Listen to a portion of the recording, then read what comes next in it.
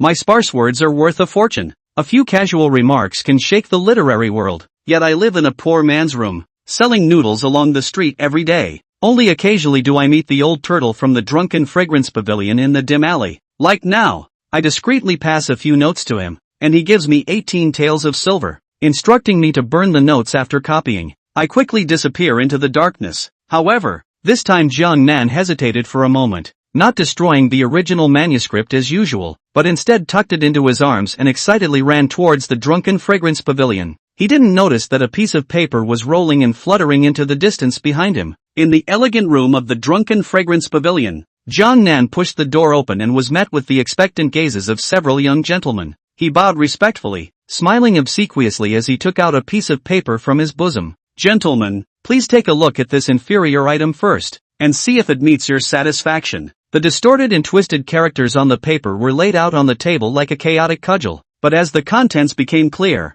everyone present gasped in shock. The temple bell tolls in the deep village. "I think this one is already good enough. How can it be considered inferior?" Jiang Nan chuckled and took out another piece. "Gentlemen, this one is of medium quality." Zhang Xiaoran tightly pursed his lips in astonishment. "Truly of medium quality." With the beacon extinguished in the desolate city of Willows, this metaphor symbolizes the southern prefecture's defense against the southern barbarians. With profound intentions, truly remarkable. "Bring out the top quality couplet. Let us see what it looks like." Jiang Nan was overjoyed and couldn't contain himself. Amid the expectant gazes of the 5 people, he pulled out another piece. In an instant, exaggerated exclamations filled the elegant room. "Smoke locks the willows by the pond. Neat, too neat." Paired with the peach blossom burning on the Jinjiang embankment, it's simply incomparable. This is definitely the highlight of tonight. The second son of a wealthy merchant in Jinling eagerly grabbed the inferior piece of paper, grinned at everyone, and said, "Gentlemen, I shall go first. I believe I can win the favor of the esteemed scholar." The renowned scholar Xia from the God-awakened dynasty's 4 major academies visited the Drunken Fragrance Pavilion today and presented a pair of couplets. As he is the examiner for next year's spring imperial examination, young nobles from prominent families flocked to respond, hoping to win the scholar's favor. Even the eldest son of the Sima family in Jiangzhou, Guan Zizai, did the same. When he saw the young master make a move, he eagerly picked up a medium-grade answer and rushed out. Only Zhang Xiaoran, who received a top-grade paper, took a deep breath and remained as steady as Mount Tai. The sound of gongs and drums ceased in the Zuexiang Pavilion, where light songs and graceful dances had filled the air. A servant's voice rang out loudly. "At the beginning of the year, Master Shi composed, 'In the deep of night, the temple bell tolls.'" Mr. Xia praised, "Excellent, gentlemen, it deserves the prize." "What? Master Shi, that fool, actually came up with such a good couplet? You must be joking." In the deep of night, the temple bell tolls creates a beautiful mood, complementing the scene of peach blossoms along the Jinjiang River. No wonder it won the prize. The gongs and drums sounded once more. Master Guan Zizai is right. The beacon fades. The willow in the desert city. Master Xia's evaluation is excellent, deserving applause. The crowd, still in shock, listened in disbelief. What a joke. I know Guan Zizai writes well, but he would never come up with such couplets. He must have found a substitute. 2 consecutive excellent performances made the Zuexiang Pavilion lively and bustling, with the atmosphere reaching its peak, attracting passers-by to join in, watching Nian Chushi and Guan Zizai on stage, constantly bowing to the audience below with smiles that couldn't be contained. The crowd revealed expressions of admiration, envy, and jealousy. Zhang Xiaoran straightened his clothes, took a deep breath once again, knowing that it was his turn to make an appearance. With the momentum set by the previous 2 pairs, he could imagine the cheers and praises his answer would elicit, surely enough to lift the roof of the Drunken Fragrance Pavilion. "Zhang, it's your turn." The other 2 young gentlemen respectfully gestured towards Zhang Xiaoran. Zhang Xiaoran smiled and nodded, took a few steps, but then heard the gong sound again. The servant who was singing and drinking this time had a flushed face and shouted hoarsely, "Master Dan Dan used smoke to lock the willows by the pond, and burned peaches on the Jinjiang River embankment. Thanks to Master Xia's evaluation, it's excellent." In an instant, thunderous cheers erupted. It had been many years since Master Xia evaluated something as excellent. Truly impressive. Young Master Shan truly lives up to being one of the 4 great talents of Huayang. No, from now on, he will be the leader among them. Impressive. With this accomplishment, he will leave his mark in the annals of literature. Zhang Xiaoran shuddered all over, rooted to the spot. His once fervent body now felt as if plunged into an icy cellar. his eyes filled with disbelief. In front of the window, the two young gentlemen were also shocked and speechless. This is clearly the couplet that Brother Zhang should have said. Zhang Xiaoran's face darkened as he stared at the elegant young man who was proudly on stage, listening to the harsh cheers and congratulations from the attic. He had spent money, but ended up making wedding clothes for someone else, and all the glory that should have belonged to him had also been taken by others. Anger filled his chest, and the cold, predatory gaze of Sun Han fell on the stiff-faced Jiang Nan. Consumed by fury, he sneered and closed the silver fan, mockingly pointing it at the trembling Jiang Nan. Interesting, you dare to play with this young master. Jiang Nan shuddered all over, hastily pulling out the original post from his bosom to check, and after a moment, he collapsed in a daze. The original post scattered on the ground. Master Zhang, I was in a hurry to deliver the letter to you, but I lost the original copy. It must have been picked up by Master Dan. I beg for your forgiveness and mercy. Spare my life. After speaking, he knelt down, repeatedly kowtowing to the nobleman in front of him who could easily end his life countless times. Zhang Xiaoran sat on the chair, his heart filled with hatred like surging river waters, about to order someone to beat the man to death with a stick. However, he suddenly noticed a piece of paper beside him. With just one glance, he was drawn to the agile and powerful handwriting on the paper. As he took a closer look, Zhang Xiaoran gasped in admiration, his voice trembling subconsciously. This handwriting is excellent, graceful and vigorous, like a dragon and a snake. Although slender, it is strong and robust, truly a masterful stroke. Two other young masters curiously approached Zhang Xiaoran, who was deeply engrossed. Brother Zhang, you said this character bears the mark of a master. Is it true? Zhang Xiaoran carefully held the original piece, afraid of creasing it, and sincerely praised. I misspoke earlier. It's not just commendable. This is truly the work of a calligraphy master. Without exaggeration, this style is unique. If it were to spread, I wonder how many literati would admire it. Each stroke is worth 1,000 pieces of gold. Truly worth 1,000 pieces of gold. In the next moment, Zhang Xiaoran made up his mind. He reached out his right hand and slapped Jiang Nan's face, saying, You're saved. In consideration of this favor, not only will I give you a chance, but Master Xia will also stay for half an hour. During this time, you better figure out a way to make amends to me. Otherwise, you know the consequences. Jiang Nan, who survived the disaster, showed no hint of joy on his face, only deeper fear in his eyes. After hesitating for a moment, his expression finally became resolute, and he quickly walked away towards the outside. 15 minutes later, busy kneading dough in front of the noodle stall where diners lingered, noticed Jiang Nan with a swollen forehead, anxiously pacing about 10 meters away. Apprehensive, guilty eyes that kept looking at themselves. When meeting his eyes, Jiang Nan visibly shivered. Yi Qing's eyes narrowed, and his face, which had always been kind, chilled. After giving Jiang Nan a wink, he apologized towards the diners waiting for their noodles in front of him. I'm sorry, sir, but people have 3 urgencies. I'll be right back. Go on, don't hold back the flavor of the noodles. We are good for your taste. How long will be willing to wait? Thanks for the shout out. I'll send you a ruffled egg later. After Yi Qing finished warmly, he pretended to be suffering from abdominal pain and covered his stomach and slipped away. Not far away in a remote and deserted alley. Ching Xiaolang, I messed things up. Jiang Nan fearfully stood in front of Yi Qing, lowered her head and didn't dare to meet Yi Qing's eyes, trembled her voice and said with a voice like a mosquito fly, Brother Jiang, tell me in detail.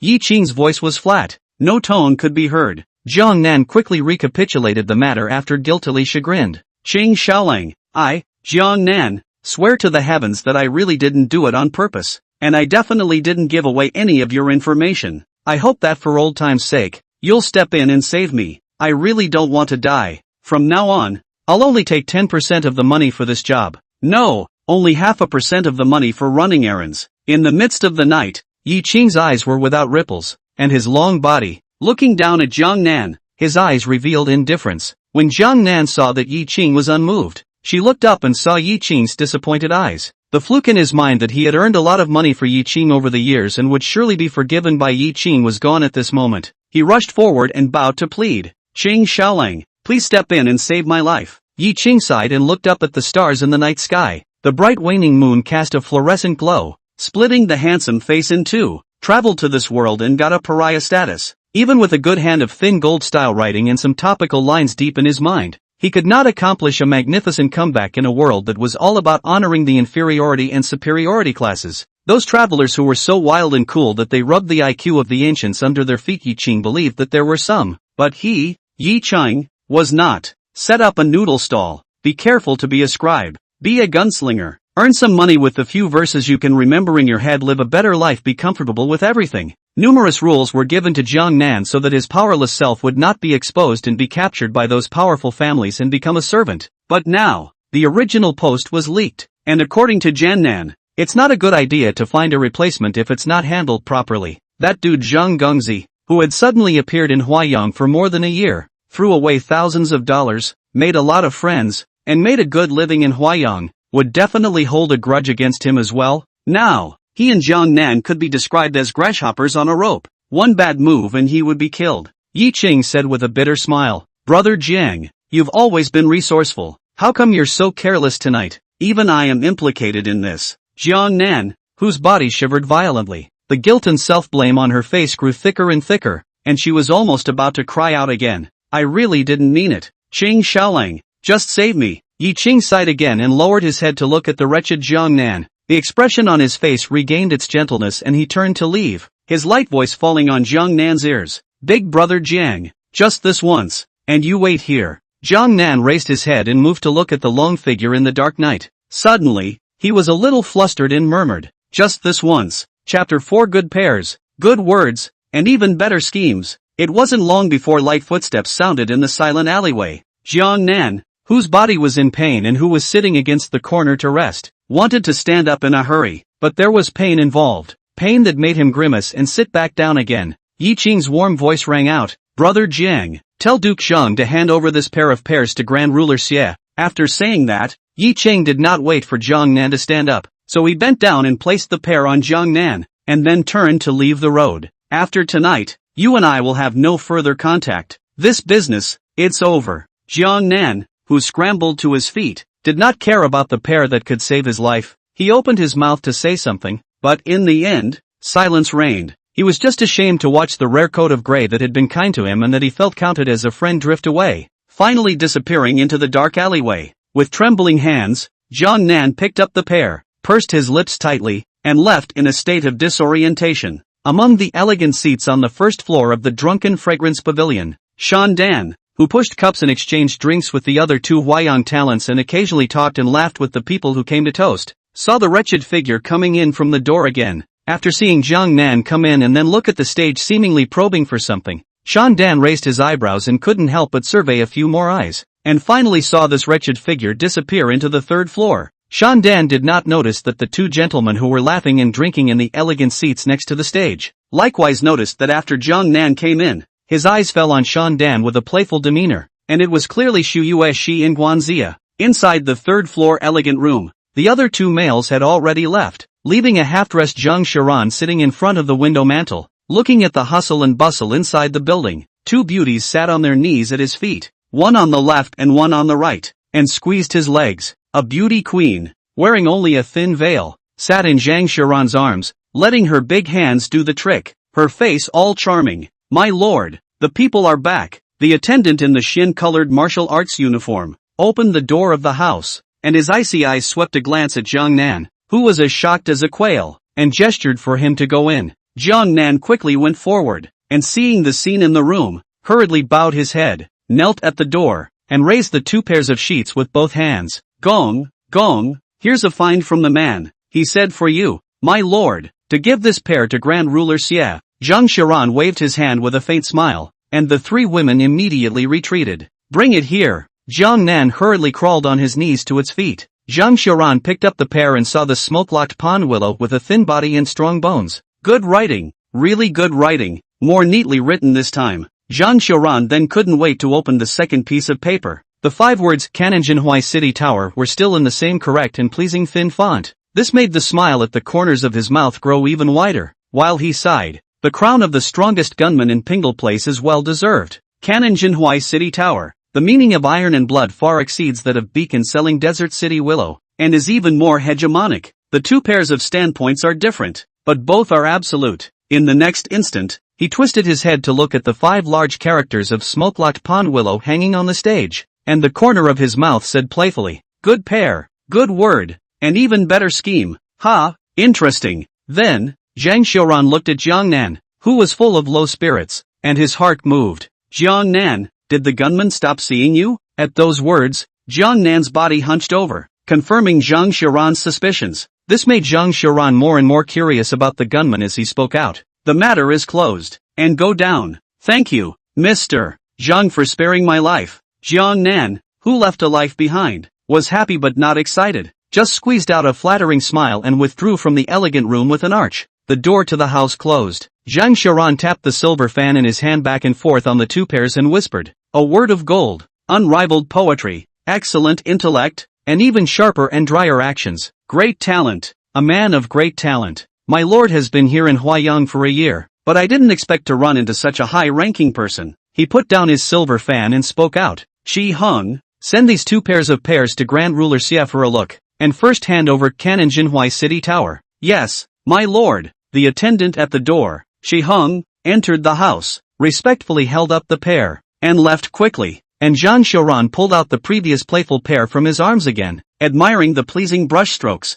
but gazing at them in deep thought. Such great talent, if you take it for yourself. Inside the elegant room named Flowing Waves on the second floor of the Drunken Fragrance Pavilion, 3 feet square place, arranged with small bridges and water. Rockery, let a person as if in the Suzhou Hangzhou garden. Very exquisite, with a mahogany hairpin binding his flower-white sideburns, a cream-colored long shirt, and a jade jad hanging from his waist. He watched the aged and elegant Xie Qian sitting in it, holding the absolute of a single dan, and marveling at it. The pond is secluded, surrounded by green willows, surrounded by smoke. What a springtime mood. The 5 elements fit together. The smoke locks the pond willows. What a smoke locks the pond willows. Xie Qian stroked his flowery white beard, his face full of joy. He never thought that the divine enlightenment poetry leader of the state scholarship priest could not pair out the absolute. This night in this Huayang city, there is someone who can pair out. Squeak! There was no call, but the door of the house was pushed open. Xie Qian looked over with an unhappy face, only to see his scribe holding a piece of paper with a face full of excitement, striding to Xie Qian's front, trembling.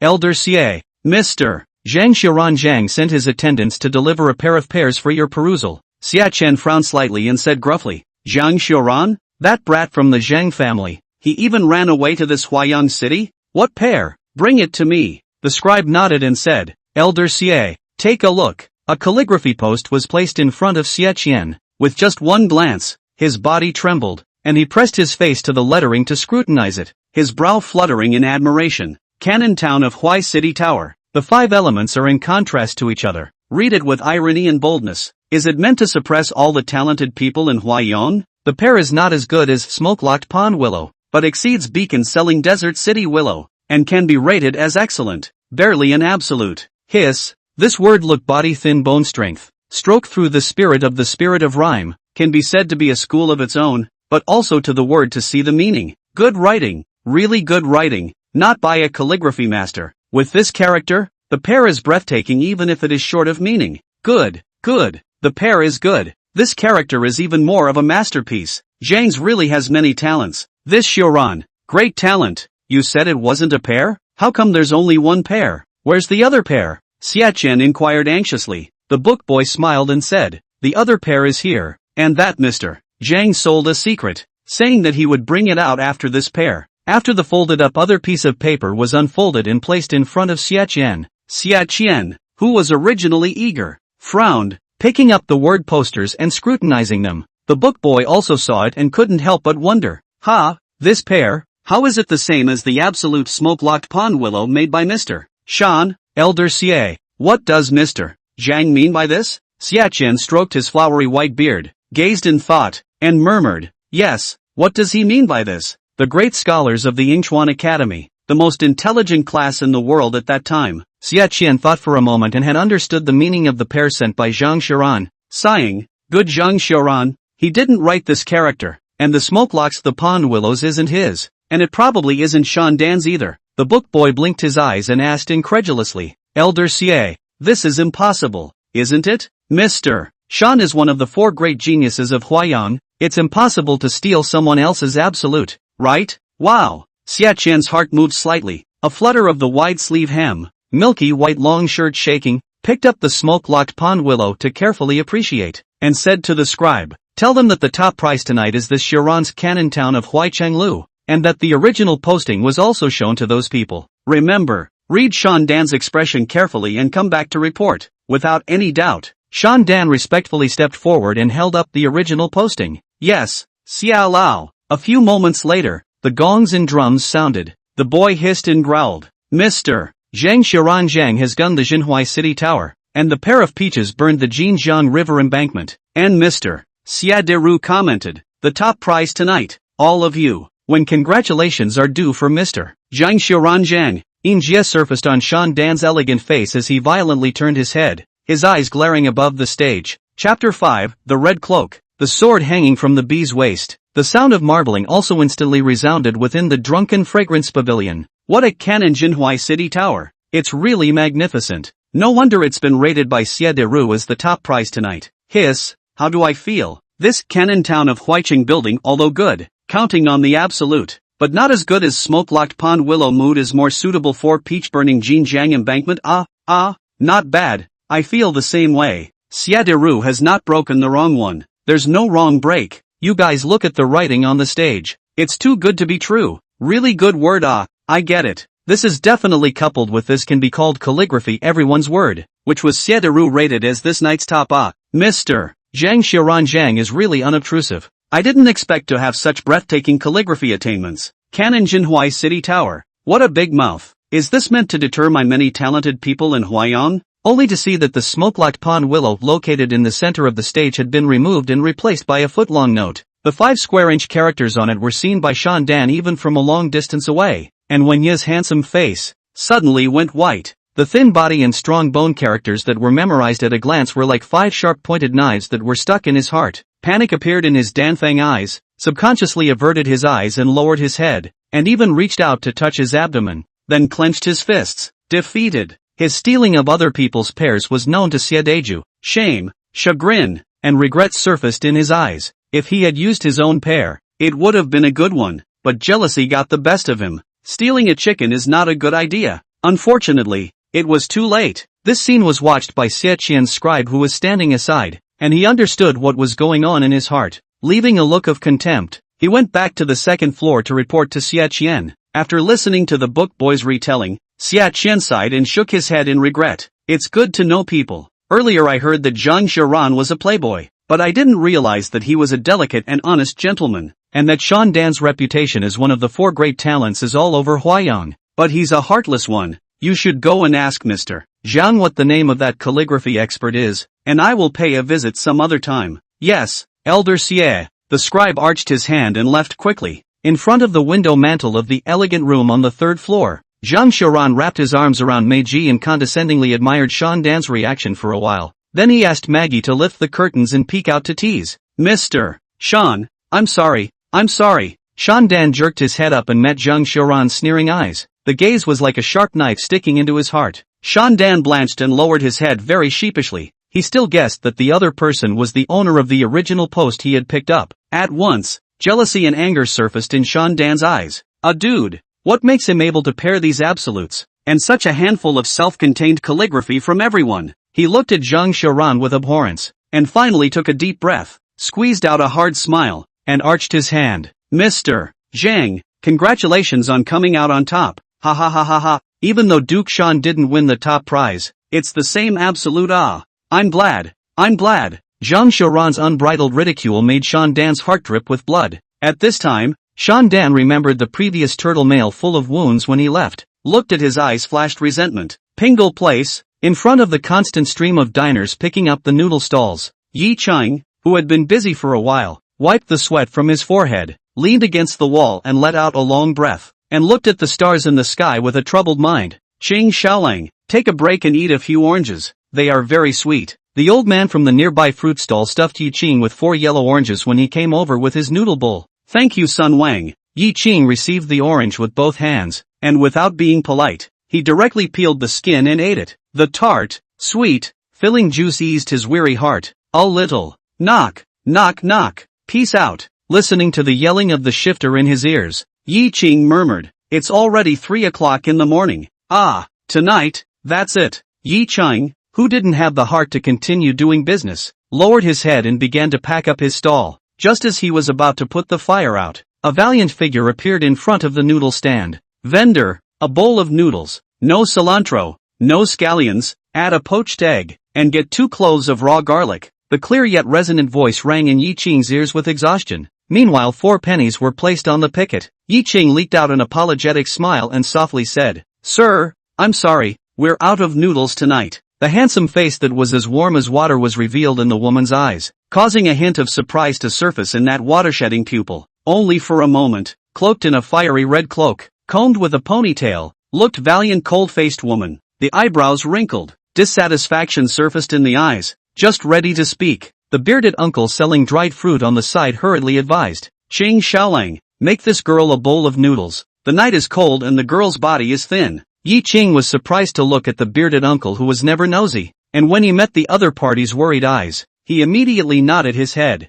"Good, but the girl will have to wait a while. It takes some time to make the noodles." The woman nodded her head and thanked the bearded uncle. Then she lifted her cloak and sat down in front of the pickled noodle stall. And Yi Qing also saw a long sword hanging from the bee's waist the moment the fire red flew. His brow furrowed slightly in sudden clarity, and he didn't stop moving his hands. Half a moment later, a bowl of hot noodles and colorful soup was placed in front of the cold-faced woman. "Sir, here are the 2 cloves of raw garlic you asked for. The noodles just came out of the pot, so be careful of the heat." At the same time Yi Qing handed over the raw garlic with a hint of eccentricity in his eyes. Carrying a sword and eating raw garlic outside is truly a woman of distinction. A pair of silver, tourmaline-encrusted chopsticks were pulled out of the woman's arms and wiped with a silk handkerchief before being inserted diagonally into the hot noodle soup. After doing this, the cold-faced woman did not move her chopsticks and asked in a clear and cold voice, "Have you heard of a dude from Yuyang, Kyoto, named Zhang Xiaoran?" Yi Qing looked at the chopsticks, and the care on his face increased a bit more. "Can the girl be more specific?" The cold-faced woman glanced at the unchanged silver chopsticks, picked up her chopsticks, picked a sinewy noodle, watched the cool broth slide down the noodle, and spoke again. "Prideful, extravagant, money-spinning, arrogant." After a pause, the cold-faced woman added, "Handsome." With such a description, Yi Qing instantly thought of the Zhang Gongzi that he had provoked tonight. Except for the looks and the unknown origin, the rest fit perfectly. However, more is better than less. He apologized. "I'm sorry miss, we're just a noodle seller. We don't have much of an impression of the gentleman you're talking about." Then, Yi Qing pointed to the left and said, "The most famous flower houses in our Pingdal Square are over there. You can go over there and ask." The cold-faced woman glanced at Yi Qing and nodded slightly. "Suck it." The sound of boozy noodle eating rang out. Chapter 6, The Twisted Rope is specially designed to break, and bad luck is specially designed to find the bitter one. Early the next morning, Yi Qing carried the picketed noodle stall out of Pingdal Square and returned to Qifeng Square,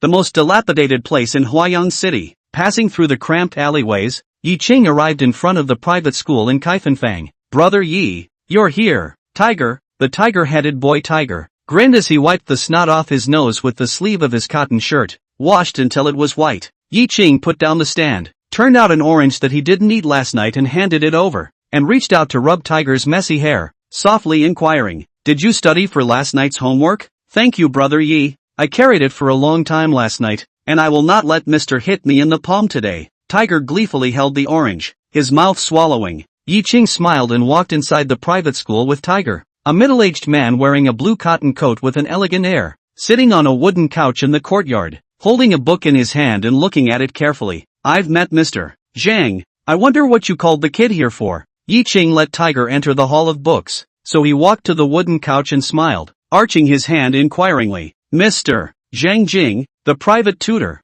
smiled and put down his books, looking up at the handsome face that was rarely seen. "Have you thought about what I said to you before? Have you changed your mind?" Yi Qing's expression froze and he decisively refused. "Mister, don't mention it again. The kid has sound limbs and can feed himself. Even if his Song family is rich and powerful, the kid will definitely not be the one to board the door to be a son-in-law." Zhang Jing, who knew it would be this answer, sighed regretfully. "Mr. Song is generous and kind, and has no children at his knee. If you were to marry that Song family's young lady, she would treat you as if you were her own, and you would be able to get rid of your untouchable status, and take the examination for the title. When an untouchable man marries a good woman, he can change his status from untouchable to good by entering into a family union, and his children and grandchildren will be given their mother's name." so that their children and grandchildren will be able to get rid of the miserable situation of hereditary untouchability completely. But in this feudal era, there are only a handful of people who recruit a son-in-law, and as a son-in-law,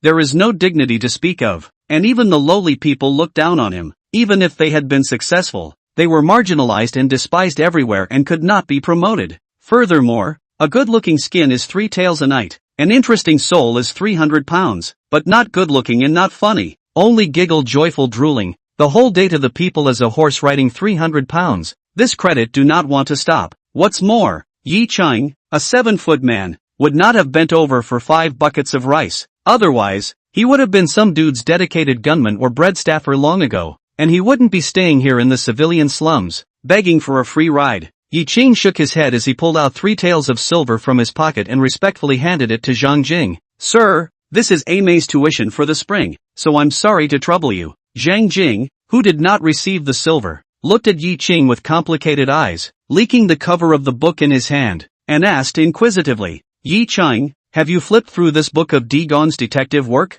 Yi Ching nodded and said, Sir, the kid has seen it. Can you realize something? Zhang Jing put down his books and sat upright. Yi Ching pondered for a moment and replied, a gentleman does not stand under a dangerous wall, but a gentleman does something and does not do something. The most evil in the world is not ghosts and monsters, but the human heart. Hey! Zhang Jing, whose eyes were full of admiration, let out a long sigh in his mouth and lamented, how good it would be if you were not of a cheap nationality. I don't know how many times I've heard the sentiment didn't bring the slightest fluctuation to Yi Ching. He simply placed the silver on the tabletop of the wooden couch and prepared to take his leave. Zhang Jing reminded after a moment of contemplation the moment he turned around. Qing Xiaolang, Elder Qi is looking for a child bride for his son these days, so be careful. At that moment, Yi Qing's footsteps stopped, and viciousness appeared in his always gentle eyes. The dragon has reverse scales, and if you touch it, you will die. Yi Qing took a deep breath, turned around and saluted Zhang Jing before leaving with large strides.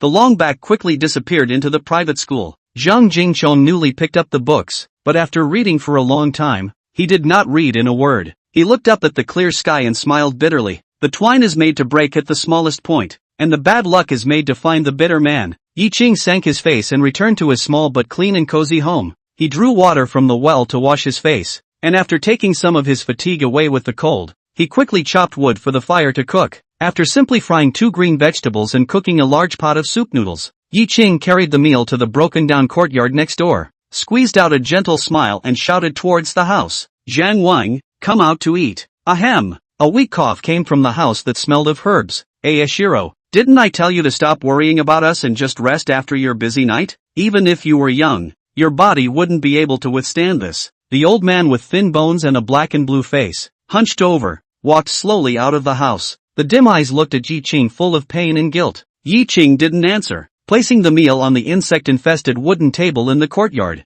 he quickly went forward to assist Zhang Wang to the table and sat down. Where's Mrs. Zhang? Why haven't I seen her? Hearing this question, a smirk surfaced on Zhang Wang's face. She's sighed to recruit handymen, pay a lot of money. She thought to help you relieve some burden. Last night went over. I think it will be midday to come back. Mr. She? Yi Ching paused for a moment. His face tensed up. The withered hand held Yi Ching's rough hand and gently patted it. Zhang Wang explained. These years we really dragged you down. Your Zhang granny is idle. That work is not tiring. 3 days 100 won is really generous. Don't worry about it. Yi Ching nodded and waited for Zhang Wang to finish his meal, then went to the side to cook the medicine. Zhang Wang basked in the warm sun and looked at the herbs that were just 1 packet left, pursed his lips and once again brought up the words that Yi Ching did not want to hear. Qing Xiaolang. Old man, I've lived long enough at 57 years old, so don't waste your money on old man. You're 19, you need to save up for a wife and children, and you need to prepare a dowry for your sister so she can marry into a good family.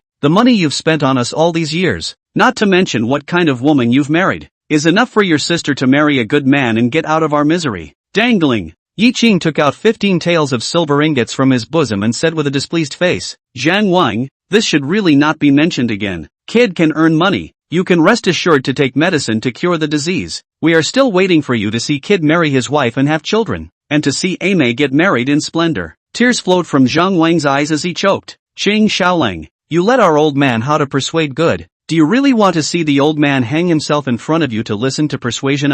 Yi Ching saw Zhang Wang getting up trembling. His face panicked. rushed forward to pull his withered hand, and righteously said, "You and Grandma pulled my brother and sister together for 13 years and raised us. If it weren't for you, our brother and sister would have frozen and starved to death. The kid has only served you for 2 years. If there is a degree of repayment, there are still 11 years of favor left to repay. You can rest assured that you will be served by the kid. Treat the kid as your own grandson, and we will give you a good old age." Zhang Wang's tears ran wild as he covered his face and bowed down. Good, good. We have such a dear grandson like you. I have no regrets in my old man's death. Clank. The sound of the bells was clear and pleasant. From far away, a lively and cute voice came into the ears of the two. Wang Zhang, Granny Zhang. Brother, look what I've found. Chapter 7. Brother. It's not good. Zhang Wang hurriedly collected his expression, wiped away the tears on his face with his patchy sleeve, and squeezed out a kind smile. Yi Cheng, on the other hand, slightly bent down,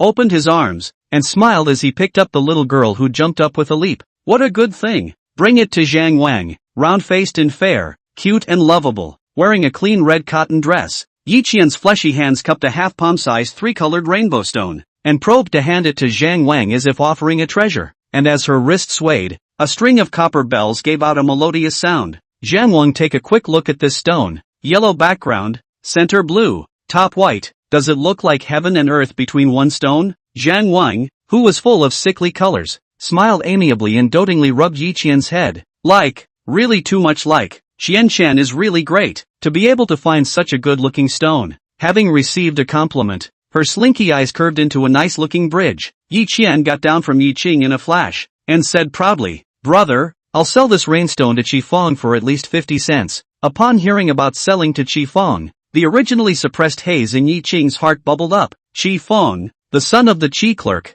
is 5 years younger than the 12-year-old Yi Qian. The child is a good boy, understanding and early and endearing, but his dad. Yi Qing endured the discomfort in his heart, still smiling warmly, and intimately pinched Yi Qian's round cheeks. Qian is really great. She can easily earn 50 cents. Brother has to sell almost 20 bowls of noodles. With this money, Zhang Wang's illness will definitely get better. Well, come on, eat." Hearing this, Yi Qian smiled innocently and brightly, bouncing to the table. "When Zhang Wang is well, I'll take Zhang Wang with me to pick up stones." Back in the clean and tidy home, Yi Qian understood how to help Yi Qing pick and wash vegetables. On the side, Yi Qing quickly scrubbed the dishes, and when he was done, he came over to Yi Qian's side to work together. A big one and a small one, two dependent figures, looked cozy and warm. "Brother, I see 15 taels of silver on the table. Are you a gunman again?" "Well, don't tell anyone." I know.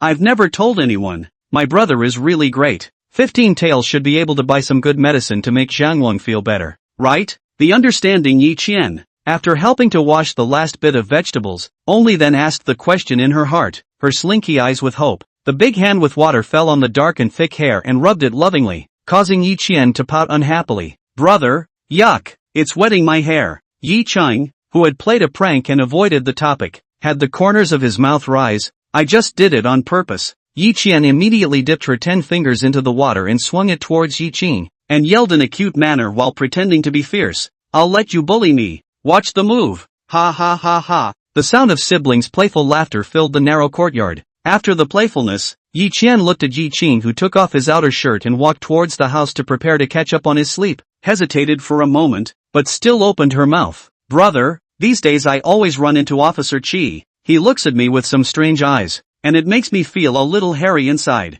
Squeak, squeak, squeak. The cotton coat in his hand was clenched dead tight. Yi Cheng, who had his back to his sister, had a hazy face. He held back his anger. His footsteps were not stopping, and his tone of voice was as usual. He said, "You can avoid Elder Qi by going to play with Qi Feng less often." After a moment's pause, Yi Qing finally couldn't hold back his worries and put down his shirt, turning around and resuming his gentle expression to Yi Qian. "May, from now on, brother won't go to Pingle Square to set up a night stall. You'll go to school normally from tomorrow onwards, and you'll set up a stall with brother when you get off school." Yi Qian, who knew that her brother was trying to protect himself, nodded understandingly and said seriously, "Brother, don't worry, I'll do my best to help you." Saying that, Yi Qian went forward and pulled Yi Qing's rough hand. Heartbroken, "Brother, I'm already 12 years old, so I can go to Li Ji Cloth Farm to work as a laborer to subsidize the family. It's okay, it's better to study first." When you're 14 you'll go to the cloth factory to work as a laborer.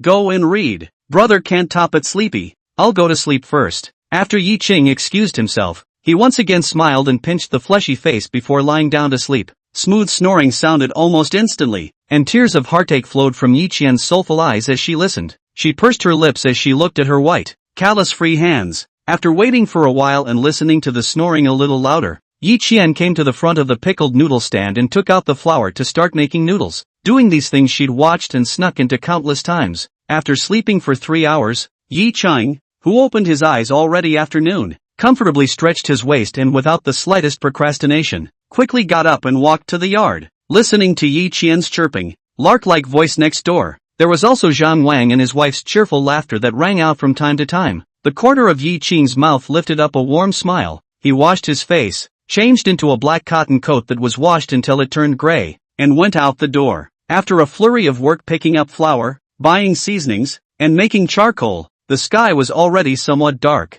He made a good meal for his sister and Mr. and Mrs. Zhang Wang, and after they finished eating together with a smile and a laugh, flaming clouds surfaced in the west of the sky. The sky was orange and red, reflecting on everyone's face and covering it with a layer of warmth. Brother, why are you out so early this morning? Rest a little longer. Yi Qian saw Yi Ching preparing to go out and couldn't help but ask with concern. Yi Ching smiled and shortened his body, carrying the pickled noodle stall, and explained, "Last night I promised Granny Lee to help her make umbrella bones, so I'll go out now and be able to help her work for an hour. So you remember to help Zhang Wang cook the medicine, and brother will leave first. Well, then slow down and save yourself some energy." Yi Qian stepped forward and helped Yi Ching straighten up his somewhat messy clothes before he got out of the way. Yi Ching smiled faintly and stepped out, going straight to Grandma Lee's house and helping her make the umbrella bone for a while. The brisk figure then headed towards the Hiraku place, and the busy night began. Still in a fixed place, Yi Ching looked at the dough arranged in the pot after setting up the stall and smiled gently. Subsequently, a large number of familiar customers flocked to Yi Ching. Yi Ching has been busy until the second bang, only a little leisure. When he wasn't busy, he sat in his chair and listened to the surrounding vendors talk about their parents, the anecdotes of the rich families, and the trivialities of the neighborhood. A light smile stayed on his handsome, soft face, enjoying the smoldering atmosphere. After the fourth night, the hustle and bustle of Pingdal Square ceased, and most of the greenhouses and churches closed their doors. Yi Ching cleaned up the stall, then went to Pingdal Square for the various greenhouses, Chu Hall, restaurants for winery helpers, carrying 2 hours of wine, earned 40 money. When the hour began, it was time to return to the stall and end the busy night. Since he chose to pay for Yi Qian's schooling at the age of 14, he had never stopped for 5 years, even in wind and rain, and 5 years of suffering will end today. Yi Ching told the several stall owners who got along well around him that he would not set up a night stall again, and then in the midst of the people's words of regret or reluctance, he carried his picket back to Chifeng Feng. Just walking to the cramped alleyway not far from his home, Yi Ching saw the familiar red cotton clothes,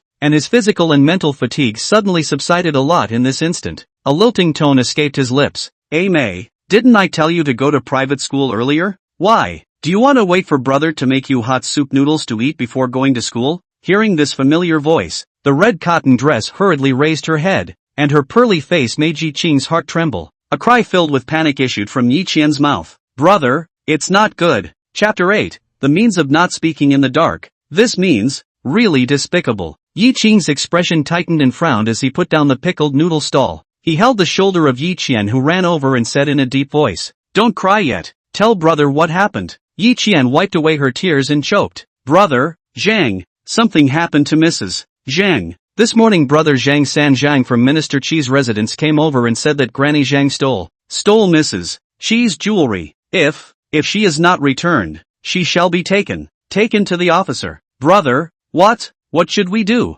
Once he heard that, he already knew what was going on. The anger in Yi Ching's heart instantly rose. This Officer Chi, drunkenness is not in the cards. This is to set them up with Granny Zhang. It was no wonder that such a good job had suddenly appeared in Officer Chi's residence, and even grannies in their 50s like Granny Zhang, who was not nimble with her hands and feet, would employ it. Yi Ching took a deep breath. His rough hand crossed under Yi Qian's eyes and wiped away his tears for him, gently saying, "Listen to brother, Granny Zhang will be fine. Where is Zhang Wang? He didn't go to Elder Chi's residence, did he?" Yi Qian, who had a backbone, quickly calmed down and hurriedly said, "No, I talked Zhang Wang down and told him to wait for you to come back, brother, and I even locked the door before I left, fearing that Zhang Wang would sneak out. His sister's resourcefulness avoided what Yi Qing was most worried about. He quickly shouldered his picket fence noodle stand as he walked. You run back first and get Zhang Wang to our house. I'll lock the courtyard from the outside. And don't make a sound if anyone shouts except me.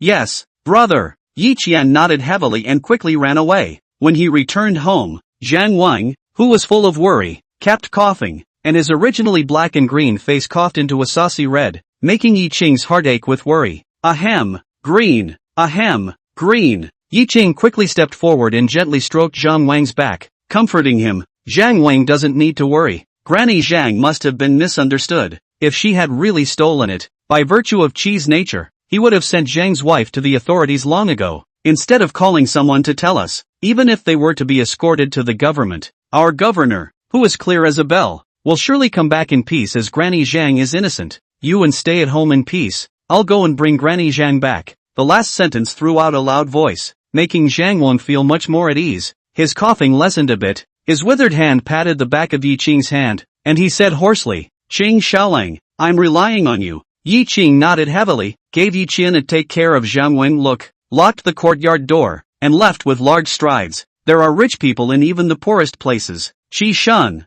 who is known as a member of the staff within the slums of Kaifanfang, is the only rich person within this Kaifanfang. In the center of the cross street in the middle of the square, Qi Shun's 4-entry mansion was situated at the northeast corner. White walls and gray tiles, vermilion red door, stone steps in front of the door paved with 3 layers. Very grand. Yi Qing, who had been running furiously for half a quarter of an hour, stopped in front of the steps out of breath. The subordinate at the door, Zhang San, saw Yi Qing's handsome face, which was quite famous in Qifeng Fang, and stepped forward full of anxiety. Qing Xiaolang, you're finally here. If you're a little later, my family member will have to send Granny Zhang to the officials. Brother Zhang, please also inform Elder Qi that I've come to plead for Granny Zhang. Yi Qing took a few deep breaths to stabilize his breathing and clasped his fists towards Zhang San. Zhang San directly pulled Yi Qing and headed inside. What else is there to report? Quickly go and follow me. Yi Qing, whose sword brows were slightly wrinkled, paused for a moment and looked at Zhang San's back.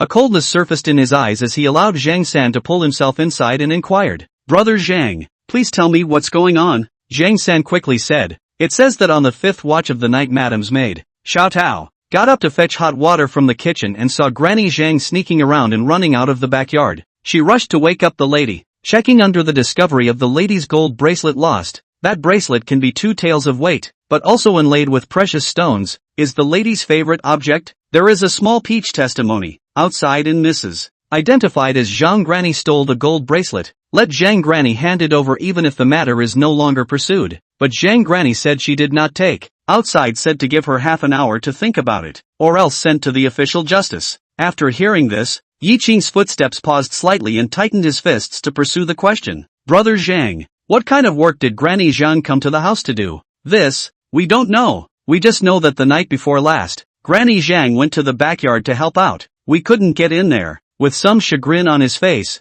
Zhang San clapped his hands and continued. What do you think this is all about? Yi Qing didn't speak again and followed Zhang San quickly to the backyard door. Qing Xiaolang, there are rules in the mansion. I can't go in rashly. I can only bring you here. I'm sorry, big brother Zhang. I'm already grateful that you informed and brought me in. Yi Qing clasped his fists and walked in with big strides. Looking at Yi Qing's long back, Zhang San's eyes flickered and in the end, guilt filled his face. In the green stone-paved backyard, Qi Shun sat on a stone chair. He wore a green cotton coat over a blue embroidered white cloud brocade silk tunic, his round face full of coldness. In front of him, Granny Zhang was kneeling on the cold, hard stone floor shivering, her hair cloaked and her clothes a bit disheveled, obviously suffering from some bullying. Who are you? How dare you break into the backyard? Someone, a delicate maid wearing a pink cotton dress, seeing Yi Qing's cold face come in, immediately scolded and went forward to stop her. Qi Shun looked over at the sound of the voice, and when he saw the visitor, a flash of teasing passed through his eyes.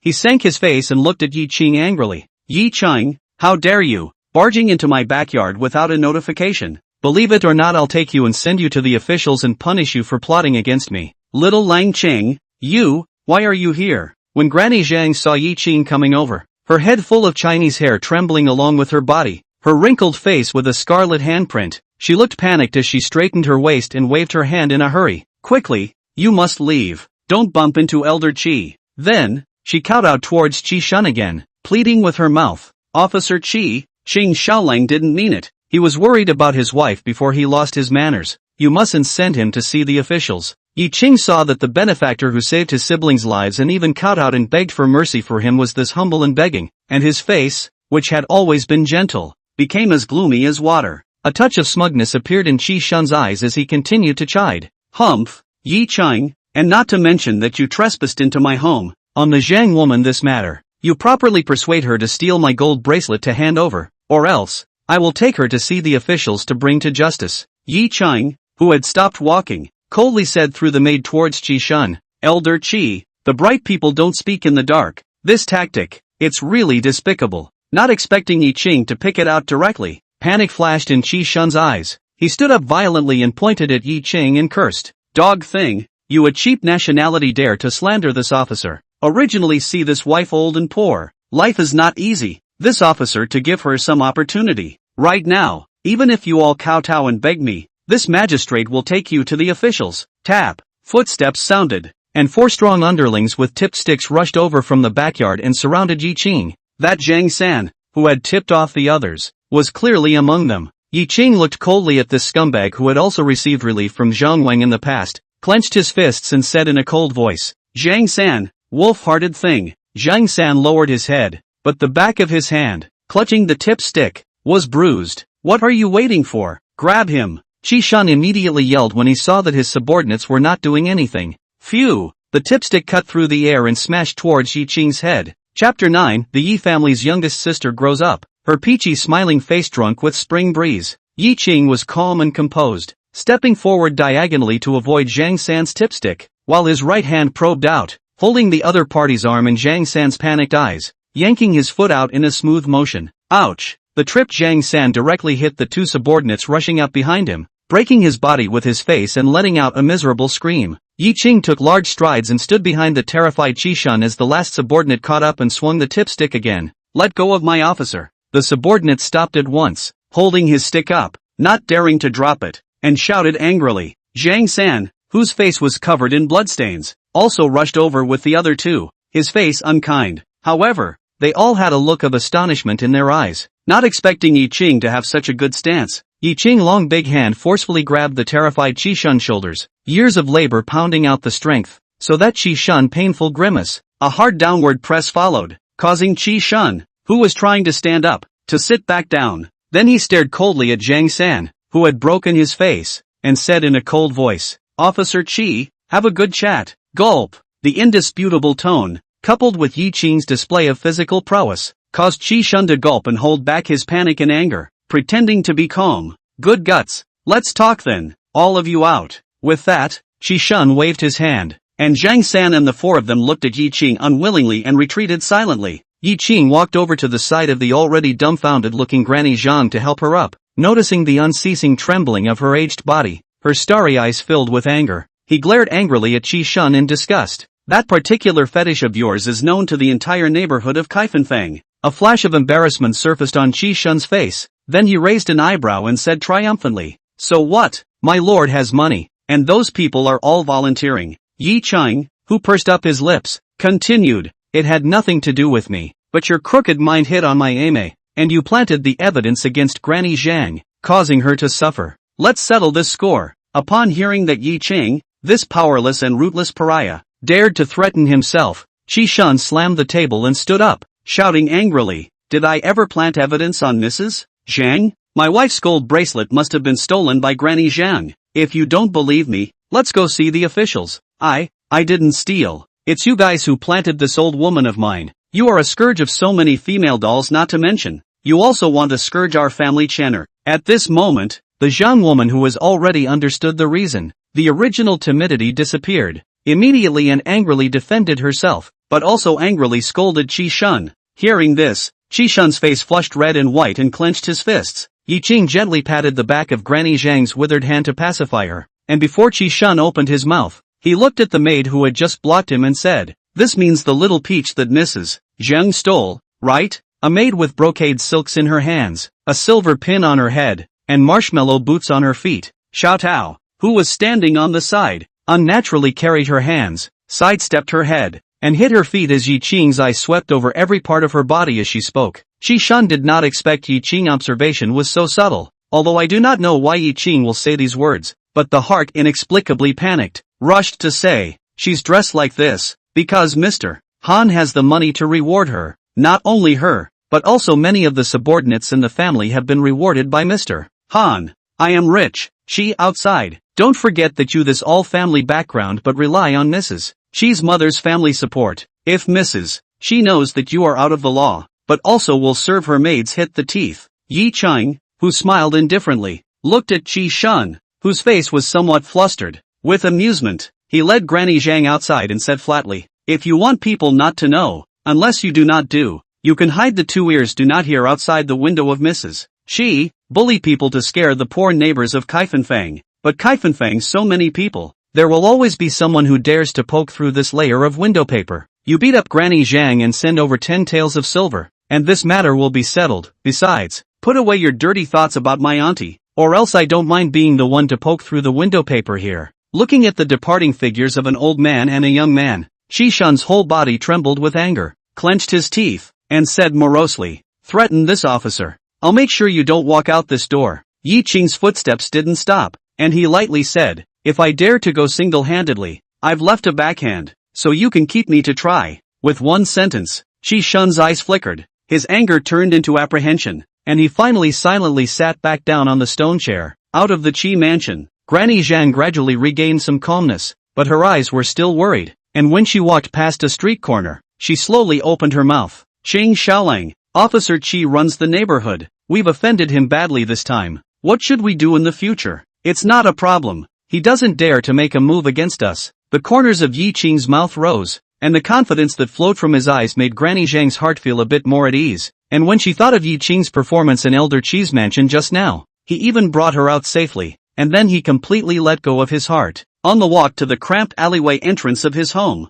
Yi Qing again saw the young gentleman wearing a navy blue brocade, squatting on the ground practicing writing with a tree branch as a pen. Looking at the clear-eyed young gentleman, his eyes leaked with gratitude. Qi Shan's son, Qi Feng, saw that Yi Qing returned peacefully with Zhang Granny, rushed to get up and bow to perform a great salute. Young and old, I will pay for my master's transgressions on his behalf in the future. Your grandfather will find a remedy afterward, so don't come back later. Yi Qing didn't stop and helped the puzzled Zhang woman, who was full of doubts, into the potholed alley. That tiny figure, looking at Yi Qing and his duo entering their home, his calm and self-possessed little face. Then there was a change. He pursed his lips tightly, and tears appeared in his eyes, and after 2 breaths, Qi Feng grinned and choked with aggression while wiping his tears, leaking out some of the childishness that belonged to his age. As soon as she entered the courtyard, Zhang woman accelerated her pace, staggered into the house, and hugged Zhang Wang and cried nonstop, oh old man, oh, from now on I'll beat myself to death not believing in good things in the sky. Yi Qian then rushed out from the house, carefully checked Yi Qing's body and no good or bad after, pretending to be calm little girl, which cannot help wow cry out,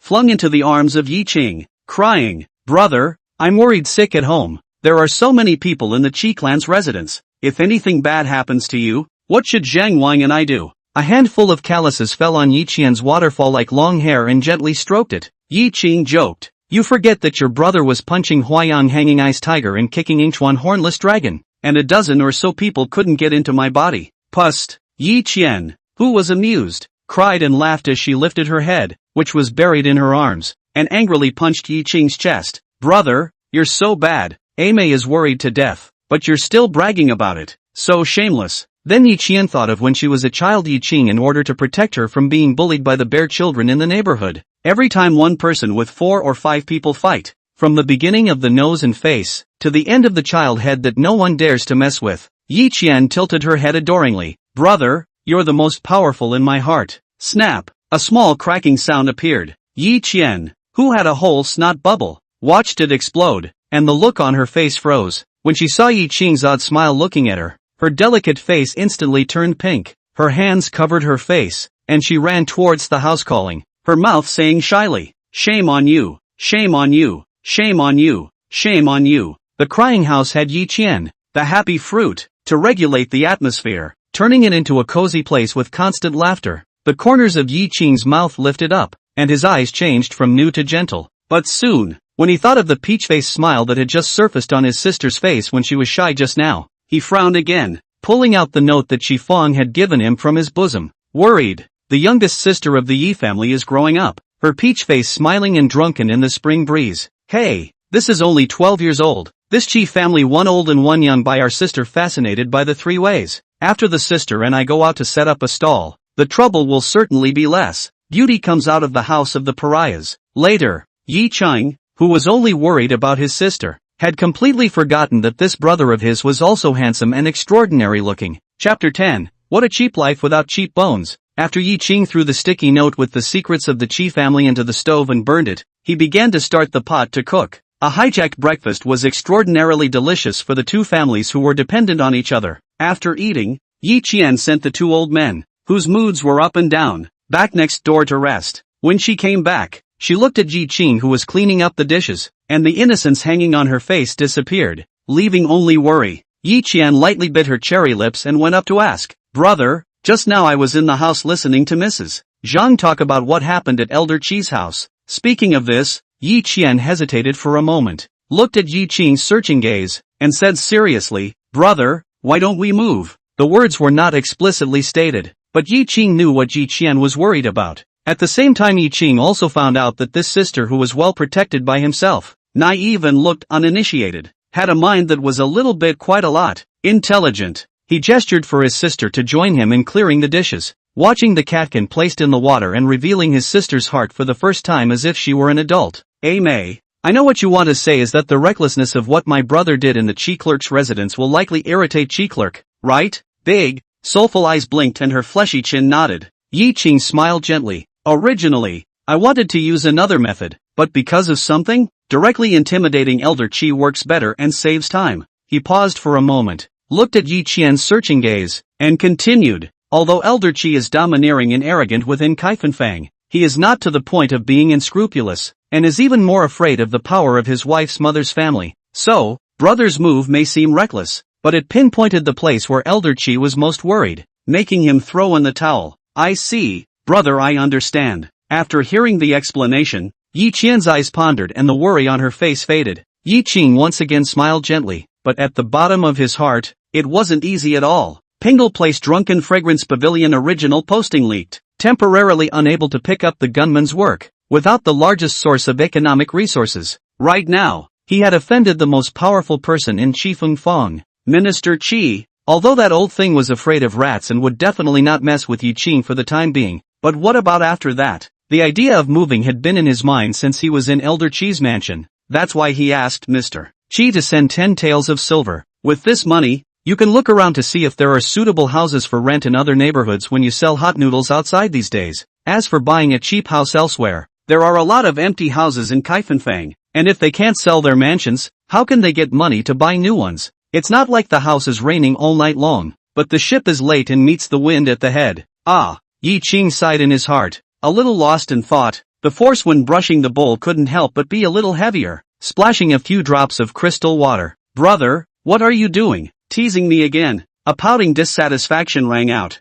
and then Yi Qing was met with a counterattack from May. The brother and sister duo played around with this. Laughter resounded through this narrow world, and also temporarily broke through the haze in Yi Qing's heart. And at this point, Changping Place, inside the elegantly decorated 3-entry mansion, the beautifully embroidered carpet lay on top of the grass that had just sprouted a few buds. Shan Dan sat on top of the wooden couch in between, cozy, enjoying the caress of the maidservant behind him as she leaned in, sipping the refreshing poor-aged tea, listening to the mournful whimpering that made his bones crumble, and only feeling that this morning was incomparably soothing. Across from him, 2 feet away on the green stone slab, the gagged Jiang Nan hung above a blood-soaked, black and purple wooden frame. Various instruments of torture were laid out next to the wooden frame. Zhang Ming, a cold-faced delinquent lieutenant who is as strong as a bear, is constantly inflicting torture. However, 2 moments later, dissatisfaction appeared on Shan Dan's face as he looked at Jiang Nan, who was no longer human, whose clothes had become rags and rags, whose mouth was full of teeth and all the nails of his hands and feet had been pulled out, and whose limbs had been broken and were oozing blood everywhere, and raised an eyebrow. It's quite a backbone. Hearing Shan Dan speak, Jiang Ming put down the branding iron in his hand and expressionlessly cupped his fists towards him, ending his voice. My lord, give me some more time. Shan Dan shook his head, stood up and walked over to Jiang Nan, took out a handkerchief and picked Jiang Nan's blood-filled chin, looking into his mesmerized eyes. Wasn't that gunman your brother? Are you so protective that you don't even care about your life? The breathless Jiang Nan, his lax pupils pooled some, and he lisped and sneered. He, you high and mighty eunuchs. You only think that ahem. Those of us who are cheap, those sayings of backbone, righteousness, loyalty, and the like never come to us. My life is ahem. I'm despised, but so what? My life is cheap. It doesn't mean my bones are cheap. Even if you kneel down and beg us, we won't say a word. Shan Dan's face was as gloomy as water, and he picked up the red-hot branding iron within the coals of the furnace that had been set up on the side and pressed it heavily on Jiang Nan's toothless mouth. The hysterical whimpering, the charred smell of flesh and skin, all accompanied by rising white smoke, drifted away in the wind. That frantic shaking body, in no time, stopped. Shan Dan's cheeks twitched and he threw the branding iron to the ground. Jiang Ming stepped forward and probed his nose and felt his meridians, and said with an expressionless face, Duke, dead. Humph, what a cheap life without cheap bones. It's really an eye-opener for this Gongzi. Shan Dan frowned and said to Jiang Ming, find the shooter as soon as possible. Also, check to see if this turtle man has any family members and deal with them. Jiang Ming cupped his fists and owed his body, and after Shan Dan left, his cold face looked at Jiang Nan's corpse and squeezed out a raw smile at the corner of his mouth. Quite a backbone, but unfortunately, not worth it. Saying that, Jiang Ming pulled out a booklet from his pocket, opened it and looked at it. Drunken Fragrance Pavilion Turtle Duke Jiang Nan and welcome guest boy A Wu friendship. I do not know this called a Wu. There is no you like this hard. Knock knock. A sharp, dull knock on the door shattered Yi Qing's steady snoring. Yi Qing sat up violently, clenching his fists with both hands. His head was still chaotic but his eyes looked around sharply. After a moment's pause, Yi Qing came back to his senses, frowned slightly, and lightly and quickly came to the door. He copied the stick by the door and asked in a low voice, Who? It's me, Takeshi from the Drunken Fragrance Pavilion. The familiar voice carried anxiety, making Yi Qing's heart more alert. His hands gripped the wooden stick and did not mean to open the door. Without waiting for him to inquire, Takeshi leaned through the door and whispered quickly, Qing Xiaolang, half an hour ago, a brother in the pavilion who doesn't live far from Big Brother Jiang, went back to the pavilion and said that Big Brother Jiang owed someone a gambling debt and was kidnapped this morning. You and I both know, Big Brother Jiang never touched gambling. This period of time only Xia Deju to come that night. Big Brother Jiang caused trouble. I worry about related to you. With you to say a word. If that's really the case, I might be implicated as well. I'll go out of the city to get out of the wind. You be careful too. I'll leave first. These words were like a thunderbolt exploding in Yi Qing's heart, and his face went pale. He listened to the rapidly disappearing footsteps outside and clutched the stick in his hand, his eyes glittering with unease as he whispered, I just want an ordinary, stable life. Chapter 11, Keeping the Truth and the Will, Moving by the Will of Things. Yi Qing had just finished sighing when the original uneasiness turned into panic. This drunken fragrance pavilion Anna never knew where he lived, but he was able to find his home, and must have inquired all the way and searched. If those gentry wanted to clean him up, even if Jiang Nan didn't say it out loud, but if they really wanted to find him, it was bound to be easy. Yi Qing put down the wooden stick and hurriedly opened the courtyard door, striding to the next door. He couldn't hide his anxiety as he said to the two old men, Zhang Wang Zhang Granny, take the medicine. Bring only a few changes of clothes, avoid people, and hurry to Granny Li's house in the back street. Saying that, Yi Qing stuffed the 10 taels of silver sent by the Qi member into the hands of the Zhang woman. Not bothering to explain to the two old men who looked apprehensive, he quickly and furiously ran towards the private school. Mercy is hidden and compassionate, and the creation is not separated from it. The righteousness and honesty of the people are not lost. The nature is quiet and relaxed. The mind is tired. Keeping the truth is full of ambition, and the intention to move away from things. The sound of books was catchy, slowing down Yi Qing's frantic steps. He saw through the private school's low verdant stone courtyard wall, the children sitting upright with their books and shaking their heads as they read in the study hall, especially Yi Qian among them, full of seriousness, staring at the books with a glaring gaze. Early spring and warm sunshine through the wooden window, shining on Yi Qian's glossy face, reflecting a light called hope. This scene made Yi Qing's heart incomparably pleased. But what followed was sorrow. He stepped inside and stood at the back of the study hall, arching his hand and knowing about to Zhang Jing, who sat at the head of the room. Zhang Jing, who put down his books and got up, came to the courtyard with Yi Qing and asked with a smile, Qing Xiaolang, on weekdays, except when I seek you out, you never come here of your own accord. Did you come here this time to apologize for your sister's tardiness this morning? Suddenly, Zhang Jing thought of something and raised his hand to stop Yi Qing from speaking, saying in a very uplifting manner, by the way, the day before yesterday Yingchuan Academy Xie Deru did the absolute peach-burning Jinjiang embankment. There is even a talented Shan Dan pair of smoke-locking pond willow, as well as a Mr. Zhang pair of Ken and Zenuaching Tower. Let people breathtaking it's breathtaking. Moreover, Mr. Zhang even revealed a calligraphy postcard from a calligraphy master, saying that the body is thin and bony, forming a school of its own, which makes my heart yearn for it. Yi Qing, you're always at Pingdal Place, do you ever know? Also, your poetic talent is outstanding. Do you have any pairs that can match the absolute of Xie Deru? Definitely. The word post caused a layer of haze to float in Yi Qing's eyes. He shook his head, full of apologies, and digressed. Mr. Zhang, I came here today to give Ame a leave of absence. Oh, Zhang Jing frowned. Weekdays, no matter spring, fall, summer and winter, rain and snow, Zhang's grandma is sick and ill. Yi Qian, even if she comes late, she will never take leave. Available today. Thinking in this way, Zhang Jing realized that Yi Qing's gentle face had worry in his eyes, and he said with a grave expression, but is it because of Elder Qi? Time was short. Yi Qing had no time to go into detail and quickly said, no, but it's an urgent matter at home, so please understand that Mr. Zhang is short on time, so please call my sister over. After a pause, Yi Qing looked at Zhang Jing, whose face was growing more and more worried, and squeezed out a smile and joked, when things are settled at home, my sister will come and continue her schooling. After all, she has just shelled out the tuition fees, and it is categorically not to be wasted. Once he heard this, Zhang Jing's worries dispersed a bit in his heart as he gazed at Yi Qing's starry eyes that were as flat as water and said, if there really is a trouble that cannot be solved, you can come to me and say that you can help. After saying that, Zhang Jing took a big step to Yi Qian, who was reading, and attached his ear to say a few words. The soulful eyes looked at Yi Qing in amazement, and then filled with joy. They ran over with their master. Zhang Jing, on the other hand, sat back in the first place and nodded his head towards Yi Qing. Brother, how? Yi Qing pulled Yi Qian's hand,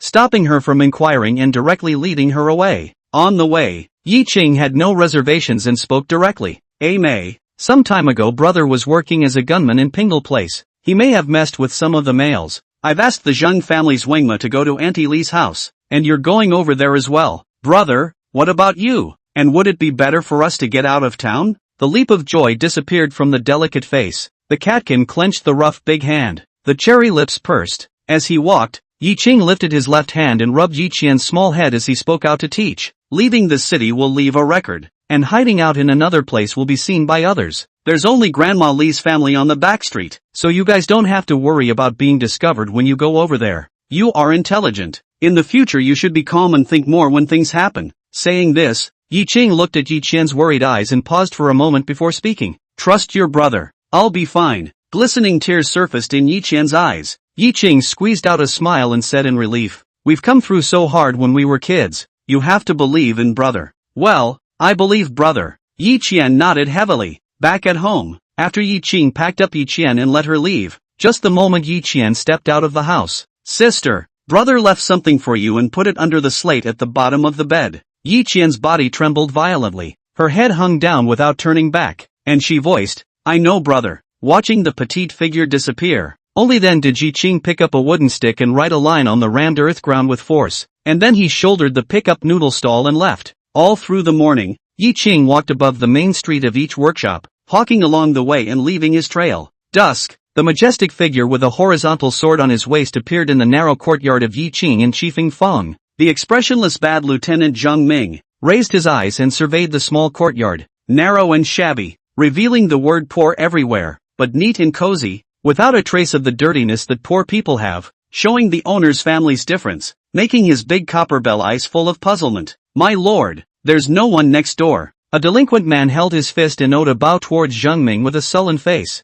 Zheng Ming nodded his head, and finally his eyes fell on the ground. The line of pleasing words that made the corners of his mouth squeeze out another raw smile as he spoke out. Go stand guard at the end of the alley. Yes, my lord. Zheng Ming sat on top of the wooden chair in the courtyard with a big horse. Boo! Wooden shavings splattered everywhere, and the overburdened wooden chairs shattered to the ground. Zhang Ming, who was half squatting in a horse stance, had a somber look in his eyes, and continued to exert strength at the waist, stood up and looked at it, then stood quietly in front of the word on the ground, with his eyes downcast and scrutinizing it. As the sun set in the west, a stringed moon hung in the sky, and a sky full of stars shed fluorescent light, bringing some light to the dilapidated small courtyard. Tap. Footsteps ring out. Zhang Ming, who had his eyes closed, opened his eyes. The undesirable man's knife was on the back of Yi Qing's neck and he stepped into the courtyard. Dang! The pickled noodle spread landed on the rammed earth. Yi Qing looked at Zhang Ming with a terrified face, cupped his fists and bowed.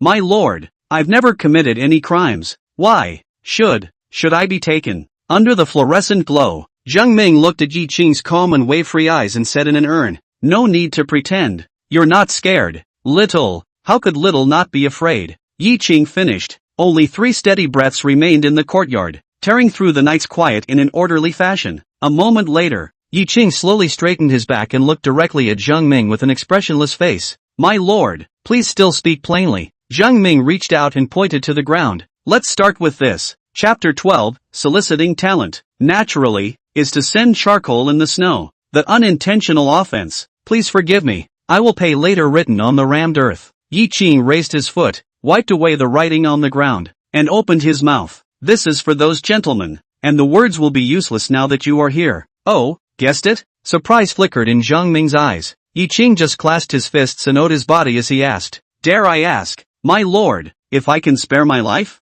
Zhang Ming took 2 steps forward, his tall and strong body blocking the pale fluorescent glow, enveloping Yi Qing under the extreme darkness. Your life, in the hands of the one. Come with me. After saying that, the body that gave Yi Qing a huge sense of oppression walked towards the outside of the courtyard, and Yi Qing's handsome face, which was facing the rammed earth, surfaced with unwillingness, which then changed to sadness. Yi Qing straightened up, surveyed the cozy little courtyard through the fluorescent glow, and with reluctance, turned to follow. Pingle Place, inside the drunken fragrance pavilion, bare-breasted Zhang Xiaoran. The delicate voice made Zhang Xiaoran's mouth hang a wave smile, and the fire in his eyes kept building up. Just as he was about to raise his gun and mount his horse, Squire Chihun's voice came from outside. My lord, there is something to report. Displeasure surfaced in Zhang Xiaoran's eyes, and his eyes were burning with lust. He directly embraced the beautiful person and threw her onto the soothing bed, creating a heart-pounding chant. Zhang Xiaoran's face was full of coziness as he breathed heavily. Come in and say it. The door was quickly opened and closed.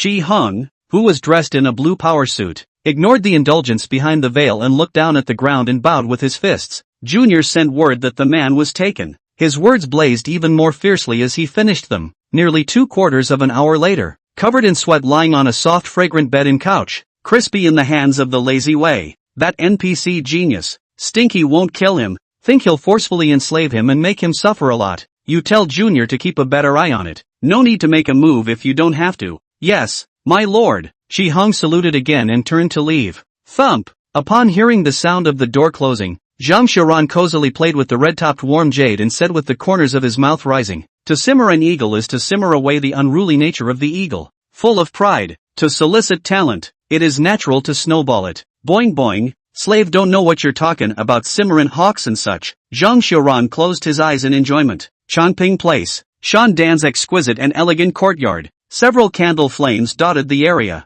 the orange flames swaying with the night breeze, reflecting the 2 handsome faces in light and darkness. The elegant gentleman drinking wine to the moon, sitting on the carpet, with a cozy face, humming an opera tune in his mouth, surveyed with interest the handsome face looking warm and gentle in front of him. A moment later, Shandan straightened up with a flutter of his wide sleeves and asked, You're not afraid? Those 4 words again. Yi Chang, who stood on Jiang Nan's dead stone slab, moved his drooping hand slightly and calmly spoke out. Afraid, but it's no use being afraid. Shandan raised his eyebrows, admiration filling his eyes. With a slender hand pointing to the futon in front of him, Yi Qing steadily stepped forward and sat on it, waiting for his fate to befall him without a word. Wow! The clear yellow wine fell into the ink and jade marigold, reflecting the stars in the sky. Shandan, who had personally poured a glass of wine for Yi Qing, could not help but say with some admiration, Your poetic talent has long been renowned in Huayang City, praised by those dilettantes as the strongest gunslinger in Pingle Place. And the night before last even this prince was ashamed of himself and couldn't help but use the absolute he picked up. Your word is better. Xia Deru commented on the body thin bone strength, spirit and spirit rhyme,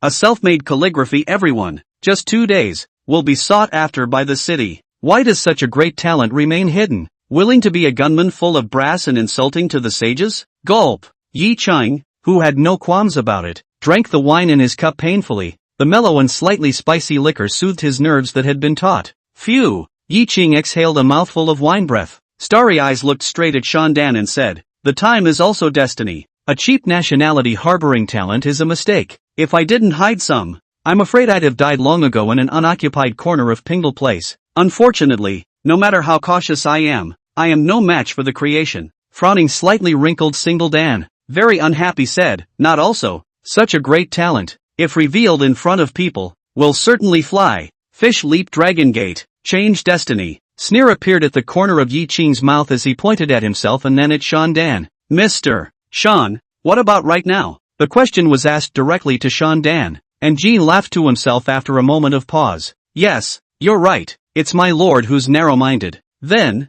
a disdainful cold smile leaked out from Shandan's face as he stared at Yi Qing, picking up the wine glass in his hand and playing with it in his hand as if he was holding Yi Qing. "You've caused this Gonzi to lose favor in front of de Roussier, and you've become the laughingstock of those filthy fops. You really don't know how to die. What do you say? How should my lord teach you a lesson? Injustice has a head and a debt has a master." Although I did not intend to offend, but finally came to the situation at hand. Yi Qing pursed his lips, cupped his fists toward Shandan and owed, "One person does one person. If you want to kill or die at your own discretion, please don't involve my family." "Mr. Shan." Annoyance surfaced in Shandan's mind, and the words spoken by Jiang Nan, the turtle man he got killed in the morning, surfaced in his ears. He sank down, one word at a time. "The turtle man who said nothing to you about being dead is dead, right where you were standing. Life is cheap and bones are hard. You lowly people are so unappealing." Yi Qing trembled, leaking out the grief of a rabbit dying. When Shandan saw that Yi Qing finally stopped keeping his cool, his mood was a bit happier.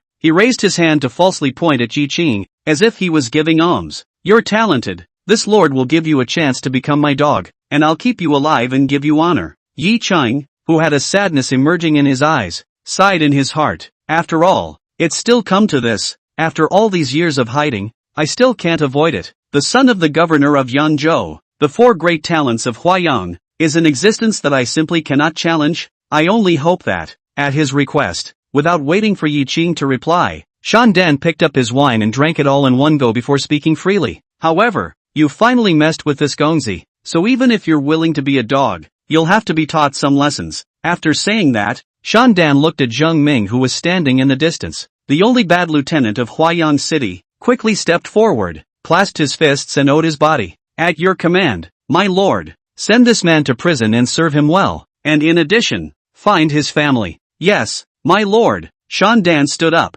mildly elegant and graceful, and walked towards the outside. Yi Qing turned around violently and looked at Shandan and asked in a low voice, "What are you going to do to my family?" Zheng Ming looked at those eyes, living from the sea of corpses on the frontier. He subconsciously gripped the horizontal sword at his waist, and a word emerged in his mind, eagle-eyed. Chapter 13, I've sent you a companion. Don't play dead or maimed. Shandan didn't look back. His footsteps were not stopping, and he said playfully, "By serving as a dog to my lord, your family will naturally be able to enjoy glory." Crunch! The clenched fists made a small sound. Zheng Ming subconsciously took a step across the room, blocking Yi Qing's eyes full of anger. The two eyes looked at each other. Zheng Ming looked at then bright and dark Junlang. His always stiff cheeks, unnaturally twitched a little, and his eyebrows were wrinkled into a chuan. Zheng Ming spoke out in a ghostly voice, "Feel free to work for the Duke, and you and your family, you'll have a good life." After a pause, he added, "In the future, that is, we will work together, so I'll send you a word of advice. If you do well,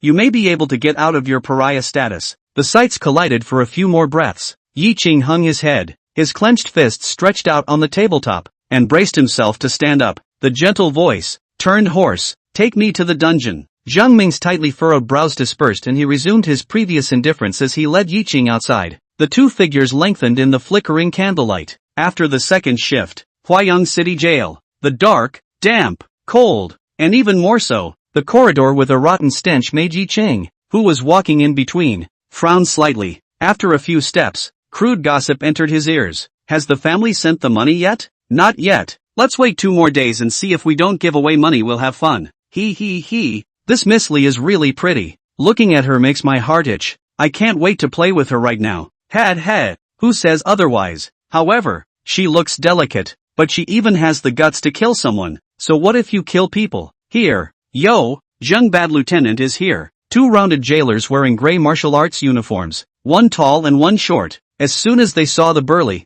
bear-like Zhang Ming coming over, they immediately put down their wine bowls and got up, fawningly bowing towards him with their fists and saluting in unison. Greetings, Bad Lieutenant Zhang. At the same time the duo's eyes quickly sized up Yi Qing's body, and when they realized that although Yi Qing looked handsome and had an air about him, but although his clothes were clean, they were just too ordinary, they withdrew their eyes. Gulp! Zhang Ming stepped forward, picked up the wine altar and took a sharp gulp, dripping drops of wine spilling down and wetting his chest. He let out a long breath of wine before he spoke in a jarring voice. Lock this kid up. Don't get him killed or maimed. I'll come and raise him in a few days. Hard work. With that said, the 5 taels of silver ingots were placed on the table. The 2 jailers, who were already familiar with the situation, immediately understood, and when they saw the silver appear, they even smiled into chrysanthemums and catered to it. The short jailer, Zhang San, patted his chest and assured, thanks to the care of Bad Lieutenant Zhang, this will be done properly. Li Si,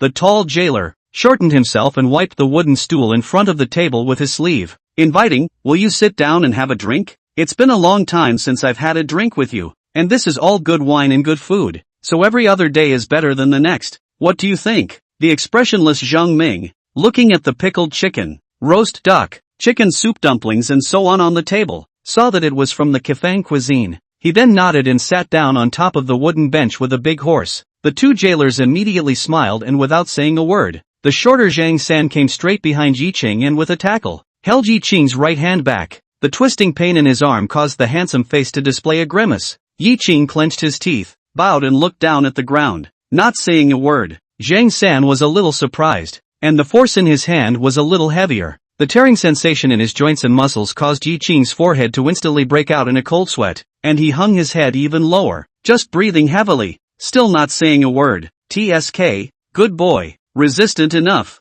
Zhang San laughed sardonically and exclaimed in admiration. Zhang Ming, who picked up a duck leg, looked back with a sideways glance and said indifferently, don't play with the disability. Yes, Bad Lieutenant Zhang. Zhang San immediately loosened some of his force and escorted Yi Qing towards the cell. A large rat scurried quickly across the dirt-covered, blood-soaked stone floor, in front of a dimly lit cell. Zhang San smiled and said, Chen Ji, I've sent you a companion. Don't play dead or disabled. There's a reward for doing a good job. A godless gaze, appearing from the cloaked hair that was stuck together, landed on Yi Qing, and a touch of cruelty gradually surfaced. Wow! The chains on Chen Ji's hands and feet rattled together with the cell chains, and a hoarse, merciless voice issued from his mouth. Zhang Tu, I want roast duck and duck blood fans. Success! I'll reward you tomorrow. Zhang San answered with alacrity, and with a forceful hand, he pushed Yi Qing in. The filthy withered grass was fluffy to step on, and Yi Qing stumbled 2 steps, holding onto the wet and cold wall to stand still. He moved his arms and gazed calmly at Chen Ji, who was cloaked in a prison uniform that could not be seen in black and white. The chains were tightened from the new lock on the cage, and Zhang San left quickly with a joyful face,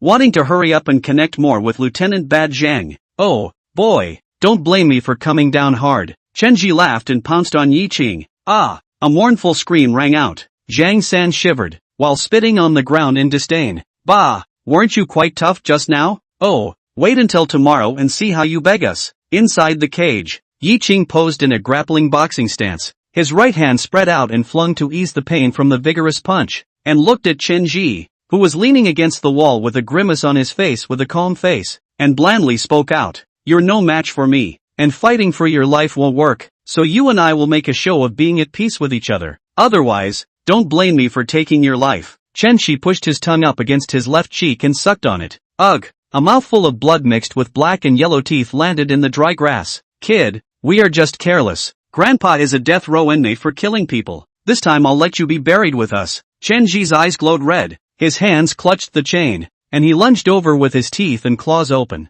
Boo! As fast as it came, Chen Ji retreated, only to see Yi Qing stomp out. The lunging Chen Ji bowed his body and rolled back with dry heaves. Chen Ji, who was lying on his side, covered his stomach with one hand and propped up the ground with the other in an attempt to stand up, his eyes gradually going crazy as he gazed at Yi Qing. That murderous intent raging in his eyes caused Yi Qing to clench his teeth and rush up without saying a word. One punch, another punch, mixed with the suffocation and anger of these days. Chen Ji turned into Qi Shun in his eyes, transforming into Shan Dan. Miserable screams rose and fell, resounding with echoes within the gloomy prison. The many prisoners all huddled up, shivering, listening to the screams go from high-pitched to gradually becoming smaller. Don't fight. I give in. Breathless pleas for mercy came out from the blood-covered Chen Ji's mouth in the gap between Yi Qing's gasping breaths and tired pauses. Yi Qing regained some of his senses and looked at Chen Ji, who had only been covered by the chains before he was killed outright, and saw that his eyes were full of panic and begging for forgiveness, and only then did he slowly get up and wiped both of his fists, which were full of fresh blood, on his own body. The handsome face was stained with a few spots of blood, making the gentle face look a bit morose. Only Yi Qing walked towards the corner with an expressionless face and said in a flat tone, "You have one more chance." Chen Ji, who had madness buried in his eyes, trembled violently and the chains on his body clanked. He detected a sense of familiarity from Yi Qing's words, the anticipation he had felt in the past when he had abused others. Chen Ji lost his voice. You're in the same category as me. Chapter 14, Asking for Money? Ridiculous. Ohio. The Pingle place was filled with people and lights. The night breeze floats, ruffling the green silk of a beautiful woman, tugging at the heartstrings of an infatuated man, and bringing up the yearning of the poor. Holding a silver fan in his hand, Zhang Xiaoran was dressed in azure brocade silk. His feet stepped on floating cloud crawlers, and the white jade belt around his waist was suspended with a jade gold silk plaque as he walked idly above the main street. The flamboyant and handsome style has gained the attention of countless beauties. Canonjinwai City Tower and that skinny bone calligraphy made Zhang Xiaoran famous. Along the way, there were even quite a few scholars and talented people who arched their hands towards Zhang Xiaoran in salute. Greetings to Mr. Zhang, your talent is mesmerizing. Mr. Zhang's absolute. It's really atmospheric. Zhang Xiaoran smiled and arched his hand in return. Springtime is nothing more than that. The debauched male who was enjoying the pursuit unknowingly walked to the location where Yi Qing usually set up his stall. The original handsome noodle stall owner was no longer there, replaced by a middle-aged man selling wontons. Zhang Xiaoran tapped his silver fan in his palm and sighed. I didn't expect my lord's favorite hot soup noodle is actually made by him. Great concealment in the city. These 5 words this male is considered to have truly realized. After saying that, Zhang Xiaoran thought of something wonderful and the corners of his mouth rose. Snap! The silver fan made a crunching sound, and the landscape fan was revealed to glow under the candlelight. Suddenly, a flash of fiery red appeared in the distance. The bright candlelight and the crowds of people were momentarily dimmed. Zhang Xiaoran's pupils shrunk violently, and the smile on his face froze. Without saying a word, he decisively retreated and hid his figure behind Qi Heng, lifting his hand and tugging on the back of Qi Heng's spine shirt to the left to make it stronger, and urged, "Come on, go to the next alley." The playboy talent turned into a timid rat who hid his head, and the surrounding pedestrians surveyed the scene with surprise. Qi Heng looked at that fiery red, only felt his scalp numb, subconsciously gulped, and without saying anything blocked his own sun, quickly ducked into the alley. The dark alleyway seemed like a roof to shield him from the wind and rain, giving Zhang Xiaoran a great sense of security as he gasped for air and gently stroked his chest while not forgetting to raise his sleeve and swipe it across his forehead. In just these few short breaths, the playful and uninhibited rich male in Huayang City unexpectedly developed a cold sweat. Gongzi, Miss Mo even chased her here. You. Qi Heng looked at the wretched Zhang Xiaoran with a worried face. The silver fan quickly flapped, blowing a gust of cold spring night wind, calming the anxious Zhang Xiaoran a bit. Snap! The silver fan closed. Zhang Xiaoran's eyes were glowing and he leaped forward to say, "Why don't we run?" Looking at the city's extremely deep male sun unexpectedly lost his temper, but even more so, he wanted to flee. Qi Heng bitterly laughed. "My lord, if you run any further, you'll be in the land of the southern barbarians." And Yi Qing sighed. "You don't care?" At that moment, Zhang Xiaoran's face was full of bitterness. His silver fan tapped his forehead, his left hand pinched his waist and kept pacing, and after a few moments, he took a deep breath, with a look of generosity to death. Whatever, isn't it just being humiliated? Compared to Yi Qing, it's not worth mentioning. Zhang Xiaoran, who had made up his mind, took a deep breath, held his head high, and stepped towards the main street. "Let's go." But when his raised foot was about to step out of the darkness, he hurriedly put it back. and his handsome and uninhibited face looked at the good-looking face that was as cold as ice and frost from afar, and once again hung in awe. Zhang Xiaoran violently twisted his head and turned around, resulting in him bumping into Qi Hong, who was following closely behind. Facing the squire's puzzled face, Zhang Xiaoran coughed lightly, stepped around Qi Hong and continued walking in the alleyway. So what? The streets are too noisy. It's nice to take the alley. Zhang Xiaoran avoided Miss Mo and returned inside the drunken fragrance pavilion. Just as he entered his own long-term private room on the 3rd floor, an unimpressive-looking man stepped out from behind the veil and bowed towards him with a heavy fist. Your Excellency. At the 2nd hour of the night, Yi Qing was escorted into the Huayang jail. Jinda Place, outside a 3-entry mansion not far from the Huayang government office, has been busy until the 3rd night, banging Huayang Governor Chen Yuming, wearing deep scarlet official clothes, waist wrapped in gold belt. He was in the prime of life, with an impressive instrument and righteousness, and looked to be unruffled. At the moment, however, he was physically and mentally exhausted and very haggard as he walked towards his home. The door of the mansion was hidden, and the porter guarding the door hurriedly pulled it open when he saw Chen Yuming's return, and ran over to him, bowing with his hands in the air. Family Master, Grand Ruler Xia arrived at the beginning of you, and had his son accompany him to gossip in the courtyard, not allowing us to go to the government office to notify you so as not to disturb you. Oh, benefactor has actually come. Chen Yuming's face surfaced with joy, washing away his fatigue, and in the next instant,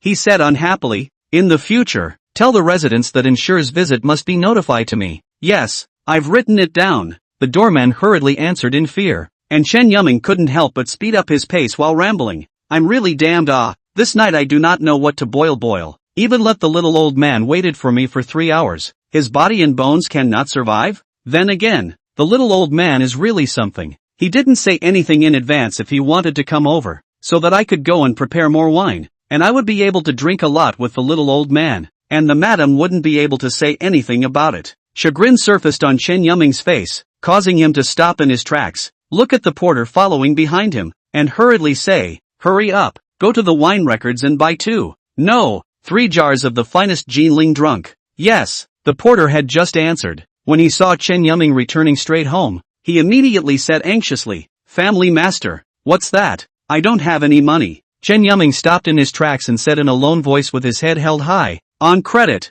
The porter, who wanted to laugh but didn't dare to, hurriedly bowed his head with a low arch and twisted his head to run away. With a flip of his deep scarlet official sleeve, the Huayang governor continued to walk towards his home while whispering in a lonely and disdainful voice, how can this official touch that kind of yellow and white common things? All the family belongings are in the hands of the lady. Asking this official for money? Ridiculous. In the middle of the elegant and clean courtyard, a meadow, a laurel tree, a wooden couch, a stone bridge, a stream, Xia Qian and Chen Yuming's first son, Chen Shuyu, sat on top of the wooden couch. However, at the moment, Xia Qian's scribe was holding back his laughter to the point that his face was red. No other, only 17 years old Chen Shuiwei was Xia Qian test taught 3 hours, was asked to be apprehensive. Righteousness handsome face anxious blush, constantly drinking water, body clothes are drenched in sweat. The cold night air of early spring was hardly enough to kill his dryness. When she saw Chen Yuming walk in, Chen Shuyu was like a savior, quickly getting up and welcoming her. Master has worked hard.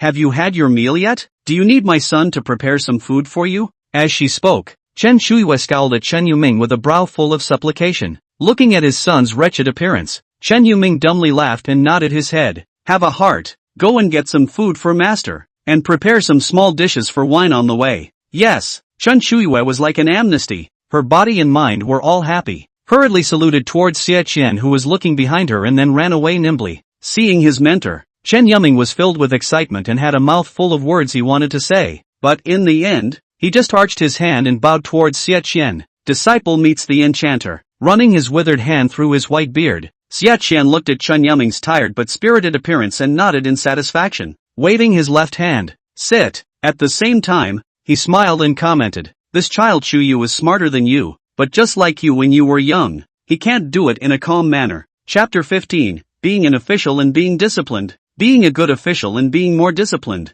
The joy of reunion of the deceased and the thoughts of the benefactor dissipated like smoke at this moment. The Qingtian Jifu Daoliang, who was clean and honest in front of the people of Huayang City and did not smile and laugh, instantly broke his defenses. He rolled his eyes and bristled. Little old man, don't ruin the atmosphere like that. I was kinda missing you. I'm getting annoyed when you mention it like that. Ha ha ha ha ha. The disciple's disrespect did not make Xia Qian angry, but instead laughed aloud. Xia Qian, who was originally sitting cross-legged, crossed his right leg and put his arm up, and there was no longer a trace of the temperament of a great scholar. You kid, now is a city governor. Just now the old man see you old into a dignified. Did not think or this kind of mixed unruly, have followed the example of the same pose Chen Yuming, unlocked the collar of the official robe, seems to have unlocked some kind of shackles. The whole person look temperament has changed. As Xia Qian said, mixed unruly, Chen Yuming skimmed his lips after letting out a long breath. Don't mention it. They say that when the official to mumble, when a good official is even more to be disciplined. Every day I pretend to be uncomfortable outside. That is, back home. That is, in front of your old man, in order to do back to themselves. This Thai official, I really don't want to be one for a day. Little old man, you said how good it would be for me to follow you as a great scholar. I must have been suffering from an intractable disease in my brain and had a stroke before I took the career path. For this student of his own uninhibited nature, Xia Qian is very much like. See him in front of himself as in the past, but also full of gratification. As for the latter's complaints, directly by Xia Qian ignored away, opened his mouth to praise. Not bad, my heart goes out to you for saying that. Receiving praise from his mentor, Chen Yuming grinned, reaching out to stroke his 2-inch long beard, very pleased with himself. The whining he had just done was put behind him. Then, he frowned and complained. Little old man, disciple is considered to have made a name for himself in Huayang City anyways. You didn't say anything in advance when you came, so that disciple can take you to browse the spring scenery of Huayang. Tonight, you came and did not let anyone go to inform the disciple. On your skinny body and bones, in this dark night and cold wind waiting for the disciple for 3 hours. The disciple this heart is really difficult. Ah, skinny bars body bones? Xia Qian's face darkened, waved his hand and said, I arrived 2 days ago. I wanted to stay for 1 night and then go north to the capital, but I didn't expect to meet a great person, which is why I have stayed so far. Upon hearing this, Chen Yuming's face became unhappy. The little old man had been here for 3 days, and only then did he remember him. It was just a mistake to pay him after all. He was no longer the little old man's favorite disciple. Speaking of business, Xia Qian anxiously pulled out the original sticker from his pocket and handed it to Chen Yuming to inquire. There is a calligraphy master in Huayang City. Do you know him? The original posting was revealed under the candlelight, and the superb calligraphy of the bone-thin body strength made Chen Yuming lose his voice in amazement. Wonderful. Good words. Absolutely wonderful good words. Enough to leave a strong color in the long river of history. I never thought that my divine enlightenment had produced a calligraphy master who could be immortalized for 100 generations. This smoke-locked pond willow is even more absolute in all 5 elements, with a misty and elegant mood, and with this pair it's enough to make a name for itself in the poetry world. He, little old man, someone really did come up with your absolute, which is difficult for countless poetic talents in the divine enlightenment. Calligraphy everyone. Poetry talent is unrivaled. Who is this person? How can he be so powerful? In the next instant, Chen Yuming remembered his benefactor's question just now and couldn't help but frown. Little old man, I've been in this Huayang city for 3 years and I've never seen this character before. Could it be that it was left by some hermit who happened to be passing by? Impossible. Absolutely impossible. Xia Qian, face full of certainty, said the ins and outs, pointing to the original posting, that Zhang's concubine son Zhang Shiran but clearly sent someone to tell me that the person who wrote this posting is in the city of Huayang, said that he will tell me the whereabouts of this person. I waited for 2 days but did not get a reply, which is why I came to look for you. The color of gravity appeared in Chen Yuming's eyes as he pointed to the north and spoke out to ask, that Chen? Receiving a nod of affirmation from his benefactor, Chen Yuming's brows furrowed as he remembered something and spoke out. That boy is not an oil lamp, although it is a commoner son. The ability cannot be small. The rush to retreat. Come to this Huayang city to avoid trouble for more than a year. The city is quite deep. Not bad. The incident at the drunken fragrance pavilion that day made old me impressed with him. Xia Qian also stroked his snow-white beard with great approval. In the next instant, Xia Qian rolled his eyes in dissatisfaction. Don't interrupt. This everyone, you hurry up and inquire for the old man. I can stay for 2 days at most, and I hope to be able to exchange a few words with that great man before parting. Seeing his mentor's eyes full of anticipation, Chen Yuming answered without hesitation. All right, don't worry, as long as he stays within Huayang City all the time, even if I can't find him within 2 days, I will definitely send you the news to Kyoto before the release of the spring exam. Having received a definite assurance, Xia Qian smiled brightly. At this point, Chen Yuming, who had a sharp mind, flashed a bright light in his mind, and he slapped his thighs, sat up straight, and said with a face full of gravity, "Suffered. What's wrong?" Xia Qian looked at Chen Yuming's grave and serious appearance and couldn't help but frown inquiringly. Chen Yuming quickly explained to Xia Qian, "A Yangzhou single long history of the son of single Dan, the surface of the elegant and kind, but in fact a vengeance. To get that Huayang 4 geniuses of the name is to use some means, and that Zhengzhou Guanxima's son, Guanxia, although he writes a good handful of essays, is a poetic hayseed who can't recite poems or make pairs, and it's flatly impossible for him to write the best pairs. Zhang Xiuran is even more needless to say. Those who know a little bit about Zhang's inner workings understand. According to what Yu and Shu said happened that night, that everyone must have come from a humble background, a gunman who writes for others." After hearing this, Xia Qian's body also shook. He could not help but lean forward, his hands propped up on the case worriedly. "You mean that everyone will be subjected to Shan Dan's retaliation?" Shen Yuming nodded, not waiting for Xia Qian to continue speaking. The sound of hurried footsteps came as Chen Shuiyue walked quickly with 3 plates of small dishes and a bowl of soup noodles. "Thank you, Elder, Master. You eat first. There are 2 more dishes being prepared in the back." The 2 of them looked at each other and silently leaked out smiles of mutual delight. However, after Chen Yuming looked at the familiar 3 parsnips on the soup surface, the corners of his mouth twitched, his beard shook, and he said in a trembling voice, "Your auntie hasn't gone to sleep yet?" Chen Shuiyue looked at the master's reaction like this, stifled a smile and said, "A mother said, you and Xia Lao have not seen each other for many years, and these days are also busy with political affairs. It is no harm to drink some wine to relax and unwind." At once, Chen Yuming straightened his back and proudly scowled at Xia Qian. What more can a man ask for when he gets a wife like this? Xia Qian, who was also an inwardly fearful man, had his face blackened into a pot of gray. Early the next morning, inside the prison of Huayang City, Li Si, the jailer who smelled of alcohol, yawned and staggered as he walked within the corridor of the large prison that did not see the light of day and only had a few dim oil lamps. Wherever they passed, the prisoners inside the cell all shivered and curled up, afraid of being noticed by Li Si. When Li Si walked up to Chen Ji's cell and looked inside, the hungover man rubbed his eyes vigorously. Good lord, how badly these 2 must have fought. Chapter 16, Breaking out of prison is more than just breaking the walls. Through the dim candlelight, Li Si looked inside the filthy cell. Yi Qing's nose was bruised and swollen, his body was bloodied, and his clothes, which could not be seen in their original color, were tattered and torn. The murderous demon Chen Ji, who had annihilated people's entire families, had a high swelling on his left eyebrow bone and blood on his face, so he basically couldn't see his original face. However, the ragged Yi Qing lay curled up in the corner, shivering. Chen Ji, who looked even more miserable, was sitting comfortably in front of the cell wall. The 2 were in very different positions, high and low. After hearing Li Si's voice, Chen Ji opened his eyes that were swollen into slits, smiled and revealed his big yellow teeth that were missing a few, raised his hand that was imprisoned by chains and pointed at his miserable face to invite credit. Li Tu, this kid is a bit hard to deal with. Can I get a drink? It's not disabled, is it? Li Si frowned, unable to really see Yi Qing's state, and inquired with some concern. It's because we're afraid of crippling him that we've become like this. Don't worry, we're keeping our hands on him. Chen Ji grudging tone, let Li Si put down the heart. He knows there is still use Chen Ji place, a certain death of the prisoner. He is a good point as a randomly driven evil dog.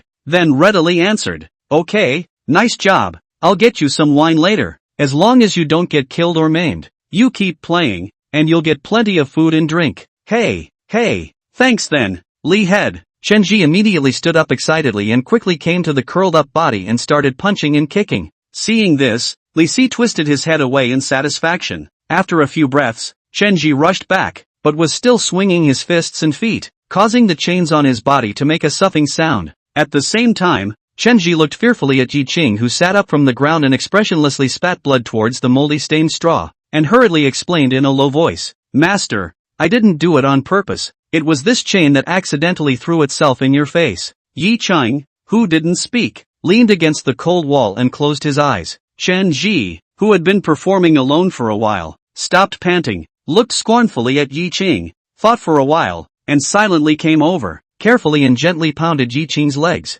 The chains clanked, which was actually somewhat pleasing to the ear in this silent cell. Yi Qing, who had opened his eyes, looked at Chen Ji's pleasing stance and the corner of his mouth rose slightly. After a moment of silence, Yi Qing asked softly, murdered in anger after being bullied? In an instant, the pleasant sound of gold and iron clashing disappeared. Chenji lowered his head, and after a long time, the corner of the eyes of this homicidal maniac, who was still full of grimace to get Yi Qing killed last night, floated fluorescent light from the corners of his eyes. The salty tears, seeping into the wounds in the corners of his eyes, made Chenji's face twitch, squeezing out a fawning smile, but his voice was hoarse, with unwillingness to say, "You're really good, master, you can even guess this. You don't know how to fight, the fierceness is feigned, and, well, you want to live." When Yi Qing finished speaking, Chenji shivered and then asked tentatively, "Master, you are so powerful, surely you are not an ordinary person. That jailer let the little one give you a lesson but can't hurt your life.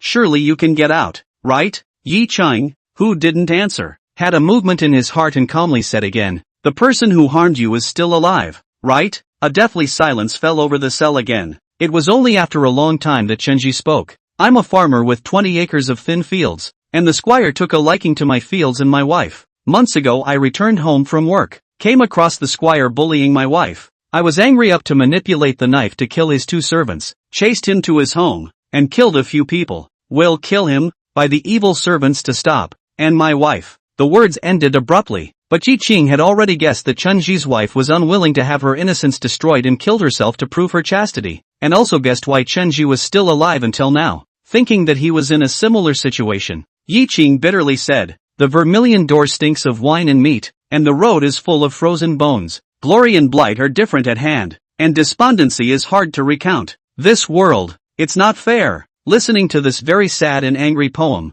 although Chenji could not understand it, the unwillingness in his chest was even more fiery. He clenched his fists and gritted his teeth. "That squire thought that I could die in jail so that he could sit on the charge that I actively killed someone. Bah! He's dreaming. I'm going to live, and even if I die of old age in prison, that estate will go to my brother, and I'll never let him have his way. As long as I live, I'll have a chance to meet the Qingtian governor and return justice to me." Chenji's words were said without any logic, but Yi Qing also heard them and sympathy surfaced on his face. How difficult is it to meet with the governor of Qingtian? How could a 4th-ranked official, who is in charge of everything, come to this prison? And how could he happen to notice this planted death row inmate? Moreover, he has no power and is even deeper in jail right now. The fact that I'm not dead at the moment is all deliberate on the part of that squire. In all likelihood, his brother had given in to the dog out of fear. Yi Qing sighed, thinking of the fact that Chenji had helped him with his act, and at the same time, in order to relieve himself, he spoke out and mentioned, "Murder is a serious case. The dossier will certainly be seen by the governor, but you into the prison for more than a month, but not by the governor to be arraigned. Must be that the squire alienated the relationship. The township does not pass. The government office pressed the dossier. The governor shall not know." Wow! The chains shook violently, and Chenji gritted his teeth and growled hideously. How dare they defy the king's law so? Where is the king's law to be found in this? Yi Qing frowned and chided. "Silence!" Chenji, who instantly withdrew his voice, immediately knelt down in front of Yi Qing and kowtowed and begged, "Master, you know how to recite poems. You must be a scholar. You know the law, and you know the way of it. I beg you to show me a clear path that will allow me to avenge my wife's death, and I will work for you as an ox in this life. No, in all my lives." Knock knock. The dull voice caused Yi Qing's eyes to flicker as he spoke out. "Governor Chen of Huayang, Qingtian Mingjie, a household name throughout Yangzhou. His reputation far exceeds that of the Lord Assassin. If he knew about you, he would surely be able to reverse your case, clear your name, and change your charge of active murder to self-preservation murder. You're deep in jail, and to see him, you'll have to break out." Jailbreak? Chenji froze, his blood-seeping forehead lifted up as he looked at Yi Qing with disbelief. "Master, you're not kidding, are you? This big prison is a pile of green stone, hard and unrivaled. The cage is a bowl of thick solid wood. The knife cuts and fire constantly. How can it be possible to escape?" Yi Qing, whose eyes flashed, whispered, "There's more to breaking out of prison than breaking through walls and smashing cells. There's also the path of holding the guards hostage." Gulp. Chenji, who had swallowed his saliva, looked at the handsome-faced Yi Qing, who transformed into a terrifying evil ghost in his eyes. Crazy, utterly crazy. Killing a man to pay for his life. Escaping from prison is a felony, and holding a jailer hostage is also a felony. According to Yi Qing's idea, he had returned his innocence even if he succeeded in meeting the Qingtian governor. In the end, you can't escape killing your head. It's a death either way. This idea, out of the blue, Yi Qing followed the advice. You're already in a deep dead end. Take a shot. You might be able to avenge your wife and pull that squire to be buried with you. Revenge. Burial. The 4 words were deeply embedded in Chenji's heart. Eyes flickered. Hatred built up. And after a moment, Chenji cowed out again and pleaded with a firm voice. You tell me what I should do. Master. Chapter 17. Life is precious, but freedom is worth more. The time came to noon. Carrying roast duck blood vermicelli and a jug of bad wine, Zhang San slowly and leisurely walked towards the cell where Chenji was. The sound of low footsteps made both men in the cell perk up. Yi Qing quickly swooped down and curled up in the corner, and Chenji fell down with it, lying on the ground. The cascading hair perfectly hid the uncontrollable expression and eyes, but the trembling of his hands made the chains make a small sound, especially noticeable in the empty cell. Chen-Chi, food for you. Having heard Li Si say that Chenji had done a good job, Zhang San swept a glance at Yi Qing, who was huddled in the corner, and stopped paying attention, handing the food across the cage. Just as he turned to leave, Zhang San stopped suspiciously and twisted his head to look at the motionless death row inmate. Chen-Chi? Raising his voice and shouting, Zhang San saw that there was still no response, and his face became even more suspicious. Chen-Chi, speak! Dang! The sheath of the knife struck the cage with a loud noise, but the 2 inside the cage remained unresponsive. Zhang San immediately changed his face, hurriedly took out the key to open the cage, drew out his horizontal sword, and carefully walked over with slow steps. The sharp horizontal knife was placed on Chenji's neck, and after tentatively probing his nostrils, he found that his breath was weak. The half-squatting Zhang San's expression changed violently, and he hurriedly tried his pulse, and only after realizing that there was still a pulse that was still strong did he look a bit relieved. He hurriedly got up and walked towards the outside, and just 2 steps later, there was a clanking and crunching sound from behind him, and even more so, a foul odor came. Zhang San turned his head in fear and saw a hideous and terrifying face rapidly approaching. Ah! With a scream, the prison once again fell into a deathly silence. Chen Ji, who had scored a hit, was trembling with excitement and fear. He looked at Yi Qing, who was sitting up, and inquired, Pick up, what next? What should I do? Yi Qing looked at the fainting Zhang San, and couldn't help but have an excited smile on his face. He quickly stepped forward, peeled off Zhang San's clothes, and opened his mouth. See if there's a key that will unlock your chains, whether it opens or not, and in a few moments, after you've eaten and replenished your strength, wake him up, and then hold him at knife point to get out. Chenji nodded solemnly, then looked at Yi Qing, who washed away the blood stains on his face with wine, and said in disbelief, Master, what are you doing? A reward for helping you. As he spoke, Yi Qing, who had revealed his handsome face, began to unhurriedly coat his body with the clothes of a jailer. Chen Ji, who instantly understood Yi Qing's mind, had a cloudy expression. He knew that if he changed into the clothes of the jailer, he could escape better than holding the jailer hostage, and go to see Qingtian Governor Chen Yuming to avenge his case. Just as he was dumbfounded, Yi Qing, who was in the middle of girding his loincloth, indifferently looked at Chen Ji. The thoughts in your mind had better not be there. At that moment, Chen Ji remembered the calm gaze he had last night when he was beaten almost to death by Yi Qing. Wow! The ankle chain made a crunching sound, and Chen Ji quickly retreated, pulling away from Yi Qing and speaking out. Master, I didn't have that thought. Yi Qing, who was silent, just kept looking at Chen Ji, who was bowing his head out of fear, quickly put on his clothes, put down some of his hair to cover most of his face, picked up his sheath and walked out of the cell. Only after Yi Qing's back quickly disappeared under the dim firelight of the cell did Chen Ji let out a long breath. At the same time, he then realized that his back was already wet with cold sweat. Gulp! Chen Ji shivered and bent down to pick up the wine jug, and after slamming a mouthful of bad wine, his fearful heart calmed down a bit. What kind of person is this? Yi Qing, who was hunched over, covering his stomach and feigning abdominal pain, easily blended out of the Huaiyang jail, the moment he stepped out of the prison. Yi Qing, who was bathed in the sunlight, kept on his feet and breathed in the fresh air with a big mouthful of air, only to feel incomparably relieved. In just one night, he felt like a world away. Yi Qing forced down the excitement in his heart and quickly walked in the direction of Qifeng Feng. Just as he was about to walk out of the street where the prison was located, a black figure appeared 2 feet in front of Yi Qing, causing him to stop in his tracks. The bustling crowd passed the duo by, gazes of awe and disgust sweeping over them. Yi Qing looked at the burly bear-like delinquent Lieutenant Zheng Ming walking towards him, and a bitter smile appeared on his warm face. As for that, there can be no room for error when it comes to the man the prince wants. Zheng Ming spoke in an ending voice and tilted his head in a gesture. so Yi Qing sighed and took a step, but his eyes flickered as he surveyed his surroundings and walked backwards while speaking.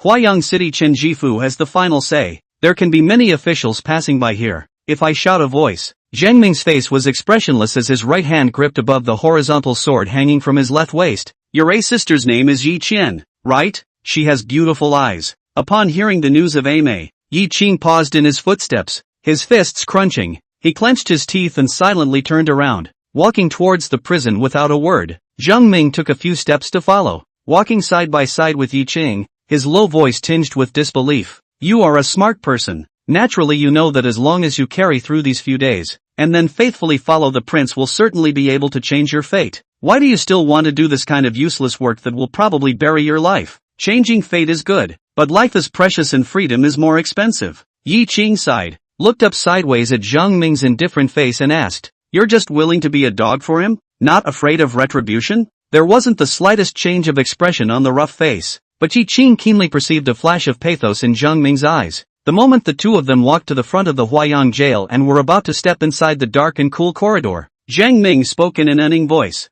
I can live. My family will have money to spend, a large mansion to live in, food and clothing, and my descendants will be free of this bleakly fated domicile. So what if I'm allowed to be a dog? I'm willing even if I'm made a lowly slave. Yi Qing was shaken and looked at Zhang Ming with complicated eyes. Meeting Yi Qing's gaze, Zhang Ming farcically squeezed out a hideous smile comparable to the hostile whistling of an evil spirit and pointed at himself, the superfluous son-in-law of the 7 sections of the banishment. My wife's family lured my master with a good title so that I would join the family in place of my wife's brother to serve in the army. But in the end, they did not give me a good title. But now, I'm from the 9th rank of bad lieutenant, the only bad lieutenant in Huayang City. The large hand full of calluses and scars like a bushel landed on Yi Qing's shoulder, and after gently patting it twice, Zhang Ming pushed slightly harder and pushed Yi Qing into the darkness. Life is precious, freedom is more expensive. Say the words. Being a dog to a man has made me freer than many people in this godly apocalypse. I won't tell His Excellency about today's matter.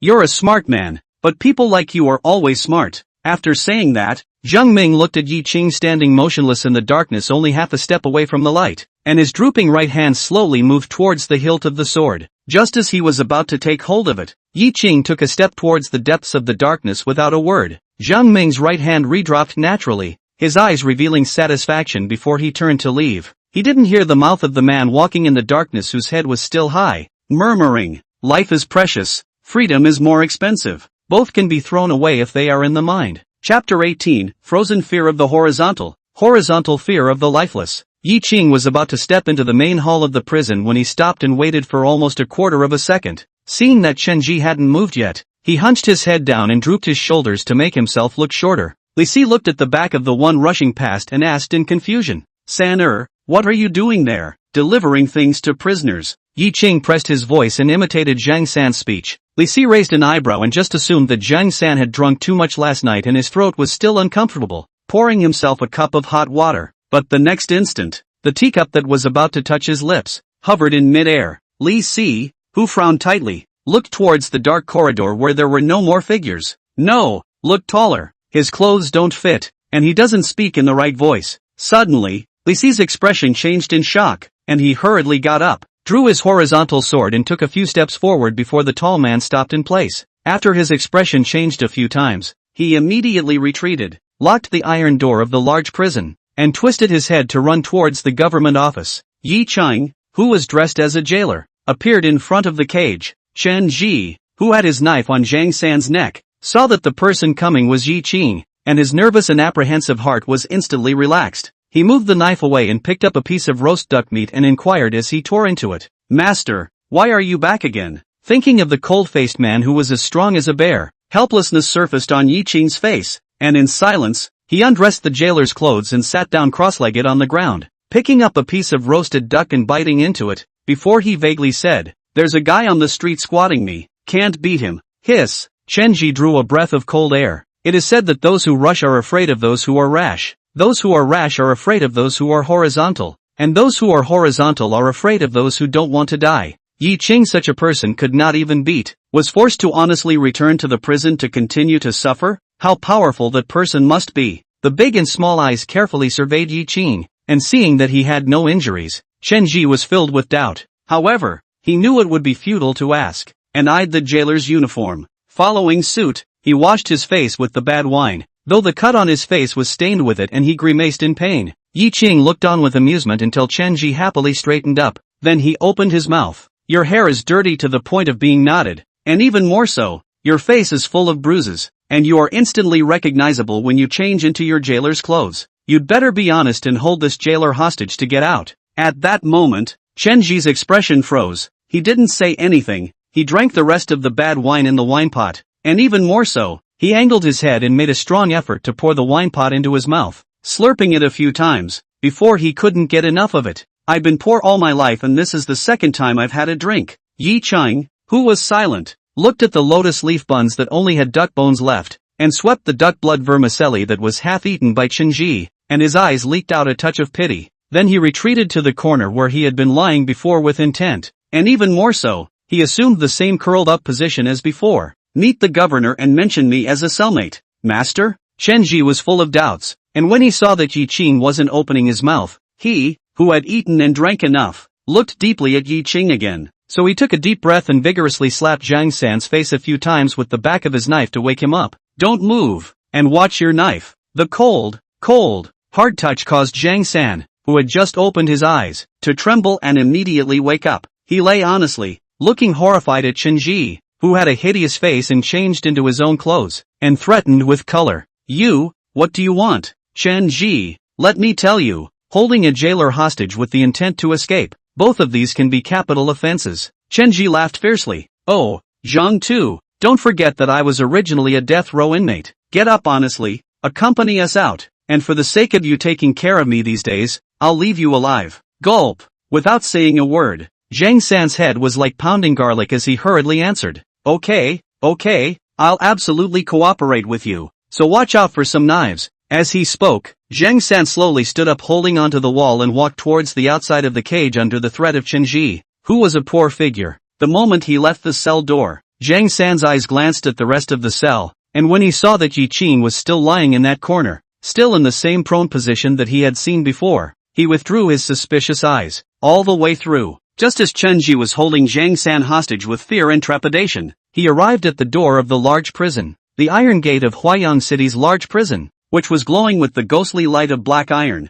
tightly blocked his path of departure. Chen Ji was dumbfounded, and then he grimaced like a caged beast, directly kicking Zhang San's leg, kicking him in the ass, and handing the knife up, growling hysterically. How did the gate close? And where's Head Li? Where is he? Zhang San looked at the horizontal knife that had cut his neck, the blade sliding down beads of blood. His liver and guts trembled violently, and he wanted to cry without tears. I don't know. Then, fearing death by his own sword, he rushed to the door, pounded it vigorously, and bellowed curses at the top of his voice. Li Si, where are you people? My master's life is gone. Why are you closing the door? Li Si, come out for me. Open the door quickly. After shouting for a while, Zhang San's voice was muffled. He desperately grasped the iron door of the prison and collapsed on the ground, looking prayerfully at the hideous-faced Chen Ji, who was about to lose his mind, and begged. Chen Ji, no, it's none of my business. I didn't expect the gate to close either. You mustn't kill me. Don't kill me. The jailer, who was the heaven within the Huayang City prison, knelt down at this moment towards the death row inmate who had allowed him to humiliate and beat him in the past, and count out unceasingly. This scene made the prisoners in the nearby cages look incomparably comfortable, each gloating, itching to immediately rush out and beat Zhang San to death. However, as excited as they were in their hearts, they categorically would not open their mouths to taunt, and one by one, they honestly stayed and watched the play. If this Zhang San doesn't die, they will yell and shout today, and afterward they will definitely suffer inhuman abuse. At the same time, he looked at Chen Ji, who was in a state of madness, with pity and a hint of hope that Chen Ji could escape, but they know that's just not possible. Huayang City Prison, is it that easy to escape? Not to mention the fact that the iron door of this prison is closed. Even if it is open, this person holding the jailer hostage can walk out, but how many steps can he take? A block away was the Huayang prefectural office, and at any moment there was a large squad of constables and magistrates, as well as ruthless delinquents rushing over. Any more trouble and it's likely to attract the armor-clad Yangzhou guards. A jailbreak to escape?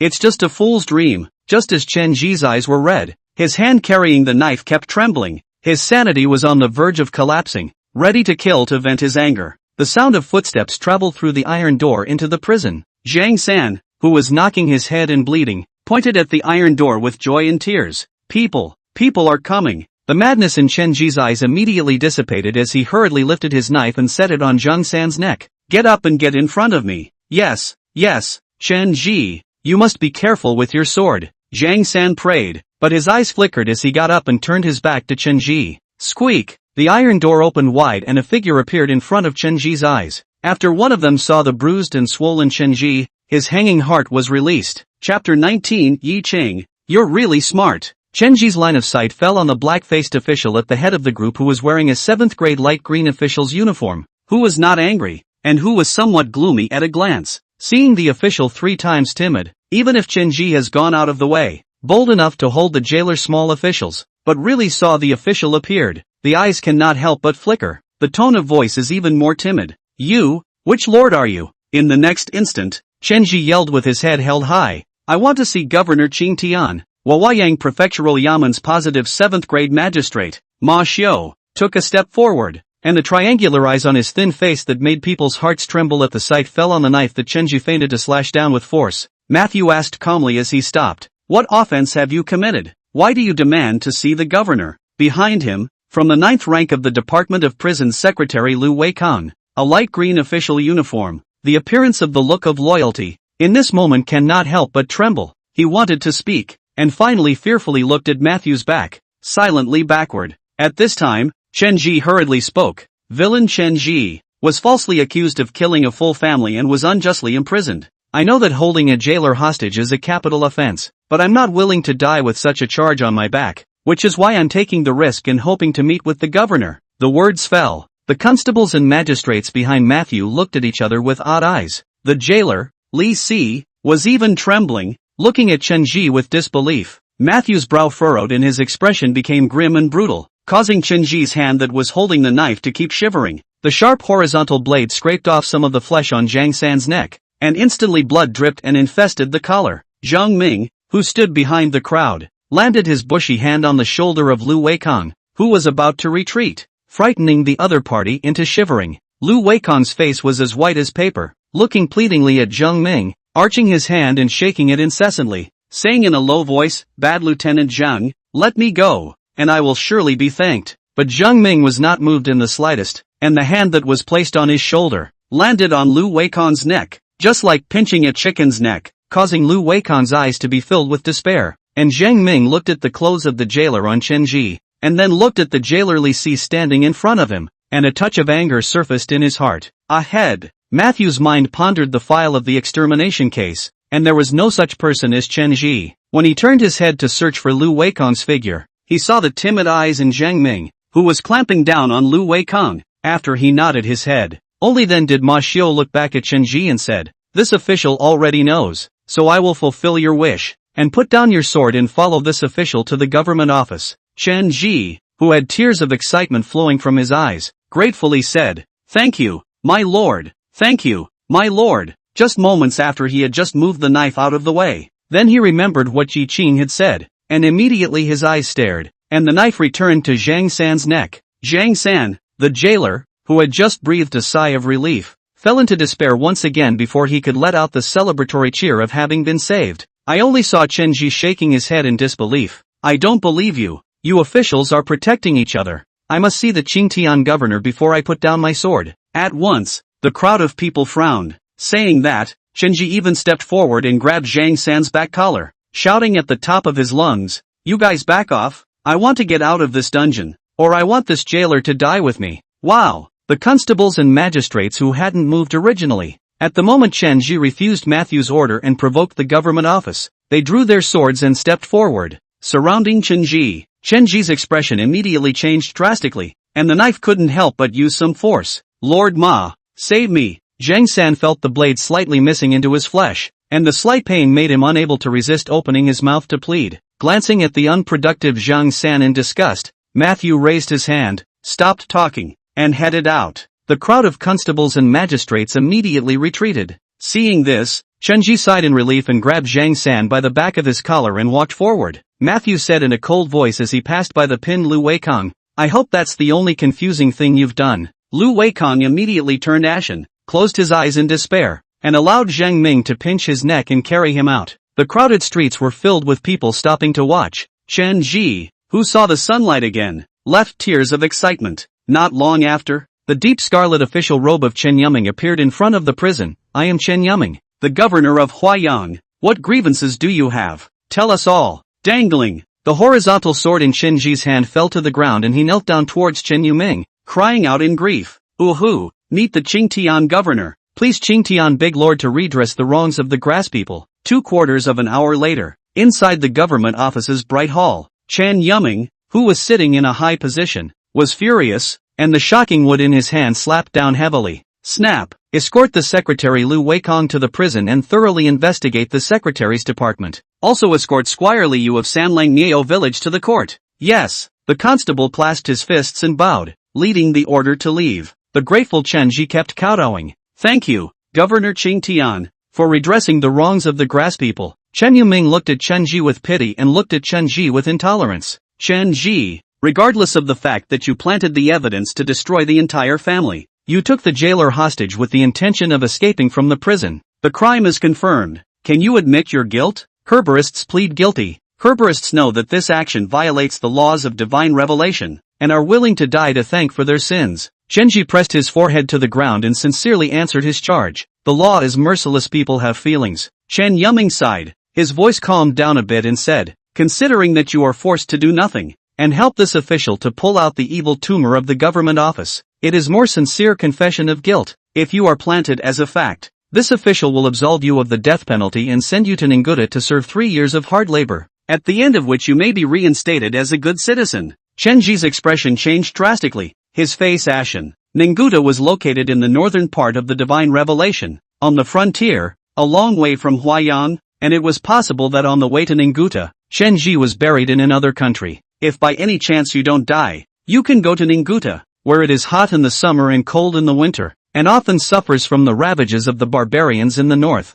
and you will either die in labor or in battle. In short, there are not 100 prisoners of the divinely inspired pairing of Ninguta. However, a hopeful look surfaced in Chen Ji's eyes. 1 in 100 does not survive, but eventually someone does. Thank you, Your Honor, for your grace. Just after thanking him, Chen Ji couldn't help but think of Yi Qing, who had given him advice, and his heart stirred. Again he bowed and cried out, I report to the governor of Qingtian. In the prison where I am imprisoned, there is another person who suffers from the same injustice as I do. Chen Yuming frowned and looked at Magistrate Matthew in dissatisfaction. The latter directly arched his hand and owed his body. My humble servant has been negligent and is willing to be chastised. After the chastisement this official will have to deal with. Now first will Chenji said the wronged person to bring to the hall. Chen Yuming snorted in the face of his beloved's confession. Matthew, who knew it by heart, once again arched his hand in arrears and turned to leave. And Jiang Ming, who was standing in the corner of the bright hall, trembled and his eyes floated with moroseness. In his heart,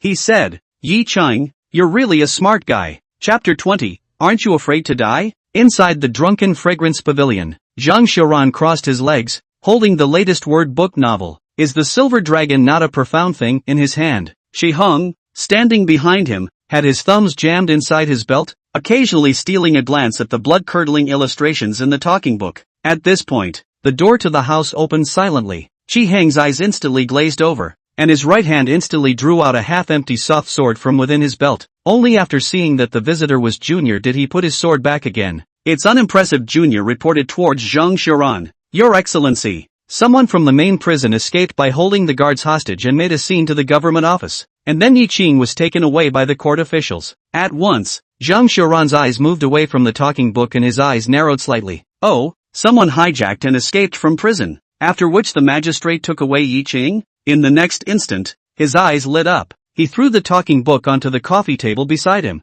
got up and headed out of the house, and commanded, Shi Hong, go get Duke Guan and let's go to the government office. I hope it's not too late to send this favor. 2/4 of an hour later, Yi Qing, whose clothes were stained, came above the bright hall. He looked at the righteous Chen Yuming, and sighed helplessly in his heart, unaccustomedly bending his knees and kneeling on the ground, clasping his fists and bowing. Heretic Yi Qing, meet Governor Chen. Yi Qing, this Chen Ji said that you were also unjustly imprisoned. What kind of injustice you suffered? Tell this official. Chen Yuming looked at the handsome and gentle Yi Qing and stroked his beard. Yi Qing, who feigned an appearance of gratitude, respectfully said, Your Excellency, the grasshopper was originally a lowly tenant of Kaifenfang, who usually sells soup noodles in Huayang City for a living. For some reason the night before last, the youngest was taken into the prison by a delinquent. The jailer, Zhang San, brought Junior into Chen Ji's cell to give him a lesson on Junior. If it weren't for Chen Ji's care, it would have been impossible for Little to stand here peacefully.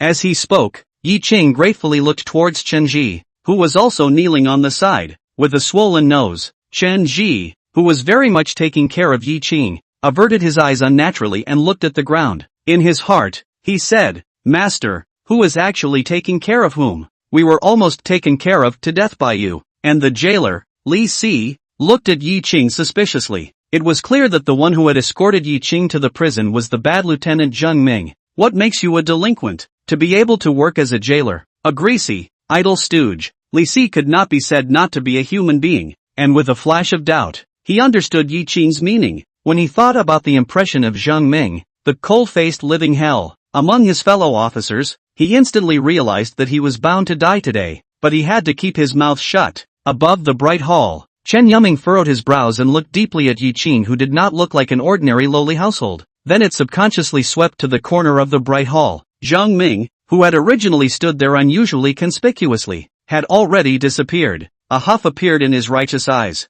Then he looked at the shivering jailer Li Si. Snap! The stunner landed heavily on the tabletop. Chen Yuming said in a cold voice, Jailer Li Si, is this true? Little knows the crime. Li Si, whose face was ashen, crumpled to his knees. At this moment, he was filled with remorse. Today, when he found out that something was wrong in the prison and went to the government office to report to Lu Weikang, the superintendent of prisons, he shouldn't have done it in front of Magistrate Ma Xiu. He knew that the horse Magistrate Iron Face, a bunch of dirty things in the prison, how to be guilty of muddy. The more he thought about it, the more remorseful Li Si felt in his heart. Both hands opened and slapped themselves in the face. I deserve to die. I plead guilty. Snap! The shocking wood fell again, shocking Chen Yuming's right hand to numbness. The back of his hand was bruised as he clutched the startling wood. Chen Yuming was really angry today. He has been in office for 3 years and has been working hard to rectify the corrupt officials. I thought that Huayang government offices up and down have been clean and honest. I did not expect on behalf of the criminal prison still have so many dirty hooks. For 3 years, how many innocent people must have been brought into that dark and damp prison to suffer under the coercion of these corrupt officials? How many poor people have to be knocked down by these corrupt officials, eat flesh and drink blood, and finally die a horrible death in prison? Chen Yuming got up violently and pointed at Li Si and growled, daring Li Si, as a jailer and petty official, colluding with undesirable people to plague innocent people. The crime is unforgivable and his crime should be executed. Come on people, escort Li Si to the torture room for interrogation. Find out all of his dirty hooks, and then pull it outside the government office and behead him as a warning to others. In addition, send medical treatment to Zhang San for the same crime. Everyone present had their hearts and minds trembling, and some looked at Li Si to gloat. Some people are even anxious, eyes fluttering, pretending to be calm, for fear of being discerned by the discerning governor. My lord, spare my life. This is not my intention. These are all the things that Lu Sijie instructed my little one to do. Li Si, who was dragged away, begged loudly for mercy. The only thing that answered him was Chen Yuming's murderous eyes. Chen Yuming sat back down again and looked at Yi Qing. The matter has been ascertained, so you may leave on your own, and afterward a magistrate will come to your door and make amends to you. Herborist Yi Qing, thank you Governor Cheng Tian for returning justice to herborists. Yi Qing directly knelt down and bowed. Then he stood up, clasped his fists and bowed once again, then quickly retreated. Squire Liu escorted to the court for questioning the fastest when the sun sets. It also takes time for Matthew to thoroughly investigate the division. This is the end of the matter for the time being. Chen Yuming first had an officer take Chen Ji to the medical center to heal his wounds. The only people left in the field were the Huayang Prefectural Government Office and others. Chen Yuming propped his hands on the tabletop and swept the room, saying majestically, I, Chen Yuming, high school in front of the temple, begged for your majesty's permission to start as a county torture chamber official from the borderlands,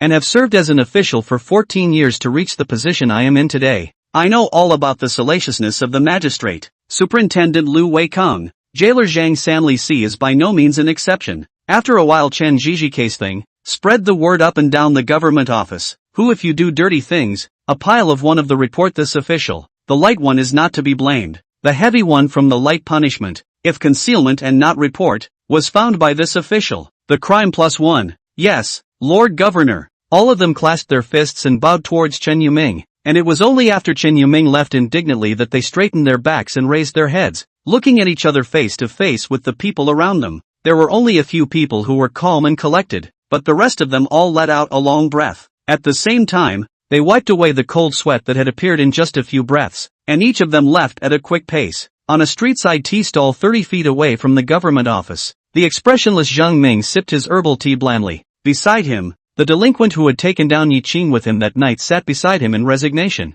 and after a few breaths, he stood up and bowed apologetically towards Zhang Ming. I am indebted to you for taking care of me all these years. I believe that you will not miss your words, and I ask you to rest assured about what will happen afterward. Zhang Ming put down the tea bowl, raised his hand and patted its fist, and said in an earn, you know who I work for, and it's not a bad thing if you take it on. At that moment, the bad man who was still a bit unwilling in his heart, a color of excitement appeared in his eyes, bent his waist even lower, and sincerely said, thank you, Your Honor, after he left. But a few moments later, Zhang Ming, who had been looking in the direction of the government office, waved his hand. 10 feet away, Yi Qing helplessly skimmed his lips and sighed as he stepped forward to the tea stall and nonchalantly took a seat. You're not afraid of a fish out of water? Chapter 21 This eagle. It's not good to stay up. Zhang Ming picked up the tea bowl and took a big gulp before spitting away the tea powder towards the ground and said in a jarring voice, you are clever, but in the face of absolute power,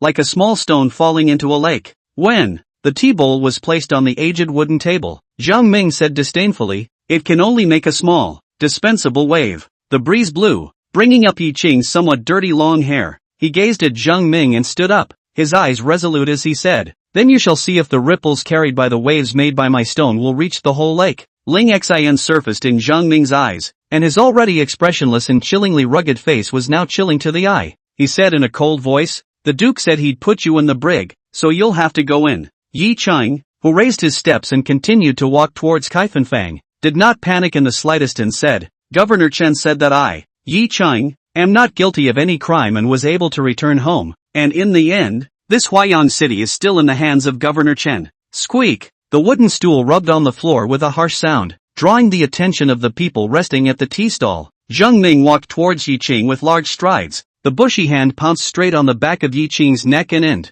You don't care about your sister? Yi Qing, who had been prepared for this, directly made a short stance, dodged the strike, and spoke out. I was concerned before, but then I thought about it, and you guys didn't even get my ante. Zhang Ming's pupils shrunk violently, while Yi Qing took the opportunity to throw an uppercut that directly hit Zhang Ming's chin. The 10 fingers were connected to the heart, and the pain, which traveled from the finger bones to the heart, made Yi Qing unable to suppress a pained expression that leaked out. He threw his hands out and looked at Zhang Ming like a monster as he hit his head until it raised, slowly lowering it and looking down on him with an expressionless face. Yi Qing silently stood up straight and posed with his hands tied. Hiss! This person even dares to provoke the undesirable people. He's really tired of living. Bad Lieutenant Zhang is an official. This man even attacked an official in the street. I'm afraid he's not a thief or a bandit who has committed a major crime, right? The young man looks handsome, but I didn't realize that he is a dirty man who commits adultery. Damn him! The pedestrians on the side immediately backed away, fearing that they would be caught in the crossfire. While talking at the same time, teasing intentions surfaced in Zhang Ming's eyes, and he said with a tattoo, assaulting a bad lieutenant in the street, do you think you'll go to jail? On the contrary, Yi Qing was calm and collected as he spoke out, just now in the government office, but I said that I was taken away by the undesirable people, and I have already saved face by not confessing to you. Now, if you take me back, what do you think Governor Chen will think of you? Zhang Ming, who looked deeply at Yi Qing, said in an earnest voice, you are indeed smart, but, saying that, Zhang Ming stepped forward and tackled Yi Qing, twisting his arm so hard that it hurt Yi Qing to show his teeth. Combined with Yi Qing's filthy clothes, it made him look like a thief and criminal who was hiding. Zhang Ming escorted Yi Qing towards the government office while lowering his voice. You assaulted an official before, and secondly, this Huayang city is ultimately under the jurisdiction of Yangzhou. Even though Huayang is one of the 8 great cities of the Divine Enlightenment and is under the direct jurisdiction of His Majesty,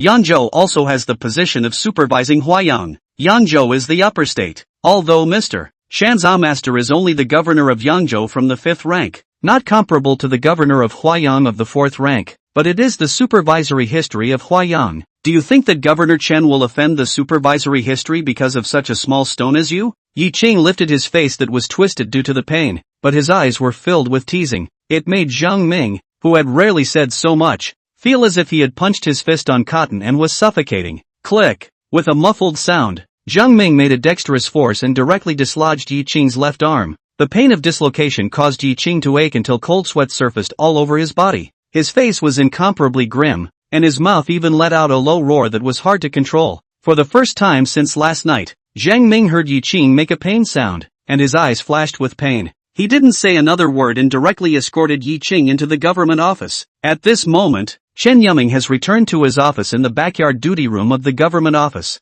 Zhang Ming spared his mouth and directly convicted Yi Qing and escorted him to the prison. Walking within the dark and gloomy corridors of the large prison, Yi Qing's face leaked out a bitter smile, his heart secretly bitter. 2 trips to the palace in one day, crossing over to this place. It's true that one careless step invites disaster. Pariah status. How did you get a pariah status? I must find a chance to get rid of this identity and keep my family safe. I hope this time I can really get out of this mess. Yi Qing's eyes gradually hardened, and even more so, they flashed a crazy look. The newly arranged jailer, Zhao Wu, looked at Zhang Ming escorting people in, and immediately showed a difficult face, cupping his fists and bowing. I've met Bad Lieutenant Zhang. Just now, the governor gave an order to strictly investigate the prison. Zhang Ming unhurriedly pulled out the authorization from his arms and said in an earnest voice, great punishment awaits. Zhao Wu took a look, and immediately looked relieved, smiling fawningly. Don't worry, it will definitely satisfy you.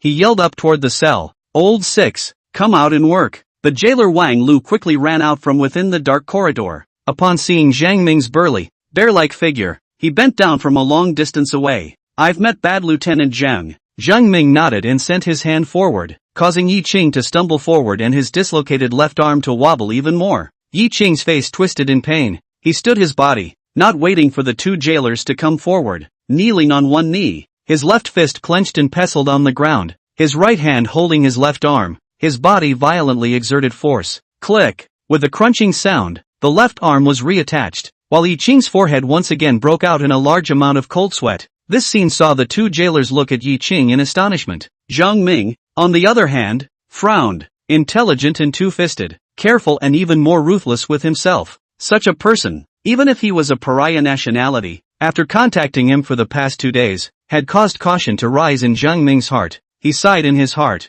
This eagle, it's not good to stay up. Yi Qing panted heavily, carefully moving his left arm without speaking, and walked straight to the 2 jailers. He said in a mute voice, the kid cooperates with the 2 of you, but also please do not hurt my left arm again. If the left arm is wasted, I'm afraid that the Bad Lieutenant Zhang behind me is not good to explain. As the 2 jailers listened to Yi Qing's calm and collected words, they couldn't help but look at Zhang Ming, who was standing next to the iron door of the prison. Zhang Ming, who had been pinched by Yi Qing's soft underbelly, reluctantly nodded his head and said in an don't get killed or maimed. After saying that, Zhang Ming frowned tightly and walked towards the outside of the prison, and Zhao Wu Wang Lu, who sensed something was wrong, looked at each other and pushed Yi Qing towards the large prison torture room that was right next to him. Just before, Zhang Ming had gotten the approval on the front foot, escorting Yi Qing as he came out of the government office towards the prison. Guan Zia entered the government office on the back foot, and the identity of the first son of the Jiangzhou Secretary of State made it easy for him to meet Chen Yuming.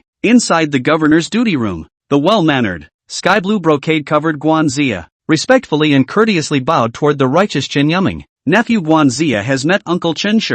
Chapter 22. Sometimes the knot is just a layer of paper that can be broken with a poke. Chen Yuming looked at the son of this former colleague and smiled with a pleased nod. Not bad, not seen in 7 years, grown up and composed. Grinning nervously, Guan Zia humbly waved his hand. Growing up is true, but my nephew has not become much more composed, but just a little more handsome. Ha ha ha ha ha. A bright laughter emanated from Chen Yuming's mouth as he said amiably, this nature of yours, it really hasn't changed. Shuyu, it's no wonder that the 2 of you can play together. Saying that, Chen Yuming stood up, walked to the side of Guan Zia, asked with a smile, your kid came to Huayang for a long time, but never paid a visit. Today even came directly to the government office to see me. Say, what trouble did you cause? Guan Zia, who was misunderstood, hurriedly explained. Uncle, she has misunderstood. Today my nephew is here on a matter of business. He hurriedly stood up straight and stared. Some time ago, there is a person right out of Sia de Rue's Absolute, but also write a hand of calligraphy that can be called a great man.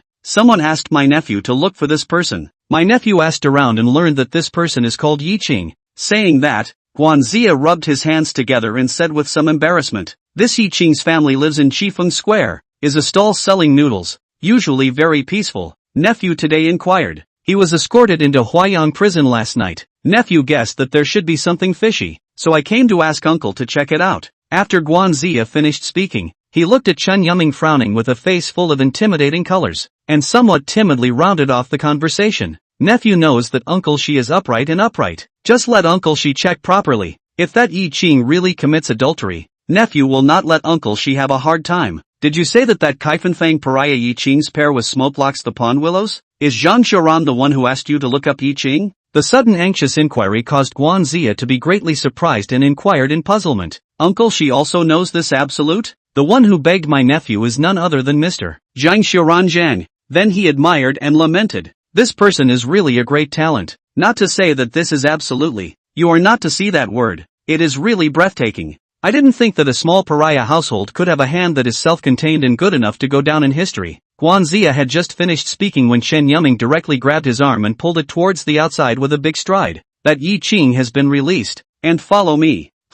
Let go? Guanxia froze for a moment, then hurriedly followed Chen Yuming outside. The two of them stride out of the duty room. Chen Yuming came to the torture room and asked the busy torture room officials, where does the family of Yi Qing, the lowly household of Kaifanfang, who was innocently imprisoned today and released on the spot, live? There was a momentary silence in the torture chamber. Everyone turned their heads to look at the doorway, and when they saw Chen Yuming staring in serious appearance, their hearts thumped and they all saluted. Greetings, Lord Governor. One of the mandarins kept his arching bow and took 2 steps forward and added, reporting to the governor, that Yi Qing's family lives in the Dingzi household in Jerkser Lane of Chifeng. Knowing what he wanted, Chen Yuming turned his head and left. In the next instant, the little mandarin's voice sounded again. Lord Governor, please wait. A quarter of a year ago, Bad Lieutenant Zheng Ming apprehended Yi Qing. The crime is to beat the court official in the street. There are people on the street to testify. The evidence of the crime is conclusive, and was escorted to the prison by Zheng Ming.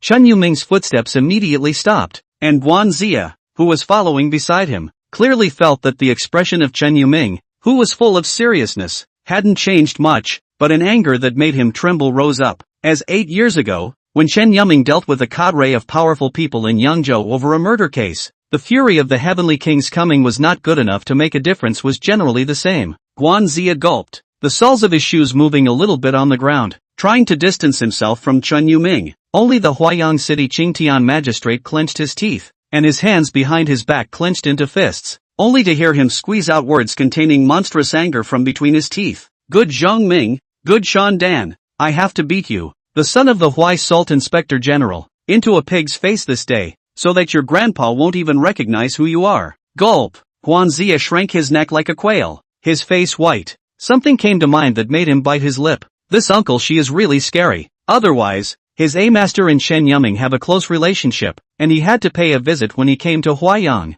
but he has not been going. That is, there is a shadow in the heart of Chen Yuming. Do not dare to see At this moment, when he saw Chen Yuming fuming, he grumbled in his heart. Zhang Xiaoran, you're killing us. If you don't take us to play with the 6 major flower houses in Huayang, I'll never be done with you. What are you waiting for? Why don't you follow me? Chen Yuming took 2 steps, saw no movement behind him, and when he turned his head to see Guanxia shrinking his neck and standing still with his head bowed, he immediately yelled. Guanxia, who was shivering, immediately squeezed out a fawning smile. Coming.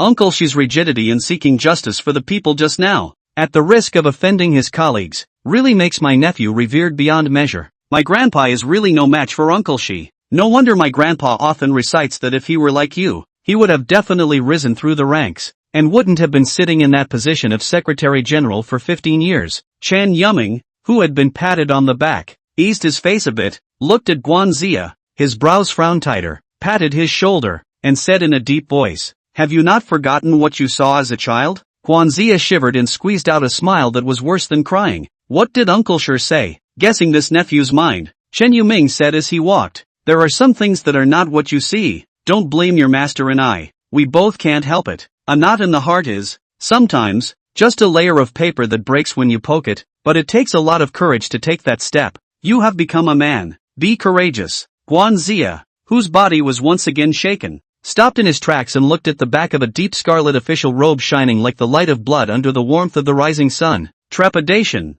horror, hesitation, and bewilderment flashed in his eyes. Chen Yuming had just stepped out of the government office when he saw the little old man Xie Qin in the distance running towards the government office with great strides and anxious worry. Beside him, a handsome and extraordinary, debonair and flamboyant male at a glance was blandly following. A bit of dissatisfaction surfaced in Chen Yuming's eyes. He whispered, I couldn't find it earlier, I couldn't find it later, and on the off chance that Yi Qing was in jail, your kid found it. Zhang Xiaoran, what a good tactic. In the next instant, Chen Yuming flickered with disbelief. Such a city tactics, actually cannot stay in Kyoto, to run to this Huayang to hide? At this point, Chen Yuming heard the footsteps coming from behind and stopped talking to himself, turning his head to look at Guan Zia, whose complexion had returned to normal, and after nodding his head, he greeted his benefactor. Elder Xie, don't be in a hurry. Follow me. Chapter 23, Little Brother. I'm offended. A group of people ran towards Huayang Jail with great vigor.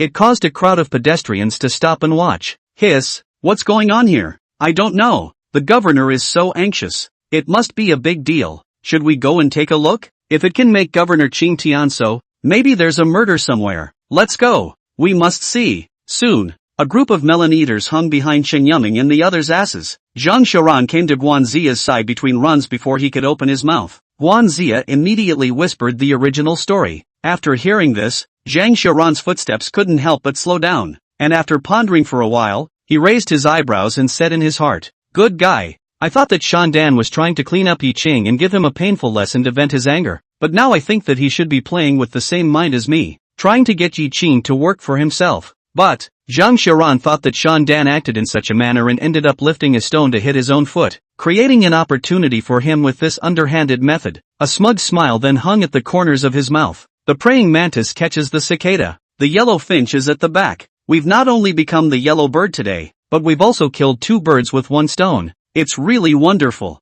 Thinking about it, Zhang Xiaoran's eyes looked towards the Huayang governor and the Yinchuan Academy's great scholar in front of him, and his face was full of coziness. Inside the Huayang jail, Yi Qing, who was tied to the torture rack, had his arms spread out like Jesus. He looked at the 2 jailers who were preparing the torture tools with a calm face, but in his heart, he slurred, it's a waste of my look not to have a few priests and a bunch of believers praying to me. Then he sighed again in his mind as his rough hands ran over the dark brown wooden frame that was so sticky that it made one feel nothing but nausea. This wooden frame is soaked in blood and encrusted. I don't know how many people died on it. At this time, Zhao Wu picked up the water-dipped leather whip and looked wistfully at the calm, handsome face as he slowly walked over to Yi Qing. A warm voice rang out, causing Zhao Wu's hand that was about to raise to drop. Only Yi Qing asked with a compelling tone, big brother, there's a chance to get rich. Do you want it? Oh, Zhao Wu raised an eyebrow, his heart somewhat moved. They, the bottom-floor Shuyun officials, had a pitifully low monthly payment of just 2 taels of silver per month. In this affluent city of Huayang, starvation is not a hunger, but to eat wine and drink meat and make a good life for the family is simply impossible. They, the jailers, earned their grease on the backs of these prisoners who were taken to the dungeon. If a prisoner wants to live comfortably in a large prison and not be punished, or have his sentence reduced, his family has to send silver. If you don't make the prisoner's family rich, you have to come up with a large sum of silver, and if the prisoner's family is poor, then you have to empty the family's pockets, otherwise they won't stop. Otherwise, the incoming prisoners, even if they committed the minor offense of being locked up for 3 or 4 days as a punishment, would have to go out without a human face. In this way, the families of these prisoners are trying to send money to the jailers in order for the prisoners to live in peace. So the whole government office, the 3 classes and 6 rooms in addition to the family room and the punishment room, the most greasy water is this whole day does not see the light of day prison. I don't know how many people are squeezing their heads to get into the big jail as a jailer. Yi Qing quickly said, there is an expansive gentleman in the Drunken Fragrance Pavilion in Pingdal Square named Zhang Xiaoran.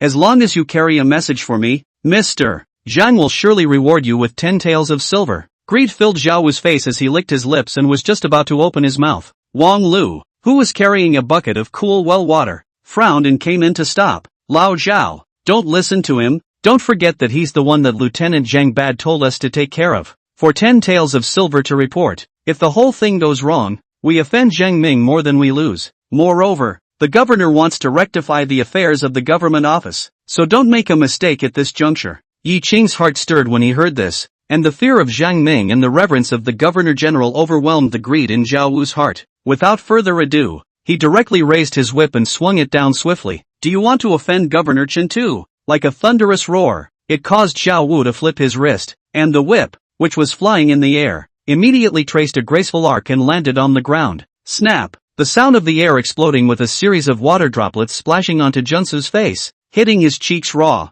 There was no need to think about it to know that if this whip landed on the body, it was bound to be the result of skin and flesh splitting. Yi Qing scornfully glanced at the leather whip that had been thrown into the bucket of water to soak, looked at the two shocked jailers, and continued, Zhang Ming and I don't deal with each other. The approval he brought is not false, but if we really investigate, the governor will definitely pursue the responsibility. You guys will deliver the message for me, and by Mr. Zhang bailing me out, the two of you will get the benefit of the doubt without offending the governor and Zhang Ming, not to mention not being pursued by the governor, so it's 3 birds with 1 stone. Zhao Wu and Wang Lu glanced at each other and were clearly moved. Seeing this, Yi Qing slowly and kindly said, moreover, right now is the juncture where the governor is severely investigating the Huayang jail. As jailers, you are most aware of the salacious things in it, and you can also take the initiative to report some of the wrongdoings, and you will certainly be able to win the favor of the governor. These words completely overwhelmed the hesitation in Zhao Wu and Wang Lu's hearts.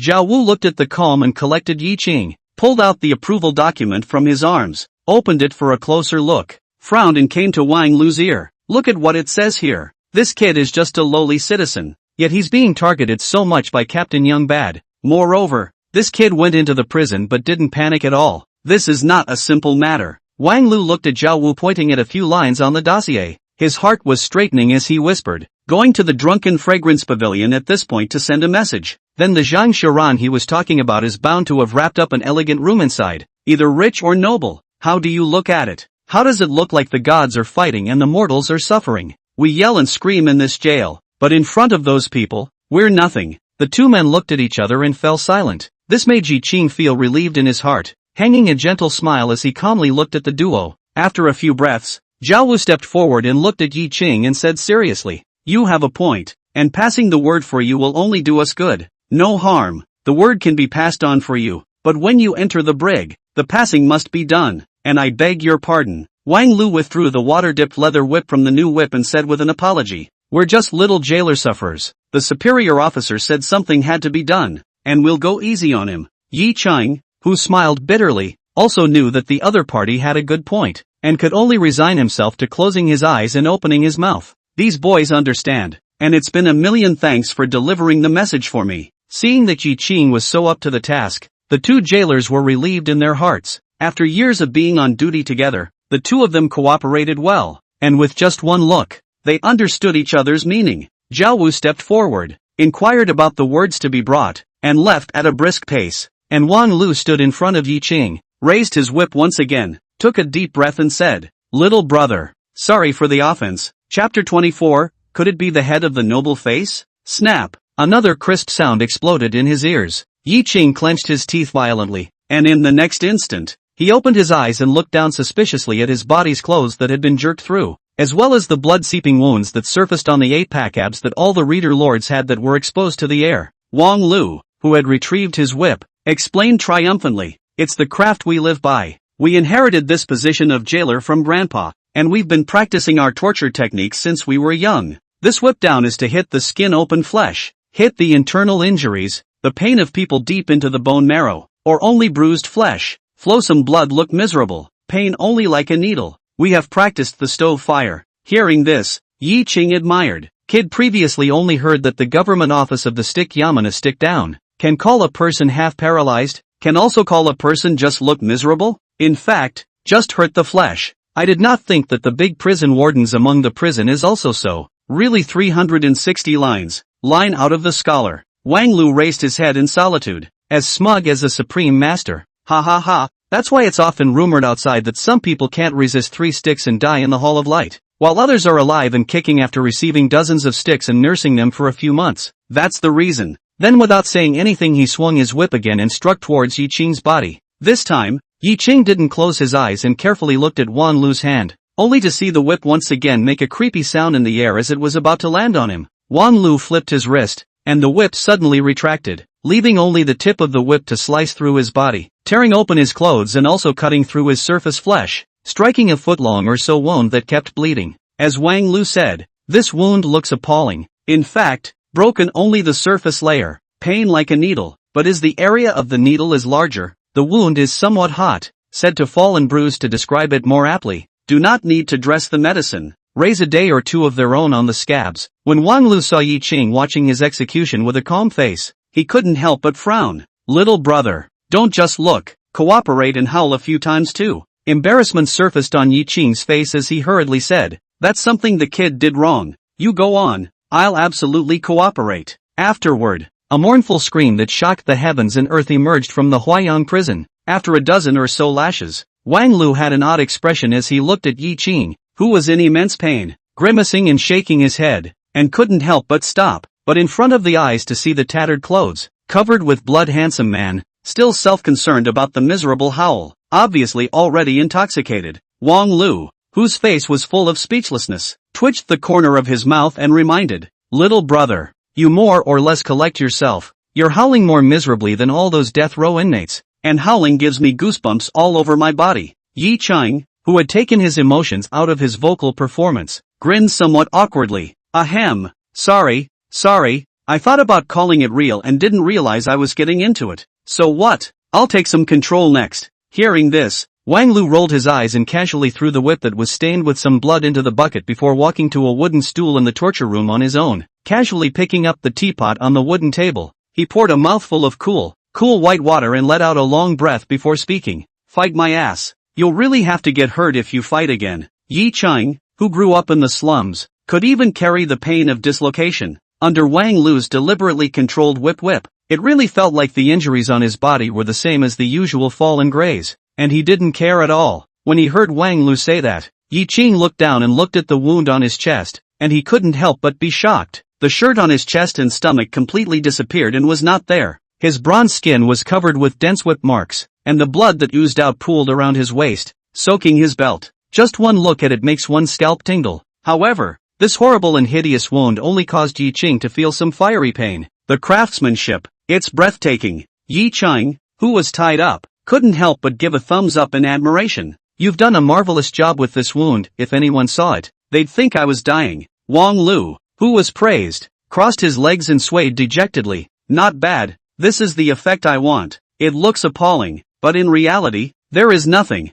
It'll scab over in a day or two, and if you use a better wound medicine, I guess you won't even have a scar in 10 days or so." Just as Yi Qing was about to continue praising, dense footsteps resounded within the eerie and cramped corridors of Huayang prison, and there was a gurgling echo. Wang Lu's face changed. He hurriedly stood up and walked towards the outside of the punishment cell, just reaching the door, ready to remind Yi Qing. Turning his head, he saw Yi Qing hanging his head. His hands were drooping, even his toes were facing the ground. The whole person was tied to the torture rack as if it was soft mud. It looked like he had been subjected to extreme punishment and couldn't bear the look of fainting to death. Wang Lu's footsteps did not stop. His mouth scad in whispered, "This little brother is really thorough. No wonder he could ask that demonic god, Lieutenant Zhangbad, to send him personally, a rare shrewd person." As he spoke, Wang Lu placed his hand on the horizontal sword at his waist and looked warily into the dark corridor. The jailer Qinji was taken hostage just today. What's more, the governor has ordered a thorough investigation,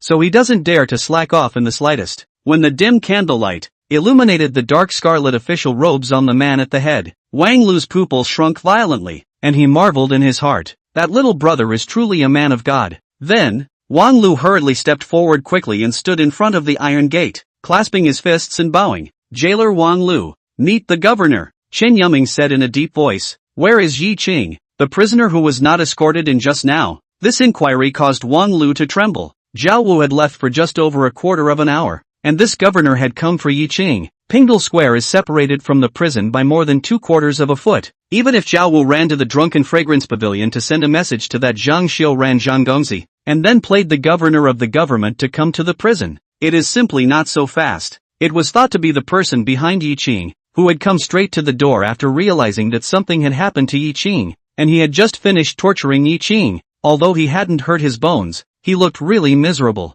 Thinking of this, Wang Lu immediately said with apprehension, "Your Excellency, Yi Qing was escorted into the torture room and has just been whipped according to the law." Chen Yuming's brows were furrowed, and Guan Zia's eyes were wide with worry. Zhang Xiaoran, on the other hand, smiled more deeply out of the corner of his eyes and couldn't wait to whisper a command to Qiheng, who was following behind him. And when Xie Qian heard this, he directly roared in shock and anger, to go so far as to execute Yi Dezhong. "Let's see me recruit 3,000 disciples and smash you in this Huaiyang prison." Ranting and raving about smashing the Huaiyang jail in front of the Huaiyang governor? This elegant old man who looks so angry that his white beard is shivering. What kind of big shot must he be? That Yi Qing who was tied up on the torture rack in the torture room. What kind of backer did he find? Thinking about Yi Qing's handsome and extraordinary face, and most of those nobles had a dragon in yang, a word popped up from Wang Lu's mind. Heads, Wang Lu, whose heart was as gray as death, directly fell to his knees and wanted to beg for forgiveness, but somehow the ghost of the road.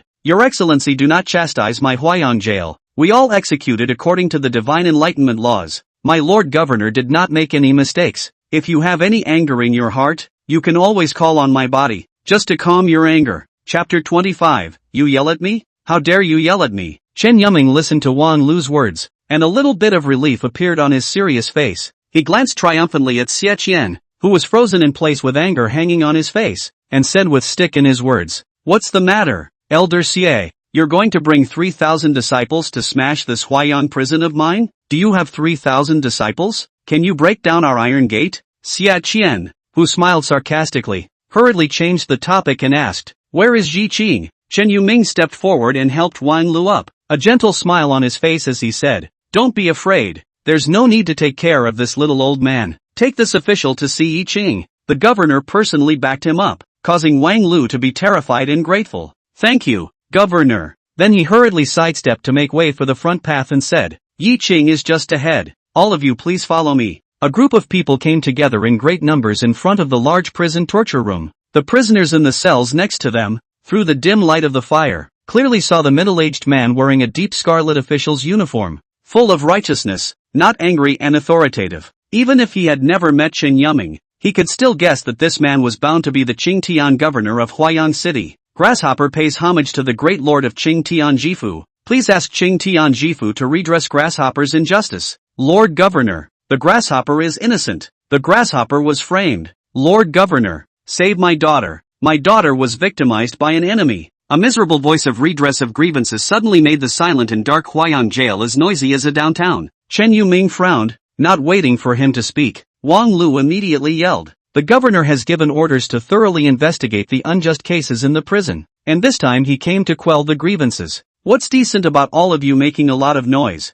Don't make a racket. Be honest." The fear of the jailer that had arisen over many days silenced the prisoners at once, not daring to say a word. The usual silence was once again restored within the dungeon. The group then walked inside the torture chamber. Upon seeing Yi Qing, who was tied to the torture rack, with what seemed like not a single piece of good meat on his chest and abdomen, drenched in blood and fainted to death, Xie Qian was furious and cursed without any image of a scholarly man. His grandmothers, my generation of readers, encountered injustice cannot be reasoned with the fist to fight back more normal. Readers are also people. How can not fight? I will also be voodoo-fisted. Even if one is guilty of assaulting a court official in the street, one should not be subjected to such torture. How do you manage? Mr. Chen, what are you doing at the Huaiyang City government office? What if Yi Qing beat up a dog official and was framed and planted by him? Chen Yuming rolled his eyes. You're so small, you can't even fight with Tiger's fist. The king's fist is more like it. Beating an official, for whatever reason, is a violation of the divine revelation laws? So why would a dog official plant evidence? Chen Yuming only felt that he was about to be unable to suppress his flood of force, wanting to have a good match of force with this little old man. Zhang Xiaoran and Guan Zia, on the other hand, looked at the beard-blowing, yelling and loosening Yi Qing's big confusion while their jaws dropped. Is this still the same highly respected Yinchuan Academy scholar who has been teaching all over the world? And Yi Qing, who was obediently lying on Xie Qian's shoulder, letting him hold his waist and carry himself, his heart kept jutting out in the dark. Who is this old man? So powerful? Even the face of a fourth-ranked officer is not given. These words can be considered to ride the face output. The time is too short. That jailer shouldn't have arrived at Pingle Place yet. But listening to this old man's words, it's a friend and not an enemy. We'll have to find out who this old man is in a while. Then we'll start with a new plan. Ignoring the blood staining his brocade shirt, Xia Qian used his shoulder to squeeze away Zhang Xiaoran and Guanxia, who wanted to come over to help, and his aged body carefully supported Yi Qing and propped him towards the doorway, his mouth still yelling. When I was young, I even fought with the prime minister of the dynasty and beat him to death, and I wasn't put in jail. What's wrong with you, Huayang City? Can't it be that the people can't resist when they are bullied? Caught in a rage, Xia Qian completely forgot to inquire about the original cause of the matter. Boasting about his glorious history while shelling non-stop towards Chen Yuming, said Chen Yuming's face became more and more ugly. Without saying a word, he said directly to Wang Lu, "Are the approvals available? Back to you, my lord." Yes, yes, yes. Between replies, Wang Lu hurriedly pulled out Yi Qing's approval, holding it with both hands, and was about to hand it to Chen Yuming. Show this little old man if there's anything wrong with this Yi Qing you hit. The most favored disciple spoke words full of anger towards him, causing Xie Qian to blow his beard and eyes out at once. He slapped away the proffered approval, eyes grudgingly looking towards the ill-faced Chen Yuming. Grief-stricken and crying, he loudly questioned, "You yell at me? How dare you yell at me? Why are you yelling at me?" Chen Yuming's face completely darkened. What words? What a word! As for Zhang Xiaoran and Guanxia, who were watching from the sidelines, their expressions were also wonderful, their eyes bursting with exploratory light, scanning back and forth between the governor and Grand Ruler Xie. That said, it's not right. The eyes, even more wrong. Judging by the duo's years of experience in crisscrossing the flower house, there is something wrong with this duo, something terribly wrong. The question is still absolutely immodest. As for Wang Lu, the tiger's body shook, and waves of shock were set off in his heart. Geez, that's a sad trio of questions that can be difficult for a love interest. It turns out that this old man with a terrifying identity is not just having an affair with Yi Qing, and an unspoken relationship with the governor. In the next instant, Wang Lu looked at Yi Qing, whose head was buried in the nobleman's shoulder. How to look at it? How to look like a birdie? No wonder this is so emboldened. This really has a big backer. So it turns out that being handsome and good-looking really does allow you to do whatever you want. No wonder those hooker bars often say that women selling their bodies doesn't count as earning money. But men who dare to go out on a limb and pucker their asses will have money and power rolling in. Oh heaven, oh earth, why not give me a handsome face, as handsome as a reader's old man's? Envy and jealousy at this moment could no longer describe Wang Lu's mood at this moment. And beside him, because someone was there, Chen Yuming frantically suppressed his anger and whispered, "Little old man, watch your words," blowing his beard and glaring at the little old man. Which cares so much? Directly one hand pinched waist, ready to continue sad questioning. Yi Qing, who was pretending to faint, was afraid that this old man who could save himself would say something else that was unimportant. Hastily, he grunted and pretended to be awakened. The humming was not loud, but it was unmistakable within the silent dungeon. It attracted the attention of a group of people. Xia Qian's excited heart and trembling hands hurriedly grabbed Yi Qing's shoulders and pushed them outward. Gazing at Yi Qing's handsome face, incomparably moved. You're awake? Is everything okay? How are you feeling? Those imploring eyes made Yi Qing's goosebumps rise. He squeezed out a weak, pained expression and said with misty eyes, "Who are you? Am I not within the prison? I am Xia Qian, the great scholar of Yingchuan Academy. You are still in the prison." After Xia Qian quickly said his identity, he said with a worried face, "You and don't say much. Be careful of your injuries." Then he yelled toward Chen Yuming, "Little brat, hurry over to lend a hand and carry the man to the doctor." The benefactor had orders, so even though Chen Yuming was displeased in his heart, he still quickly got on board and helped assist Yi Qing to walk outside. Yi Qing, who had a great scholar on his left, a governor on his right, and a pariah in the center, had a completely confused look in his eyes. What am I? Thighs in the sky, tucked hard in my arms? Behind him, Guanxia looked at Zhang Xiaoran beside him with the corners of his mouth almost grinning to the back of his head, and was curious as to what the other party was enjoying. Before he could open his mouth to inquire, he saw Zhang Xiaoran slam his fist into his palm and yell lowly, "Steady!" This action filled Guanxia's head with confusion. Then, he glanced at his side, and the jailer Wang Lu, with a face full of excitement and taut, even whispered to himself, pretending to be delicate, "This wave of operation is really 6 It's just like my whip. It's a masterpiece." Guanxia was dumbfounded and couldn't help but murmur, "What's all this? What are you all talking about?" Chapter 26, the old Chinese Dr. Zai who specializes in treating all kinds of difficult and complicated diseases. Jailer Wang Lu frowned and whispered, "Bad." Haven T explained that injury. In the next instant, Wang Lu looked at Yi Qing who was being assisted, and his expression suddenly became odd. At this time, it could not be disturbed. Moreover, right now, there was a need to count some of the planted prisoners within the prison according to what Yi Qing had said,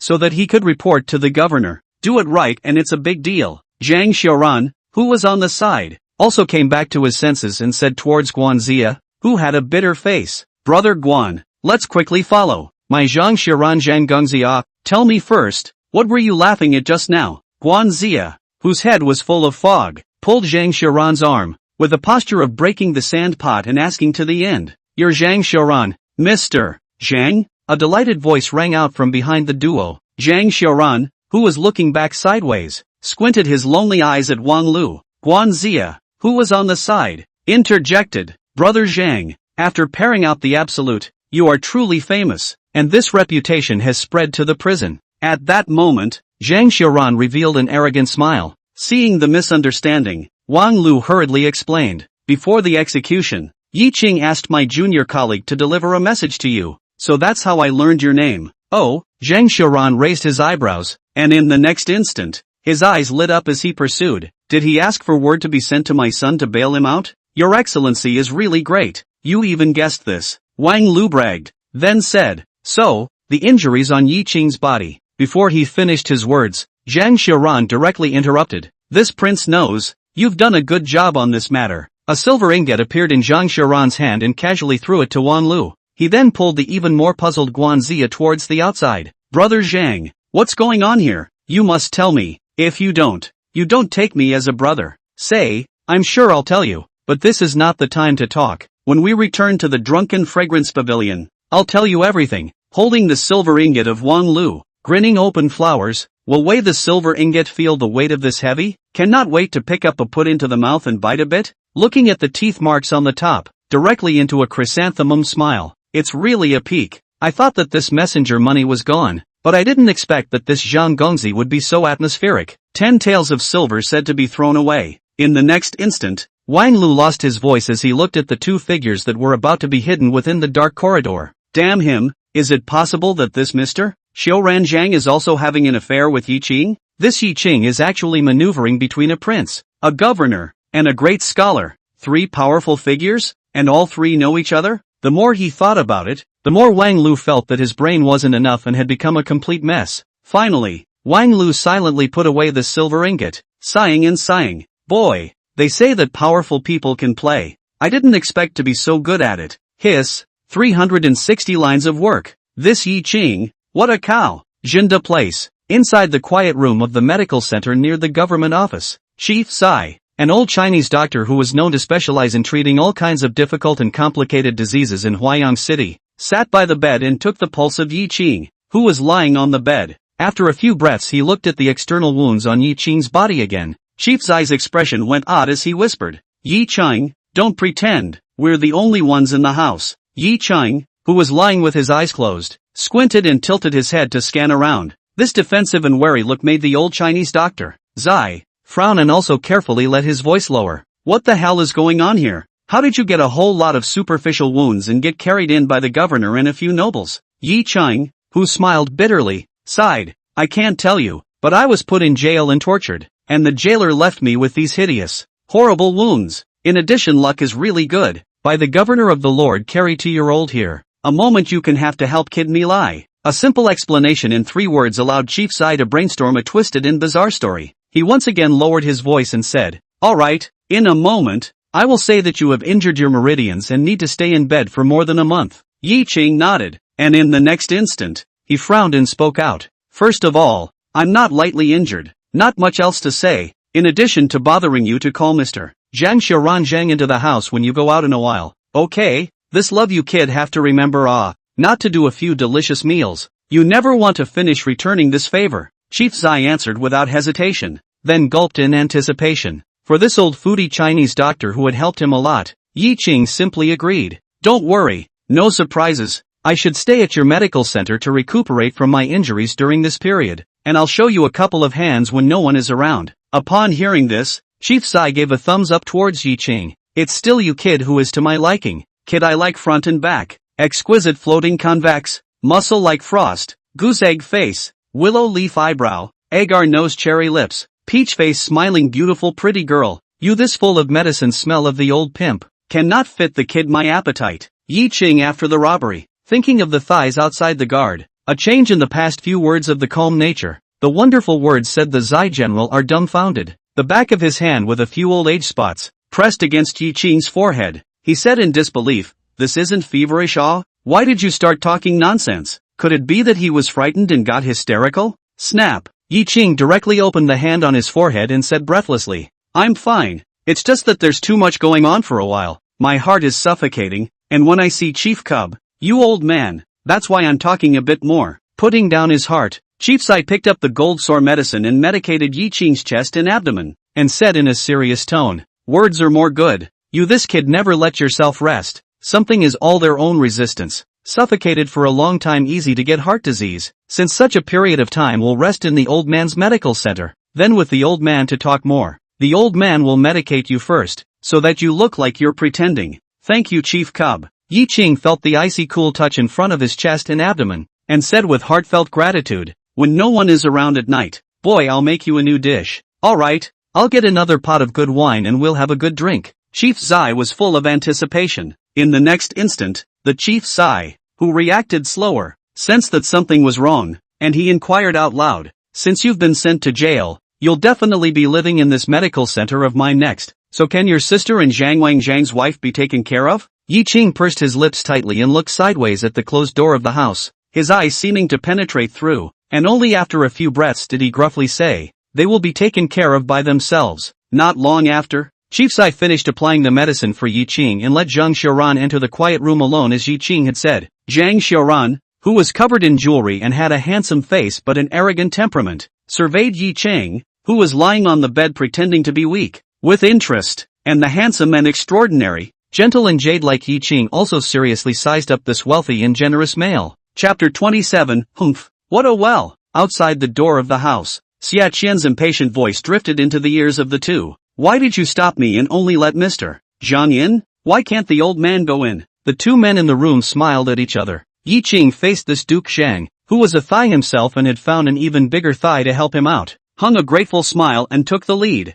Thank you, Mr. Zhang, for relieving me. In the face of the good intentions released by Yi Ching, Zhang Xiaoran, who had put down his indulgent and uninhibited ways and had the same kind smile, voiced out, no need to thank you. It's just a matter of lifting a finger. Yi Ching, who was no longer camouflaging his injuries, directly sat up as he cupped his fists and owed his body towards Zhang Xiaoran. Your show of hands is a lifesaver for me. I would like to do 3 things for Mr. Zhang that don't go against heaven and earth or harm heaven and earth as a reward. Oh, only 3 pieces? Zhang Xiaoran looked at the handsome face full of sincerity with interest, then went forward and sat by Yi Ching's bedside. The pungent smell of the gold sore medicine caused Zhang Xiaoran to frown slightly, pulling out a brocade handkerchief from his bosom and placing it on the tip of his nose. Sniffing the light fragrance, his expression then soothed a bit. He then pointed to the wounds on Yi Ching's chest and abdomen and said, 3 pieces aren't enough, there has to be more. The night he bid farewell to the surrounding vendors from Pingle Place and decided not to set up any more night stalls. Yi Ching had already inquired about Zhang Xiaoran's character.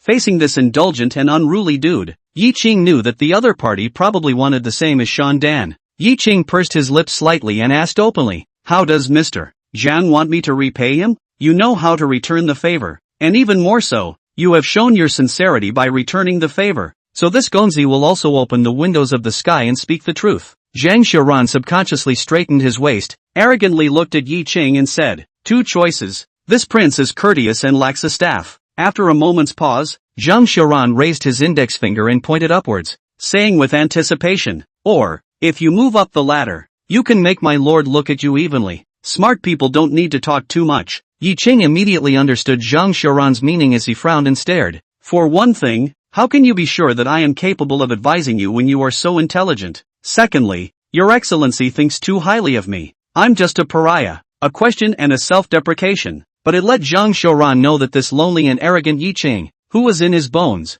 was examining and teaching him. Zhang Xiaoran is not angry. Capable people who do not have a bit of arrogance but let him more and more look at Yi Qing's eyes. However, he ultimately couldn't stand the pungent medicinal smell of Yi Qing's body, and stood up and walked to the side, checking out the longevity bamboos placed within the quiet room, and calmly said, "The first time you entered the dungeon, letting that death row inmate hijack the jailer to get to see Governor Chen. It was your handiwork, wasn't it?" Yi Qing, who remained silent, let Zhang Xiaoran know that he had guessed correctly. "This is something that my lord figured out later, and with that, you have the ability to be my lord's staff, not a little ghostwriter." He rattled the emerald green leaves of the green roses, turned his body sideways, looked at Yi Qing with sharp eyes, and spoke out. "The second time you entered the dungeon, had the jailer deliver a message to me for you, and left you with a body that looked horribly hideous, but was in fact clear and shallow. I thought that you had already made plans to work for this prince. After that, my lord went ahead and found De Ruxia and Jifu Chen to rescue you from the prison. So you changed your mind and intended to be a curiosity, rewarding my lord with 3 things in return to raise your price, or to avoid yourself becoming one of my lord's dogs. Is this gentleman right?" Yi Qing, whose eyes flickered, voiced out, "Your Excellency's gaze is like a torch. Nothing can be hidden from you. Your Excellency is honest and open. I think you won't take my cheap life, Yi Qing, as a dog. But I don't understand the second one that your Excellency said." Zhang Xiaoran, who smiled smugly, pointed at a pot of orchids next to the green plant and said, "Orchids are exquisite and even more beautiful in bloom, but unfortunately they are too delicate and need to be carefully nurtured and cared for before they can bloom and blossom. But this green one is alive with water, and if you give him a little water, he will flourish and bloom. The water you have already asked for some of your own, so that you can live. If this gentleman pours some more water on you, what will be the result?" Yi Qing, whose expression was greatly moved, looked at Zhang Xiaoran with surprise and complexity. He didn't realize that the male in front of him had this idea. Right now, he was already impressed with Zhang Xiaoran, the playboy son. Being willing to cultivate a pariah nationality as a booster was not the kind of idea or vigor that a brash dude who only knew sound and fury would have. Moreover, no one knew whether Yi Qing could climb to a high position with a pariah's body or not. No one knew how long it would take Yi Qing to climb to a high position. No one could guarantee whether Yi Qing would help Zhang Xiaoran or bite back after he really had power. That's a boldness that few can match. Yi Qing, who had always been calm and collected, couldn't help but look moved. He looked at Zhang Xiaoran, who was smiling alone and proudly, and sighed in his heart as he watched the anticipation and excitement flashing in his eyes, as well as the heavy intent to gamble. Such a person, once he decides to do something, is a madman who can take his life and fight to the death. However, there was no contempt or scorn in Yi Qing's eyes, only admiration. When he was young, it was also because he put his life on the line that he allowed his sister to live peacefully until now, so that Grandma Zhang didn't have to go out to labor at her old age, and even more so that Zhang Wang had money to buy medicine for her illness. He said in admiration, "Your Excellency thinks so highly of me that it makes me a bit terrified." Then, Yi Qing once again asked bluntly in return, "But aren't you afraid of wasting the water poured on me, my lord? Or maybe this green one of mine is growing too slowly to be of any help to you at all? Or, perhaps, I grew up and was taken away and laid out in someone else's home?" The 3 questions did not cause Zhang Xiaoran to get entangled and ponder, but instead caused the excitement in Zhang Xiaoran's eyes to win even more. He looked at Yi Qing approvingly and said, "You asked these 3 questions well. However, my lord doesn't care in the slightest what you say. Extremely well maintained, white palms that were more delicate than even some delicate women stretched out flat." Zhang Xiaoran looked at Yi Qing, casually flipped his palm and said in a lonely manner, "My lord has a large family, but it's just a green plant, and as long as the seed is good, no matter how many seeds there are, my lord has plenty of water to water it. In the same way, my lord has plenty of patience, and in the same way, he is not afraid of this green rosette being taken away by someone else, and even more so, he is not afraid of this green rosette strangling my lord with its branches and vines when it grows up." Looking at the hand that represented the overturning of the clouds, Yi Qing remained silent. Zhang Xiaoran didn't urge Yi Qing to make a decision, and just tugged on the green's juicy leaves in a bored manner. A few moments later, Yi Qing took a deep breath and gazed at Zhang Xiaoran and asked, "Dare I ask what the bottom line is for the gentleman?" Zhang Xiaoran threw away a leaf that he had just yanked off and said with his hands behind his back, standing tall and proud, "My son is the commoner son of the Shinqi Zhang clan." Zhang Xiaoran. Instantly, Yi Qing's eyes widened in silence as he looked at the handsome face full of arrogance. Seeing Yi Qing's moved appearance, the corners of Zhang Xiaoran's mouth rose, leaking out a touch of smugness. After a few breaths, Yi Qing took a deep breath and solemnly said, "Please also pardon my ignorance. I have not heard of this divine enlightenment Shang's name. Instantly, Zhang Xiaoran's lonely expression froze. 2 breaths later, that face as white as jade turned red with the naked eye. Annoyed. Humph. What a well. Chapter 28 30,000 taels bring it, or this official will sell you. Zhang Xiaoran had a dark face and quickly explained to the vainly instructed Yi Qing. After he had finished speaking, he looked at the jaw-dropping Yi Qing. The suffocating embarrassment of the party swept away, straightened his back again, raised his head, and put on an arrogant expression. Yi Qing got up and arched his hand towards Zhang Xiaoran and owed him. I still have one last condition. If you do it, I will choose to be the green roses that you look after. Zhang Xiaoran, whose expression was once again frozen, looked disdainfully at Yi Qing and said in a cold voice, this Gongzi has already given you the greatest tolerance, and you even want to negotiate with this Gongzi. Yi Qing, you have not looked down on yourself too much. In the face of Zhang Xiaoran's knock, Yi Qing was not afraid at all and said frankly, taking advantage of the fact that Gongzi's favor towards me is now growing unabated. If I don't climb up the pole and take advantage of the opportunity to want some benefits, wouldn't that prove that Gongzi has looked at the wrong person? When these words came out, Zhang Xiaoran raised his eyebrows and reached out to point at Yi Qing. You're a funny guy. Say, what are the terms? Speak up while this gentleman is in a good mood. Protect my family from external threats. Yi Qing lifted his head, looked straight at Zhang Xiaoran, and said decisively, in that case, I will work my way up the ladder without any worries. Oh, the reasonable and unexpected request made Zhang Xiaoran's favor towards Yi Qing rise again. This Yi Qing talent and wisdom, a short contact, will certainly be able to detect that if he defected to himself, his family will certainly be taken care of. It would have been more reasonable and sensible to open his mouth and offer to help him resolve his pariah status so that he could fight his way up the ladder. But he continued to offer to let himself take care of his family. Sheesh, it's surrendering his soft underbelly. Likewise, it also let him know just how much of a sentimentalist Yi Qing was, reassuring him that Yi Qing would not betray. Snap. Applause. Zhang Xiaoran looked appreciatively at Yi Qing's serious appearance. Good.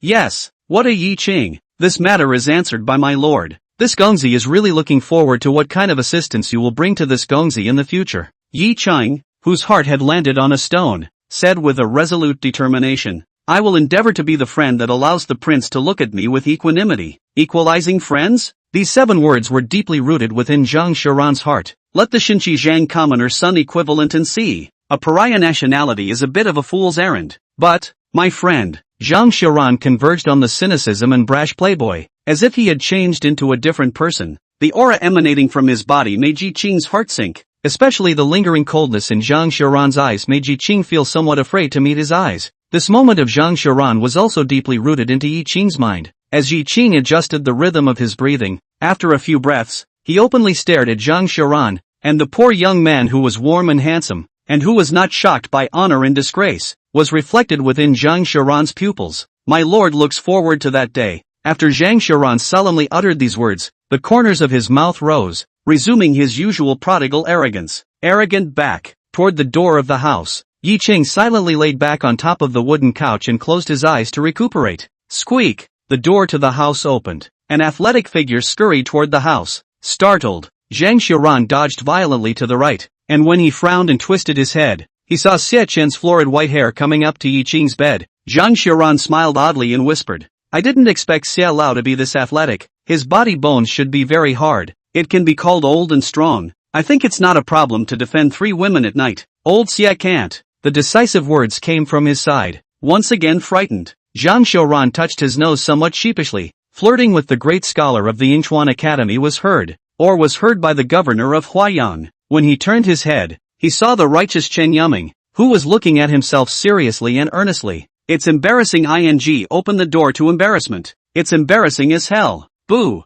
Zhang Xiaoran, who hurriedly closed the door of the house, ignored the gloating eyes on the side and respectfully arched his hand towards Huaiyang Governor Chen Yuming. I, Zhang Xiaoran, have met Governor Chen, not bending down, not calling himself an adult, but only calling himself a junior. This rude speech and behavior that could be described as not knowing the etiquette, but in the eyes of the two of them, it felt incomparably normal. On the contrary, it was Guanxia on the side who tensed up for his good brother who had hoard out flower house beauties together. This is the 4th grade governor of Huaiyang, solely in charge of one of the 8 major cities of the divine revelation, under the direct jurisdiction of His Majesty, and can be considered one of His Majesty's most relied upon ministers. Guanxia's worried eyes kept scanning over the two of them and realized that there was no abnormality. Then he sighed in relief. Was really sweating for Zhang Xiaoran. However, Guan Zia belabored in his heart. Uncle Shi's temper isn't that good, is it? In the next instant, he saw Chen Yuming give Zhang Xiaoran a look, and the two of them walked towards the backyard of the medical center one after the other.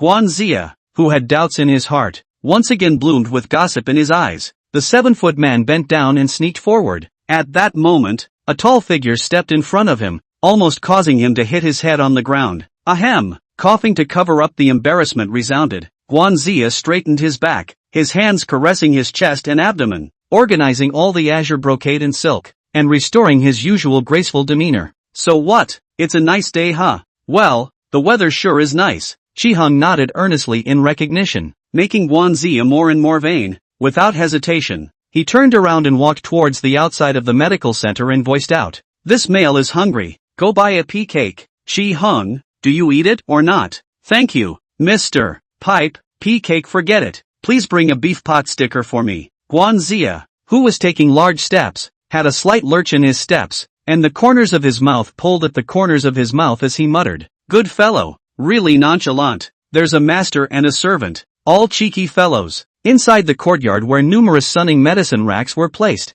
herbs of different colors were placed on one colander, and various pungent medicinal smells, along with the soothing spring breeze, blended together to form a refreshing and eye-awakening special medicinal fragrance. Let today to find out the government office and dirty things Qingtian Governor Brain clear a lot. He picked up a dandelion that had been sun-dried until it was half dry, and put the root into his mouth and gently pursed it, feeling the slight bitterness that swirled in his mouth, and relaxing his nerves quite a bit after a long day of tightness. "Governor Chen, I don't know what you are calling my juniors here for?" The landscape's silver fan unfolded, bringing up a gust of spring wind, blowing away the medicinal fragrance that lingered at the tip of Zhang Xiaoran's nose, making him uncomfortable. Chen Yuming turned slightly sideways, looking at the Zhang clan's commoner son, who could be described as a hangdog in his eyes, and asked directly, "How long are you going to stay in Huayang City?" "Well, when the money runs out, or you get tired of staying, you leave." Zhang Xiaoran, who blinked his eyes for a moment, looked at Chen Yuming playfully, not caring whether his words would infuriate a young fourth-ranked officer. "Okay, I'll ask you, how much money do you have left? How will you get tired of it?" Without getting angry, the governor, with a roll of his tongue, swallowed the dandelion into his mouth and chewed it, and with his hands behind his back, gazed at Zhang Xiaoran, obviously a bit lower than Zhang Xiaoran, but it gave Zhang Xiaoran a feeling of being looked down upon, causing him to fan his silver fan a touch faster, still maintaining a cynical appearance as if he was showing off. "It's not much. The latecomer carries more than 30,000 taels of silver bills in his arms, and there are 200,000 taels of silver deposited in the ticket office. As for how to stay," before he could finish his sentence, he was interrupted by Chen Yuming, only to hear Chen Yuming decisively say, "Pay out 30,000 taels as compensation for utilizing Xialao with this official. Otherwise, this official will sell you." Zhang Xiaoran, the governor becomes a bandit and stops people to rob them? Chapter 29, Hanga. That beastly guy bullied me. Zhang Xiao then withdrew a step and frowned tightly, looking up and down at the governor of Huayang, who should be upholding the law but knew that the law was being violated. Without waiting for him to speak, Chen Yuming continued, That little girl came to Huayang. Thousands of miles to find a husband is really not easy, really singable. This official is deeply moved. This official should not let the Mo girl suffered from the pain of lovesickness. Lord Governor governs Huayang with great labor and hard work. A small gift from my juniors is not a tribute. Zhang Xiaoran's face was full of sincerity as he respectfully presented the 30,000 taels of silver tickets with both hands. Not bad, not bad. The children can be taught. Seeing that you know so much, then another 30,000 taels. 6 is a number that this official likes very much. Chen Yuming took the 30,000 taels of silver bills into his hands in a swift manner, and an amiable smile appeared on his face. Zhang Xiaoran gritted his teeth and squeezed out a stiff smile. The latecomer will send it to the mansion later. Its understanding and well-behaved look made Chen Yuming smile even more. He reached out and patted Chen Yuming's shoulder intimately. Good boy, really good boy. In the future you and I will be uncle and nephew. Tonight you send money to Uncle, I let your auntie you fry a few good dishes. We uncle and nephew too good drink on a cup. Right, Uncle Mansion no good wine. You get some too. Zhang Xiaoran, whose face was full of bitterness, gritted his teeth and said, Okay, at night, my nephew will definitely carry good wine and make a visit to the door. Okay, it's okay here, go back and rest. With a wave of the official's sleeve, Chan Yumming, who was also a guest, directly issued an eviction order. Uncle is busy. Nephew excuses himself. Zhang Xiaoran, who could only swallow his teeth in his stomach, held his tongue and turned to leave with an arch of his hand. Ha ha ha ha ha ha. The unrestrained and reckless laughter made Zhang Xiaoran's face turn into a potbelly. By the time he got to the door of the quiet room, Chi Hong quickly stepped forward, his hand on his waist, and asked out loud, "Sir, did that Governor Chen bully you?" Zhang Xiaoran, who had a black face, looked up at Chi Feng, his mouth turned away, and leaned pitifully against Chi Hang's sturdy chest as he said in grief, "Hong ah, that human-faced guy bullied me and screwed me out of 60,000 taels of silver. Gongzi, I'm having a hard time with this." With that, Zhang Xiaoran raised his fist and pounded his chest. Chi Hung, whose expression had cooled down, lifted his feet and was about to look for Chen Yuming to take it out on his own son. A hand tugged at the back of Chi Hang's shirt with unparalleled swiftness, and as soon as Chi Hung turned his head, he saw his own son shaking his head in horror. "Don't go, he's carrying out Miss M.O." Upon hearing this, Chi Hung immediately stood still, incomparably serious. "Gongzi, 60,000 silver will not be less? Do you want to stop adding 40,000 taels to make a perfect 10? Zhang Xiaoran, quiet room. Xia Qian, who rushed in with a face full of worry, raised his hand tremblingly and held Yi Qing's left hand in his hand. Looking at the chest and abdomen that was coated with gold sores, the Yingchuan Great Confucian was so distressed that he wanted to shed a few tears. "Goddamned dog official, even mutilated my divine enlightenment literary world of everyone." Chen Yumming, this bastard old man, commanded not to move. To be after the old man went to the capital, to find a group of disciples, will be dismissed and removed from office. Listening to Xia Qian's caring words, Yi Qing's heart was touched, and then, it was a long sigh inwardly. Literati, not to mention the bottom officials. 9th grade bad lieutenant, in the mouth of the Great Confucian, will be removed from office as easy and natural as eating and drinking. Similarly, Yi Qing became even more determined that he would seize this source of water that Zhang Xiaoran had attracted to water himself. Yi Qing feigned weakness and thanked gratefully. "Thanks to Elder Xia for saving me this time. I am grateful. When the late generation recovers from their injuries, they will definitely pay a visit. There is no need to be concerned. If you want to thank, then thank Mr. Zhang. Right now you recuperate from your injuries is the right thing to do." Xia Qian quickly waved his hand, and then sadly said, "However, I will be leaving for Kyoto in the next few days, so if I want to drink with you, discuss poetry and study calligraphy, I will have to postpone it." Without waiting for Yi Qing to speak, Old Man Xia's eyes lit up and said, "Yi Qing, why don't you accompany Old Man to Kyoto? This injury of yours is quite serious. The smooth waterway will not affect your injuries, and when you arrive in Kyoto, I am familiar with an imperial physician who can be brought in to treat your injuries." Traveling to Kyoto? Yi Qing politely refused without hesitation. "Thank you, Elder, for your kind words, I appreciate it. There is still a young sister at home who needs to be taken care of, and since I have been seasick since I was young, I cannot go north with Old Man Xia. After the latecomer settles down, he will go to Kyoto to visit Elder Xia to show his gratitude." The color of loss appeared undisguised on Xia Qian's face as he sighed. Then he said with concern, "That's really a bit of a pity, but you don't have to go to Kyoto." The old man went north this time for the spring exams, and it is estimated that he will be able to return by midsummer. In time, as he was talking, Xia Qian suddenly had a change of heart. Looking at the weak Yi Qing,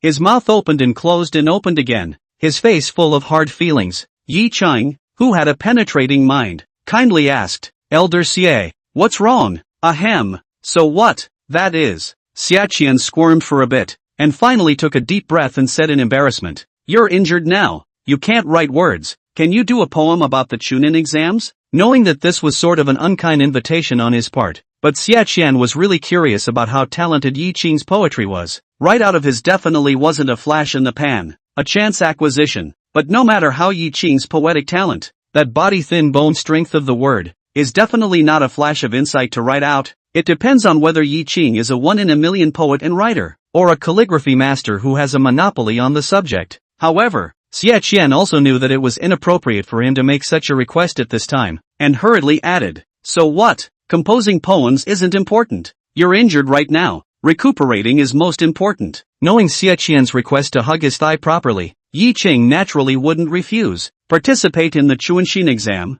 for the high school scholar. Regarding the poetry of the High School of Science and Technology, Yi Qing certainly has it in his head, and he can read it at his fingertips. On the contrary, Now that he was still injured, it would be too shocking to read the poem out directly, even if he wasn't injured. He needed Xie Qian's favor and attention, but he also needed to act normal and just be better than the other talents. Otherwise, Xie Qian went around proclaiming that he, a pariah book outlet, crushed the group of talents and dictated to the world. Come on, I don't know how many Shandan such small-minded will make a sinister means of talent jumped out to see his displeasure, to destroy him. The wind will destroy the wood where the trees stand. Zhang Xiuran even ran from Kyoto to Huayan, not to mention that he was just a tiny little mole. But you can't do it right now. You have to do it right now. According to the tricks of those scummy sea kings in the previous life, in the face of the active sister, first hang out to dry, so that their expectations are reduced, and then give hope, which can make the girl's happiness doubled.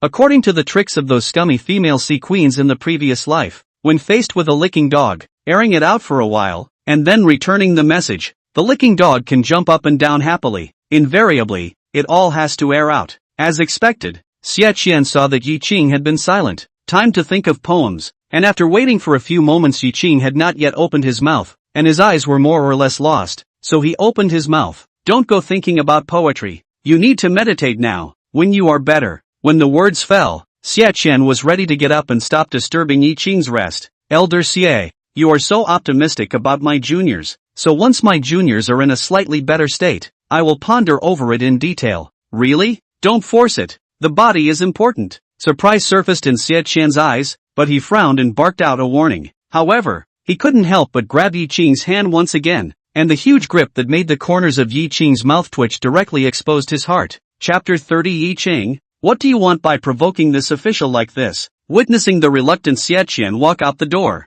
Yi Qing let out a long breath. His left hand opened and clenched several times, soothing the discomfort brought about by Xie Qian's vigorous grip. He stared straight up at the roof, his thoughts racing. Right now, I'm out of the prison, and with Governor Chen and Grand Ruler Xie standing in front of the stage, Shan Dan won't make a move against me for the time being, but he's narrow-minded, and his thoughts of dealing with me will definitely grow stronger, and his methods afterward are bound to be even more vicious. But with Zhang Xiuran's assurance, there should be no need to worry about the safety of Amei and Zhang Longzhang's grandmother. After a pause in his thoughts, Yi Qing was incomparably emotional. Reincarnation is really a skillful job. Zhang Xiuran actually has this kind of horrible birth. Even so, he's facing a huge crisis. No wonder he's debauched the whole day, not only to disguise himself, but also dashing for a day is a day. Asshole, if there is a chance to return to the world of the past life, which author then write ancient people are too little cute? Well fooled. I directly incarnate network sword fairy.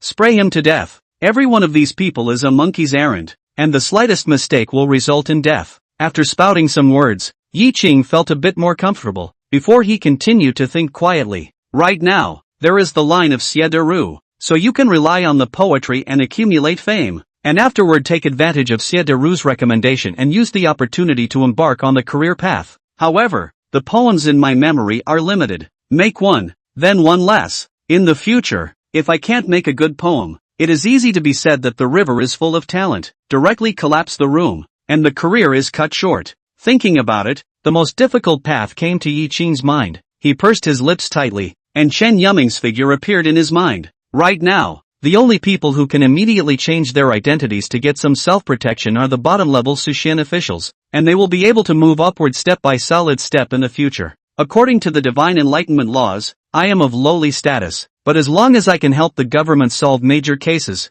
and then have the recommendation of officials of rank, I can serve as a Shuyun official, and if I make political achievements, I will have to ask for credit from the superior to the Ministry of Households, and accumulate a certain amount of merit. I will be able to change my household registration, and then I will accumulate merit again, and I will be able to step into the ranks of the 9 ranks. With the aid of poetry and that hand of skinny gold body that goes deep into the marrow of my bones, it will be of no disadvantage to me once I am in the 9th rank of the government. But this road is the most difficult, not to mention how difficult to solve the case. Let's say to stand out among the many Shushu officials into the 9th grade. Since the founding of the Divine Enlightenment, not many people of lowly nationality can do, not to mention after that among the scarlet and red and purple. Tiredness took over Yi Qing's eyes. Just as he closed his eyes and prepared to rest for a while, the door to the house opened again. Chen Yuming, who was dressed in a deep scarlet official robe with a righteous air, walked in with a serious face. Behind him,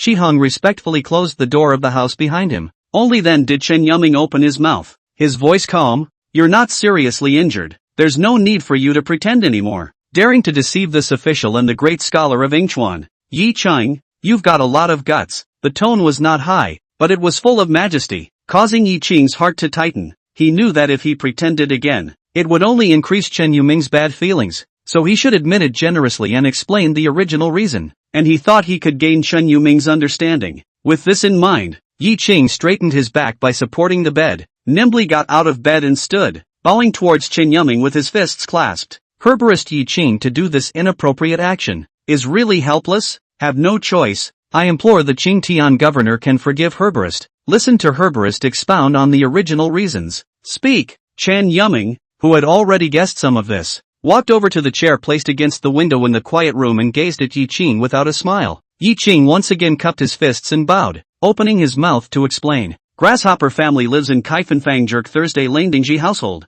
Weekdays to set up night stalls in Pingdalfang selling soup noodles for a living, and privately take some gunman work, do some poems for some gentleman. When the night, a quarter of an hour later, Chen Yuming looked at Yi Ching with a face full of anger and chided in a low voice. Yi Chang, how dare you encourage the prisoners to hold the jailer hostage, and even pretending to be seriously injured to deceive the court officials, even if there is a reason for the incident. According to the divine enlightenment laws and regulations, this official will exile you for 1,000 miles, and serve 2 years of corvée service. Yi Chang, who had been owing his words, straightened up at this moment, the respect on his face non-existent as he calmly looked at the enraged Chen Yuming. Lord Governor, you are called by the people of Huayang Qingtian Jifu, loved by all the people, all because you are as vicious as hatred, cannot tolerate the existence of half a bit of sand, for the people of Huayang to bring a clear sky, but the grass people have been victimized and have nowhere to redress their grievances, much less dare to redress them, so they can only use some means to survive and protect themselves. This did not cause any harm to anyone, and gained the opportunity for the falsely accused to be cleared of any wrongdoing, but also created an opportunity for you, the governor, to purge the government offices of corrupt officials. Do not ask for merits, but no faults. In this case, the governor will have to convict the grass people. Grass people do not accept. Boo! Chen Yuming slapped the side of the coffee table, placed orchids' green branches and leaves kept shaking, like a frightened beauty. Chen Yuming, who was full of anger, said solemnly, as a pariah, not to mention violating the law, but also daring to question this official to defy this official. Yi Chang, you should be thankful that this is not in the open hall, or else this official will surely have you caned to death in front of the court. Yes, Grasshopper is a pariah, no dignity, comparable to slaves and livestock. People like me do not deserve to express injustice to seek a justice. Yi Ching pursed his lips, after a self-deprecating smile. Nothing to worry about, said. Huayang City daily I do not know how many untouchables will die in vain no one asked for. Grass people can live until now, has been God's favor.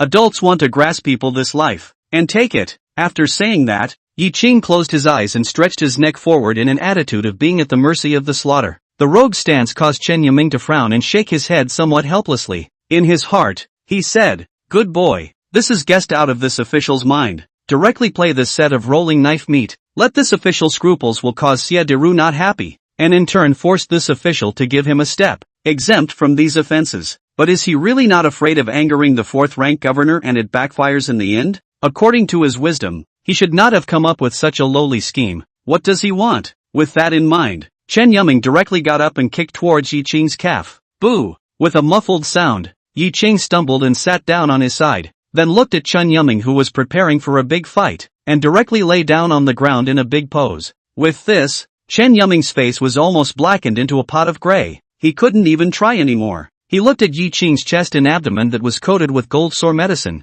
and said in a bad mood, alright, you kid don't ing act. This official kicked you as a lesson for deceiving this official and Grand Ruler Xie. After being singled out by Chen Yuming, Yi Ching stopped pretending and numbly got up, smiling nervously as he cupped his fists and owed his body towards Chen Yuming. Thank you governor for your openness. You are worthy of being Huayang City's Qingtian governor who is loved by the people. You really love the people like a son. And your eyes are as discerning as a torch. This little thought of the grassroots can't be hidden from you at all. Chen Yuming, who rolled his eyes, said in a bad mood, don't kiss ass. Yi Chang, why do you want to provoke this official like this? Chapter 31, a good meal is not afraid to be late. Yi Ching's gaze was like a torch as he looked at Chen Yuming and said incomparably solemnly, I just want to know the weight of Xiao Lao in the mind of the governor. Likewise, how much the straw man occupies the mind of the governor. Chen Yuming, whose eyes narrowed slightly, stared coldly at the handsome and gentle face in front of him. The scene went cold. Yi Qing knew that Chen Yuming had guessed how he thought,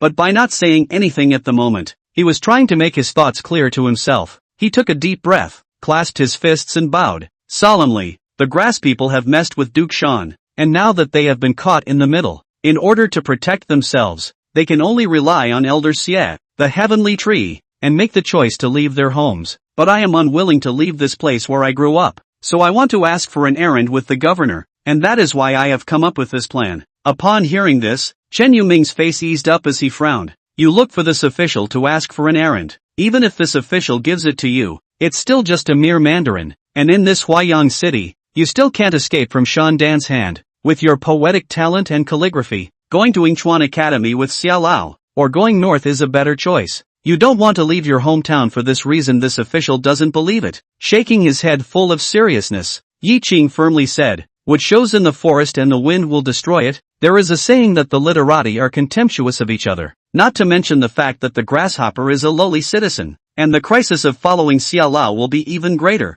He may have been famous for a while, but he died somewhere within days, without leaving a whole body. On the contrary, following the governor, because you are fair and honest, and know people well, the grass people can not only be safe and sheltered, but also get an equal chance to be promoted. After hearing these words, Chen Yuming's expression moved a little, staring at Yi Qing's resolute face with great meaning. After listening to the process of Yi Qing's suffering from injustice before, he knew that Yi Qing was brave and resourceful. However, he didn't expect that Yi Qing's nature was so calm, and his city was quite deep, and within a short period of time, he had analyzed the pros and cons thoroughly. It was even more resolute to give up that most convenient shortcut and choose to take a perilous path full of thorns. Suddenly, Chen Yuming thought of something and opened his mouth to inquire, is this Zhang Xiran's intention? Without the slightest hesitation, Yi Qing, who shook his head once again, replied decisively, it was the decision of the strawman. Mr. Zhang asked the strawman to follow him, promising riches and honor,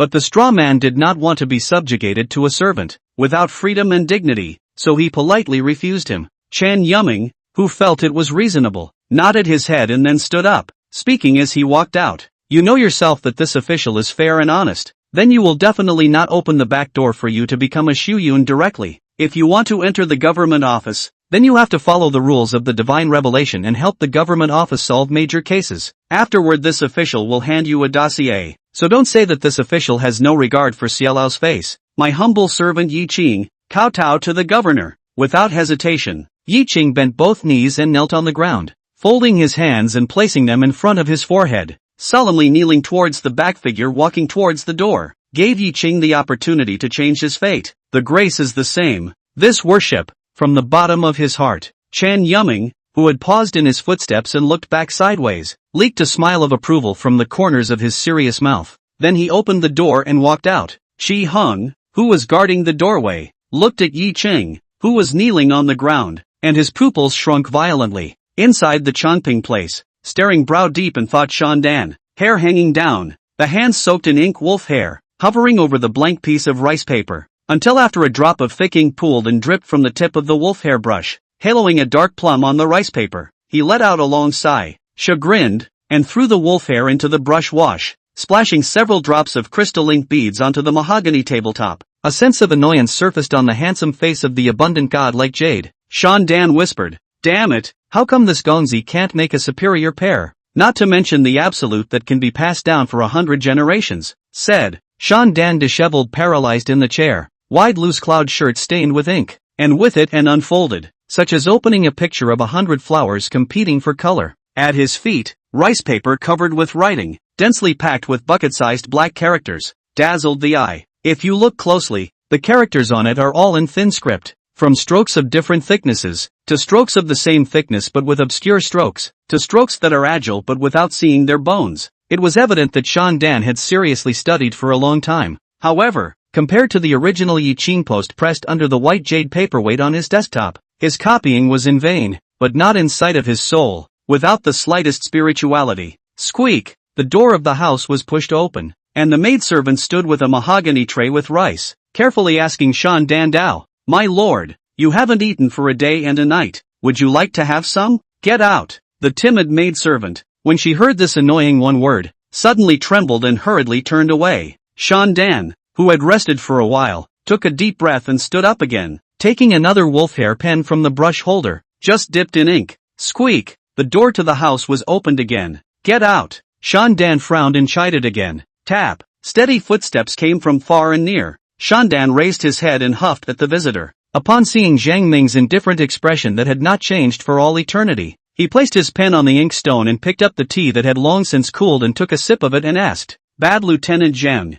what's the matter? Jiang Ming, who had just stood in front of the table, clasped his fists and owed his body. Your Excellency, Grand Ruler Xia and Governor Chen left for the prison together half an hour ago, accompanied by Zhang Xiaoran and Guan Zia. I saw Yi Qing being carried out by Grand Ruler Xia and Governor Chen, his chest and abdomen covered in blood marks. He was severely whipped. Also, the family of that drunken Fragrance Pavilion turtle has been captured and is right outside the door. Wow! Table full of 4 treasures with the single Dan swung hard, fell to the ground, inkstone broken, pen wash in pieces. Like ink, jade water will be a large area of rice paper wet, haloed into a light ink color. Damn it! This dog is really lucky to have been found by Grand Ruler Xia and even come to his rescue. That Zhang Xiaoran is really looking for death. A rich prince from nowhere. How dare he go against this prince? A morose and angry rebuke was issued, and a scowl hung on Shandan's face. In the next instant, Shandan only felt his eyes go black, staggered back 2 steps, and sat paralyzed in his chair. The body that hadn't slept or eaten for a day and a night was eventually a bit unable to hold up after this violent mood swing. Jiang Ming didn't say a word and waited for Shandan's explanation. Taking a few big breaths, Shandan picked up the teapot that didn't have much left and slammed in a few mouthfuls of herbal tea, which soothed him a bit. Click! The teapot was casually thrown to the ground by him, and the broken and splattered pieces of porcelain scratched several sheets of rice paper. He stared straight at Jiang Ming and said morosely, It's been 2 days, when exactly will that bastard Yi Qing's family be found? Your Excellency, it was my incompetence that did not find out exactly where his family had gone. Jiang Ming's face was expressionless, and he bowed with a jarred fist. Yin Jie's eyes scanned the table and found nothing to take advantage of. Shandan could only clench his fists and twitch his face a few times. After a few breaths, Shandan calmed down and quickly said, Dispose of the tale cleanly, don't implicate this Gongzi in you, and all this time, continue to keep an eye on Yi Qing, and his family must be found. Also, make sure to find out Zhang Xiaoran's family history as soon as possible. Yes, my lord, Jiang Ming answered and turned to leave. Outside the door of the house, a woman with an average appearance, wearing clean new cotton clothes, but with silver bracelets and silver hairpins, as well as a young child wearing the same clean new cotton clothes, looking tigerish, all tied with hemp rope, mouth stuffed with rags, kneeling on top of the stone slab where Jiang Nan died. When the mother and son saw Jiang Ming coming over, the whimpering that had only stopped for a short while was once again emitted. Tear-filled eyes, filled with fear, quickly lowered their heads. Jiang Nan is dead where you guys are kneeling. Jiang Ming spoke in a low voice. The woman's whimpering came to an abrupt end as she looked up in disbelief, looking at Jiang Ming's expressionless and indifferent face for a few breaths. The fear in her eyes turned into hatred as she violently twisted her waist and vigorously slammed her head against Jiang Ming's leg. Jiang Ming, who hadn't moved a muscle, bent down, grabbed the twine with his right hand, picked up the woman in the air with one hand, and then picked up the young child in the same way. Then he strides towards the outside and opens his mouth. You two are lucky that you don't have to die here. Get out and hurry to leave Huayang City. You are just passing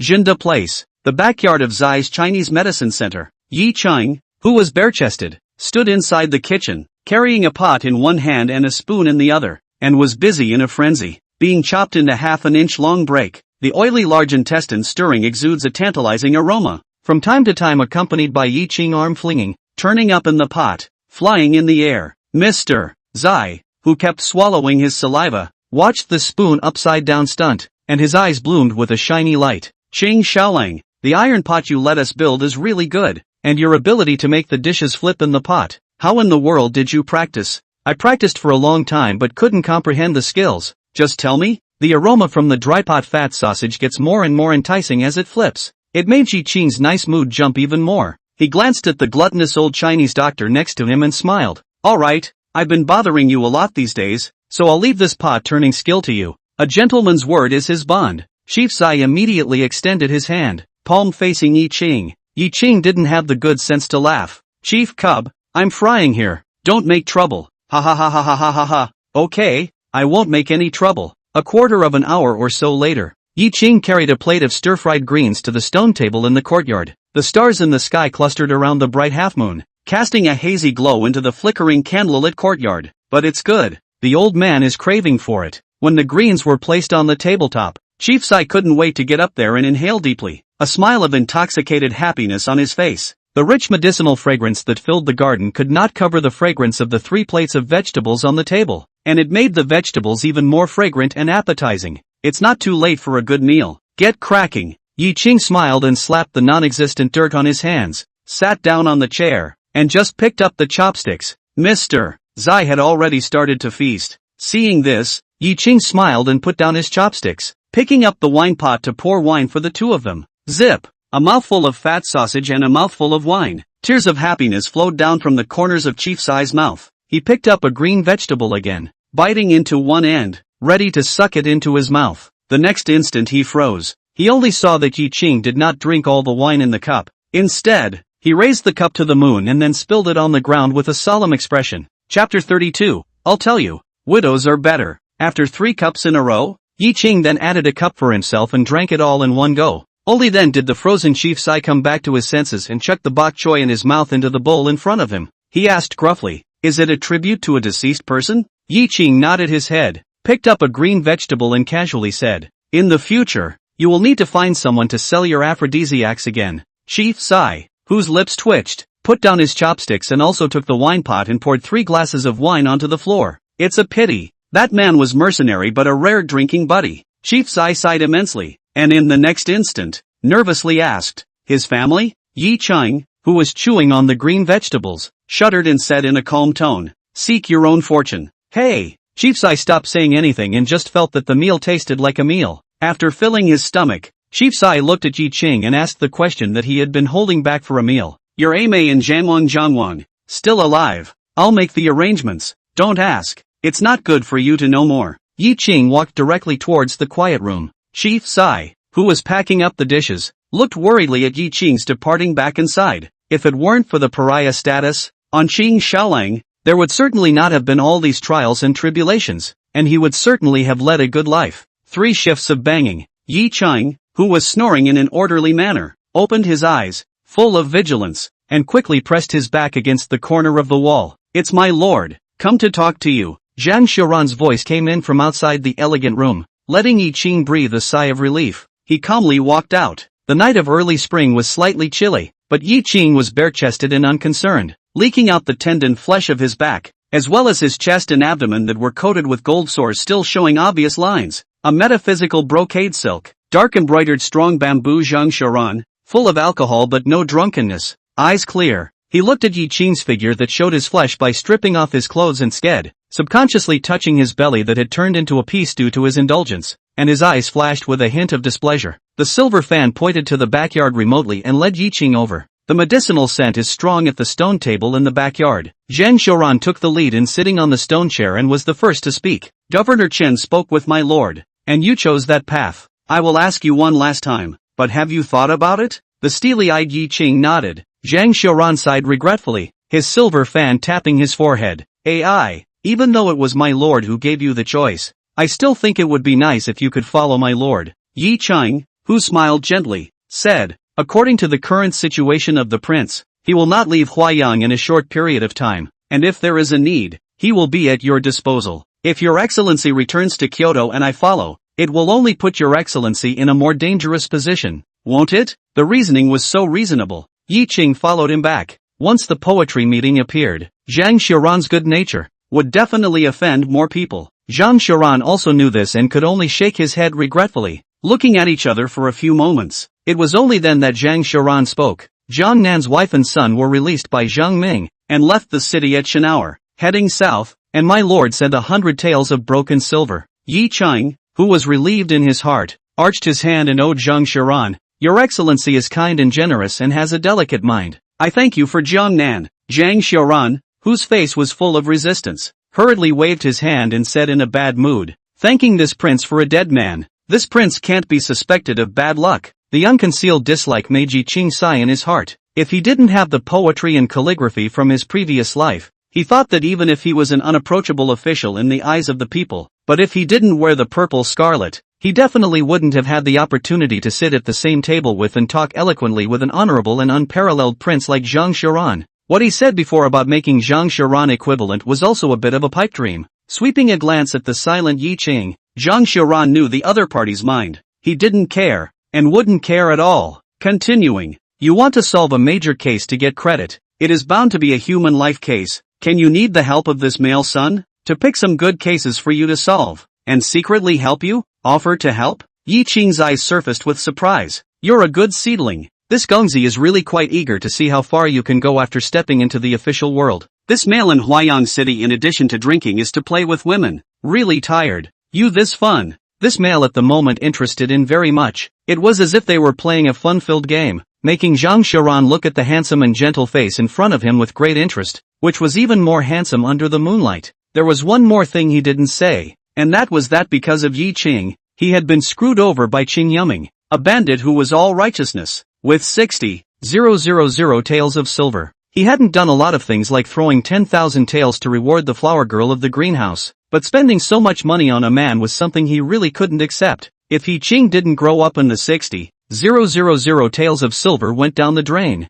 he was really going to have a hard time for so many days. Therefore, after drinking a host and guest wine at Chen Yuming's house, the more Zhang Xiaoran thought about it, the more depressed she became, which is why she came to look at the man she spent 60,000 taels to support. Yi Qing pursed his lips and after a moment, shook his head. Thank you for your kindness. However, I have not been in contact with criminal cases, so I have to hit the south wall to know the way, so that I don't run into a case at a loss when you leave in the future. Knowing to advance. This heart is very good. Zhang Xiaoran nodded with satisfaction. Burp. After hiccuping, sleepiness appeared on his arrogant face. In the next instant, Zhang Xiaoran raised an eyebrow and asked, Zhang Ming's side has found more manpower to search for your family in Qifeng Feng. You still won't tell my lord where exactly they are hiding? Aren't you afraid they'll be found by Zhang Ming first? Without the slightest hesitation to hesitate, Yi Qing shook his head and refused. Thank you for your concern, Your Excellency. But everything will be fine as the two of us discuss this afternoon.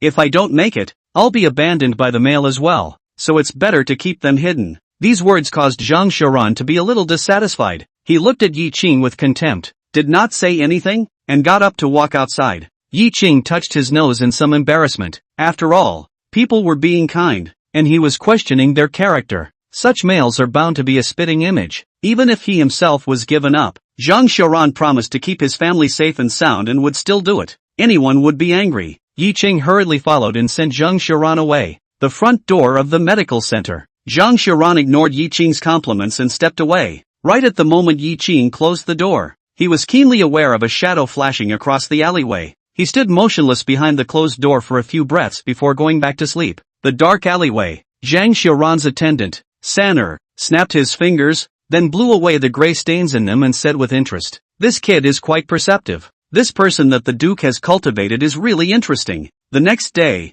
just after noon, Yi Qing, who was lying down after eating, got a message from the porter of Chen Yuming's house, learning that Xie Qian had urgent matters to go directly north. This news made Yi Qing feel bad. He hadn't even given his poem yet, and this was gone. Chief Cub, pen and ink served. Chief Sai, who was delivering the message, frowned and asked, Qing Xiaolang, you're actually literate? Can't read, and all those means of treating wounds I taught you. Do you really think I ran into a clouded doctor telling me about it? Yi Qing asked Chief Sai back in amusement. This old trauma doctor who had kindly helped Yi Youth with his tussle injuries when he was a young boy, and who had later gained Yi Qing's favor and was able to make a name for himself in Huayang City, touched his nose in some embarrassment. Without saying a word, Chief Sai turned and left quickly to get a pen and paper. Not much longer. A septet jumps off the page. That lyrical raised eyebrows. Free and easy, let Mr. Zai hit the eye, and felt the poem contained in the heart of the flowers. Springtime.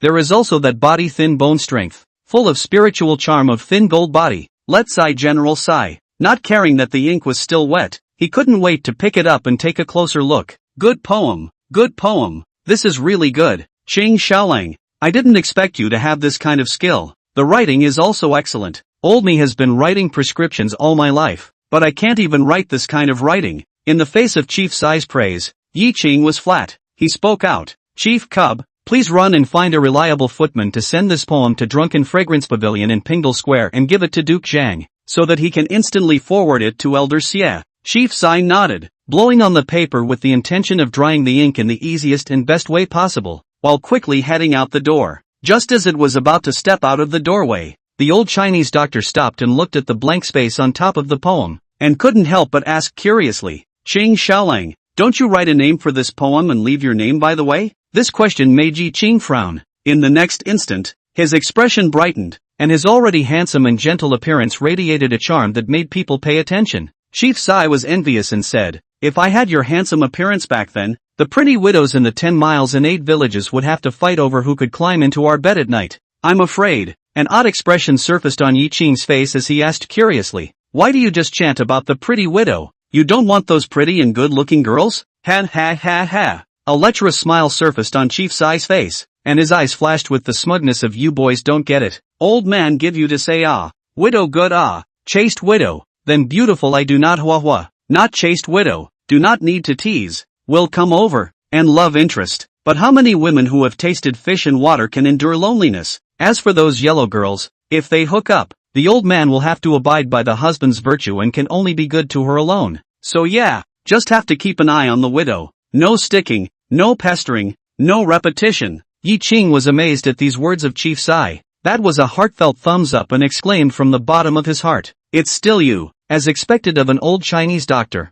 the smug Chief Sai had just raised his smug head when he heard Yi Qing spit out, "Serves you right for not having a daughter-in-law for the rest of your life. And now when you're old you don't even have anyone to take care of you, and you have to do all the cooking yourself." At that moment, Chief Sai drooped his face and glared at Yi Qing without any goodwill. Receiving the paper, Yi Qing put his pen to the poem and wrote down a few words. Chapter 33, The Confusing Case of Li Zhui's Sibricide. Chief Sai, who leaned over to take a look, drew a cold breath of admiration. "On flattery, it's still you. Old man has known you for 7 years. How come I can't learn this thick skin of yours?" Only to see that the name of the poem inscribed by Yi Qing was clearly, "The Golden List Invites Xie Qian." The pen was put down, anonymous. Yi Qing put down his pen and urged, "Chief Cub, stop being poor and hurry up to deliver the poem." Chief Sai, who rolled his eyes, didn't have the heart to say, 7 years, calling the old man by his first name every day. No manners at all. Isn't this a good relationship with your old man?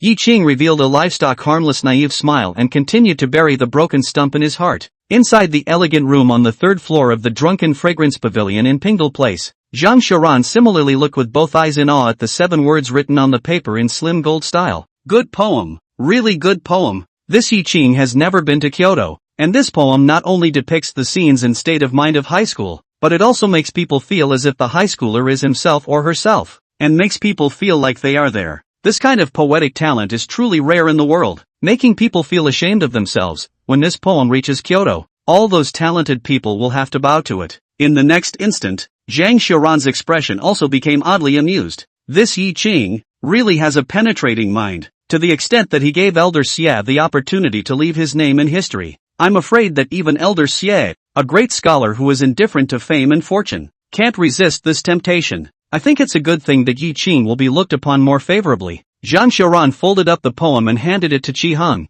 "You personally catch up with old man Xia on a fast horse and give it to him." "Yes, my lord." After Qi Heng left, Zhang Xiaoran took a sip of clear tea and whispered, "Bold and fine-minded and thick-skinned, flattering and self-respecting. What a contradiction." The next day, Wang Lu, former jailer and now a minor official of the criminal court, wearing a black official's uniform and holding a stack of dossiers, walked into Zai's traditional Chinese medicine hall, which he didn't deal with much on weekdays. It's a shame to be out of the well-oiled prison, but the torture chamber isn't much worse, and it's also in the eyes of the governor and the Lord Promoter. In the government office, the status has grown significantly, without having to face the prisoners' miserable cries of injustice every day, and the dark and unpleasant-smelling dungeon, allowing Wang Lu, who was living under the sunlight again, only felt physically and mentally permeable. With a red face, he addressed Chief Sai, who was lying on his back on the medicine cabinet, yawning in boredom. "Elder Zai, I was ordered by the governor to hand these dossiers over to Yi Qing.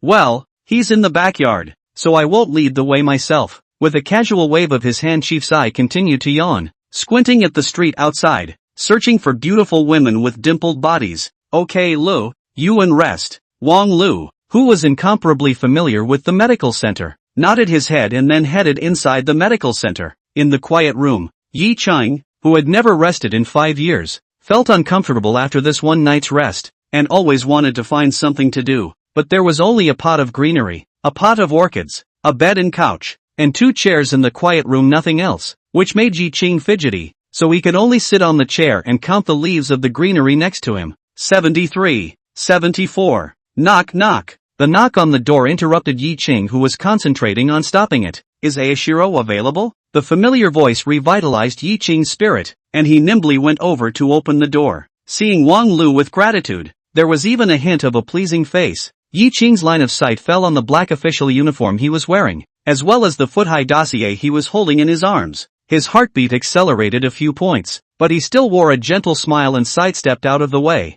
Warming up, Mr. Wang. What is it that you came to see me about? By the way, thank you for being merciful to me that day. Look at this wound of mine. It has already scabbed over in a day. I'll have to treat you to a nice drink some other day. Wang Lu looked at the incomparably handsome Yi Chang, who was dressed in light ink cotton clothes, cleanly groomed, and wearing a gentle smile, and sighed in admiration in his heart. Yesterday in the prison, so wretched, look handsome extraordinary. After this grooming, he is the most handsome person we have ever seen. No wonder he is the man who has cut down the governor, Xia Deju, and the rich Mr. Zhang on his horse. Thinking in his heart, Wang Lu's legs kept up with his mouth, and while stepping forward, he smiled and spoke warmly. Qing Xiaolang, the governor ordered me to bring you these dossiers. Walking into the house and sweeping through it, Wang Lu placed the dossier on the wooden chair, then gratefully bowed towards Yi Chang with a clenched fist. The other thing is that I, Wang Lu, would like to give some thanks to Qing Xiaolang. If you hadn't woken me up with your words yesterday inside the prison, I wouldn't be able to change into this torture chamber official's skin right now. Yi Chang smiled after reaching out and lifting Wang Lu up. There's no need to thank me for that. I'm just mentioning it. It's still you yourself, Brother Wang, who intended to do that and put your heart into doing that. That's why you've changed now. Listen, humility speaks. Look at that. Handsome and kind. Moreover, Yi Chang changed his words, showing that he wanted to draw closer to each other. Wang Lu stopped talking nonsense and pointed to the dossier beside him. Qing Xiaolang, this pile of dossiers is a murder case that the government office has been unable to solve in its many investigations over the past 10 years, and the governor has asked you to pick one to investigate. In the next instant, Wang Lu pressed the dossier with his hand, stopping Yi Chang from looking through it, meeting his puzzled eyes, and said seriously, I guessed what you were thinking. It's a hard road, and you're not part of the 3rd class or 6th house. And the main house won't take you on when you go to investigate the case. There is a saying that one should know and repay. The kindness of a drop of water will be repaid by the spring. When I came here, I proposed a leave of absence to the governor to privately cooperate with you in the investigation of the case, and the governor has already agreed to it. Next, I'm at your beck and call if you need me. If you're sleepy, someone will bring you a pillow. Yi Chang originally intended to use some unorthodox means to investigate the case. Now there is Wang Lu help. That is twice the result with half the effort. Moreover, the governor told Wang Lu to send the dossier to himself after Xia Lao left, and also approved Wang Lu's leave, which means it is extremely obvious. The pressure fell on Yi Chang's shoulders. He thanked, thank you, Brother Wang. Wang Lu's movements did not change, pointing to the dossier. Actually, I wouldn't recommend picking these 5 cases. Taking over the position of Master A's jailer, Wang Lu, who had been an officer at the age of 14 and had worked as a jailer for 23 years, knew how difficult these cases were. And, the most recent cases go back 3 years. The sufferers had all been reduced to a set of white bones, and the murderer had probably gotten away with it and left Huayang City. Even if there were clues,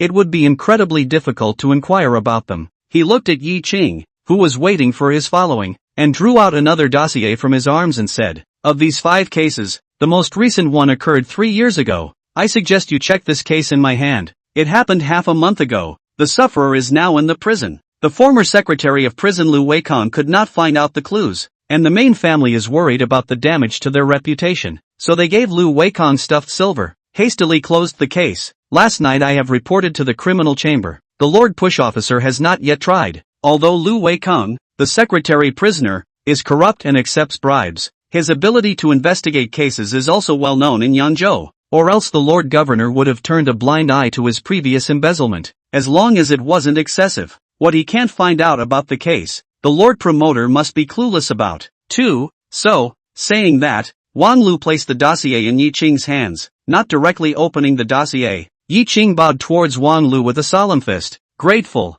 Brother Wang. Thank you. You're welcome. We are all mutual. The literati that word how to say. Throw a peach to return the plum. Plant a good cause to bear good fruit. Wang Lu hastily dodged and kept waving his hands to avoid Yi Qing's salute. This was a strong man who was able to bring together three noble people who were out of reach for him. Wang Lu, to live together peacefully. Even if Yi Qing was just a cheap nationality, he couldn't bear its worship regardless of whether Yi Qing was standing in front or behind those three. Look, this governor, let him send Yi Qing dossier, meaning how obvious It is estimated that even if Yi Qing can't find out anything about this old case, he will still think of a way to let Yi Qing close the case and easily become a Suxian. Thinking about it, Wang Lu's face became more and more respectful, and took all the fawning that he had done to his superior officer. Feeling this kind of honorable treatment for the first time, Yi Qing was a bit uncomfortable. However, 2 lifetimes, this life is even more suffering. Human feelings have been cultivated. He smiled in pleasantries.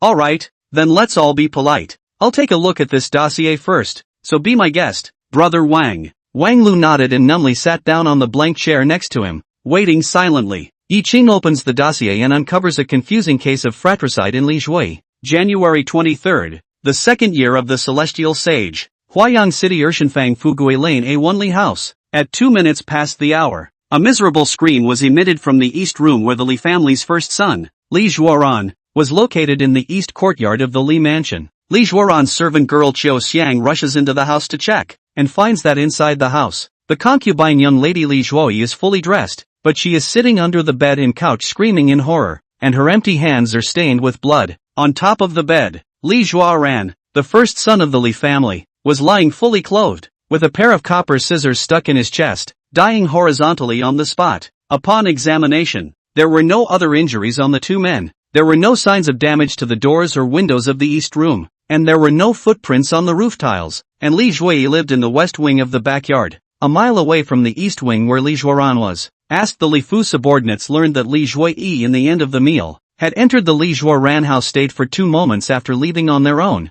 Back to the house in the 11th hour at 2 o'clock will be extinguished on the lamp to go to bed. Li Zhui's servant girl Dongmei said she had not seen Miss Li Zhui had gone out during the period. During this period, the whole house has not seen a living person in and out of the 2 courtyards. The murder weapon, copper scissors, was corrected by Dongmei to be from Li Zhui's house. Then there's a signed and signed statement from Li Chuqi, a foot-long piece of rice paper, the first half of which Li Zhui pleaded not guilty. In the second half, Li Chuqi admits to killing people, and can't say one way or the other as to why he did it. However, looking at the confession above, in addition to a handprint, there are blood stains. I think it is Li Zhui was tortured and beaten into submission. After a cursory scan of the dossier, Yi Qing raised his eyebrows, remembering the time when he was first escorted into the prison by Zhang Ming. He vaguely heard Zhang Sanjiaoxi say Miss Li was born beautiful. She even had the guts to kill someone. It was thought that the duo was talking about this Li Zhui. Yi Qing twisted his head to look at Wang Lu,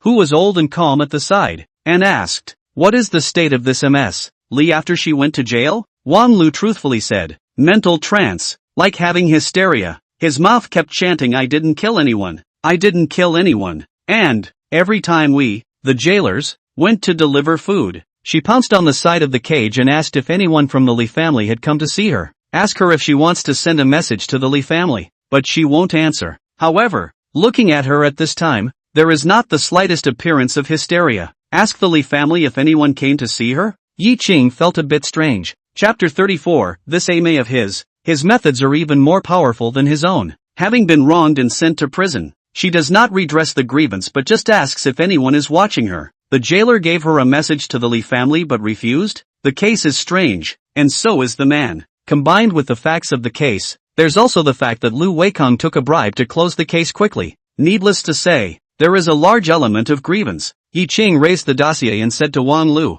"Brother Wang, please go back and report to the governor. Say that I intend to look into this case, and see if he grants permission." "Okay, however, I think you don't even need to ask. The governor lord will definitely allow it," Wang Lu said with a smile, and added in his heart, "You're all in bed with the lord governor, merging into one. Is it completely redundant to ask?" "I thought so," but Wang Lu did not dare to say a word out. Otherwise, poking the other people's private things, he cannot eat and go. Wang Lu snorted. picked up the remaining 5 case files and turned to leave. Yi Cheng, on the other hand, carefully flipped through the file of Li Zhuoyi's fratricide case. While looking at it, he murmured. Li Zhuoyi aided Yu Yitime went into Li Zhuoran's room and stayed for 2/4 of an hour, then left, during which time was there anyone else present? At 2 minutes past midnight Li Zhuoran died in the house, killed by Li Zhuoyi with her copper scissors. Copper scissors stabbed into the heart. People will not be killed in one blow. There is bound to be a struggle to resist. Li Zhuo ran all over the body and no other signs of struggle.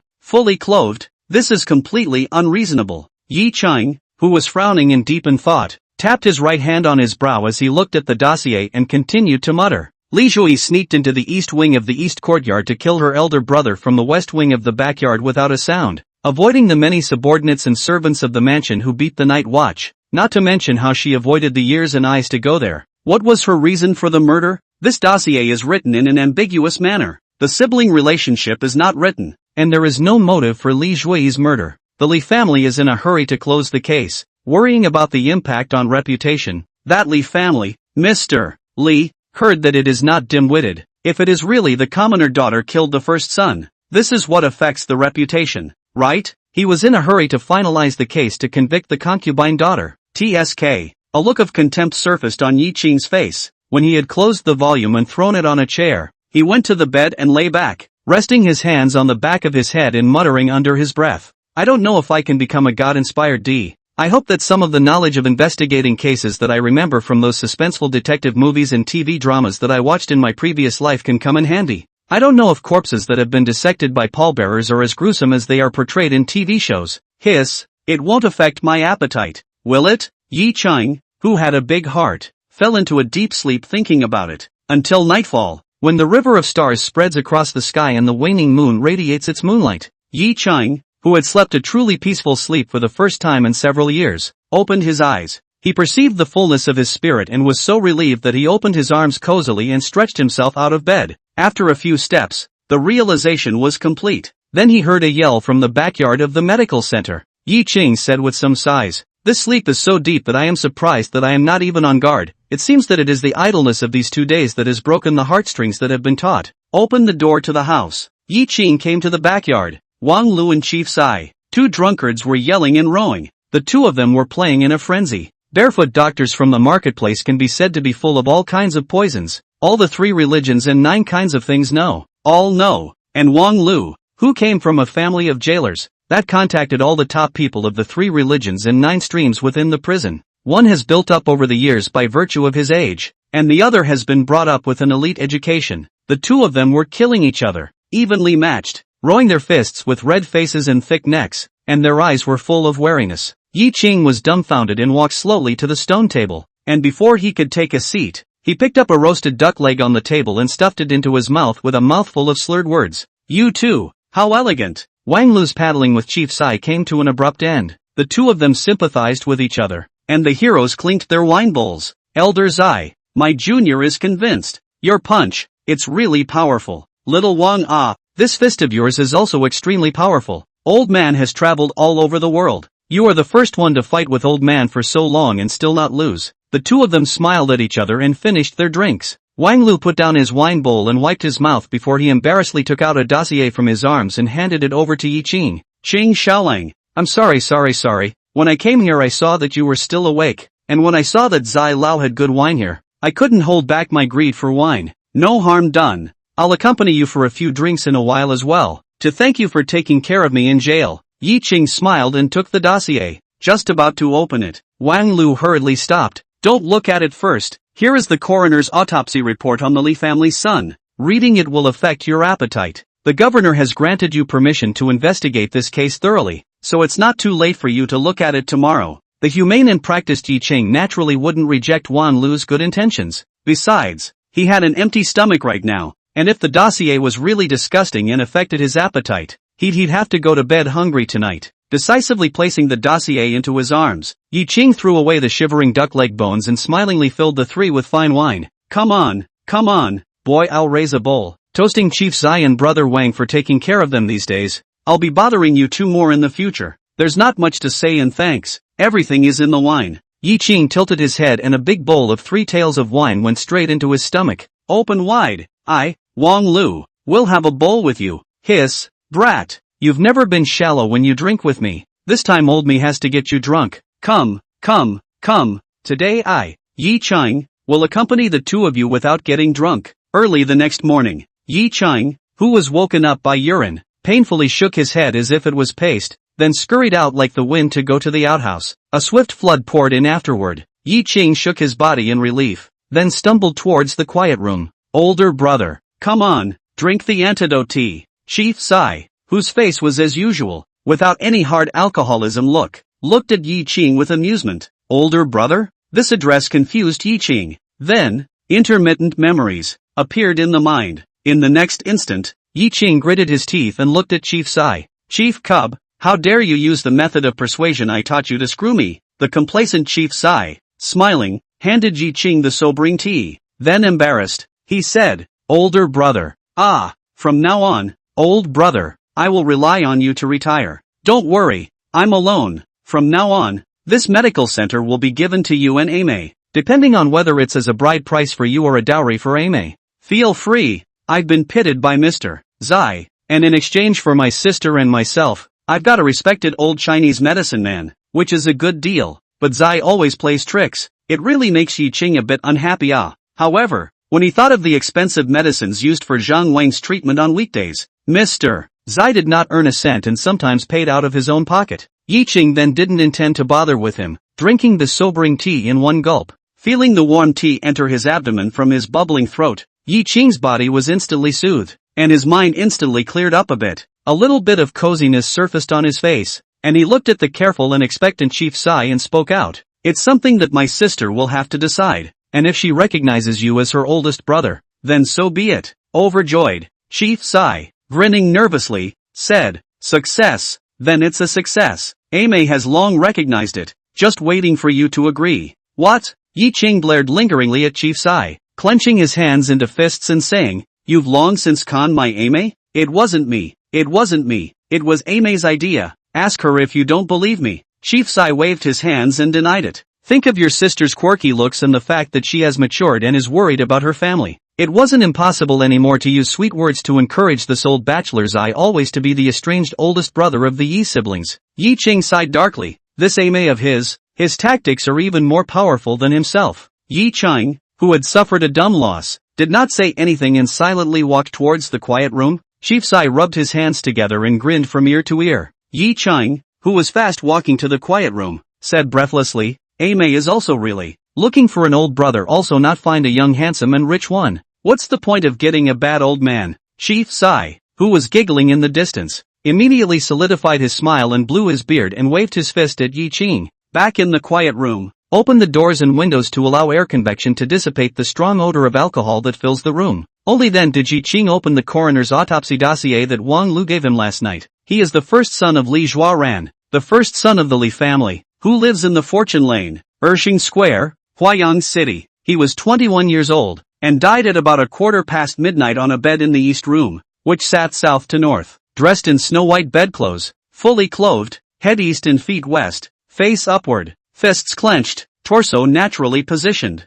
The left side of the chest had a half-foot-long copper shear missing an inch from the heart, a broken heart, and a broken knot in the heart vein. Face as usual, eyes open, mouth open, 7 orifices clean, body without external injuries. Anatomical examination of the 5 organs are not poisoned. After examination, it was a copper scissors stabbed into the heart and bled to death, but the state of death was different from the norm. Pallbearers Hawen in the book of the 24th hour and 3 minutes of the 24th day of the first month of the 2nd year of the reign of Heavenly Saints. After Yi Ching read the words of the coroner's autopsy, his eyes fell on the 4 areas of clenched fists, clean 7 orifices, died around a quarter of an hour, and death symptoms different from the norm. The death symptoms were different from the norm. He looked to the living, breathing illustrations of the deaths in the dossier that accompanied the test words, and scared a little. Gee, this coroner is really good. One sentence about the death being different from the norm points out that this is an unsolved case. The former secretary of the prison Lu Weikong certainly is also this conclusion. But unfortunately the bitter clueless, if it is not the Li Fu thinking of early closure of the case, Lu Weikong will be the volume of the finalization of the case is suppressed. This case, of necessity, is within the dossier given to me by Governor Chen, not by Wang Lu's private reminder to me. Having said that, Yi Qing put down the scroll, changed into a clean gray cotton shirt, and after washing up, the hard feelings of alcoholism had completely receded. Refreshed, he picked up the dossier, gave Chief Sai a greeting, and headed straight for Wang Lu's home in Xianfeng. Solve the case, need him as a criminal house official to help, in order to peacefully enter the fear of delaying the reputation and hastily close the case of the Li family. Chapter 35, next, I'll do as you say. In less than a quarter of an hour, Yi Qing appeared inside Xianfeng. The long figure, wrapped in a gray cotton coat, was a little lean at first glance. Coupled with the gray clothes, it made Yi Qing look extraordinarily white. His already handsome and extraordinary face glistened under the sunrise. Coupled with a gentle smile and an unearthly temperament, he looked like a handsome scholar. Wherever they passed, the girls and women who were out or shopping or busy couldn't help but slow down their steps just to look at them for a few more moments. There were even some unmarried girls who blushed at the sight of Yi Qing. Their eyes floated with watery light, and they shyly lowered their heads. Junior Lang Jun, fresh fruits and vegetables, excellent taste, cheap, buy some to eat at home. Little Lang, have a bowl of ravioli. Young Lang Jun, come and look at my family's tallow, and send the girl of your choice the best not to give over. Junior Lang Jun, come and see my family's jewelry, beautifully carved and of excellent texture. A gift for a girl would be most likely to impress her heart. One of the vendors who had just set up their things immediately yelled enthusiastically when they saw Yi Qing walking by. The smoky atmosphere that filled the streets was the source of peace of mind that Yi Qing, a man of two lives, had always sought. Looking at the fireworks of this world, the corners of Yi Qing's mouth rose and his smile became even brighter. It drew a crowd of women's hearts.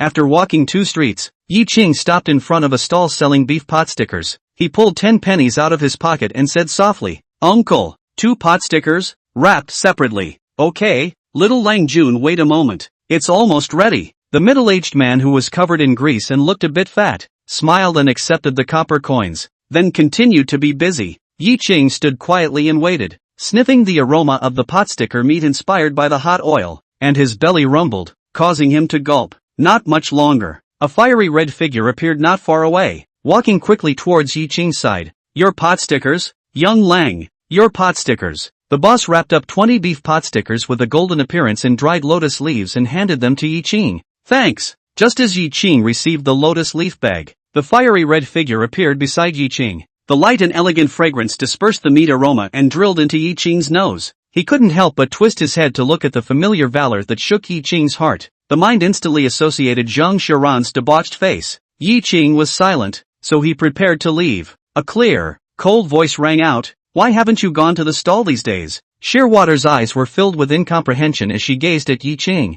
Yi Qing, who smiled apologetically, spoke out, "I'm sorry girl, I don't go out on nightstands anymore, and I probably won't be selling anymore." "Why? Your noodles are delicious, and many diners these days go home defeated because they haven't seen you." Mo Wanqing couldn't help but continue to pursue the question. The hot noodle soup made by the handsome man in front of her was not the best she had ever eaten, but it was the warmest, and having a bowl of it after a busy day gave one the feeling of clearing away one's fatigue. Carrying the lotus leaf bag, Yi Qing cupped his fists and owed his body towards Mo Wanqing in a very apologetic manner. "Thank you for the praise. If I have any spare time afterward, I will set up my stall again, and if you are still in Huayang at that time, you should be able to taste it again." Dai Mei slightly frowned. Mo Wanqing deeply looked at Yi Qing, seeing that his eyes were clear. Then he slowly nodded his head, no longer speaking, and took a step to leap over Yi Qing to leave. After a few breaths, Yi Qing, who had a gentle face, let out a long breath. He returned a polite smile towards the middle-aged boss who was curiously sizing himself up, before he turned to leave. At the same time, he worried in his heart, "This girl is so good-looking, valiant and cool. Zhang Xiaoran loves beauty but keeps avoiding it. This girl is definitely not to be messed with. Don't meet her next time." With this thought, Yi Qing quickened his pace, unwrapped a pot sticker, ate it while walking, and in a short while, he arrived in front of Wang Lu's house. Green bricks and gray tiles. The courtyard wall is more than half a foot high. According to Yi Qing's long height, unable to peek inside the courtyard, looking up, for an all 10 feet high brick house in this street can be said to stand out. The tiles are new. The ridge is carved with auspicious clouds. The 10-foot wide courtyard gate coated with tung oil is embedded with palm-sized brass rings. It was evident that Wang Lu, the jailer's family, had made a lot of money in the prison. Dum dum dum dum dum dum dum dum dum dum dum dum dum dum. The door ring made a crisp sound. "Who?" The sound of a searching woman's voice rang out from the courtyard. Yi Qing replied gently. My little son Yi Qing, dare I ask if this is the home of Wang Luwan's big brother? Old 6. Someone is here to find you. The woman's displeased voice made Yi Qing feel nothing but amusement. Guess it must be Wang Lu last night home late not to mention, but also drunk, caused the daughter-in-law dissatisfaction. Squeak, dressed in a large red cotton coat, with gold and silver and 2 plum blossom hairpins on her head, the woman with a plump body, average looks but rosy cheeks, and a feeling of blessedness pulled open half of the courtyard door. What a handsome young groom! Wang Lu's wife, Sun Yuhan, blurted out without thinking at the first sight of Yi Qing. Yi Qing still smiled gently and said, Hello Mrs. Wang's sister-in-law. Saying that, Yi Qing lifted up the remaining portion of pot stickers and handed it over. The warm touch and the unique flavor of the beef pot stickers brought a warm smile to Sun Yuhan's face. She moved to get out of the way and grabbed Yi Qing's arm as she smiled. Little brother, you've come all the way here. What else do you bring? My groom is still asleep. Come in and sit down and rest first.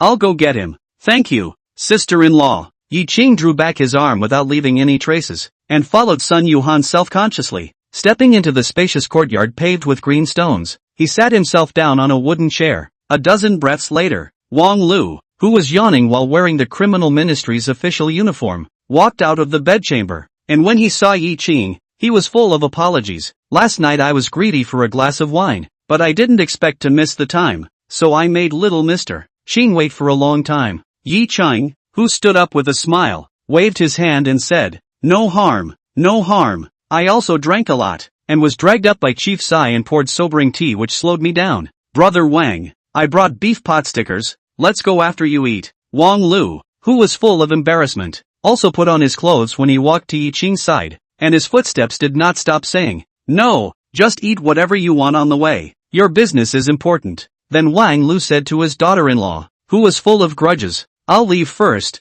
You've eaten all the pot stickers, and don't wait for me today. I don't know when I'll be back. Sun Yuhan, who had built up resentment in her chest, clenched her waist with one hand and was just about to lash out, when her line of sight landed on Yi Qing's handsome and gentle face. She pursed her lips, held back her fire, and whispered, Remember to eat, and we'll wait for you to come back at night before we sleep. Husband and wife bonding is evident in this moment. Yi Qing smiled and rounded off the conversation, full of envy. Brother Wang, sister-in-law is really a reasonable one, and to care for you so much. You are so blessed. With 2 words, the anger in Sun Yuhan's heart completely disappeared, and she looked at Wang Lu with some shyness. Ha ha ha, that's natural. I'm not normally blessed to be able to marry your sister-in-law. Wang Lu, who was laughing triumphantly, exchanged an affectionate glance with his mother-in-law, and then left with Yi Qing. Half an hour later, the duo, who had passed through half of Huayang City, appeared in front of a Li mansion on Fortune Lane A in Ershing Square.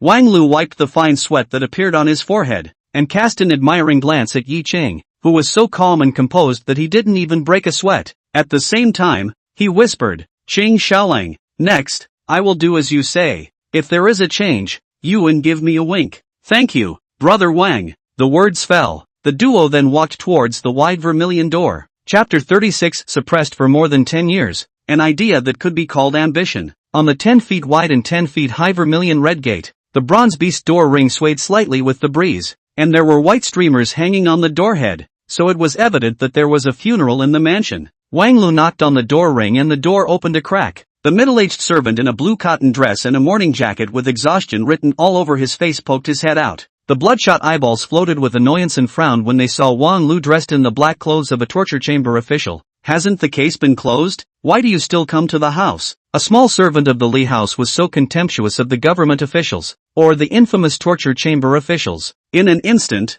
Yi Qing knew that this Li mansion was not bad. Wang Lu was not annoyed and smiled. Isn't this the case closed? I came over to ask Officer Li again if he has any other orders. The servant's brow furrowed and he was just about to speak. Wang Lu stepped forward and got closer to whisper. Former Superintendent of Prisons Lu Weikong went in. Just in case there are changes. The servant's face instantly changed, and without saying a word, he opened the gate a bit. Wang Lu beckoned, and Yi Qing, who was standing on the side, hurriedly followed. Only then did the servant see Yi Qing's figure. Seeing that he was wearing gray cotton clothes but had an extraordinary temperament, he was instantly alert. His hand was just raised, ready to block. Yi Qing then opened his mouth at just the right time and said, Wang Ling, I've never seen the world. What will I say when I see Mr. Li in a while? Apprehension covered his handsome face, and he rubbed his hands together even more urgently. Wang Lu paused for a moment, turning his head to see Yi Qing's appearance. His heart suddenly understood, and immediately frowned and rebuked.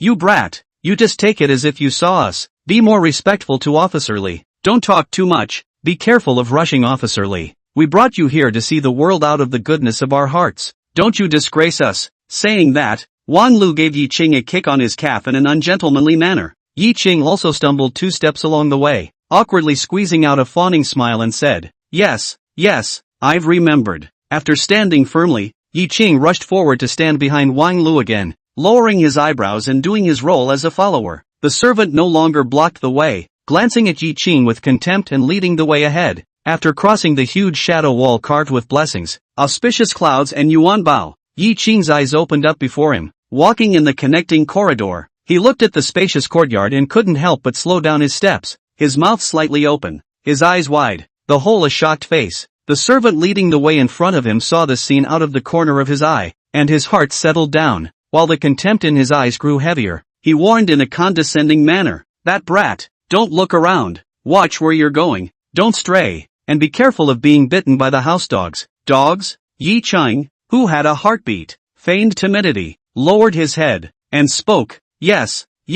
After the servant turned his head away with a cold snort, Yi Qing quickened his pace and followed Wang Lu closely, using his figure to conceal him as he continued to survey the surroundings. He lamented in his heart, "The cobblestone pavement is dotted with rainbows, the rockery in the garden is full of strange flowers and plants, and the center of the small lake in the front yard is even built with a pavilion made of white jade. This connecting corridor is also beautifully carved. Everything looks just like a luxurious manor in the previous world. The Li mansion, it's really rich. No wonder the servants are so arrogant. They don't even look people in the eye." Yi Qing, who had traveled through this world and lived for more than 10 years, was still seeing for the first time the mansions that rich people in this world lived in. A merchant's mansion is still like this, so how gorgeous should a place of power and nobility be? And what is the existence of the imperial palace in Yueyang, Kyoto? Yi Qing couldn't help but recall the Forbidden City modeling video that he had seen on the internet in his previous life. That use of technology to restore the original appearance of the palace,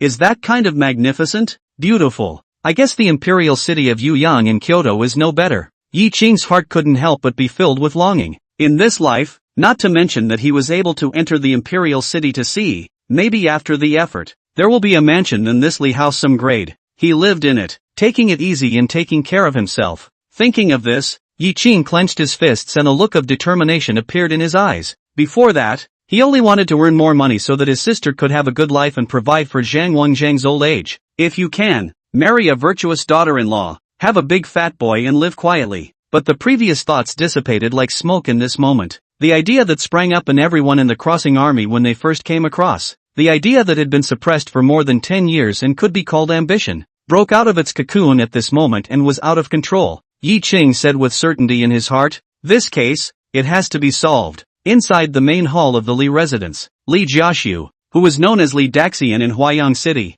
is wearing white brocade silk and a white morning jacket, sitting on the main seat. Black and white hair, thin square face, thick eyebrows wrinkled, hawk nose full of grease, thin lips pursed, the whole person looks haggard and sentimental. "Master, it's been arranged." A middle-aged man with shrewd eyes and a goatee, with a heavy expression, arched his hand and owed his body to Li Jiasu. "Well, go on down." Li Jae-wook waved his hand and went back to sighing. The housekeeper Han Chi did not move. His frown deepened, and after 2 breaths, he tentatively opened his mouth and asked, "Master, why don't we just hurry up and bury them? I'm always worried that something will happen." Anger surfaced from Li Jae-wook's face, and an abnormal redness surfaced on his otherwise pale face. He raised his hand and pointed at Han Chi, angrily rebuking, "Get lost. Say this again and I won't mind letting you go down to be a steward for my son." Han Chi, who was shivering violently, turned pale and panicked, kneeling down on the ground, kowtowing to Li Jiaxiu,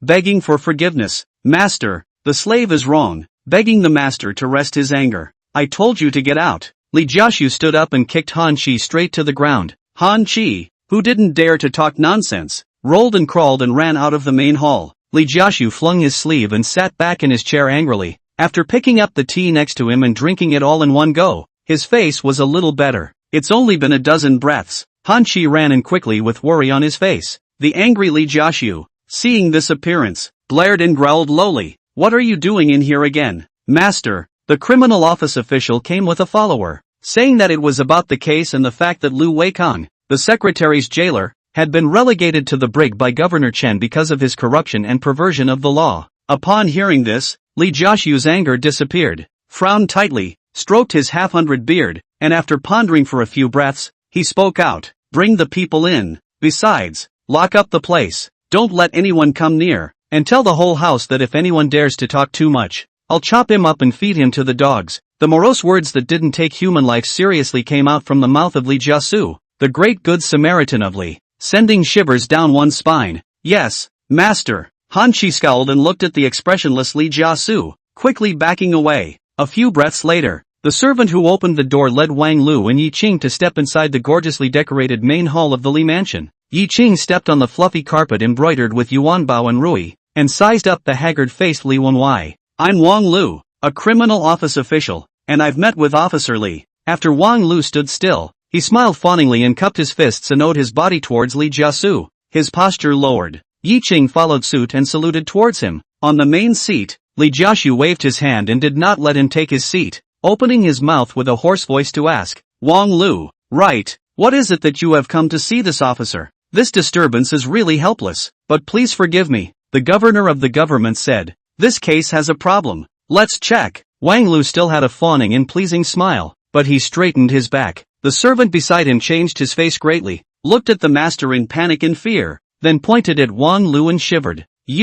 That's not what you said when you called the door. Chapter 37, a good-looking and honest man. Wang Lu looked at the servant and didn't say anything, just looking at Li Jiawuk who didn't say a word, looking at himself with a sulk in his eyes and the word haggard written all over his face, and Yi Qing, who was also sizing up Li Jiasu, clearly noticed. This officer Li, at the moment when Wang Lu said that Lord Jifu had sent word for the investigation of the case, his hand, which was flat on the armrest, exerted some force and subconsciously grasped the armrest for a moment, and then quickly loosened it. If one is truly huffing and puffing, one is bound to have a death grip on the armrest and not let go. Its look and breathing, however, were considered normal behavior, except for this momentary aberration in its hands. Yi Qing sighed in his heart, worthy of being an old fox. A few breaths later, Wang Lu changed into a bitter smile, stepped forward and said, Officer Li, I can't help it. Lu Weikang planted. All the cases he handled before were turned over by the governor. Your house this pile, also was the governor saw,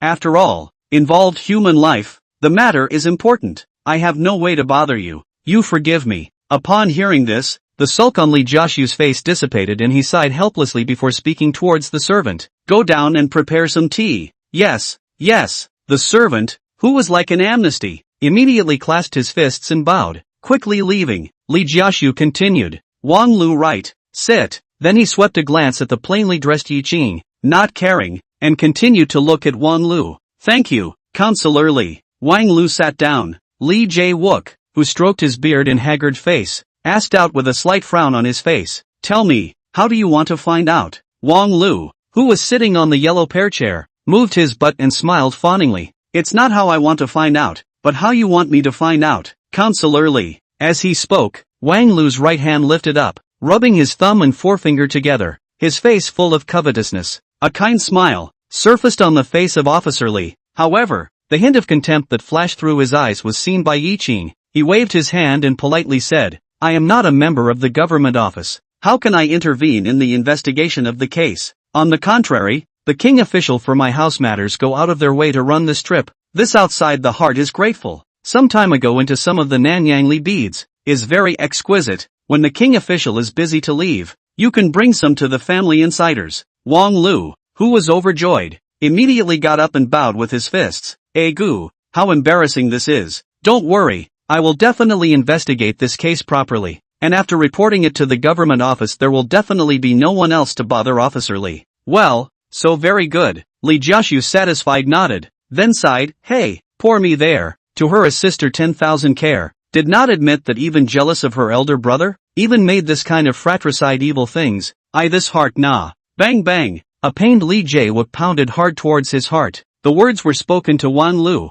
and, likewise, the so-called facts that he was told to write down on the dossier afterward. Wang Lu hurriedly consoled. Officer Li's condolences. The man has passed away. The living are like the living, you must protect your body. Not waiting for Li Juchi to speak, Wang Lu said towards Yi Qing, you and take my belt tag. Ask the servants in the house. Record all the statements in the book. Don't be negligent. Do it faster. Yes, King Officer. Yi Qing hurriedly cupped his fists and bowed, and after receiving Wang Lu's waste license, he wanted to turn around and leave. By the way, Mr. Li, please also find someone you are comfortable with to follow this boy. And Li Jiaxu's eyes flashed as he looked at Wang Lu approvingly and said to Yi Qing, it's still the Wang official who has a delicate mind. This mansion of mine is quite large, so if no one is with me, it would not be good to accidentally get lost. This little brother, you should go out and seek out my steward, Han Chi, to lead the way for you. Yes, I'll go find Butler Han. Yi Qing fawned and bowed towards Li Jiaxu with a clenched fist before quickly leaving. Li Jiaxu looked at Yi Qing's back and asked out of the blue, Official Wang, this little brother looks like he has an extraordinary appearance. Who is he? The sniveling Wang Lu casually said, it's the descendant of an old official in the torture chamber. That person is about to retire and wants him to take over the seat. This is not Lu Weikon planted. There are too many cases to review. This human life case is a big case. The old official called him over to help. One wants to give him to get some credit in advance. The second is to want to make a good relationship with the rest of the officials of the criminal room. Less than a few years to enter the criminal room to be sidelined. The next instant, Wang Lu grinned, looks really good. People are honest. Let him do what he does, but also is obedient. We are relieved to bring him to your house to see a long time. Honest? Obedient? Li Jae-wook was quite relieved and then sighed. AI, my life miserable son, is too honest. Once I think of my poor son, this officer this hard grief-stricken. Li Jae-wook's hand grasped the morning clothes on his chest. Upon hearing this, Wang Lu once again comforted Li Jiasu, and at this time, the servant also came up with tea. The two had a chat. Wang Lu main fight is a strong flattery. Li Jiaxu gags and asks what happened in the government office. Yi Qing, who was out of the main hall, saw that not far away stood the middle-aged man with a goatee,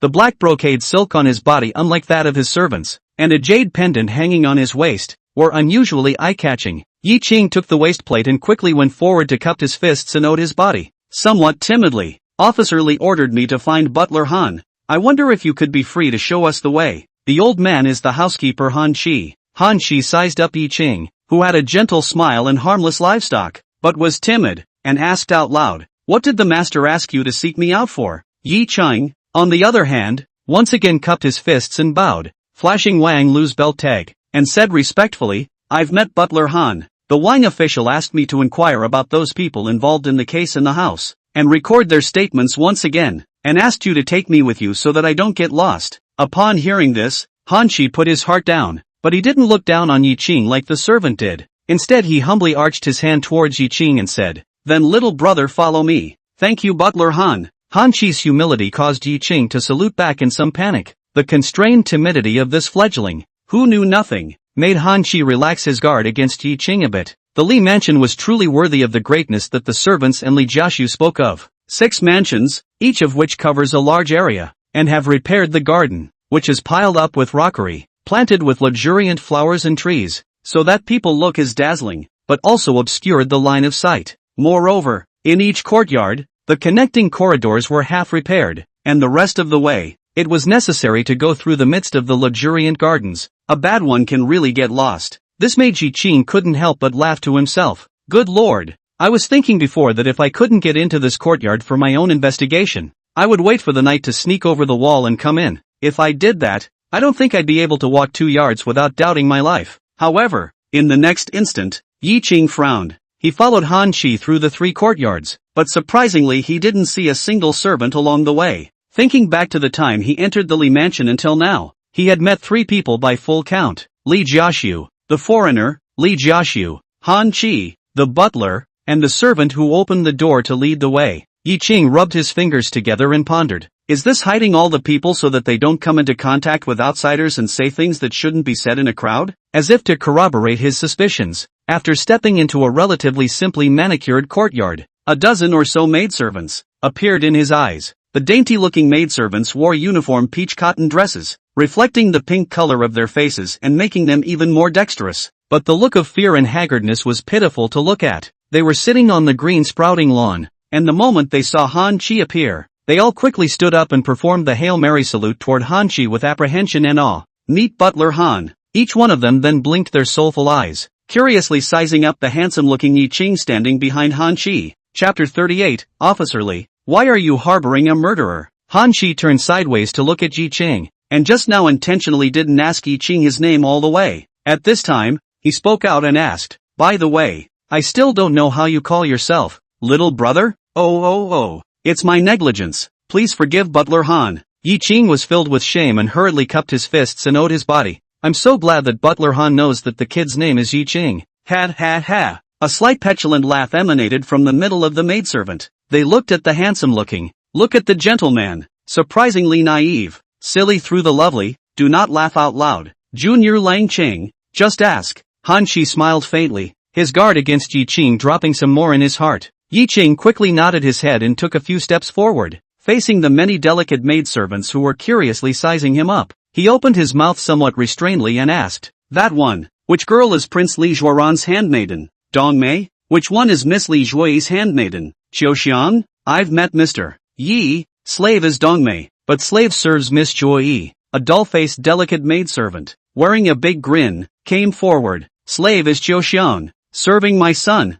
Qiu Xiang was cool in nature, looking a little older, and stood beside Dong Mei with a melancholic expression. Yi Ching's face reddened and he said awkwardly, Sorry, I remembered it wrong. At the same time, he looked at Han Chi with great apprehension. After getting a smile from the latter that signaled no harm, only then did Yi Ching turn back, deliberately misremembering the master that the two maidservants served made Han Chi, who stood behind Yi Ching, feel even less wary in his heart. He had received a kick from his lordship containing anger, and after walking so far, he felt a vague pain in his lower back, so he sat down on a stone chair in the courtyard, casually beckoning a maidservant to rub her shoulders and calmly annotating Yi Ching. Seeing the two main hosts come out, Yi Ching asked, Miss Dong Mei, when did your young lady finish her meal, and when did she go back to the house to rest? Did you accompany her in between? As he spoke, Yi Ching took out the booklet that Wang Lu had specialized in recording, took out the short brush that was sandwiched between them, and directly put the brush blade into his mouth and licked it,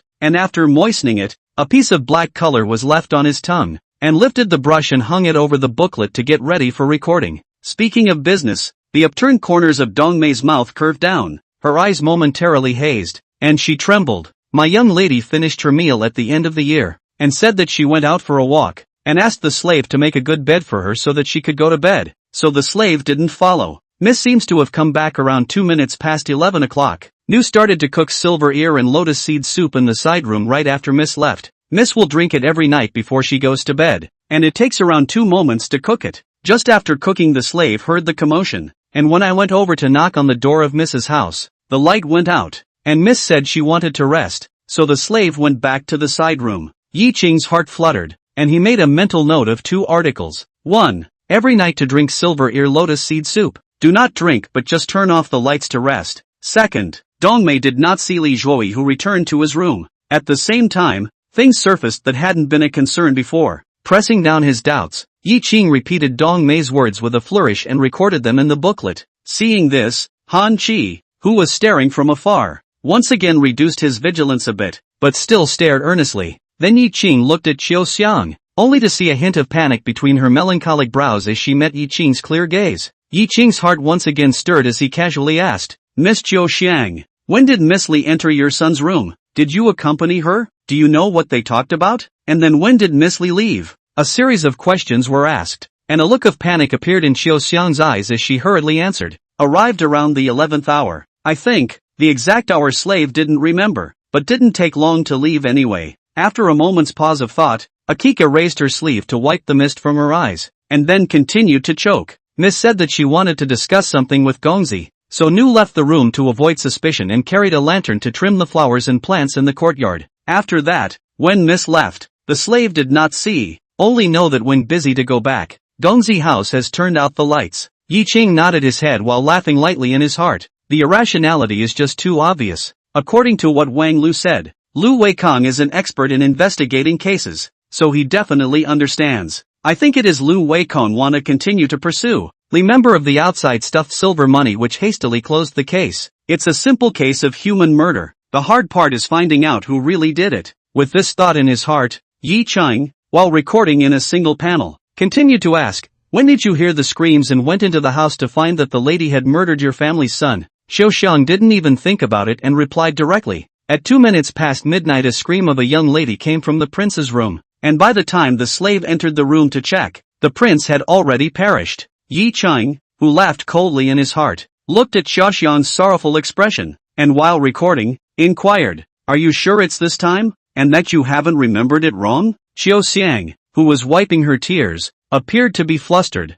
subconsciously looked behind Yi Cheng, and opened her mouth. Nu remembers it clearly. Yi Cheng, who wasn't in the process of opening his mouth to ask, was just about to ask again after recording everything in the pamphlet, when he noticed a figure appear behind him. Han Qi appeared behind Yi Cheng at an unknown time, and looked at the contents of its records clearly. Yi Cheng, who noticed that there was an extra person behind him, hurriedly turned around, presented the pamphlet, and said apprehensively, "Butler Han, do you see any problems with what I've recorded?" No, I'm just curious to take a look." Han Qi waved his hand and said with interest, "I just haven't seen a torture chamber investigating a case and was curious to see." Saying so, Han Qi, who had finished waving his hand, naturally took the pamphlet and flipped through it. Only after noticing that what Yi Cheng had recorded was exactly the same as what the two maidservants had said did he return the pamphlet, signaling Yi Cheng to continue. Yi Cheng next asked the other maidservants if they had seen Li Zhui during this time, and they all said that they hadn't. After, out of the corner of his eye, Yi Cheng, who clearly noticed that Han Qi's demeanor around him had relaxed a bit, spoke up and asked, "Are all the maidservants in the mansion here?" The question was asked to all the maidservants in front of her, but all of them were silent and subconsciously lowered their heads, especially Dongmei, who lowered her head and clenched her hands that possessed calluses. Han Qi frowned, then smiled and said, "All 18 maidservants in the mansion are here." Upon hearing this, Yi Cheng nodded his head and pretended to be relaxed. "It's good that they're all here. Otherwise you'd still have to walk half a day to make inquiries. This mansion is really big." Looking at Yi Cheng's appearance that didn't seem to be faking, Han Qi's smile instantly brightened. He opened his mouth and inquired, "Cheng Xiaolang, who else do you see to ask?" Yi Cheng pondered for a moment and said, "By the way, the previous dossier not only recorded the statements of the maidservants, but also the statements of the servants. I'd like to trouble Butler Han to take me to the servants, and this should be considered over." Han Qi, who was smiling even more, directly sidestepped and made a gesture of invitation.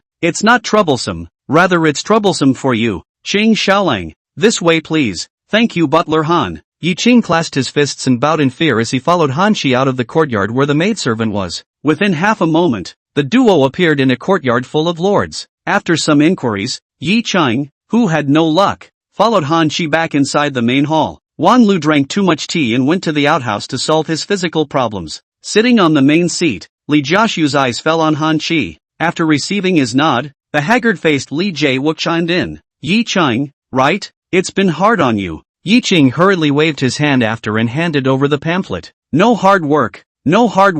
Officer Li, see if there is any problem with this remembering." With a heartfelt intention, Li Jiawook, who had stretched out his hand, withdrew his hand again. He maintained his seated position and smiled. "This officer will not look. Little brother everything asked to remember clearly." Yi Cheng, who was smiling gently, put away the booklet and stuffed it into his arms, straightened his back, and said blandly, "Ask clearly and remember clearly." "So, the kid dares to ask, Officer Li, why are you harboring the real murderer? And even more so, framing your own flesh and blood, Miss Li Zhuili?" Chapter 39, Son of a, I'll break your limbs. Li Jiaxu and Han Qi's expressions instantly froze. Han Qi, who was the butler of the Li mansion, was already standing behind Yi Cheng, but he even took 2 steps forward, and the fluffy carpet, which completely hid the sound of his footsteps, stood at the back of the room, which was only a step away from Yi Cheng. His hands hung down, his feet shifted to stand in a figure 8, and the kindness in his face disappeared.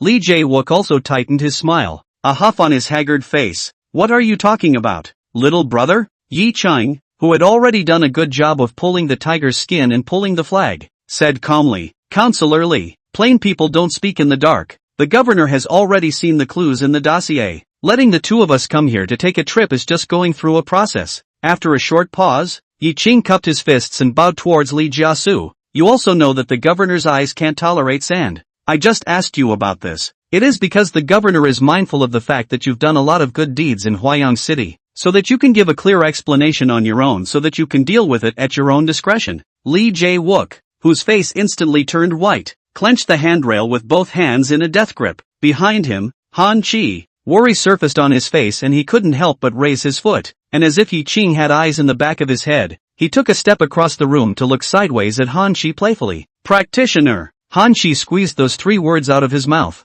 his brows furrowed, and Lee Jae-wook leaned back in his chair disheveled as if he had been drained of his energy. He pounded his chest in pain, looked at Yi Ching in grief, and blurted out an accusation. This member died son, or this member general concubine daughter killed her own brother. How did it become that the old husband harbored the murderer, and planted evidence to frame the concubine daughter who could be called an animal? What did the governor see that you said? If I am really guilty, the governor should come to the residence to take me to task, not you who are here to slander me. You make it clear. No, I'll go to meet the governor now and return justice to me. With that, Lee Jae-wook barely managed to hold on to his chair, stood up, and made a move to go outside. The attitude of not seeing the Yellow River without dying caused Yi Ching to sigh and clasp his fists. Miss Lee arrived at the end of the 10th hour in the East Courtyard in Mr. Lee's house, and at the 2nd hour of the 11th hour she went back to the West Room in the back courtyard where she was. The maidservant Chiu Xiang said that the two had talked for 2/4 of an hour, while Miss Lee's commute to and from the 2 courtyards can take more than 2/4.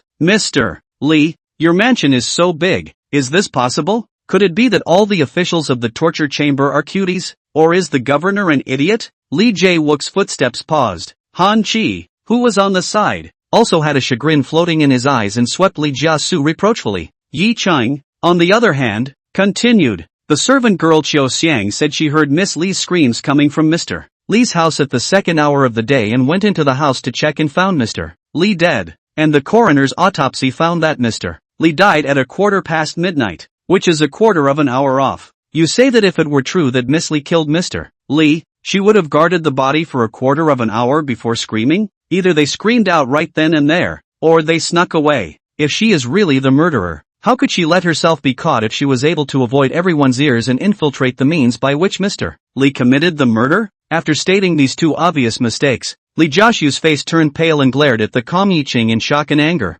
Han Chi, who was beside him, closed his eyes in resignation. However, in the next instant, Han Chi opened his eyes and spoke forcefully. You say this, which only proves that the handmaidens remembered the time wrong. It cannot be proved that the young lady is not a murderer, nor can it be proved that my lord harbored a murderer and planted his own flesh and blood. Then, Han Chi stepped forward and blocked between Yi Ching and Lee Jiasu, his gaze firm. What father in the world would ever victimize and plant his own blood? Ashiro, you guessed wrong. Lee Jiashu's face slowed down a little, and he forced himself to glare at Yi Ching, angrily rebuking. You planted evidence against this magistrate. This magistrate will not let you go. Yi Ching, who spread his hands to show his indifference, casually said, then we'll see how Officer Lee doesn't let me go. You have people in this house who know the truth of the matter, so when the king's official comes back, ask the governor to bring the 3 classes to make a good thorough investigation of this house of yours, and we'll know who's right and who's wrong.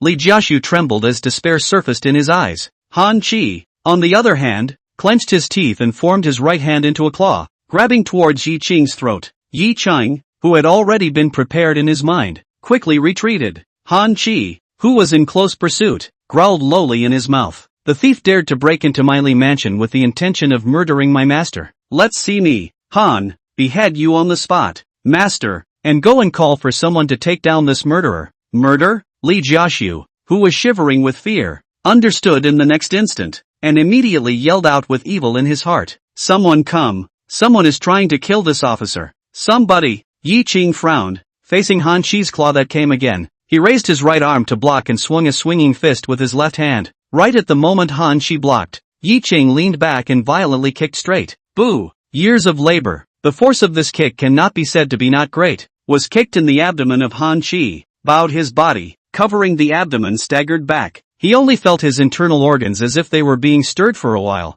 and the pain caused his face to turn white and distorted. After Yi Ching stood up straight, he ran towards Lee Jiasu without saying a word. Master, be careful. Han Chi, who rushed to catch up with him, sounded out a warning, but in the next instant, he was killed by Yi Ching, only to see Yi Ching twisting his waist. A backward swinging fist attacked towards Han Chi's solar plexus, forcing Han Chi to only hurriedly lean back. His hands formed claws and grabbed towards Yi Ching's left arm. Who would have thought that Yi Ching stomped on the ground and flew out obliquely backwards towards the main hall entrance? but at the same time, he was also using the help of the arm flinging to twist his body so that he would not face the ground, and reached out to stabilize his center of gravity by bracing his right hand on the ground with his right hand. Yi Chang, who was on all fours, darted towards Li Jiaxu like a fierce tiger on the lower mountain. Having been teased repeatedly, Han Chi's face was unsightly. He was busy chasing after him and scolded, "Rabbit brat, if you fall into my hands, I'll have to break your limbs." And at this time, Yi Qing's left hand had already grabbed the back of the neck of Li Jiaxu, who was so pampered that he couldn't run fast at all. He fiercely exerted his force, and the terrified Li Deshanren fell backwards into Yi Qing's arms. The right hand, full of rough calluses, also clasped at its throat. The immense force made Li Jiawook breathless and his pale face turned saucy red with the naked eye. With a hostage in hand, the victorious Yi Qing calmly looked at Han Chi, who didn't dare to make a move after catching up. "Butler Han, right now, how are you going to break my limbs?" Han Chi, whose face was trembling and whose expression was gloomy and brutal, had his sinewy hands trembling constantly. "Let go of my master, or I'll break you into pieces." There was no hitching a ride on this impotent rage. Yi Qing's left hand patted the face of Li Jiaxu, who was trembling from fear, and calmly said, "Mr. Li, last chance, tell me the real culprit and what happened. Still, if you give an honest account, you will be dealt with at the discretion of the governor there." The horrified Li Jiawook's expression dimmed. Tap. Sharp footsteps approached quickly. Yi Qing held Li Jiaxu hostage and quickly backed away to avoid being pinned down, his expression somewhat cold, and joy surfaced on Han Chi's face as he looked in the direction of the visitor. In the next instant, joy appeared on Yi Qing's face, while Han Chi's face was ashen again. Only Wang Lu, who was running and fastening his pants belt, was shocked to see the scene in front of him and asked worriedly, "Hey Ashiro, what's going on here?" Yi Qing smiled bashfully and said, "In order to avoid a long night's sleep, I switched to a method where I can know the truth simply and roughly." Wang Lu, who was more and more impressed with Yi Qing in his heart. Originally, he only thought that Yi Qing was old and prudent, acting calmly and resourceful. Now, there's one more impression, unscrupulous. Even more, his admiration turned into awe. Wang Lu quickly fastened his belt and said breathlessly, "Just now, I even went to the outhouse to memorize the plan you said. If I had known that, I would have memorized the hell out of it." Saying that, Wang Lu drew out the tip stick on his back waist and stood beside Yi Qing with a face full of arrogance, coldly staring at Han Chi. I say it all. Things had come to this point, and his life was still in Yi Qing's hands. Li Jiaxu completely conceded. With old tears in his eyes, he looked up at the blue sky with pain on his face. Han Chi sniffed and wailed in agony. "Master, you can't say that." Li Jiawook could be seen closing his eyes in resignation. Han Chi, whose body was shaking, covered his eyes and muttered, "Earlier, if you had listened to me, buried the Duke and killed those subordinates who knew about it, where would you have worried about being approached by people from the government offices?" Yi Qing coldly looked at Han Chi, the force of the hand clasping his throat reduced by 3 points, and said blandly, "Mr. Li, please tell us more." Chapter 40. The man was killed by my wife's sister. Who killed her own son? Li Jiawook, who was breathing a bit smoother, took a few big breaths before he slowly opened his mouth. "The man was killed by my wife and sister." Sasha. A fresh breeze blew through the lush garden in front of the main hall, blowing the branches of plants and trees, fluctuating the thoughts of both Yi Qing and Wang Lu. Yi Qing froze, and Wang Lu also incredulously looked back at the grieving Li Jiaxu. Li Jiaxu, whose body was like a shaking sieve, howled mournfully in pain. "It was my wife's sister who killed her own son. Ooh, it was my wife's sister, who killed her own flesh and blood." A bolt from the blue exploded in Yi Qing and Wang Lu's mind. Both men wore a jaw-dropped look, lost in thought and fixed in place. The hysterical cries of pain caused Yi Qing to let go of this poor man's throat. Wife and sister-in-law. That's Li Jiawook's sister-in-law, but also the real mother of his firstborn son, Li Zhuoran? So Li Chuqin was born to Li Jiawook and his sister-in-law? Or did Li Jiaxu fail to give birth and adopted Li Zhuoran to raise on his own? Yi Qing, who instantly sprouted several conjectures in his mind, stood in the wind, his expression incomparably odd. However, a tiger's venom is not enough. How much hatred must it be for a biological mother to kill her own son? Like hearing a heavenly story, Wang Lu couldn't help but ask, This, how is this possible? Li Jiawook, who wiped his tears violently, said as if he was crazy, "How is it impossible? That little does not know that his wife and sister are his own mother, and he has bad thoughts and has committed misdeeds." Wife and sister remembered that it is her own flesh and blood, so they tolerated the anger for several months, and finally that is even more heartless to the point of wanting other people with him to carry out that misdemeanor. You say, Should he be killed? Wang Lu, who was frightened by his appearance, subconsciously retreated a step back. His lips trembled a little, and he said in a trembling voice, "It does deserve to be killed." Yi Chang, who had digested this tremendous information, had some things strung together in his mind. He opened his mouth and said, "So, after Miss Li entered Mr. Li's room, she was confused and did not leave, and a maidservant disguised Miss Li to return to the west room in the backyard. A quarter of an hour ago, your wife and sister committed the murder, and only left after seeing Mr. Li completely gagging at about a quarter of an hour, and at a quarter of an hour, the servant girl, Xiao Xiang, said that she heard screams, which alerted the whole house. The servant girl who disguised herself as Miss Li was locked up by you. Am I right in saying this?" The desperate Han Chi, hearing Yi Qing's analysis, jerked his head up to stare at him dead on, and the grief-stricken Li Jiaxu also turned around violently, staring dead at Yi Qing's deep eyes, wiping away the tears from her cheeks, and subconsciously asked, "But Lu Weikong told you?" Yi Qing shook his head and calmly said, "I deduced it myself." As for Han Chi, who was on the side, seeing that Wang Lu was also looking at Yi Qing with a stunned admiration, he sighed as he stepped forward. Yi Chang, who was already on guard and not yet gone, immediately raised his hand and grabbed towards Li Jiaxu. Han Chi hurriedly fixed his stance and said bitterly, "Master, we didn't lose out on the planting. This Qing Xiaolang, he's as good as a god at solving cases." Li Jiasu, who had already named the murderer, looked at Yi Qing with complicated eyes. "It's no wonder that the Lord Governor would let a young groom like you investigate the case. That former jailer Lu Weikong but cross-examined my entire house for a long time. But also underlings missed the horse's foot, only to make almost the same inference.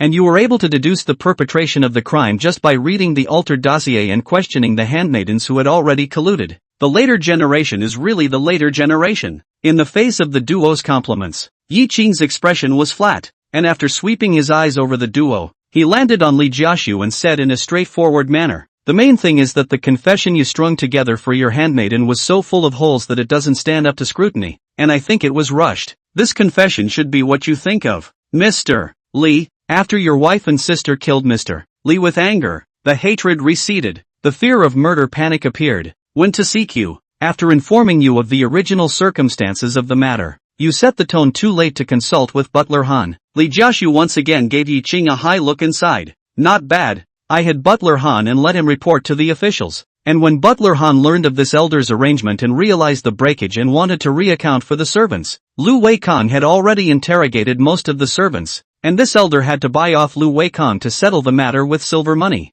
Next, Li Jiaxu asked the most wanted question. "Little Lang Cheng, this officer has told you the truth. How will you report it? And what do you think the governor's discretion will be?" After he asked, he realized that Yi Qing didn't say anything and stared deep in thought, so he couldn't help but feel flustered. Just as he was about to ask a question, Yi Qing gazed at Li Jiaxu and spoke. "No, Miss Li she is a commoner daughter. This officer outside is also obsessed. This is in accordance with the behavior of his wife's sister. The pitfall of this crime. This officer outside take it together." Li Jiaxu, who hurriedly interrupted Yi Qing's speech, pleadingly arched his hand and bowed towards Yi Qing. More so, he glanced at Wang Lu next to him with his eyes. Yi Qing, who was filled with sympathy for Li Jui in his heart, sighed and held the words he wanted to say back in his stomach. Sure enough, he guessed right again. In this world where men are superior to women, Li Jui, a concubine daughter, was even defiled by her brother's innocence.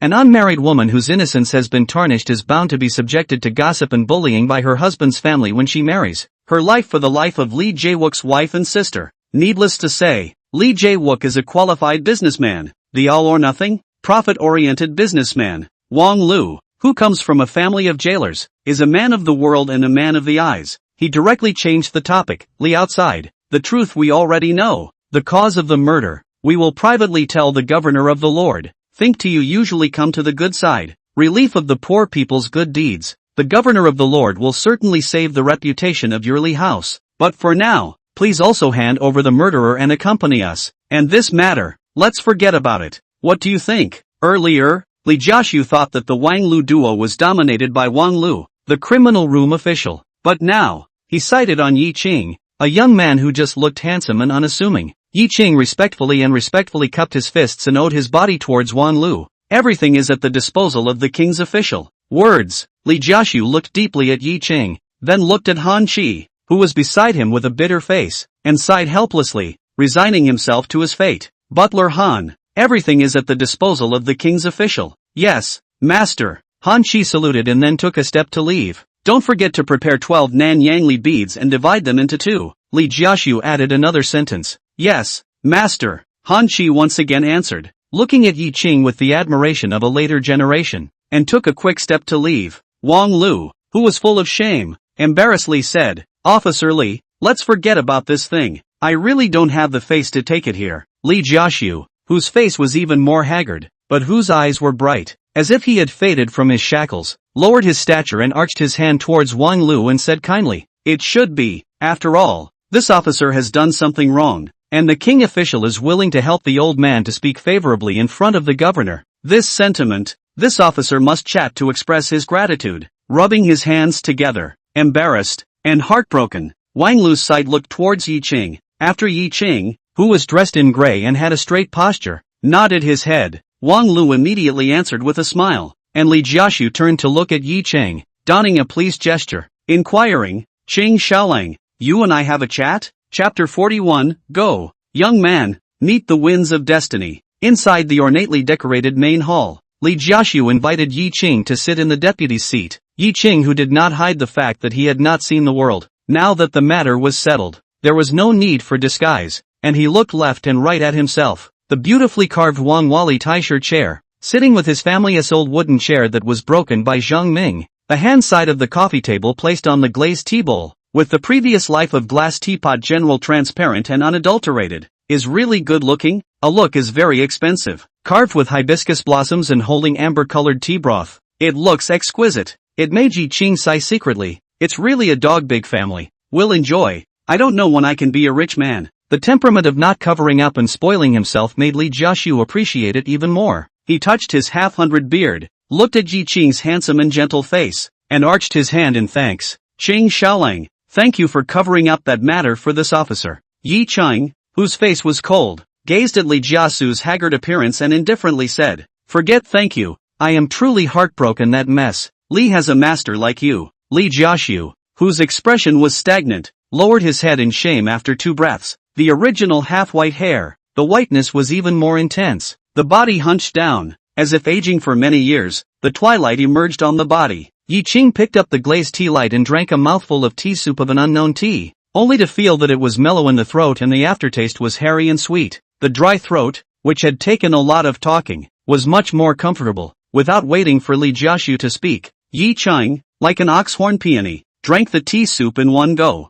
When expensive glazed marigolds worth 100 taels made a pleasant sound on the coffee table. Kid here has a message for Counselor Li. Yi Qing sat upright. Li Jiaxu, who had forced himself together, arched his hand and owed his body towards Yi Qing. Little Lang Qing, please speak. This member will definitely keep it in mind. 3 springs have gone and the flowers have gone from the wind, leaving no one to share in the pity. As far as Yi Qing's sigh was concerned, it didn't enter Li Jiaxu's ears, causing him to repent and recite the poem, his face filled with tears of shame, empty to stay poor no one with. Regret really regret Yi Qing looked at Li Jiaxu, who was once again hiding her face and crying, and shook his head. The verse he is referring to, in the original text, means that a young girl of 28 years of age does not have a husband's family and is unloved. Singling it out fits Li Jae-wook's situation at the moment. It is now nearing March, and Li Jiaxu has aged. His flower-like concubine daughter, whom he has pitched into the prison, and Li Jae-wook, guarding his large family business, became a lonely man, unaccompanied and pitiful. But these are evils of his own making, and the poor man must be hated. He reads this poem not to admonish Li Jae-wook, but to tell Li Jae-wook to treat his poor concubine daughter well. Otherwise, Li Zhuyi vindicated. Back to this Li house. I'm afraid it won't take long. Will seek his own death. Listening to the cries of self-guilt and grief, Yi Qing added tea to himself, then ate the snacks that he could not even say he could not afford to eat before. He had never seen them at all, and thought in his mind, these dim sum are really good. This tastes like it's made of mung beans, soft and sweet but not mushy. Zhangwing Zhangwu must like it a lot. This peach crisp, crispy and fragrant. A bit of crushed almonds, crispy in the middle. Amei's favorite. I wonder how they've been doing the last few days and if they've been eating properly. Amei should be calm in front of people, but in private, she should have secretly cried her nose many times, right? Originally despondent and worried heart. Thought of Yi Qian, that little girl crying, red nose, snot bubbles, cute appearance. The corners of Yi Qing's mouth then raised in a gentle smile. Wait, brother will be safe soon, and then I'll make you your favorite hot noodle soup. A few moments later, Lee Jae-wook, who had cried bitterly for a while to express his remorse, wiped away his tears and collected his grief. He got up trembling and bowed towards Yi Qing. Little Lang Cheng, no, Yunakye's teachings, Ben, my old husband, Li Jiaxiu, will keep it in mind. When the old man's concubine daughter returns, she will be pampered and treated as a pearl in the palm of her hand. Please tell me where you live, sir, and I will bring Jui Yi to the door to thank you afterward. Yi Qing stepped forward to help Li Jiaxiu up and said sincerely, there's no need to pay thanks at the door, just live a good life. Then, Yi Qing changed the topic in order to avoid Li Jiaxiu's insistence. Counselor Li, I have deduced the facts of the case, but there are still unanswered questions in it, and the boy dares to ask Counselor Li to explain it in detail for the boy. At the mention of this, Lee Jae-wook pursed his lips tightly and hesitated for a moment before he nodded and opened his mouth to tell what happened. Another half a moment passed. Han Chi walked over to the Yi Qing duo with two exquisite wooden boxes. Yi Cheng and Wang Lu were not polite and took Li Jiasu's kindness. Wang Lu couldn't help but look through it. There is the size of a thumb. The body is round, in the sunlight glittering white. Li Zhu, at first glance, is worth a lot of money. Happy Wang Lu couldn't keep his mouth shut, holding them in his hands one by one to check them out. Yi Cheng, on the other hand, casually put the box into his arms and carefully surveyed the people following behind Han Chi, only to see a beautiful woman who looked as if she was in her 30s, dressed in peach pink shoe brocade, with a plump body walking over. The beauty of the woman's beautiful face, pale and bloodless, eyes lost in thought, like a walking corpse, generally stood. No need to think that this person is Lee Jae-wook's wife and sister. Master Me, I can't apologize to you. Li Jiasu went forward and hugged Chu Ying with pity and reluctance. The embrace of her lover made some divine light appear in Chu Ying's eyes. She tenderly hugged Li Jiasu, her chong head buried into Li Jiasu's embrace, slightly rubbed. The corner of her mouth hung a quiet smile and softly said, Master, there's no harm in it. It's the concubine herself who did the evil deed. These days the concubine can't sleep at night. She's thought about it a lot, and she's figured it out. Even if the government office doesn't come today, my concubine is prepared to go to the government office to turn herself in and confess. It's just a pity about that child Joy. We owe her too much. I hope she didn't suffer in jail. When you come back, the Lord will have to treat her well. Don't treat her lightly. Li Jiasu hugged Chu Ying tighter and just cried without speaking again. Wang Lu came over to Yi Qing, who was standing on the steps with his hands folded, and sighed. Hey, this Mr. Li was called Li Deshan Ren by the people of Huaiyang, and did so many good deeds, but as a result, he raised an inferior son. What kind of thing is this? The son doesn't teach his father. He's just eating the consequences of his own actions. Yi Qing did not have the slightest bit of pity and spoke calmly. Qing Xiaolang, you're a good writer. This son not teaching his father is really right. Wang Lu admiringly clasped his fist towards Yi Qing. Not long after, the two maidservants, led by the two servants, warily walked into Yi Qing's eyes. After coming to Li Jiaxiu's side, he bent down on his knees and said nothing. Seeing this, Han Chi glanced at Yi Qing, then cupped his fists and owed towards Wang Lu. Wang official, the people are all here. Success, let's go. Wang Lu hurriedly put the Li Zhu back into the box and stuffed it into his arms to put it away, and after exchanging a glance with Yi Qing, he took a step towards the outside of the mansion. After walking through the gorgeously manicured courtyard, you walk on a crowded road. Yi Qing only felt soothed. It was as if his feet were not stepping on the streets of Urshanfang, but on a Chuangkang avenue that led to infinite possibilities. A sentence that surfaced in Yi Qing's mind's heart. Go, Junior, meet the winds of destiny. At this moment, an untimely voice drilled into Yi Qing's ears. Only Wang Lu came over to his side and asked with curiosity, Qing Xiaolang, why did you change your plan? Also chose such a simple and rough method as you said. I ran out from the outhouse to see you holding Mr. Li hostage, but I was scared of the back of my spine sweat. You need to tell me what the hell is going on here? Chapter 42. We're not good at anything else, but we listen to what we're told and we listen to what we're told. Yi Qing glanced at Wang Lu, who was so curious that he was scratching his ears. The corner of his mouth smiled lightly and was about to open his mouth. Some kung fu in the body of Han Chi, ear is not weak, also came over, cupped fists and owed a look of seeking advice. Now that the matter is finalized, Li Jae-wook also releases his goodwill. Yi Qing, who had no reservations since, opened his mouth to explain, we came this time, and we've already spooked the snakes. I went to ask the maidservants for their statements, and they said the same thing as before. What you need to investigate a case is both human and physical evidence, and the physical evidence has definitely been dealt with, so that leaves only the human evidence. Wang Lu nodded in recognition, and Han Chi immediately thought of the sentence that Yi Qing asked if there were any other maidservants when he was leaving the courtyard where the maidservants stayed. The warm spring breeze blew Yi Qing's bunched-up hair and fell on his cheeks, making him feel slightly itchy. He ruffled his hair behind his face, glanced sideways at the thoughtful Han Chi, and continued to explain. The Li Mansion is too big, and anyone who isn't familiar with the Li Mansion will have to get lost if they enter it and sneak around. If we can't find out today, that witness will definitely be erased. For the big families, the lives of the subordinates are like livestock to be slaughtered at will. These people were basically slaves, and even if they were beaten and killed, the government could not pursue them. Shame surfaced on his face as Han Chi sighed. Xiaolang Chang is right. If it weren't for your lordship's kind heart, those two maidservants would have long been dealt with by me. When you show up today, even if master is unwilling, these two maidservants will definitely be buried in the earth by me to nourish the flowers and plants. Words that treated human life like grass felt incredibly normal to the trio. Yi Qing, who had already been in this world for more than 10 years, had long been senseless. As long as they don't involve Amei and Zhang Wangjiang,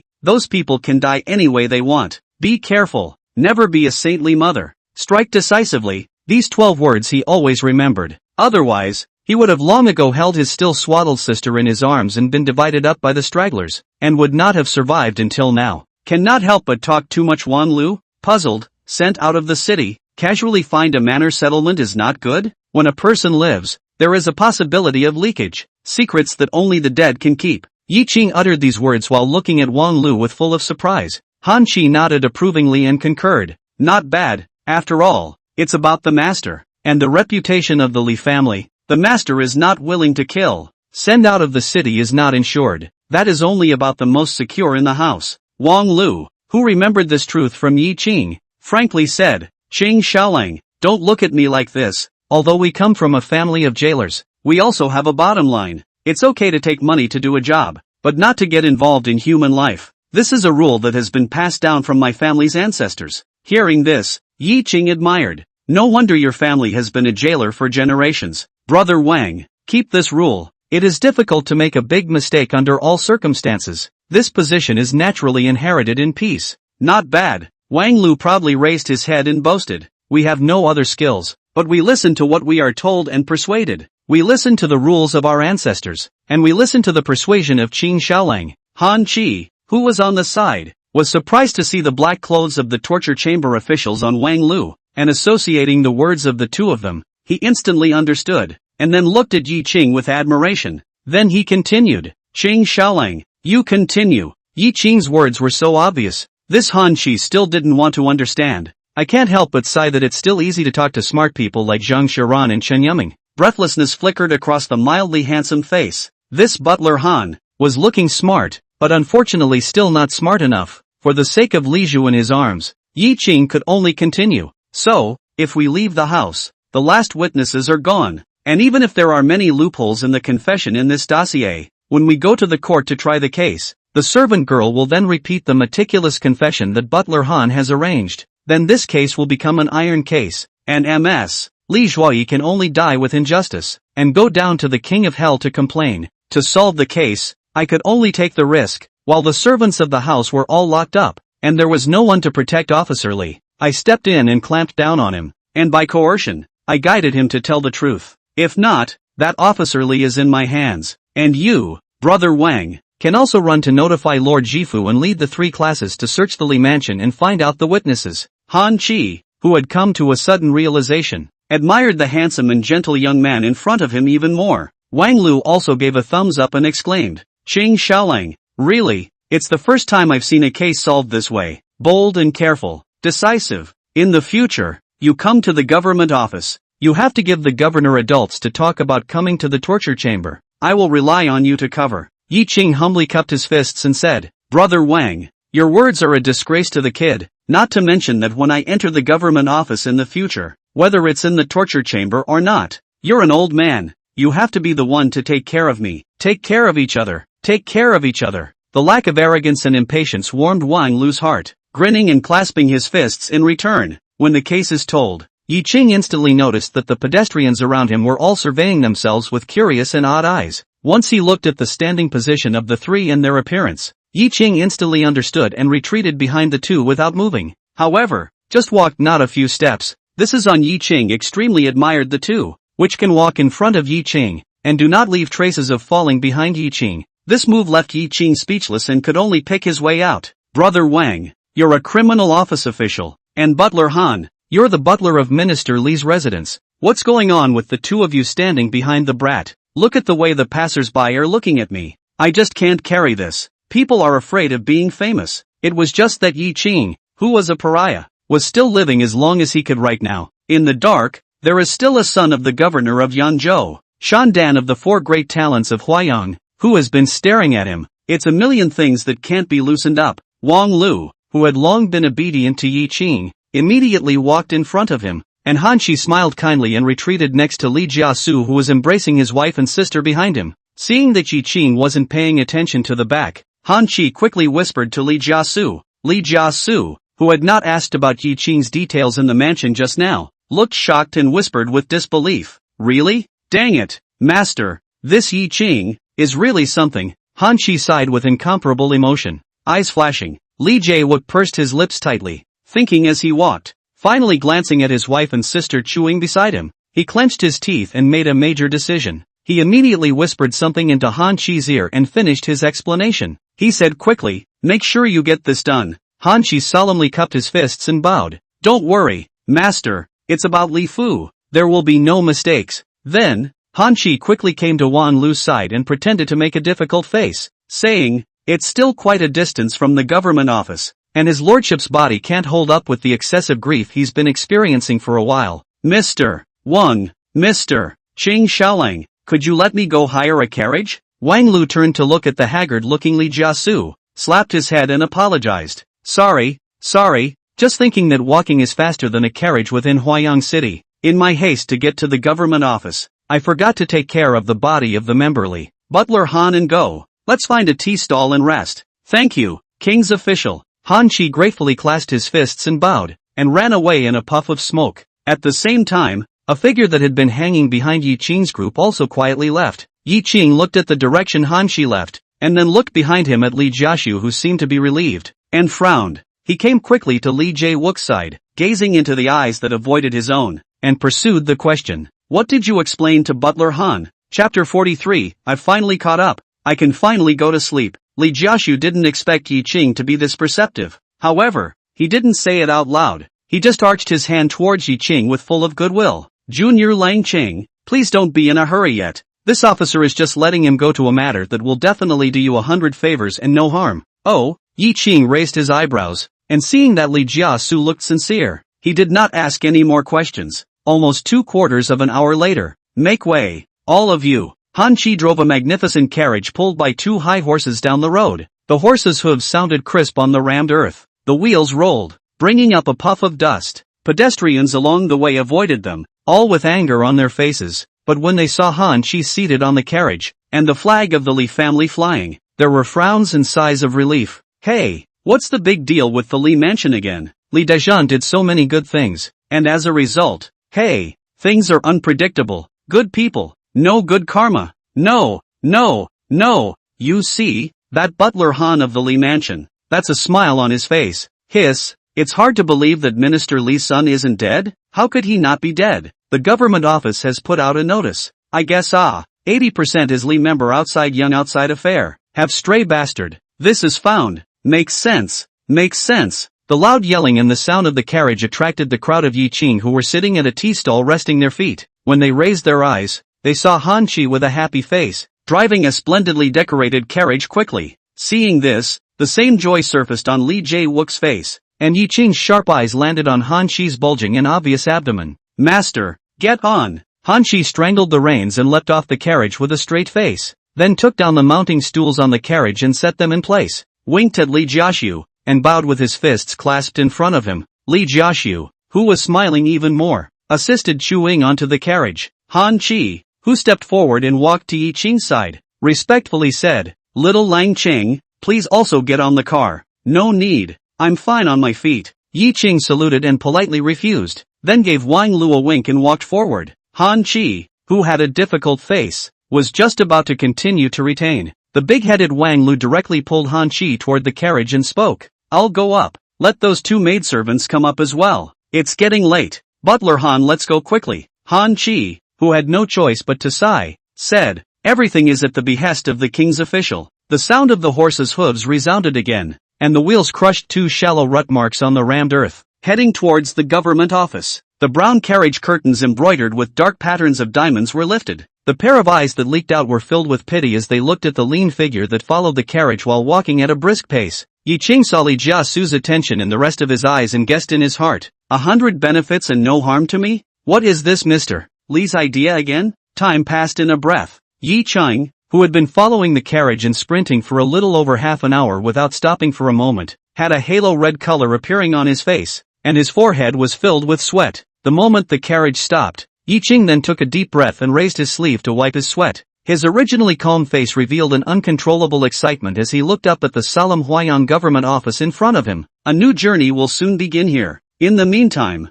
change the horse people do not rest, steering the horse wildly running for 2 days. Has not been sleeping Chi Hong, eyes covered with blood, boiled out of the black bags under the eyes, finally is in a ferry stop. Only Chi Hong dashingly rolled over and dismounted from his horse, but the moment his feet touched the ground, his legs went soft and he almost fell to his knees. Luckily, he quickly grabbed the reins, which saved him from being in a mess. Chi Hong slowed down, and after getting acclimatized, he patted the floating soil on his body and slowly stepped onto the pier of the ferry, gazing at the choppy river in the south. Half an hour later, a 2-story painting boat broke the waves from the south, the Xia flag hanging above it hunting. Expressionless, can be called cold. Chi Hong pursed his lips, voice trembling, actually some aggrieved. His grandma, can be considered to catch up? I can finally sleep. Just as the painted boat was still 10 feet from the pier, Chi Hong took a deep breath, sank his chi into his dantian, and let out a shout. Elder Xie, Yi Ching has a poem to present. On the deck, Xia Qian's schoolboy, who was drying clothes, was stunned at the words and immediately ran to the parapet to probe and watch. Upon seeing Chi Hang's familiar face, the scribe immediately yelled, Boatman, dock quickly. Okay. Riding the wind and waves of the boat, the eye can be seen slowed down. The owner of the boat, quick eyes and hands, in the boat is still 2 feet away from the pier. A low roar, threw out the thick tough hemp rope, precise set deep underwater. A person embraced thick with rope pile. With the combined pull of the other boatmen on board, the painted boat quickly docked. Chi Hong saw the moment, bent his knees and stomped up the wall. The nearly 10-foot-high painted boat was like a short mound in front of him, climbing at will. Good, what a handsome body. This man stood motionless at the pier for so long, I thought he was a simpleton, but I didn't realize he was an expert. Really powerful. Fast one. Zhang of the painting boat, borrowed a bit of force and went up. Zhang, who master said is this kind of person. The gush of shock from below caused Chi Hong, who had landed on the deck, to tilt his head slightly. You're Mr. Zhang's attendant, right? It's been a long and hard journey. Xia Qian, who was dressed in snow-white silk and looked dusty and elegant, suppressed the urgency in his heart and politely spoke. Chi Hong pulled out the folded-up paper that was permeated with ink from his bosom and respectfully handed it to Xia Qian. My lord ordered my youngest to present Yi Qing's newest work. Please ask Elder Xia to take a look at it. Xia Qian, who had long been impatient, did not wait for Chi Hong to come forward, but took the paper in his hands and quickly opened it. The moment I saw the title of the poem, in front of outsiders, the calm and dignified Xia Qian directly cracked the corners of his mouth, and on his face was an uncontrollable giggle. The golden list invites Xia Qian. This poem name is really good. Ha ha ha ha ha. Qing Xiaolang, this is a good boy. Ha ha ha ha ha. The laughter was so loud that it reached the ears of Chi Hong and the scribe. Chi Hong silently rolled his eyes. Having been sleepy for a long time, he saluted. Elder Xie, the poem has been delivered, so I'll take my leave first. Okay, you go. Xia Qian, who did not even raise his head or move his eyes, casually perfunctorily, sparing the always calm Chi Hong, he couldn't control the expression on his face. The corners of his mouth twitched a bit, turned around and walked to the wooden fence, leaped and left in style. The book boy couldn't help but remind Elder Xie. Mr. Zhang's attendant looked bloodshot and haggard in the eyes. His clothes were covered in dust. I think he had traveled all night to deliver the poem. And you're just sending him away? What? What did you say? Xia Qian tilted his head absent-mindedly, but his eyes still fell on Yi Qing's poem. This appearance made the book boy cover his forehead breathlessly and whisper, "It's hopeless." Chapter 44, Former nastiness is not complimentary. Today's slutty thoughts are endless. Xia Qian, who was intoxicated by Yi Qing's absolute words, completely ignored everything around him. By the time he came back to his senses, the second-story painted boat had already continued to break the waves. The gentle wind blew the inked treasure in his hand like a dancing beauty queen. Xia Qian hurriedly put it away and carefully placed it in his arms. Xia Qian,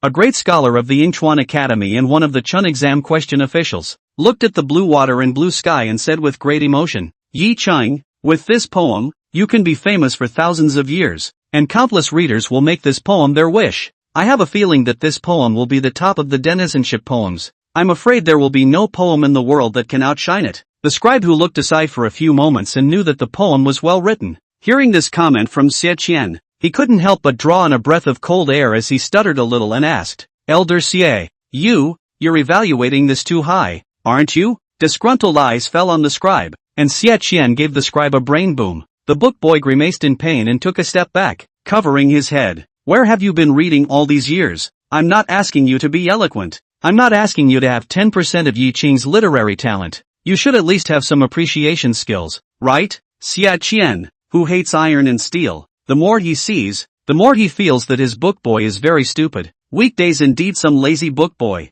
hurriedly arched his hand and bowed, took the initiative to admit his fault. "Xia Lao, rest assured, I will certainly read well to do the article in the future." Seeing this, Xia Qian then blushed a bit better. He crossed his arms again and looked at the soothing blue water and sky, at the rapidly receding prosperity of the emerald forest on both sides, and said aloud, "The golden list invites Xie Qian, a man with no name. The nastiness of the past is not enough to brag about, but the debauchery of the present is endless." An impassioned voice that floats on the wind. The backyard of the government office in Huayang City, inside Chen Yuming's duty room, where few people set foot in the past days. At the moment there were 7 or 8 people standing in a grand manner. After Chen Yuming finished listening to Wang Lu's revised statement, his eyes glazed over to the haggard and incomparable Li Jiasu. Place the perpetrator Chu Ying and the accomplice servant girl in the government office torture chamber for the time being and record their statements. "Yes," Wang Lu immediately answered and led the 3 women towards the torture room not far away. As for Li Jae-wook, who was not named, his originally nervous heart settled down a bit. Not waiting for him to ask for discretionary forgiveness, Chen Yuming then stood up and looked at Li Jiaxu with a grave expression. "Warrenter Li, you have contributed a lot to my Huayang City in the past, and this case can even be said to be your family matter, and you are even more of a white-haired person. This official, today, on account of your good deeds in the past, will not hold you responsible. However, it is necessary for you to take out 100,000 snowflake silver and use it to repair the river embankment. Are you willing to do so?" 100,000 snowflake silver, although more, but for Li Jiaxu, it is not much, but it will also be a meat pain. However, at this moment, without the slightest hesitation, and even more so with a joyful face, he beckoned. Han Chi, the housekeeper who had prepared for this, hurriedly pulled out a small wooden box from his arms. Li Jiaxu took it and opened it, respectfully handing it over towards Chen Yuming. "Lord Governor, here are the vouchers for the deposit of $200,000 of silver in the ticket house, and I am willing to donate them to the government office and place them at the disposal of the Lord Governor. It's going to be 100,000. Give 200,000. It's not simply a matter of one meal becoming 2. Instead, it's a full 100,000 taels of silver more." Doubled. Chen Yuming's heart, which had always been calm and steady, couldn't help but accelerate its beating speed. Looking at the joy on Li Jae-wook's face, he couldn't help but think of Li Jae-wook's family history. Chen Yuming stroked his oily beard and said in a deep voice, "Counselor Li, this official has been doing good deeds in Huayang all these years, all under your care. There are no outsiders here, so if you have anything to say, you can say it openly." Yi Qing, who was standing in the doorway, had a straight heart. Previously, Li Jiaxu had said that what Han Chi took would do him no harm. Right now, this 200,000 taels of silver, the things involved, were not something that he, Yi Qing, could imagine anymore. How could he be involved? A soon-to-be hexenophile with a pariah status. If Zhang Xiaoran, who had spent 60,000 taels for Yi Qing, had known that someone was willing to spend 200,000 taels for Yi Qing, and all of it was spent on Chen Yuming, then Zhang Xiaoran would surely change his depression and smugly say, "This Gongzi is still powerful. Only spent 60,000 taels in the hands of Chen Yuming." This black-hearted fox. Li Jiasu straightened up and turned to look at Yi Qing, grateful. Previously, Qin Xiaolong's words made the old man repent. 3 springs have dusked the flowers from the wind, leaving no one to share in the pity. This poem, it's really good. It speaks to the heart of the old man. The old man took out 200,000 taels of silver to donate to the government office because he wanted to thank Qin Xiaolang, and also to thank the governor for knowing how to use his people. If it wasn't for Qin Xiaolang taking over this case, I'm afraid, the old man would be living in remorse for the rest of his life, and would pass away alone and widowed. Ye young people are numb, completely numb. Pressing on, he didn't expect that Li Jae-wook would give such a big gift. Is this harmless? It's clearly 100% harmless. If this gets out, how can he still work in the government office? Every official and official must treat him as a thorn in his side. Before he even became a Huxian, he earned 200,000 taels of silver for the government office. Isn't that inviting? Just to make it look like you've got something. They're all drunks, aren't they? They were definitely worried that their future path to promotion would be squeezed out by Yi Qing. It was bound to be peaceful on the surface and secretly try to trip up Yi Qing in every way possible. As for the huge deterrent of 200,000 taels of silver, they didn't care at all. A merchant as Yi Qing's backer. For these people who had been a Suxian for generations, or had become a Suxian by relying on a certain official to look at them, there is simply nothing to fear. Merchant, with money and no power, that's their pocketbook. Having money and power is not something they can afford to mess with. Similarly, a rich and powerful merchant would not take out 200,000 taels to buy favors from the governor to a small Shuyun official. Casually using his family's power, he paved the way for Yi Qing to become a Suxian.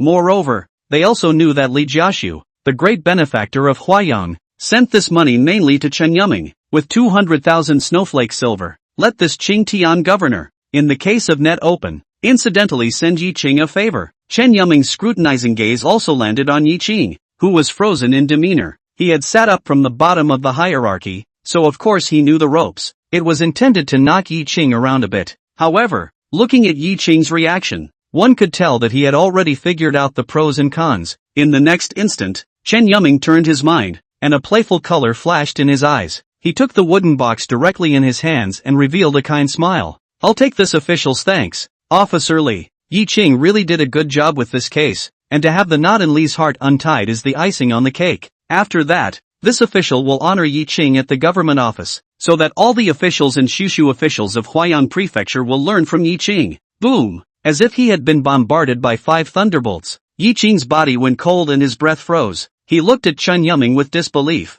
his heart pulling out of his chest. And Li Jae-wook, who doesn't know the ropes, has his heart's desire fulfilled and a thankful smile all over his face. So very good, so very good. Chen Yuming, who placed the wooden box on the tabletop, raised his hand, his deep scarlet official robe swirling in the air, and made a gesture of invitation. Counselor Li, on behalf of the people of Huayang Prefecture, this official thanks you for your generosity, and in addition, this official will give you a satisfactory answer to this case. It's not enough to raise your hand, the governor is busy with his affairs, so I won't bother you. The governor has raised his hand to send off the guests, and also said what he wanted. Li Jiaxu immediately excused himself, and when he walked to the door, he looked at Yi Qing, who had not yet slowed down, and he smiled kindly and amiably. Junior Lang Qing, when the matters of this officer's residence are settled, I will definitely invite Junior Lang Qing to come to the door for a visit. Please don't put it off. At those words, Yi Qing instantly returned to his senses.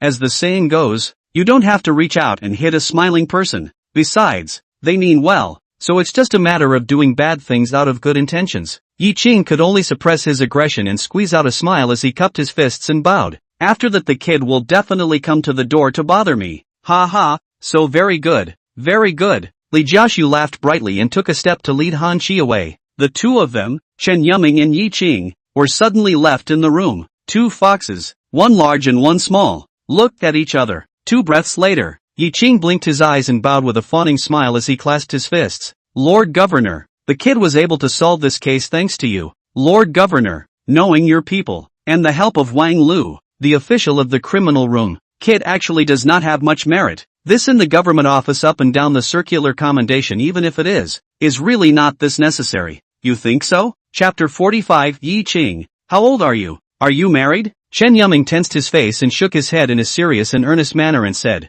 no, this official rewards and punishes clearly. You solved this human life case and saved an innocent life. Moreover, because of you, the Li magistrate sent the government office 200,000 taels of silver, and was able to repair the river embankment, and moreover, saved many people in Huayang. This is your merit, a great merit. This official must be recognized. Yi Cheng, who was getting more and more scared in his heart, had a flash of light and hurriedly said, Lord Governor, can you change the recognition fold? Chen Yuming put his hands behind his back, the majesty of being in a high position spreading out as he stared at Yi Qing with a lingering gaze. This gaze looked at Yi Qing, who collected his expression and said with incomparable respect, the boy has solved this case and will be entering the government office to serve the Lord in a few days, and I would like to have a chance to pick which of the 6 rooms in the government office I will enter. With your permission, my lord. With that, Yi Qing clasped his fists and bowed. According to the instructions that his mentor Xie Qian had given to Chen Yuming before his departure,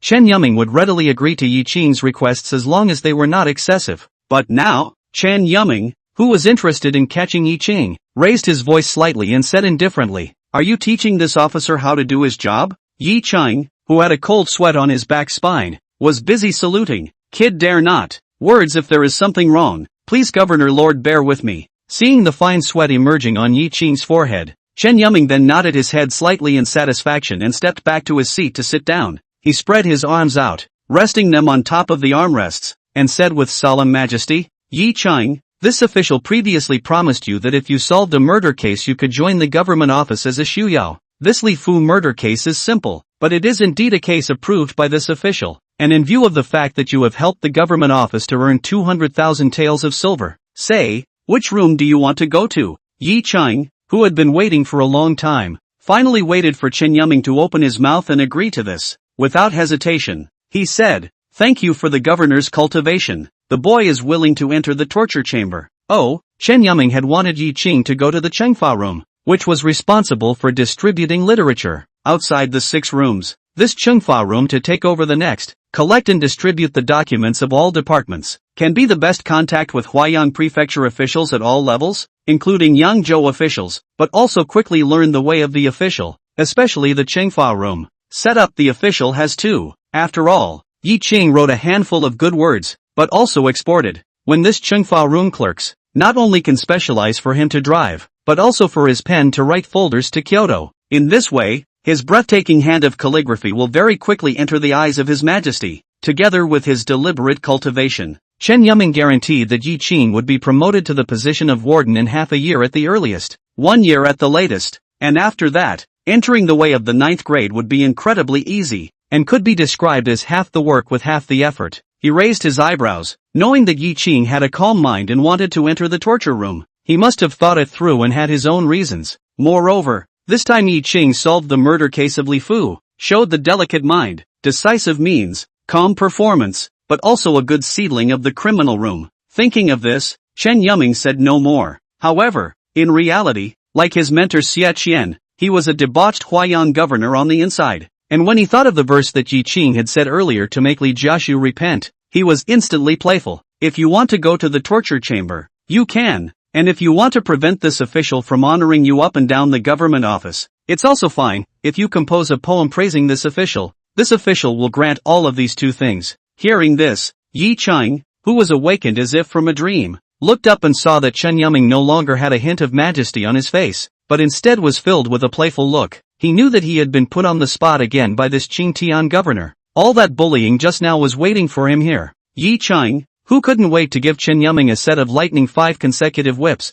could only hold back her grudge at the moment, pursing her lips tightly and speaking in a smooth voice. Thank you, Lord Governor, for giving the boy this opportunity, and allow the boy to think on it for a while. Chen Yuming, who was very satisfied with Yi Qing's performance, stroked his beard with a cozy face. The children are teachable. Ru, your grandfather can teach. Yi Qing, who was cursing in his heart, took a deep breath and pondered over the poems from his previous life in his mind. A moment later, a poem surfaced in Yi Qing's mind, and he couldn't help but frown darkly. This poem, given to Chen Yuming, isn't it a bit too much for him? Thinking about it, Yi Qing stared at Chen Yuming, who was wearing a dark scarlet official robe with a solemn and serious face. In his mind's eye, Chen Yuming came to Huayang City and faced the coercion of many corrupt officials and powerful families. Still bold, offended countless people, but also Huayang a clear sky, more inspirational governance. so that the city of Huayan prosperous and affluent, the people live and work in peace and contentment, so that the street of few no beggar children,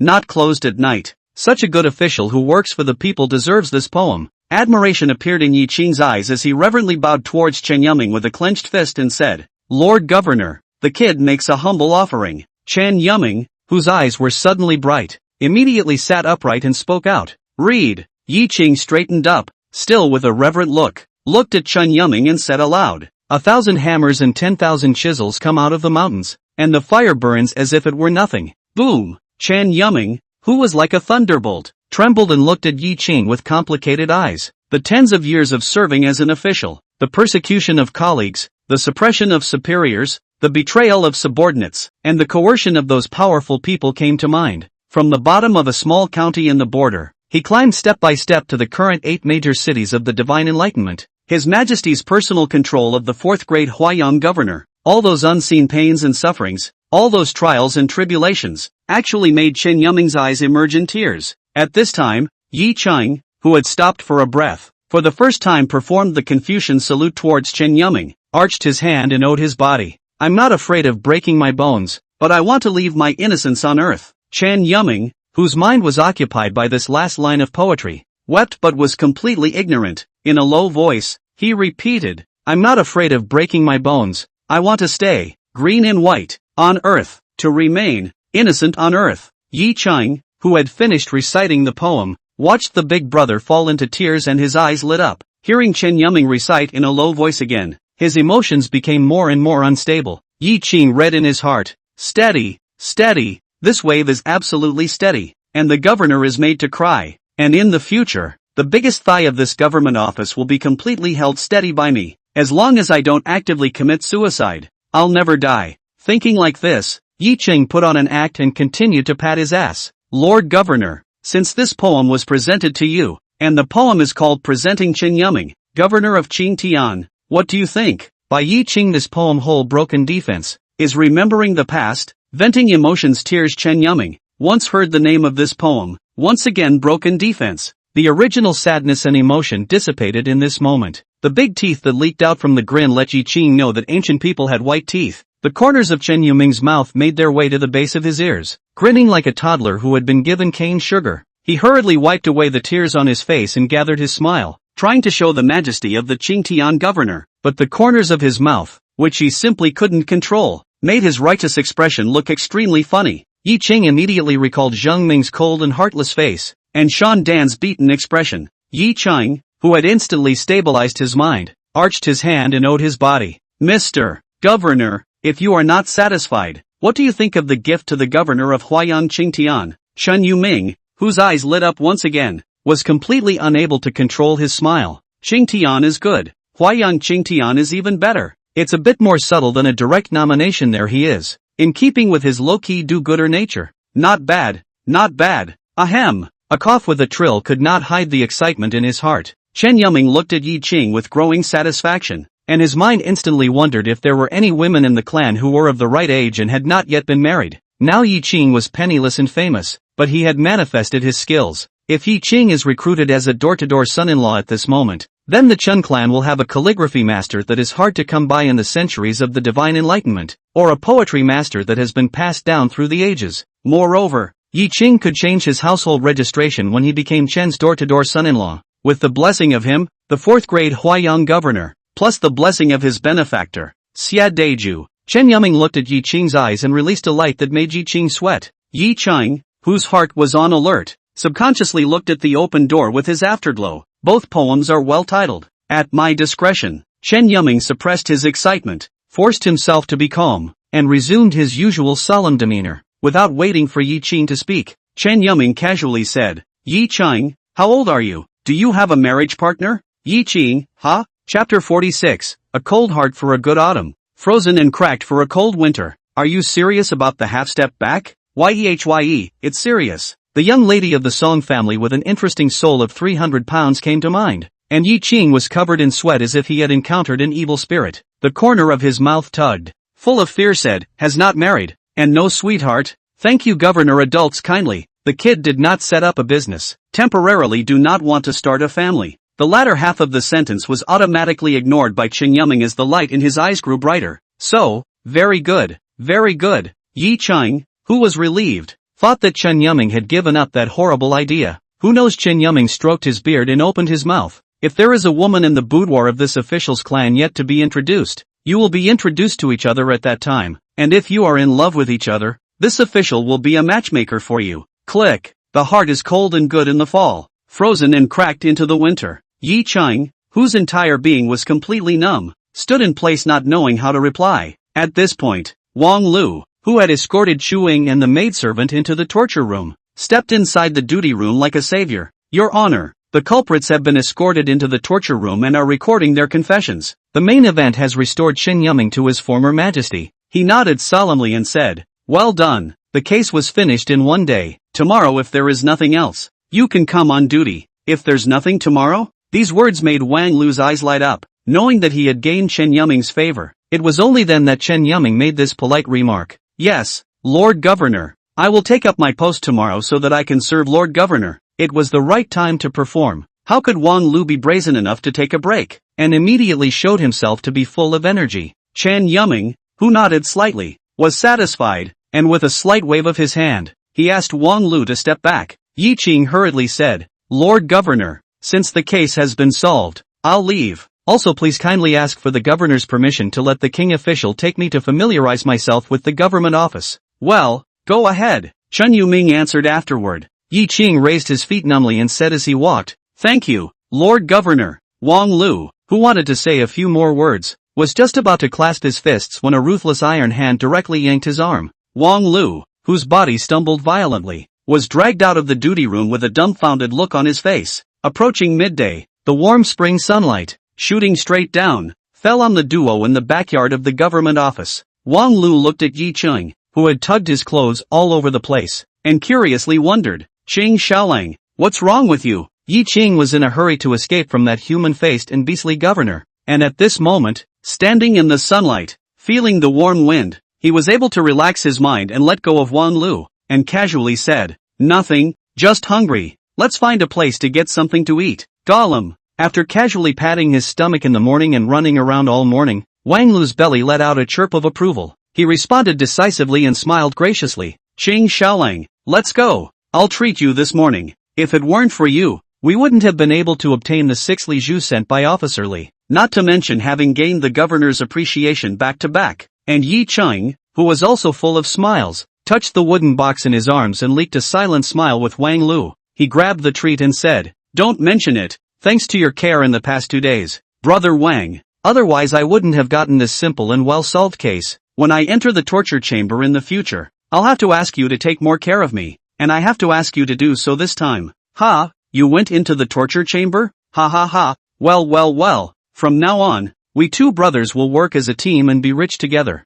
Wang Lu's eyes were full of light, and he was happy when he thought of following Yi Qing in the future. A strong man who had the help of 3 rich men. Thinking of the different life that would start next, Yi Qing's mouth smiled mildly, and his eyes glittered with longing. Yes, just now in the duty room, the governor allowed me to enter the torture room. Grinning Wang Lu, he patted Yi Qing's back and urged, go on, add joy to joy. We have to have a good drink at noon today. Go. The two hooked up and headed out of the government office. Not far from the government office, on a humble herbal tea stand, wearing washed to pulp white linen clothes, dark skin, look like farmers look like people, see 2 people out. Taking up the bowl of tea in front of him, he drank the herbal tea floating in the tea powder. Only when the two had walked out some distance did they get up and follow silently. On the main street of Zhendafeng, inside the Sun Ji noodle house with a small storefront, Yi Cheng and Wang Lu had just sat down when Wang Lu, who was familiar with this place, yelled up towards the counter. Boss, old rules, 2 more jugs of wine,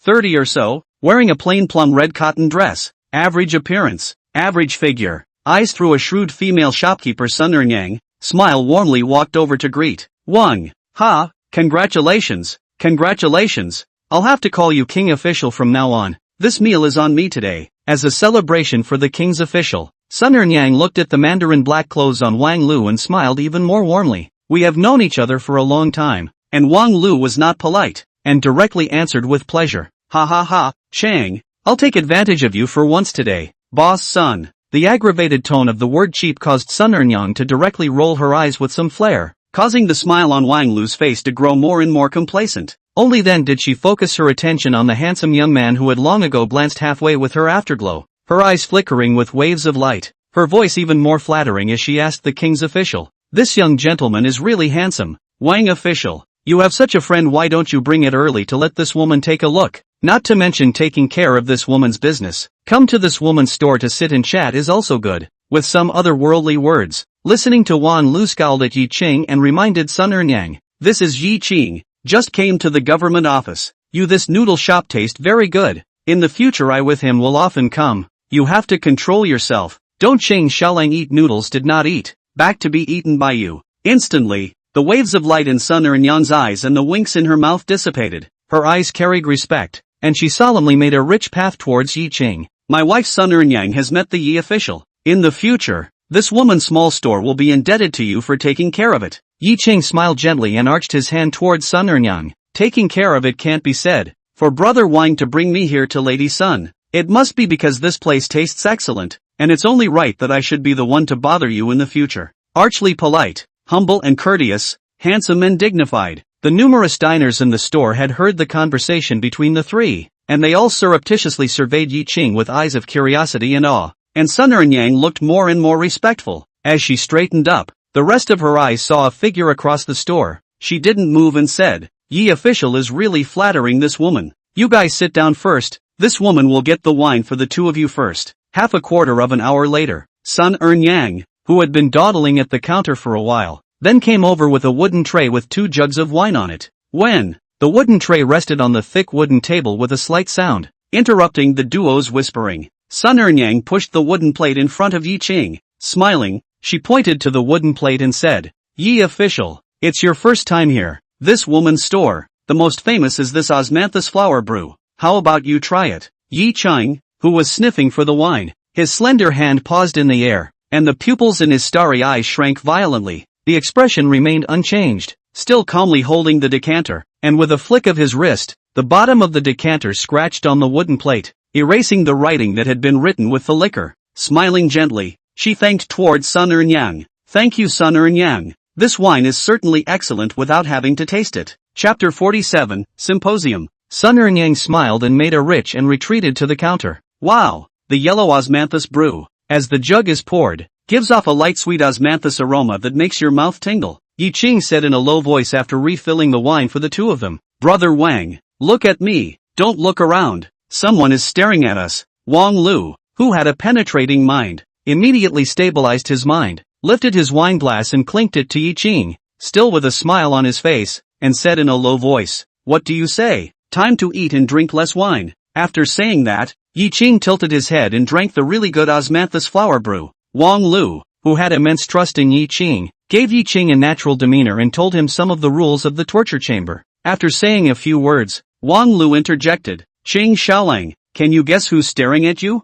"The ones who sent me to the cell," Yi Qing replied calmly, and Wang Lu trembled, his eyes appearing slightly fearful. "The name of a man is the shadow of a tree." Zhang Ming, the cold-faced delinquent lieutenant, had a ferocious reputation in the government offices that was just too loud. Although it's only a bad lieutenant from the 9th rank, but up and down the government office, in addition to those great lords, even the former Secretary of Justice Lu Weikang, who could make bad people, had to say good words when he saw Zhang Ming. No other, Zhang Ming means too harsh, under the control of the bad people, but no, the Huayang city officials and dignitaries, the 3 religions and 9 streams of all kinds of dirty things, to get who, easy, and backed by a big tree, really can not afford to mess with. It was only then that Wang Lu remembered that the first time he had met Yi Qing, he had been escorted into the prison by Zhang Ming. In the next instant, Wang Lu smiled and poured a bowl of wine for Yi Qing and casually said, "That person, he is indeed powerful in Huayang City, and the backer behind him is even higher. But you here, Ashiro, don't carry any fear at all." Yi Qing, who knew that Wang Lu thought too much, didn't bother to explain. He needed to use silence now to keep that idea in Wang Lu's mind, and it was best if Wang Lu revealed it in the government office afterward. In this way, if Zhang Ming wanted to find someone in the government office to trip him up, he would have to deliberate carefully, make him less of a target in the government offices. Wine and dine. Wanting to return home, Wang Lu offered the treasure. patted the wooden box protruding from his abdomen, and couldn't wait to say, "Ching Xiaolang, you return home with me. There is still an empty side room in my home. You and take a rest. I'll let your sister-in-law take a look at this treasure." "Brother Wang, wait, I still have some business here. Right now I can't walk by myself easily. I still need to trouble you to come with me." Yi Qing arched his hand and owed his body in embarrassment. Wang Lu frowned, but still answered with alacrity, "Success, let's go. Go back later to see your sister-in-law again to show her the treasure." Yi Qing is not the kind of person who doesn't know what's good and bad. In order to avoid Wang Lu's heart is not happy, smiled and explained, "We went to the Drunken Fragrance Pavilion to see that day to trouble you to bring the word of Zhang Xiu Ran Zhan Gongzi." Wang Lu's eyes widened. "To the Drunken Scent Pavilion? You'll be home later to show your wife the baby?" No way. It was impossible for him, the head of Wang Lu's family, to go home, at least not tonight. Without saying a word, Wang Lu directly dragged Yi Qing away. Looking at the eager-looking Wang Lu, Yi Qing looked puzzled. He who still did not have a mandarin's black clothes and waistplate, at this time was categorically not going to easily leave Wang Lu. He was now a talisman for Yi Qing to be able to ward off trouble from the Suxian and the three religions. On stepping out of Sun Qi Noodle House, Yi Qing, who was being dragged, swept his eyes around without any trace. In the hot and noisy streets at noon, the lone unaccompanied, but also in front of nothing, looked like a peasant-like figure. So squatting against the street is so abrupt. Yi Qing withdrew his eyes, and with the monkey Wang Lu, he took big steps towards Pingle Place, Chanping Place, inside the exquisite and elegant three-entry courtyard. After a few days, the lawn in the yard was covered with growing bluegrass. On the wooden couch on the lawn, for exquisite delicacies of various colors and flavors were placed. Shan Dan was dressed in a navy blue Confucian shirt, a white jade hairpin coiled up the waterfall long hair. Holding jade chopsticks in his hand, he picked up a piece of chicken with saliva. The burly, tall figure stepped out onto the flagstone in front of the lawn. Zhang Ming subconsciously looked at the stone slab under his feet that had long since lost the slightest trace of blood, cupped his fists and owed his body, and said in an urn, "Your Excellency, Yi Qing has solved the murder case at the residence of the Ershing Fong's Mr. Li, and the real culprit has already been brought inside the government office. That Zhang Xiuran has inquired to be from Kyoto, is very rich. Jinling luxury merchant's second son of the beginning of the year she brought silver money are not as much as him. The specific identity is still checking." "Oh," Shan Dan paused, then continued to eat the chicken. After a piece of savory chicken meat entered his stomach, his head tilted slightly to the side, and the handmaiden who stood guard wiped his lips. Only then did Shan Dan put down his jade chopsticks and looked at that cold and unfeeling rough face and opened his mouth. "You continue to investigate Zhang Xiuran's specific identity. Yi Qing solved the murder case. This is going into the government office. How do you handle it?" It sounded like an inquiry to Zhang Ming, but his tone was unquestionable. Zhang Ming said in an earnest voice, "Don't worry, sir, as long as it's not into the Qingfa room, I have plenty of means." Slightly nodding his head, Shan Dan said with a light smile, "Has his family ever been found?" Knock. The stone slab that withstood Zhang Ming's single knee made a muffled sound. "Please forgive me, that Yi Qing's family is really nowhere to be found. I have searched Qifeng Fong to the bottom of the sky and looked up the entry and exit records of the various fangs and city gates, but I haven't found out a clue." Shan Dan's eyes went cold, but he did not chastise Zhang Ming and spoke, "Get up."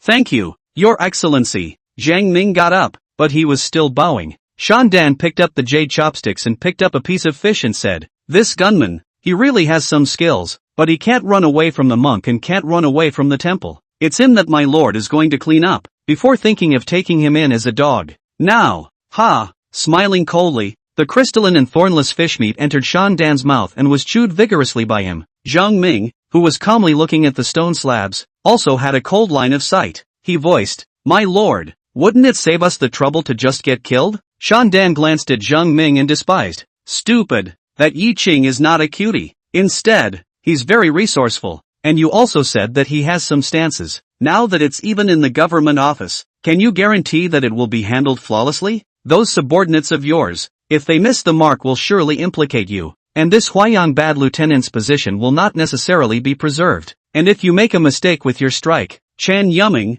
that oil and salt, this Gongzi can't protect your dog's life. You, a loyal dog, are not comparable to Yi Qing's cheap life." Zhang Ming, who was reprimanded, said in an urn with no fluctuation in his voice, "Your Excellency's lesson is correct. Thank you for appreciating me. All right, his family side doesn't need to be searched deliberately, just keep an eye on him. When he enters the government office, then make trouble after some time. It must be seamless. Slowly and methodically, Shan Dan once again picked up a piece of fish, put it in his mouth and slowly chewed. In addition, after the new secretary jailer takes office, you remember to notify him to come and pay his respects to this Gongzi. Go down. Yes, Your Excellency. Zhang Ming once again clasped his fists and bowed before striding out. It was at this time that the servant girl on the side spoke up. Your Excellency, if the new secretary jailer does not listen to you, the family head side will surely not be able to stop blaming you again. Why don't you take advantage of this time of year when the spring exams are approaching, and go north to visit your friends, and also take a break? Snap! Crisp slaps rang out in this courtyard. The maidservant pair blossomed and covered her face in fear, looking at the steeply angry son. After a pause, hurriedly kneeling down on the ground, trembling and begging for forgiveness. Gongzi redeem. Is slave talk too much? Please gone. An extremely well-maintained hand landed on the red and swollen side of the servant girl's face, rubbing it gently. Shan Dan pulled the maidservant into his arms, reproachfully scratched his agitated nose, and softly lectured. My lord is eating. Why are you saying these appetizing words? The maidservant immediately softened her body, and with a charming face and flowing eyes, she looked at Shan Dan's plump and jade-like face, and said shyly, Slave knows it's wrong. Slave just cares too much about Gongzi. Slave wants to make Gongzi happy. The words fell. The servant girl then, Shan Dan whispered, Lu Wei Kong, who caused my lord to insert himself in the position of the secretary of prisons, planted himself and received a scolding from his lordship,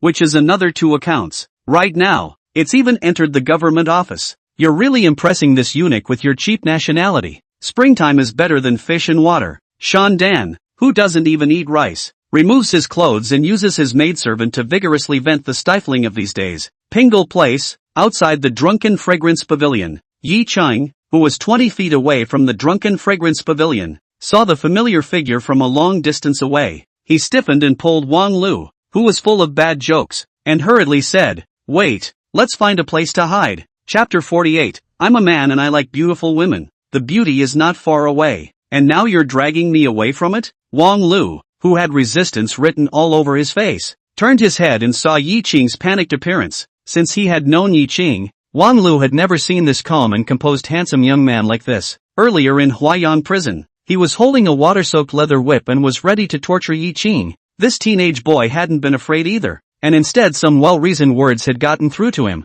After Yi Qing was fished out by the 3 nobles, Zhao Wu, a fellow officer who came back, said that Yi Qing dislocated his left arm when he was escorted by Zhang Ming into the Huayan prison, but that was connected by himself through gritted teeth. Such a resilient and unperturbed nature had become this ghost at this moment. Wang Lu was also startled in his heart. He hurriedly pulled Yi Qing aside and couldn't help but ask, Qing Xiaolang, who did you see that you panic like that? Without waiting for Yi Qing to speak, Wang Lu remembered that Yi Qing was a lord who was not even afraid of Zhang Ming, who had a big mountain on his back. Right now, what kind of person would it have to be to scare him? Wang Lu, who was shivering violently, and his face panicked. You don't have any enemies that are more powerful than the governor, do you? Seeing him react like this, Yi Qing was a bit embarrassed and said, No.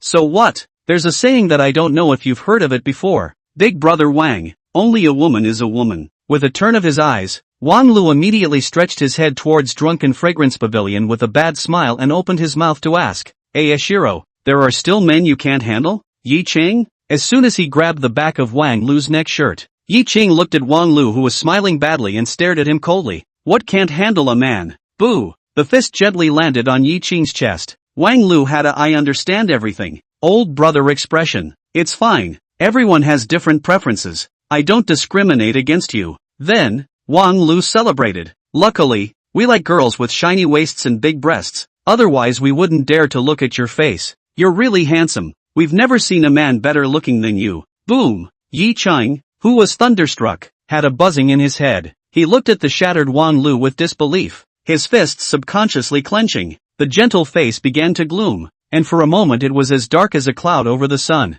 I don't like men. Who told you I like men? I'll beat him to death. Little master. Like the angry roar from the evil ghosts of hell, scared Wang Lu's body was short and full of panic. His hands clenched into fists and came up to his chest, and he said in a small, timid voice, So what? You take it easy. How can I not be excited? You even said that I like men. Yi Qing stepped forward, grabbed Wang Lu's collar with both hands, violently lifted it, came close to Wang Lu's face, gritted his teeth and said, "I'm a man. I like beautiful women and girls. Brother Wang, remember that." Wang Lu, whose head was like pounding garlic, looked at Yi Qing's ferocious expression that seemed to want to eat people and quickly replied, remember, Qing Xiaolang, your male body, likes beautiful women and girls, not men. Yi Qing let out a cold snort, and only then did he let go of his hand in satisfaction. Wang Lu, who wiped the cold sweat from his forehead, looked at Yi Qing, who was so angry, with suspicion,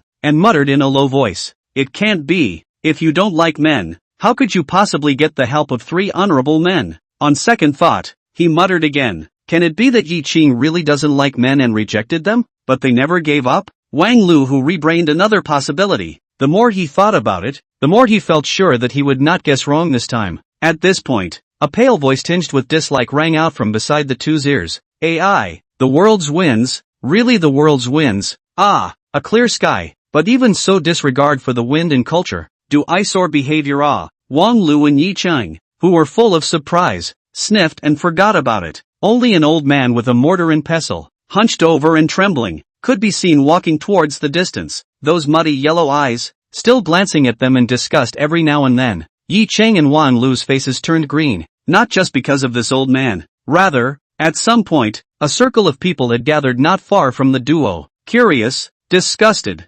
derisive, and pitying gazes fell upon the duo. There were a few young ladies who covered their cherry lips in disbelief, their eyes revealing heartbreak as they stared at Yi Qing in death. There were even a few gorgeously dressed, rouged and powdered feminine gentlemen and middle-aged people who smoldered and sized up Yi Qing. Look at that meaning, if it is not now crowded. These preference abnormal guys will go up to ask Yi Qing's last name, where he lives, may be willing to drink wine together, sleep together. Yi Qing, who was full of grief, ruthlessly cut his eyes at Wang Lu, who didn't know how to explain. He took a big step toward the outside, and suddenly, with a brainwave, he immediately opened his mouth in a righteous manner. A certain Chen Yuming, there is no dragon in Yang Good, just want to meet a woman who is in love with each other to join hands for the rest of their lives. Just a certain companion jokes straight talk. When not true, all of you, please make way. Don't get in the way of a certain Chen Yuming going to the drunken fragrance pavilion to look for flowers. The little ladies and the crowd of onlookers, with their eyes steeply glowing and smiles blooming. In the next instant, when they heard that Yi Qing was going to go flower hunting, they immediately leaked out regrets of either contempt or godly sadness. Those men who had the broken sleeve dragon Yang Goodness, one by one looked at Yi Qing's long back, quickly leaving with incomparable pity. And Wang Lu, dumbfounded, stood still and murmured in a disbelieving voice, has he not gone mad? How dare he assume the name of the governor? Marketplace rumors are the most terrifying. I'm afraid it won't be long before the governor's reputation will be ruined. Yi Qing, who had punked Chen Yuming, smugly drilled into the alley. He walked down the cramped alleyway, feeling nothing but relief. Lord Governor, the cycle of karma, you've punked me and scared me so many times. It's not a good thing to come and go, so please accept another little gift from me to you. As for the worry that he might offend and anger Chen Yuming, thus chastising and punishing him, with that poem gift to Huayan Qing Tianjifu backing him up, Yi Qing was not afraid in the slightest. If Chen Yuming was really angry, the big deal would be another poem. At this very moment, Yi Qing hadn't noticed in the slightest that there had been some changes in his heart and style of acting. The back door of the drunken fragrance pavilion, reporting Zhang Xiran's name, coupled with the fact that Yi Qing had been running a night stall in Pingle Square before, the boy directly released. Even the road does not need to take, not the slightest worry that Yi Qing will steal chickens and dogs in the pavilion, as that dirty vermin. Yi Qing, who walked into the backyard, looked at the 7-colored belly buttons that fluttered in the wind in front of him, and sniffed the scent that each had its own fragrance. Junce's gentle face, directly reddened beyond recognition, shyly lowered his head. At this moment, a scream broke the tranquility of the backyard and caused Yi Qing to tremble. Yikes! A man broke into the backyard. Someone come quick. Yo, isn't this Qing Xiaolang? Sister hasn't seen you in the past few days. Did you come down here specially to feed sister? Ayashiro is blushing. Sisters come and see. Qing Xiaolang, don't be shy. Quickly let sisters see your handsome face. Goo, Qing Xiaolang has a nice body. Qing Xiaolang, come see me tonight. I'll leave the door open for you. No money yo. Yi Qing, who was instantly surrounded by a group of warblers and swallows, did not say a word, and with a red face, he struggled to walk through the soft jade and crispy fragrance. When he reached the third floor of the Drunken Fragrance Pavilion and entered Zhang Xiaoran's elegant room, only then did he draw a long breath and, like he had survived a robbery, raised his sleeve and wiped the sweat that appeared on his forehead. And Zhang Xiaoran, who was sitting on the main seat, was full of fear. Once he saw the messy clothes, full of red lips, woeful Yi Qing came in. The lost cackled with laughter. Ha ha ha ha ha, Qing Xiaolang, have you suffered a beauty robbery? Look at this face of rouge lip prince. You're more playful than my son. You're really envious of my son. Envious of this gentleman? A cold and clear voice came out from within the elegant room. Zhang Xiaoran was instantly silenced, immediately bowed his head and shrunk his shoulders, nestled into his chair, and continued to be a quail that didn't dare to say anything. Chapter 49. My clothes. Wan Qing, don't be like this. Yi Qing stiffly craned his neck, and his awkward sight landed on the fiery red figure next to Zhang Xiaoran, arms wrapped around him, leaning against the pillar wrapped in pink veil. Underneath the English eyebrows, the cold eyes, with 3 points of contempt and 7 points of dislike, swept a glance at Yi Qing, and then continued to stare at Zhang Xiaoran, who had shrunk into a quail. Yi Qing, who had never been in such an embarrassing situation, could snap a building of landscape apartments out of his toes. However, the thick skin practiced by more than 10 years of mingling in the marketplace allowed him to quickly calm down, calmly walking towards the copper basin in the room holding fresh water, casually explaining, Mr. Zhang, the girls in the Drunken Fragrance Pavilion have basically all eaten the hot noodle soup I made, and it was inevitable for them to be a bit more enthusiastic when I entered the pavilion for the first time. Oh, Zhang Xiaoran kept his head in a shrunken position and said one word. Silence fell once again in the elegant room. Wow! The cool water was cupped and caught the lipstick as it fell. Not long after, Yi Qing looked at the pinkish copper basin, picked up the white cotton cloth hanging on the shelf, and wiped away the water stains on his face. He straightened his gray cotton shirt and resumed his usual gentle appearance. Yi Qing walked to Zhang Xiaoran and respectfully arched his hand and owed his body. Mr. Zhang, a small step has been taken in promising you, so please lend a helping hand and place my family in a safe place. Speaking of business, Zhang Xiaoran straightened his back, but the air of debauchery is completely gone, only calm and serious. When he made this gesture, Zhang Xiaoran also secretly glanced at Mo Wanqing, who was coldly staring at him, before opening his mouth. This is natural. Next you will enter the government office. This eunuch suggests that you enter the Chengfa room. With this relationship of old sias in place, Governor Chen will surely oblige. Mr. C.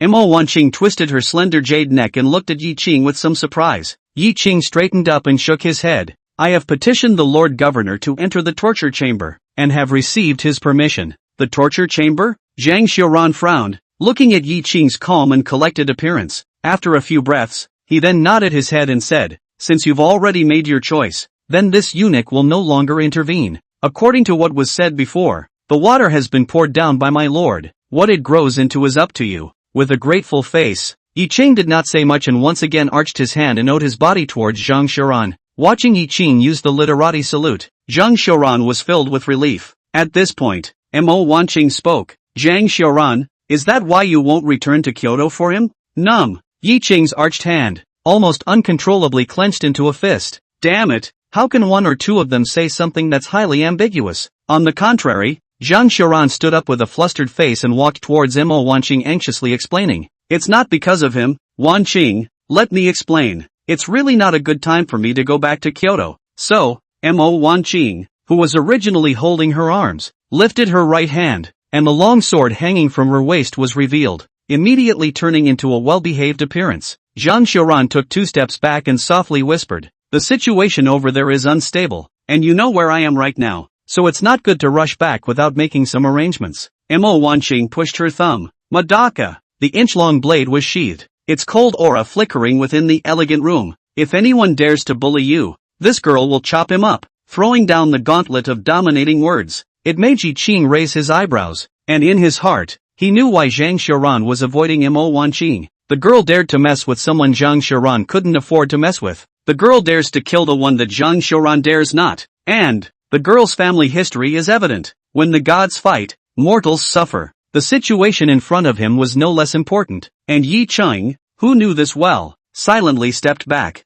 Zhang Xiaoran, on the other hand, was filled with embarrassment as he hurriedly said, swords and knives have no eyes. You should put your sword away first. When the sharp sword returned to its sheath, Mo Wanqing stepped forward and grabbed Zhang Xiaoran's collar. her sheer water eyes staring at Zhang Xiaoran's panicked eyes as she questioned. In the end, you dislike this girl and think it's embarrassing for me to dance with swords and practice sword and stick, right? No, I, Zhang Xiaoran, swear to the heavens that I have never disliked Mo Wanqing. If there is any falsehood, I, Zhang Xiaoran, will be struck by the heavens. Saying that, Zhang Xiaoran raised the 3 fingers of his right hand with a face full of sincerity. Yi Cheng, who was treated as heir, looked at the scene and couldn't help but skim his head as he slandered in his heart. Scum should never swear freely, especially so seriously and sincerely. In case you move the heavens, God remembers in your prodigal son's return, and accidentally move to cry, you'll be game over. Mo Wanqing let go of her hand, and on her cold and clear face,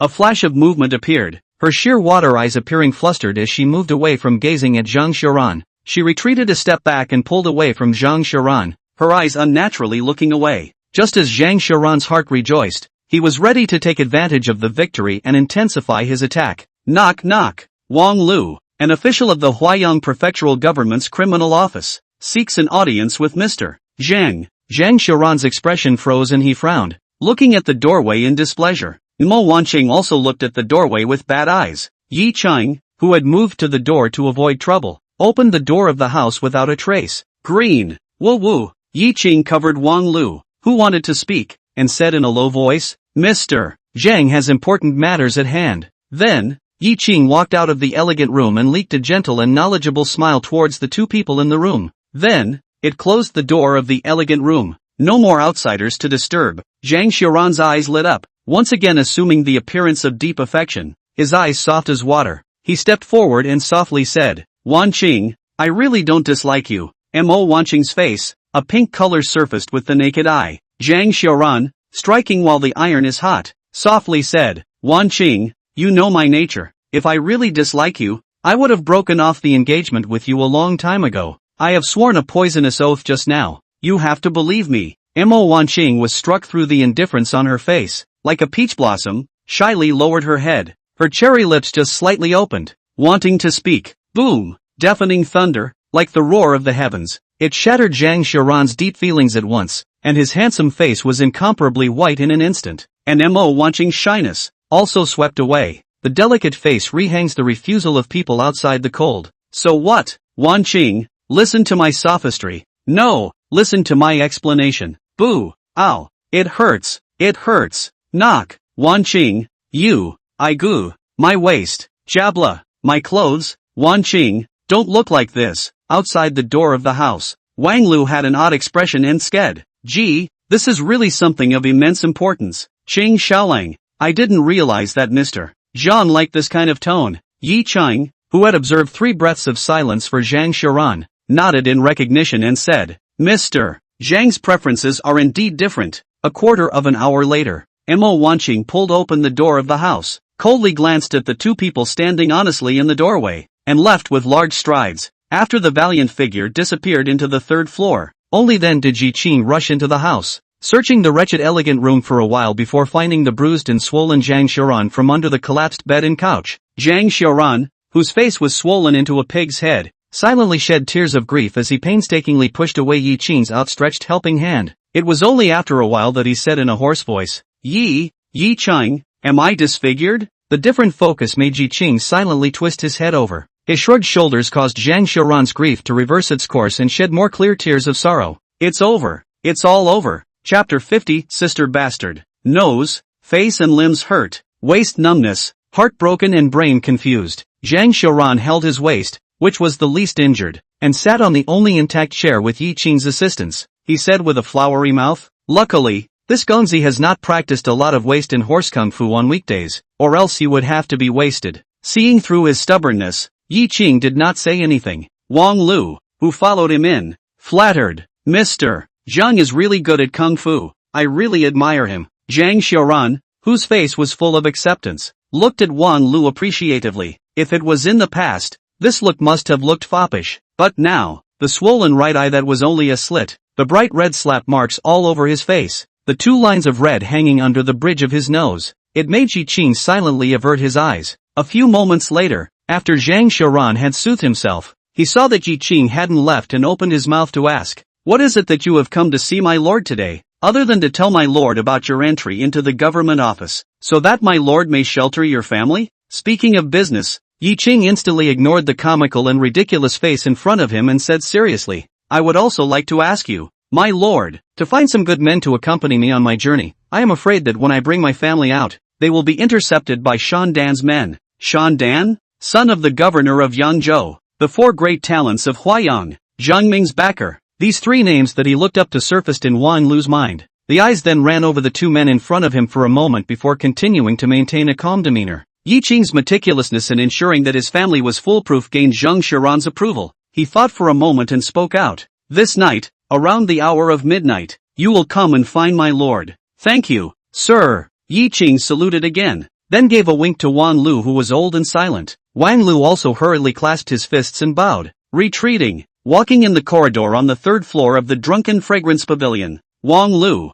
who had been thinking about the warbler, saw Yi Qing's steady pace and resolute eyes, couldn't help but tug on Yi Cheng Dao. Qing Xiaolang, are we really leaving? Yi Cheng, who knew his mind, explained, if all is well with Mr. Zhang, then we can stay in his elegant room and he will pay for the entire consumption. But now, we have to pay out of our own pockets. The specification for this third floor, as I recall, is 10 taels of silver for the bottom, with drinks and girls counting separately. So, it's better to just go to the first floor and find a seat in a booth. Wang Lu, who was relieved in his heart, immediately raised his eyebrows. He elbowed Yi Qing and looked at the other party's puzzled look and said boldly, today I'll treat Li Zhu. One is worth 30 taels, enough for us to play on the third floor. I'll treat you, to accumulate dowry for Ame, but also to buy medicine for Zhang Wang's illness. Completely unable to spare this money, Yi Qing nonchalantly said, Brother Wang, please discount the money you hired me for. I'll find a place to stay by myself.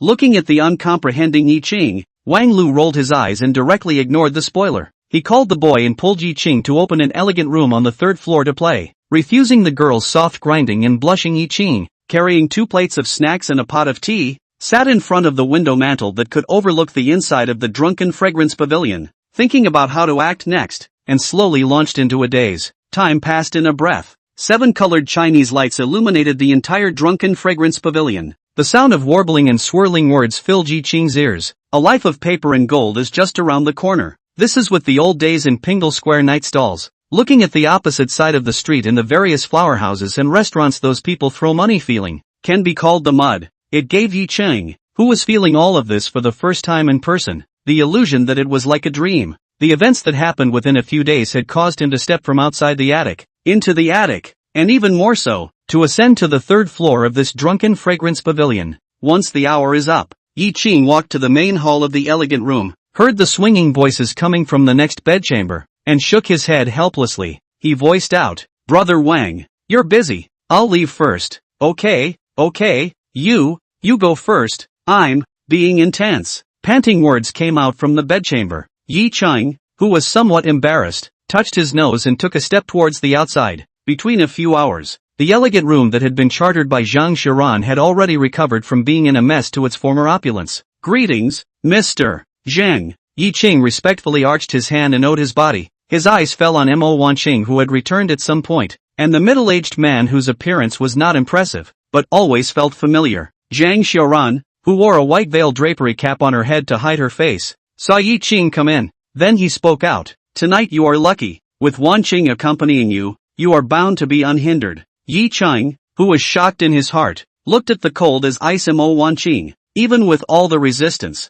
right now it can only be reduced to one sentence. Yi Qing, thank you Aunt Wanqing. Before the words were finished, Zhang Xiaoran interrupted in a hurry. Just call Miss Mo. Yi Qing, who originally had very sharp senses, only then noticed a killing intent, if any, dissipating into thin air. At this moment, Yi Qing was incomparably certain that the iceberg that had beaten Zhang Xiaoran into a pig's head was a rare kung fu expert. Yi Qing hurriedly said, Yi Qing thanks Miss Mo. The thunderous Mo Wanqing, striding towards the outside, only let out 2 words from her mouth as she passed by Yi Qing. Lead the way. Yes, even if Yi Qing was calm in nature and had never been gentle, he felt his expression stiffen a bit in the face of the coldness released from this iceberg. As he turned around and prepared to follow Mo Wanqing, he clearly saw the unimpressive middle-aged man with relief and gloating leaking from his face. Just the moment Yi Qing closed the door, he clearly heard Zhang Xiaoran's words of celebratory joy. scared me to death, but it's finally gone. The corners of Yi Qing's mouth twitched as he quickly followed Mo Wanqing.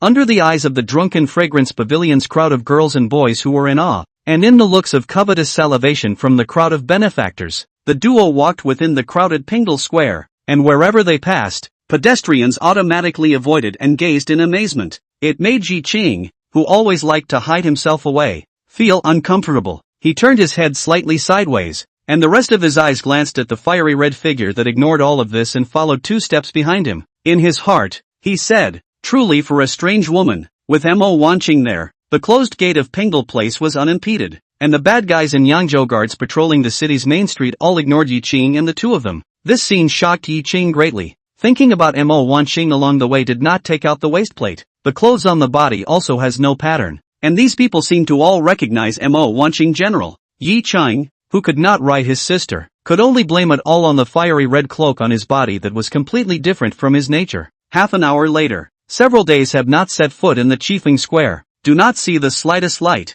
Look at the desolate and desolate. If you weren't walking down the main street of the place, you could hear people's voices coming out of the houses on either side from time to time. Kaifenfang, known as the commoners' ghetto of Huayang, was more like a desolate and lonely village abandoned deep in the mountains without any human traces at night. Mo Wanqing, who hadn't said anything along the way, took advantage of the moonlight and starlight to survey everything around her. Remembering Yi Qing's hot soup noodles that were filled with warmth, she opened her mouth to ask out loud, "This is where you live?" The question asked by the cold and clear voice made Yi Qing feel surprised and puzzled. He smiled gently, his hands scrunched up inside his sleeves as he made himself comfortable. "Yes, looks shabby, but full of people and fireworks." Mo Wanqing furrowed her brows as her eyes fell on both sides of the main street. The night fragrance and dirt that had not been cleaned up was emitting an odor that made her want to vomit straight away. She stopped asking questions and picked up her pace. Yi Qing looked at the fiery red figure that suddenly surpassed him and said in confusion, "Miss Mo, not that way,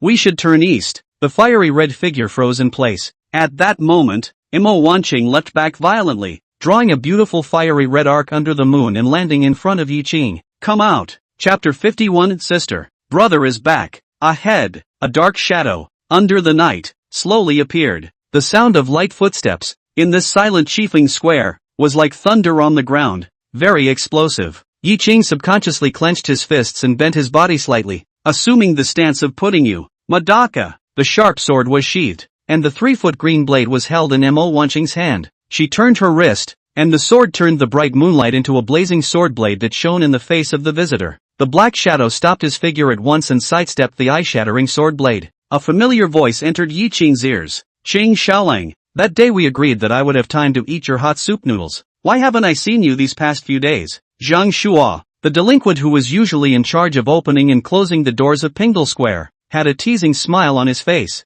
Yi Qing frowned and spoke out, "Bad Zhang, you naturally know why. Don't waste more words. If you want to do it, let your fellow officers come out." Looking at Yi Qing, who had changed his gentle and pleasing appearance, Zhang Shua sighed and said, "Qing Xiaolang, after not seeing you for a few days, why does it seem like you've completely changed? It's the same delightful, hot noodle-selling teenage boy from the old days that's so appealing." As he said these words, Yi Qing snapped and realized that Zhang Shua's eyes had been staring at Mo Wanqing's fiery red cloak, and he was even standing 5 feet away, not daring to come the slightest bit closer. With a movement in his heart, he spoke out, "Miss Mo, let's go." They don't dare to make a move. Zhang Shua, who was in the distance, heard this and his face turned a little ugly, but he still stood still and remained silent. But Mo Wanqing was indifferent, her water-shedding eyes still filled with vigilance as she looked into the surrounding darkness. Seeing this, Zhang Shua could only yell helplessly, "Brothers, come out." 4 figures, revealed from the cramped and shadowy alleys around them,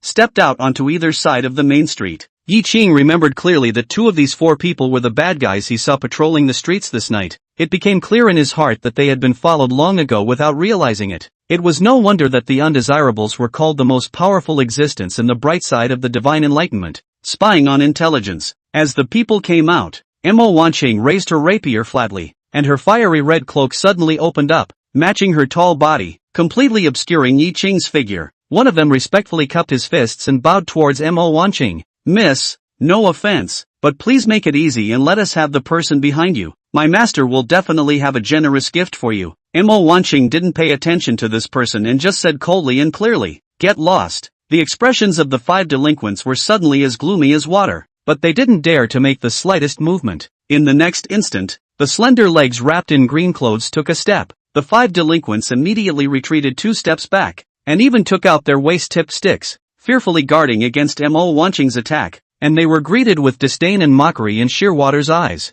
Gulp! This domineering scene caused Yi Qing to swallow his saliva. Lead the way. Mo Wanqing was again 2 short words. Yi Qing, who was numbly striding his legs, hurriedly led the way in front. The undesirable people who were blocking its forward direction immediately stepped aside as they watched the fiery red figure walk towards them, and even more so, they continued to maintain a distance of at least 5 feet. Seeing the duo disappear into the alleyway, hidden from view, Zhang Shua's 5 men came together with difficult expressions on their faces. Should we tell the Lord Lieutenant about this? We're acting without authorization. If we tell the school captain, we won't be spared a chastisement. What to do now? Speak truthfully, lest something unfavorable to the schoolmaster happen later. The 5 looked at each other and sighed in unison. In the next instant, Zhang Shua frowned and asked, "What the hell is this woman?" The rest of them spoke up as well. "I don't know. On the government office side it was an order from the governor. On the Yangzhou Guard side I inquired and said it was an order from General Jinwei." Hiss, an order from General Jinwei? This woman is really scary. Not something our master can mess with. By the way, just now I heard Yi Qing call that woman Miss Mo. Surname Mo? There were 2 people who trembled in unison, with only boundless fear in their eyes. One of them hurriedly said, "According to what was said before, the 2 of you stay and continue to keep an eye on it. Don't be discovered. Let's 3 of us hurry to inform the school captain." Zhang Shua and the 3 of them also realized that something was wrong with their fellow colleagues and quickly left without any more nonsense. It's like this. Yi Qing and the 2 of them walked in the cramped and lightless alleyways. Mo Wanqing was holding a sharp sword, and her eyebrows, which had been frowning, stretched out at this time, saying with some surprise, "This place is quite clean. Yes, I usually sprinkle and sweep. If someone pours dirt, I will clean it up in time." Yi Qing gently looked at Mo Wanqing. His eyes took on gratitude as he said, "Huayang has a lot of humidity. These things need to be disposed of in a timely manner, and you will be able to reduce the occurrence of many epidemics." Mo Wanqing, who was somewhat curious about this statement, opened her mouth to inquire, "Reduce most epidemics?" Yi Qing, who knew everything, thought for a moment and explained in words that were acceptable in this world. "Yes, for example, in the dungeon, the cell is dark and damp, and the dirt is cleaned only once in a long while. And in the meantime the dirt rots and gives birth to something bad, and the dungeon doesn't have much of a wind to carry these things away. One can then easily inhale it or get it on a wound and get sick. That's why many strong and healthy people enter the cell. Even if they are not tortured, it doesn't take long for them to get sick and possibly die in the cell. For that very reason, Mo Wanqing, who was gazing at her brows in contemplation, opened her mouth after a few breaths of thought. Then can it be seen as the miasma over in the southern border? That miasma is said to appear from the decay of corpses and dead wood, and when a person inhales their body or gets it on their skin, they can easily get sick and die. Yi Qing, who was not a science bully or a medical student, thought about it as if the principle was similar and recognized it. "I don't know about miasma, but from what Miss Mo said, it seems to be something similar." Nodding her head, Mo Wanqing's water-shedding eyes looked into the darkness, only able to see a hazy mass of thin figures. "How do you know all this?" Yi Qing, who had thought of a countermeasure long ago, spoke without hesitation. "Zhengdefang is not far from the government office near Azai's Chinese medicine hall. The old Chinese doctor cubs inside the total. The treatment of traumatic injuries is very powerful. I have old people in my family with persistent illnesses, and the cub old herbalist told me to keep my home and surroundings clean." Mr. Zai of Zai's Chinese Medicine Center in Zhengdefang? Mo Wanqing, who had silently memorized this place, no longer inquired. After following Yi Qing for another distance, Yi Qing stopped in front of a courtyard with collapsed walls, peeling siding, and a broken and leaky thatched roof. If it were not for the fact that the yard was clean and tidy and had the appearance of human traces, Mo Wanqing had thought that Yi Qing had brought her to an uninhabited place. It had been a few days, and Yi Qing, who could finally meet his sister, could not help but feel some moisture in his eyes. Squeak! The crumbling fence gate, which he casually pushed open, was unmistakably harsh in the silent blackness of the night. Mo Wanqing was keenly aware of some loud movements in the house. Only Yi Qing walked to a halt in the courtyard and shouted in a trembling voice, "May, brother is back." Chapter 52, A Smile and 100 Charms. 6 Palaces Without Color. Brother, a single word, filled with a multitude of emotions, came out of the room. the door to the dilapidated house was opened almost instantly. Yi Qian, who was dressed in a pink cotton dress, didn't even wear shoes, and pounced into Yi Qing's arms like the wind, eyes filled with tears, gazing at Yi Qing. The joy and celebration in his eyes caused Yi Qing's heart to ache, and tears flowed from his eyes. He gently smoothed the long dark hair and softly whispered, "It's okay, it's okay." Woo woo. Yi Qian, who was emotionally taut, could no longer suppress it and let out a cry. At this point, inside the dark and lightless two straw huts, orange candle flames emerged, illuminating the dilapidated courtyard and revealing some warmth. Squeak! There was the sound of the door to the house being pushed open again. Granny Zhang assisted Zhang Wang to walk out slowly. The two old men were in tears, looking at the siblings embracing each other with great joy. "Well, it's good to be back. It's good that it's all right. This heart of my wife's can be put down." Next, Granny Li hunched over, walked out from the room where Yi Qian stayed, her face full of celebration, and cheerfully said, "Qing Xiaolang, you finally come back. If you don't come back, your family's sister is going to be skinny and unattractive." Grandma Li, no. I look better when I'm thin. The round face with the cherry lips pouting was adorable. The jesting words lightened the mood of the crowd. Yi Qing smilingly leaned back, looked left and right to survey Yi Qian, sked his mouth and said, "Gee, look at that. You really haven't lost any weight. You heartless. It seems that you weren't worried at all during the few days that brother disappeared, and you didn't eat as much as usual." Yi Qian's mouth, which had just pouted, instantly curved down. Aggrieved, she looked at her brother, her eyes pooling tears once again. Yi Qing hurriedly pulled out the wooden box from his arms and handed it to Yi Qian. "Little crybaby, don't cry. Look what brother has brought you. 1 year of the gift." Yi Qian's eyes burst out with a bright light, incomparably shining in the dark night. She hurriedly wiped away the tears in her eyes and couldn't wait to receive the wooden box, leaping as she opened it. "Brother, you're so nice. He. Mo Wanqing, who was standing outside the courtyard door, looked at the innocent and lovely Yi Qian. The corners of her mouth were no longer cold. A touch of gentleness surfaced, and her eyes revealed a sense of envy. "This girl, you are a friend of Qing Xiaolang, right?" Zhang Wang saw Mo Wanqing, who was dressed in luxurious clothes and had an outstanding temperament, and signaled Zhang Woman to bring him forward. And when he approached, he bowed towards Mo Wanqing with a very respectful fist. Mo Wanqing shook her head,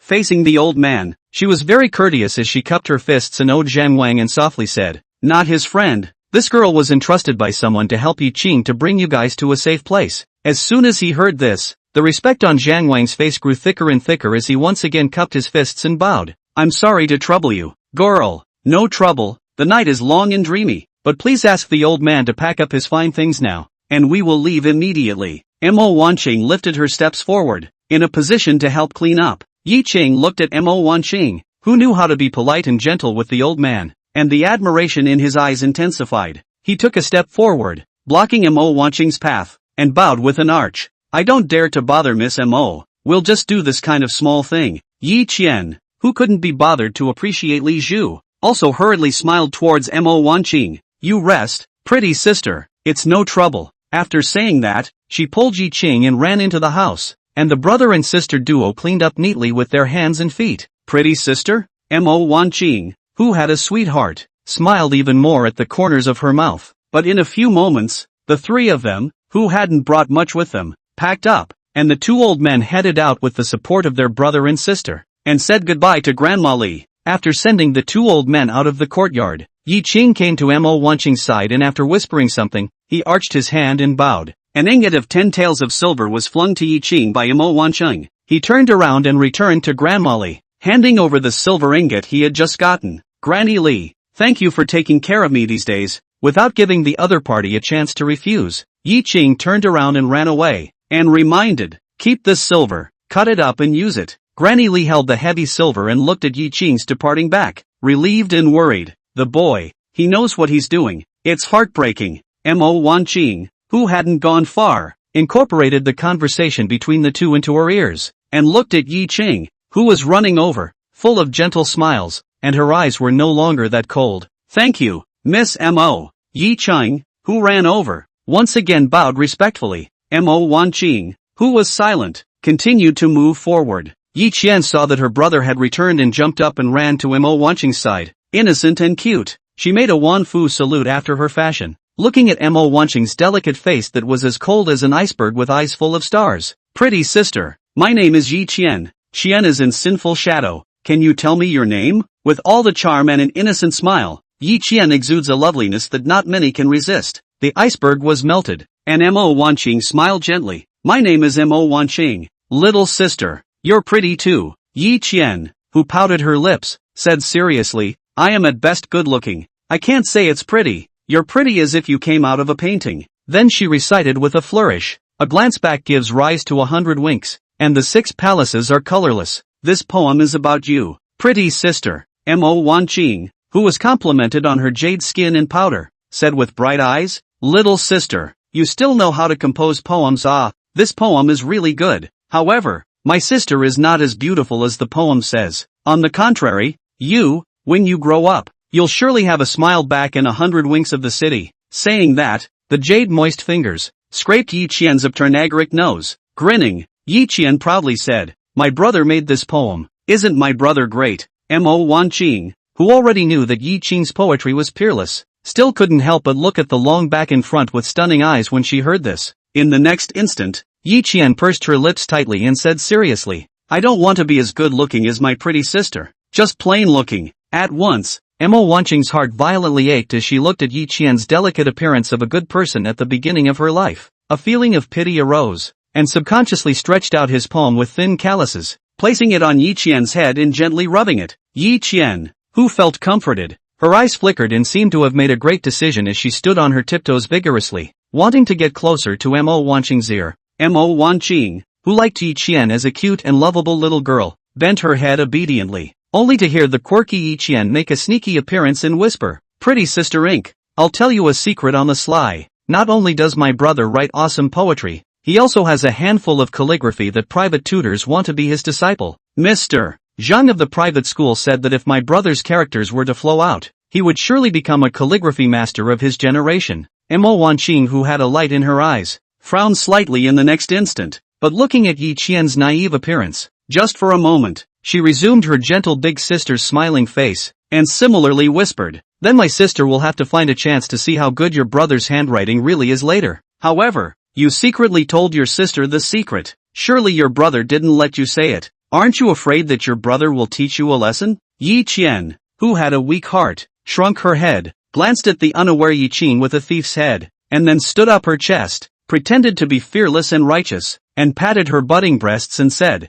it's okay, my brother hurts me, at most he'll knock me on the head. I'm telling Sister Mo because I want to be friends with you, and friends must share secrets, right? Mo Wanqing, who guessed Yi Qian's mind, wanly smiled as she gave Yi Qian a gentle brain boom and spoke bluntly, little girl, my sister has a fiancé. What a man-child. Yi Qian, who had spat out her tongue to ease the embarrassment, said with a thief's heart, then if Sister Mo has a bosom friend who is as beautiful as you and loves poetry and calligraphy, she can tell my brother about it. Afraid that Mo Wanqing would not agree, Yi Qian said with incomparable seriousness, Sister Mo, although my brother is very ordinary right now, he will definitely be very powerful in the future and worthy of being your bosom friend. Mo Wanqing smiled once again and didn't say anything, but the fondness for Yi Qian in his heart had faded a bit. Chapter 53, Huayang is not safe. You can't stay. Yi Qian, who had been used to seeing the coldness and warmth of people since she was a child, was very keen on the changes in people's attitudes.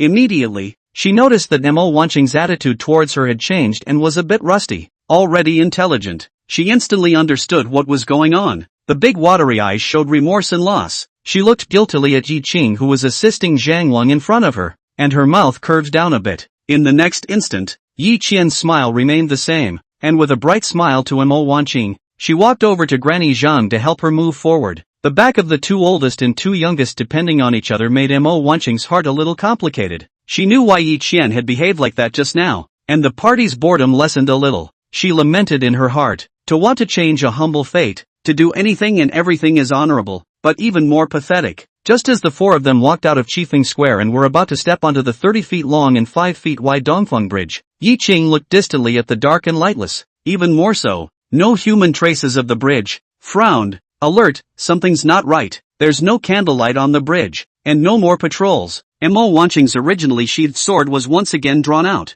Mo Wanqing, who did not choose to retreat, much less know what retreat was, fluttered her fiery red cloak and headed forward towards the East Wind Bridge, and opened her mouth. keep your distance. You guys be careful. At those words, Yi Qing immediately turned around, looked behind him, and spoke out. Mei, take Zhang Wang and Zhang Pao forward. Keep a distance of 5 feet from Miss Mo, and call me if there's a situation. Brother! Yi Qian fearfully grabbed the corner of Yi Qing's coat, her eyes worriedly looking at the serious face. Yi Qing, who twisted his head to look at Mei and the 2 old men, calmly said, trust Miss Mo. As the 3 looked at Yi Qing's calm appearance, their worried hearts dropped quite a bit as they slowly walked towards the bridge. Wow! Waves rolled up from the inlet river and lapped at the riverbank. The bright and sparkling moonlight and starlight disappeared at some point, and there was only a deep black overhead when I raised my eyes. Mo Wanqing stepped onto the dark and invisible Dongfeng Bridge. Only the brightly lit Pingdal Square in the distance illuminated a side of the sky,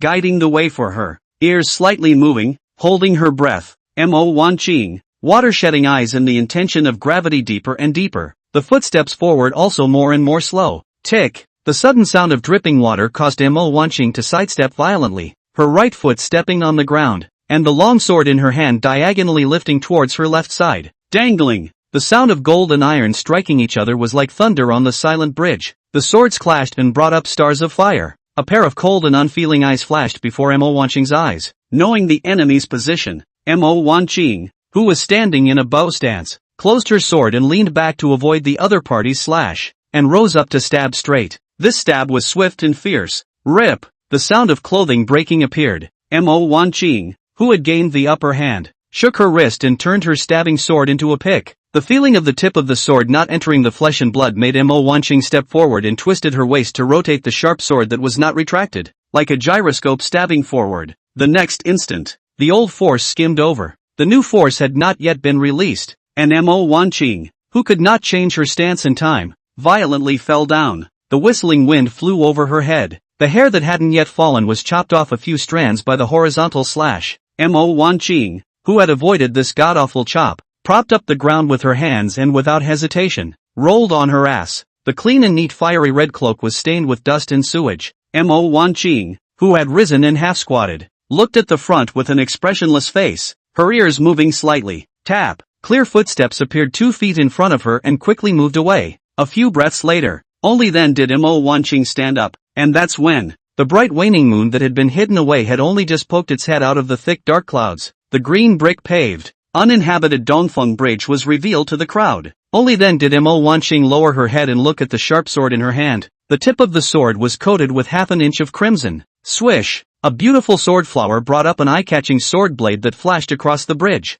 Crimson beads of blood fell onto the bridge, soaking into the dust between the cracks in the stone. For the 4th time, after uttering these words with great boredom, Mo Wanqing's ice-cold face carried a heavy killing intent. After she took a deep breath and collected her killing intent, she turned sideways to look at the terrified Yi Qian and the 2 old men and spoke. Let's go! Yi Qing, who was defending the rear, was the first to react, quickly turned around and ran to the side of the 2 old men, and without saying a word, he carried Zhang Wang on his back, signaling Yi Qian to pull Zhang Granny. A group of people quickly came to Mo Wanqing's side. Yi Qing looked deeply at Mo Wanqing and spoke out. Miss Mo, I've let you get into danger. Mo Wanqing, who noticed the meaning in Yi Qing's eyes, had shame appear in her eyes. The 5 of them quickly headed towards Pingdal Place. This time, finally, there were no more surprises. The plain courtyard across from the backyard of Pingdal Place. Zhang Xiaoran, who was wearing a drapery hat, sat on a chair with his legs crossed. The middle-aged man he called Junior, with his hands tucked into his arms,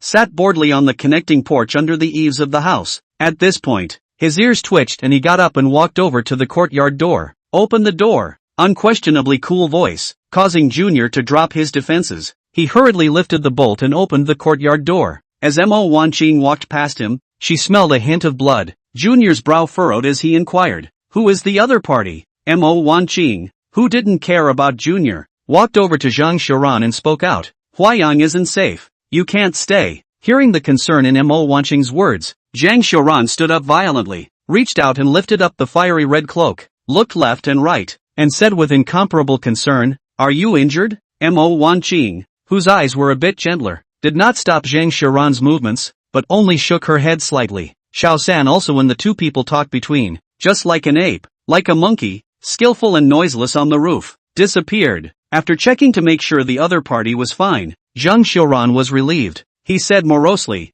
It's just a matter of striking out at me, and daring to make a move towards you. He really doesn't want to live. The overbearing words warmed Mo Wanqing's heart, but with her knife mouth, she subconsciously said, "You can't move him now, so don't talk big." Zhang Xiaoran, who was defeated, drooped his shoulders in dismay and was silent. Yi Qing watched all of this in silence, patting the terrified Yi Qian on the shoulder and signaling with his eyes that he should not open his mouth. Zhang Wangjang grandmother is even more sensible to remain silent, but the fear in the eyes of uneasiness, with Yi Qian no less. A few moments later, Xiao San folded and returned, saying to Zhang Xiaoran, "My lord." No one followed. Only then did Zhang Xiaoran walk over to Yi Qing's fore. Through the white veil curtains, he looked at the old, young, sick and disabled around Yi Qing. He breezily said, "You can stay here safely, and after that, a trusted person will bring food over daily." Yi Qing, who was full of gratitude, arched his hand and bowed. "Thank you, sir." Then he signaled Yi Qian to take Zhang Wangzhangma to the backyard.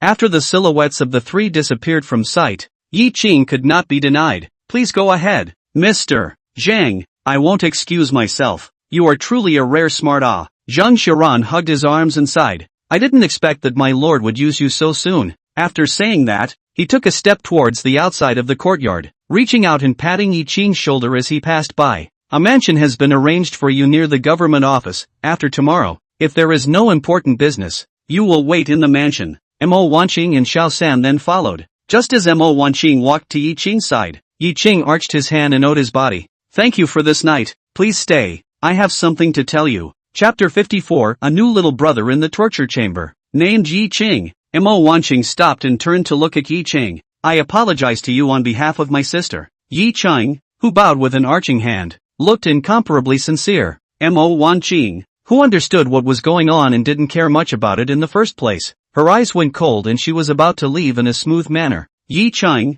who took 2 steps forward, stared straight at Mo Wanqing and continued, "The things she said at Kaifenfang were simply trying to help me. She is still young and uninitiated, and her words were offensive, but she really likes you." Those last words caused Mo Wanqing's eyes to soften a bit, and without speaking, she turned around and left. This time, Yi Qing didn't stop him and remained sincere. "I know you won't care about that, and I'm not saying this to explain it, or perhaps to bore you more, but these words cannot be left unsaid. Yi Qing once again thanks Miss Mo for her righteousness tonight and escorting my family here safely." The long figure bowed toward the fiery red figure in the doorway. Mo Wanqing, who had paused in her footsteps for a moment, opened her mouth in a cold and clear manner. "Your Ame is very cute and intelligent. You teach her well." Yi Qing keeps this in mind. Yi Qing, who was relieved in his heart, had a relieved smile on his face. Junior, who was waiting outside the door, smiled at Yi Qing and left quickly. A few breaths later, Yi Qing closed the courtyard door and looked at the moonhole door leading to the backyard and said,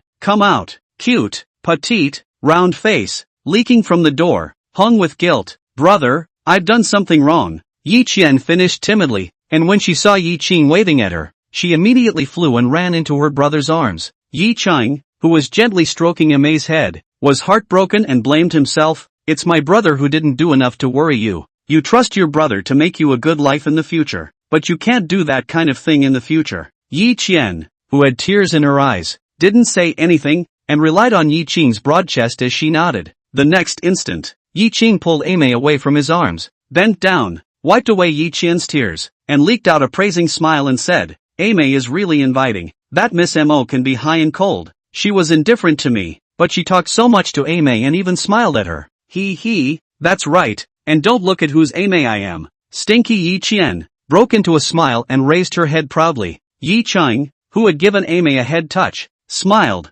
Yes, it's my Yi Qing's sister. "Well, it's getting late. After being scared all night, you need to rest early." "Well, you have an early night too, brother." The siblings headed for the backyard. Tweedledum's voice carried throughout the yard. "Brother, this mansion is really big and beautiful. I didn't think I could live in this kind of mansion in the future." "Brother, we're finally living in a big mansion, and I have my own room, so you can stay in my room first tonight." "Woohoo! Brother, our days are getting better." He gave the spacious east room to Zhang Wangjiang grandmother, couldn't argue with Yi Qian, and agreed that Yi Qian would temporarily stay in the small house next to the east room tonight. After settling everything, Yi Qing walked into the west room that was supposed to be occupied by Yi Qian. He looked at the keys and note laid out on the desk. a slight smile tugging at the corners of his mouth. Mr. Zhang is a good judge of character. Knowing that I won't be staying in the East Wing, Yi Qing scanned the note, put away the key, and did not remove his clothes, so he lay down on the bed and fell asleep.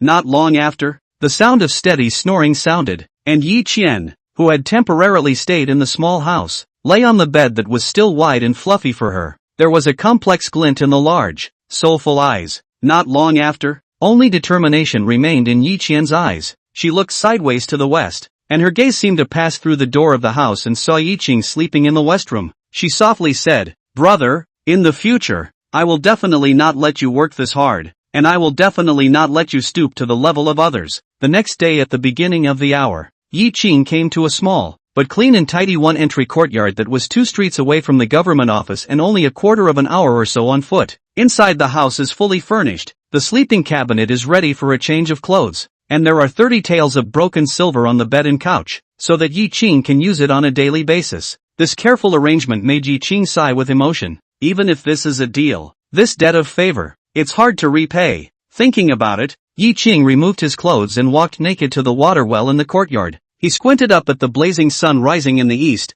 closed his eyes, and opened his arms. The warm sunlight sprinkled on Yi Qing's face and body. After a few breaths, he took a deep breath, which salvaged a bucket of cold well water. The crystal clear well water rolled off the lean body, leaving only a few droplets of water that reflected the sunlight, at the same time letting some bone-piercing coldness, causing Yi Qing to draw in a breath of cold air. His body couldn't help but tremble. He let out a long breath and grabbed a sweat towel, soaked it with well water and wiped his torso. A cotton-white sweatband brushed past the old scars on his body. As the sweatband wiped over a 3-inch-long scar on his abdomen, Yi Qing stopped, his calloused fingers rubbing the hideous centipede-like bump. A thrilling scene from the past comes to mind. The gentle face was instantly as gloomy as ice. Yi Qing whispered, "Never again will I let something like that happen." Having said that, he quickly scrubbed himself, changed into a clean outfit, and headed toward the government office. Wang Lu, who had been waiting at the entrance of the government office early in the morning, hovering from side to side,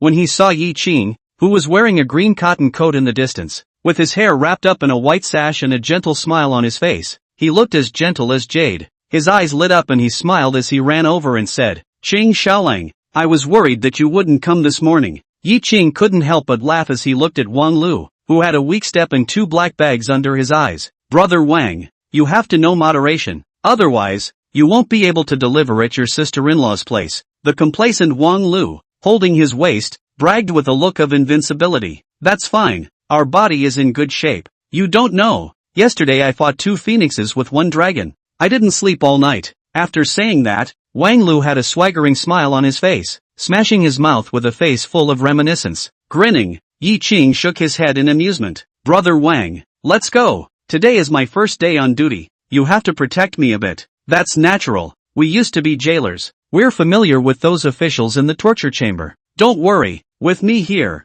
they won't give you a hard time." Wang Lu, who patted his chest with assurance, led Yi Qing inside the government office. Under Wang Lu's leadership, Yi Qing didn't suffer a bit of difficulty, and easily and unparalleled in the household room received the waist license and the official's black uniform. After changing his clothes, Yi Qing followed Wang Lu to the door of the torture room. He couldn't help but stop in his tracks. Wang Lu looked at Yi Qing, who was full of anticipation, and didn't urge him. He just grinned. Yi Qing surveyed the torture room that covered an area of 4 rooms, took a deep breath, and secretly said, "It's starting." Then, he nodded his head toward Wang Lu and said, "Brother Wang, let's go in. Relax, Qing Xiaolang, you're good with people. Everyone will surely get along well." As he walked, Wang Lu patted Yi Qing's back to give him a boost. Squeak! The door to the torture chamber's house was opened. A scene very different from what Yi Qing had imagined appeared before his eyes. The house was compactly furnished with numerous wooden shelves, piled high with case files, hanging lampshades and well-lit oil lamps hung from wooden stands, bringing light into the dimly lit torture chamber. 7 heads with bloodshot eyes, heavy black bags under the eyes, and haggard faces written with an unmistakable meaning of lifelessness, lifted up from the rather high pile of paperwork. The godless eyes landed on the raw face of Yi Qing. "Fellow officers, this is our new little brother from the torture chamber. His name is Yi Qing." Wang Lu, who had long been accustomed to this kind of scene, smiled and introduced everyone. Upon hearing this, all 7 pairs of eyes lit up, as if they had seen a silky, unclothed, peerless beauty. It made Yi Qing's heart flutter, and he subconsciously retreated 2 steps back until his heels touched the threshold, and only then did he stop. Yi Qing, who was unable to retreat, stabilized his stance and faced the 7 haggard faces that were putting on bright smiles. He forced out a smile and arched his hand and owed his body towards the crowd. My name is Yi Qing. I'm the new torture chamber official. Meet all of you seniors. Chapter 55. Just heck, you're called Yi Qing. A thin face, squinty eyes, goatee, fair complexion, and a look at a head in its 30s, rose quickly. The burly body, hidden by the mountain-high volumes on the tabletop, was revealed in the darkened torture chamber. Some shrill voice, coming out of the man's mouth. Penal room knife and pen officials Chi party building. Jubilant, come newcomer, quick, little brother quickly come in and sit. The other 6 also rose from their seats. The figures are tall, short, fat and thin, and the faces vary from kind and indifferent to lonely and grim. However, at this moment, they all had delighted and warm smiles on their faces as they quickly walked towards Yi Qing. Good, little brother is truly a man of honor. We've got a facade in the torture chamber. Welcome, come in and sit down. Wang Lu, don't just stand there at the door. Hurry up and invite little brother in. Wang Lu was also not going to be whole by this scene, and also subconsciously took a step back, murmuring, what do you mean? This group is usually good to get along with, but I've never seen such a happy smile. Hardly? Suddenly, Wang Lu turned his head sideways and looked at Yi Qing's handsome face that was hard for both men and women to resist. His expression gradually became odd. Speaking, Yi Qing was then dragged into the dimly lit torture room by several ruthless iron hands. Ra was calm and steady, but at this time, the smile on his face, also extremely far-fetched, can be called stiff. After he was pressed into an empty chair, Yi Qing vigilantly looked at the 7 torture chamber scholars who had surrounded him in a circle. Facing them bloomed with inexplicable light scrutinizing their eyes. Somehow, Yi Qing silently shielded his hands in front of his chest. Wang Lu, who was squeezed behind the people, was scared straight in his heart, and a scene came to his mind that was just too solid. But curiosity made him stretch his neck to stick his head inside. Just squeezing in, he saw Yi Qing's pitiful appearance like a helpless little widow surrounded by several strong men. Wang Lu's eyes leaked out the meaning that it was really like that. Before he had a chance to speak, a merciless iron hand covered his face and shoved him violently, pushing his head out again. No, a couple of brothers, what are you doing? But don't mess around. Yi Qing is still young. He can't withstand you guys making such a mess. Wang Lu, who was in silence for Yi Qing, thought of the fact that he had said that he would protect Yi Qing's safety, so he stretched his neck and howled. At this point, the 7 people looked at Yi Qing's chest-protecting appearance and also slowed down, realizing that they had over-enthusiastically gone too far. The warm smile on his face turned into an embarrassed smile. Chi Party Lu coughed lightly and hurriedly explained. Ahem, so what? Don't be afraid, little brother. It's just that there are more files and paperwork in this section of the torture chamber, and we've been so busy that we haven't closed our eyes for a few days. With a newcomer like you coming over, you can share some of the load and finish the damn grooming chores early. We are just too happy in our hearts to be rude. The remaining 6 rushed to agree. Yeah, that's what it means. Don't be afraid, little brother. We'll pick you up at night and make amends for you. Hey, look at our enthusiasm. We scared our little brother. So what? Sorry, don't take it personally. A group of people were talking and explaining and apologizing. Yi Qing and Wang Lu's nervous hearts were relaxed. Yi Qing was dumbfounded as he got up, arched his hand towards the crowd and smiled. No problem, the kid is a bit younger. You all look older than me, so I'll be bold enough to call you all elder brothers. The 7 people looked at Yi Qing's handsome and gentle face and became more and more obedient. Liveliness, can talk, is an understanding of the world. No matter how the job is done, at least in the future will not find the old man bored. It would be even better if my hands and feet were still numb. Not waiting for them to respond, Yi Qing, who also wanted to familiarize himself with the affairs of the torture chamber early on, continued. Since there is a lot of work, a few brothers tell me what the kid can do when he first arrives. Finish early, so we can drink and rejoice. Also, I wonder how a couple of brothers are addressed. Upon hearing this, the smile on the faces of the 7 members of the Chi Party building intensified, looking at Yi Qing as if he was the most beloved youngest brother in the family. Who doesn't like good looking, nice to be around, and knows what's going on with the newcomers in the back of the pack? Chi Party Lu, who was clearly the head of the group, spoke up. What's that? My name is Chi Party Lu. Just call me Big Brother Chi. Just now I didn't pay attention to how you call yourself little brother. Can you say it again? Saying that, Chi Party Lu scratched his head awkwardly. A large, ink-stained bushy hand touched the tip of his nose, leaving a black ink stain. The other 6 also looked at Yi Qing with an awkward look. It was also obvious that he hadn't been paying attention when Yi Qing had announced himself just now. Yi Qing smiled and said, "Kid's name is Yi Qing. A few elder brothers call me Qing Di. Qing Xiaolang are both fine." The 7 nodded quickly. One of them looked round-faced and young-looking, but with half 100 hair, smiled and introduced himself. "My name is Feng Buxiu. They call me Old Man Feng. Just call me whatever you want. Greetings, Brother Feng." Yi Qing smiled and bowed his hand in greeting.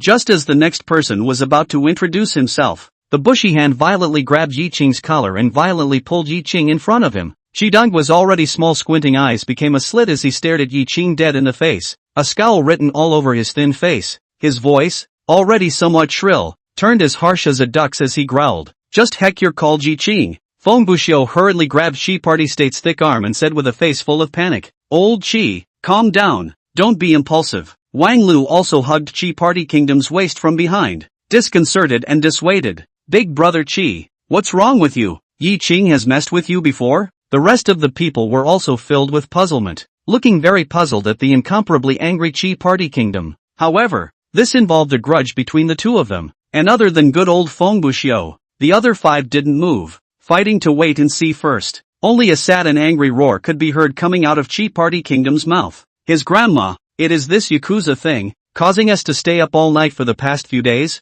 eat no food, drink no drink." Nestled in the torture room to organize the files and documents, Feng Buxiu and the others immediately froze, their eyes flickering, the smiles on their faces gradually converging, slowly twisting their heads to stare at Yi Qing, their eyes gradually becoming unkind. Yi Qing and Wang Lu's hearts thumped violently. Wang Lu, in particular, silently loosened his hold on Chi Party State and tiptoed out the door on the soles of his feet, ready to slip away. The weak-minded Yi Qing, on the other hand, immediately put on a puzzled look of disbelief. "Brother Chi, isn't this combing through files and documents something that happens every year? Why are you bringing me into this? I'm not that big a deal, am I?" The 6 Feng Buxiu people looked at the Chi Party Kingdom again. One of them, whose name was He Bao, not a small man, with a big belly and a fat head, frowned and said, "Chi head, this organizing the file, reviewing the possible existence of wrongful convictions. It is the former secretary jailer Lu Weikong who was corrupt and perverted the law, and made a lot of false cases. The governor's orders to thoroughly investigate. How can it be related to Yi Qing?" "Yes, old Chi, it can't be, can it? This Yi Qing isn't that capable of making the governor give an order for a review, is he?" Another man with a long stature, looking somewhat handsome, named by Huai Bin, also found it impossible and opened his mouth to question. A hint of hesitation also appeared in Chi Party State's eyes as he gazed at Yi Qing's handsome and extraordinary face with a staring brow, hesitating for a moment and said, "Qing Xiaolang, please excuse me, I'm offended." With that said, Shi Dangwa arched his hand towards Yi Qing, then he said to Feng Buxiu, "Old Feng, run to the official's office and ask about Qing Xiaolang's household registration." "Okay." Feng Buxiu turned around and left. Upon hearing about the household registration check, Yi Qing's face turned green. Good lord, Chi Party State obviously knows the inside story and that's why they remembered him. Just now, he was trying to excuse himself and muddle through, "If we check the registry, we're screwed, aren't we? Yi Qing, what to do? Wait online, quite urgent, save me, save me." Chapter 56, Gentlemen, stop fighting, the magistrate is here. If you rely on the mountain will fall. If you rely on people will run, only you are the most reliable. Also, telling a lie requires more lies to cover it up, and in the end, it doesn't cover up the truth. When the time comes for the lies to be exposed, the consequences are indescribable. Yi Qing was in this situation right now. He took a deep breath and stood up directly, arched his hand and owed his head towards the crowd. "Big brother Feng doesn't need to go. Big brother Chi, I'm the Yi Qing you're thinking of. Blow your own cover." A pin dropped in the torture chamber instantly. Feng Buxiu stopped in his footsteps and looked at Yi Qing with complicated eyes. He bow fell deeply looking at the handsome face with a calm countenance. Chi Party State stared at Yi Qing dead in the face and gritted his teeth. "Good boy, having the guts to admit it is still a man. You've caused us to work day and night, and you want to call us brothers and go into the torture chamber to be our peers? Do your spring dream. If I don't teach you a lesson this day, I'll write the word Chi backwards." With that said, Chi Party State rubbed his fists and looked like he wanted to teach Yi Qing a lesson. But who knows? Yi Qing directly closed his eyes and took a step forward. with a posture of letting the king clean up. This candid appearance made the Chi Party Kingdom embarrassed to make a move. He Bao raised his eyebrows and stopped Chi Party Guadao. Old Chi, don't make a move yet. Tell me what's going on here. Obviously it was the former division prison that caused the trouble. How did it get onto Yi Qing? Upon hearing this, Party State Chi, who knew the inside story, looked at the searching gazes of his colleagues around him, suppressed his anger, and told the original story. Finally, he gritted his teeth and stared dead at Yi Qingdao. If it wasn't for this kid, flirting with that Chen's escape from prison and alerting the governor, where would so many things come from? This is a selfish mindset that does not care whether others are wronged and humiliated, and only cares about whether he or she is having a good time. It is a philosophy that is shared by many of the government officials. A dead friend of the road is not a dead friend of the road. They used to sweep the snow in front of the door, only care about their own acres and thirds of land. Who want to get some dirty things, casually, do not involve them on it. Chen Yuming ordered a thorough investigation of the files and documents of the criminal investigation room to find out the wrongful cases. It should have been counted on Lu Weikong, the former secretary of department. But in the end, the source did lie here in Yi Qing. Moreover, Lu Weikong has been escorted to the prison, beheaded in a few days. They suffered implicated. Dizzy head not touching the bed, feet not touching the ground of the torture chamber. Shuyun, there is no place to take the anger. It was normal to put the anger on Yi Qing's head. With this rightful owner appearing, how could the long pent-up resentment of the Chi Party state not explode? The rest of the Shushu officials, knowing what happened, looked at Yi Qing with eyes that were instantly displeased. Feng Buxiu's eyes flickered, and finally, sighed. He stepped forward and persuaded.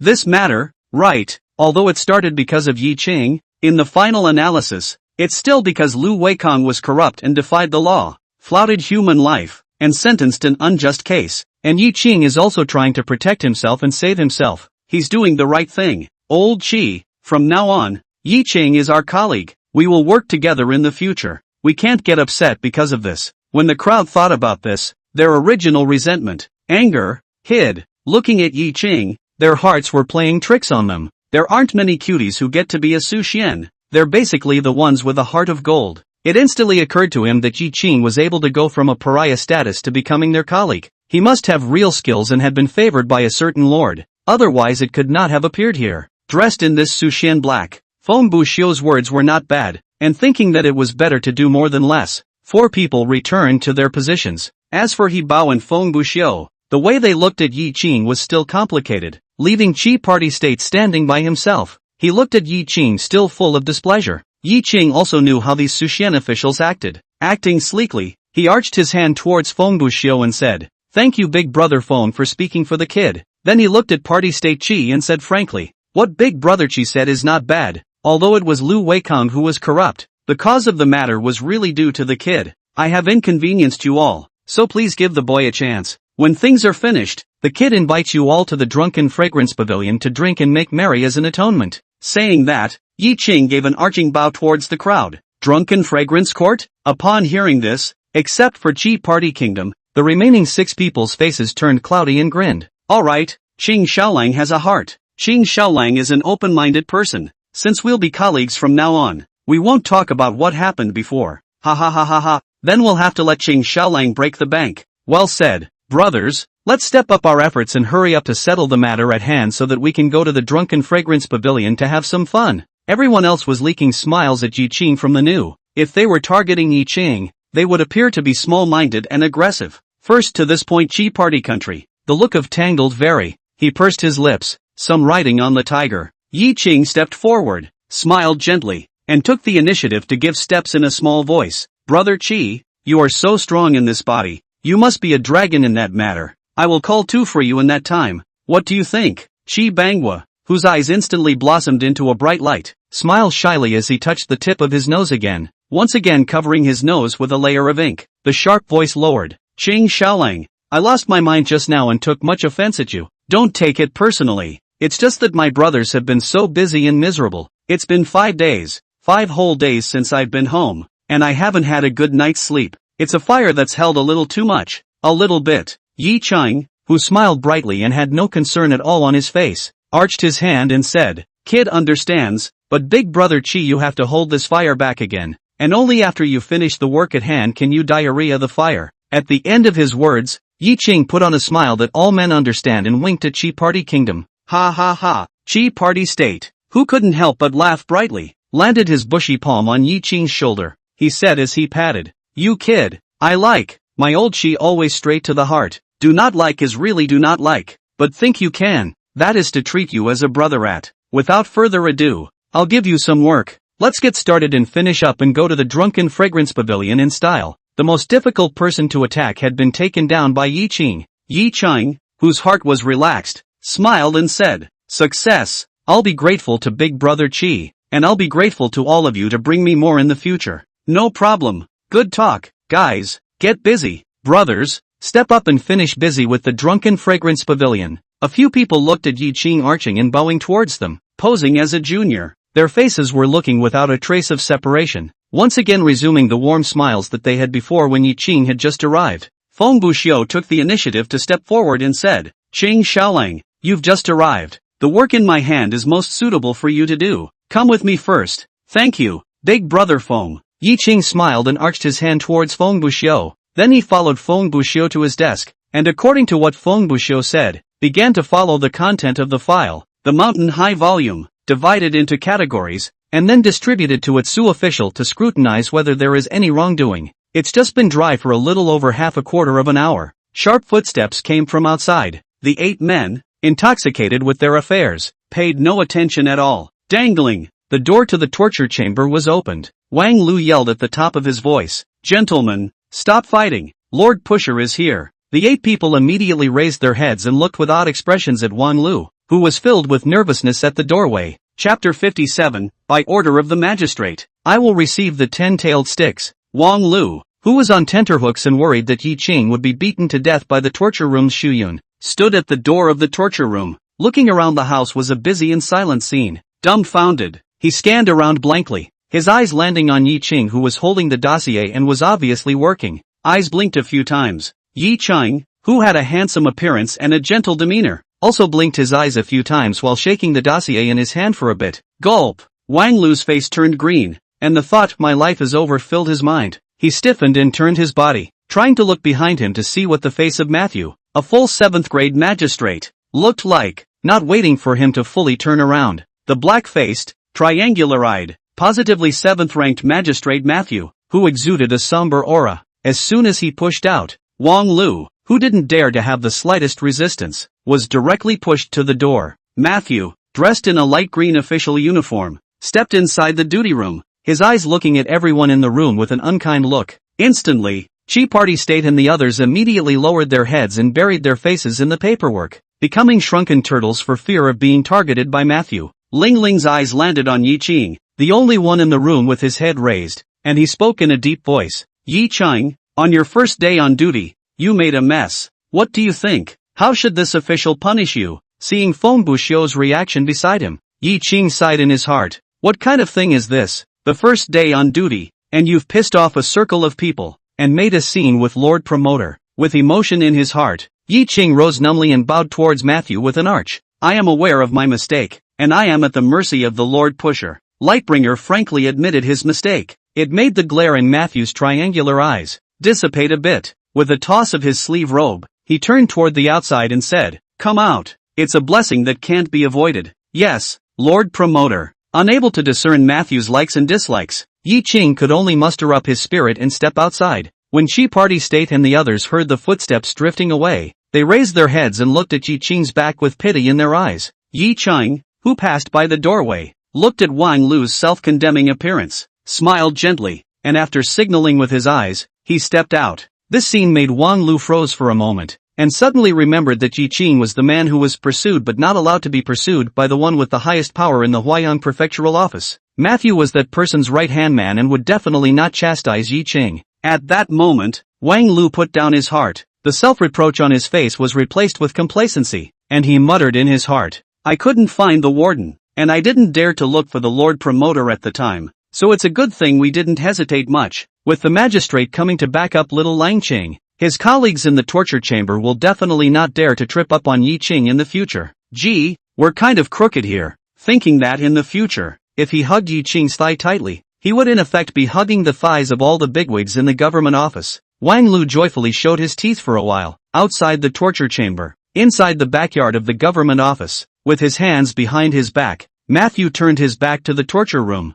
and with his sharp eyes, he looked at the huge Tarzan stone that stood more than half a foot tall with a greenish color all over it in the backyard. The mandarins in the courtyard, holding their files and hurrying to and fro, passed by Matthew with their heads bowed in awe, not even daring to greet him. Yi Qing came behind him and bowed with an arch. "My subordinate Yi Qing, I have met Lord Pusher." Matthew turned around, looked at Yi Qing whose face was full of seriousness, looked at the black clothes of the torture chamber official on his body, and felt that the handsome young man in front of him was 3 points less childish, 3 points milder, and 6 points more powerful. The grim face milded a bit. He spoke out, "Find Chi Party Lu to receive 10 ting sticks, and let Chen Yan give you 10 cases of injustice, which you will try alone. I can't find out how to put on and take off the black clothes that this official has made you wear. 10 cases of injustice, tried alone. It's not normally difficult." Yi Qing, who was trembling, had shock in his eyes. Just as he was about to say something, Matthew had turned away, leaving Yi Qing to mess up in the wind.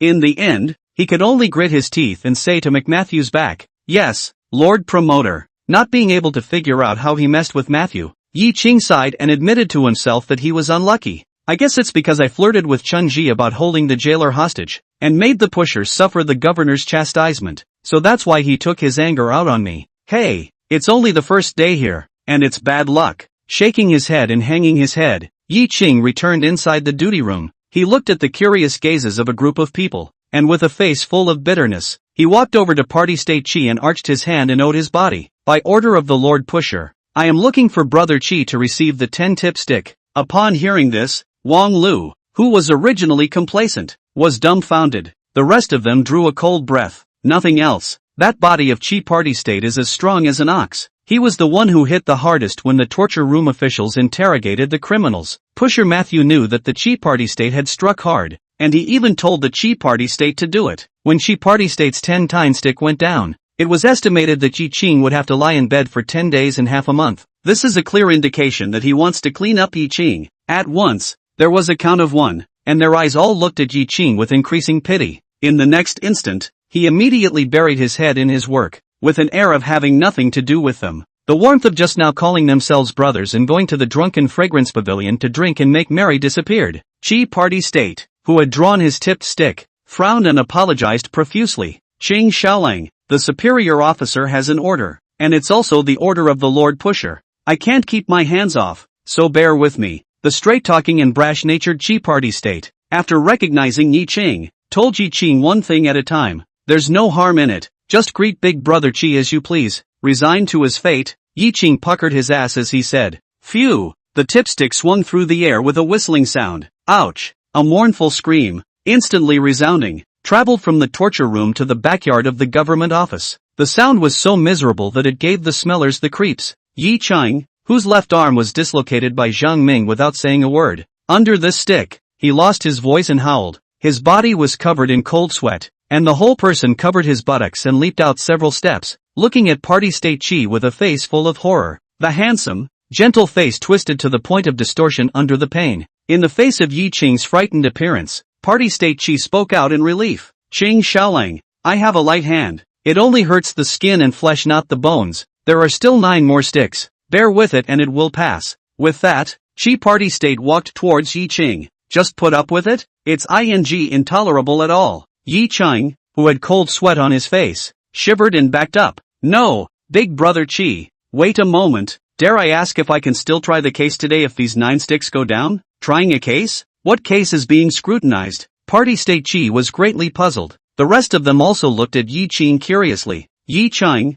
who had a red face and was showing his teeth, rubbed his butt while saying bitterly, "Lord Pusher asked me to find you to receive 10 tips of the stick, and then to find Brother Chen Yanchen to take 10 cases of injustice to trial alone." The expressions of the surrounding people were suddenly odd. Chi Party Kingdom, who blinked, covered his forehead speechlessly. "Qing Xiaolang, it's not that I'm talking about you. Lord Promoter still wants you to try the case. You should have said so earlier. If I'd known that, I would have just knocked a few random things on you." Yi Qing, who instantly understood what was going on, looked at the gloating expressions of the people around him and said without tears, "Lord Pusher asked me to find you to collect the tipstick and then go to Brother Chen, which are 2 things I thought I'd have to do. Ahem, a man with an 8-character beard. Not too tall, not too short, not too fat, not too thin. A glance through the past through the shrewd man, is precisely Chen Yan. He coughed twice and looked at Yi Qing with amusement. Qing Xiaolang, in the future, you'll have to think about what your superior officer says.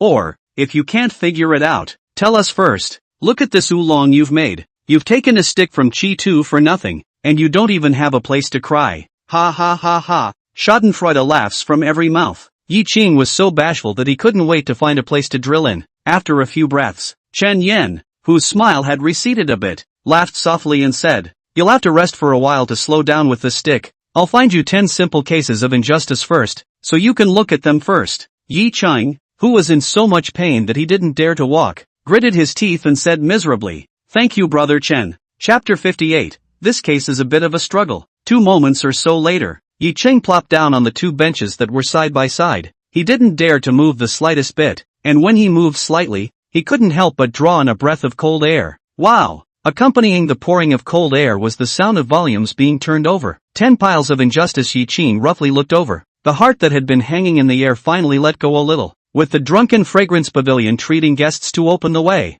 The 10 cases of injustice picked out by Qin Yan were mostly minor cases of chicken hair. Either the Zhang and Li families were arguing over whose chicken belonged to a chicken, or the Zhao and Wang families were arguing over to whom a few taels of silver belonged. Yi Qing thought in his heart, these cases, they are all small cases, not considered wrongful, but only need to waste some effort. Looking at the dates, they all happened in the past few days. I think it's because Governor Chan ordered a thorough investigation of the torture chambers files and didn't have time for a trial, which is why it was left unused. Chen Yan dared to give these cases to me, thinking that either he wasn't afraid of Magistrate Ma's rebuke, or he guessed that this was Magistrate Ma's intention to do so. This one case, though, is a bit of a slog. Thinking about it, Yi Qing picked out a copy from the dossier placed on the ground, flipped through it again, and not having a clue yet, he put it down for the time being. The pain on his buttocks hadn't eased, so Yi Qing didn't want to, and directly closed his eyes and dozed off. Tap! Footsteps suddenly appeared in the quiet torture chamber. Yi Qing opened his eyes alertly,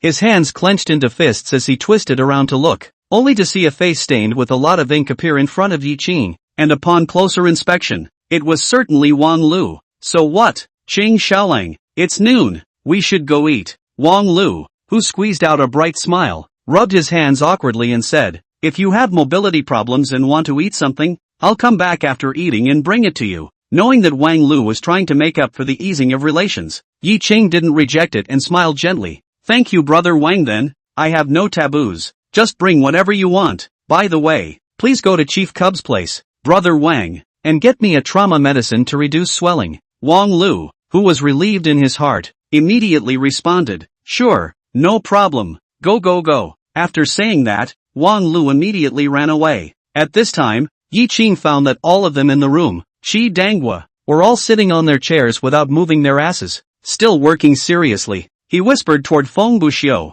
who was closest to him, "Big brother Feng, aren't you guys going to eat?" Feng Buxiu, who didn't even raise his head, looked at the dossier while returning. Wang Lu, this Yakuza, knows he's done the wrong thing and has taken the initiative to treat us to dinner out of his own pocket. "You read your dossier, I'll keep busy." "What is going on?" Yi Qing, no longer open to disturb, no sleepy eyes, then continue to look at the 9 piles of small cases of chicken skin, had lunch, found a place where no one was around and drugged himself. Yi Qing, who had rested for a while longer, felt that he was finally able to walk peacefully. He muttered, "Chief Cub, this trauma medicine is getting better and better. It's not a loss to recognize him as an old brother, and with these prescriptions for Ame as a dowry, you can also find a good medical family for Ame." Yi Qing, who took a deep breath, picked up the 10 dossiers and walked over to Wang Lu, who was combing through the dossiers, and whispered, "Brother Wang, I want to try the case. What kind of statute should I follow?"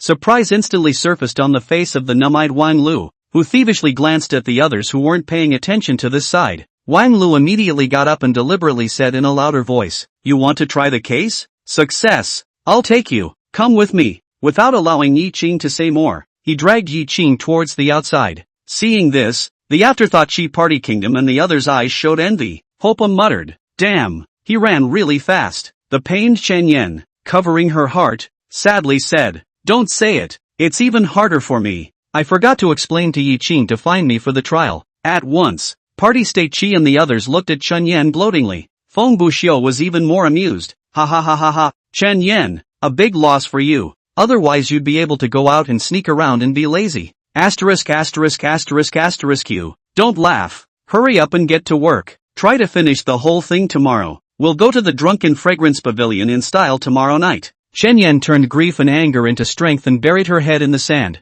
So did several others. Wang Lu, who pulled Yi Qing out of the torture room, looked at the torture room behind him proudly and grunted twice after. Seeing Yi Qing's playful eyes, he immediately laughed nervously. Hey, Qing Xiaolang, don't blame me. The first half of our life as a jailer, this became a torture chamber. Xu Yao, a fierce look at so many files, is really a big head. Just happened to come out with you to catch your breath. Without waiting for Yi Qing to say anything, Wang Lu looked up at the sky and spoke out. Now not long past the hour. Your case old Chen gave me said, are not a big case. This whole faster estimate before the next duty can deal with a large part. Let's go to the third classroom first, and ask a few constables from the arresting class to find a few white servants to call all those victims and suspects involved in the case. Chang, I don't know anything about this. I'll listen to Brother Wang, but you'd better wash your face first. Yi Qing smiled and answered. The truth is that Wang Lu is full of ink and has no face to meet people. Under Wang Lu's leadership, Yi Qing met a constable named Yansan.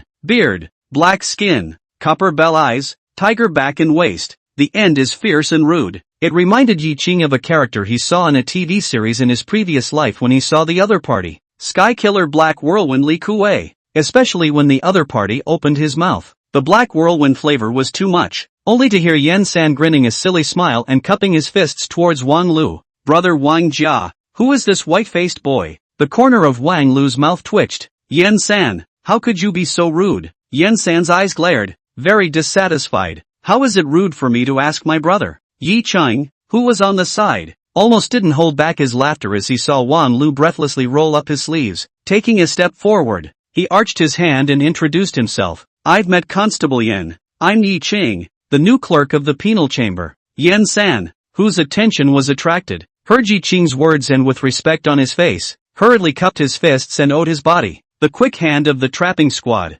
Yan San, meet the Yi clerical. The constable is also a Shushu official. The two have the same status, and Yi Qing is still younger than Yan San, but also a newcomer. It is reasonable to say that Yan San clasped his fists to become, and he owed this respectfully. It caused surprise to surface in Yi Qing's eyes. The shrewd Wang Lu smiled and explained, Yan San admires readers the most, but unfortunately, he is not a reading seed, and gets sleepy when he reads a book. Yi Qing smiled blankly. Being exposed, Yan San wasn't angry. He smiled nervously and scratched his beard. He looked at the dossier Yi Qing was holding and inquired, you're here to try the case, aren't you? And if you give me the dossier, I'll arrange for someone to call the sufferer and the suspect. Yi Qing, who handed the dossier over, arched his hand and said, thank you, there is no harm in it. You may go and wait in the Hall of Light. Yan San picked up the dossier and said to the four white servants waiting on the side, brothers, walk. Hanging on the side of the mentang, which is called the small mentang, is used by the criminal court officials to try cases in the house. Yi Qing sat down on a chair with Wang Lu and waited for the victims and suspects to arrive. Wang Lu crossed his legs with a leisurely face. Yi Qing, on the other hand, took out the difficult volume and flipped through it once again. February 9th, the second year of Tian Shang, Huayang City Zuanrenfang de Hai Lane A family of Zhou, around 3 minutes past Chen hour. Farmer Zhou Shizhi returned home and discovered that his wife had committed adultery with her neighbor. Wang Dudu, Chapter 59, I'm second to none. This is the real traveler template. February 9th, the second year of Tian Shang, Huayang City Zuanrenfang de Hai Lane A family of Zhou, at around 3 a.m. Farmer Zhou Shizhi returned home and discovered that his wife had committed adultery with his neighbor. Wang Dudu, Zhou Shizhuan was furious and fought with Wang Dudu. When his wife, Zhou Yangs, tried to stop him, she was hit by several punches, and when she fell, she hit her head on the foot of the bed and died of a skull fracture. Read the statement. Zhou Shishou and Wang Daotu each denied that they killed Zhou's wife. Zhou Shizhi said, villain's wife with king big head adultery, but villain's wife with villain husband and wife relationship is still there. When villain with that king big head fight, villain's wife but has been protecting villain. It is that big head of the king. See my husband and wife join hands to beat him. Furious and fierce dragged my wife. Wiped her a few punches. I hold the big head of the king to prevent it from his wife again. The big head of the king will be the wife of the villain pushed down with me to wrestle with me. A little while later, I realized that the villain's wife just hit the head of the bed couch. A tragic death on the spot. I beg you to do justice for the little one. Big Head Wang said.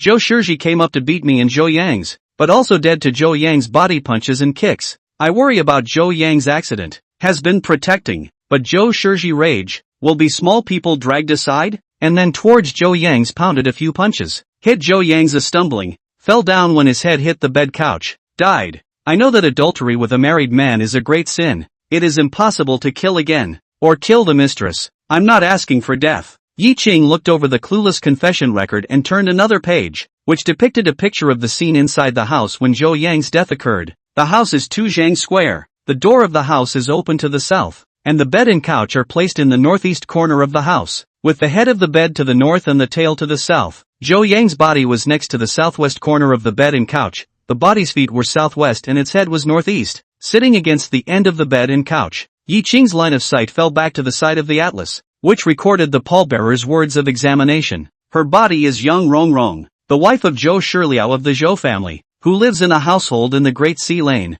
Zuanrunfang, Huayang City. At the age of 28, he died at the end of his bed, which sat south and faced north, at around Xinjiang, undressed, hair disheveled. The body was seated against the southwest corner of the couch, with its face flat to the southwest, the top of its head facing upward, while the center of its feet faced southwest. Sit with your hands spread out, legs spread out, and your torso naturally leaning back. The face is hideous, with open eyes and mouth, and the 7 orifices are clean. 1 inch below the right oblique in the middle of the posterior cranium. The skull was ruptured. The wound was 1.5 inches long and half an inch deep, wide at the top and narrow at the bottom. A normal impact injury. The wound coincides with the tip of the southwest corner of the bed couch. The left side of the chest has a punch mark bruise on the heart, which seems to be caused by the superimposition of 2 punches. There were grasping bruises on both arms and a bruise on the middle of the outer left thigh. Anatomical examination of the 5 organs did not result in poisoning.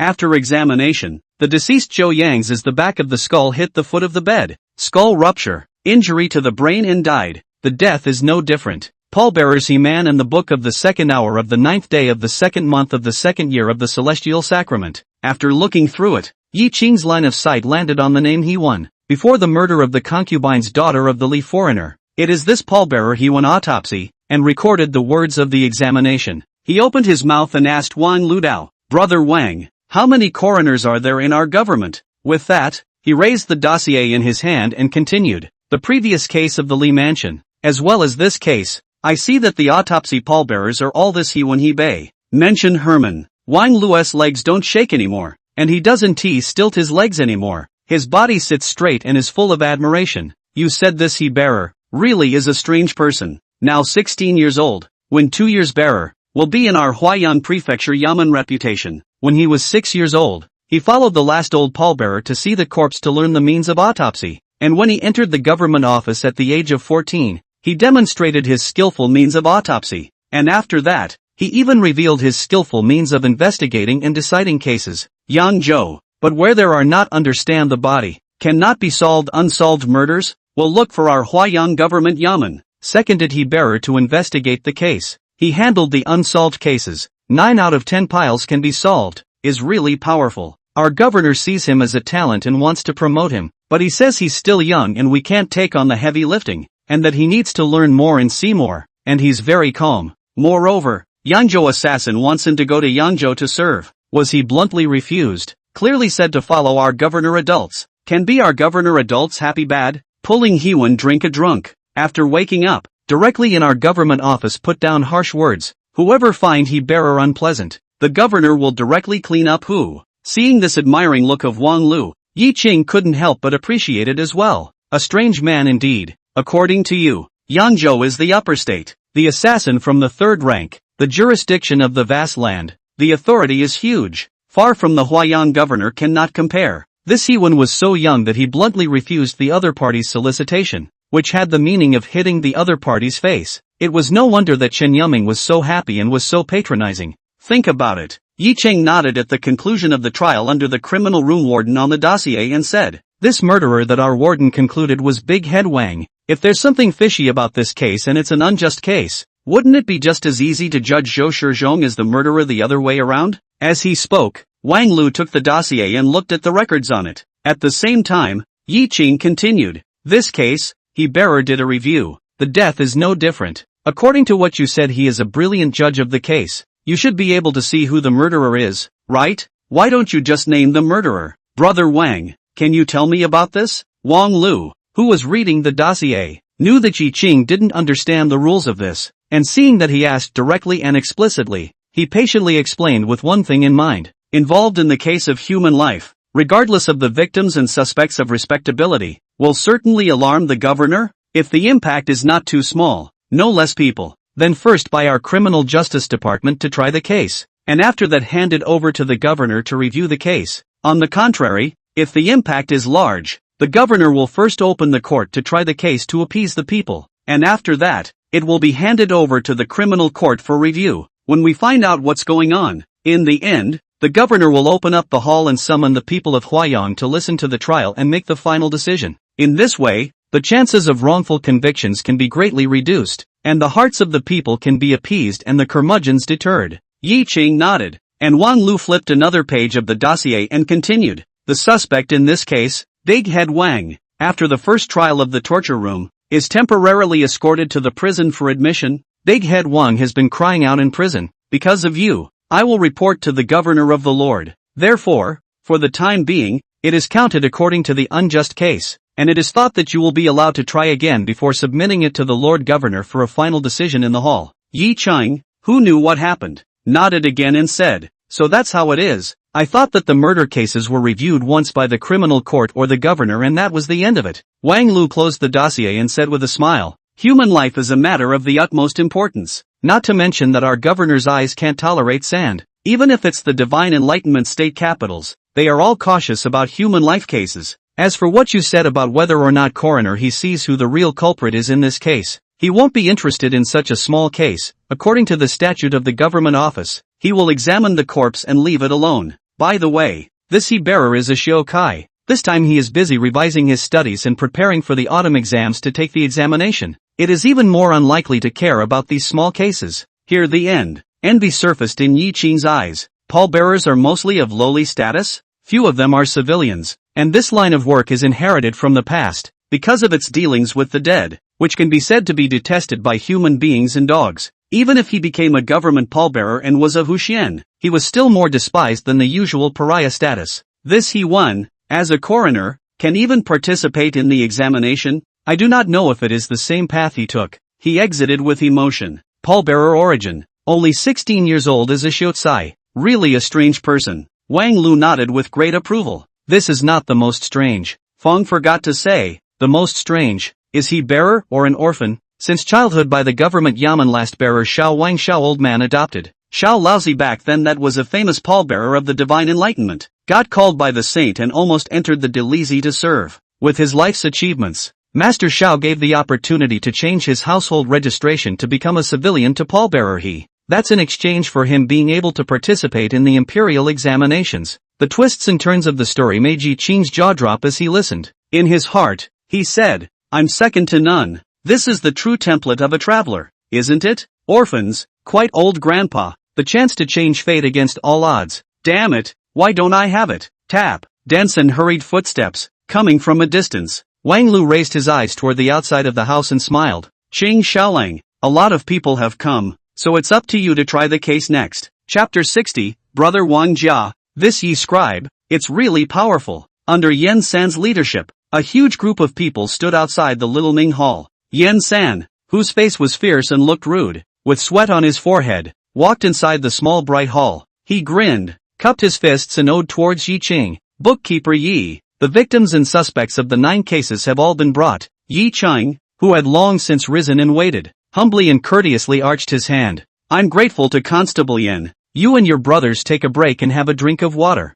and later on, I'll have to trouble you to bring 2 of your brothers to wait on the sidelines while I interrogate the case. Good to say, there's no need for a break. Let's get right to it. Early trial, early rest. Yen San laughed nervously and answered. Then 2 white servants were called in, took up the house killsticks, and stood under the table. Seeing the situation, Yi Ching also stopped excusing himself and casually drew out a case, calling in the victims and suspects. Wei De and Tao Er are neighbors. Yesterday morning, Wei De said Tao Er stole his chicken. Tao Er denied. The two, because of a laying hen belongs to whom, and argued, fought, and finally made a fuss to the government office. Yi Ching looked at Wei De, who was dressed in neat cotton clothes and was very rich, and then he looked at Tao Er, whose clothes were washed pulp white and somewhat thin. Finally his eyes fell on the hen Wei De was holding in his arms. He spoke up and asked, Wei De, you say this chicken is yours. Do you have any proof? Wei De respectfully smiled and said, my lord, there are 6 chickens in my home, 3 males and 3 females, and yesterday morning account was missing a hen, and Tao Er never had a chicken in his house, but he has this extra hen in his house, so if it's not the villains, whose else could it be? Not waiting for Yi Ching to ask, Tao Er then sharply retorted, you are nonsense, obviously it is my chicken. I just bought a 2.5-year-old hen, reserved for laying eggs for my mother to replenish her body. Why do you say it is yours? With that, he was about to seize the hen in Wei Da's arms. Yi Ching frowned, picked up the shocking wood, and slapped it heavily on the tabletop. Silence. Frightened, Wei Da, who was ready to retort, immediately shrunk his neck, and Tao Er also stopped his hands, directly kneeling down and kowtowing towards Yi Ching. My lord, I beg you to do justice to my little one. Yi Ching didn't pay attention to Tao Er and continued to ask Wei Dao, you said you raised this chicken. What do you feed the chicken on weekdays? Fed with bran. Wei De replied decisively and then added, sir, this Tao Er is idle all day long, and is also good at gambling, so it's impossible for him to have the money to buy chickens. Moreover, he lost almost all of his family's assets by gambling, and also sold all of his and Yang's winter cotton clothes. So you say that such a scum could possibly buy chickens, not to mention that he bought them in order to lay eggs for his and Yang's body. The contemptuous sight fell on Tao Er from the eyes of the people inside and outside the house. Unfiliality has 3. This Tao Er not only rotten gambling and defeat, but also do not support the mother, is really a human scum. Tao Er defended with a face full of panic. My lord, I was a lousy gambler before, but I've changed. This earns some money, and hurriedly bought a chicken, wanting to replenish An Yang's body. Yi Ching's expression was serious as he spoke out. What I ask, what you two answer, and if you talk too much again, each of you will be beaten with 10 killing rods. Yes. The two originally saw that Yi Ching looked young and asked some unimportant questions, so they were a little slow in their hearts. At this point, they were all immediately honest and responded in a loud voice. Yi Ching continued to ask, Tao Er, you said you bought the hen. Where did you buy it from? What was the price? What was it fed? Tao Er immediately said, a penny of silver for a 2.5-year-old hen, bought on the street to the east of my home. The seller is a peddler. I have not seen it on weekdays. I had just carried it home before I had time to feed it. When Wei De said that the hens he had raised had been stolen by the little one, Wei Da, who was full of disdain, just wanted to retort. Yi Ching stood up, walked over to Wei De and took over the hendu. A penny silver, it's expensive to buy. 80 coppers is about right, but you don't have any witnesses, so it's hard to say ah. Yen San and Wang Lu both frowned slightly and looked at Yi Ching with some worry. Wei De was filled with joy. Tao Er's face was unwilling, and when he opened his mouth to argue, Yi Ching carried the chicken and spoke out. This hen,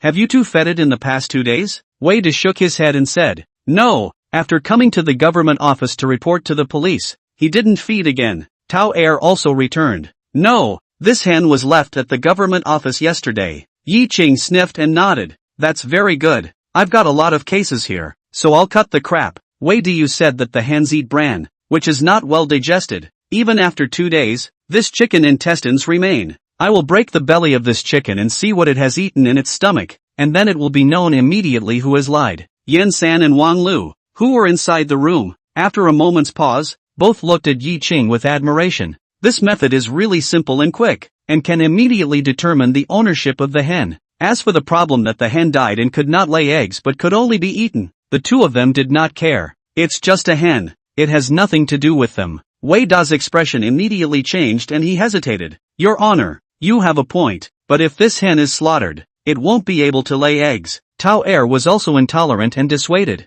Yes, my lord. I keep this hen just to lay eggs for An Yang to replenish her health. If this hen is slaughtered, even if it proves that I just bought it, it will be useless. Yi Ching said expressionlessly. Good point. This dead one take it back to make soup and eat the meat, and the one who lied will have to compensate the sufferer with another live one just fine. In that case, it would be a good thing for the sufferer. Wei Da's expression immediately became ugly. On the contrary, Tao Er couldn't wait to rush. My lord, you do it quickly. Under these circumstances, it's clear who the hands really belong to. Yi Qing grimaced, threw the hand to Tao Er, and turned to angrily scold Wei Dao. What a Wei De, with an evil heart, intent on commandeering Tao Er's 2.5-year-old hen, making a scene in the public court and still believing what he says. Someone come, hit 10 killing rods heavily, and punish you to pay Tao Er another hen. 10 kill Wei stick down, not skin and flesh, but also have to 10 days and a half months cannot get out of bed. Not to mention that Yi Qing was talking about heavy hitting. If this goes down with 10 sticks, it's probably hard to get well in a month. Seeing that the matter was revealed, and there was also the deterrent of the killing stick, Wei De was busy kowtowing and begging for forgiveness. My lord, spare my little one. My little one is just possessed and will never dare to do so again. Don't hit the little one. The little one is willing to compensate Tao Er for 2 hens. Yi Qing didn't pay attention to Wei De. His sight looked towards the crowd of victims and suspects crowded at the entrance of Xiamingtang. Said aloud, those who commit adultery, after being found out by me today, not only have to compensate the sufferers, but also have to be heavily chastised with 10 killing rods. The next instant, Wei Da, who was pressed to the ground, then let out a miserable scream. Ah, my lord, spare my life, my little one is wrong, my little one will never dare again. Ah, don't fight. I'm willing to compensate Tao for 2 or 3 hens. Wei Da's painful appearance, so that the crowd outside the house, all face shocked, shrinking their necks,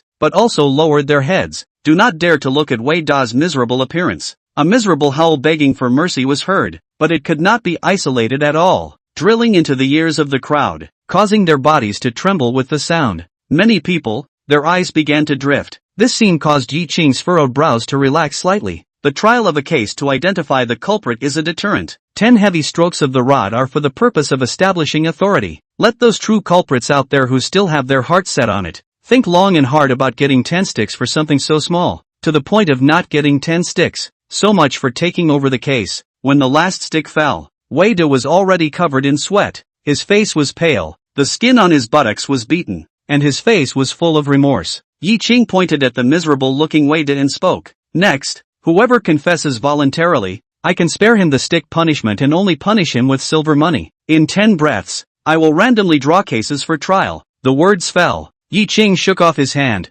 walked back to the table with his head held high, lifted the skirt of the mandarin's black dress, sat down on the chair, and looked at the crowd at the door with a serious face. Ling Ling's starry eyes swept over, and none of them dared to meet his gaze. The moment, Wang Lu, who was standing by the wall, looked at Yi Qing, who was highly skilled in scrutinizing cases and was also gracious. Yen San on the side, his big copper bell eyes were also filled with admiration. He turned toward Wang Lu at his side and pressed his voice. Brother Wang Jia, this Yi scribe, he's really powerful. Chapter 61. Let Yi Qing cooperate with He Wen and investigate the case? 3 breaths passed. Immediately, 4 people panicked and ran inside the small bright hall. Without saying a word, he fell to his knees and begged for forgiveness towards Yi Qing. My lord, I know my mistake. It was the little one who pitted the neighbors. My lord, I will never dare again. My lord, the little one is willing to pay the fine. Never hit the little one. My lord, it was the villain who stole Widow Zhang's clothing, and I plead guilty.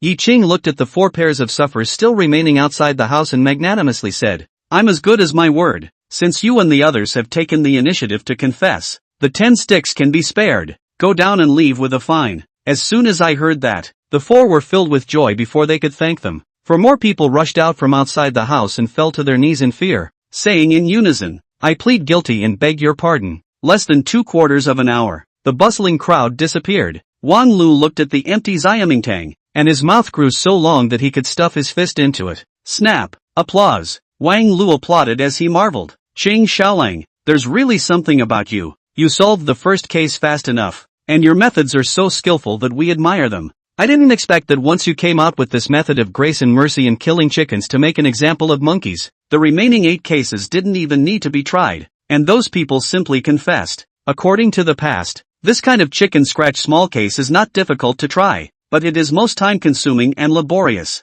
It's breathtaking to see you show this today. Yi Qing's seriousness and ruthlessness when he was just examining the case dissipated at this moment and returned to his previous mildness. Hearing Wang Lu praise him, Yi Qing was even more humble. Where, when not to be so flattered? I am just as city folk. Know that the perpetrators in these cases are all the lords of the small and greedy. Knowing their personalities, I know that most of them are soft and fearful, so once I scare them, someone will definitely confess. But I didn't realize that all the killers in the other 8 cases had confessed, and I thought there would be 1 or 2 who had a heart of gold and were going to fight hard to the end. Ha ha ha ha ha ha ha. A bright laugh came out of the small bright hall. Smiling, Yi Ching arched his hand towards the 2 white servants and thanked them. And thanks to the 2 brothers, that stick fight was real scary. I was so scared I could barely keep the seriousness on my face. The 2 of you deserve a lot of credit for the decisive admission of guilt by those criminals. A white servant laughed as he waved the killing rod in his hand, and smiled even more humbly. Ye clerks, you say heavy hit. On our stick hit down that is bound to be a little bit cannot be merciful.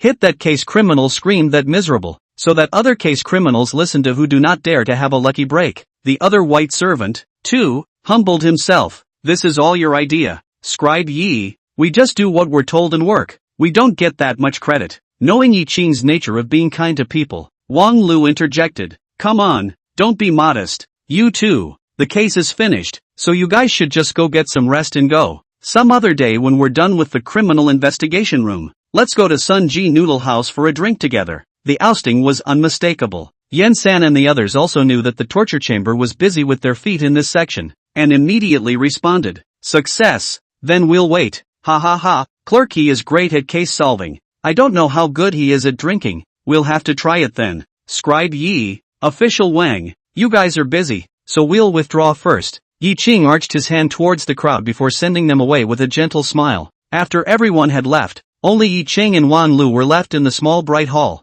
At this time, Wang Lu immediately changed his expression and said seriously, Elder brother Yi, it's good that you're gentle and kind and treat people with courtesy, but this is the government office. A superior officer with rank. You can be treated as the master in a powerful family. You are a Shuyun official can be understood as a housekeeper. And those white servants are, to put it badly, miscellaneous subordinates. You have to have a measure of gentleness in how you treat people, and you don't have to curtsy at them and thank them with compliments. Do you see any steward who has to pay compliments to his subordinates and curtsy to them? Yi Ching paused. He has been at the bottom of this world for over a decade. Even if you become a Suxian at the moment, you are mentally prepared to be superior. But he was ultimately inexperienced in contacting and communicating with a lower class of existence. Wang Lu continued. Also, although we are Shushu officials and have no rank, we are allowed to call ourselves by our official title in front of the white servants and the commoners, and when there is no superior official present, as long as it involves matters of the government office. Just like when I was a jailer before, even though I wasn't the head of the cell,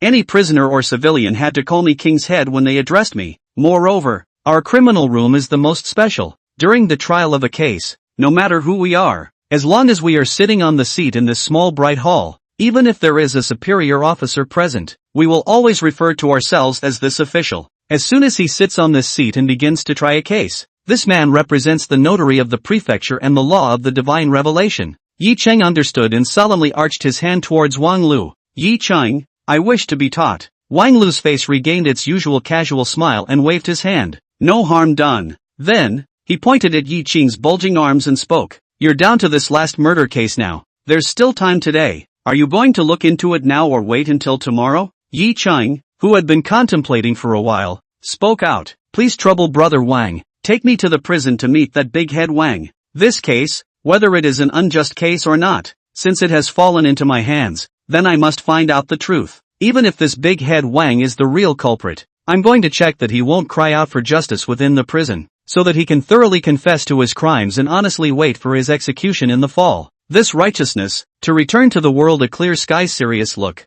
making Wang Lu sincerely admire him. He gave a thumbs up and sighed. Ching Xiaolang, not to mention your ability to solve cases, but just your temperament. We really admire it. Our Lord Governor has been here in Huayang Prefectural Office for 3 years, and the big guys have changed their loose ways and are doing their jobs impartially. But the truth is that it's still better to do more than less. I hope that you will keep your original heart, and keep this one voice of justice that is going to return justice to the world. Thinking of all the injustices he had suffered, Yi Ching pursed his lips and said with serious certainty, I will. Inside the Huayang Prefectural Office's governor's duty room, face full of beard, look fierce and rude Yen San, at this moment smiling like a 3-year-old child as harmless as a human being, the majestic body bowed, clasped his fists, and nodded towards Chen Yuming in the main seat as he told what happened during Yi Qing's trial. After listening to Yen San finish relaying the story, Chen Yuming's eyes flashed with a brilliant light. His expression was unchanged, and he nodded gravely. Go down. Yes,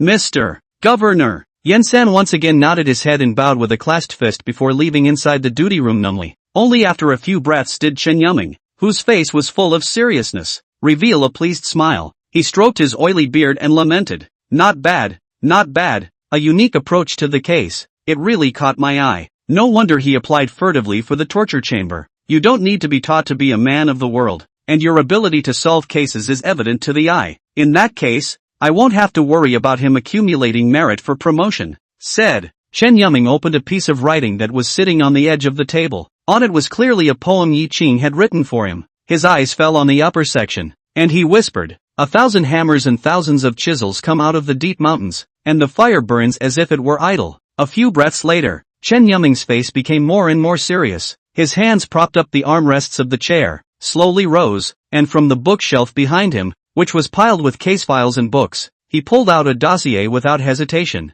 You don't have to open it to see that the stacked volumes are furred all around the edges. In the past 2 years, every now and then, Chen Yuming flipped through this dossier, looking at the words labeled on the cover of the dossier. His eyes are full of complexity. A moment later, he whispered, if not, let Yi Qing cooperate with He-1 and look into the case? Chapter 62, Not Handsome, full of the so-called manliness. Inside the dark and morose Huayang prison corridor, Yi Qing strolled along, revisiting his old haunts filled his eyes with sighs. Some days ago, he was a prisoner here. Now, Yi Qing, who was wearing the black clothes of a penal colony Shuyun, had light footsteps, behind the iron gate of the large prison, a single figure, sitting at a four-sided table, slowly shelling peanuts. Then one crunchy grain of peanut rice is thrown into the mouth, and a decade of throwing practice makes each grain of peanut rice fall accurately into the mouth. Click! The sound of crisp chewing obscured the sound of rapidly approaching footsteps on the porch. Old Zhao, you're on duty today, Wang Lu greeted warmly.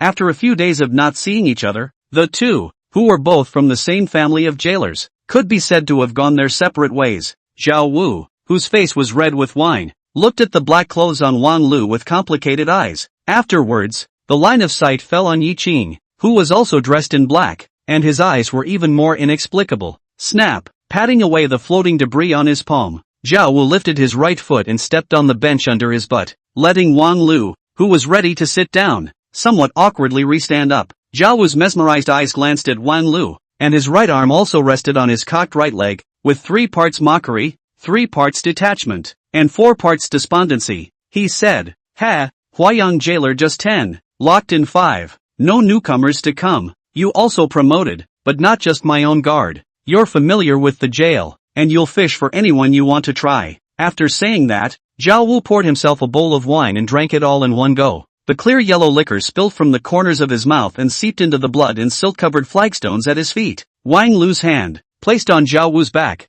gently patted it, sighing, Old Zhao, you're displeased that I'm flashing out. How dare I? You are now a penal house Shuyun. I am just a small jailer. If you think of me like this, I have to get up and kowtow to you to prove my feelings. Zhao Wu, who was full of mockery, staggered up in the process, and after bowing with his fists, he even wanted to kneel down towards Wang Lu. This action instantly ignited Wang Lu's anger. Without waiting for the other party to kneel down, he gave Zhao Wu a good-natured kick that knocked him down. Leaning over and grabbing the other man by his wine-stained collar, he stared into his drunken, disoriented eyes and growled lowly, You're a drunken asshole, aren't you? I'm Wang Lu, your brother. What are you shrugging off with me? What's the matter? I've made it out of this dark prison and you can't see me well? Zhao Lu, who didn't say a word, just contemptuously skimmed his mouth, slapped away Wang Lu's hand, and rested his head on the stained stone floor. The decadence of willfulness caused Wang Lu to slap the other party with a low curse. Rotten, thanks to me trying to get you to be the head of the cell. Seeing the other party snoring drunkenly sleeping, the heart-huffed Wang Lu gave the other party another slap, which removed the key on Zhao Wu's waist, stood up, looked at the side of the eye-watching, nose-watching Yi Qing, apologized. I'll make you look funny. It was then that Yi Qing shook his head slightly and spoke out. No harm done. Brother Wang, why don't you let him sober up first, so that you can tell him those things? Saying that, Yi Qing pointed to the barrel holding water inside the execution cell on the side. Later, I'll take you to see Big Head Wang first. with a gloomy face, Wang Lu gave Zhao Wu, who was like a puddle of mud on the ground, another kick and headed deeper into the prison. Yi Qing looked at the puddle of Zhao Wu, sighed, and then quickly followed. In front of the darkened cell, Wang Lu, who had finished leading the way, quickly turned back. Yi Qing, who was holding the key, borrowed the faint yellow light emanating from the bean-sized oil lamp hanging on the corridor, and saw the wretched figure inside the cell, huddled on the filthy straw mat. Big Head Wang? The tentative inquiry caused the seemingly sleeping figure to instantly stir. The clanking chains came quickly to the front of the cage. My lord, I have been wrongly accused. I beg you to redress the wrongs of the little one. The little one is innocent. The little one did not kill anyone. On top of Big Head Wang's thick black bags under his eyes were a pair of bloodshot eyes with unwillingness and begging written all over them. When he saw that the person who called his name had such a young and handsome appearance, Big Head Wang had a lurch in his expression. Seeing that Yi Qing was dressed in the black clothes of the torture room, holding a long string of cell keys in his hands, the starry eyes staring at him were even more stern. His knees bent and he knelt, bowing. I beg your honor to vindicate the little one. During this time, Yi Qing carefully sized up Big Head Wang. Thick eyebrows, big eyes, country face. Even now the face is dirty, but also still give a person a hard and robust feeling. The loose and open prison uniform revealed Wang Daoda's lean and strong body. No wonder. Zhou Shishou's wife, Zhou Yang, committed adultery with Wang Dudu. According to the words of his previous life, this man was not handsome, but full of the so-called manly flavor. Yi Qing voiced out, this official is here to try the case. You step back. Thank you, Your Excellency. Thank you. I will retreat now. I dare not dirty Your Excellency. Joyful and hard to beat, Big Head Wang hurriedly knelt and quickly moved backward. Wow! Yi Qing opened the copper lock and withdrew the chain from the cell door. And as soon as he stepped inside the cell, he felt the soles of his shoes explode with several maggots. An even stronger fishy stench came to his nose, even dirtier than the cell he had stayed in before. However, all of this did not make Yi Qing frown in disgust. He stood half a zhang in front of Big Head Wang, took out the dossier from his bosom, and spoke out with a serious expression. Raise your head and look straight at this officer, and remember, you will answer whatever this officer asks. Yes, my lord. Let me ask you. When you fought with Zhou Shirlu, did Zhou Yang protect you, or did she protect Zhou Shirlu?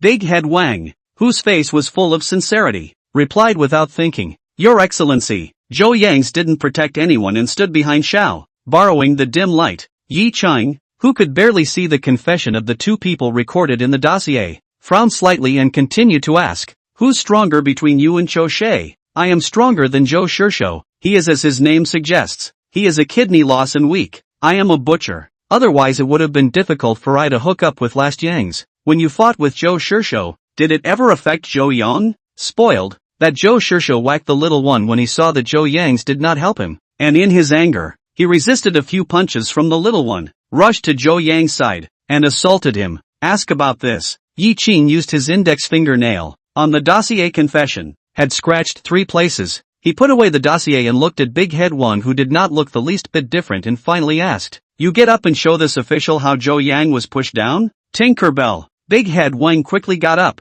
first bowing towards Yi Qing with a clasped fist, apprehensively soliciting, My lord redeems himself. I dare not. I want to borrow the lord's station to compare. Do you think it's possible? Yi Qing nodded afterward. Offended my lord, please take your place at the door. Big Head Wang sighed in relief. Compare the cell to the bedroom where the crime was committed. Yi Qing, who had returned to the entrance of the cell, quickly landed his gaze on the northeast corner. Big Head Wang looked down and stood in the middle of the cell near the southwest corner. Between the swings of his hands, the chains made a crisp sound. Big Head Wang spoke up. Your honor, the cell door of this cell faces north, the same direction as the bedroom where the crime took place. The place where you are standing is the place where Zhou Shishou first made a move with Xiao. And the place where Xiao is standing is the southwestern corner of the bed and couch, the place where Zhou Yang's last death took place. After saying that, Big Head Wang took 2 steps forward, 3 steps away from Yi Qing, then continued to gesture. Before Zhou Yang's death,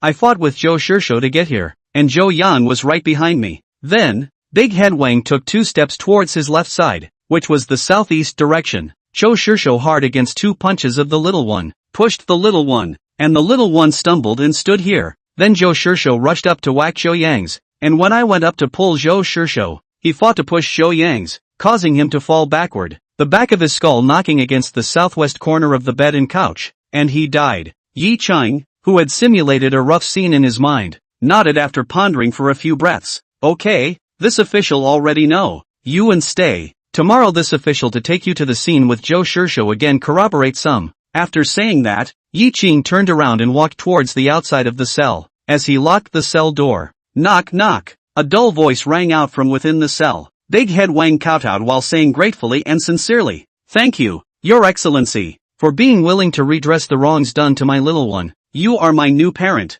My little one thanks you, Your Excellency." And what answered him was the long figure of Yi Qing, who was silent and turned away. Chapter 63 Brother Wang. Something's wrong. Yi Qing walked inside the dark prison, looking at the prisoners in the cells on both sides with different postures, like walking corpses. His heart rippled. In his previous life and now, it was all the same. The evil of the human heart was not worthy of pity. To say that those poor people who are unlucky, planted more, that is also the way of the world, can only sigh a sentence of fate is not fair. Just as Yi Qing was about to walk out of this corridor, the sound of chains shaking appeared. Yi Qing twisted his head to look. All that could be seen was a cloaked, grim-faced figure pouncing on the cage beside him. Yi Qing, you're Yi Qing. Yi Qing, who had stopped his steps, looked at this prisoner who knew him, frowned, and after a few careful glances, he failed to recognize who it was. The prisoner shook the wooden posts of the cage as hard as he could, but only shook down some dust. He shouted frantically,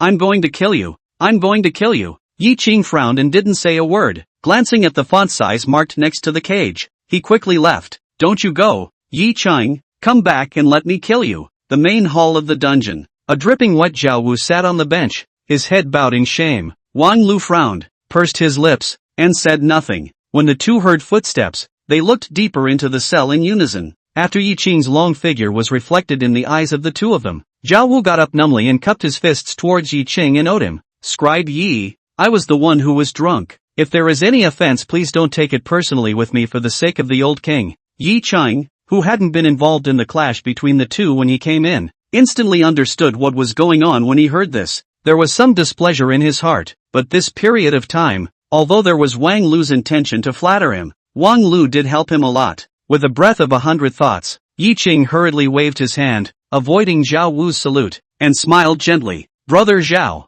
what are you talking about? That day, if it wasn't for you and Brother Wang believing in me, Yi Qing, and being willing to carry a message for me, I wouldn't necessarily be able to stand here right now, let alone change into these clothes." Hearing Yi Qing say that, Zhao Wu's face was happy, and Wang Lu was relieved. Just as Wang Lu was about to strike the iron while it was hot and make Zhao Wu's relationship with Yi Qing a little better, he caught a glimpse of Yi Qing's eyes. Wang Lu's heart thumped and he immediately laughed. "Chang, Lao Zhao." Qing Xiaolang did not care on it. "This is now so. Qing Xiaolang still have to review the case. Busy after we then catch up." With that, he patted Zhao Wu's shoulder. Originally, when he saw that what Wang Lu said was different from what he had explained before, Zhao Wu was still unsure in his heart. When this Wang Lu's hand fell on his shoulder, he immediately comprehended it and smiled warmly. "Success! You guys get busy first. When you're done, let's go eat wine. Scribe Yi, just give me the key." As soon as the words fell, Zhao Wu smiled and walked towards Yi Qing.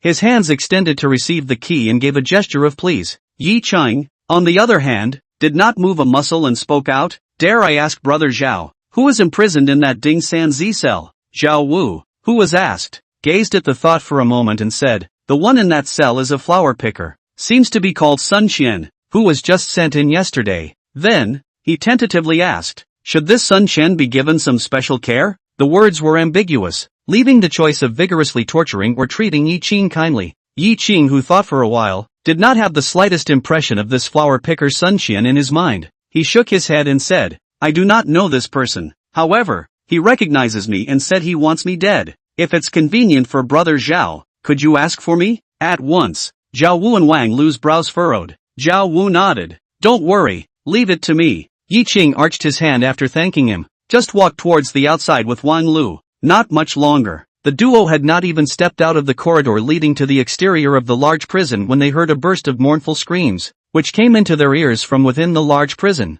Wang Lu, who had been holding back his words, voiced a warning. "Qing Xiaolang, there's something fishy about this." "How?" Yi Qing stopped in his tracks. Wang Lu, who had also paused his feet, gave Yi Qing a reckoning. "This dungeon holds a motley crew of murderers from all three religions, and it's the best place in Huaiyang City to show justice. Likewise, it's also the easiest place to pull a stunt and plant a dirty trick to trap people. That being said, Yi Qing then understood Wang Lu's meaning, and his mind instantly conjured up that plump god like jade, as if he was a fluttering gentleman. Shan Dan. He took a deep breath and arched his hand towards Wang Lu and owed him. Thank you for the warning, Brother Wang. I will be careful in the meantime. Well, make sure you're careful. After all, you did mess with some powerful people. Wang Lu also thought of who Yi Qing had messed with, and even though Yi Qing said he would pay attention, he still couldn't help but point out and remind again. Originally, Yi Qing, who had a lot of relief in his heart for the case of Wang Dedaodu, felt that his heart was pressed with a big stone at this moment.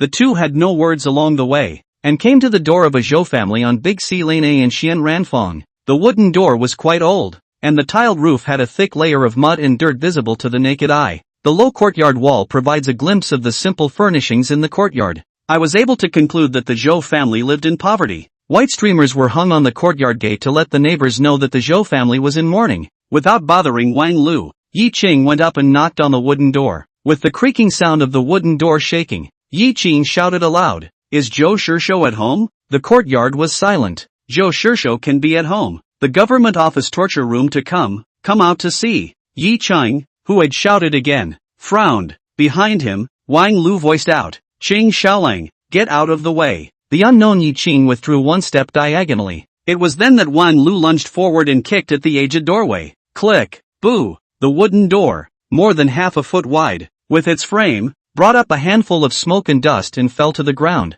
This violent act of opening the door made Yi Qing look dumbfounded. Meanwhile, the loud noise drew the attention of the surrounding neighborhood. One by one, heads rose from the not-so-high courtyard walls around them. Upon seeing the black clothes of the torture chamber officials on Yi Qing's duo, they immediately shrunk their heads back as if they had seen an evil spirit. Whispers were coming from all around. "Boy, it's those vicious adults from the torture chamber." Hiss, this Zhou Laosher is really unlucky. Dead daughter-in-law not to mention. The door is also the government office of the adults to tear down. Old companion, do you think the adults at the government office kicked in the door directly? Is it true that Zhou Laosher is the murderer and is going to be arrested? Who knows? It has nothing to do with us, so don't think about it so much, lest you get into trouble. Yi Qing touched his nose somewhat awkwardly and lamented in his heart. The murderous reputation of the government office's torture chamber is really something. This thought, he walked into the courtyard with Wang Lu. As if no one had lived there for several days, the two of them walked in the courtyard. Surprisingly,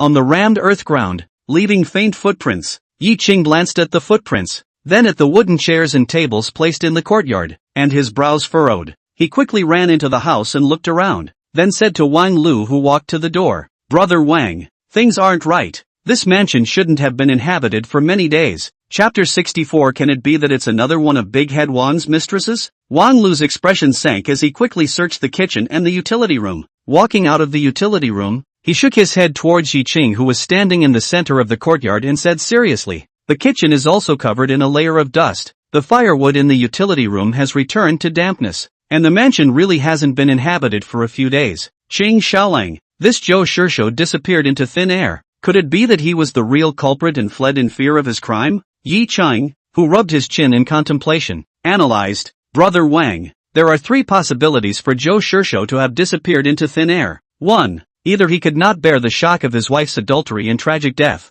and killed himself elsewhere or traveled far away from this sad place. 2nd, like you said, Brother Wang, the real culprit is Zhou Shizhuang, who was afraid that things would be exposed and fled in fear of his crime. 3rd, the murderer is still Big Head Wang. Someone got Zhou Shizhi dead for Big Head Wang. Big Head Wang took the opportunity to cry foul, so that death is not a crime, so that he only left a crime of adultery that is not a crime." After hearing Yi Qing's reasoned inferences, Wang Lu, in admiration, inquired, "Qing Xiaolang, which one do you think is the most likely? What do you think, Brother Wang?" Wang Lu, who was asked rhetorically, sharply surveyed the surrounding yard with his sight and spoke out, "We have never investigated a case, but having been a jailer for so many years, we have learned a lot of means of investigating cases by ear, and having seen so many murderers and criminals, we have a certain understanding of the human heart. This Zhou Shishou's family is poor, and he is able to take a wife. No matter what the method is, no matter how this Zhou Yangs treats him,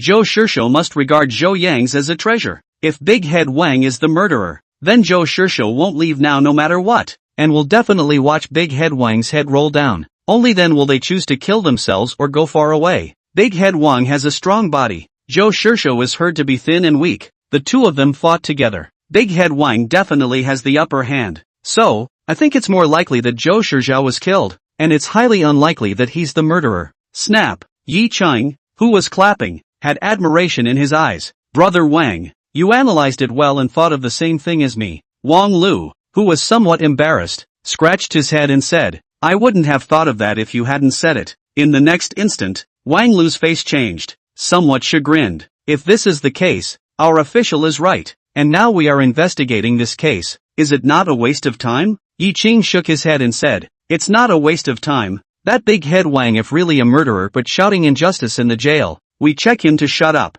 If there is really a misunderstanding, we can't let him carry a human life case for nothing. Speaking of this, Yi Qing paused for a moment and said with a grave expression, moreover, if we hadn't come to investigate, we wouldn't have known that Zhou Shiji hadn't returned home for many days, and that he might have suffered an untimely death. Wang Lu, who had regained his composure, looked at Yi Qing with steely eyes and asked, Qing Xiaolang, what do you say we go next? Yi Qing's eyes flashed as he spoke out. Big Head Wang is Zhou Shishou's neighbor, so you can go to his home to see what's going on. Maybe Zhou Shishou returned home and went to Big Head Wang's home to vandalize and vent his anger. In addition, let's inquire with the surrounding neighborhoods to find out if they've seen Zhou Shishou in the past few days, and how the two of them are normally related to each other. Chang, you're careful. Big Head Wang's house is on the left side. If there's no one in the courtyard, you can go over the wall from here and take a look. Wang Lu pointed down to the green brick courtyard wall on the left that was much higher than the courtyard wall of Zhou Shilu's house, about 6 feet high. He then took a step outside and continued,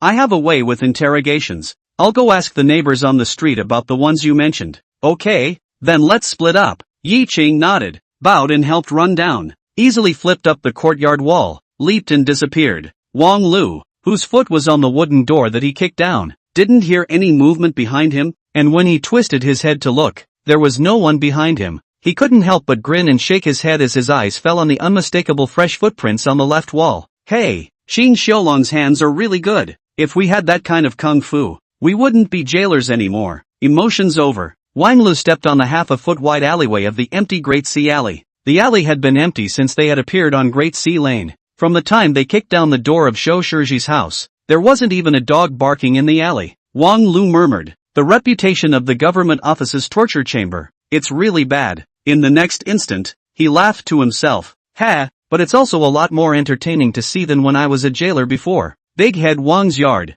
the rammed earth, moistened by the blood of the animals, looked purple and black. It's only mid-February, and it's still cool and breezy. Surprisingly, there were a few flies in the yard. Yi Qing looked at the wide wooden table placed in the courtyard, which was covered with marks of knives and axes. A boning knife, a bone-chopping axe, lay on the blood-covered wooden pier with its congealed red and purple bloodstains, its blade glinting orange in the setting sun. The breeze blew, and a strong, fishy odor hit his nose. On the tabletop were several large chunks of undivided pork and mutton, so rotten and maggot-ridden that it was sickening to look at them. Yi Qing frowned, enduring the discomfort and searching. The purple and black ground of the courtyard was also covered in a layer of earthy brown floating dust, unusually noticeable because of the color of the ground. Yi Qing walked over to the table, and before he could check the knife and axe, he saw a clear footprint on the ground to the left of the table, in the direction of Big Head Wang's other neighbor, which attracted his attention. Yi Qing walked over, squatted down and compared the size of the footprints and frowned. A little more than half a foot and 2 inches long, and 2.5 inches wide in the forefoot. It is a woman's foot. He looked to the next yard again, surprised. Can it be that it's another one of Big Head Wang's mistresses? The previous speculation in Yi Qing's mind that Zhou Yang's might be forced by Big Head Wang was a bit shaken. He took a deep breath to hide these distractions and got up and headed toward the house. The three newly renovated, well-made green brick houses highlight Big Head Wang's solid family background. Yi Qing whispered, manly, fit, butchers with meat, and family. In this alley where all the common people are, Big Head Wang is comparable to a diamond in the rough in a previous life. A thought surfaced in Yi Qing's mind. He frowned, his starry eyes sharpening as he reached out and pushed open the door to the center tiled room. But in the next instant, Yi Qing froze. Follow the normal layout of the house. An ordinary mansion of one entry. The house sitting in the north must be the main house of the yard. If there are 2 houses sitting in the north, the east is dominant. And if there are 3 houses sitting in the north, the center is dominant. This big head of the king sits north of the three-tile house, the center of the house open, but empty? Yi Ching didn't step in without authorization and pushed the door of the east side of the house open to take a look at the piles of grain piled up inside, guessing wrong once again, causing him to tug at the corners of his mouth. I don't believe it anymore. Muttering, Yi Ching opened the door of the last tiled room house on the west side. Looking at the beds and tables and chairs in the house, he first sighed in relief, then his frown deepened. Just a bed, a table, 2 benches, no cabinets or anything like that? Long legs bent, Yi Ching half squatted in front of the threshold, reaching out to brush his hand across the stone-paved floor, looking at the dust that was barely visible in his fingers, and then looking at the skylight on the north wall of the house. Near the eaves, the size of a 1-foot square, the skylight is open and dust is bound to get in, and if you don't sprinkle it all day, the house has to get dusty. There was only one line of footprints in the courtyard, still facing the wooden table in the courtyard where the animals were slaughtered. Who sprinkled this house, and from whence did it come?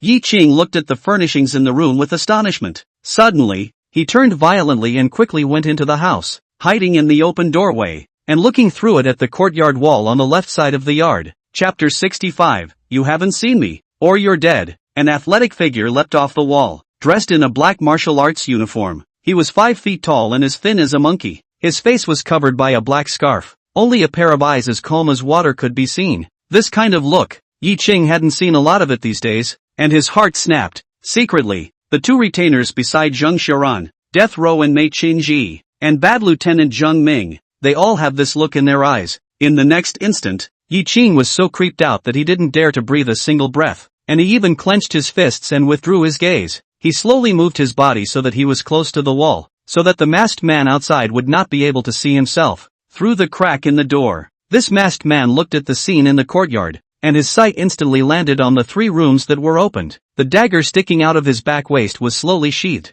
The morose body of the dagger glowed crimson against the flaming clouds. The masked man's figure moved and landed noiselessly, slowly heading towards the closest to him and also the west side of the house where Yi Ching was. The soles of the shoes left a footprint on the ground covered with a layer of dust. Yi Ching in the house, his heart beating wildly, his face white, his sight searching the house, hoping that there was something he could use as a weapon while he was there. But the furnishings in the house were just too simple. Nothing but beds, tables, chairs. Also, the chair was 3 steps away from himself. Pessimism surfaced in Yi Ching's eyes, and in the end, there was only perseverance in his eyes as he took a deep breath and slowly stood up, clenching his fists. Sasha, the slight sound made by the sole of the shoe rubbing against the ground, because of the proximity, could already clearly fall into Yi Ching's ears. Yi Ching's body was tense, clenched his teeth, his body was slightly bent, and out of the corner of his eye, he stared dead at the red haze that was cast into the doorway of the house. Just as the shadow's head didn't enter the threshold,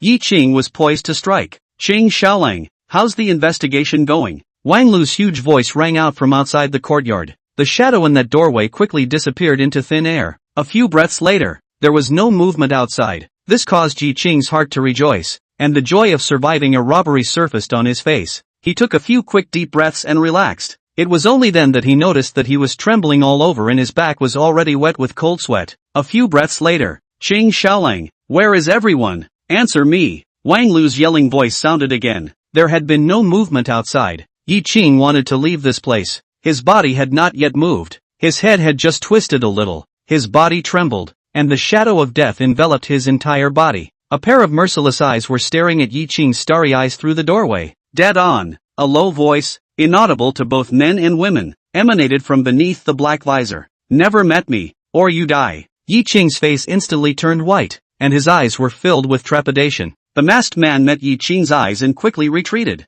Just as he was about to retreat to the wall, gambling surfaced in Yi Ching's eyes. He stepped out of the room, his hands spread out to show he was unarmed, and gazed at the masked man. My name is Yi Ching. I'm a government office torture room Shuyun. Can you tell me if the owner of this place, Big Head Wang, is a murderer or not? The masked man immediately stopped and sized up Yi Ching with interest, and after 2 breaths, he spoke again. You're very smart. Big Head Wang is indeed the murderer. I'll give you a chance. Kill Big Head Wang tonight and you can live. Yi Ching, who had won the bet, didn't have much to say and continued to ask with an arching bow. Dare to ask again. Where is Zhou Shishou? I don't know. By the time Yi Ching straightened up, the masked man had already disappeared. At this point, Wang Lu's voice, filled with worry, rang out once again. Ching Xiaolang, are you in the courtyard? Do you have something to do? Nothing. As if he had used up the last bit of strength in his entire body, a yell filled with celebration came out of Yi Qing's mouth.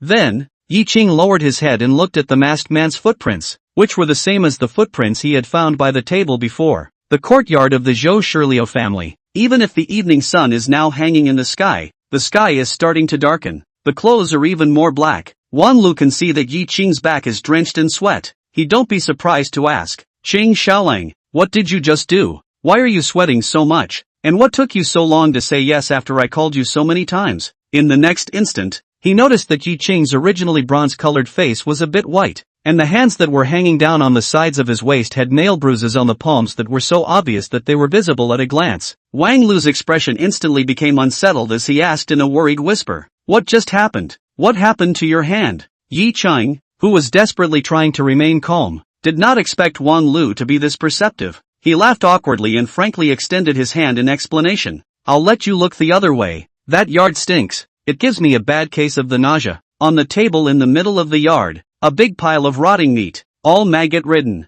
When you called me, I was afraid to open my mouth for fear of vomiting, and I held my tongue for a long time before I felt better and opened my mouth back to you. After saying that, seeing that Wang Lu didn't quite believe it, Yi Qing winked in a serious manner and said, Brother Wang, I think you are definitely better than me when you see those things. You won't be as bad as I am. The agitation that was so obvious that it couldn't be any more obvious made Wang Lu's heart worry a little less. He stepped skeptically toward his left and opened his mouth. Really? Is it that gross? Thinking of Yi Qing heart as strong and calm people, but even became this appearance. The heart is also some drums, but the mouth tenacious. Seriously though, we've been in the slammer for over a decade and we've seen a lot of nasty stuff. It's just rotting livestock carcasses. How disgusting can it be? Speaking, Wang Lu stomped up the wall, peeled off the edge, and poked his head out to take a look. After seeing the contraption on the wooden table in the courtyard, his face instantly went white, his hands went limp, and he fell on his ass. Without thinking to stand up,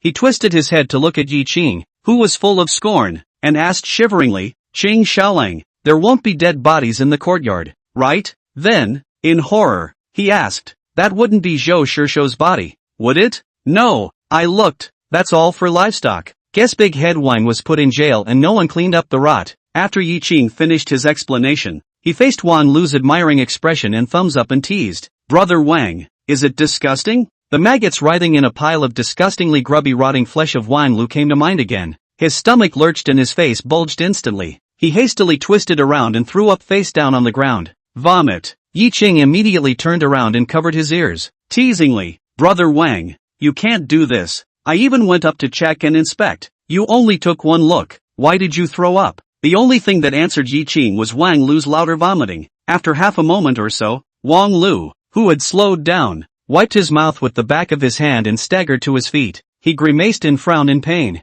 Ching Xiaolang, I'm really impressed that you managed to stay in that courtyard for so long. Let's not talk about it yet. Let's get out of here. My stomach is flipping hard. Ha ha ha, Chang. Let's find a clean place to slow down, Yi Qing said, and quickly walked out of Zhou Shirshou's courtyard, the entrance to the alley of Dahai Lane. The lanterns lit on both sides of the road painted a warm color on Wang Lu's face. Wang Lu leaned against the wall and took the bowl of tea handed over by Yi Qing. He took a sip, rinsed his mouth, spit the tea out, and drained the bowl of tea before letting out a long breath. Facing Yi Qing's derisive look, he laughed bitterly. Damn it, when I think about investigating cases in the future and possibly running into those things, I suddenly think that it's better to go back to being a jailer. Ha ha ha, Brother Wang, it's too late to repent. You can't go back. Yi Qing laughed brightly, laughing as Wang Lu's face became more and more bitter. After a few breaths, Yi Qing, who was already sure that the murderer was Big Head Wang, put on a full show and asked, Big Brother Wang, did you ask anything about Big Head Wang's relationship with Zhou Shirshou? Also, did you ask about Zhou Shirshou's movements? Bring up business. Wang Lu shot up and frowned. The two of them don't get along on a regular basis. And Big Head Wang, being a butcher, is always slaughtering livestock at home. Chopping meat sound is very noisy. Zhou Shirji went to persuade. The result of the big head of Wang will slaughter livestock, dirt and dirty organs thrown to the Zhou Shirji home door. The 2 weekdays moving in the alley shouting and cursing. And from time to time also hands fight. Yi Qing nodded, indicating that he knew. Then, Wang Lu continued, Zhou Shirshou's whereabouts have been asked. He originally lived in the Zhou family home 5 miles south of Huayang City. 3 years ago, in order to get married, sold his ancestral land before settling down in the Zuanrenfang large sea lane. This Zhou Yangs died, and the day after the canonical official concluded the case, he went back to his ancestral home in the Zhou family estate to settle Zhou Yang's funeral. There is a family in the Great Sea Lane that also came out of the Zhou family home,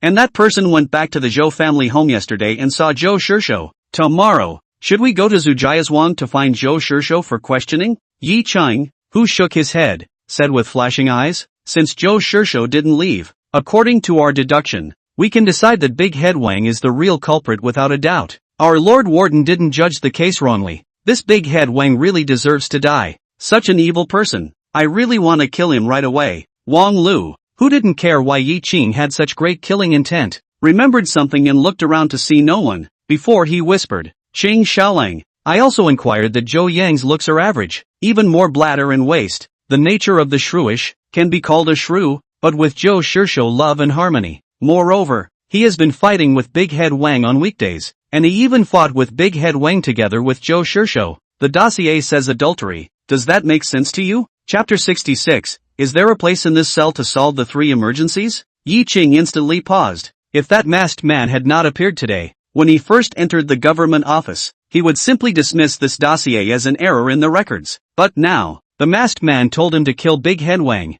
and Wang Lu, an old man in the government office, mysteriously said that the dossier did not make sense. Then there's something to be said for the Tao of that. When Wang Lu saw Yi Qing frowning, he opened his mouth to explain. It is simply impossible for the volumes of the government offices to have such obvious flaws. Adultery and rape, one is exile and the other is beheading, can mean so many different things. Besides, the case itself involves human life, but in the end, it will be handed over to the governor, and once the governor is tried in the hall, the victims and suspects will spill the beans with a casual remark. This is no joke, and the dossier records are bound to be made with careful discretion. Yi Cheng, whose thoughts were racing, flashed his eyes and stared. This is a case tried by Lord Warden. Don't we have to go and ask Lord Warden why the record is so? Seeing Yi Qing being so come to things, Wang Lu grinned. He gave a thumbs up towards Yi Qing and sighed in admiration. Qing Xiaolang, you say you're not too old, but you're more familiar with these principles of being an official and a human being than any of us. I could understand if you came from a big family, but you, who are of a lowly origin and have been mingling in the marketplace since you were a child, and have such a mind, reminds us of a saying. Yi Cheng, who had been praised, was not arrogant and was very cooperative as he smiled and asked Wang Ludao, who had obviously asked him to open his mouth and inquire. What's the word? People will die, but goods will be thrown away. Wang Lu, who was full of sighs, shook his head and uttered these words. He then looked at the sky and spoke out. It's also late now. Lord Warden is investigating other cases by the order of Lord Pushman these days. It's also late now, and I'm sure I won't be able to find anyone else when I return to the government office. Let's stop here today. Let's go back to our respective homes and see you at the government office in the morning. Yi Cheng, who was just about to respond, thought of the conditions that the masked man had put forth without killing him and opened his mouth. Brother Wang, I'd better go back to the government office. Those fellow officers have been up all night these days because of me. I've just come here. I have to perform. Go back and help them organize the files and documents. And by the way, I can also quickly familiarize myself with the affairs of the torture chamber. Wang Lu thought about it as well and nodded. Success. I'll leave you alone then. I am going to be lazy. Tonight at midnight old Lu is off duty to change shifts. I'll go and have a drink with him, and then go straight to bed when I'm done with my shift. Saying that, Wang Lu gave Yi Qing a you-know-what look. Upon hearing this, Yi Qing's heart stirred and his smile was gentle. Fine. If I can't stay at the government office, I'll go find you for a drink. Good point. Let's go. Wang Lu, who answered cheerfully, walked with Yi Qing towards Zhengdefeng. After casually eating at Sun Qi Noodle House, the two of them went their separate ways. Inside the brightly lit criminal room of the government office, Yi Qing's arrival gained praise and favor from the crowd. Still following Feng Buxiu, he divided the volumes into categories. After almost 2 hours of busy work, the dossier was finally divided. For the first time in over a decade, I'm reading so many words in one day, or fly types, and even more so in this dimly lit environment. Yi Qing straightaway felt that his eyes were sore and incomparable. He lifted his somewhat stiff neck towards the haggard and tired Feng Buxiu. Can be considered finished? Brother Feng, this job is not difficult, is really tormented. The unmistakably agreeable Feng Buxiu sighed as he pounded his shoulder. Who says not? We would have been more than 30, less than 40 years old. You see me now this old. Go out are called little old man. Are this work to boil out? Tough. Yi Ching said seriously, then asked, what do I do next? Feng Buxiu waved his hand and said, you've just arrived this morning. You're investigating the case and combing through the dossier. It's already good that you've been busy until now. You don't know enough about the other chores to let you do them now. It might add to the problem. It's getting late. Go home and get some rest. If you don't want to go back, there's a place to rest in the government office. Son, thank you Big Brother Feng for reminding me. Yi Ching, who had wanted to find a chance to sneak out for a while, was relieved in his heart and asked towards the crowd who were working seriously. I'm a bit hungry to get something to eat. Do you guys need it? Listen to the food. Hibao and Chi Party State and the others all raised their heads, and a light called gratitude surfaced in their bloodshot, godless eyes. Sun Ji Noodle House is still open at this hour, so give a word to Sun Earn Yang. She knows what to send us and will credit the government office when the time comes. Chen Yan rubbed her face, causing her already pitch-black face to darken a few more points with the new ink stains. Yi Qing blinked. Feng Buxiu explained, after our governor came, the strict investigation of corruption cut off some of our finances, but the governor has made subsidies in many areas. We're working all night here. Go to the restaurants selected by the governor to order meals. Choose the food and wine as long as it's not too much. Can hang the account and send it directly to the government office. Hiss, our governor is really sympathetic to his subordinates. This saves us a lot of money. Yi Ching, who understood, had other plans in his mind. He greeted the crowd, then pretended to be starving and quickly left the torture room. When the door of the torture room's house was closed by Yi Ching, Chi Party State was the first to put down the dossier in his hands. He stood up and moved his muscles a few times before asking, what do you think? How is this Qing Xiaolang? Feng Buxiu stroked his beard and recognized, a serious worker. Chen Yan pointed to the 9 piles of dossiers on the table, sighing, there is a hand in solving cases, and the trick of killing chickens to warn monkeys is really old-fashioned. Hibao patted his big hungry empty stomach and squinted his eyes. Looked like an honest one, but very good at reading people's faces, very good at getting things done. The remaining 3 also made extremely good comments about Yi Qing. Chi Party State's shrill voice, filled with a playful tone, said, so, everyone accepts it? The crowd looked at each other and nodded in unison. Chi Party State twirled his goatee and warned with great meaning, when Wang Lu used to be a jailer, he was the master of no profit. Magistrate Ma is an iron-fisted man who hits and punishes at every turn.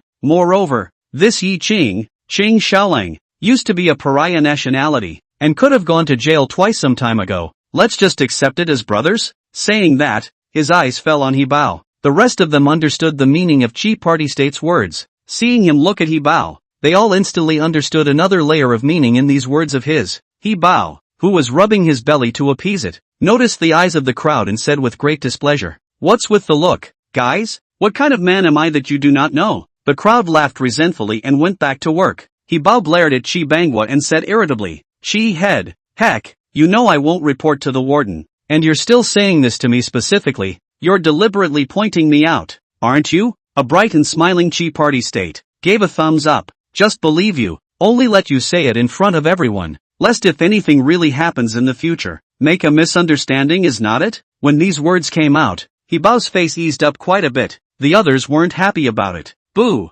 Chen Yan, who slammed the case in his hand forcefully on the table, cursed, damn you Chi Party State, you're the head of the 7 of us. You're the only one who believes Fatty he. We don't, do we? The good old Feng Buxiu also frowned in displeasure. Chi too. Emotionally you are not pointing at Hibao. You are pointing at us? Brothers, Chi too doesn't trust us. What do you say? The Chi Party State, who had provoked the anger of the crowd, looked at the 16 Jie smiles and gulped straight in his heart. Hibao watched the fun. I think, we've stayed up for so long these days, our bodies can't hold out any longer. Chito's body is strong and hardworking, so it's definitely not a problem to share some of the burden for us. Fatty he is right about that. Chi too, my back is about to break, so help me look at 10 dossiers. Head, I'm too bleary-eyed to take it anymore, so share these 7 cases for me. Originally, there were not many volumes left on the table. Chi Party State, looking at the sudden extra feet high volumes, want to cry. He slapped himself lightly on the mouth and said bitterly, why am I so mouthy?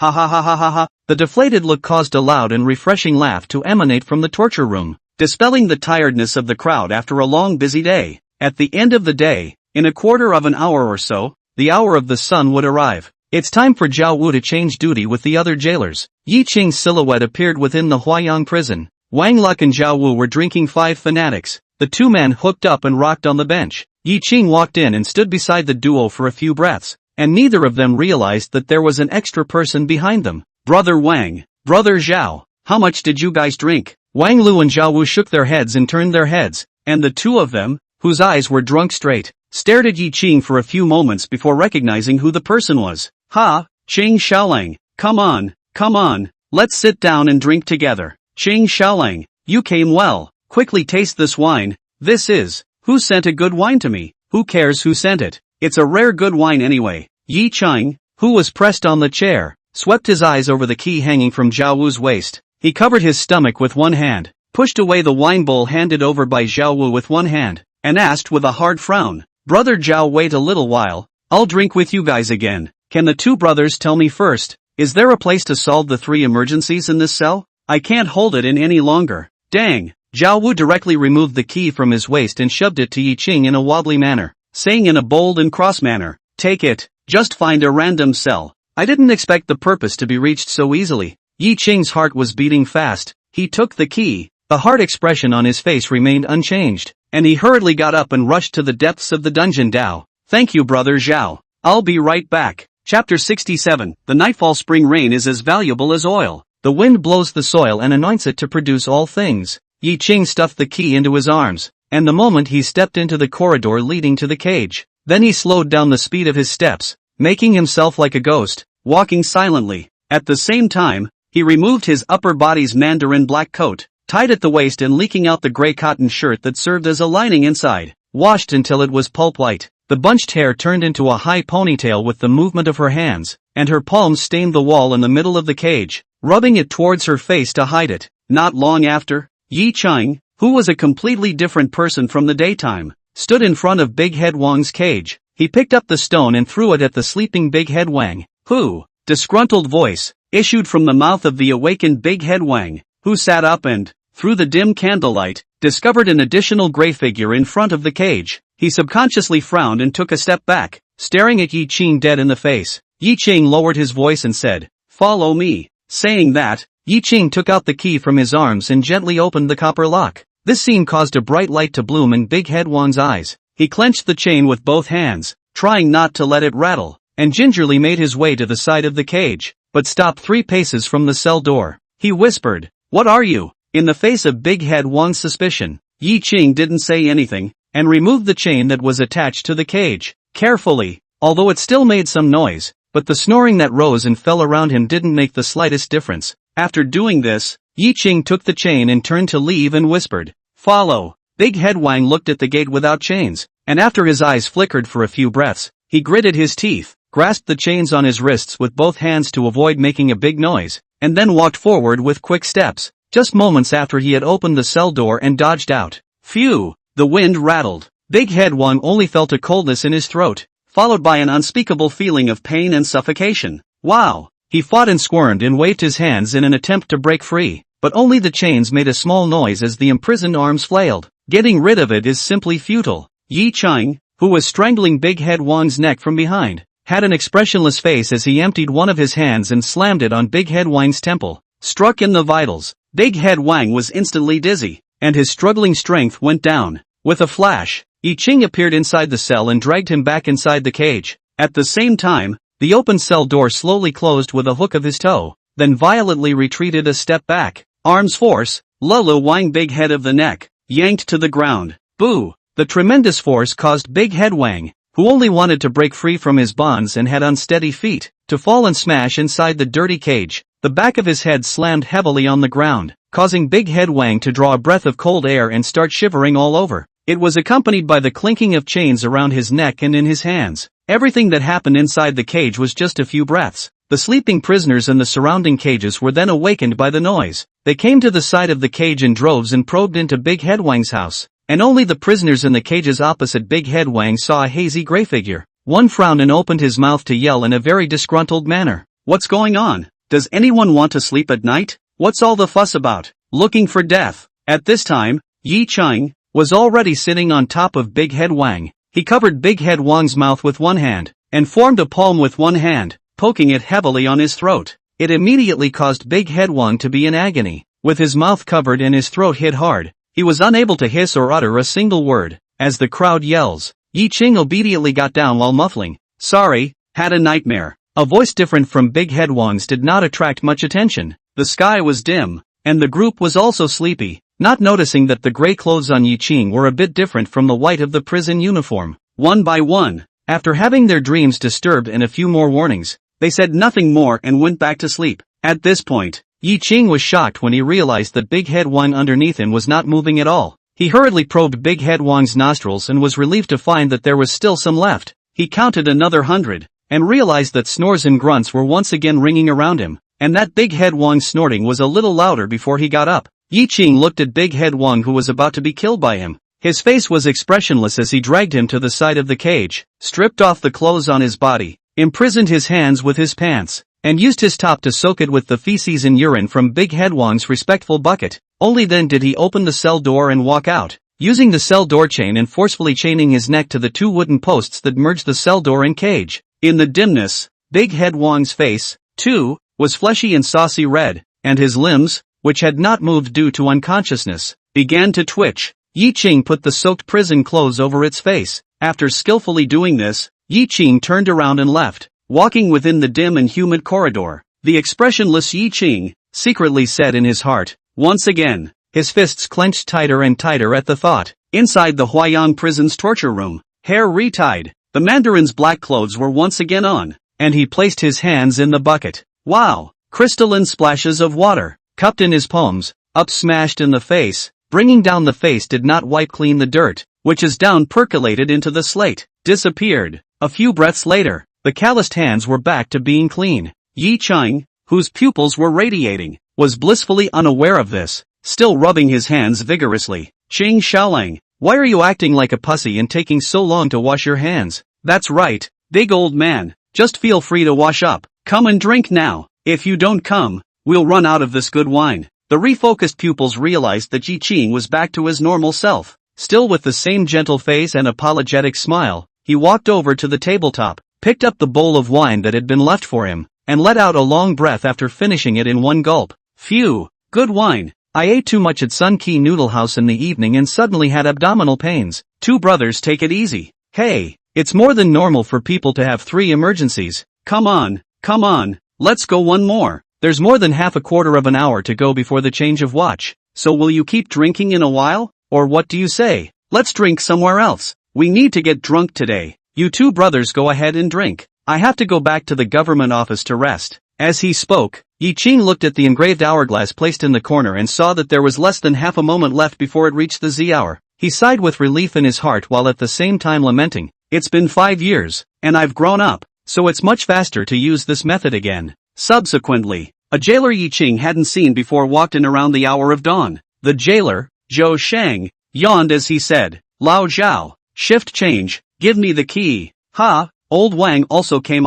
Good guy, this good food and drink, also do not shout me. Afterward, he looked at Yi Ching, who was dressed in the black clothes of the torture room, and cupped his fists and asked, and who, may I ask, are you? Yi Ching got up, arched his hand and said, Criminal Court Clerk Yi Ching. This is the first day on duty. Jailer Zhou Shang, meet Scribe Yi. Wang Lu stood up and mumbled as he carried the wine altar and poured wine for Zhou Shang. Hey, Lao Zhou, don't talk so much. Have a bowl first. Hey, there's no more wine. What's the point of drinking when you're out of booze? Zhou Shang, who didn't have the good sense to yell, rolled his eyes and took the key handed over by Zhao Wu. Zhao Wu grinned. If you don't drink, don't drink. Let's drink somewhere else. Lao Zhou, we'll leave first. We'll drink together some other day. Get a move on. Drink without yelling at me. It's annoying to look at you guys.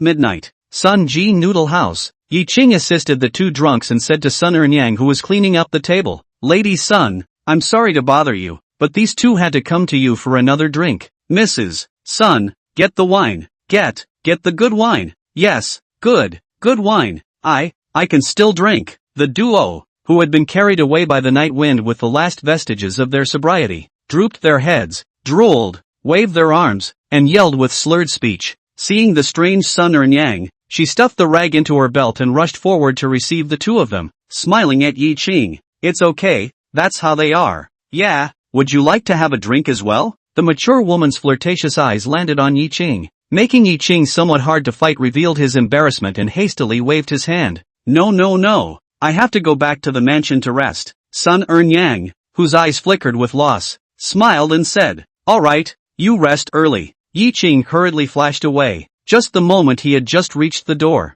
a group of Yangzhou guards with armor and spears majestically walked into Sun Ji Noodle House. Yi Qing hurriedly sidestepped and made way for these 5 people. The unsmiling Wu Chang at the head of the group looked at Yi Qing, who had suddenly appeared at the noodle shop in the middle of the night, with a scrutinizing look in his eyes. Upon seeing the official black clothes on the other party, as well as his handsome young face, a slight smile appeared on his face and he nodded his head towards Yi Qing. Yi Qing similarly nodded his head before turning to leave. Walking through empty, quiet streets, Yi Qing heard the sounds of climbing from the Sun Ki Noodle House behind him. That torture chamber official looks so young. Does Lady Sun recognize him? It's the new Mandarin, not only young, but also so handsome, humble and polite, and even a scholar. Hiss, bookworm, that's a bright future ahead. The sound faded and, finally, disappeared. Phew, a gust of wind blew by, not only with the coldness of the night wind, but also with a wisp of wet cold. Yi Qing looked up. The night sky that had been bright with stars and moon just a moment ago had disappeared at some point. Sasha, the fine overcast rain, drifting down, landed on Yi Qing's face. Yi Qing, who slightly squinted his eyes, the corners of his mouth rose, his tensed arms spread out, and he comfortably murmured, the first spring rain of the year. Finally, the night-falling spring rain is as expensive as oil, and the wind blows the earth to anoint it to produce all things. Spring seed, don't worry about it. Chapter 68, My Lord, I don't know if I'm considered an outsider. The day is just breaking. Inside the room in the backyard of the government office reserved for the rest of the officials and the Shuyun officials, Yi Qing, who was sleeping with his clothes, opened his eyes. He sat up from the chunky bunk, glanced at the hooting crowd of officials around him, gingerly got out of bed, put on his shoes, and went out to wash up. Overnight spring rains have made the water from the well extra cold. The moment his fingers touched the water, Yi Qing's remaining sleepiness dissipated into nothing. He looked into the bucket, at the gentle, handsome face, and the corners of his mouth turned up,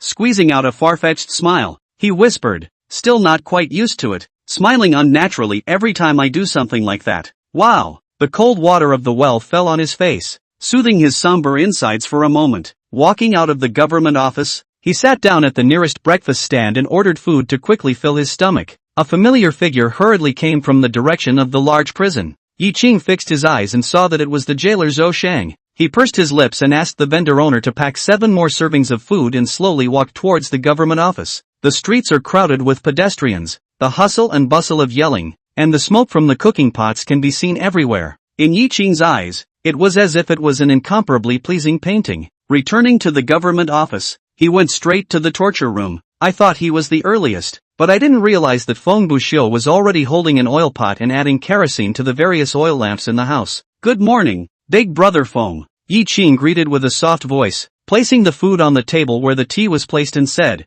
I bought morning food, you come to have some? The very old Feng Buxiu turned his head to look at Yi Qing appreciatively, swept his eyes at the food Yi Qing had bought, but said in a reproachful tone, in the future, you should not buy it again. Not a specific restaurant. Spend your own money the government office cannot reimburse. Morning food is not expensive, but it adds up to a lot of expenses. Thank you big brother Feng for waking me up. I will pay attention in the future. Yi Qing smiled gently, stepped forward and took the oil pot, and began to add oil to the oil lamp. Feng Buxiu cheerfully walked to the table and ate as he ate. You, are a kind-hearted and understanding young Langjun. This has only come to the torture chamber for one day, and the big guys all have an extremely good impression of you. However, let's say a few more words. In the future, this kind of small errand running thing should not be done again, and after people get used to it, they will be content to accept your good. All the more reason to be content to make you do other trivial things. The teachings of those who had come before him,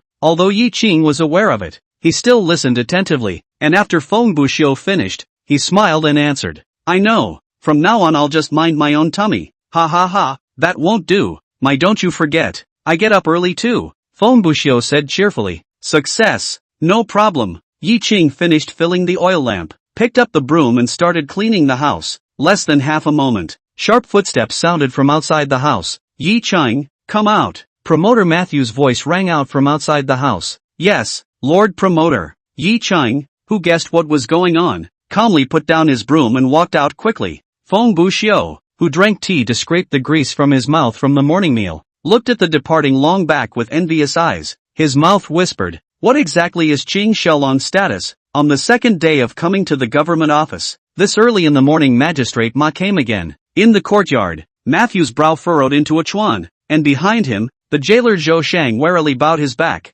his face full of fear. "Greetings, Lord Promoter." Yi Qing's face was composed as he arched his hand and owed Matthew. Matthew waved a hand. Grimly, "Why did you go to the jail last night? When did you go? How long did you stay? What did you do?" A series of 4 questions asked Yi Qing. He hesitated for a moment, looked at Matthew in puzzlement, and quickly answered, "Your Honor, last night after my subordinate finished organizing the dossier, I was hungry in my stomach, so I went to Sun Ki Noodle House to eat, and when I was leaving, I remembered that my fellow officer, Wang Lu, said that he had gone to find the jailer, Zhao Wu, for a drink, and asked my subordinate to finish his work so that he could go to look for him, and my subordinate went to the main prison to look for him. Belonged to remember to the prison when it seems to be almost the hour. The specific hour did not pay attention, but belonged to the prison. The abdomen is difficult to go out of the catharsis, out of the end and then drank 2 bowls of wine. The jailer Zhou Shang arrived. At that time with the Zhao Wu changed the value.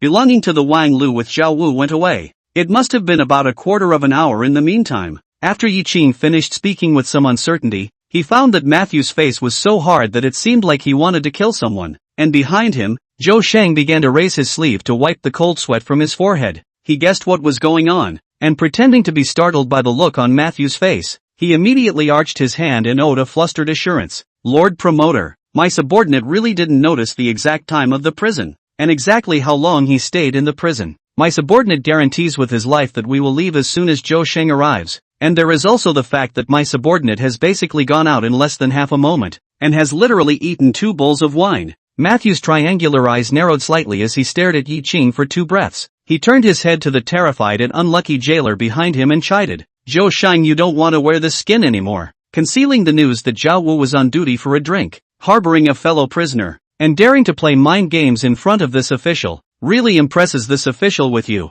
Puff. Zhou Shang bent his knees, leaned down sharply on his knees, and said in a trembling voice, "Lord Promoter, my subordinate is aware of the offense, and I implore Lord Promoter to be merciful." "Humph, let's talk about this matter afterward." Ma Xiu flung his official sleeve, striding towards the outside saying, "Idiot, go and call bearer Huan to go to the dungeon to examine the corpse. Yi Chang, you follow this official to the dungeon." "Yes, Lord Promoter." Yi Qing and Zhou Shang responded in unison. Yi Qing smoothly helped Zhou Shang up and quickly asked, "Brother Zhou, what happened?" "A prisoner was killed." Zhou Shang collapsed his face with a bitter hatred and hurriedly reminded the shocked Yi Qing, "Don't freeze, quickly go and follow up with Lord Pusher." "Hiss, thanks for the reminder." Yi Qing hurriedly arched his hand and pulled out his legs to run. No words along the way. The entrance to Huayan Jail. The never-before-seen battle. Looking at Yi Qing's heart burst. Outside the brig, 20 Yangzhou guards, clad in armor and armed with spears, stood guard on both sides of the doorway in a serious and cold manner. Undesirable Lieutenant Zhang Ming's tall and majestic body, like an insurmountable mountain,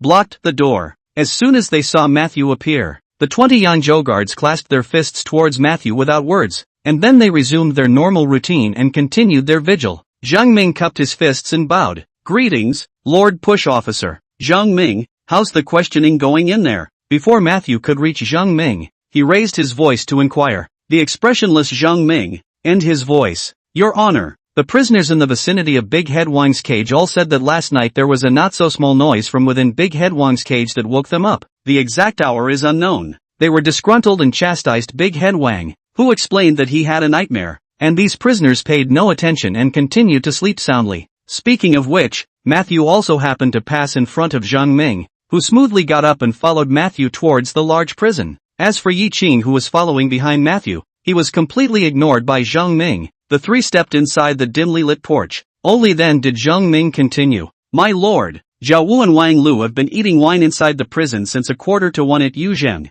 The two of them don't have the slightest memory of when Yi Qing arrived, but they assured me that no outsiders entered the dungeon during this period, and the key to the dungeon was never given to anyone else. The two of them were interrogated separately and it hasn't stopped." Matthew slowed his steps and just turned his head to ask Zhang Ming something more detailed. Yi Qing's somewhat apprehensive voice could be heard echoing within the empty corridor. My lord, I don't know if my subordinate is considered an outsider, but when my subordinate arrived at the prison last night and had asked where within the prison I could make my compliments, Zhao Wu gave the key to my subordinate and told him to find a random cell to make his compliments. Chapter 69, Better to kill than to let go. Your honor, your heart is too soft. Matthew scrutinized Yi Qing's somewhat flustered face. As for Zhang Ming, who had dealt with Yi Qing many times and knew some of Yi Qing's nature, he just calmly looked at the other party and didn't poke his nose in. The porch was silent. Yi Qing once again arched his hand in fear and owed. Your Excellency, my subordinate dares to guarantee with his life that the key did not pass through anyone else's hands when my subordinate made his salute.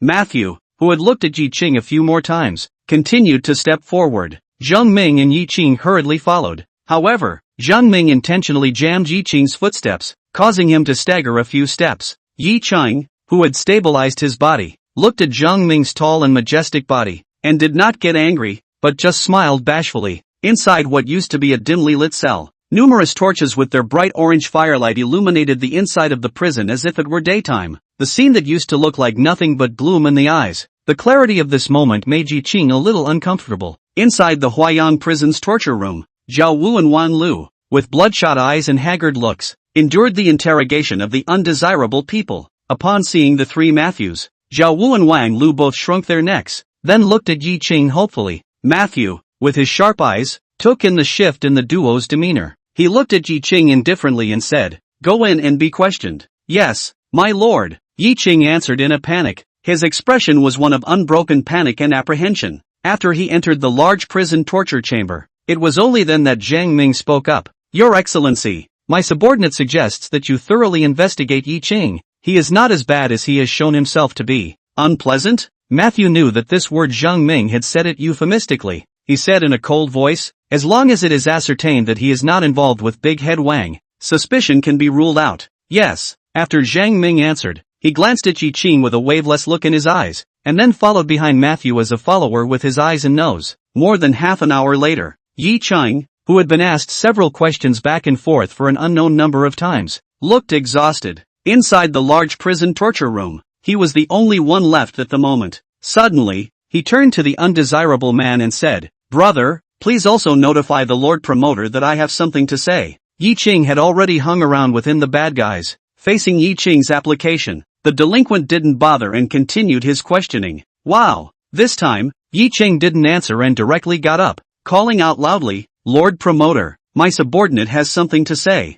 The unsavory man's face paled and he raised the whip beside his hand in anger. Just as he was about to fall, Matthew, who at some point had been standing just outside the large prison torture chamber, spoke up. Speak! The undesirable man with an unwilling heart slowly put down his whip, glared fiercely at Yi Qing, got up and clasped his fists and owed about a Matthew, who had stood behind him at an unknown time. Yi Qing glanced at the undesirable man, and Matthew immediately waved his hand, letting him out. Then, Yi Qing signaled Matthew to come closer and whispered in his ear, Yesterday, my subordinate went to check Big Head Wang's house and found that inside the center main house on its north side, it was empty, and the house on the east side of the north side was filled with grain. This is not what should happen in a butcher's house. Upon hearing this, Matthew's pupils shrunk violently as he stared at Yi Qing and asked in a slow voice, Why didn't you say so before? Yi Qing quickly said, My subordinate's heart was in turmoil just now and did not recall this matter. Just now, when the undesirable man asked,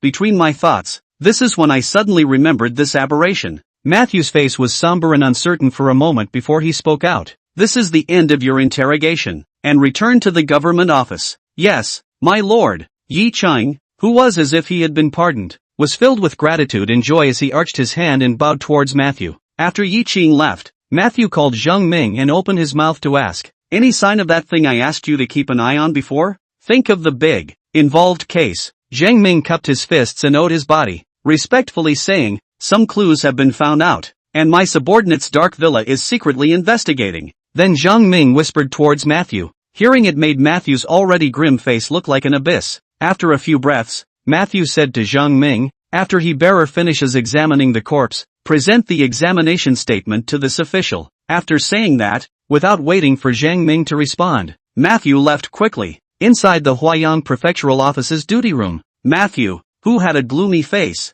arched his hand and owed Chen Yuming. Your Honor, the dead prisoner, Big Head Wang, may be related to those people. Chen Yuming, whose pupils had shrunk violently, stroked his oily beard and majestically said, I am aware of that. Then, Chen Yuming looked at Matthew with twinkling eyes and asked out loud, do you think that this governor needs to intervene now? After a few breaths of contemplation, Matthew said with immense solemnity, Your Honor, my subordinate thinks that it's good to remain unchanged and continue to send people to follow. Chen Yuming, who had an ugly face, asked rhetorically, what if those people are innocent? Matthew said seriously and sincerely, better to kill the wrong person than to let them go. My lord, don't worry. Chapter 70 Brother Wang, as the saying goes, if you don't die in a great disaster, you will be blessed later. What Chen Yuming wanted to say, lent Matthew's mouth to say it. His face soothed, stroking his beard and said, write a paperwork up. Yes, my lord. Matthew breathed a sigh of relief while, at the same time, his eyes grew glazed over. He has been a proper 7th grade magistrate of Huayan City for many years, and before Chen Yuming came, he, with his straightforward nature and ruthless methods, had been ostracized by the Yangzhou side. Now, as Chen Yuming's right-hand man, an honor and a loss did not have the slightest effect on Chen Yuming. After that, Chen Yuming was able to find a replacement for him elsewhere. It would do him a lot of good, not a lot of harm. Think about it. Matthew turned to leave after bowing sullenly towards Chen Yuming. Every step taken is unmistakably firm. After Matthew left, yesterday, Chen Yuming took out the file that had been looked over for a long time. Once again in front of Chen Yuming's eyes, he narrowed his eyes and tapped his fingers on the cover of the dossier in an orderly fashion for a moment before speaking softly. This time, if we can find out some spearheads, will be the best time to reopen this case. In the backyard of the government office, inside the torture room, Wang Lu, who had survived the calamity, said with a palpitating heart, we haven't gotten used to wearing these clothes yet, and today we almost have to take them off again to go back to the prison. And, moreover, to be prisoners. Looking at Wang Lu, who had almost been pitted by himself, Yi Chang, who had a weak heart, spoke out in relief. Brother Wang, as the saying goes, if you don't die from a great calamity, you will be blessed later. It's definitely going to get better from here after this. Upon hearing this, Wang Lu quickly nodded his head. Not bad, not bad. It gets better from here. From now on, we have to stop drinking. It's a mistake. Yi Chang, who picked up the conversation smoothly, smiled. Look, isn't this the first good thing to come? Quit drinking, work out hard, get in good shape, and be in good spirits. Wang Lu, who was immersed in self-compassion, his eyes lit up and gave a thumbs up towards Yi Ching. Not bad, not bad. That's a good thing indeed. When my body gets better, we can challenge ourselves to an all-nighter with 3 girls. Yi Chang, who was instantly speechless, rolled his eyes at Wang Lu. The two men's voices were not loud, but they were like thunder in this torture chamber where only the pages of the dossier were turning. She Party Kingdom and the others, all looked at Wang Lu curiously, but this kind of thing, which involves stripping off the mandarin's clothes, and being clear-minded, they habitually suppressed their curiosity and kept silent. Time passes quickly between one breath and the next. All day, Yi Chang, who was a little worried that he would be found out and called back for questioning, carefully learned the things of the torture chamber while keeping his mind on the edge of his seat, his sight sweeping towards the closed door of the house from time to time. As the sun set in the west, the heart that hung in the air, let go back a little. After dusk, the taut strings, completely loosened. Phew! Chen Yan let out a long breath. The oil lamp lit in front of the table. The orange-red candle flame shook for a while, distorting the face that was written with a cozy face. Spreading his arms wide and getting up to move his body bones, he growled. This damn dossier. Grandpa finally got it done. He looked around triumphantly, noticing that Chi Party Kingdom and the others were looking at themselves contemptuously. Instantly, Chen Yan understood what was going on and said bitterly, no way, I'm the last one to finish the whole thing? He bowed, gently patted his big belly and said cheerfully, swallow, you're so smart. It's a shame there's no bugs to eat, and besides, you'll have to pay for us to ride in the carriage to Pingle Place. Chen Yan, who lost the bet, instantly collapsed her face and covered her money bag. Can we take the ox cart? Save us some money. Ha ha ha ha. A hearty laugh that traveled for a long time. A group of 9 people hooked their shoulders and happily walked out of the government office, called for 2 carriages, and headed towards the Drunken Fragrance Pavilion, opposite the government office. The skinny farmer who was picking melons and fruits, through the soon-to-be-hidden light of the sky and the early Chinese lamps, looked at Yi Qing, who stepped onto the carriage, and murmured with an expressionless face, Huayang Prefectural Office. Criminal clerk Yi Qing. What an interesting person. Yi Qing, who was riding a carriage for the first time, sat by the window, lifted the curtains, and swept his sight out the window. A thin figure made him squeeze his fingers on the curtains with some force. Celebration surfaced in his heart and he secretly said, "Luckily it worked out." Yi Qing, who had temporarily suppressed all kinds of curiosity in his heart, lowered the curtains and chatted with his fellow colleagues. "You are just passing." The carriage stopped in front of the Drunken Fragrance Pavilion building. Yi Qing, who had just gotten off the carriage, saw a figure he didn't want to see. Shan Dan, who was dressed in a reddish-violet gorgeous dress, looked at him with a light smile on his face, and the playful intent in his eyes made him shiver. Not waiting for Yi Qing to react, respectfully and courteously, Shan Dan stepped forward and arched his hand and smiled. "Scribe Yi, good to see you again." The aura of the four great talents of Huayang and the son of Yangzhou's chief historian made Party State Qi and the others look at Yi Qing in surprise. They then saluted towards Shan Dan in unison. "Meet Mr. Shan." Yi Qing also arched his hand and owed his body as he spoke. "Meet Mr. Shan." The humble and courteous Shan Dan, with a smile on his face, arched his hand back toward the few people, then inquired, "Meeting is fate. I wonder if you all would like to share a drink with Shan tonight." The Qi Party State was instantly delighted. "It is a great honor for us to be able to drink at the same table as Duke Shan. If Duke Shan appreciates his face, we naturally wouldn't dare to brush it off. Will this bother Mr. Shan?" Wang Lu knew something and looked at Yi Qing with some concern. Seeing Yi Qing's silence, and seeing the excited and thrilled looks of his colleagues, he immediately understood Yi Qing's mind. Unable to help but sigh, he reached out and patted Yi Qing's back. Yi Qing, who gave a gentle smile to Wang Lu, signaling that he was fine, took a step forward and said in embarrassment, "Tonight, I'll let Mr. Shan break the bank. Since you can't fight it, you might as well spread your legs and enjoy it. Spend the enemy's money and be happy." The corner of Shan Dan's mouth lifted even more when he was made happy by Yi Qing's childish behavior. He put his hands behind his back and said atmospherically, "As long as Scribe Yi likes it, it's worth it for this eunuch to pack this Drunken Fragrance Pavilion tonight."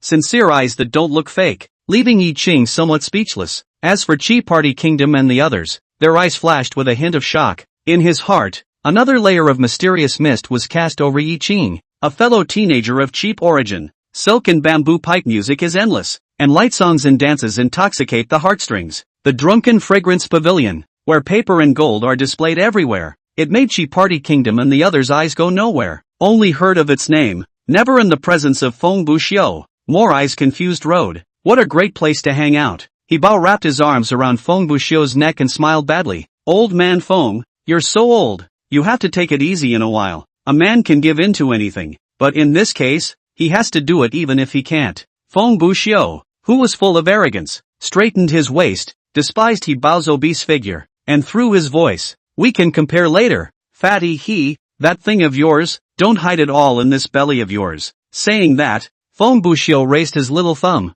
and even more so, he pressed the last section of his little thumb with his thumb. It's a tougher insult than cursing your parents. It made He Bao instantly blush with shame and anger. Just as he was about to open his mouth to fight back, a respectful voice came from a window mantle on the third floor of the Drunken Fragrance Pavilion. "Scribe Yi, my son has an invitation. I wonder if you would be so kind as to come upstairs and share a drink." Chapter 71, You Are a Rootless Duckweed. Why are you afraid? The extremely penetrating voice instantly attracted the attention of everyone in the room, looking up at the third floor window mantle. Subsequently, the guests on the first floor who knew who was in that third floor elegant room, their envious eyes quickly swept across the room, searching for that Yi scholar who was able to obtain Zhang Xiaoran's invitation. Yi Qing, who heard Qi Heng's voice, looked at Shan Dan's somewhat cold face, and with a movement in his heart, guessed Zhang Xiaoran's meaning. As for Party State Qi and the others, they once again looked at Yi Qing in surprise. It was Shan Dan, on the contrary, whose face tightened up a bit with a smile.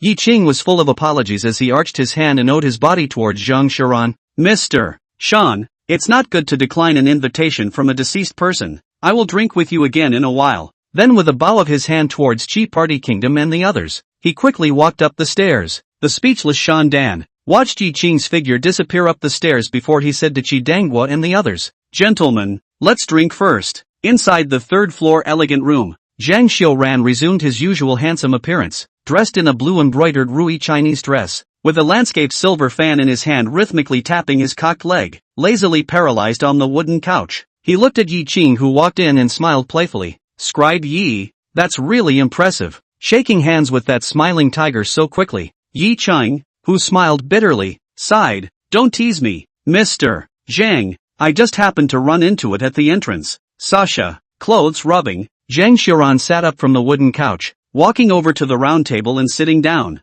The silver fan pointed to the seat next to him, and then he picked up the wine pot and poured the wine. Yi Cheng, who had taken his seat, received the wine cup handed over by Zhang Xiaoran with both hands. Knowingly he inquired, I don't know what your excellency called me up for? Just disgusting, that guy. Zhang Xiaoran, who smiled uninhibitedly, raised his head, the knot in his throat wriggled, and drank the wine in his cup. Yi Cheng, who accompanied him with a glass of wine, put down the wine, and then said with a grave expression, I kill people. Zhang Xiaoran's eyes widened. Shi Hung, who was standing in front of the window mantel staring at the first floor lobby, also subconsciously looked at Yi Cheng, whose face was as calm as water. Wow! The clear, fine wine arced gracefully from the decanter and filled the wine cup. Yi Cheng put down the wine pot and continued, Yesterday I investigated a human murder case, and when I went to search the suspect's home, I came across a man in black who wanted to take my life. As Yi Cheng elaborated on everything, Zhang Xiaoran looked at Yi Cheng with more and more appreciation,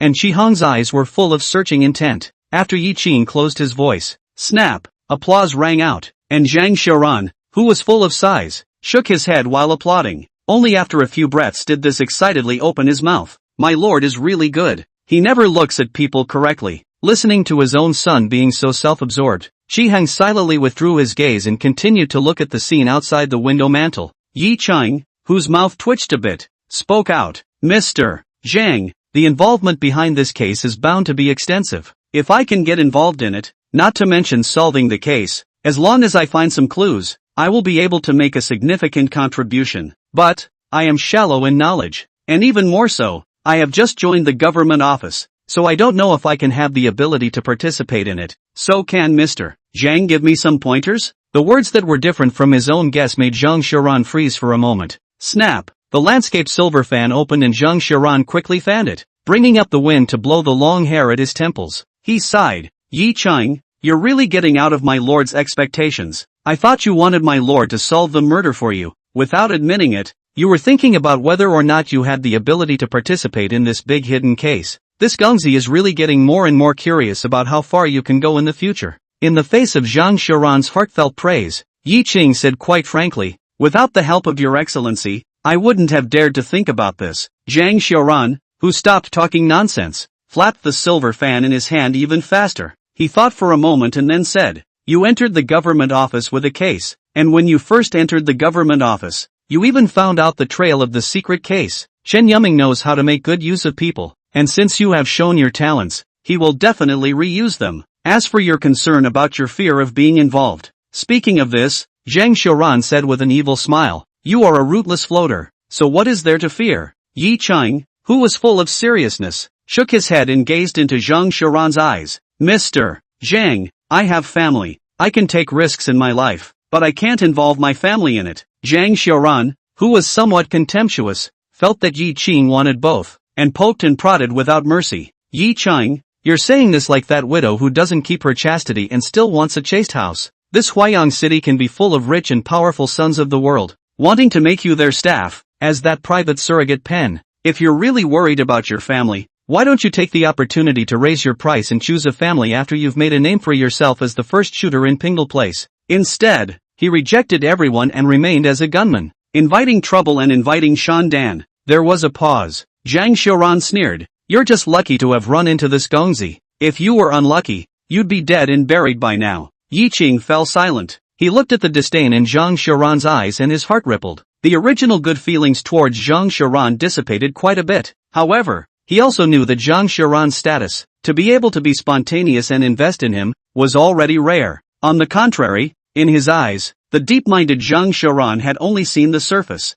making him a little disappointed. Seeing Yi Cheng's silence, the disappointment in Zhang Xiaoran's eyes was undisguised. Just as he was about to open his mouth, a gentle voice rang out, causing Zhang Xiaoran to be a bit startled. I need money, lots of it, and how much can I get on a monthly salary as a staffer for those people? The human heart is greedy. How many of those who are willing to recruit me are as honest and generous as the prince? If I reveal my true face, they will check on my family. And if the handle is taken, how can I still receive that monthly salary? Keep working as a gunman and I'll have a steady stream of money. Even if I provoke someone, I'm confident that I won't involve my family and find a chance to escape from Huayang City, and I can continue to work as a gunman in another place. Zhang Xiaoran, who had been refuted to the point of being speechless, was somewhat furious as he picked up his wine and drank it all in one go. He gave a good-natured laugh and said, "He, what a good Ji Qing. It's this Gongzi who is narrow-minded. Let bygones be bygones, and just remember the promise you and I made. Your family, my lord said to protect them. No one can harm them unless my lord dies. You just need to do your thing." Upon hearing this, Yi Qing got up and bowed towards Zhang Xiaoran with a serious face. "Yes, Your Excellency." Yi Qing keeps that in mind. Zhang Xiaoran waved his hand impatiently. Yi Qing immediately turned around and left. After the door to the house was closed, Zhang Xiaoran knocked his forehead with a bit of a headache, and only after a few breaths did he open his mouth to ask, "Do you think it's a good or bad thing for my lord to do this?" Shi Hong, who had no expression on his face, said softly, "I don't know if you're doing good or bad, master, but I only know that you're doing all the right things." Ha ha ha, Shi Hong, you're getting better at this horse's ass. Zhang Xiaoran, who was laughing cheerfully, pointed his silver fan at Shi Hong to point vaguely through the air. After Zhang Xiaoran collected his laughter, Shi Hong asked out of the blue, "My lord, you said that Ji Qing's intelligence doesn't lose to yours, so I think your actions today will soon be guessed by him. You also said that he was cautious, so why bother? Can't you just tell us straight?" After hearing this, Zhang Xiaoran collected his smile, frowned slightly, and leisurely said, "This male should not have friends." Shi Hong, who looked back in dismay, looked at Zhang Xiaoran's despondent expression, clenched his teeth, clenched his fists, and lowered his head, his eyes flickering. Chapter 72 Last Chance, Take It or Leave It. Drunken Fragrance Pavilion. The second floor of the Enchanted Fragrance Elegant Room. Yi Qing stepped inside the only terrace elegant room in the Drunken Fragrance Pavilion under the guidance of the boy. The expansive 2-foot-wide terrace faces the dance floor on the first floor. On top of the wooden couch on the terrace, Shan Dan sat in the center. She Party State and other people around the beautiful girls accompanied, happy to go up and down, but also wine to the dry. Yi Qing went to Zhang Xiaoran's place only for a moment or so. The group was already red in the face from drinking. Yi Qing saw Wan Lu sitting at the very edge at a glance, sullenly clinking wine with Mei Ji beside him. He waved his hand at the boy leading the way and lightly stepped to Wan Lu's side, jokingly, "Yo, brother Wang, what's the matter? One beauty with you is not enough to satisfy you?" Wang Lu, who had turned his head violently, saw that the visitor was Yi Qing, and only then did he display a smile and arrogantly said, "That's natural. Not two women are not enough to release their lust." Mei Ji, who was on the side, when she heard this, winkingly leaned on Wang Lu's shoulder and flirtatiously said, "If you are so powerful, then the youngest daughter would like to learn a thing or two this night." Well. Wang Lu, at this moment, leaked out the same swinging smile as Chi Party Kingdom and the others. And this way, Shan Dan also discovered Yi Qing's arrival. He gave a wink to Hopa on his right. The other party immediately got up, wrapped his arms around the beauty queen who accompanied him, and walked over to Yi Qing, smiling. "Qing Xiaolang, come on, let's change positions. Just now the old king said he wanted to drink me to death. I've got a boost here. I have to compete with him." Saying that, he Bao's thick and fat fingers frivolously picked the smooth and glossy chin of the beauty queen in his arms. A pouty, petulant light hammering from the other side was welcomed. Both Yi Qing and Wang Lu's eyes met Shan Dan's soft gaze. Wang Lu's face remained unchanged and moved to the side, signaling that he could sit down by squeezing. Yi Qing, on the other hand, got up with a smile and teased, "Then big brother Wang will probably have to plant. Big brother he, with this stomach of yours, it's absolutely no problem to drink 2 or 3 of him. You guys play, I'm going over to sit." Ha ha ha ha ha, old Wang, look, Qing Xiaolang thinks you can't. He Bao, who laughed cheerfully, took Mei Ji and sat on Yi Qing's seat in the square, casually picked up the wine pot and poured wine for Wang Lu, and as he leaned over, he softly said, "It's not for you to manage." Wang Lu, who had depression written on his face, picked up the wine jug and said, "Real men sparring wine, which use on the wine marquee, directly carry pot to drink. Well, as long as you're happy." Hibao smiled and raised his jug in the same manner. Sitting on the seat that originally belonged to Hibao, Yi Qing recruited the boy to replace the clean wine lamps and poured himself a drink. On the side of the single Dan saw, did not get angry, smiled and raised the wine, the same drink a cup, then opened his mouth. "You're so different." There was something in the words. Yi Qing instantly understood. His face was as normal. gently looking at Shan Dan Dao. Bastard mole crickets that defy the odds and still manage to climb up the ladder are indeed different. Oh, Shan Dan, who laughed lightly, picked up the wine pot and condescended to pour a glass of wine for Yi Qing.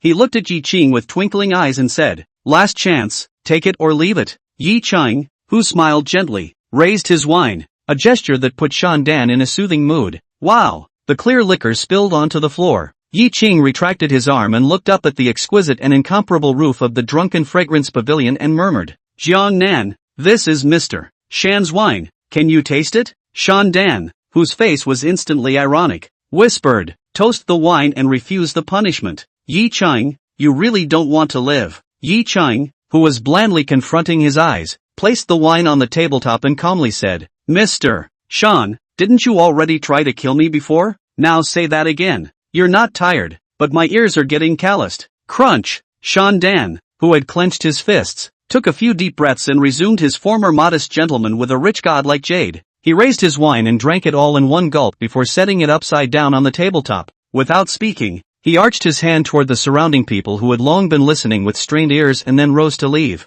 When the barricade door pulls open and closes, the people who had originally pushed the cups and exchanged drinks, flirting with the beauty beside them, stopped their movements in unison. They didn't hide the astonishment in their eyes as they looked at Yi Qing. Yi Qing, who smiled gently, raised his wine and proposed, "Everyone, drink and have fun tonight. I, Yi Qing, will pay for it." The crowd instantly understood, concealed their doubts, smiled, raised their glasses, and said in unison, "Thank you, Shang Xiaolang." The crowd of beautiful girls also winks at Yi Qing. The former handsome-faced stall boss, the slender soft razor raised the wine, 100 charming and delicate voice. To Qingchan, early morning. Yi Qing, who had a splitting headache, shook his head and propped up the bed. He looked at his familiar and unfamiliar surroundings and let out a long breath. "Luckily, it's in the courtyard that Mr. Zhang bought for me." As he spoke, the strong odor of alcohol in his mouth made him cringe. At the same time, bits and pieces of memories emerged from the mind.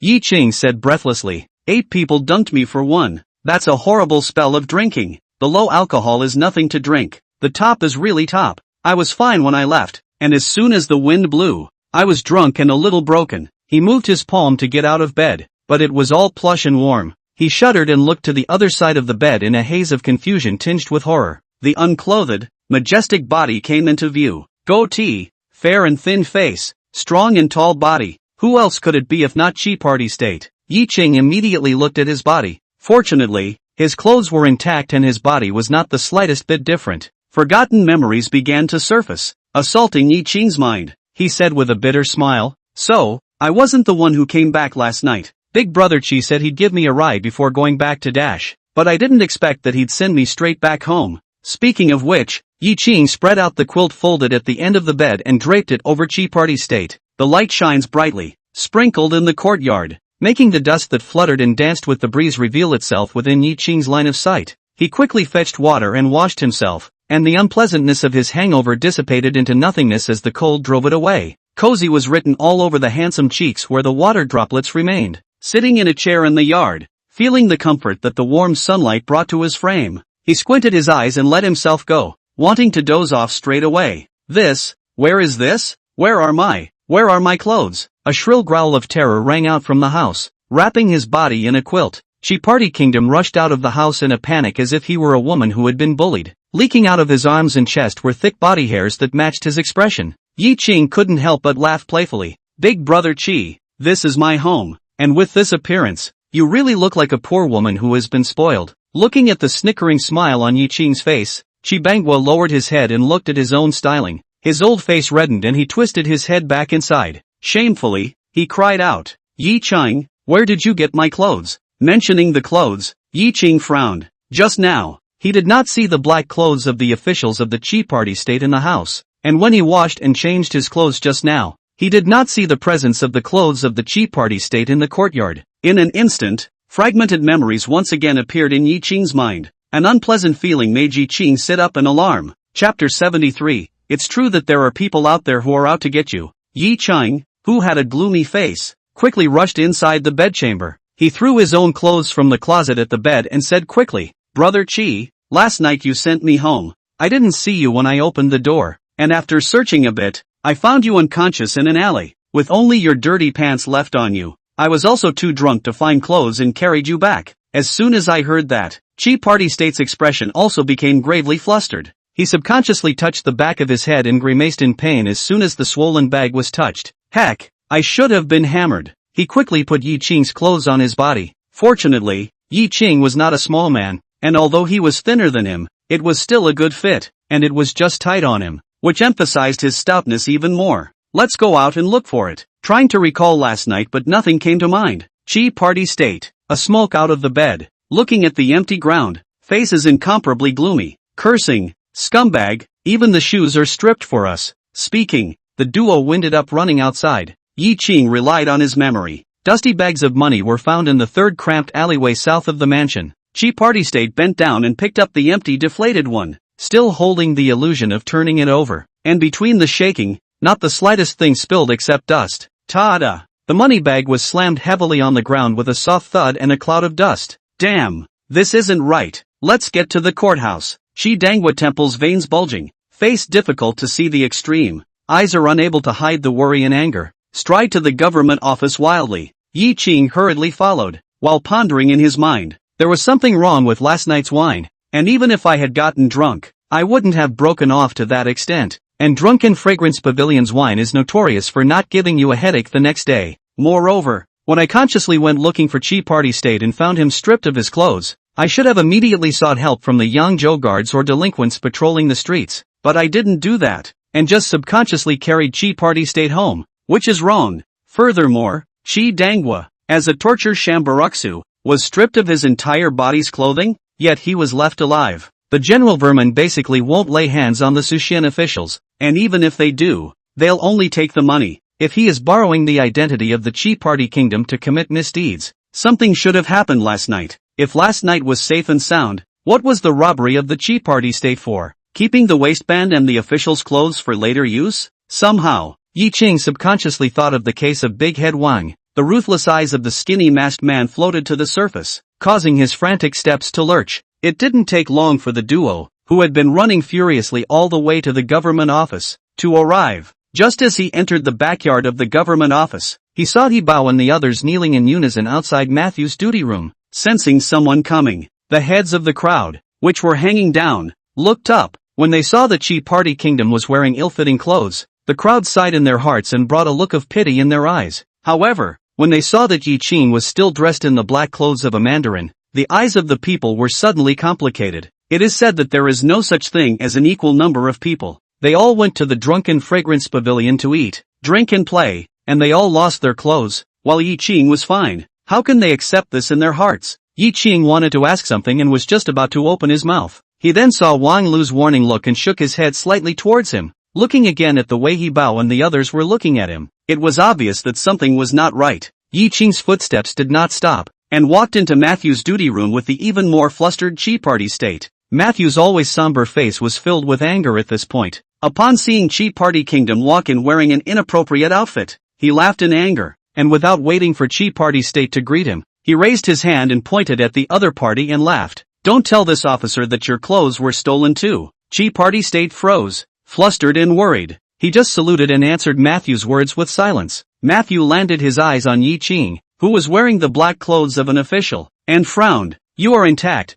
They say that last night the Chi Party State went to deliver you. What happened in the meantime? Tell us all. The calm and collected Yi Qing told the events of last night in detail. At the end of the proverbial day, he looked at Matthew gravely. Your Honor, I feel that the outlaws who did it should have set their sights on the torture chamber early on. Last night my subordinate invited all my colleagues to the Drunken Fragrance Pavilion for wine, only to give the other party a perfect opportunity to strike and drug the wine. And my subordinate was spared, either because my subordinate had just arrived and those people were not yet familiar with my subordinate, or those people had other tricks in store for my subordinate. After looking at Yi Qing with gratitude and complexity in his eyes, Party State Chi continued to stand with his head hanging down. Returning to his usual somber self, Matthew's eyes swept over the Chi Party State. Ugly fingernails, full of teeth-gnawing patterns, tapped on the tabletop, out loud. The drinking capacity of the torture chamber and others is known to this official, especially Hibao's claim that he can't get drunk from 1,000 cups. According to what several of you have said, last night's eating of wine was not considered too much, but instead, One of you was drunk. Indeed, there are those who are intent on you. Upon hearing these words, She Party Kingdom's heart was startled. Thinking carefully about everything that happened last night, it was indeed a bizarre drunkenness. Thought the same Yi Ching and Matthew guessed undoubtedly. Someone was staring at them, and Yi Ching, who had originally guessed that it was the forces behind the masked man who had made the move, had the figure of Shan Dan floating in his mind again. He couldn't help but open his mouth and inquire, Your Honor, I wonder how Duke Shan is doing now. Duke Shan is unharmed, only a few of you were hit. Matthew's words made Yi Ching more and more skeptical that it was Shan Dan who wanted to fix him, and that's why he used the means of drugging and stealing clothes. But thinking of Jiang Nan's death, if Shan Dan really wanted to strike, his moves should not be this low. Then, Matthew scrutinized Yi Ching and said, On the contrary, since you came to the government office, all sorts of things have gone wrong in the torture chamber and the dungeon, and last night you drank with them, and the outlaws did not strike at you. Yi Ching, even if you are innocent, this official has to suspect you now. Yi Ching, whose heart sank, arched his hand and owed his body.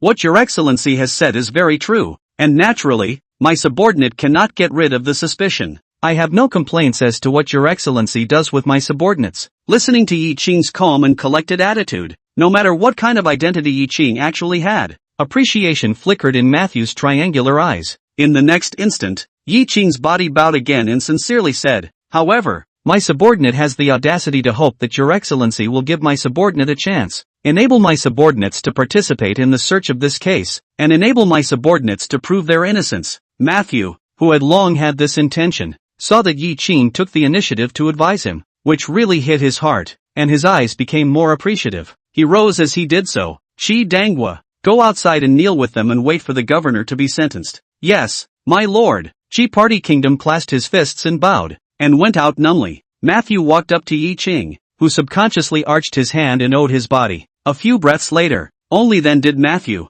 who was gazing at Yi Ching, speak out, follow this official. Yes, my lord. Yi Ching hurriedly answered and walked with Matthew towards the outside yard. The people in the torture room who were exchanging eye contact saw Yi Ching follow Matthew towards the outside, and the complexity in their eyes intensified. A quarter of an hour or so later, Matthew brought Yi Ching to a mansion. The Chen Mansion written on the plaque made Yi Ching guess that this was not Chen Yuming's residence. Just as Yi Ching followed behind Matthew and was about to go in, only Matthew stopped and turned his head to the other side of the street. The voice, which had always been somber and cold, unexpectedly became warm and cordial. Herman, you kids are here too. Yi Ching stopped to look along. Chapter 74 Yi Ching, killing a prisoner is a capital offense. Dressed in an unusual gray cotton coat, his appearance of the young man, more than 5 feet of medium size, carrying a foot-long wooden box as if practicing medicine, walking quickly in the crowd, unobtrusive. But the moment the other party looked up after hearing Matthew's voice made Yi Ching instantly remember the other party. On the ordinary melon face, the pair of Danfang eyes were bright and incomparable, as if they could see through people's hearts. He won. The 16-year-old coroner of Huaiyang Prefecture Yamen, smiled and arched his hand towards Matthew in greeting. Greetings, Lord Promoter. Lord Governor summoned me, so the boy came. As he spoke, He Wen's eyes kept sizing up Yi Ching. The sharp line of sight swept over Yi Ching's feet, hands, and shoulders, and in the end, it landed on Yi Ching's gentle face. Locking eyes with Yi Ching's starry eyes, it gave Yi Ching the illusion of being seen through without any secrets to speak of. He Wen walked closer and arched his hand towards Yi Ching. My name is Bearer He Wen. This must be the new clerk Yi from the torture room, right? My name is Yi Ching, the bookkeeper of the torture room. I've met He Bearer. Yi Ching arched his hand in return, not being surprised by the fact that the other party recognized him at a glance. Matthew smiled and said, You two will get to know each other afterward. Let's go in quickly. Don't let the governor wait in a hurry. Yi Ching and He Wen arched their hands in unison and stepped inside the mansion with Matthew. Along the way, Yi Ching surveyed this does not see the slightest bit of luxury, just elegant and exquisite 3 mansions. Secretly Chen Yuming's taste is elegant, and for the official clean, elegant and clean courtyard, Chen Yuming was dressed in a celestial water turquoise-colored sarong, looking gentle and elegant, and his long hair, which had faded from his official hat, was only tied with a moon-white sash, making it a little more ethereal. He stood on the stone bridge, tossing fish food into the stream bit by bit, looking down at the 3 small fish in the stream fighting for fish food with a smile on his lips, completely devoid of his usual seriousness. He saw the trio approaching and casually tossed the fish food into the stream with a splash, clapping his hands together as he headed for the wooden couch on the lawn. The hem of the gauze dress lifted, and Chen Yuming knelt on the couch, his waist straight, and made tea for himself. The three Matthews came to the couch and bowed towards Chen Yuming, saying in unison, "Greetings, Lord Governor." Chen Yuming, who didn't speak, moved his hands in a flowing stream. Half a moment or so later, wow! The clear, amber-colored tea broth poured into the tea light, rising up in wisps of glistening white heat. Only then did Chen Yuming speak. "He-Wan, how was the autopsy?" He-Wan took a step forward and arched his hand in arrears. "Your Excellency the Governor, Big Head Wang has chain strangulation marks on his neck, chain cross bruises on the back of his neck. His throat was poked with parallel fingers, his right temple was punched, his back shows signs of being wrestled and pushed, and the cause of his death was suffocation due to being blindfolded with a prisoner's clothes filled with feces and urine." Saying that, He-Wan looked towards the amber-colored tea broth within that tea light, his expression a little odd. Chen Yuming, who picked up his tea light and took a sip of tea, looked at Yi Qing and said, "Yi Qing, you accompany He-Wan to rehearse it." Yi Qing arched his hand in ode. "Yes, Lord Governor." At this time, He-Wan walked to Yi Qing's side and smiled after arching his hand. "Scribe Yi, I'm offended. Please don't resist, just cooperate with me. He-Bearer, feel free to do as you please. I'll do my best to cooperate." Yi Qing smiled gently. After nodding, He-Wan unclipped the black cloth belt on his waist and stood behind Yi Qing, strangling Yi Qing's neck from behind, exerting a slight force and allowing the belt to twist and lock at the back of his neck. "Lord Governor, my subordinate guesses according to the injuries on Big Head Wang's body, combined with the confessions of the prisoners in the surrounding cages, that the murderer strangled Big Head Wang's neck first, and then struck his right temple with his right fist, rendered Big Head Wang unable to speak, and caused him to be dazed and unconscious. He was then violently yanked to the ground from behind by the killer." After saying that, He-Wan once again grabbed the belt with both hands and said as he stepped back, "Scribe Yi, please take 2 steps back before lying down." Yi Qing, who was horrified in his heart, cooperated by lying on the ground. He-Wan then lay on top of Yi Qing. His right hand formed a palm, and his fingertips lightly poked his throat. After this blow, a heavy blow was dealt to the throat, causing Big Head Wang to completely lose his voice and pass out. And at this point, because the cage was dim, the people around looked at the murderer riding on Big Head Wang,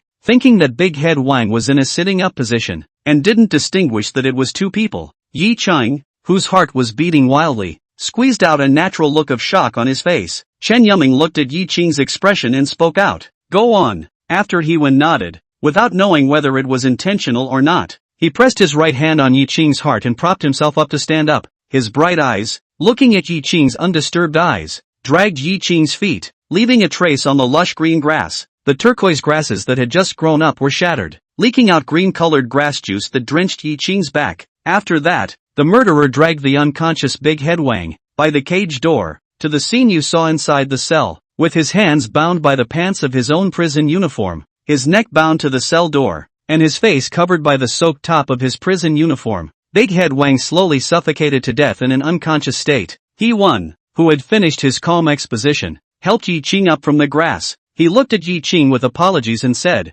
"I'm sorry, Scribe Yi, for dirtying your clothes." Looking at the teenage coroner who had made a perfect replica of his own murder, Yi Qing's elaboration on He-Wan emerged in his mind from Wang Lu, plus the fact that He-Wan had just intentionally pressed on his heart. Yi Qing knew that He-Wan had guessed that he was the murderer. He looked into the eyes that were so bright that he didn't dare to meet them and misplaced his eyes. "No harm done. Black clothes don't show dirt." He-Wan smiled gently and said, "It's good to be unhindered." Zip. Chen Yuming, who drank the hot tea in his tea light, waved his hand and said, "Matthew, He-Wan, the 2 of you go to the main hall to rest first." "Yes, Mr. Governor." The 2 of them saluted at Chen Yuming and left at a brisk pace. The moment He-Wan turned around, a smile played at the corner of his mouth, and his bright eyes glanced at Yi Qing with interest. When the people are gone, Chen Yuming calmly looked at Yi Qing and picked up the teapot, poured a cup of tea for Yi Qing and calmly said, "Sit down and have some tea." "Thank you, Mr.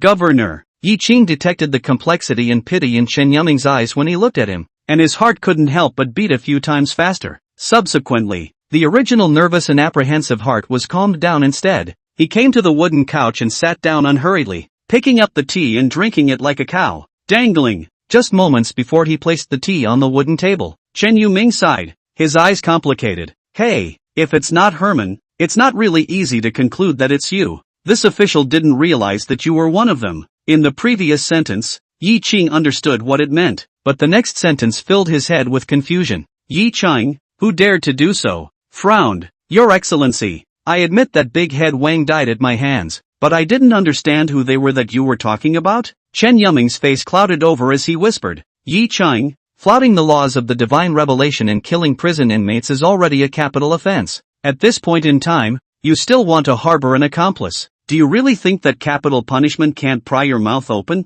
Or do you think that this official will read that you are proud of your poetic talent and that your calligraphy is unrivaled and that you won't dare to make a move against you? Chapter 75, Your Excellency, is my subordinate going to investigate such a big case? Chen Yuming, whose killing intent surfaced in Yi Qing's eyes, his gentle face sank. He picked up the teapot uninvited and poured himself some tea. This titanic response, it made the killing intent in Chen Yuming's eyes even more intense. It felt that Yi Qing was now not pretending and was ready to show his cards. Zip slip. There is no more bullhorn peony in general. Instead, seriously tasting tea. Yi Qing, fine, feel the tea in the mouth. After a few breaths, he swallowed the tea he was holding and said, Wui Star Rock Tea, mellow tea broth, refreshing tea aroma, sweet and lubricating tea flavor. Good tea. It's nice to have good tea when there's no wine on your deathbed. Chen Yuming, who knew Yi Qing's humble origins, frowned, his eyes surfacing with surprise. What followed was undisguised anger. He was filled with anger and whispered, Yi Qing, what other tricks are you trying to pull? Dangling. Yi Qing, who put down the tea, looked at Governor Cheng Tian with a serious face and said, I, Yi Qing, come from a humble background, but I have an open heart. I admit that I killed the man, but I have no accomplices, so I beg to differ with what the governor said just now. That day at Big Head Wang's home, I was searching when I noticed a masked man climb over the wall. I'm telling you all about myself to stay alive. That man made a condition that I kill Big Head Wang. I was seeking to protect myself, and that's why I killed the night before last at midnight. Lord Governor, if you believe it, then believe it. If you don't believe it, I, Yi Qing, have already said my words. Just be worthy of heaven and earth. After saying that, Yi Qing stood up. On top of the beige futon, a crescent green mark was left by the back-soaked grass juice. There was Zhang Xiaoran's promise to guarantee the safety of Aimei and Zhang Wengzhang's grandmother. He also left 5 lijues for his sister, and even more so with the care of the old Chinese doctor. Zai General, even if he died now, he would have nothing to worry about. It was just the thought that Aimei would probably be heartbroken that made Yi Qing's heart a little hard. However, the more you get is relief, and even more so, there is a sense of hope. Maybe, after the liberation, it will be able to return to the original world. Yi Qing stood straight and looked at Chen Yuming's frozen face as he arched his hand and bowed. These days, thanks to the Lord Governor for taking care of me, violating the law, killing to pay for life, Yi Qing is at the disposal of the Lord. Throwing his words into the air, Chen Yuming's expression kept changing. Half a quarter of an hour, Chen Yuming was silent, and Yi Qing kept his arching and bowing posture. Tap. Footsteps came. The elegant and graceful Chen Shuiwei, who was dressed in moonlight white brocade, quickly came to Chen Yuming's side, and after attaching his ear to a detailed explanation, Chen Yuming's face eased quite a bit. He waved his hand and Chen Shuiwei turned to leave. As he passed by Yi Qing, this first son of the governor was full of curiosity and sized him up. Wow! Chen Yuming poured himself a cup of tea and said as he lifted it, this official can spare you the death penalty. But, this official wants you to do one thing. When it's done, not only will you live, but you'll continue to wear this black suit. Moreover, this official guarantees that you will step into the 9th rank within a year. Yi Qing, who was full of doubts, raised his head to look at the calm and relaxed Chen Yuming. These days, Zhang Xiaoran saved his life, and was even more willing to cultivate him, and the other day he said that he would let him wait and let him do a big thing that sounded very important. The masked man left him alive and let him kill Big Head Wang, guessing that with the handle of him killing Big Head Wang in his hand, he would still let him do his job afterward. Now, the governor of Huayang knows that he has killed someone, but he still wants to keep him alive, and he also wants him to do one thing, and he will give him a promotion if he does it. Since the original post leaked that night, the gears of his destiny seem to tread a path paved with blood and thorns. There is no such thing as a free lunch. What you want to get, you need to give accordingly. Yi Qing didn't have the capital to negotiate in the first place. These people are willing to use him for nothing more than his head. Either head on a leash at the waistband of your pants. Either that, or the head was thrown somewhere.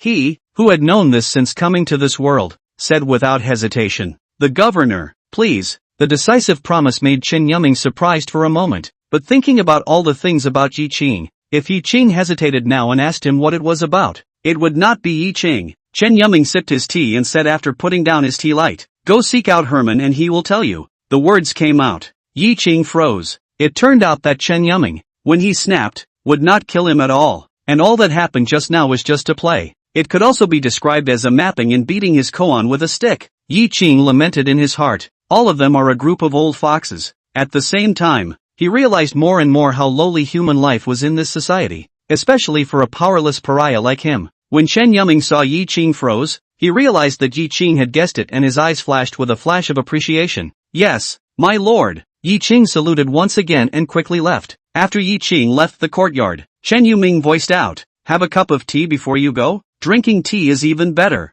My lord is afraid that you, my lord, will screw my lord's silver again." A sultry voice rang out from the house. Zhang Xiaoran held a landscape silver fan and walked out in a dangling manner. Chen Yuming, who was dumbfounded, shook his head and picked up a clean tea light for himself and poured a cup of tea for Zhang Xiaoran before speaking. "When the riverbank is built, you'll be at the top of the list on the merit monument, which will be good for you in the future." Zhang Xiaoran, who raised his eyebrows, then quickly walked to the couch, smiled, sat down, and casually arched his hand. "Thank you, Lord Governor." With that, he picked up the tea and sipped it slowly, slurping noises coming out of his mouth. "It is only right that this governor should thank you." Chen Yuming was overwhelmed with emotion, and his eyes looked towards the place where Yi Qing had disappeared. He continued, "This governor already knows about your affair with him. He has pride. How will you get along in the future if you use him like this?" Zhang Xiaoran, who did not expect Chen Yuming to ask this, put down his tea light and gestured for him to add more tea for himself without much ado. The landscape silver fan in his hand opened, fanning up the balmy spring wind, scraping the long hair on his temples, and arrogantly smiled. "He will only be grateful to my lord when he can stand before him." Chen Yuming, who was very much recognized, nodded slightly. "Indeed, the current him doesn't even deserve to mention his shoes to you, Mr. Zhang." In the next instant, Chen Yuming gazed at the arrogant male in front of him and said in a deep voice, "You should leave. That incident will involve you, and even if you have the power to defend yourself, next, my Huayang city will create trouble in vain because of you. This governor doesn't want to be distracted from giving you a good aftermath because you juniors are fighting." Zhang Xiaoran, who rolled his eyes, scattered, "Lord Governor, my lord is dedicated to the law, and it would be wrong of you to oust him." In the next instant, he saw Chen Yuming clench his fists and hurriedly said, "My lord is willing to donate another 50,000 taels of silver to the government office." Seeing that Chen Yuming's eyes were still unkind, Zhang Xiaoran hurriedly sat upright with a sincere expression on his face. "My lord sends you a pair of bright light armor." Bright light armor? Chen Yuming's heart was beating wildly, but his expression remained breezy, as if he wasn't too attached to the question. General system or soldier system? The military system is not something this governor can look at. Zhang Xiaoran, whose mouth was slightly turned away, directly got up and said, "Don't forget it. Slow down." Chen Yuming, who hurriedly opened his mouth to keep people, looked at Zhang Xiaoran, who had no respect and was full of dislike, and softly leaked out a kind smile. "The military system is fine. When will it be delivered?" Zhang Xiaoran, who was full of contempt, asked dejectedly from his new seat. "Still kicking my lord out? Xian nephew, drink tea. As the saying goes, those who know what's good for them know what's good for them." Chen Yuming smiled and poured tea for Zhang Xiaoran while opening his mouth curiously. "Bright light armor is heavily regulated. How did you get it?" "Smuggled from the northern light country. This male doesn't join the army, and uses it as a decoration at home. If it wasn't for the fact that old brother Chuyu is about to join the army, this male wouldn't have taken it out." After Zhang Xiaoran said it without reservation, Chen Yuming said with a face full of sincerity, "Xian nephew, you're not Chuyu's own elder brother is almost the same. Armor are sent. Chuyu also lacks a handy weapon? You're godly. Also get it together." Zhang Xiaoran looked at the Huayang governor who did not want billion. His eyes widened and his mouth opened. Not waiting for him to spit, Chen Yuming smiled warmly. "By the way, Chuyu makes good use of dual swords. There's no need for you to send him too good. Just give him the whole 200 refined embroidery spring swords." "You Leonize me." A growl emanated from Zhang Xiaoran's mouth. Chen Yuming, who subconsciously leaned back, contemptuously snapped his ears and said, "Two won't do. One will do. What are you yelling about?" Crunch! Zhang Xiaoran, whose fists clenched and made a crunching sound, gritted his teeth and looked at the shameless Chen Yuming. After all, the Qingtian governor, who was a bit weak, muttered, "Take it or leave it, like it's going to kill you." Zhang Xiaoran squeezed out from between his teeth. The bright light armor is at least the forbidden armor of the Northern Light Country. It can be gotten, and we, the Divine Enlightenment, don't care, and clap our hands. You asked this eunuch to get our Divine Enlightenment's 100 refined embroidered spring, which is the Jinui Jinfu Envoy's saber, and may not be worn by anyone other than the Emperor's royal gift. How many town commissioners are there in the entire Divine Revelation? How many 100 refined embroidered spring have been given out since the founding of the Divine Revelation? Not to say that this male can't get it, even if he does. If you want to die, don't drag Chuyu into it. Chan Yuming, who knew this was the case, touched his nose in embarrassment and hurriedly changed the topic. So what? Don't you think that we're putting too heavy a burden on Yiqing? I am afraid that he will not be able to carry it off, or even go the wrong way. Zhang Xiaoran, who was instantly serious and solemn, said in a deep voice, Jade doesn't cut it. He has talent, big talent. Before he joined the government office, he hadn't had a good night's sleep in years to earn money and protect his family. But after stepping into the government office, he began to slack off. The only way he can grow fast is to put pressure on him. Otherwise, when Xie Deru returns, the distinction that poetic talent and calligraphy will bring him will make him unload his unwillingness to be ordinary. There was a pause. Zhang Xiaoran looked at Chen Yuming with twinkling eyes and said, You did not give up the dance in ink, and chose the most difficult but also the greatest opportunity to enter the civil service road. To come to this point today, is not it? Chen Yuming nodded his head, then shook his head inside. It's not the same, he's from humble beginnings after all. The alibi. Matthew and He Wen, who were drinking tea and chatting, both had a hint of anticipation in their eyes when they saw Yiqing walk in with his face as usual. Yiqing arched his hand towards Matthew and owed him. Your Excellency, the governor has ordered that my subordinates be at your disposal. Ha ha ha ha. A hearty laugh came out of Matthew's mouth and pointed to Herman's side. Fine, fine. Yiqing, sit down and talk. The bright-eyed He Wen smiled and got up to invite Yiqing to take a seat, and took out a dossier from his arms and said, Scribe Yi, in the future, please take care of me a little more. Also, this dossier please read it carefully here and keep it in mind. Yiqing said with a gentle smile, Look out for each other and help each other. After receiving the dossier and sitting down, Yiqing looked at the words written on the dossier, and instantly his hands and feet went cold, and he looked at Matthew in horror. This, Mr. Promoter, the subordinate is going to investigate such a big case next? Chapter 76, The Strange Case of the Times, the case of the purple and gold cauldron of the Chaotian Palace. Matthew had a smirk on his grim face that always gave the impression that he was up to no good. He gloated a little. Not bad, this is the case. When this official handled this case, he almost got his head chopped off. Now that the case has finally been handed over, this official will certainly be able to sleep well tonight. The corners of his mouth twitched,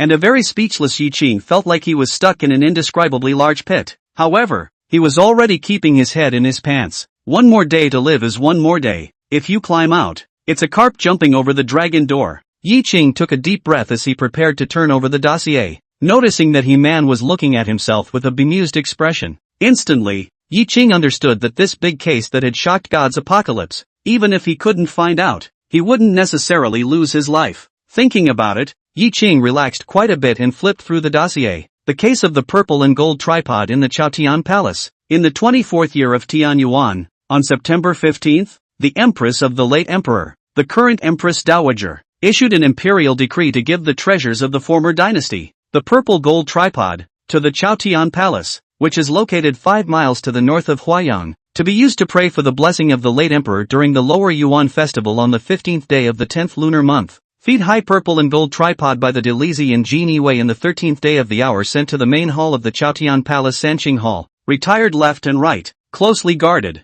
Outsiders are not allowed to enter the temple. On October 14th, a fire broke out in the Sanqing Hall. The fire was so fierce that it burned the hall to the ground, and the master of the temple, Ziyuan Jinjin, died in the hall, burned to a crisp, and the treasure of the former dynasty, the purple gold tripod, disappeared. The dossier is simple and can be described as just a record of what happened before and after the case. There were no statements at all from the Jinui guards who guarded the hall and the Delizi and others, not to mention the autopsy report on Ziyuan Jinjin. The incomparably simple record caused Yiqing to raise the dossier in confusion and inquire, Is that all the dossier records? Nothing else? Matthew blinked and said, Nope. No? Yiqing asked again uncertainly, and seeing that Matthew wasn't lying to him, he looked at He Wen who was on the side. Herman smiled and nodded. Indeed no more. So how does this check out? Yi Ching put down the dossier and breathlessly picked up the tea and took a sip to keep himself calm. Hewan smiled and raised his hand, pointing to a room on the east side of the Baiyan and said, "Check inside."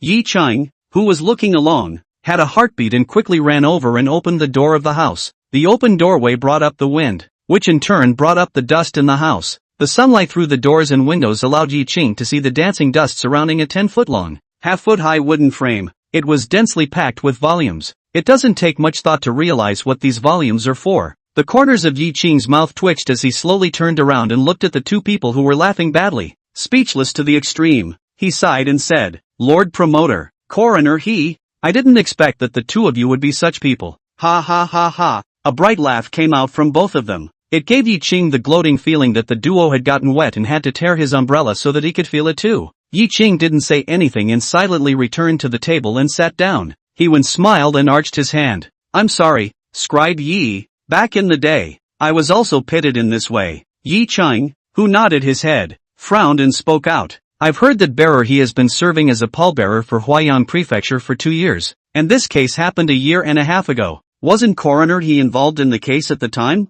Herman nodded, explaining, "Not really. Back then when I first joined the government office, I was still young and not qualified enough to have my A-master come out and participate in this case. Afterwards, after I solved several cases in a row, the governor gave me the opportunity to access the file, and after that, after going to Chaotian Palace to check the scene, I also found nothing." In the next instant, Hewan was full of frustration, yet combative, saying, "This case is truly a rare and strange case." Yi Ching nodded and then frowned. The old case is related to the treasures of the former dynasty, and even more so to the current Empress Dowager. Yi Ching didn't understand why he was allowed to participate in this case. That he's a detective genius? That's pure nonsense. But what else could it be that made Chen Yuming remember to involve him in this case? Think about it. The only words in Yi Ching's head were, the scapegoat, the backstabber. Matthew saw Yi Ching's frown grow more and more intense as he spoke out. "Yi Ching, you and pallbearer he will stay here in the courtyard. The dossier can only be read here, not taken out or told to anyone else."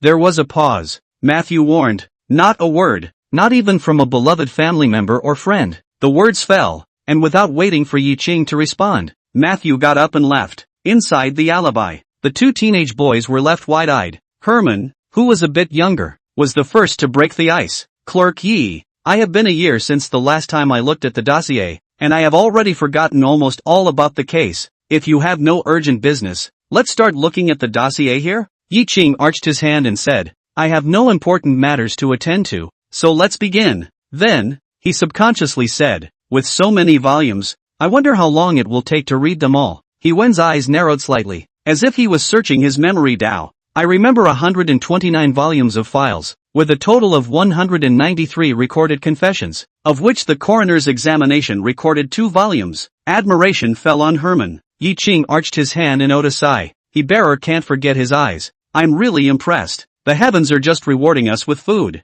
"It's nothing." Hewan humbly smiled before getting up and heading towards the east room. 2 days in a row. Unless there was a third emergency, Yi Ching and Hewan did not move an inch from this east room. Fortunately, before Hewan has already seen once, there is still a strong memory, plus the volume has been divided into categories. Yi Ching read the volume to feel boring, but do not feel cluttered. Within 2 days, 129 volumes. Yi Ching had already read 100 whole volumes, and had a clearer perception of the case of the purple gold tripod of Chaotian Palace. Couldn't agree more with what Herman said that day. This case is truly a wonder of the world. At noon this day, he put down his chopsticks after eating a full meal, and drank a mouthful of tea to scrape away the grease in his mouth. Looking at Hewan, who was lying on his side on the bed in a deep sleep, he smiled slightly, then got up and walked to the bookshelf just ready to pick up the dossier that he hadn't read yet. Knock knock. There was a knock on the door. "Is the Yi clerk available?" The familiar voice made Yi Ching turn around violently. Hewan was also sleepy and sat up from the bed, his bright eyes looking at the door of the house where the silhouettes were peeking through, and then looked at Yi Ching in a searching manner. Yi Ching smiled faintly, and after signaling with his eyes that there was nothing wrong, he walked towards the door and opened his mouth. "But Brother Chi?" Shi Hung answered and waited for the door to the house to open. He looked at the huge eye boogers at the corners of Yi Ching's eyes as well as the heavy dark circles under his eyes, and couldn't help but freeze. Then seeing the large wooden frame through Yi Ching, he withdrew his eyes and cupped his fists and owed his body. "My son has asked me to invite Scribe Yi to the Drunken Fragrance Pavilion. Governor Chen's side has already been greeted. One moment. Yi Qing turned to look at He-Wen, full of apologies. He bearer, I have something to leave for a while. He-Wen smiled and waved his hand and said, no harm. Justin the next can also take a break. Ye clerks and go busy. Sorry. Yi Qing apologized and then left with Chi-Hung. After He-Wen and the others left, a foot-long iron pan appeared in his hand, holding a thumb-thick, beautifully carved body. Bright Eyes stared at the sharp nib and murmured, this Yi Qing is really interesting. The person who came to seek him out should have very strong hands. I wonder if I can beat him. Think about it. He-Wen felt an itch in his body, holding an iron pan and moving around the house in a martial manner. Yi Qing went out of the Chen mansion. A beautifully crafted carriage, permeated with splendor, appeared in front of him. The curtain of the car lifted and the handsome face of the debauched male appeared in Yi Qing's eyes. Zhang Xiaoran joked as he looked at the scruffy and haggard Yi Qing. Yo, Clerk Yi, what's wrong with you, Governor Chen? Chapter 77, Springtime. Flying flowers and rain in Orchid Creek. Carp come to the beach in the afternoon. When Yi Qing froze for a moment, he saw Zhang Xiaoran pointing the corner of his eye with a silver fan, and instantly understood. He wiped his fingers into the corners of his eyes, and dry eye poop, larger than a sesame seed, slid across his face with the movement of his fingers, bringing with it the slightest hint of pain. Don't just stand there. Get up here. Zhang Xiaoran urged and lowered the curtains. Yi Qing quickly stepped onto the carriage. Chi-Hung jumped onto the yamen seat and raised his whip with a wave. Delilah. The horses neigh and the wheels turn. Yi Qing, who had just sat down, began to gently shake his body. The carriage was spacious, covered with expensive plush blankets, with a small table in the center, on which was placed a palm copper stove carved with floating clouds, rising a wisp of clear smoke and emitting a light and nice tranquilizing aroma. Zhang Xiaoran propped his head up and lay on his side on the blanket, languid to the core. He looked at the stoic and speechless Yi Qing, shaking the silver fan in his hand, pointing to the silk parcel in the corner and a small copper basin holding water, and spoke out, when you get to the place, freshen up and change your clothes, and this time, you'll be my lord's book boy. Yes, Mr. Zhen. After Yi Qing nodded, he saw Zhang Xiaoran rolled over and lay down in a completely unimaginative manner, and not long after, he started snoring, so he also relaxed himself and leaned his back against the carriage. His body swayed with the orderly rocking of the carriage, and the exhaustion of the 2 days quickly made him fall into sleep. More than half an hour later, the wagon stopped shaking. Yi Qing instantly opened his eyes. The fatigue from more than 2 days had dissipated quite a bit, and his expression did not look as haggard as that. He subconsciously looked out the car window. 2 feet away, a wide turquoise river flowed in a simple manner. Beside the wheels, the grass is lush and the flowers are in clusters. What a nice piece of springtime goodness. Starry eyes scanned the surroundings, and there were also quite a few flashy carriages stopping by. Zhang Xiaoran got up, pointed down to the package in the corner, and took the lead in getting out of the car. Half a moment or so later, Yi Qing, who was dressed in navy blue embroidered with floating clouds and dark patterns, walked down from the carriage with great vigor. With nothing else on his body, he looked like a plain, handsome scholar. Yi Qing scanned around, but did not see Zhang Xiaoran's figure. He saw the people around him moving forward and went with the flow. Around them, many servant-like people, seeing Yi Qing holding his head high and walking idly, retreated and bowed toward him with fists. There were even quite a few delicate girls with veils, looking at Yi Qing's mild and handsome appearance. Amazement and shyness surfaced in their eyes. The surrounding gentlemen and scholars, looking at Yi Qing's eyes, brought jealousy, and even more. Many of them were ashamed of themselves and pulled away from Yi Qing. As he walked, Yi Qing heard the very pleasant sound of silk and bamboo piping. He couldn't help but pick up his pace and walk across a bayou. A 3-story painted boat hovering above the river caught his eye. The carved beams and colored veils are exquisite. One deck, bored Zhang Xiaoran, lying on the parapet. The landscape silver fan rotated in his fingertips. Upon seeing Yi Qing appear, his eyes lit up and he raised his silver fan and waved it to signal. Looking at Yi Qing, he saw himself and walked towards the ship. Zhang Xiaoran turned around, leaned his back against the guardrail, spread his hands out and placed them on the guardrail, and said to Mo Wanqing behind him, "Don't say it, that Yi Qing kid, he kinda looks like that when he changes his clothes." Mo Wanqing looked at the graceful Yi Qing and nodded. "Indeed, more of a worldly son than you."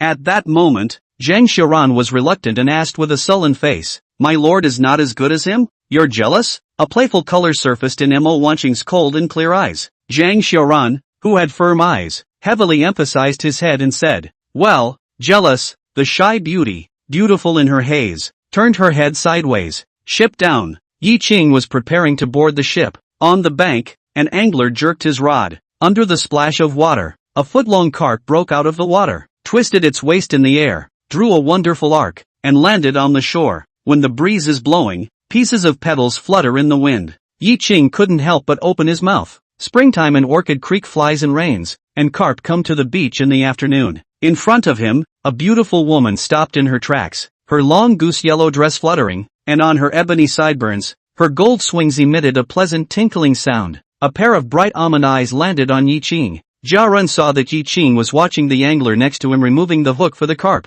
Under the goose-yellow veil, the cherry lips lightly opened, the red tongue spat out, and an embarrassed blush surfaced on her cheeks. Almond eyes hurriedly don't go back, onion white jade fingers, lifting up the jacket skirt, quickly running towards the boat. The maidservant on the side said in disbelief and concern, "Careful, miss, you slow down." The goodman sniffed, but ran faster. Yi Ching, who had returned to his senses, looked at the marvelous back of the face in front of him who was leaping to board the ship, then continued to look at the road and carefully boarded the ship. By the guardrail, Zhang Xiuran narrowed his eyes at this scene, the corner of his mouth playing up. "Wan Qing, do you think the Shangwan family will cut down my lord?" Mo Wan Qing, who looked unhappy, her hand hidden under the fiery red cloak, gripped the hilt of her sword, and her voice said unhappily, "I want to cut you now." Zhang Xiuran, who had a weak heart, came to Mo Wan Qing's side and gently resisted the other party's shoulder and said, "We're family, you can't turn your arm outward. Besides,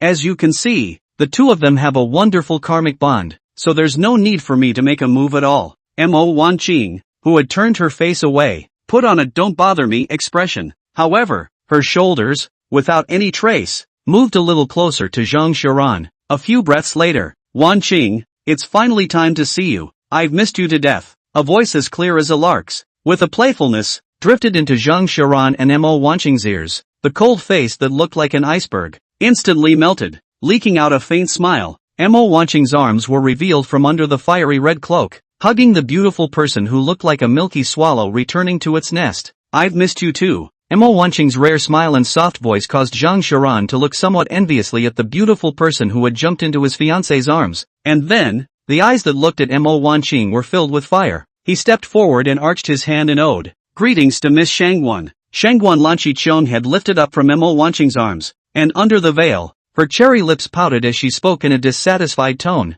"Zhang Xiuran, Wan Qing for you, across 1,000 miles came to Huayang City. Looking for you for many days is very difficult. You hide not to see her even if it is. Even stay in the brothel all day. You can afford to, Wan Qing?" Zhang Xiuran looked at his fiancée's instantly cold eyes and shivered as he hurriedly explained. Hey, little girl, don't talk nonsense. This male is hiding and not seeing Wan Qing for her own good. Also, although this male stays in the smoky alley all day long, he is clean, and this is something that many males can testify for this male." Shangwan Lanchi playfully rolled her eyes, then seriously gave him Wan Qing. "Wan Qing, don't believe his bull ********.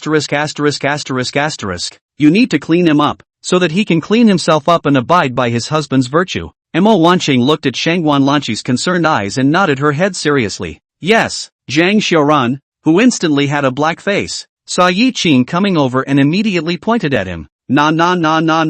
Shangwan Lanchi, this is Yi Qing Yi Gongzi, a clerk in the criminal office of Huayang Prefecture, and even a great talent in poetry and calligraphy who has been recognized by the great scholar Xie Qian. He can testify on behalf of my lord that my lord is clean and has not done anything that is shameful to Wan Qing." Being pulled as a shield, Yi Qing's heart was helpless, before Zhang Xiu then withdrew a step, which saw the delicate beauty that stayed in Mo Wan Qing's arms. In his heart, he said, "Just now, this girl was not afraid of falling into the water and walked so fast, so it was because she had met an old friend." Thinking of this, Yi Qing walked up to the three, arched his hand in ode. "Greetings, Mr. Zhang, Miss Mo." Then he saluted towards Shangwan Lanchi and said, "My name is Yi Qing, meet the girl." Shangwan Lanchi looked at the well-mannered and handsome Yi Qing and quickly stepped out of Mo Wan Qing's arms, dignified and elegant. She made a blessed salute towards him, and said in a gentle and soft manner, "My small daughter Shangwan Lanchi, meet Mr. Yi." Afterwards, when the head of Cheong was raised, the almond eyes met with the starry eyes, long eyelashes, cannot help but tremble, white and flawless delicate face, appeared peach blush, shy don't face bowed his head. When Zhang Xiuran saw this, the corners of his mouth rose slightly. Mo Wan Qing frowned slightly and looked at Zhang Xiuran in displeasure. The next instant, the goose-yellow veil was removed by a delicate finger, and a delicate face of unparalleled beauty was revealed to everyone. Yi Chang stayed. Chapter 78, Eunuch. If you admire it, admire it. Her face is like a silver basin, her eyes are like watery apricots, her lips are red without pointing, and her eyebrows are emerald without drawing. Yi Ching looked at the shy and drooping beauty in front of him. For the first time, the heart beat uncontrollably for a woman. Ahem! Zhang Xiaoran coughed lightly twice, bringing Yi Ching back to his senses. Starry eyes looked away in panic, not daring to look at the beautiful woman again. When Shangguan Lanqi saw Yi Qing's dissimilarity, her heart was sweet and the corners of her mouth rose. So it's Miss Shangguan. I didn't expect that I would have the honor of meeting you again in Huayang. It's really my fortune. A good-looking, graceful gentleman, with glowing eyes, quickly walked over to Shangguan Lanqi and bowed. You have a second name. Shangguan, 28 years of age, a city of love. At that moment, the scholarly gentlemen on the deck, all of them were moved in their hearts. A scholar quickly came and saluted with a smile. I, Han Wenqing, a disciple of Yingchuan Academy, have met Miss Shangguan. I've long heard that you have great poetic talent. I have a poem. I hope that you will be able to taste it. Saying that, without waiting for Shangguan Lanqi to refuse, his hand reached into his pocket and pulled out a piece of rice paper with poems written on it, and presented it respectfully with both hands. Shangguan Lanqi's maidservant stepped forward and took the poem in her hands. Instantly, the scholar was filled with joy. Shangguan Lanqi disappeared the playfulness of the party and nodded her head in a dignified and appropriate manner and softly said, Your Excellency is wrong. This girl does not have that kind of fiery poetic talent. She just loves poetry. Then, with a self-professed handsome smile, someone else walked briskly in this direction. The beauty is striking. Not to mention such a beautiful woman. Not to mention the excellent beauty with the compound surname Shangguan. Zhang Xiaoran frowned. Mo Wanqing, who was already cold, had an icy gaze that floated slightly under her fiery red cloak. Qi Heng, who Yi Qing hadn't seen at all just now, stood out from somewhere, blocking in front of the crowd. He pinched his hands on his waist and looked at the crowd indifferently. Stand back. 2 simple words, combined with Qi Heng's expression of a living being. It was a turn-off for a group of people, but after all, there were people who held their own and stepped forward. Qi Heng narrowed his eyes and looked at the visitor, pinching his hands, detaching them from his belt. Behind this man, a strong and sturdy retainer immediately appeared, staring at Qi Heng with a displeased expression. Don't be rude. The flamboyant gentleman who wore bamboo and green shoe brocade inside and light purple gauze outside, said softly. His squire immediately clasped his fists and bowed,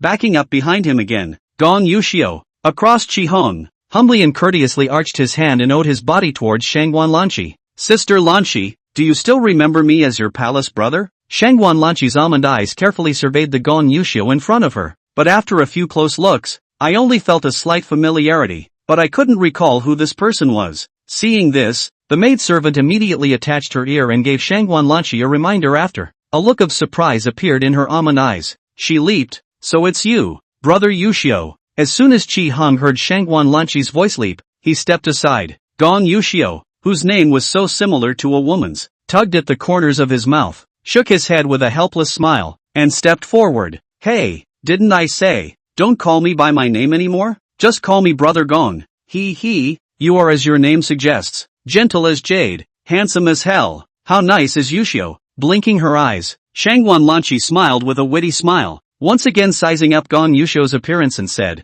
Brother Yuxiu, you're still as good looking as ever. Gong Yuxiu smiled gently, her eyes were full of doting. Fine, call me whatever you like. Afterward, he turned toward Mo Wanqing and arched his hand in arrears. Miss Mo, you and I haven't seen each other for many years as well. Mo Wanqing, who was unwilling to say more than a single word to other men besides Zhang Xiaoran, only nodded her head indifferently. Gong Yuxiu, who didn't mind this either, still smiled. I've scavenged a few more sword manuals there. If Miss Mo doesn't leave Huayang in the near future, I'll send Miss Mo to deliver them. Yes. Upon hearing this, Mo Wanqing spared a word. Then, Gong Yuxiu looked at Zhang Xiaoran, his smile still gentle. But Yi Qing, who was silently observing from the side, saw for real that this male named Gong Yuxiu. His right hand rubbed the cuff of his sarong. Mr. Zhang, after a few months of separation, you are still as dashing as ever, which makes Gong admire you. The surrounding people who knew Gong Yuxiu were surprised and sized up Zhang Xiaoran, secretly guessing what kind of esteemed status this person who could make the first son of the Gong family greet him was.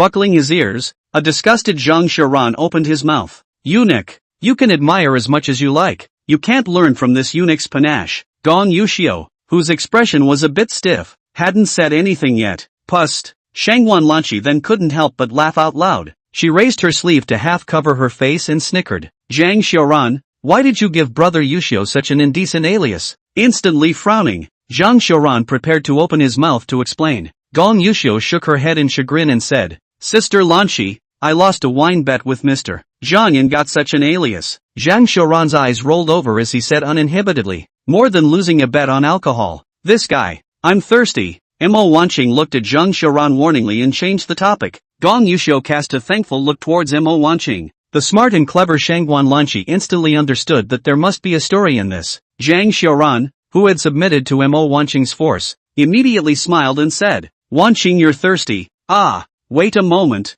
I'll go and bring you some tea. With that, he headed for the cabin. At the same time, he gave Yi Qing a look. Shangwan Lanchi looked at Yi Qing and turned to leave. Her almond eyes immediately followed. She blinked and was about to follow. A hand pressed against its shoulder. Mo Wanqing softly said, accompany me to enjoy the scenery. Shangwan Lanchi, who had 1,000 unwillingness in her heart, nodded, and then her almond eyes looked towards the cabin again, allowing Mo Wanqing to hold her catkin and head towards the 3rd floor. The maidservant following Shangwan Lanchi frowned slightly when she saw the scene. Seeing this, Gong Yuxiu on the side, her heart sank, and her soft gaze towards the two backs that were walking towards the cabin, chilled a bit. He followed the two women with slow steps and smiled. This painted boat takes the name of Treadstone. Not only is it suitable for spring trekking, take a boat on the water to enjoy the beautiful scenery, but also because of this Yingshui River in early spring. The river is green and blue, like jade, so it has this name. This painting boat is made to be extremely delicate and not vulgar. One of the best in this Huayang city,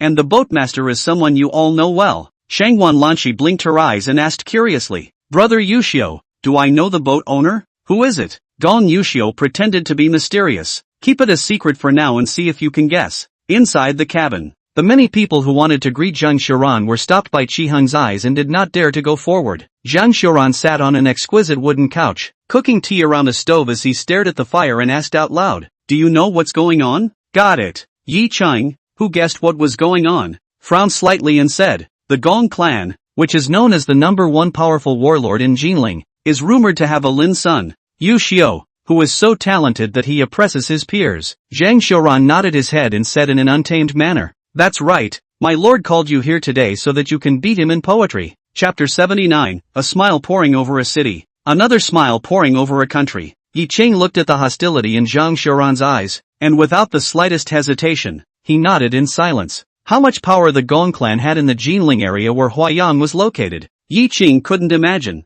but Yi Qing knew that offending the Gong clan was no different from seeking death. But Zhang Xiaoran said that he opened his mouth, then even if it was a disaster, he had to do it. Yi Qing owes it. Dodo. The tea boiled with a pleasant sound. Zhang Xiaoran poured the tea and put it down on the wooden tray. Suddenly, he looked at Yi Qingdao with interest. What do you think of Miss Shangwan? Yi Qing paused for a moment, and in his mind, the knitted brows and smile of Shangwan Lanchi appeared, and he said from the bottom of his heart, a smile is a smile for a city, and a smile is a smile for a country. The exit made Zhang Xiaoran confident in what was to come, while looking appreciatively at Yi Qing with a face full of seriousness. Ha ha ha, Yi Qing, true to form, what this verse says is true. In the next instant, he asked out of the blue, my family Wanqing, how does it compare to Miss Shangwan? Without hesitation, Yi Qing directly said, there are a million different flowers. Zhang Xiaoran, who was very satisfied with Yi Qing's answer, got up with the tray and said softly, the compound surname Shangwan, there's only one in the divine enlightenment, so you'll have to make the best of it. As the words fell, Zhang Xiaoran walked slowly towards the outside. Yi Qing, on the other hand, frowned as something about the family name of divine enlightenment Shangwan appeared in his mind and murmured, flunky? Phoenix man? Don't say I don't want to, even if I do. How could an existence like the Shangwan clan possibly look at me? The delicate face of Shangwan Lanchi once again appeared in his mind. A slender hand, covering his heart, felt the thumping. He shook his head and said, a good person is rare, but unfortunately, I categorically cannot think of anything other than what I want. Yi Qing, who had a very clear perception of his position, stood up and quickly followed Zhang Xiaoran, heading out. They did not notice that inside the cabin, behind the screen of the wooden couch where the two were sitting, a plump, jade-like gentleman was sipping tea in silence and speechlessness. Wait for the duo to leave. Sean Dan put down the tea in his hand, his eyes flashing as he said, to be able to make the Gong family's Lindsay treat you so solemnly.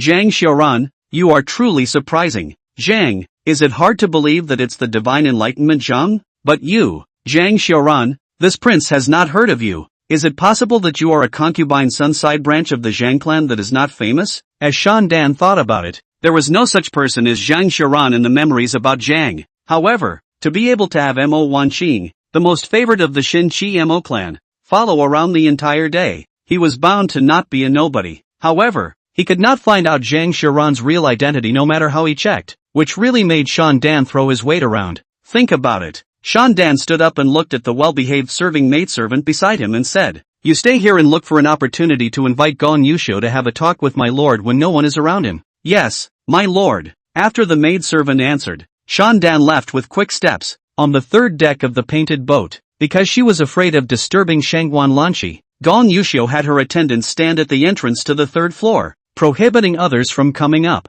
The three of them climbed high and admired the great spring scenery. Gong Yusho doted on Shangguan Lanqi, who had a sweet smile on her face, and softly said, Sister Lanqi, do you have a feeling for such a beautiful view? Shangguan Lanqi shook his head and said humbly, Brother Yusho is beside me. How can Lanqi show off her skills? The reputation of the Jinling Lindsay is as good as Lanqi's in Kyoto. Just as Gong Yusho was about to humble herself and continue to urge Shangguan Lanqi to compose a poem, Zhang Xiaoran staggered up with tea. Come, Wanqing, drink tea. Lanqi, you also taste this Huayang's tea and feel the unique rainflower tea of Huayang. Thank you. Shangguan Lanqi made a dignified and courteous bow before picking up the tea, and Mo Wanqing said softly as she picked up her tea, you don't need to be so polite to Zhang Xiaoran, he is me. The words of the zither made Zhang Xiaoran's eyes fill with tenderness. Shangguan Lanqi shook her shoulders in an elfin manner, pretending to be disgusted and jokingly snickering. Yeah, this tea is so sweet nah, before I even drink it, I feel so sweet that it's hard to swallow.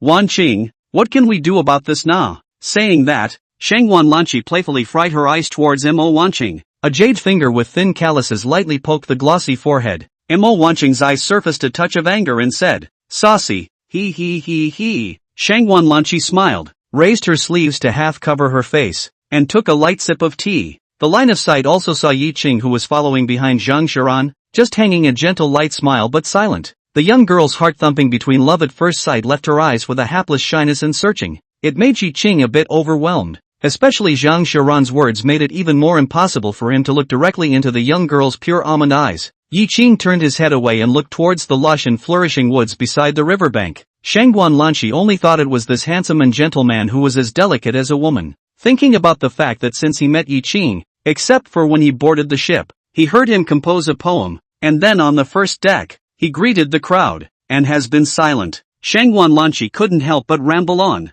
with such a reticent manner. Would Dookie dislike talking too much? A young girl in love with a girl who lives in a boudoir and by chance meets the man of her dreams in her heart. She will not think about her family background. I can only wonder what kind of woman the man who plucks at my heartstrings likes. Is he like me? How can I attract him? Thinking of this, Shangguan Lanqi made up her mind to speak less next, maintaining the modesty and propriety of a great lady. The uninitiated Shangguan Lanqi had emotions written all over her face, easily seen through by several people in the field. The Tai Zhang Xiaoran, the corner of his mouth rose up with a thicker smile. Mo Wanqing, who was as cold as an iceberg, frowned slightly with worry. The gentle jade-like Gong Yusho, between his eyes, there was more darkness. As for Yi Qing, who was having a hard time with the beauty favor, the hand under his wide-sleeve robe was subconsciously clenched, and his gentle smile was a bit far-fetched. He, who had never been accustomed to and did not know how to get along with women, stood uneasy and preferred to deal with those old foxes of Chen Yuming now, an innocent young girl who tugs at the heartstrings of 4 other people, trying to keep herself reserved and dignified. Shangguan Lanqi took small sips of the rainflower tea. A few breaths later, she suddenly realized that no one was talking.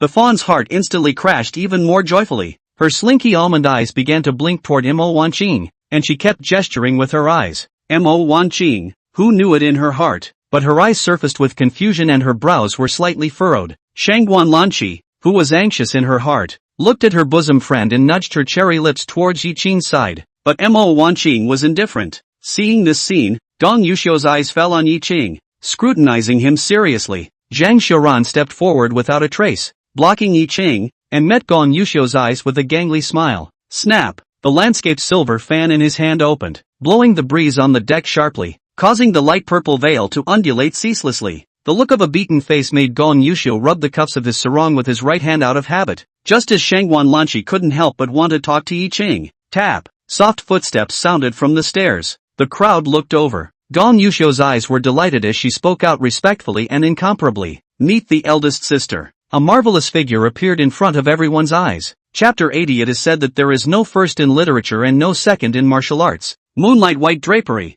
moonlight white poncho, moonlight white half-arms, moonlight white flounced jacket. The bare skin was white as snow. The bright sunlight of the warm afternoon sun casts down. The moonlit white beauty that slowly ascended the stage seemed to be glowing. Her clothes moved slightly with the wind, as if she were a fairy descending from the moon palace. It even outlined the luscious, floating and proud figure under the shirt. Gong Yuxiu's eldest sister. Gong Yuli stopped. The coquettish yet bland voice lingered in the ears of the crowd. Gong clan, Gong Yuli, meet you all. The drapery hat was lightly knotted, and her tall stature was a bit shorter. Gong Yuli performed the blessing salute in a graceful manner. Between the flush jacket's slight forward tilt, the snow-white peaks that were difficult to wrap around, leaked out the soul-sucking abyss therein. Everyone greeted Gong Yuli. Yi Qing's eyes were inevitably attracted, but only for a moment before he averted his gaze and arched his hand in greeting. Shangguan Lanqi, who had her mind on Yi Qing, noticed this scene. Her eyes brightened and the smile at the corners of her mouth intensified.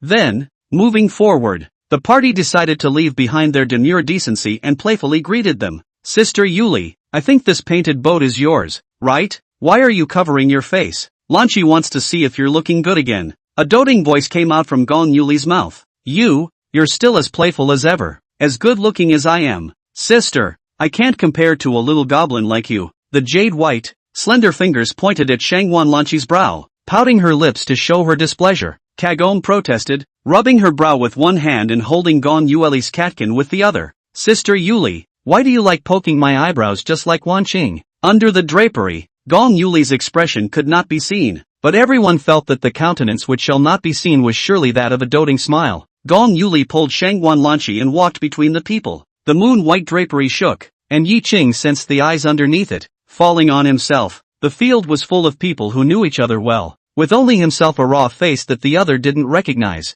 I've met Miss Gong. I'm Yi Qing, a clerk of the Huayang Prefectural Government Office's torture room. A respectful and courteous voice came out from Yi Qing's mouth. A voice of wonder and anticipation came from under the drapery. But some days ago, in the Drunken Fragrance Pavilion, he used his own school of marvelous calligraphy to leave behind such ancient absolutes as smoke locks the pond willow. The cannon calms the Huai City building. Mr. Yi Qing Yi? Gong Yuxiu looked at Yi Qing with a moved expression. Shangguan Lanqi also looked at Yi Qing with her almond eyes in astonishment, followed by happiness with honor. Yi Qing, who was surprised in his heart for a moment and then regained his composure, humbly said, "The girl is flattering. I wouldn't dare to take it. The pair was made by Mr. Zhang, and I merely wrote the pair out on his behalf." At that moment, the Gong clan siblings, as well as Shangguan Lanqi, all looked at Zhang Xiaoran suspiciously. 3 words were written all over their faces. Really? Mo Wan Qing, who knew the reason for this, silently turned her head away. Zhang Xiaoran, who could be described as brazen and with a face that could be compared to a city wall, said triumphantly, "That night, my lord was in a poetic mood and came up with this brilliant pair. It just so happens that Duke Ye's calligraphy is unrivaled, and the two of us combined our swords, leaving behind a good story that has been sung in Huayang City since the Drunken Fragrance Pavilion." Mr. Yi, is this gentleman right? Yi Qing, who could only admit it against his will, said with his face as usual. Mr. Zhang is indeed talented in poetry. He. Shangguan Lanqi, who was rotten by nature, directly covered her face and laughed. Gong Yuxiu sent a blank stare without any image. Gong Yuli, on the other hand, was unexpectedly affirmative. I didn't expect that Mr. Zhang was really deep in his heart. In the next instant, she said with intent, this kind of kung fu of biting one's light and keeping one's head in the sand. My Yuxiu still needs to learn from Mr. Zhang. Zhang Xiaoran, who narrowed his eyes, as if he did not understand the deep meaning of Gong Yuli's words at all, stood tall with his head held high and his hands behind his back,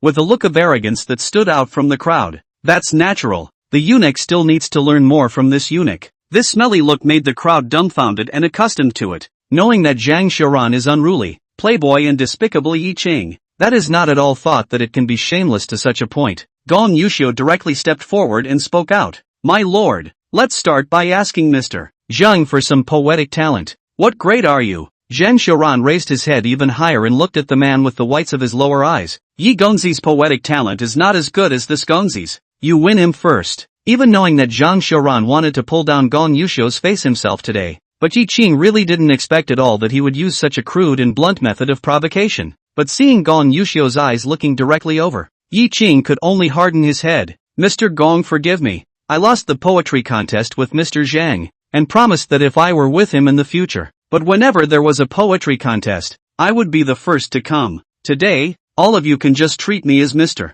Zhang scribe. Zhang Xiaoran, whose eyebrows moved slightly, his eyes coldened a bit. Mo Wanqing looked at Yi Qing in surprise. Shangguan Lanqi was naive and pure, and only found it fun and interesting. Gong Yuxiu, who had originally been a bit cold towards Yi Qing, looked at Yi Qing with a fellow sufferer gaze. His voice softened considerably as he spoke out. Sir Yi doesn't have to be like this. You and I are just reciting poems and discussing poetry to make friends. Yi Qing smiled gently and said, This is very good. This is very good. Shangguan Lanqi looked at Yi Qing with bright eyes and said, In that case, are we going to play flick characters and goblets today? Or are we each going to come up with a question and take the best as the winner? The famous flying flower order is one of them, in which it is agreed that if a certain word appears in the answered poem, the solitaire will not stop and the one who fails to answer the question will be out of the game. Zhang Xiaoran said in a domineering manner, We're not kids anymore. It's so rare to get together. How nice to play them all. Mr. Zhang is so elegant.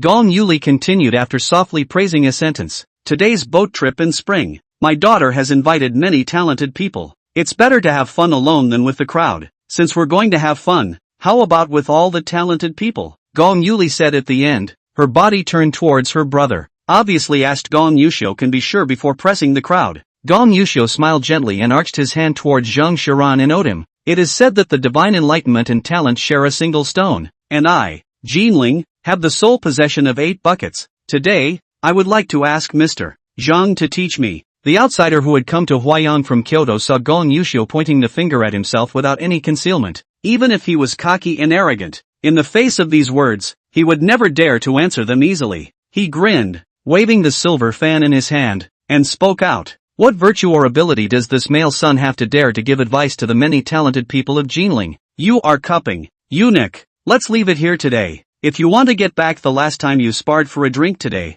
you'll have to win against Yi Qing first. Gong Yuxiu hesitated for a moment, looked at Yi Qing with apologies, arched her hand and owed her body. Sir Yi, I'm offended. It is said that there is no first in literature and no second in martial arts. Today, Gong Yuxiu was all about winning over Zhang Xiaoran. According to what Zhang Xiaoran said, he was bound to have to win against Yi Qing. Even if he was made a Jinling Linzi, even if Yi Qing lost to him, everyone absolutely took it for granted. But it would still have a considerable impact on Yi Qing's reputation. Yi Qing gently arched his hand and returned. Mr. Gong, I hope to leave a party of good words with you over the Sing River. Shangguan Lanqi, who was watching the fun and was more interested in knowing how talented Yi Qing was, fluttered her goose-yellow short skirt in the wind and leaped. Today we are all gathered for a boat trip in the spring, so my daughter will first set up a spring title. Then, her almond eyes turned to Gong Yuli and she said, Sister Yuli, this painting boat is yours. Can you give the question by flicking the word goblet? Gong Yuli,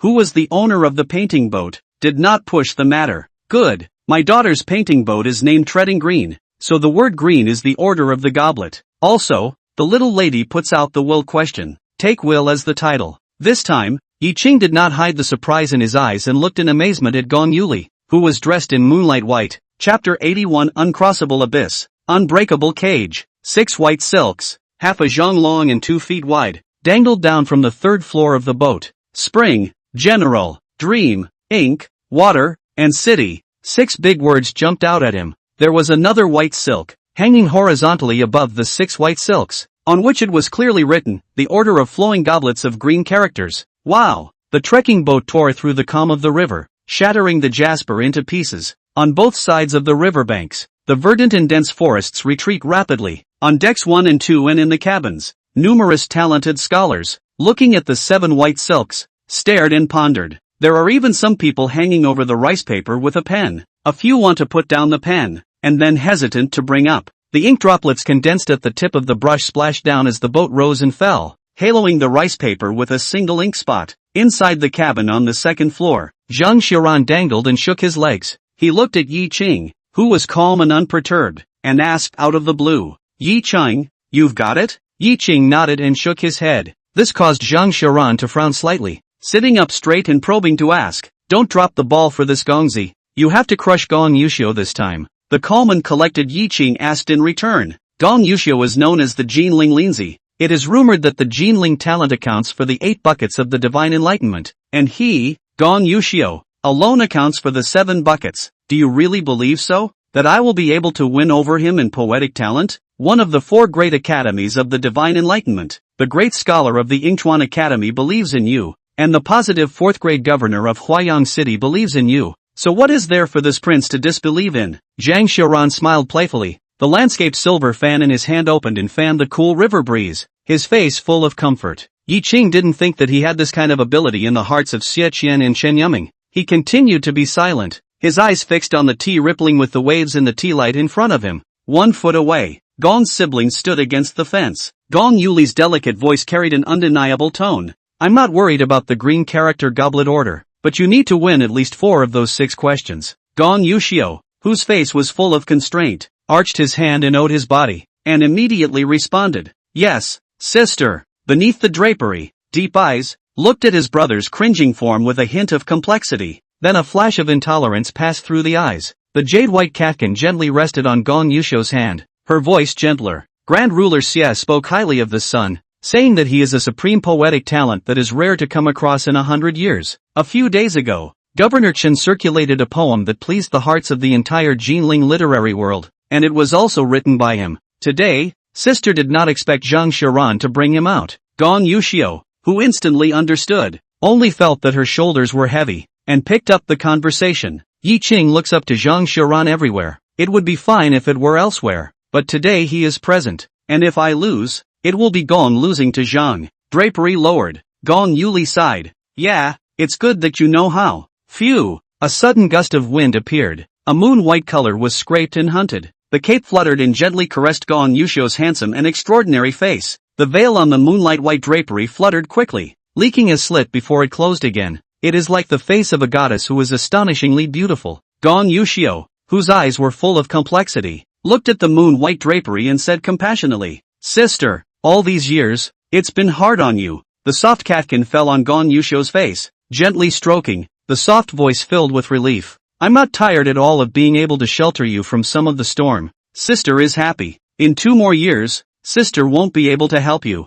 and by then, everything will depend on you." 2 more years. The light purple veil was torn by the wind. On the handsome face, the gentleness that he always carried disappeared, and there was only lingering coldness. Crunch! Gong Yuxiu clenched her fists, clenched her teeth, and said with a serious face, "Sister, trust me. I won't let you set foot on that path 2 years from now." Aha! Gong Yuli didn't retort in the slightest. Her delicate voice carried happiness and relief as she said, "Sister believes in you. Now, you need to get rid of distractions and think about the poem. Besides, that little girl from the Shangguan family, sister will help you." Inside the 3rd floor cabin, Mo Wanqing's hand reached out and yanked Shangguan Lanqi back by the collar at the back of his neck. Looking at the little girl who spat out her tongue and was vain, the cool voice said with helplessness, "Do I have to say it all?" Shangguan Lanqi, who pursed her cherry lips tightly, her eyes dodged and her heart said, "I just want to go and see what high poetic talents all the Jinling talents are. It's not to see brother Yuxiu." Mo Wanqing, who sighed, reached out and rubbed Shangguan Lanqi's head. "If you are not surnamed Shangguan, whatever your surname is, and if you fall in love with him, even if he is a prince, I dare to tie him up and marry you. So don't mess around, okay?" Instantly collapsing her face, the ancient spirit disappeared. The innocent smile disappeared. Shangguan Lanqi raised her arm and stretched out the window of the painted boat. The half-armed, long-sleeved cover of Jade Ju was revealed under the warm sun. The glistening jade glow made people's eyes light up, but there was no stunning color in the eyes of Mo Wanqing and Shangguan Lanqi, only heaviness. The word Shangguan engraved on the Jade Ju made the 2 women sigh in unison. Onion white jade finger in these 2 words flicked, cheerful lark, as if in sobbing said, "Other people think that these 2 words represent glory and wealth, but for me, They are an uncrossable abyss, an unbreakable cage. In the next instant, Shangwan Lanqi raised her head, her face resuming its innocent smile as she leaped forward. Wan Qing,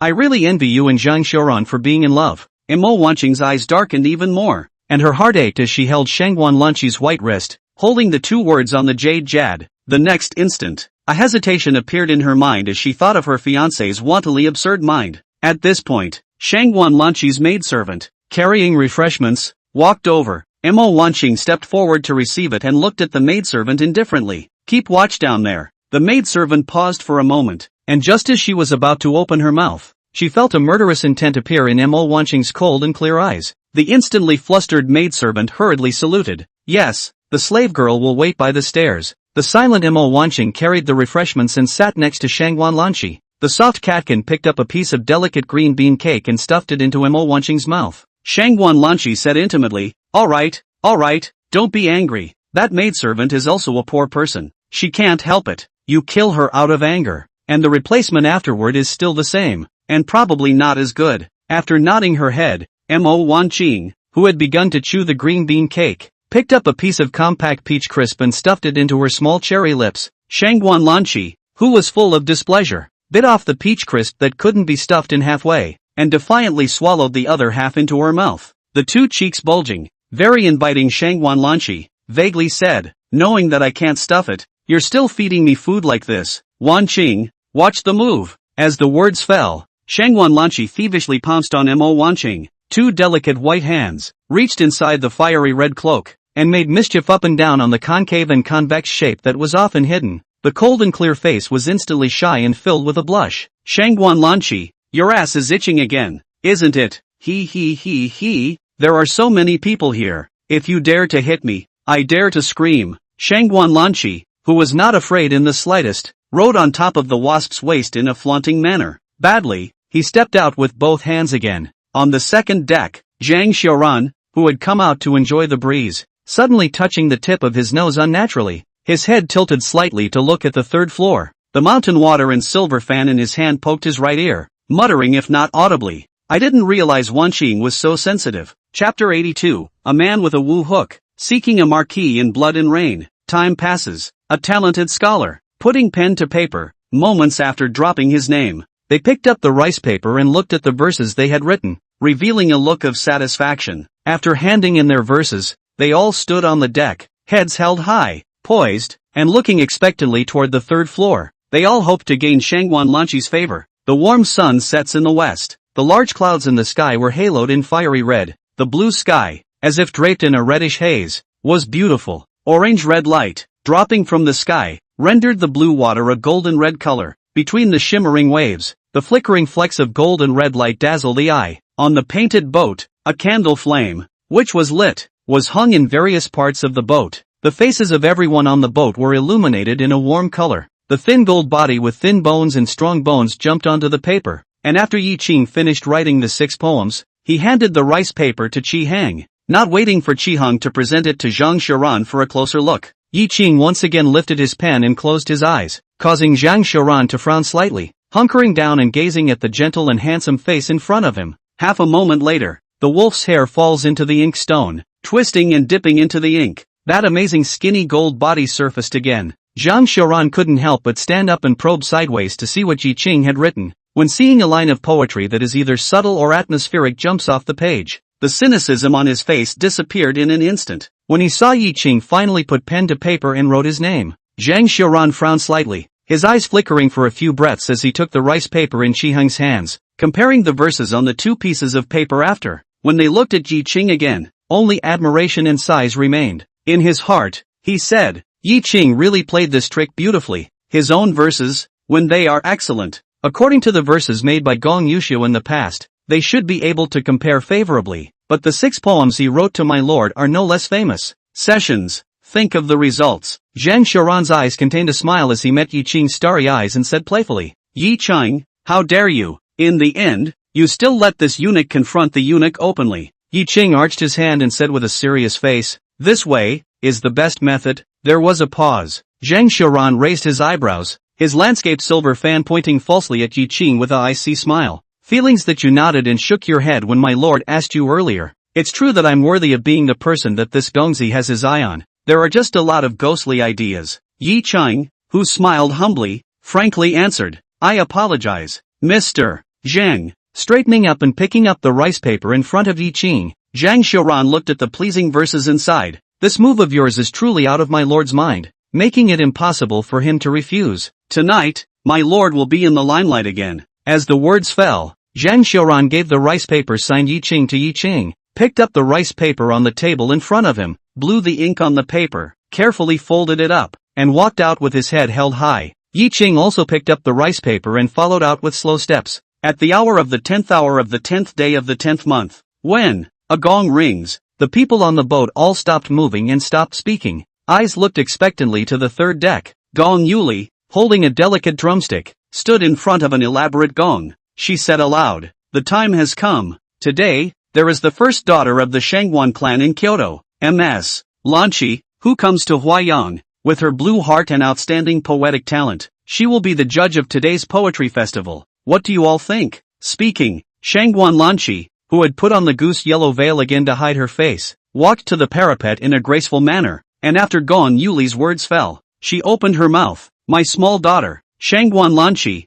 meet you all. The goose and yellow children folded, and Shangguan Lanqi made a modest salute. The crowd's gazes focused on the delicate figure, their eyes mostly shining brightly. Meet Miss Shangguan. The name of Miss Shangguan's poetic talent has spread throughout the divine enlightenment, and for Miss Shangguan to be the judge, we naturally recognize it. It's an honor for us to have Miss Lanqi preside over the poetry meeting. A series of implicit words of praise came out from the crowd without stinting. Relying on the side of the second-floor guardrail, Zhang Xiaoran, who was lazily fanning his folding fan, squinted at Yi Cheng, who was not squinting and whose expression did not fluctuate, and said, this is really a good girl. How do you think? Yi Cheng smiled gently and said with a bland expression, the blue sky in the white clouds is unattainable. Zhang Xiaoran, who had a fine taste, gave a thumbs up towards Yi Cheng. It's spot on, and, with this verse, it could be used as a flickword streamer. But, as the saying goes, an old toad wants to eat a swan. If you work hard, you might be able to eat. The next instant, Zhang Xiaoran looked at Yi Cheng curiously. I don't know what's gotten into your head. This is the kind of poetry that can make a crowd go after it. Open-mouthed. He didn't wait for Yi Cheng to speak, and then chagrined himself. How is it that my lord has agreed to you taking the path of a career? We, Shenqi, emphasize literature over martial arts. With your calligraphy and poetic talent, you are bound to become famous in the literary world. Even if you are still young nowadays, it is not impossible for you to form a school of your own. Yi Cheng twisted his head to look at Zhang Xiaoran, and although his smile was gentle, his eyes were firm as he said, if that's the case, Mr. Zhang, will you still think highly of me and treat me as a friend? Boredom surfaced on his face. Not waiting for Zhang Xiaoran to speak, Yi Cheng said to himself, you need to learn from Miss Mo or Miss Shangguan about your kung fu of biding your light. Your agitation is Tai. Not expecting to be directly singled out, Zhang Xiaoran was silent for a moment and leisurely said, you're too smart. My lord knew you'd guess sooner or later, but my lord didn't expect you to say it explicitly. It's good that you understand. It's better for you and me to keep our distance.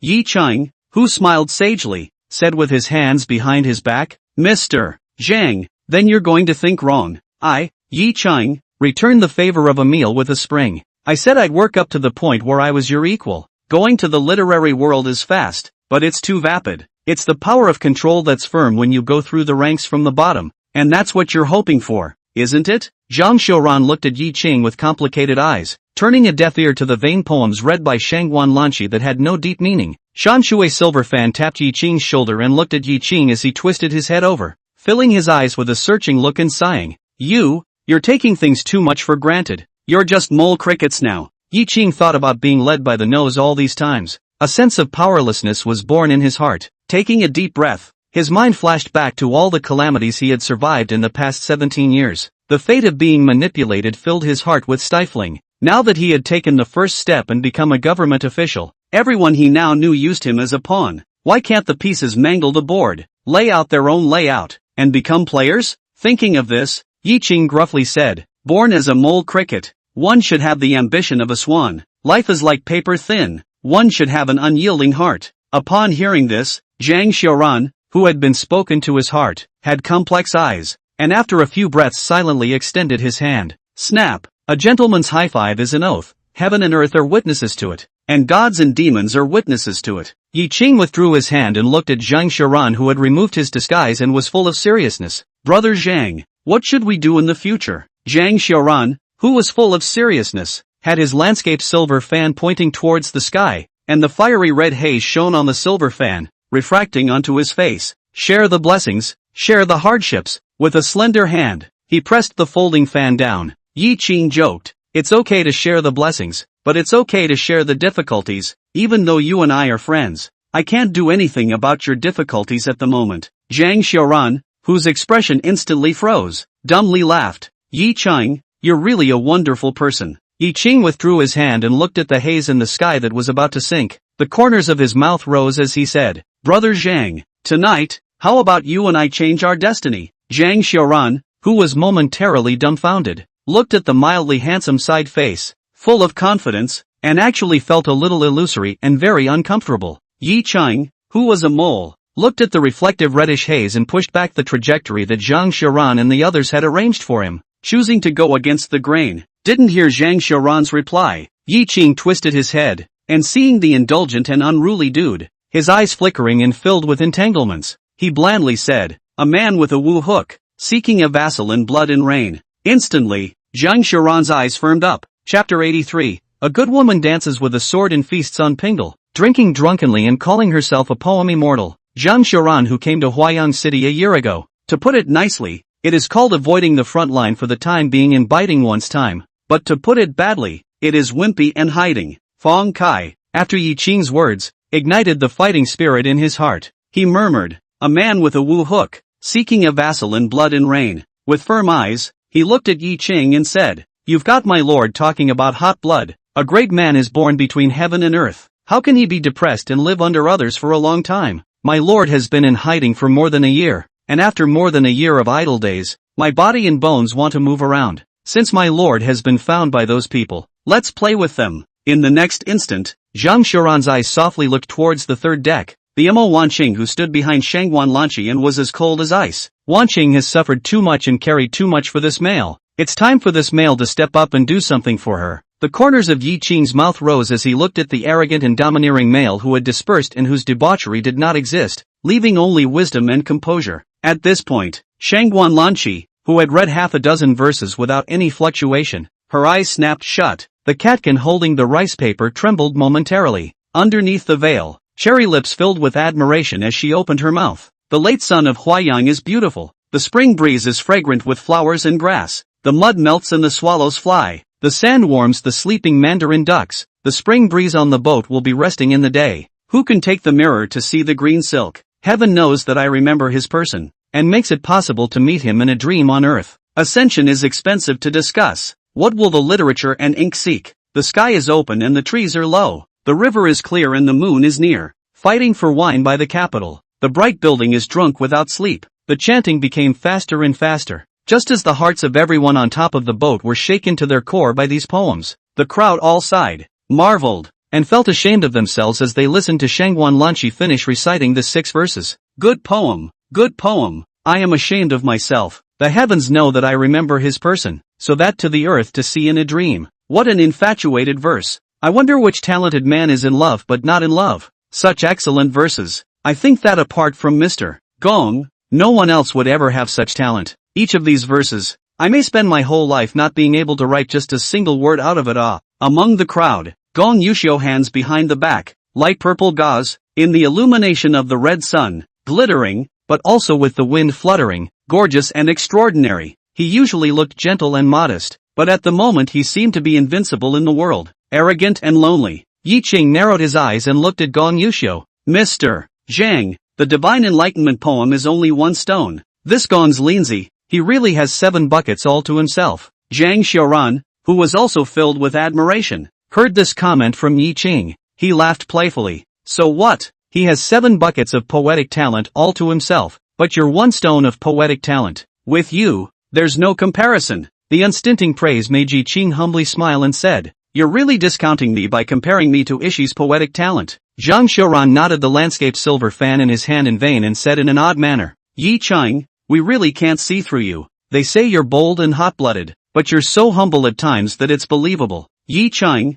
who smiled gently, had a phrase floating in his mind as he chuckled. Keep your head down and your head up. Zhang Xiaoran, whose eyes lit up, savored it. Low profile and high profile? Well said, well said. At this point, 3 decks up. When Shangguan Lanqi saw the signature of the fallen pen, she subconsciously looked at Gong Yuxiu, after meeting the other party's doting and loving, yet unabashedly adoring eyes. At once, her heart was in a mess, not daring to meet her eyes, and she misplaced her eyes. She said in an unchanged tone, your guesses are good. These 6 absolute poems were indeed made by Gong Yuxiu Gong Gong Gong. The rhetoric is exquisite, not cliched, and the meaning is elegant. So it should be the top prize of today's poetry meeting from the beginning to this moment. Do you all agree with my daughter's judgment? The crowd, bowled over by the poetry, naturally agreed heartily. It is indeed the work of Mr. Gong. I am convinced. I'm flattered. Mr. Gong is truly a heavenly poet. Only Mr.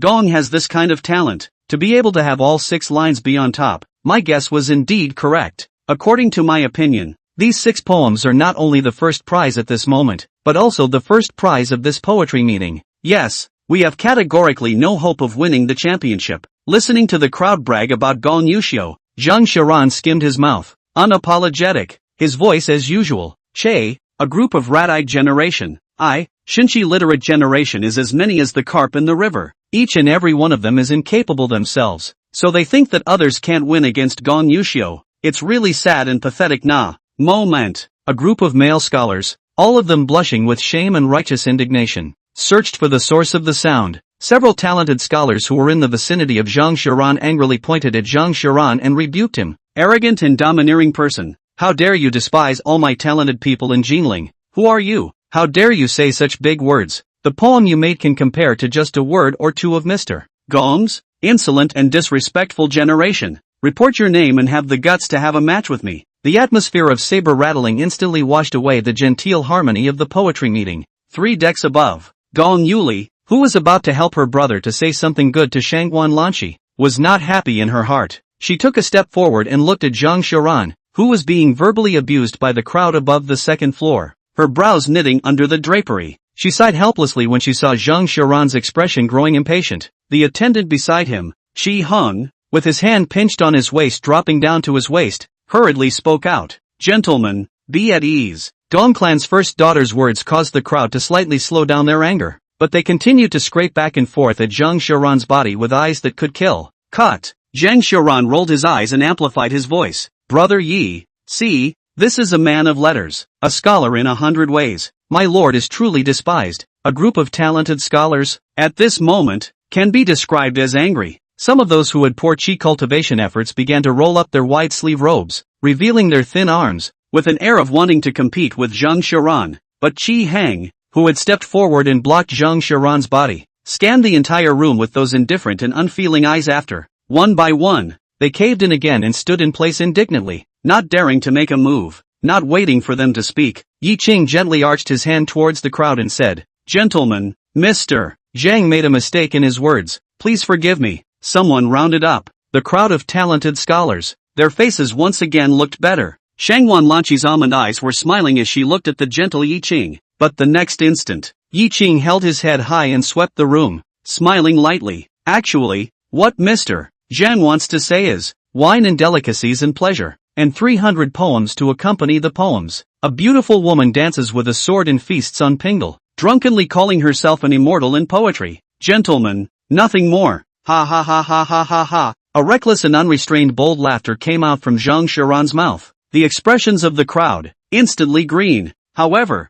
each of them didn't dare to say anything and looked at Yi Qing and Zhang Xiaoran with complicated eyes. Chapter 84, The Yingshui flows eastward, all washed away, mustache and beard anointed with blood. Magnificent verses. It made Shangguan Lanqi's almond eyes filled with admiration. Mo Wanqing looked at the wantonly waving and laughing Zhang Xiaoran, and a gentle smile surfaced on her icy face, the corners of her mouth rising. The Gong clan siblings, with complicated eyes, looked at Yi Qing. However, Gong Yuxiu, who was called Jinling Linzi by all the talents in Jinling, was not discouraged. Snap! Gong Yuxiu stepped forward and clapped her hands heartily. What a great line about drunken drinking calling yourself a poet. Mr. Yi, Mr. Zhang, this poem is truly magnificent. The next instant, He turned to look at Shangguan Lanqi on the third deck with his head high and said, "Sister Lanqi, could you bring out their verses? I can't wait to view the poetry of the two of you." At once, the talented scholars around him all chimed in. "Mr.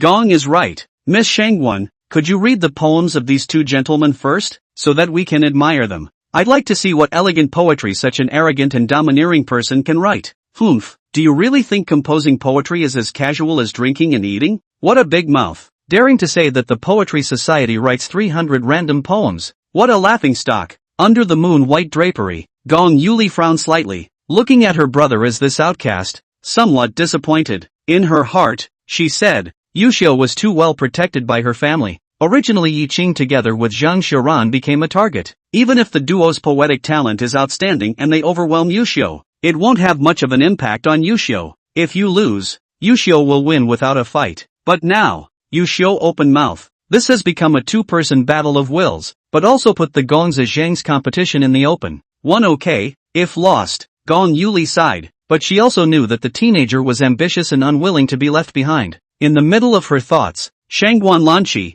who was in front of her, couldn't wait to say, "Please be at ease. My daughter will rummage through the poems of the two gentlemen." Gong Yuxiu arched his hand with the crowd and rose. "Thank you, Miss Shangguan." The slender catkin had just landed on the pile of still unturned rice paper. The loud chanting then rang in the ears of the crowd. The light rain on the sky street is as moist as crisp, and the color of the grass looks distant but not near. It's the most favorable spring in the year, and it's definitely better than the smoke and willows that fill the royal capital. The crowd looked in awe at Yi Qing, who stood with his head held high. Yi Qing took a deep breath and stared solemnly. The moon is bright in the summertime, and the Shang dynasty is closed, and the people of the Long March have not yet returned. But make the wolf castle fly, not call the northern light degree Inshan. Hiss, the sound of pouring cold air rose and fell. Xia and Shang dynasties, is the people of gods Kai in this great land? Through 6 dynasties, 1 Xia, 2 Shang, 3 Zhou, 4 Qin, 5 Han, 6 gods Kai.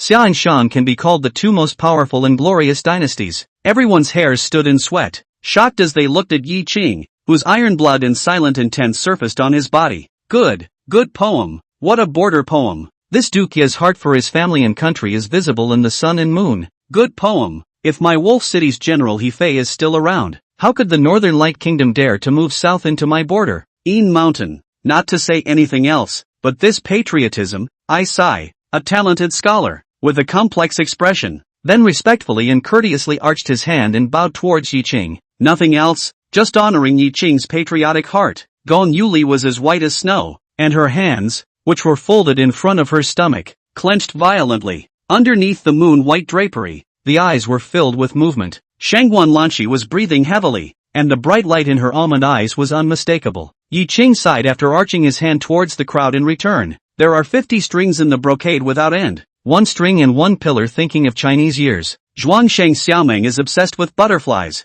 and Wang Di's spring heart rests on a cuckoo. When Shangguan Lanqi heard this poem, her mind roared and her heart broke without a trace. She cupped her soft catkin and placed it on her chest, thinking wildly and darkly. Is Shouzo a metaphor for him? Does he already have a beloved? Beautiful as a butterfly. Wang Di must have been a perfect woman, only to be wistfully remembered in dreams. He was such an obsessed man. The gloomy Shangguan Lanqi, even though sad, because love at first sight, once again put a layer of a halo called infatuation on Yi Qing. Behind Yi Qing, the landscape silver fan lightly tapped on the tip of his nose. Zhang Xiuran's eyes playfully looked at the long back in front of him. And look on the third deck, on the goose-yellow veil, the almond eyes full of sadness. He said in his mind, this guy is really scary. One gunman of Pingdal Place, really lives up to his name. Obviously, I have never experienced love, and when I casually think about it, it's this kind of sentimental, mournful love poem. Look what the little human girl has become sad.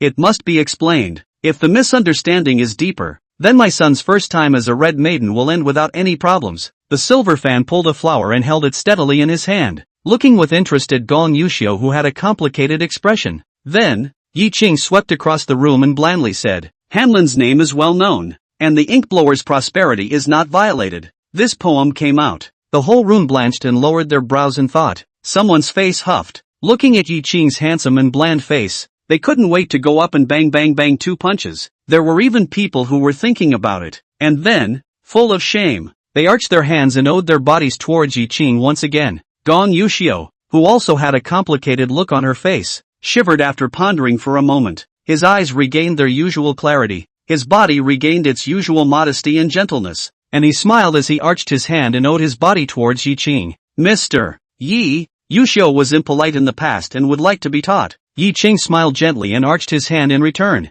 Mr. Gong is overstating the case. I don't deserve your words. Gong Yuxiu heartily convinced. Prince Poetic Talent. In my life only these 4 poems. When today's poetry will be the leader. Could you please ask Mr. Yi to continue, so that I can listen to the 2 questions of Water and City. The surrounding talented scholars, seeing Gong Yuxiu concede defeat, although their hearts are not willing, but the facts speak louder than words. At the same time, he had admiration for Gong Yuxiu, who was truly a candid male. Yi Qing laughed and said, Shui flows eastward, all washed away, mustache and beard anointed with blood. Another war poem with an uneven intent. Gong Yuli's heart pounded again. Under the moonlight white curtain hat, beautiful eyes rippled. And that's when Shangguan Lanqi had already drawn out the rice paper signed Yi Qing. She looked at the superb calligraphy on it with its thin body and strong bones. Look at one of the poems on it that is either majestic, or subtle, or meaningful. The atrium of the heart was hit wildly by the deer in the heart. Not waiting for Gong Yuxiu and the others to savor the poem, Yi Qing arched his hand and owed his body, full of apologies. As for the city character questions, the first 5 questions have already racked my brain, and after much thought, I will continue to substitute the poems made by the character questions. There was no loss in the eyes of the crowd, but there was also no lack of conviction. But make the Dragon City flying general. Do not call the northern luminosity Inshan. This verse, filled with resignation to the current situation and expectations for the family and the country, is not dissimilar to Gong Yuxiu's fighting for wine by the capital, drunkenness in the bright building, not sleeping, even, to them, the literati who were passionate about repaying their country's favor. Yi Qing's verses were much better. Gong Yuxiu's heart was bitter. How could Yi Qing, who was able to make 5 masterpieces, not be able to come up with the city title and instead use the world title as a substitute? This was leaving room for maneuver. Not letting him Gong Yuxiu lose so badly. There are people outside of people, and there are heavens outside of heaven. Gong Yuxiu said sincerely, bowing towards Yi Qing with an arch. Mr. Zhang is right. There are as many people as the carp that cross the river in my divine enlightenment literary thoughts. Yuxiu, the rats are blind. Shinqi's poetic talent is 1 stone, and Jinling is the only one with 8 buckets. Among the 8 bucket talents, no one can reach the Jinling Linzi. Defeated completely. The surrounding talented scholars, sighing and sighing, but everyone, really, was convinced. At this point, one person suddenly said, I overheard earlier that you, Mr. Yi, had said that your poetic talent was much worse than Mr. Zhang's. I wonder if you could let us admire Mr. Zhang's literary talent. Moment. The group of talented scholars all looked at Zhang Xiaoran with anticipation in their eyes. Zhang Xiaoran heard the sound and looked, but the body around the full of people simply do not determine who is the archfire. On the 3rd deck, Mo Wanqing's cold and clear eyes surfaced with lingering coldness. She took a step and retreated silently to the 3rd deck cabin, disappearing in front of everyone's eyes. And as Yi Qing listened to the somewhat familiar voice, he secretly said in his heart, luckily prepared. He turned toward Zhang Xiaoran and said, Mr. Zhang, do you think you should be the one to chant, or should we invite Miss Shangguan? The debauched Zhang Xiaoran scorned the crowd and said, poetry meeting, to meet friends with literature. This duke will recite the title city made by this duke. Let you all know that this Gongzi is not the one who is aimless and arrogant. Gentlemen, listen. Chapter 85, Dreaming on the Golden Platform. I will lift the jade dragon to die for the king. Zhang Xiaoran saw that the crowd had all put up a teachable stance of listening with all ears and changed their previous contemptuous faces. His sight couldn't help but look at Yi Qing. Then Langsheng chanted, the city is about to be destroyed by black clouds, and the armor light opens to the sun with golden scales. The sound of horns filled the sky with spring colors, and the swallow fat on the plug is condensed with ink and purple. The red flag is half rolled up against the cold water, and the frosty drums do not sound cold. Dreaming of the intention on the golden stage, I will carry the jade dragon to die for the king. Moment. The surrounding talented scholars looked at each other, and those who had previously questioned, despised, and mocked Zhang Xiaoran bowed their heads in shame. The scene, mute, only the monstrous river, with the paddling of the green boat, the sound of clattering, standing proudly, Zhang Xiaoran, wherever his sight went, no one could meet his eyes. Finally, His provocative eyes landed on Gong Yuxiu. Gong Yuxiu, who was frankly looking at him, had nothing but admiration on his face. His lips opened and closed in sincere admiration. Mr. Zhang's name will go down in history. I sigh in admiration. The first of the Jiling talents spoke up, and the rest of the talents and scholars all spoke in unison. Mr. Zhang's name will live on in history. I am impressed. Faced the crowd with an arching bow. Zhang Xiaoran's face did not change, and he sincerely arched his hand in return. He then looked to the third deck to see the proud gaze of the goodman, but at a glance, there was no sign of the beautiful woman. Zhang Xiaoran retracted his eyes without a trace and smiled towards the crowd. Gentlemen, my lord is going to have a cup of tea to moisten his voice, so I'll leave first. After saying that, he stepped forward. Yi Cheng, who had thought that it would strike while the iron was hot and be arrogant, quickly followed. Come inside the cabin. Zhang Xiaoran sat down and then said to Qi Hong who followed him, Mo Wan is missing. Go look for him. Yes. Qi Hong clasped his fists and quickly left. Yi Cheng, who had a gloomy face, spoke out. Feng, the voice that drew the idea to you should be a delinquent, if I remember correctly. Zhang Xiaoran, who had just opened his folding fan, smiled blandly. That fellow is among those invited today, but he is nowhere to be seen. Curfewer, not enough to fear. Even though it had long been known that Zhang Xiaoran's identity was remarkable, Shan Dan was ultimately a snake in the ground with ruthless and sinister methods. Yi Qing was still a bit worried after all. Mosquitoes and flies are not like jackals, wolves, tigers and leopards, but they are ultimately a nuisance and add to the itching. You're in a hurry? Zhang Xiaoran suddenly asked rhetorically. What was ushered in was Yi Qing's serious nodding gesture. Wow. Yi Cheng, who boiled water for tea, confessed, you should be leaving soon. And while you're here, you can lend a hand with those problems, and I can move up the ladder without worry. Zhang Xiaoran who smiled faintly. Shan Shui Silver Fan Imaginary Point Yi Qing Road. Why does it feel like, before, when you and I were having a heart-to-heart talk, you were the one who wanted my lord to pave the way for you properly, paying no mind to the words with a lot of irony. Yi Qing poured a cup of hot, rising tea for Zhang Xiaoran and remained silent. Zhang Xiaoran took a sip of the hot tea, so hot that he couldn't help but inhale. He said softly, don't worry, since I listened to you and took this step, my lord will clear the way for you before leaving Huayang. The amber tea broth shook within the white jade calabash. The two of them clinked their glasses with tea instead of wine. Dangling, the tea light landed on the wooden table.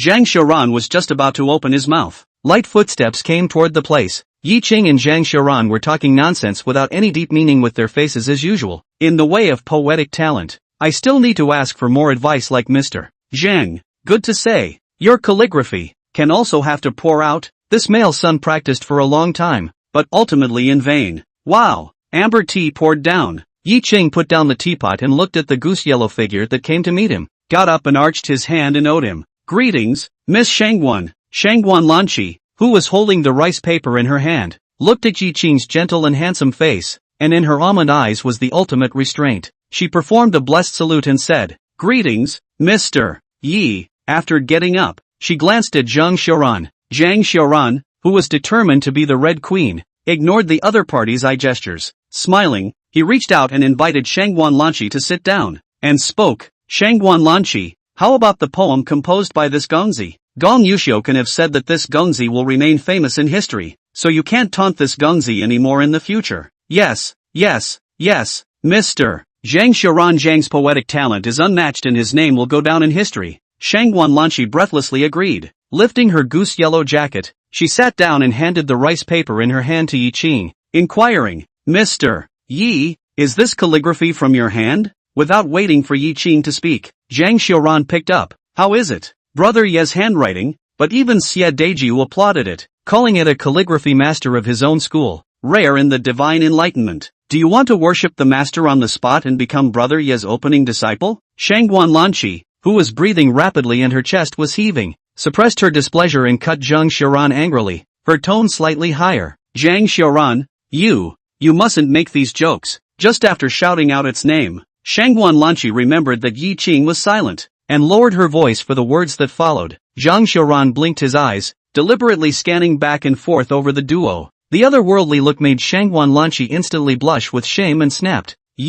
What are you looking at? I say, Shangguan Lanqi, are you not looking at Brother Yi? Snide words, in an off-key tone, came out of Zhang Xiaoran's mouth. Shangguan Lanqi's face became more and more lumpy red. Her eyelashes fluttered, wanting to look but not daring to look as she swept a few eyes over Yi Qing's face, shyly saying, "Zhang Xiaoran, what are you babbling about?" Finally, his eyes landed on the rice paper. Looking at the bone-thin, strong, beautiful calligraphy, his eyes were full of anticipation. Yi Qing immediately touched his nose in embarrassment and said with obvious resistance, "Mr. Zhang, such jokes can't be made, degrading Miss Shangwan's innocence." The delicate face instantly white. Shangwan Lanqi, eyes trembled, holding the catkin of the rice paper, used some force, and then the paper pinched out traces. Chapter 86, I'll make a match for myself if I can. Zhang Xiaoran glanced at the rice paper in Shangwan Lanqi's hand that appeared slightly creased and smiled in his heart. He blinked his eyes and playfully said towards Yi Qing, "Brother Yi, you're talented and handsome on it. The Shangwan girl also has a number of bosom friends around her who are staying in the boudoir, and you have never had a sweetheart. So let him or her introduce you to them. It might just make a good relationship." In the next instant, he looked at Shangwan Lanqi, whose almond eyes were filled with delight, and asked, "Miss Shangwan, what do you think?" Stunned for a split second, Shangwan Lanqi's almond eyes darted around, smilingly responded, "If Mr. Yi doesn't mind, then this girl will be a red maiden." Both men showed great enthusiasm, and to say no at this point would be insensitive. But Yi Qing, who was unwilling in his heart, could only open his mouth and politely refuse. "Thank you both for your kind words. However, I do not wish to think about marriage for the time being." Instantly, Shangwan Lanqi's eyes darkened some more. However, in the next instant, her eyes lit up once again. Only Yi Qing said, "I have no body now, and I am afraid that I will miss a good man, so it would be better to wait until after I have made some achievements. I would also like to ask Miss Shangwan to give me another chance to introduce me when the time comes." If he could, Zhang Xiaoran really wanted to beat Yi Qing's gentle face into a pig's head at this moment, drinking tea in silence to hold back the urge to punch this insensitive guy, and Shangwan Lanqi's almond eyes were even more filled with joy. Busy nodding her head, she said, "Don't worry, this matter is wrapped up in this girl." At the same time, in his heart, he said, "At that time, if it is possible, I will personally make a match for myself." Next, Shangwan Lanqi handed the rice paper in her hand to Yi Qing, adoringly asking curiously, "Mr. Yi, can you explain your way of calligraphy for my daughter?" "Not since." Yi Qing smiled as he arched his hand in agreement. The sensible Zhang Xiaoran immediately got up and said, "This gentleman goes to look at this Yingshui night scenery. The two of you slowly chat." Shangwan Lanqi, who had taken credit for Zhang Xiaoran in her heart, smiled and sent away this previously obnoxious dude with her eyes. "In my heart, I said, he is still strange and good." Next to the banks of the river inlet, the lush woods, under the dark night, became quiet and mysterious, dark and unseen, so that when one was in it, one only felt fear approaching one's body. Two silhouettes, walking at a fast pace through the dense forest, the darkness of the night perfectly concealing their figures. They could not be hindered in the slightest, and ran about in the dense forest as if it were daytime. From time to time, the two of them twisted their heads and looked toward that Ingha river, slowly moving forward, the beautifully illuminated painting boat. At this point, a figure, appearing beside the duo, quickly said, it was ascertained that Ms. Shangwan happened to show up, not that the target did it on purpose. She was not followed by an attendant, except for a maidservant. Another person whispered, "Chief, do you still want to continue? If we still have to do it, we might accidentally injure Ms. Shangwan." The last man raised his left hand, returned to the sheath of his horizontal sword and gripped the hilt, his teeth white with excitement as they flashed in the darkness of the night. "Miss Shangwan coming is like heavenly help to us." The other two both looked at the chief like he was crazy. Only the horizontal sword was drawn from its sheath, as if invisible in the darkness of the night, as the chief continued, "Command down. The plan remains the same. Don't really make a move on Miss Shangwan. Just faint." "Yes." The visitor quickly left. The other man pondered for a moment, but still couldn't help but open his mouth and ask, "Chief, if there is a real accident, the master will be displeased." The chieftain narrowed his eyes, his ears twitched, and he swung his horizontal sword in his hand. Snap! The viper, hidden in the darkness of the night, was split in two by its prey. The stench of blood spoiled the eerie scent of grass that wafted through the dense forest. The chief was unconcerned. "There can be no accidents." He paused and continued, "As long as you don't die, you're fine." Half a moment later, the speed of the boat, which was already as fast as a human being could walk, seemed to have stood still as if the boat was traveling on the river. Inside the cabin, Yi Qing looked out the window. It was only after realizing that there was a sharp bend ahead, and that the ship was slowly turning around, that he withdrew his gaze, just like a child learning the characters, practicing one stroke at a time. Shangguan Lanqi, after looking at it, looked for a topic to talk about. This boatman is really considerate. Fearing that the turn will be too sharp and make us uncomfortable, he even stopped the boat and slowly changed the bow. Yi Qing said mildly, "Yes, it's a fine one." The next instant, Yi Qing's brows furrowed as he jerked his head around, looking out the party window once again. Ears perked up and his head moved slightly as he carefully discerned the difference. The dense forest next to that river bay was so quiet that he felt eerie. "Mr. Yi, what's wrong?" Shangguan Lanqi noticed that Yi Qing was not right and asked with concern, "Miss Shangguan, don't you think the forest by the river bay is a bit too quiet?" Worried that it was a mistake in his perception, Yi Qing opened his mouth to inquire. Shangguan Lanqi stared with wide almond eyes, and after checking it out curiously, she said in disbelief, "I can't hear it. It's all insects and birds chirping in my ears." In the next instant, she marveled, "Mr. Yi, you're so powerful that you can tell the difference." Yi Qing, the innocent almond eyes that looked at him were filled with pure adoration. He sighed darkly. It's so naive to open the door to naivety to the core. In the next instant, he thought of the other party's inadvertent display of cleverness and urbanity when he had contacted Shangguan Lanqi earlier. He couldn't help but secretly say, "This Shangguan Lanqi, is it really naive, or is it fake naivety?" Tap. Steady footsteps appeared. Shi Hung, whose face was expressionless, appeared beside the duo. Without a word, he simply clasped his fists and bowed toward the two before standing on his own in the cabin, in a place where he would not be detected by the windows. The hands that normally pinched the sides of the waist are immobile with the right hand and drooping with the left. At this point, Mo Wanqing also came. On her cold face, she squeezed out a stiff smile and looked at Shangguan Lanqi and said, "Lanqi, Sister Yuli invited us up to the third floor. She's prepared Huayang delicacies and invited us to taste them for a while." Shangguan Lanqi instantly smiled and put down her pen as she delicately said, Yes, I've long wanted to eat Huayang's duck blood vermicelli soup, beef pot stickers, and chopped duck. It's roast duck, and it's only when you buy it that you tell the store to chop a duck." Mo Wanqing, who had rarely said many words to correct the error in his statement, grabbed the other party's catkin and walked towards the outside. Her almond eyes turned and landed on Yi Qing.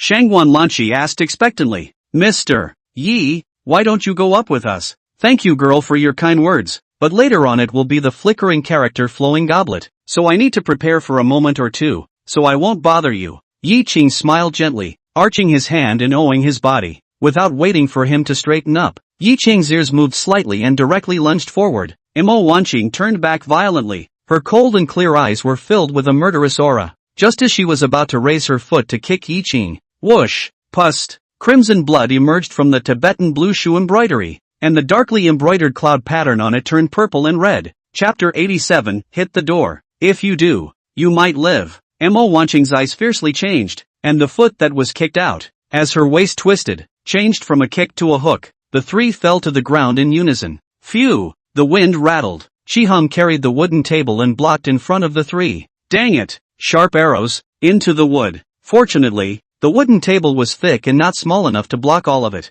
At this point, Shangguan Lanqi, whose remaining shock had not subsided, came back to her senses. The almond eyes were all white. She rushed forward, her catkin trembling as she approached the bloodied arrow with concern. "Yi, Mr. Yi, you, how are you?" Yi Qing said without changing his face. "It's fine." At the same time, he glanced at Mo Wanqing. The other party immediately pulled Shangguan Lanqi into his arms and spoke out. "Don't move." Shangguan Lanqi immediately nodded her head, shrinking within her fiery red cloak, still frowning with concern and worry as she looked at the blood-dripping arrow. Dang it! Crisp sound. It made Shangguan Lanqi's delicate body tremble uneasily. Shi Hung, who was carrying the wooden table, his arms trembled slightly. The force of this is a 6-stone power bow. 4 good men. Mo Wanqing's eyes grew heavy. Shi Hung looked at the arrow that pierced through Yi Qing's arm, and his cold face eased a bit. Luckily it didn't break any bones. He rested his shoulder against the wooden table. He drew the dagger strapped to his leg and slashed. The sharp blade cut off the arrow against his sleeve.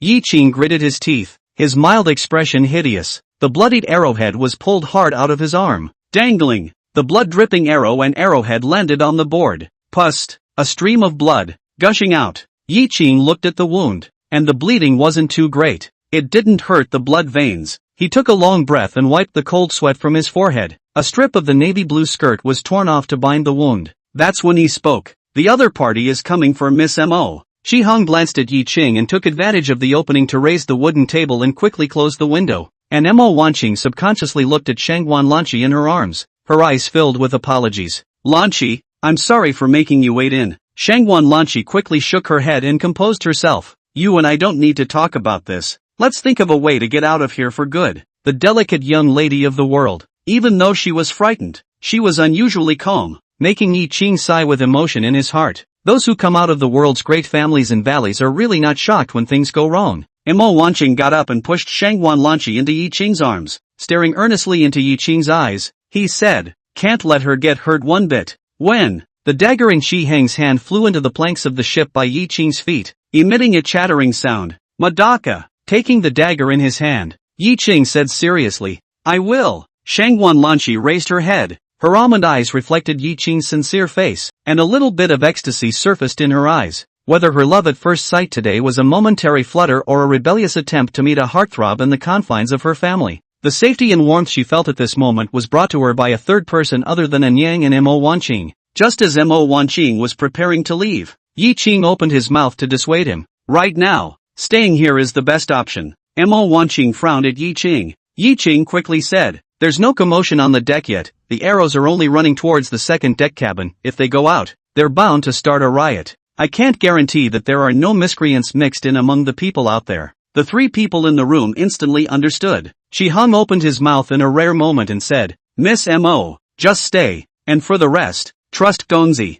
M.O. Wanqing, whose eyebrows were loosened, looked toward a peaceful deck and said softly, I believe him. Whoosh! An arrow flew through another window in the cabin on the right. Fiery red flashed, accompanied by a cold aura that lit up. The tip of the arrow met the tip of the sword, and a dazzling cluster of sparks bloomed. M.O. Wanqing's wrist moved slightly and the arrow was picked off. M.O. Wanqing, who blocked this arrow. Her figure did not stop and her 3-foot green blade swung out. The heavy wooden table beside him, light as a feather, blocked the window. She hid behind the table and watched as Yi Ching had also moved on, pulling Shangguan Lanqi to hide behind Shi-hong. And only then did her expression soothe a bit. Yi Ching's eyes flashed. The dagger in his hand rotated on his fingertips. This hand of kung fu. Shangguan Lanqi was filled with worry, afraid that the dagger would hurt Yi Ching's fingers. As for Shi-hong and M.O. Wanqing, joy surfaced in their eyes after looking at Yi Ching in amazement. Yi Ching wasn't a drag, and the better the kung fu displayed, the easier it would be for the two of them. A few breaths later,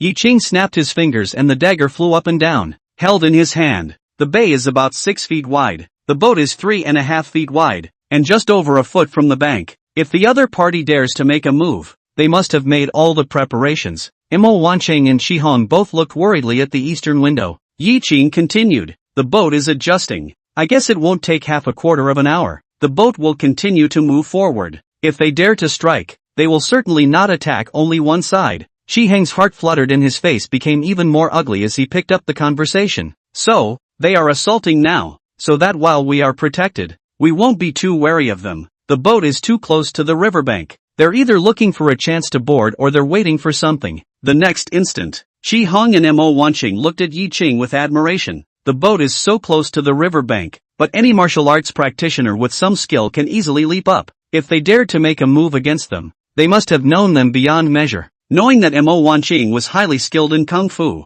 right now the arrows were attacking sporadically, and there was no other movement, so they must have been waiting for them to get out of the cabin and into the crowd on the deck. At that time, the criminals attacked steeply, with the intention of counting. Even if M.O. Wanqing's kung fu is high and her heart is vigilant, it is not possible to be fully prepared. Yi Ching nodded and said, so, the eastern bank of the river where there is no movement may have more archers ambushed. Once past, the arrows rain down in defense. There are likely to be miscreants hiding on the cabin, and it's dangerous to go out. The only direction with the least danger is the one we're fending off right now. Without saying a word, M.O. Wanqing stomped her legs and slid against the ground to the east side, swinging the tip of her sword to close the 3 windows. Finally she came to the door of the cabin, looked at the crowd outside the door, shut the door swiftly, and even took off the scabbard on her waist and stuck it on the door as a scabbard. Right now, only one unshaded window remains on the west side. She got up and walked over to Shi-hong, tightening the hilt of the sword in her hand and spoke out.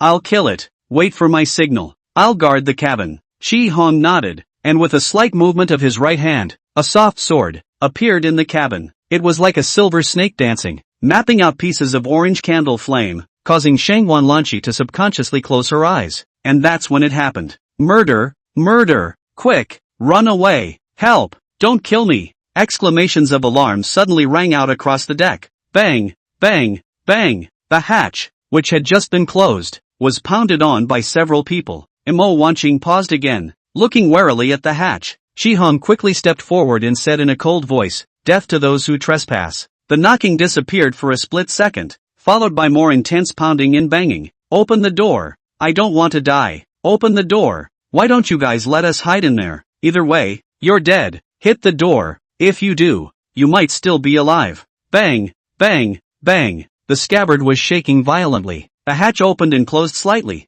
leaking out the chaotic deck, along with a terrified face, and two pairs of cold eyes. Chapter 88, The Strong Only Adapt to Fear and Conquer It. Shi Hong narrowed his eyes and took a step back, speaking out. "Yi Cheng, do you know water?" Yi Cheng said without thinking. "Yes." Shi Hong quickly said, "Miss Mo, purge the river bank." "Yi Cheng, you are always ready to take Miss Guan and jump into the river." Whoosh! Mo Wanqing stepped on the windowsill with one foot and stomped violently, her fiery red cloak unfolding in the air like a red bird with wings spreading, easily leaping onto the riverbank. Yi Cheng pulled Shangguan Lanqi, and came to the window, only to see the fiery red figure, disappearing into the dark, deep forest. Boo! Wooden shavings flew and the scabbard fell to the ground. The hatch was also overwhelmed and rushed open. Several scholarly talents rushed inside the cabin. When they saw the arrows staked on the wooden boards and the sword-wielding Shi Hong, several people froze in place. However, there were two people who rushed straight towards Shi Hong. A 1.5 foot long short sword appeared in his hand and swiftly killed towards Shi Hong. Frightened, several talented scholars shrieked and stuck to the door. The soft sword trembled, swimming like a silver snake, once again reflecting flakes of orange and red. When the soft sword made contact with the same short blade with a crunching sound, and then it went around the pillar. Shi Hong flung his wrist. The soft sword brought the short sword off course. Then, like a viper hunting, the sword body left the short sword, the sharp tip of the sword, heading straight for the other party's neck. The opponent was horrified and hurriedly retreated, and his companion also instantly attacked, the blade carrying a whistling sound and heading straight for Shi Hong's neck. Shi Hong stood like a strong pine. His feet didn't move, his waist twisted, his upper body twisted, dodging the knife, while the soft sword in his hand swam upwards. Jabla! The strange and agile soft sword pierced the opponent's wrist and cut the tendons in a swift manner. Blood spilled out onto the floor like a stream, and at the same time caused the other to let go of the short blade, which hadn't yet fallen to the ground. Shi Hong kicked out with his right foot, and the short blade suddenly flew backwards, sharp, and did not enter the opponent's chest. At the same time, the soft sword smoothly picked upwards and cut open the left carotid artery of the other party, and blood immediately shot out. This bloody scene made the shocked Shangguan Lanqi's body tremble. Yi Cheng hurriedly probed his hand, covering the terrified apricot eyes, and gently pacified. "Close your eyes, and when I say open them you open them again, without fear." The warmth of the palm on her face and the soothing words made Shangguan Lanqi settle down and whisper, "Aha!" As he spoke, Shi Hong, who had struck down one person, used the force of the kick to spin his body in the air, his soft sword guarding his surroundings. When blocking the short blade that came at him again. When Shi Hong stood still, his body leaned sideways. The soft sword in his hand stabbed straight and did not enter the other party's abdomen. His wrist trembled, and the sword body swam like a poisonous snake, stirring and tearing madly in his chest and abdomen. Blood and filth flowed down the stream. The opponent's face went white. His eyes were filled with the color of shock and panic, followed by madness. His body continued to run forward, wanting to counterattack on the verge of death. Shi Hong spun his body around and easily dodged the blow while kicking out his opponent. Boo! The outlaw hit the wall and went limp, shuddered a few times, and stopped moving. There was only the blood rolling from his abdomen, gushing uncontrollably across the boards. Shi Hong flicked his wrist. The blood on the soft sword spilled like poison being sprayed out, leaking out the bright blade. He looked at the several talented scholars with cold eyes, and the scene in the square made these people not dare to say a word, and ran out in a numb manner. Shi Hong retreated a few steps back to where he had been standing, keeping a distance of 10 feet from the hatch. Only then did Yi Cheng put down the palm covering Shangguan Lanqi's eyes and softly said, "It's okay, but there's some blood, so it's best to keep your eyes closed." Humph! Shangguan Lanqi took a deep breath. sniffing the bloody smell that drifted into her nose with the night breeze. Her body trembled slightly, but she gathered the courage to open her eyes. Almond eyes swept over the two bodies, eyes trembling and filled with panic and fear, but firmly looking at the bodies, at the blood. Although his face was white, his breathing and body slowly regained its composure. It made Yi Qing admire it. The strong only adapt to fear, overcome it, and finally conquer it. Outside the cabin, the screams faded fast. All that was left was the chattering of gold and iron striking each other and the muffled sounds of fists and feet colliding. Chi Heng's ears twitched, and his face, which had been gloomy, relaxed. His eyes remained glued to the wide-open hatch, looking out at the empty deck, and out of the corner of his eye at the closed window on the side. A dozen breaths later, "Boo-ka!" A closed window shattered. Sharp chunks of wood with windowpane were flying around. Chi Heng immediately took a diagonal step and stood in front of Yi Qing and Shangguan Lanqi. Upon seeing the visitor, Chi Heng nodded and said, "Your Excellency." Serious Zhang Xiaoran, face with blood beads, adding a trace of murderous intent to him. A Chinese dress has a few neat cracks, but look and no blood stained. He stood with his hands behind his back and was relieved to see Shangguan Lanqi well protected. Quickly, he said, "Wanqing wants us all to go over." "Yes."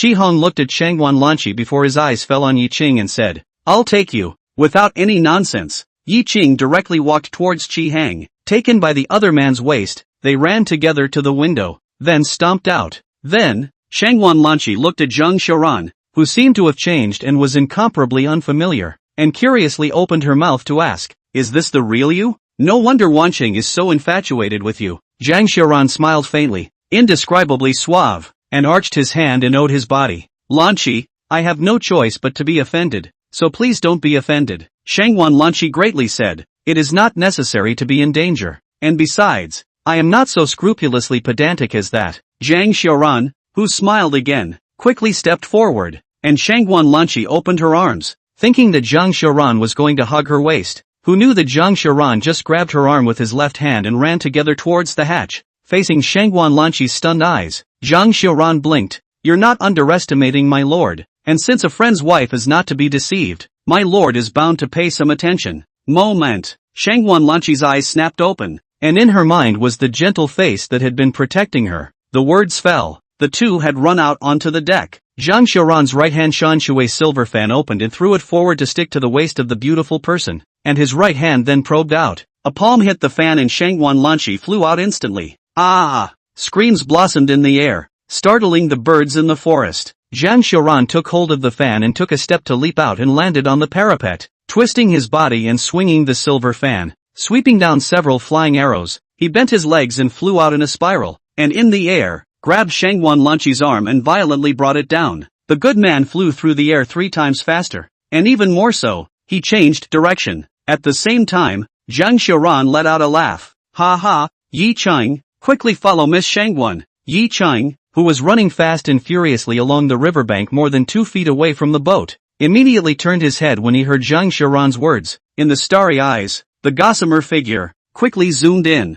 His expression flickered and he subconsciously opened his arms. Soft fragrance and soft body, fell full of arms, was hit by the impact on the ground. Yi Qing, the wound was touched, the pain of the expression of some hideous. He breathlessly looked at Zhang Xiaoran, who landed in a dashing manner and fanned his silver fan, not bothering to spit out his words. He asked Shangguan Lanqi, who was in a panic on his body and whose delicate face was white. "Miss Shangguan, are you hurt?" No. Are you okay?" Feeling the strong body underneath her, Shangguan Lanqi's heartbeat accelerated. Her face quickly blushed, and she asked Yi Qing, whose face was tinged with pain, with concern. At the same time, she got up on her hands and knees, and her catkin inadvertently felt deeply the other's firm chest and concave abdomen. The already blushing face heaps red. Yi Qing, who just shook his head, quickly got up, holding the other party's white wrist, and followed Chi Heng, who was leading the way ahead. To the left is a dense forest of insects, underfoot is soft, fragrant grass, overhead is the bright moon and stars, and to the right is the sparkling river. Shangguan Lanqi only had the long figure in front of her in her eyes. The hazy, gentle side of the face, shrouded by the moon veil, filled her heart. Suddenly, Chi Heng spoke out. "Yi Qing, run with Miss Shangguan on your back." Without saying a word, Yi Qing, who had stopped walking, crouched down and turned his head to Shangguan Lanqi. "Got." The words were not finished.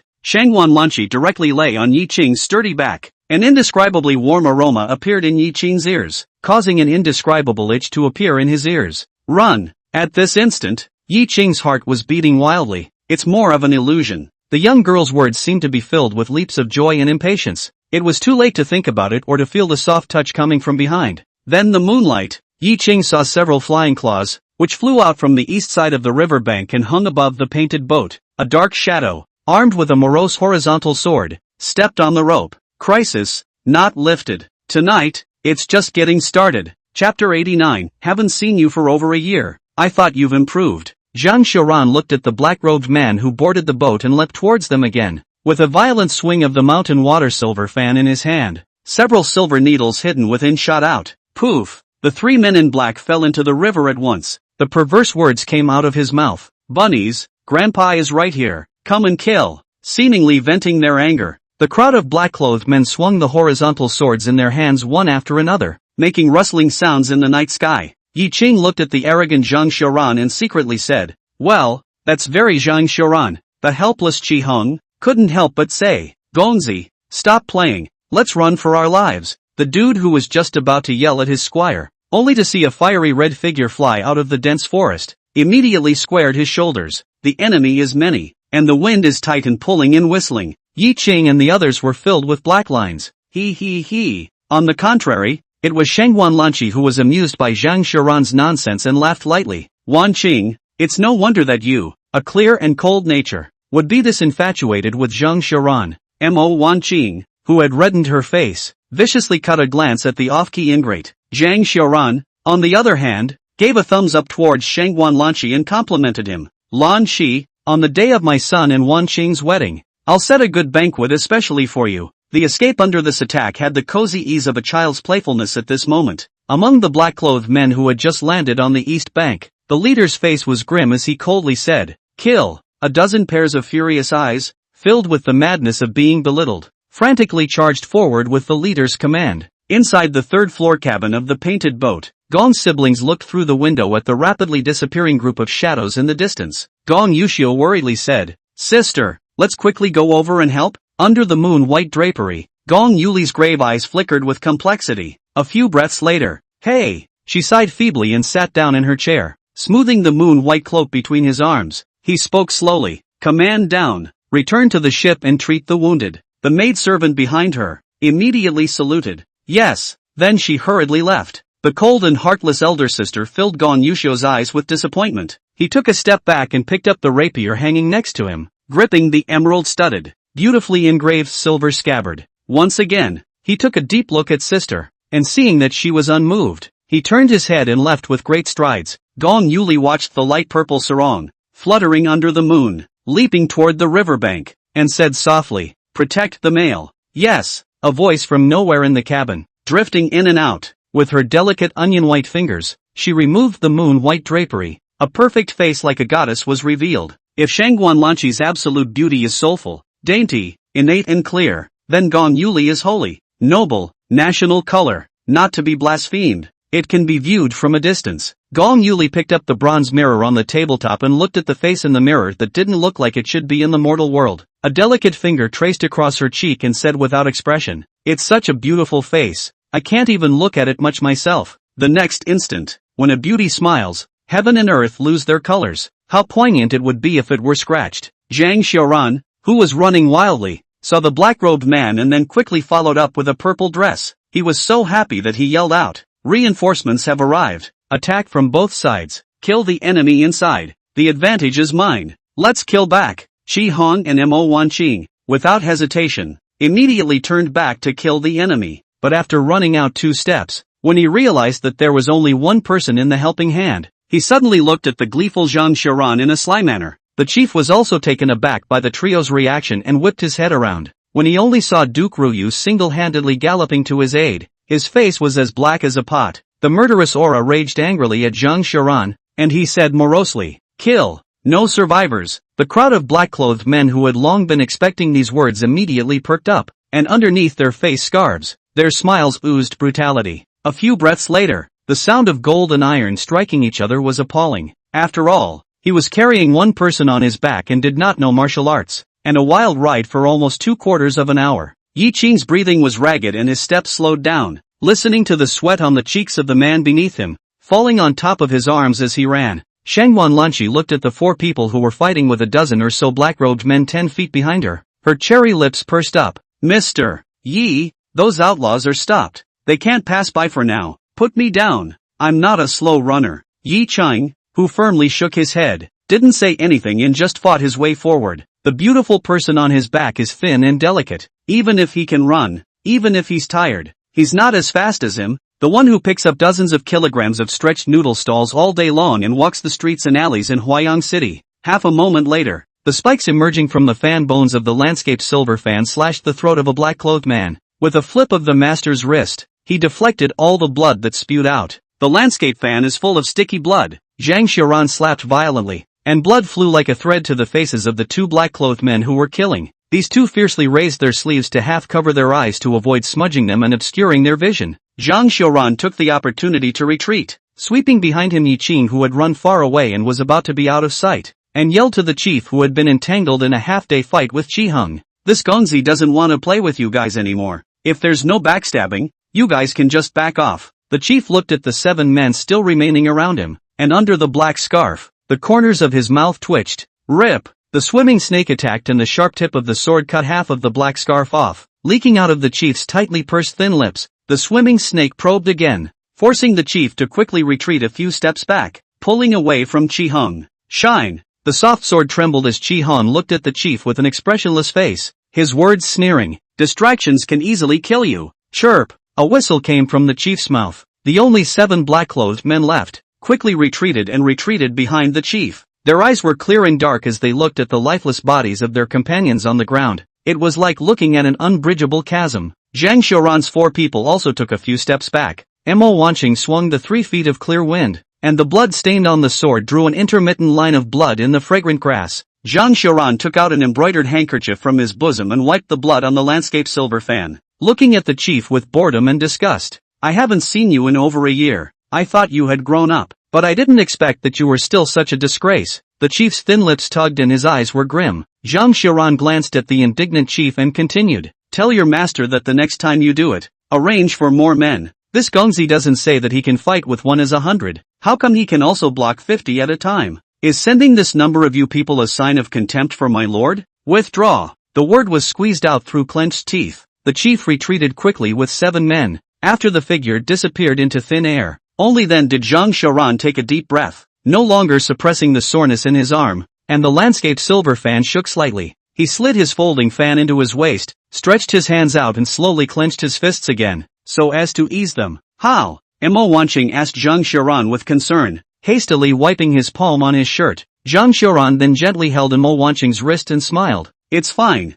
just a bit off the hook after not doing anything for so long. Qi Heng took the opportunity to make up for it. Gongzi has been drinking and enjoying himself all day for over a year, neglecting martial arts. His body and bones are failing. The 2 pairs of eyes filled with a murderous aura caused Qi Heng to tremble as he hurriedly added, with Gongzi's natural talent, exercising for more than a month will restore the past, and 2 months will inevitably be even better. Only then did Mo Wanqing retract her gaze, turning around and nodding towards Gong Yuxiu who had rushed to help. She then raised her sword and quickly chased after the running I Ching duo. Zhang Xiaoran also put away his folding fan and looked at Gong Yuxiu, who was covered in blood and had a pale complexion due to a slight loss of strength, and said, Eunuch, I didn't expect that. While you look soft and weak, your hands are not weak? Gong Yuxiu mildly said, the 6 arts of the gentleman is the basic of my generation. In the past I thought I practiced well. Today's matter, Yuxiu is far inferior to Mr. Zhang, and I still need to hammer myself more. Duke Ruyu's frankness caused Zhang Xiaoran to skim his lips. He went forward and punched in Gong Yuxiu's chest, looking at the other party with blood spots of dismayed face,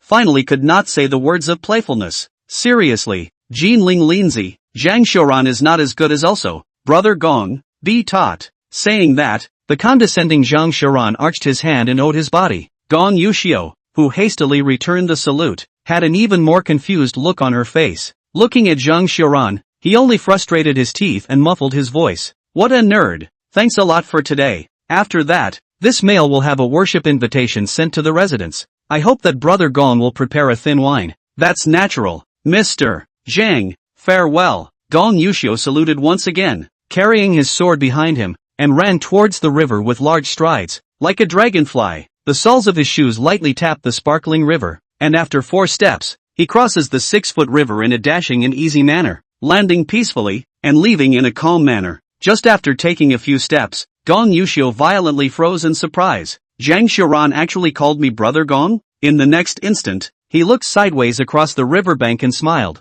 A friend in life and death. That's how it should be. This way, the master and servant trotted forward. Chi Han lamented. Gong Gong's likeness, it's so handsome. Zhang Xiaoran thought deeply. Handsome indeed. Surprisingly close to catching up with this Gongzi. Shi Hung, who took a deep breath and had his mouth open, thought about it, but closed his mouth and ran forward in silence. Ahead. Yi Qing held a dagger in his right hand, formed a fist with his left hand, backhandedly strangled the thighs of the beautiful person on his back to keep them close to him, and looked at the 4 black-clothed men 3 feet away as if they were on the verge of an attack. Hold me tight. Shangwan Lanqi's almond eyes flashed, and without saying anything, her arms hugged tightly around Yi Qing's neck, and her legs hooked on Yi Qing's abdomen. Click! Fine gravel in the grass made a soft sound. The 4 were swift as the wind as they ran towards Yi Qing. Yi Qing hurriedly rushed towards the dense forest around him and instantly disappeared before the eyes of the 4. The 4 of them slowed down at once and looked at each other, all seeing the consternation in each other's eyes before they quickly followed. One of them whispered helplessly,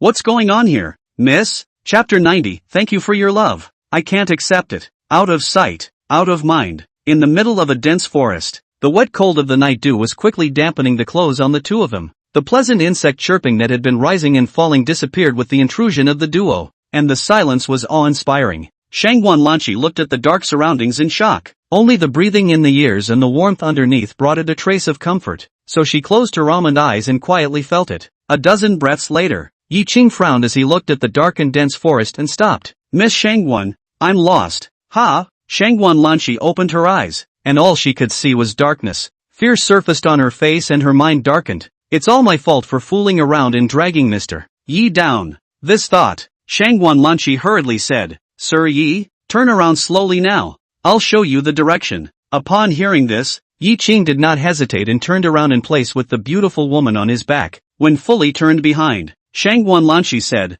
Now, you run 10 steps at the same speed that you were running. The calm tone of voice made Yi Qing couldn't help but be surprised in his heart and opened his mouth to inquire. Miss Shangwan, have you memorized all the way here? The smug Shangwan Lanqi said. Well, I've had a good memory for paths since I was a kid, often in the garden of the house, playing hide-and-seek with the maidservant. The gardens are so large that it takes half an hour to walk straight through them, and I've never been able to find the right direction no matter how much I turn in them blindfolded. Playing hide-and-seek in your home garden? Yi Qing couldn't help but picture a large garden in his mind, with a stunningly beautiful young girl, blindfolded, laughing and playing in it. 10 paces later, Shangwan Lanqi spoke out, run 23 paces to the southwest. Yi Qing, who obeyed and did as he was told, continued to run wildly. A quarter of an hour or so later, a faint bright light loomed in the lush, dense forest ahead. He slowed down at once and hid behind a tree with a grave expression, once again drawing the dagger that was stuck in his belt. There was no time to warn the good man on his back.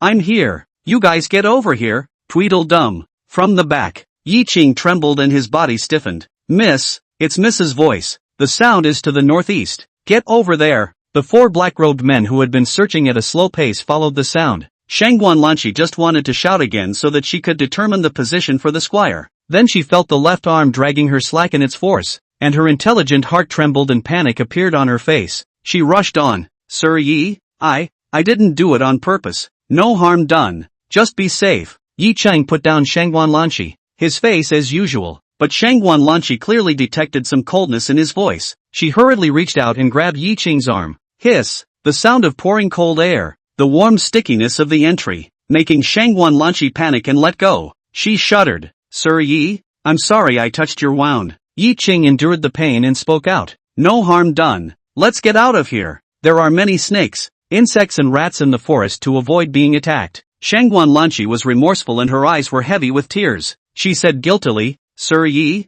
I'm sorry, I just wanted to stay with you a little longer. In the heat of the moment, the words that came out of her heart made Shangwan Lanqi instantly blush, her almond eyes looking expectantly at the person in front of her. Unfortunately, the dense forest was too dark, not to mention the expression, Even the figure could not be seen clearly. Yi Cheng, whose body trembled violently, decisively refused. Thank you for the girl's love. I can't afford it in a million ways. Sasha. The grass trembled, and Yi Cheng took large strides toward the front with a firm pace. 2 moments later, nearly approaching the edge of the dense forest, Yi Cheng, who was tired of walking slowly, saw a blazing bonfire next to the riverbank. After getting rid of the danger, Zhang Xiaoran, who had the leisure to do so, was showing his grilled fish skills to Mo Wancheng. Early spring river fish is delicious, drops of grease as it sizzles and falls into the campfire, exploding into beautiful sparks that are as fleeting as fireworks, and wafting up a burst of appetizing aroma. Gollum.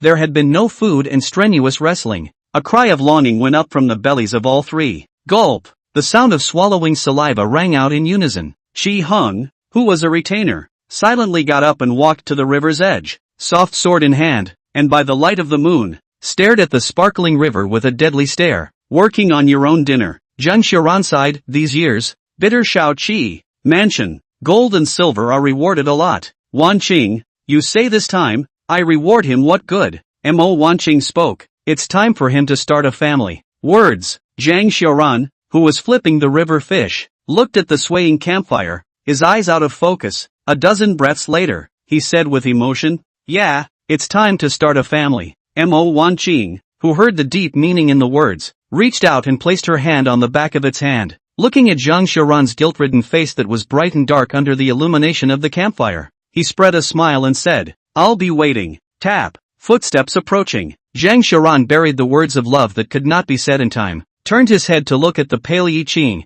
and the original displeasure was transformed into a worried Dao. Lost a lot of blood. Yi Cheng calmly shook his head and said, it's okay. Mo Wanqing looked at the 5 people running out behind her, and her eyes landed on Shangguan Lanqi, who was filled with guilt and remorse. She sighed in her mind as she frowned slightly. Crackle. Firewood explodes. Yi Cheng sat by the campfire and spoke out, asking to Zhang Xiaoran, Mr. Zhang, do you know how to point? Zhang Xiaoran shook his head and looked at Mo Wanqing. Mo Wanqing's chiong head lightly nodded, probing her hand on Yi Cheng's injured left arm. Her sword finger probed out and poked a spot. Yi Cheng, whose left arm instantly tingled, let out a long breath. With his right hand, he lifted up the wet hem of his skirt, put it in his mouth and tore off a strip of marshmallow once again. Picking up another burning piece of firewood, he cut a brilliant shadow of fire through the air, extinguished the flames, rubbed the marshmallow on the wood ash, recovered the wound, and bound it up with one hand. The movement was so skillful that it made a few people look sideways. Shangguan Lanqi looked at Yi Cheng, who was licking his wounds alone like a wounded beast, especially down the stream,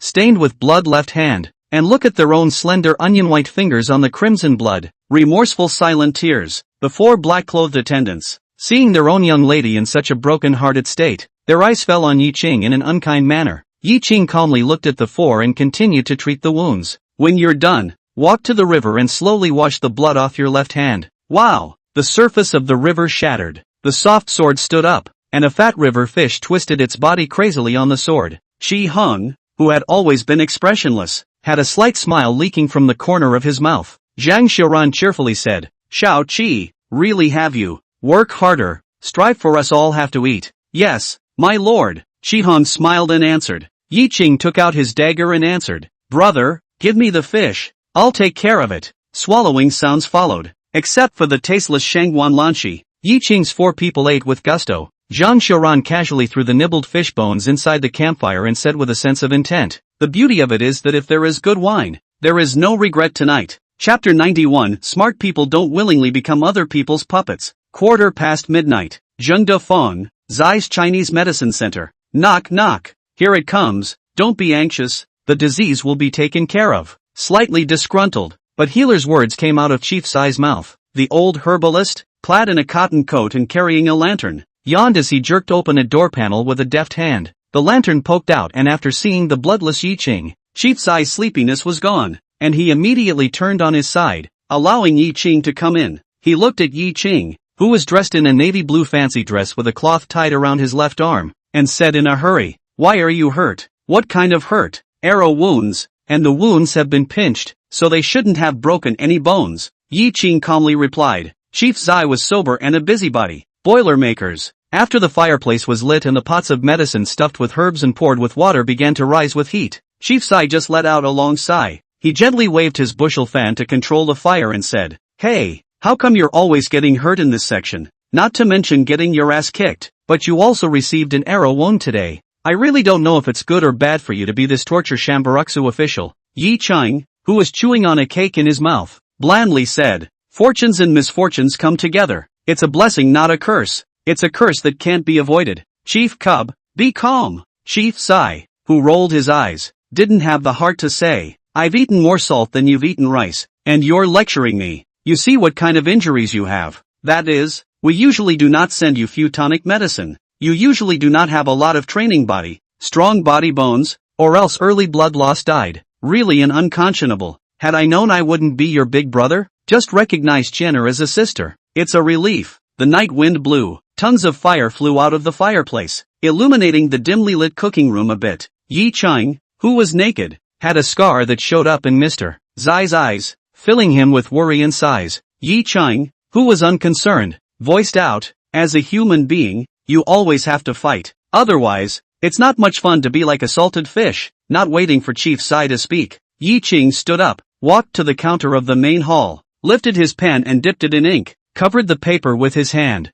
wrote down a line of small words, and brought it to Chief Sai, attaching his ear. "Don't read out loud, just memorize it." Looking at the fly letters on the paper, Chief Sai squinted and nodded as he made a quick note. Yi Ching threw the paper into the fireplace and watched the paper ash fly out by the tongues of fire, a relaxed smile on his face, brows furrowed. Chief Sai's eyes were heavy with worry. "What the hell are you doing?" Yi Chang, who smiled gently, removed the cotton coat draped over Chief Sai and put it over himself, walking towards the elegant room in the backyard. "Fight for your life." Chief Sai, who had momentarily frozen his expression, gradually complicated his eyes. After Yi Ching left, the worry on Chief Sai's face instantly dissipated, and as he looked at the flames swaying in the fireplace, his mouth smiled slightly as he murmured with relief, "Teenage boy, finally getting the hang of it." There were no candles lit in the elegant room. Yi Ching spoke out, "Your Excellency, it's safe here." A thin figure, opening the window, flashed in. He gently closed the window behind him, and through the dim moonlight thrown in through the window, his eyes surveyed with interest the numerous scars on the chest and abdomen of the handsome man in front of him.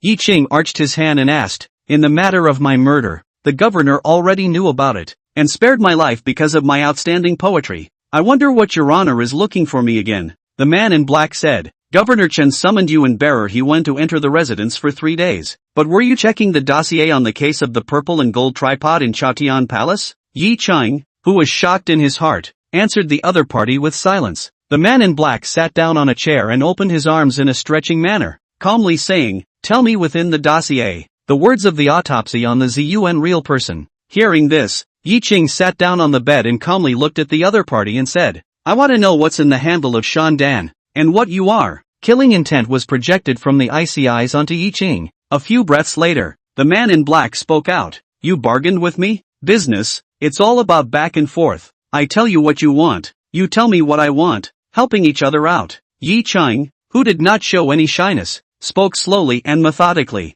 Phew! Unable to see exactly how the man in black moved, the ruthless iron hand grabbed Yi Ching's neck. It was only then that the wind stirred Yi Ching's sideburns. His eyes flashed with fear and he was filled with dismay. This kind of skill was the only thing he had ever seen in his life. He had seen too many masters this night, but in front of this man in black, it was like a child dancing with a sword. How could he not be alarmed? The man in black was satisfied with Yi Ching's reaction and said morosely, "Tell me the test words of the Zun realm, and you may live." Feeling the heavier and heavier force on his neck, Yi Ching's breathing became more and more difficult, and his face, which was originally pale, turned saucy purple, and his head was even more dazed due to the lack of oxygen. He spoke with difficulty, "Tell me about Shan Dan's handle, and where you came from." Crunch! The collarbone couldn't take the force and made a little crunch. Just as Yi Ching's eyes rolled over, his head went blank, and the shadow of death loomed over him. The man in black let go of his hand. Huffing and puffing, sharp intakes of breath rang through the room. Yi Ching,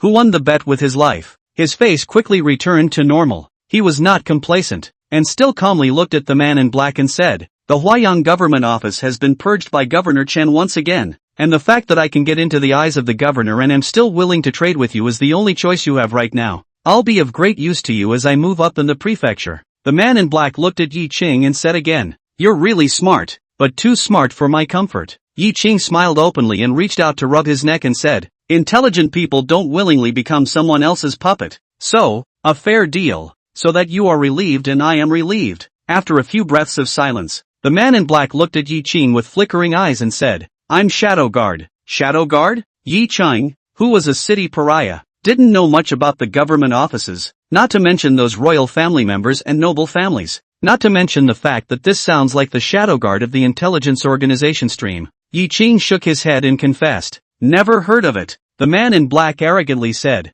you only need to bury these two words deep into your heart. In the next instant, the man in black looked deeply into Yi Qing's starry eyes and said, if one day you can take charge of a side, you'll know what a Shadow Guard is. Bang bang. Yi Qing, whose heart was beating wildly, had an unbelievable thought floating in his mind. The man in black didn't talk nonsense and opened his mouth. The handle of Shan Dan. You will see it tomorrow when you wake up from your sleep. I want something. Now tell me. Yi Qing spread his hands out and said frankly, I have not yet seen the words of the corpse experience of the ZUN realist, and when I do, I will tell you. The man in black drew his sword without any sound, and in an instant a sword that was hidden in the darkness landed on top of Yi Qing's neck. The cold blade and the sharp edge of the blade made Yi Qing sweat. He looked into the icy eyes of the man in black and calmly said, since you know that the dossier on the case of the purple and gold tripod of the Chaotian Palace is in the Qin Jifu's residence, you must also know how numerous the dossier is. I've only been looking at it for 2.5 days, and I haven't even finished reading the confessions of the people involved.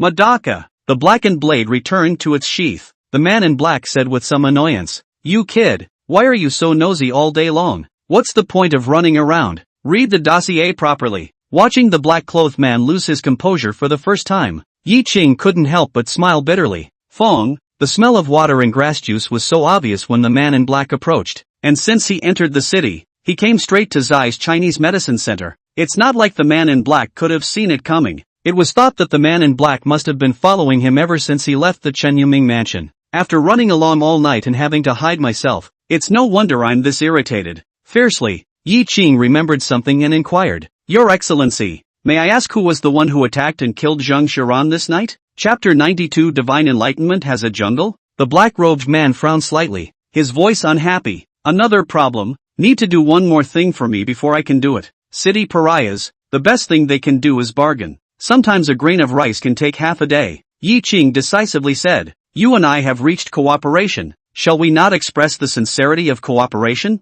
I'm in a hurry to know this, so just say it. The man in black stared at Yi Qing. Even if there are no lamps lit up in the elegant room, Yi Qing also felt the displeasure in the other party's eyes as he continued to smile gently. Just mention another one, and if you don't have one for a while, you'll owe it. The morose gaze caused Yi Qing to touch his neck a little uncomfortably. He deadpanned, tell me about it. It's not a big deal. After being convinced by Yi Qing, he planned to cooperate with him for a long time. The man in black thought about it. It wasn't a big deal, so he sat back in his chair and spoke slowly. You worked with Zhang Shiran, so you must already know Zhang Shiran's identity. Seeing Yi Qing nodding, the black-robed man continued, the Zhang clan is powerful and has many heirs, not to mention the rest of the second house, but just to say that the Zhang clan's contemporary head of the family, Zhang Xiu Ransom Master, has 2 of his first sons, both of whom are extraordinary. Zhang Xiuran, a concubine, has great talent and does not lose to his 2 elder brothers. Even if Zhang Xiuran backs down in every way, the battle between the first and the concubine is inevitable. The Yemo clan has 3 generals in one family. The first daughter of the Yemo clan has been betrothed to Zhang Xiuran since she was a child,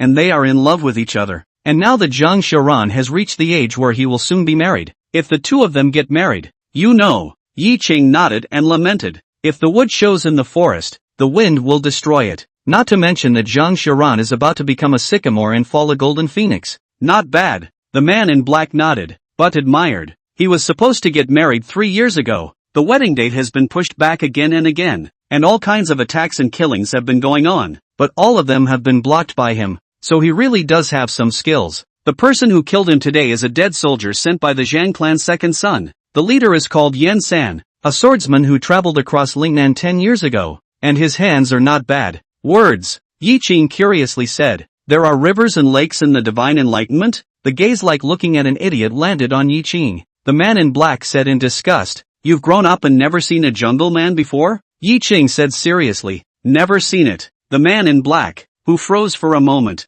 thought of something and revealed a strange look. he spoke out. In the future, when you step out of Huayang, you will know. Yi Cheng, who was getting more and more curious in his eyes, couldn't help but ask, Zhenghu people are not allowed in Huayang City? The 8 great cities of the Divine Enlightenment do not allow any Jianghu people to set foot in them, nor do they allow any Jianghu matters to be transmitted. The man in black had a calm tone, but Ji Qing felt that he had a sense of pride. The previous speculation surfaced again. He suppressed the throbbing and said in realization, no wonder Zhang Shiran is hiding within Huayang City. Suddenly, the man in black narrowed his eyes in interest. Sell you a favor and tell Zhang Shiran that tonight's attack was not just his second brother's tactics, but there was also a party involved. Want to know who it is? Have him give you a stone. Yi Cheng, who was horrified in his heart, was jealous of the man in black to the point of no return. Everything that happened inside and outside of the entire Huayang City, the secrets of the world's great families and valves, it seemed as if there was nothing he didn't know. With such a terrifying intelligence capability,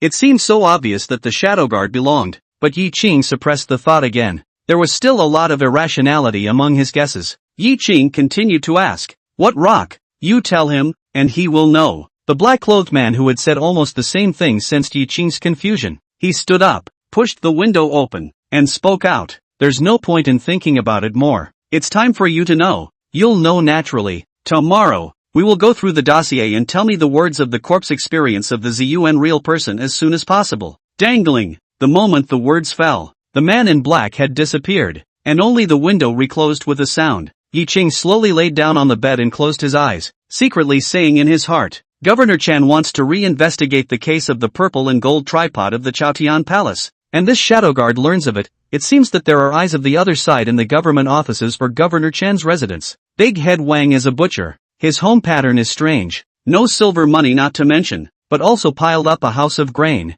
The Shadow Guards went to his home, obviously looking for something, but also looked for a few times. Suddenly, Yi Qing sat up, his brows furrowed, and his heart surged. The Shadow Guards are highly skilled, sneaking into Chen Yuming's mansion and secretly checking out the dossier. No one is bound to notice. Why did he have to make me go through the ZUN Realists examination? Is it hard to believe that there is something wrong with this test word? Also, the Shadow Guard has eyes and ears in the government offices, so why are they working with me? Could it be that he had his eye on me early on? It's just that I was checking on Big Head Wang and happened to bump into it, letting me in early? Thinking of this, Yi Cheng, who was uneasy in his heart, slowly lay back on the bed, closed his eyes and whispered, it's a blessing that can't be avoided, and since I've stepped into this treacherous mist, I'll move forward. I chose to take the initiative to choose my own path, not to be pinched, and to try to spell it out. The next day at the beginning of the hour, Yi Cheng, who had drunk Chief Zai's blood tonic and eaten breakfast, appeared at the entrance of Chen Yuming's residence. When the porter saw Yi Cheng's arrival, he was silent and just nodded his head and let him in. Inside the room piled high with paperwork.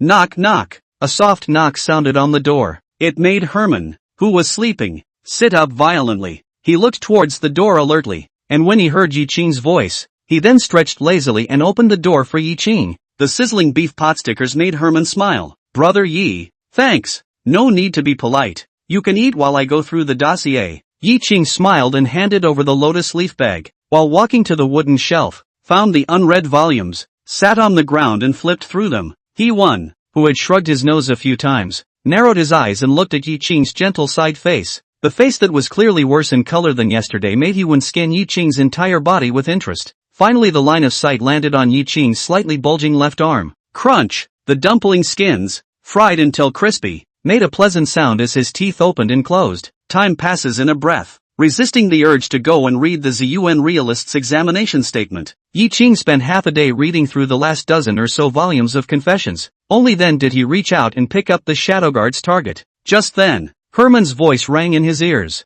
Brother Yi, this examination word, pay some attention when you read it. I heard Ma Wang say that the record on it, although it is a complete record of the condition of the corpse of the ZUN Realist, he always felt that there was something wrong. When I looked through it earlier, I thought something was wrong too, but couldn't see what it was. See if you can figure out the problem. Upon hearing this, Yi Cheng, whose heartbeat accelerated, frowned and looked into He-Wen Minglian's eyes as he nodded. I'll be watching carefully. Sasha. The dossier flipped, and a disgusting text description appeared in front of Yi Qing's eyes. Chapter 93. It's better to read 1,000 books than to travel 1,000 miles. Tianyuan 24 years October 15th days at the end of the day, the fire extinguished. The brocade guard's Thousand Suns Sua to the Sanqing Hall found that the master of the View Zun real people incinerated in the Sanqing Hall. A quarter of an hour. The Dalizi chief book Gu Guang into the temple inspection of the body. Remember the body head to the southwest, spine to the southeast, feet to the northeast, facing the right,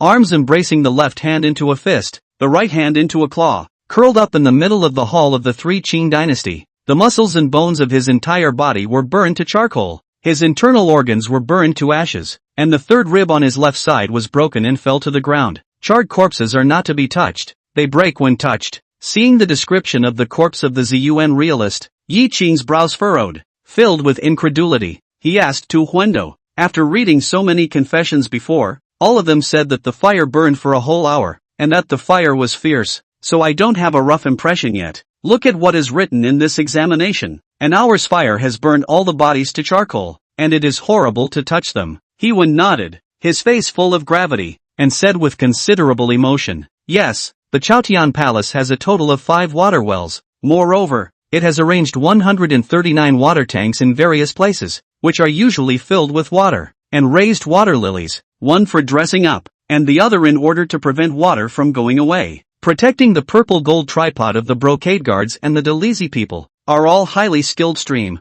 when the night without wind, so pouncing for a whole hour, is really unthinkable. Yi Qing's eyes flickered with suspicion as he continued to look down. On the 15th day of the first quarter of the ugliest day of the month, the pallbearer of Huaiyang Prefecture, Xiao Wang, came to the scene to check the charred body, and recorded the same as Gu Guang. 15 days ugly 2 moments. Yanzhou pallbearer when Marigold arrived to check the charred body. The record is the same as Gu Guang, Xiao Wang. 3 people have the Dalizi Junqing Lu Zujuan and Jini Wei Thousand Sun Su permission, teamed up to examine the body, applying potion on top of the corpse, to be half an hour later, peeled off the bones attached to the charred black sinews and flesh, with Huaiyang coroner Xiao Wang as the main, Yanzhou coroner Wen Zhan as a supplement. By the Dalizi chief book Gu Guang record examination words, in the early Chen time officially began to examine the body. Xiao Wang check. The charred body left side of the third rib from the middle of the fracture. The fracture of the upper end of the avalanche. The fracture of the middle and lower part of the flat outward tilt. The appearance of cracks. The fourth rib in the middle of the fracture against the location of the fracture.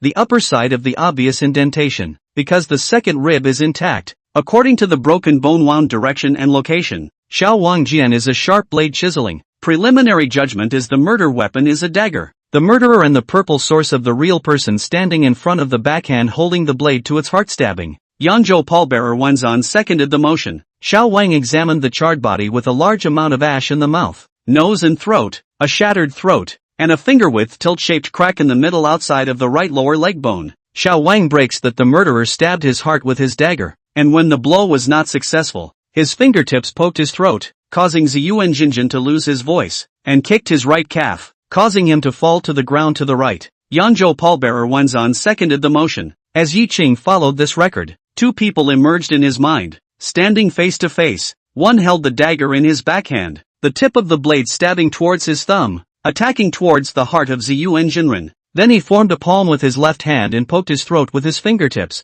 then threw his leg and kicked his right calf. Yi Qing stared, the fingertips of his slender fingers, sliding back and forth on this text. He won. Who was standing behind Yi Qing, spoke. I asked Wang about this examination, and Wang said that Ziyuan Jinjin has been practicing martial arts for many years to nourish his body, and is not an ordinary person who is unarmed and unresponsive in the face of danger. More often than not, there are martial arts experts who enter the Chaotian Palace to spar with him and seek guidance, so you can imagine that he is highly skilled. The murderer stood face to face with him, stabbed him with a dagger to break his ribs, and poked him in the throat and kicked him in the calf. So it is conceivable that Ziyuan Jinjin was unable to cope with it. It can be imagined that the other party's stature must be higher than that of the Ziyuan realist, and they are also incredibly familiar with him. Upon hearing this, Yi Qing's mind instantly floated back to the statements that he had gone through earlier. He wondered, according to the elaboration of the person who recorded the confession in the dossier, except for the brocade guards, the Dalizi and the Taoist priests in the temple, the rest of the people who stayed overnight were ordinary people who did not know martial arts. In that case, the only people the murderer was familiar with Ziyuan Jinjin, and who can still do kung fu, are the Taoist priests in the Guan, right? He won. Who had a face full of gravity. shook his head. That night, all the Taoist priests in the Guan sat down in the square outside the Sanqing Hall and recited the Taoist scriptures. So the only thing that's possible is that one of those outsiders who stayed over told a lie. Seeing that Hewen stopped talking, Yi Qing was silent and thought deeply for a long time before he said with certainty, I continue to guess that it is the Taoist priest in the temple. He looked up at Hewen, whose eyes were full of inquiries, and quickly got up, rummaged through the bookshelves for a few moments, and took out a dossier, saying, Look, this dossier records that on the 14th day when the fire started, the brocade guards, the Dalizi, and the Taoist priests in the temple, all came forward to help put out the fire. During this time, some stay-at-home outsiders tried to come forward to help, but were prevented from doing so. So the murderer in the Great Hall can only be the Taoist priest in the temple. The murderer took advantage of the busyness of putting out the fire to break into the temple. Or perhaps there are secret passages unknown to the public that can be infiltrated into the Great Hall. Hewen, who had been silent for a while, was shaken in his heart, but his eyes remained firm as he asked, That's just your speculation. And besides, it's written in the back of this dossier. 3 clear hall fire at midnight, the fire is rapid. The brocade guards and the people of the Dalizi, intending to take advantage of the opportunity to break the doors and windows and enter. But the doors and windows are strong, plus the fire is added, cannot break into. At 2 minutes past midnight, the windows burned and cracked, and it was possible to break them, but by this time the fire could not be suppressed, and water was poured on the gas, so that one could not enter at all. Putting aside your speculations for a moment, first of all, how did the Ziyuan realist enter within the Great Hall? Yi Qing was silent. He deliberately didn't think about it. Wanted to establish the killer's modus operandi first. In this case, the focus is on retrieving the purple gold tripod. Being able to mimic the murderer's actions, the correct modus operandi was identified, and then the process of how Ziyuan Jinjin died was able to surface.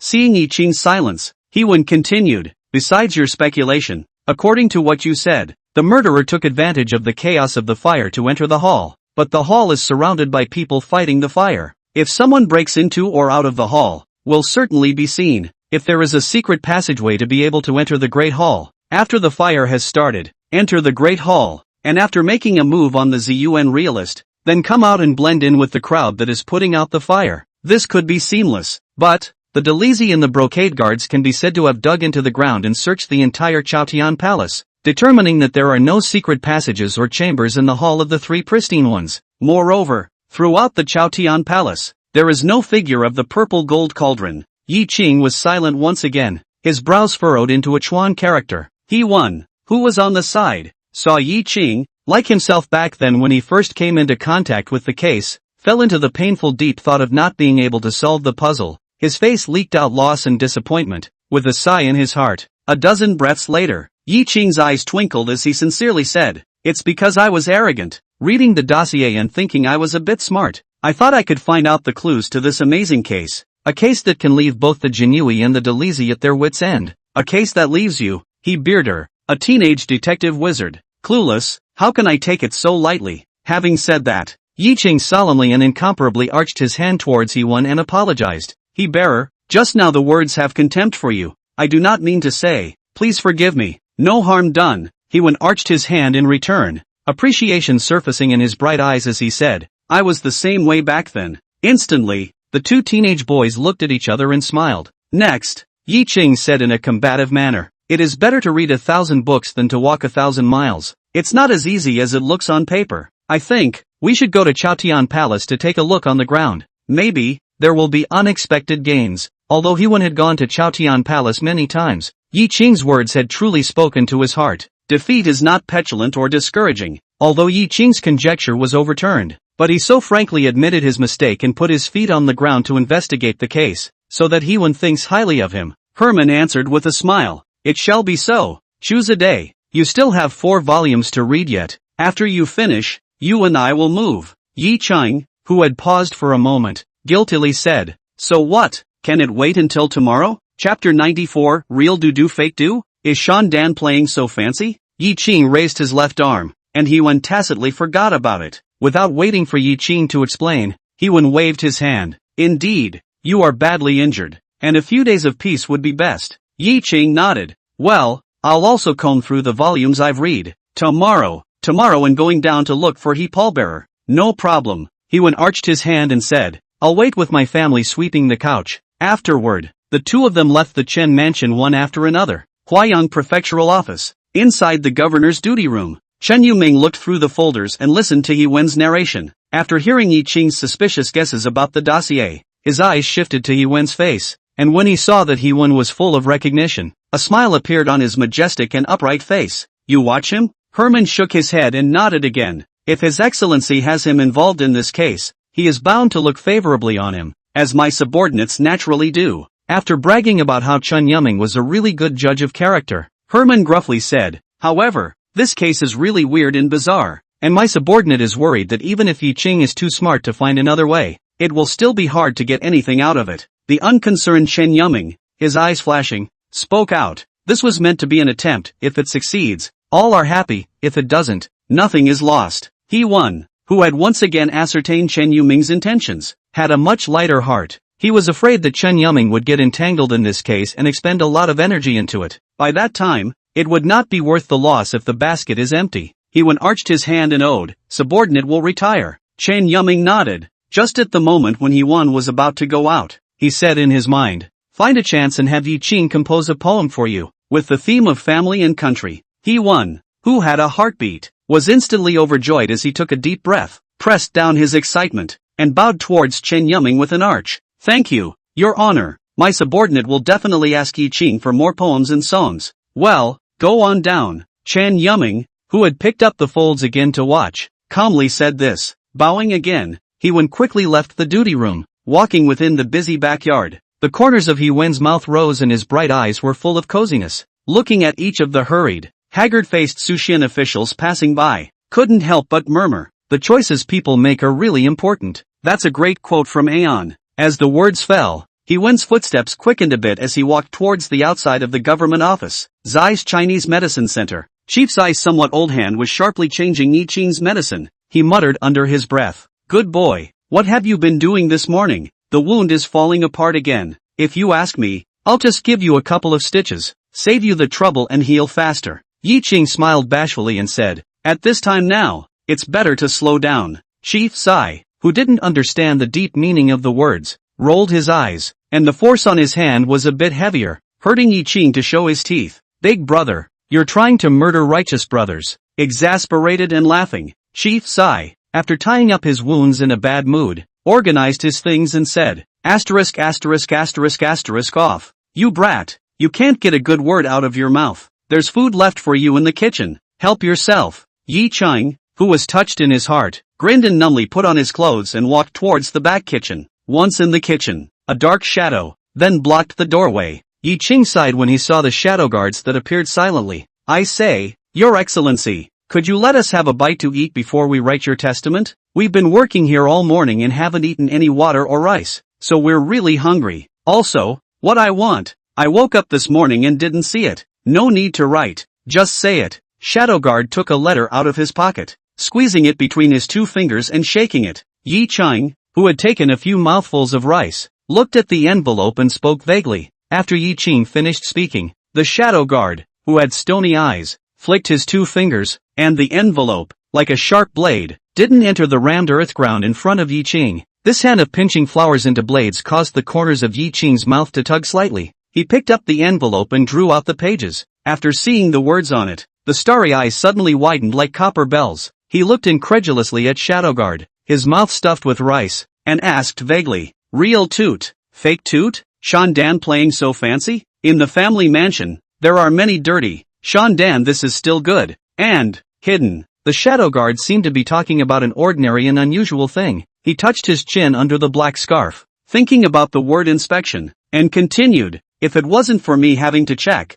other people wouldn't be able to find out at all. Looking at the shadow guard who had installed a cowl, Yi Qing heartily gave a thumbs up and said, Shadow guard, that's awesome, I wonder what it would take to join you. Upon hearing this, the shadow guard, whose thoughts returned, looked at Yi Qing with interest and said, if you want, I can tell you. Yi Qing, who was trembling, laughed nervously. I'm just asking. Then, seeing that the shadow guards never left, he asked curiously, Your Excellency, anything else for me? Shadow guard shook his head, eyes flashing. This test word is different from what I understood before. Yi Qing was instantly energized and raised his eyebrows and asked, oh, What's the difference? Shadowguard spoke out with his arms wrapped around him. As far as I knew before, on the examination statement, Ziyuan Jinjin's death should be with both hands clasped together and both hands formed into fists. But as you said, its left hand is formed into a fist and its right hand is formed into a claw. The fact that this bit of the record has been altered should be easily noticed by those who have been through the case. If anything, the paragraph was only changed after the volume was sealed.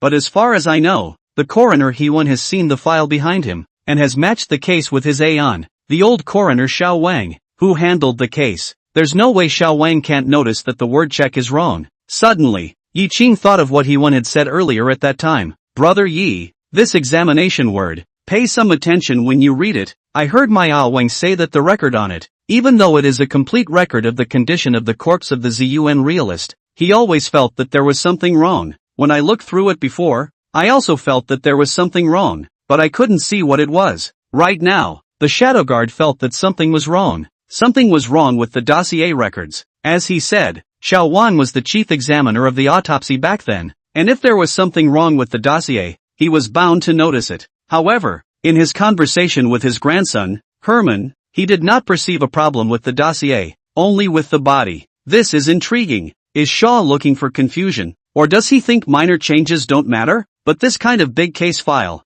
if there is a slight change, after finding out, it is also a big crime to kill the head. This case, it's really confusing. The Shadow Guard saw Yi Qing in deep thought and spoke out. Don't forget Zhang Xiaoran Stone. In addition, the day after tomorrow you will go with He-Wan to the Chaotian Palace again. Yi Qing returned to his senses, and when he looked up, the Shadow Guard's skinny figure had already disappeared. He withdrew his eyes and continued to barf rice into his mouth while he saved the piece of rice paper with Shan Dan's handle on it into a ball and threw it into the kitchen fireplace. The remaining embers of the fire immediately ignited the rice paper and bloomed into dancing flames. After a few breaths, the flames disappeared. Yi Qing's eyes were complicated as he slowly spoke. What is the Shadow Guard trying to do by deliberately giving me a break on this case? Chapter 95. I wish the medicine shelves were dusty and the world wasn't diseased. Yi Qing, who had eaten and drank enough, returned to the bed and lay on it, pondering in his mind the dossier on the case of the purple gold tripod of the Chaotian Palace. He muttered, the statements of 193 people are perfect without the slightest irregularity or break.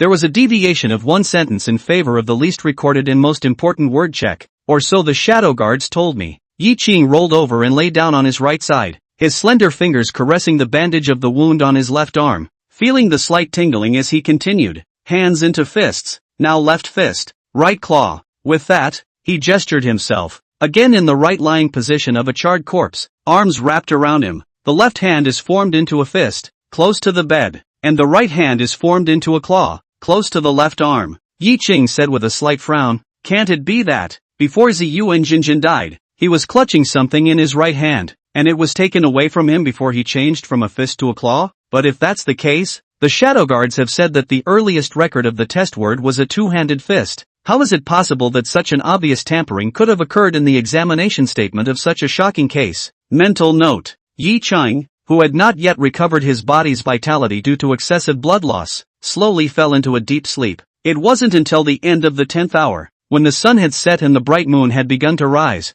that Yi Qing opened his eyes. He took a deep breath and sat up, spreading his arms wide with relief. Recovering quite a bit of energy, he got out of bed and pushed open the door to the house. Looking at the bright moon hanging in the sky, the scimitar-like shape made Yi Qing freeze in place. He murmured softly, this month hasn't passed yet. These days are really like years. Sasha. Yi Qing's ears twitched slightly, hearing the sound of the pestle and mortar grinding in the jar. Yi Qing raised his eyes and saw Chief Sai, who had a full head of Chinese hair, sitting in the center of the courtyard, holding an arm-thick stone pestle and twisting it in a medicine jar. He walked up slowly and softly. Not busy today? Chief Sai was undistracted, his eyes on the pot of medicine, and he said seriously, it's good that it's not busy, and the fact that it's not busy proves that no one in the neighborhood is sick. Yi Qing, who had a flutter in his heart, spoke out, may the medicine shelf produce dust and not call the world sick. Admiration surfaced in the eyes of Chief Sai, still with his eyes fixed on the medicine pot.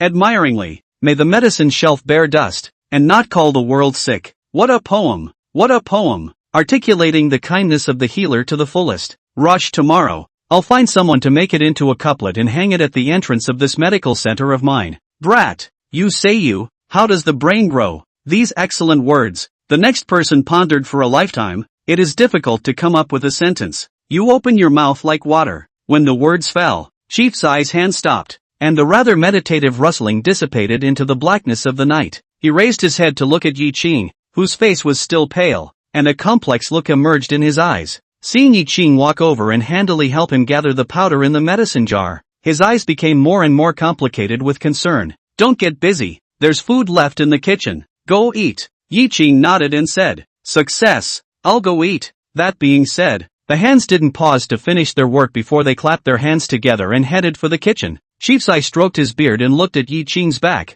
and only murmured when he squatted in the doorway and barfed rice into his mouth. Want to give the brat a hand? After a while, seeing Yi Qing get up to clean up the dishes, he was startled when he was out of his mind, and with a strong effort of his hand, a few white beards appeared in his hand. He grimaced and rubbed his chin, looking at his oily white beard with heartfelt determination. How to say? I'm also considered his big brother. If the brat died early, I can't but ask for the same year, same month and same day to die, right? The old man, I'm tough as nails. I still have about 10 years to live. I can't die with him early. Chief Sai, who had made up his mind, waved the white beard in his hand casually. Yi Qing, who had finished eating, greeted Chief Sai and headed towards Drunken Fragrance Pavilion. Drunken Fragrance Pavilion, 3rd floor, elegant room. Shangwan Lanqi's almond eyes were filled with curiosity as she glanced up and down the window mantel. The beautifully dressed, unclothed dancers made her cheeks blush as she looked on with shyness and curiosity. When Mo Wanqing saw Shangwan Lanqi in this state, she went forward and reached out to cover its eyes.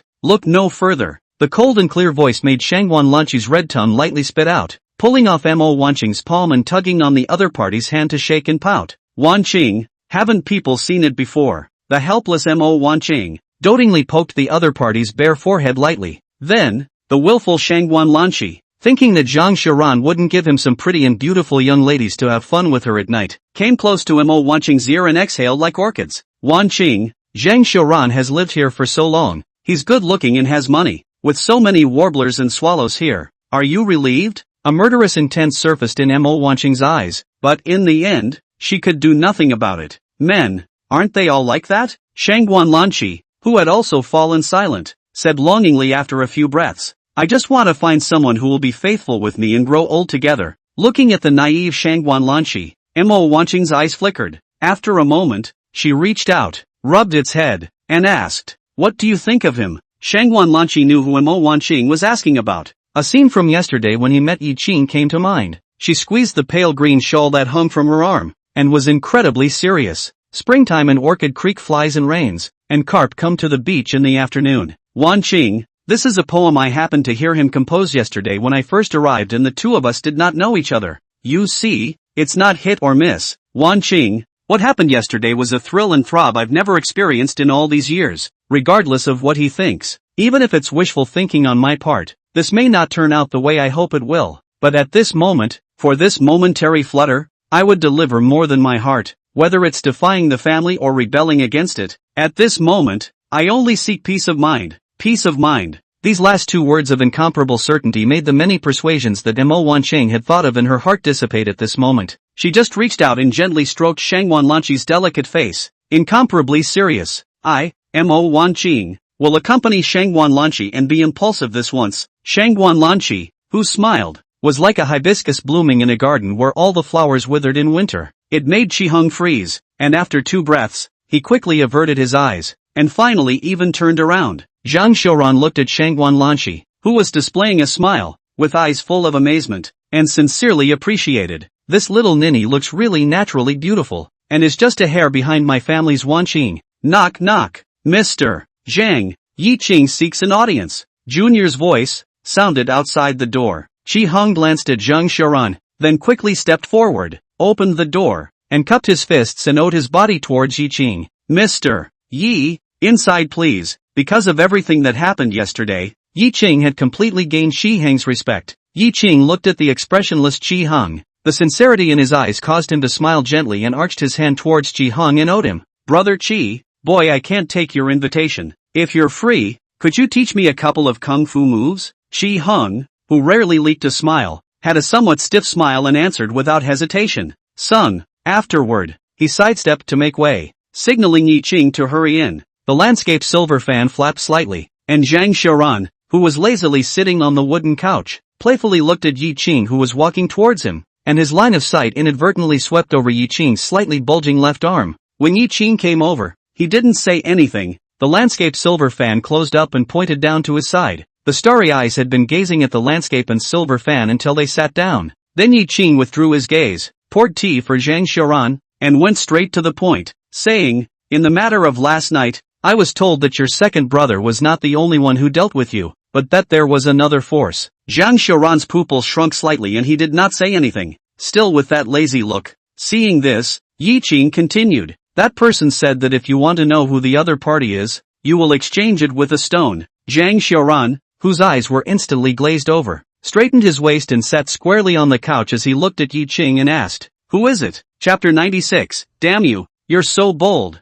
Zhang Xiaoran was laughing and joking in the face of the siege, not taking it seriously, but to hear the word stone was such a big reaction, although Yi Qing guessed that the stone must be something unimaginable. But right now, it was completely impossible to imagine what kind of object that so-called stone was. Mo Wanqing, who was on the side, was also surprised by Zhang Xiaoran's reaction, and her brows furrowed slightly. Shangguan Lanqi, who had been quietly sizing up Yi Qing through the veil in the room, could not help but rise in curiosity. She reached out and tugged on Mo Wanqing's sleeve. After meeting those cold eyes, he knew better than to ask any more questions. Wooden couch. Yi Qing shook his head and said, "The masked man." After thinking for a while, Yi Qing told all about his contact with the Shadow Guard, but concealed the information about the Dynasty Palace purple gold tripod case. Zhang Xiaoran, on the other hand, frowned and murmured, "Shadow Guard? What kind of force is this? So mysterious, not to mention that terrifying power and strength." Eunuch Yi Qi Hong lost his composure and stepped forward, asking in horror,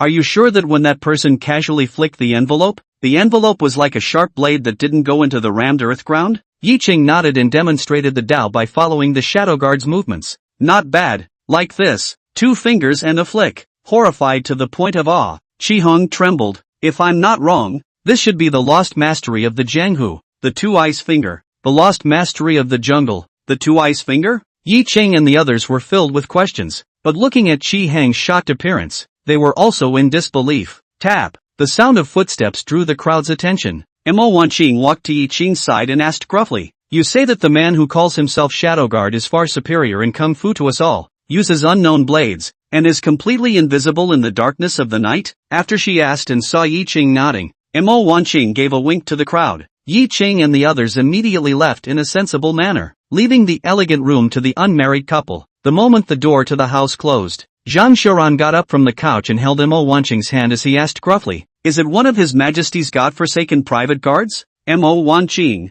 who shook her head, stared and said cautiously, "It's not those people, but I heard Master say some years ago that there is a force that is hidden in all parts of the divine revelation and only comes into contact with the purple nobles of the court. This Shadow Guard is mysterious, powerful, and knows all sorts of secret stories, and can destroy a party of scholars and magnates in a matter of moments." Yi Qing said that the Shadow Guards told him that if one day he could take charge of a party, he would be able to know information about them. "I suppose it's this mysterious force." His fiancée's rare talkative words let Zhang Xiaoran know the horrific nature of this Shadow Guard, and his eyes were filled with horror. Then he frowned at the closed door of the house in disbelief. If it's really them, and the Shadow Guard traded with Yi Qing, couldn't it be that they also have their eyes on him? Or even as Yi Qing said, the Shadow Guard is interested in recruiting him? Mo Wanqing, who was frowning and gazing, shook her head. "I don't think so. Although Yi Qing is intelligent and has unrivaled poetic talent, his hands are too poor and he comes from a humble background. Most of these hidden existences seek out orphans and raise them from childhood.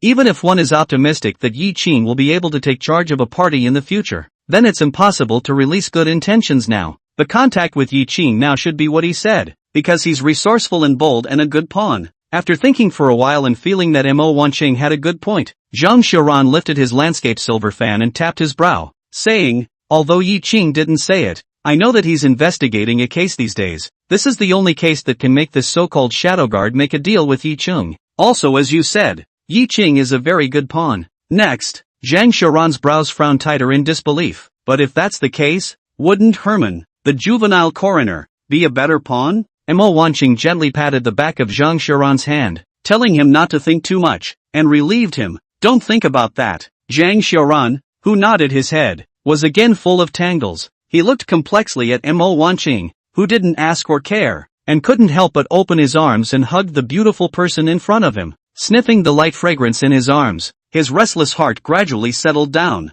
Zhang Xiaoran rubbed his chin on the soft shoulder and softly said, "And you don't ask about the stone. Are you that uncurious?" Cheeks slightly red. Mo Wanqing, cold voice, brought a gentle road. "You're my man. I don't ask questions about your business. I'll just stand behind you and leave you no worries." The unspeakable peace of mind caused Zhang Xiaoran's lips to tremble. He did not say much. He just held Mo Wanqing tighter. The confinement made Mo Wanqing a little breathless. She didn't resist. She just raised her hand and patted Zhang Xiaoran on his back. Two hearts, beating at the same frequency, gradually in unison. A few breaths later, Zhang Xiaoran said softly, "The stone that Shadowguard wants is the jade seal of Han from the previous dynasty." Outside the elegant room, Shangwan Lanqi's beautiful eyes were looking at Yi Qing. Her almond eyes were looking straight at Yi Qing. The heat and guilt in the young girl's eyes made the teenager's heart pound, and he couldn't help but sidestep. Even so, the young girl's eyes did not change in the slightest. The knowledgeable Qi Hong spoke up. "Miss Shangwan,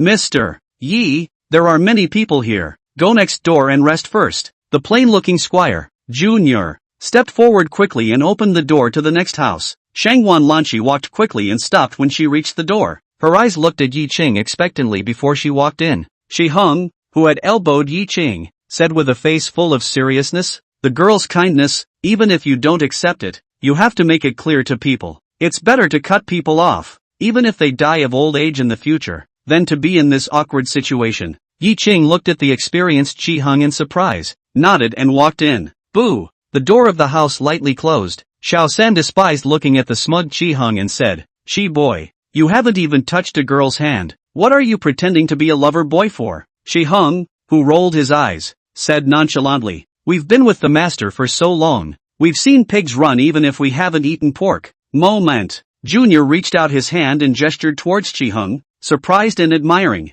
"Damn you, you kid is really a dog's guts. Not to mention the fact that you're comparing your master to a pig when you're not even talking about him. Nah. I'm telling you, you boys are screwed." Shi Hong, who was instantly flushed and flustered, stammered, You, don't you dare believe that. You, don't you dare believe that. You, don't you dare believe that." Junior gave a thumbs up. "Good man, you know so many words." When Shangwan Lanqi saw Yi Qing come in, her almond eyes were as bright as brilliant stars, and the corners of her mouth rose, smiling like a flower. It made Yi Qing's heart skip a beat and he subconsciously misplaced his gaze and looked away. A soft and sticky voice full of guilt drifted into Yi Qing's ears. "Mr. Yi, last night was Lanqi being naughty and offended. Lanqi apologizes to you. I hope it's accepted," said Shangwan Lanqi, who had saluted in style, maintained the posture of being rich and waited for Yi Qing to speak. Yi Qing, who had complicated eyes, bowed with an arch and sighed.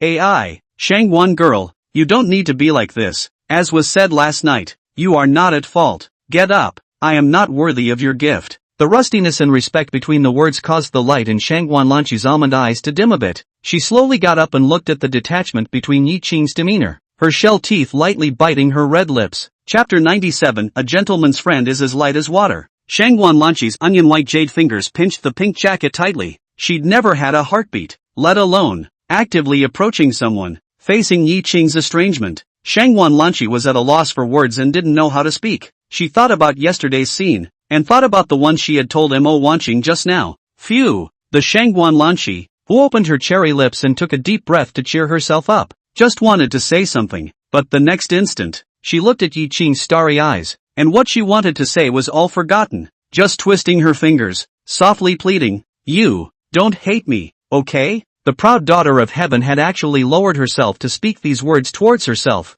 It made Yi Qing freeze. He looked at the almond eyes filled with pleading, and the words surfaced in his mind. Can it be that this is the ancient brain of love? He waved his hand helplessly and said, "Miss Shangwan, I am not obnoxious." Shangwan Lanqi immediately smiled with joy and leaped. "It's good that there's no hate. Then we're still friends." The young girl's extremely easy satisfaction made the corners of Yi Qing's mouth move slightly as he said, "Miss Shangwan, I've had a lot of things going on in recent days and I need to meditate a bit, so I beg your pardon." After saying that, Yi Qing arched his hand and owed his body. Without waiting for Shangwan Lanqi to reply, he walked to the table and lifted up the skirt of his gray and white tunic and sat down on the chair. Shangwan Lanqi, who was immersed in joy, didn't mind Yi Qing's rudeness and just nodded her head with a leap of joy. Then, Shangguan Lanqi lightly walked towards the table, carrying the hem of her skirt, afraid of making a noise and disturbing Yi Qing. It was very cute. Yi Qing, who saw the scene out of the corner of his eye, even if he had no feelings for Shangguan Lanqi,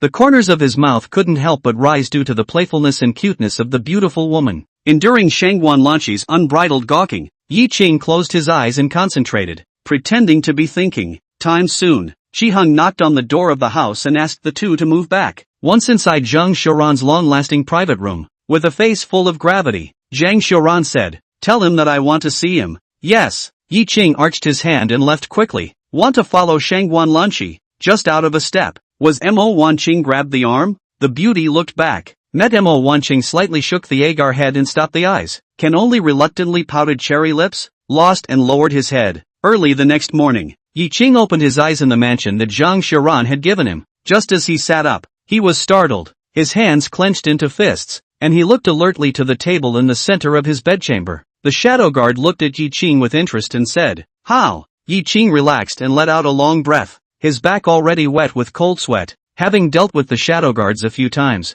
Yi Qing also knew that the other party was not as cold as it appeared in their eyes. Breathless, he got out of bed. "People scare people to death? Next time you come, can you make a little noise?" Shadow guard calmly picked up his tea and sipped the cool white water. Yi Qing saw clearly that the other party's cold eyes clearly carried dislike and contempt. He sat down at the table and poured himself a glass of water before speaking. "Mr. Zhang said he wants to see you." Getting what he wanted, Shadow Guard spoke up. "Tell him I will come to him at midnight this night." Yi Qing, who was just about to respond, had a movement in his heart and pretended to be unpleasantly tentative. "You're highly skilled. If you want to see him, just go directly. Why do you need me to deliver the message? I have to think about the case." As soon as the words left his mouth, he felt the cold sight fall on him. Yi Qing, who had taken a sip of water, raised his hand in mock panic and said, "I'll go and pass the word." "Won't I?" "Humph." The shadow guard snorted coldly, stood up, and walked towards the outside saying, "This little bit of cleverness is better not to be played." Seeing people disappear into thin air, the corners of Yi Qing's mouth rose, and he sipped his water again with satisfaction. It was only then that he removed his shirt and looked at the white silk outside the wound on his left arm showing some blood. "Come out into the yard, fetch water, and avoid wounds to wipe your body." Cooking up the broth that Chief Sai had prepared for him, he changed the wound himself, then drink medicine and cook and clean the yard. It was not until almost noon that this stepped out of the courtyard. He bought some pastries and meat and headed towards the neighboring Mingren place. Simple and clean in front of a small courtyard. Yi Qing stopped and stood, looked in front of the surrounding brick masonry and earth barricade yard is very different from the fence yard, looked at the yard leisurely step, and occasionally pecked a few tamped earth a number of chickens, looked at the dense shade of a few trees, looked at the 3 exquisite bamboo house. He sighed in his heart. Elder Shao is truly a wonderful person. Surprisingly, the courtyard was made as cozy as a countryside farmhouse in Mingren Place, which is an inch of land. Knock knock. There was a knock on the delicate bamboo door. Yi Qing said in a loud voice, "My senior, Yi Qing, the penal office of the Huaiyang Prefectural Yamen Suxian, pays a visit to Elder Shao, brother he." A few breaths later, yawning, he scratched his messy chicken nest head, dark circles under his eyes, and walked out of a bamboo house. "Brother Yi, Miao Wang isn't here." Before he finished his words, he saw Yi Qing carrying a large bag in his hands, and his tired eyes suddenly bloomed with a bright light. "You're just in time. I happen to be agonizing over what to eat for lunch here. You just came with good food, and I'm blessed with this pentacle." Darting over, Herman opened the courtyard door. Yi Qing smiled, originally said that today together to go to the Chaotian Palace. In the next this up late, specially bring something to make amends. I did not expect this gift to bring just right. Herman, who took the things, smiled and said, "Not only did you bring just the right amount of things, you got up just the right amount of late. I wanted to compose a family poem last night, and I thought hard about it all night, and I didn't drop a word, and I've only just gotten up. If you had come this morning, it would have only been a wasted trip." Speaking of this, He-Man was filled with pain and scratched his hair once again. "Composing poetry is really hard for me. I'd rather dissect a corpse and write an essay than go into poetry." "Family poetry?" Yi Qing asked curiously. "Brother he, is it a poetry competition with others? Or is it a requirement of the coursework that one should even write a national poem?" He won, who didn't want to deceive Yi Qing, spoke bluntly. "I'm preparing for the fall exams for the imperial examinations. and I got the news that this fall's exam questions have a poetry item. Promise Your Honor to look into this case on the condition that Your Honor tells me the questions for the poetry test so I can prepare in advance, lest I drag my feet in the fall exam because of this poetry. If I write a saucy poem that cajoles the audience, Wang will have to break my legs. Filled with bitterness, Hee-won looked at the marinade in his hand and it didn't even smell good. The young man's chest, which had been raised, bent down, and his shoulders drooped in the manner of a decrepit pup. Yi Ching was dumbfounded and looked at its uncharacteristic face and inquired, I happen to have some poetic talent. Why don't I think of something for you? Incredibly candid, Herman said bluntly. The governor informed me of your unrivaled poetic talent and asked me to seek your help. But I thought it was still early enough to try something on my own first, and then ask for your help if I couldn't write it. Then, the bright eyes looked at Yi Ching and said with a sincere smile, besides, a gentleman's friendship is as light as water, not to mention my first acquaintance with you, which is not yet at the level of friendship that would allow you to write for me. Such frank words caused Yi Ching to freeze, while a flash of shame passed through his heart. Chapter 98. I wonder if this chicken is talking about its milk, Yi Ching said with a bright smile and clear eyes. It's fine. Just let me know if you need it. Then, Yi Ching pointed at himself and smiled smugly. No one in Huayan City is out of my league when it comes to things like ghostwriting. The confident and extraordinary words caused Hee-won's movement to pause as he opened the lotus leaf bag. Seeing that Yi Ching did not seem to be speaking wildly, a rumor came to his mind. Hee-won, who had a somewhat odd expression, inquired, the strongest gunman in Pingle Place? Brother, he has a good eye. Yi Ching gave a thumbs up complimenting the other party as well as himself, blinking his eyes and saying, I'm not talented, that's exactly what I am. Hiss. Hee-won, who drew a breath of cold air backwards, had a look of reverence in his eyes. He casually placed the lotus leaf bag on the table, his bright eyes staring dead at Yi Ching, as if he had encountered a supreme master, pleading for the other party to teach him the supreme secret Tao. Brother Yi, my admiration for you is as high as the mountains in flowing water. Any tricks and tips? Can you point me in the right direction? Not to make an amazing line, but to keep me from making a fool of myself. Hee-won's appearance caused Yi Ching to be in a trance, and his mind drifted back to his previous life. The 3 years of crunching time, day in and day out, preparing for the college entrance exams. Math dregs of him, as Hee-won, like this, full of hopefulness, begging to ask the god how to get a perfect score in math, can teach him some tips, so that he can blindfolded on the multiple choice questions of the chances of a greater number. At that time,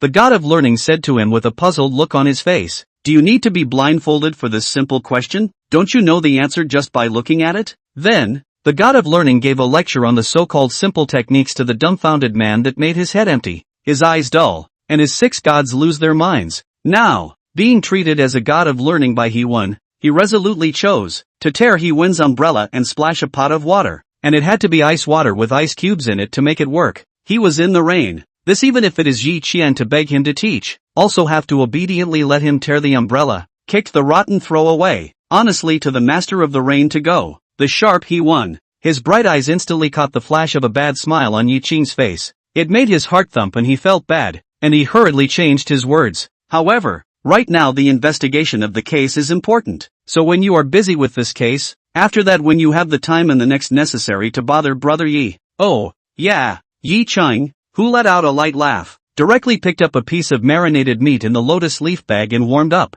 Brother, he is out of place, isn't he? Compose a poem, Little Doyle. Simple enough. After dinner, I'll give you a lecture, and I guarantee you'll be enlightened, and you'll be able to speak like a man, as if he was talking about an insignificant thing, causing Hee-won to be slightly heartbroken and look at Yi Chingdao with eyes full of envy. People are more angry than people. If I compose poetry, it's like drinking water. After a pause, He-man lamented, I can't even think about it. In the next instant, the two of them smiled at each other and ate and drank. After eating and drinking, Yi Ching sat on a small wooden chair and watched the mallard chickens at his feet pecking at the chicken bones that were specially thrown down, his face full of comfort. He-man, who was on the side, rubbed his stomach and burped contentedly. He glanced at the mallard and smiled. I don't know if the mallard, chattering is its two milk. Sudden cold comic. It made Yi Ching froze for a moment, then broke out into a hearty laugh. Ha ha ha ha ha ha ha. Brother He, you're really funny. The two made small talk for a while longer. Yi Ching suddenly asked, Brother He, Ziyuan Jinjin's examination statement states that he was lying curled up to his right side, arms clasped, left fist and right claw. According to this posture, could it be that before Ziyuan Jinjin died, he held something in his right hand, and after it was taken away by the murderer, his right hand didn't take it back, and it became such a posture? He won, who had instantly collected his smile, gazed at his brows and pondered for a moment before his eyes brightened. There is indeed such a possibility, and if we go by that, then what I thought was wrong with the word test makes sense. Speaking of which, he won, who had stayed up all night composing poems to hurt his mind and hadn't slept enough, and thus had some brain swelling, raised his hands to rub his left and right temples and analyzed word by word. Aeon told me before that when a person falls to the ground with an injury, they will subconsciously protect the wound and assume a position that keeps them comfortable. The curled-up body of the Ziyuan realist is a sign of self-protection, and as Ziyuan Jinjin's wound is under his left ribcage, his right hand should subconsciously protect the wound. What's more, he's in the Sanqing hall that's filled with fire, being scorched by the fire and in agonizing pain. Even if you don't form your right hand into a palm and press it against the wound, you should have clenched it into a fist. Yi Cheng, who didn't know about these Dao, heard Hewen say this, and when he thought that after he was injured since he was young, he would indeed subconsciously hide his wounds or protect them with his hands, he instantly came to an understanding, also associated with the change in word checking that Shadowguard was talking about. He secretly said, according to Hewen, Master Shao is an experienced coroner, and Hewen is also a genius at detecting crimes. This little break in the right hand into a claw is bound to make the two of them notice something wrong with the corpse and associated with whether or not there was something in the right hand of Ziyuan Jinjin that was taken away by the murderer. It seems that, true to the Shadow Guard's words, there has been a change in the words of examination, and what was previously recorded in the dossier was the formation of fists with both hands. Next, Yi Qing's heart once again surfaced with heavy doubts, but when I casually mentioned the issue, Hewen was keenly aware that something was wrong. The test words were changed.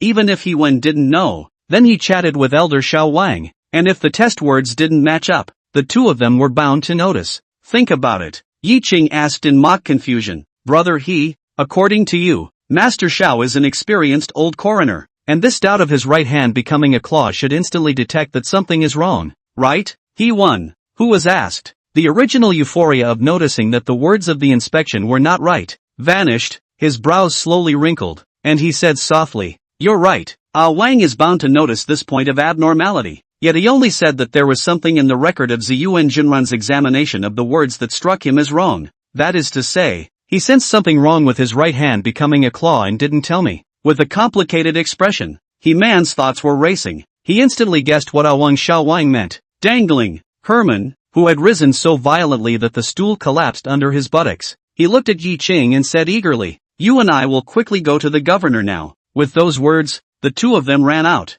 On the way Yi Qing snapped at Hewen and said, The courtyard door of your house is left open. Unconcerned, Hewen said, with that half-human high fence wall, if there really are thieves, the door won't work even if it's closed. Yi Qing, whose mouth tugged a bit, touched his nose. Carrying is a mess, and I completely forgot about this back in the day. Huayang Prefectural Office. The panting duo appeared at the door of the governor's duty room. The two looked at each other, straightened their clothes, and took a deep breath before speaking in unison. Bearer He-man, seeking an audience with the governor. Yi Qing, the Suxian of the penal chamber, seeks an audience with the governor. The majestic voice rang out from within the duty room. Come in. Chapter 99. What do you two want from me? Pushing open the door to the house, the pair entered the duty room. Yi Qing's line of sight, in the first instance, landed on a person standing in front of the table. The light scarlet official uniform was close to the body, broad shoulders and back, straight waist, only the back gave people a sense of oppression. His eyes were full of curiosity as to what kind of style this second-in-command in the Huayang Prefectural Office,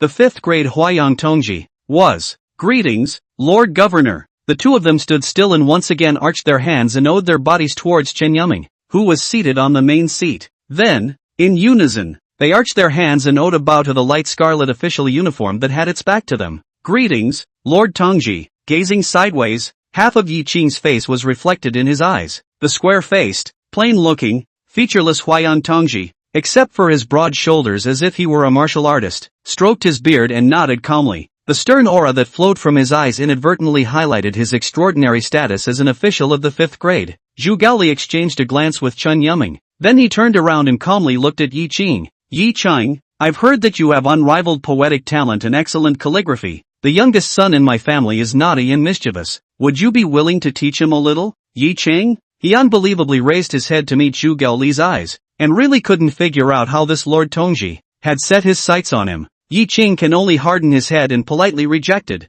Thank you for your love. Although my subordinate has some literary talent and knows some calligraphy, but I have never taught others. My lord trusts my subordinate, but my subordinate would never dare to speak lightly of teaching, in order to avoid misleading people's children. Why don't you wait for my subordinate to learn some teaching methods, and then go to teach my son how? A dripping, sincere attitude. Didn't say it wasn't being taught, just waiting on it. However, Zhu Gaoli's expression suddenly became odd. He also squeezed his eyebrows and winked at Yi Qing. Chen Yuming also blackened his face, looking at the teenage boy who was too smart to be stupid. Yi Qing, who didn't receive a reply, sensed something strange around him. He looked up, and his starry eyes instantly met three pairs of eyes with different emotions. Yi Qing, who had a tremor in his heart, had his sight fall on Chen Yuming. Upon receiving the other's eye gesture, Yi Qing hurriedly remedied the situation. Lord Tongji, may I ask how old is your son? What does he like to do on a regular basis? My subordinate can ask Mr.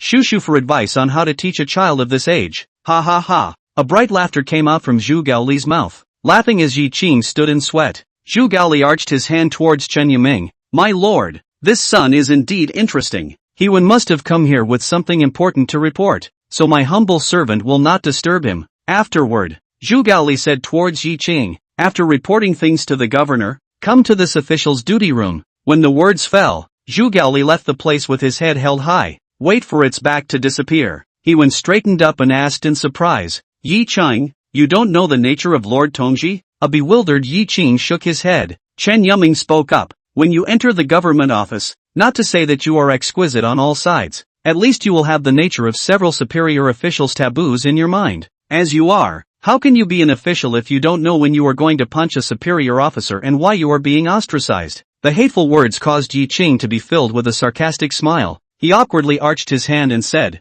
Your Excellency's lesson is correct. Then he inquired, My lord, can you give my subordinate a hint that the Tongji lord's call for my subordinate to seek him out later is really just to teach his son? Chen Yuming, who was too lazy to bother with Yi Qing anymore, looked at He-Wan and asked, What is it that you two have come to seek this official for? Referring to business, the two of them instantly became serious. After glancing at each other, Herman spoke up, Your Honor, my subordinate and Yi Qing found that there may be an error in the record of the examination words in that case file. At those words, Chen Yuming's expression instantly changed drastically. He-Wan Mingliang's eyes flashed as he said, Dare I ask Your Excellency, in the past year and a half, after the volume was sealed in your residence, could anyone go to borrow it, and would anyone alter the volume? Chen Yuming, whose face was full of gravity, pondered for a moment before slowly shaking his head and looking at the two of them. Except you. Only this official viewed the dossier. How did you two come to this conclusion? Say it with this official. Yi Qing and He-Wen's hearts trembled as they both saw the scorn in each other's eyes. Then, He-Wen spoke out Yi Qing's deduction, as well as his own guesses.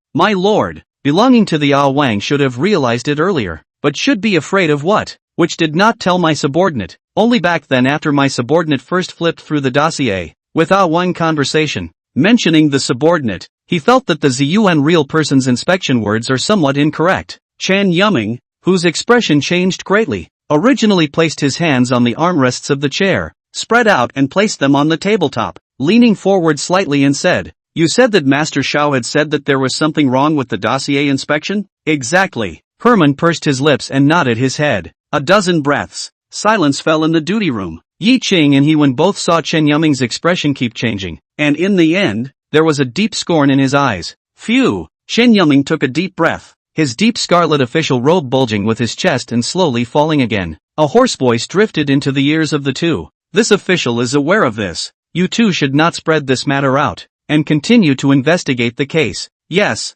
my lord. The two of them, harboring deep suspicion, arched their hands and bowed their heads in response. Then, Chen Yuming continued, During the next investigation, call on Yan-san to protect you all. Yi Qing, you go find Lord Zhu. He-Wen you stay. Yes, my lord. Yi Qing answered and left quickly. After stepping out of the duty room, his footsteps slowed down a bit, and he turned his head to look at Chen Yuming's duty room, his eyes flickering, and then, he quickly stepped towards Zhu Gaoli's duty room. House. Chen Yuming raised his hand and beckoned, and He-Wen immediately arrived in front of him. Chen Yuming said in a low voice, As you say, that the examination dossier of the corpse of the Ziyuan realist, either after it was sealed into this official's residence, Someone sneaked in and changed the dossier. Either that or it was altered when it was sealed into this official's residence. If the latter, the person who did it was either Gu Guang, the chief bookkeeper of the Delizy who recorded the examination of the words, or the 7 people who handled the examination of the dossier at that time. He won, who was filled with horror, watched Chen Yuming reach out with his pen and quickly write down 7 names on the tabletop paperwork. With every name that appeared, He-Man's body shuddered. Once the 7 names jumped off the page. Gulp. Herman gulped. He said in a trembling voice, "My lord, of these 7 people, apart from Ah Wang and the 4 who died, the only 2 left are not in Huayang, and even if they are, my subordinate and Yi Qing have no right to question them at all." Then, He-Wen floated a lurid thought and said, "My lord, these 4 who have departed, all of whom were in the prime of life when they died, have passed away between these 1.5 years. You say this." Hey, Chen Yuming, who sighed again, nodded bitterly. The idea was confirmed. And He-Wen, who was struck by lightning, looked at the 4 names with disbelief. The ink-soaked nib hovered over the 7 names. A dozen or so breaths later, the pen dropped, crossing out Xiao Wang, then the names of the living 2, and finally, hovering back and forth over the names of the dead 4. Suddenly, Herman's eyes lit up as he reached out and tapped on one of the 4 names. "My lord, this one's home is in Huayang. My subordinate and Yi Qing can go and visit it." Looking at the name He-Wen ordered, Chen Yuming froze for a moment, then thought of the nature of this one in life and appreciated it. Indeed, if there are clues, perhaps he will leave words for posterity. The matter of searching for his descendants must be done with care and caution, so as not to cause trouble. After a pause, Chen Yuming worriedly reminded, "If you find that things are not possible, you must preserve yourself." "Yes, my lord knows." With a grateful He-Wen on his face, he bowed solemnly towards Chen Yuming. Inside the Huayang Tongji's duty room, Yi Qing pressed the apprehension in his heart and with a gentle smile on his face, he arched his hand and owed his body towards Zhu Gaoli who was seated at the end of the table. "My subordinate, torture room Shu Yi Qing, meet Lord Tongji." Crunch! The sudden sound that appeared caused Yi Qing's heart to tremble. Zhu Gaoli, who was playing with 2 cultural walnuts in his right hand,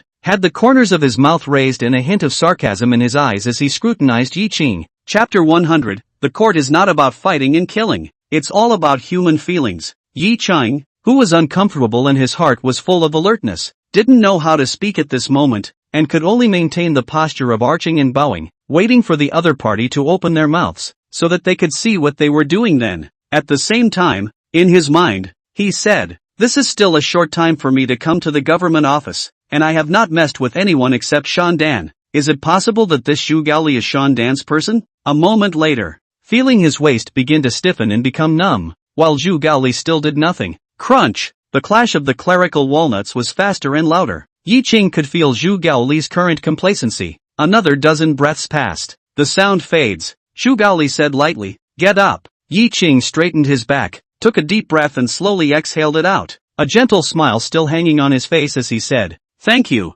Your Honor. This official has slightly disciplined you, and you still thank this official?" Zhu Gaoli looked at Yi Qing playfully and asked, "Do you know why I treat you like this?" Yi Qing, who could not avoid the blessing in misfortune, saw Zhu Gaoli's attitude and cursed a few times in his heart, but his expression remained gentle. "My subordinate has done something wrong, and it is good for my subordinate that His Excellency disciplines him. As to why you are doing this to my subordinate, I really don't know." Zhu Gaoli, whose eyes grew more and more playful, moved a bit, the cultural walnut in his hand placed on the tabletop, and spoke out, "Lu Weikong is this official's man." After a moment's pause, Zhu Gaoli looked at Yi Qing as his expression appeared to move, and continued, "This official's brother-in-law." In an instant, Yi Qing understood. He took a deep breath and once again arched his hand and owed his body, saying bitterly, my lord knows, and my lord doesn't know how to argue or how to persuade your lord to spare my lord. I only ask that your honor be lenient." Yi Qing is not a perpetrator, yet he used the word mitigating circumstances, which is the wrong word to use, but it also showed that Yi Qing had completely recognized this unwarranted disaster.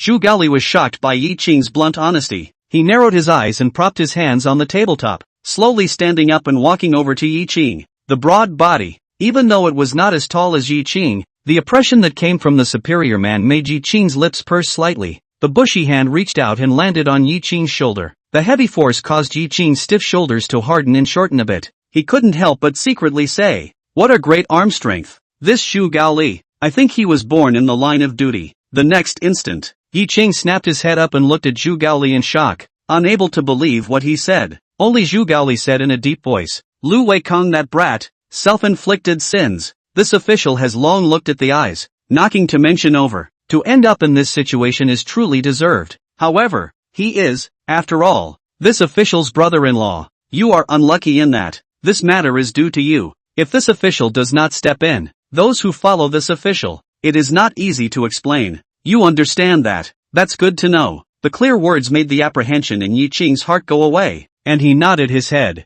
Your honor is right. I will listen to whatever you want to do with my subordinate. Zhu Gaoli raised his hand and patted Yi Qing, squeezing his slender, but actually sturdy shoulders, and spoke out. Teaching that inferior son of this official is one thing, and secondly, after you have been busy for some time, you will follow this official for 3 months. As the words fell, Zhu Gaoli saw Yi Qing's lips move slightly and directly stopped them. Don't say anything, the governor has already agreed. Just follow this official honestly. With his palm raised, Zhu Gaoli went straight back to his chair and waved his hand at Yi Qing. Yi Qing, who was no longer apprehensive in his heart, arched his hand and owed Zhu Gaoli. Yes, my lord. After a pause, Yi Qing sincerely said, Thank you, your honor, for your magnanimity. Seeing Zhu Gaoli nodding, he then turned to leave. However, as he turned to leave, Yi Qing's mind was filled with confusion. That is the brother-in-law, even if he was unlucky to hit the gun, Lu Weikong also deserves to be guilty. The conditions of punishment shouldn't be so simple, should they?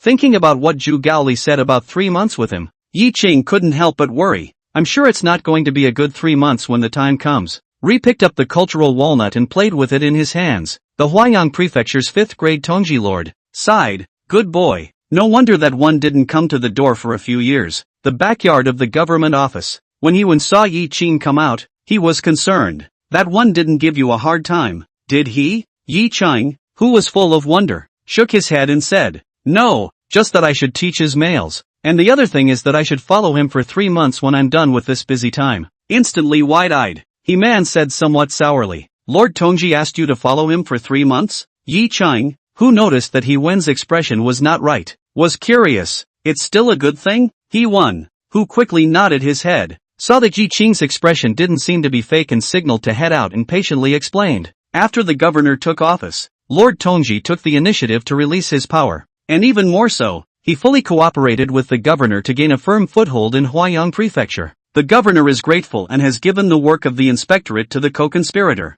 Originally, because of the peculiarities of Huayang City, the inspection department was opposed, and the inner and outer passes of Huayang City were under the jurisdiction of Yangzhou Wei. Afterwards the governor sat east and invited General Jinwei, the commander-in-chief of the Yangzhou Wei, to dine with him, so that the Yangzhou Wei released the crossing of the Yinghe River under the jurisdiction of the Huayang Prefecture to the inspection department. The Yinghe River connects the north and south, and the tax revenue from the canal transportation is extremely high, which is tantamount to giving a piece of greasy meat to Lord Tongji. Say, if you were with him for 3 months, would you benefit less? Gulp. Yi Qing, who swallowed a mouthful of water, listened to the twists and turns and his eyes glazed over. In the next instant, he hesitated. His brother-in-law, Lu Weikong, went in because of me. Something good couldn't possibly fall on me, could it? Herman continued. I'm not finished yet, so hold your horses. He held out his hand and counted 3 sermons. Lord Tongji was originally from Yangzhou Wei and has fought alongside General Jinwei.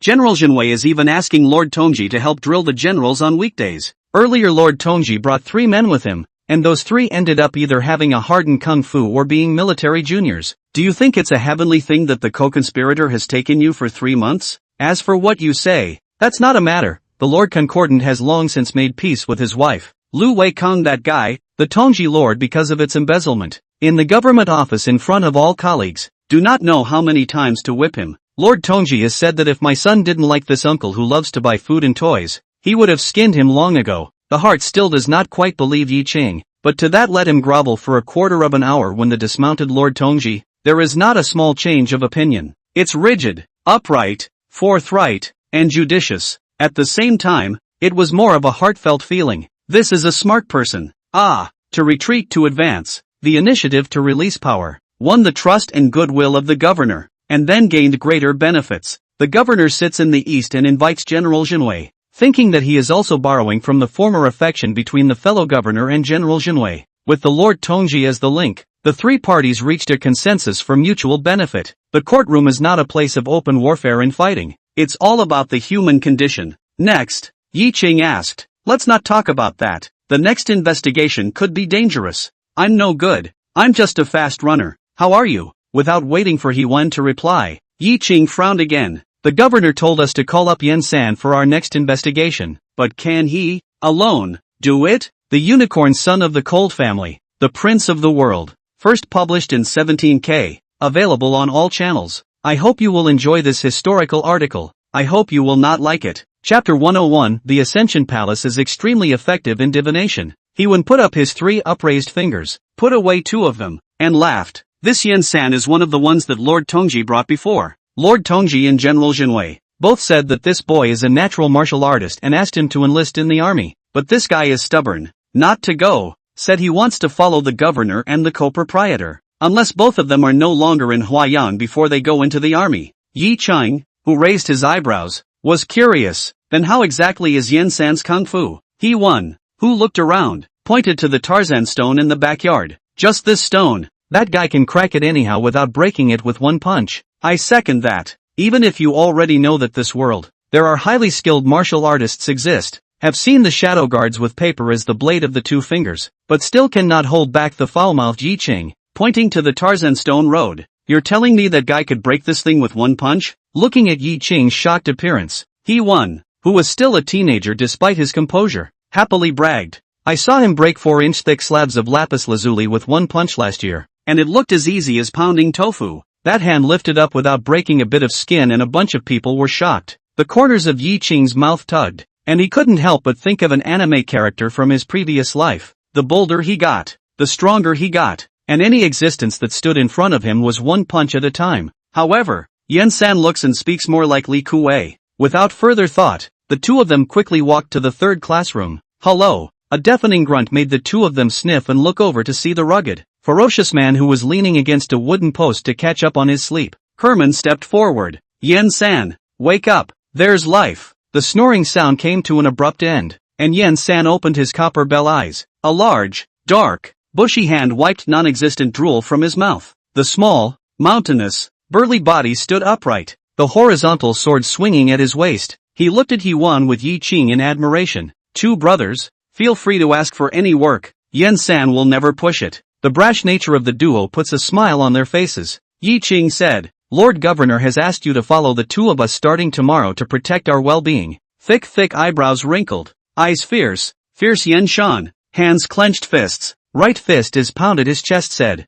don't worry. Yen San will definitely protect your 2 brothers. If anyone dares to do anything against the 2 of you, we'll hammer him to death. The reassuring words were able to make the duo grin. He Wen, who had a better relationship, directly stepped forward and gave Yen San a punch, saying, Brother Yen, you're older than me, you're my brother. You keep calling me this nonsense. Aeon will have to hammer me to death. Yen San, who was grinning foolishly but giving off a pugnacious grin, scratched his disheveled hair and said, Hey, Master Shao can't control us, we can call it whatever we want. Yen San, whose eyes were dripping, then said, Lord Governor has given the word. I will now follow you and protect your safety. It was followed by a vigorous wink to the 2 men. Knowing that he wanted to be lazy, Yi Ching and He Wen didn't point it out and cooperated to bring Yen San out of the 3rd class room. The 3 of them joked, settled on a fixed term of address, and went out of the palace. Yi Ching said hello and agreed on a time. So he went to Drunken Fragrance Pavilion in Pingdal Place to bring a message to Zhang Xiaoran.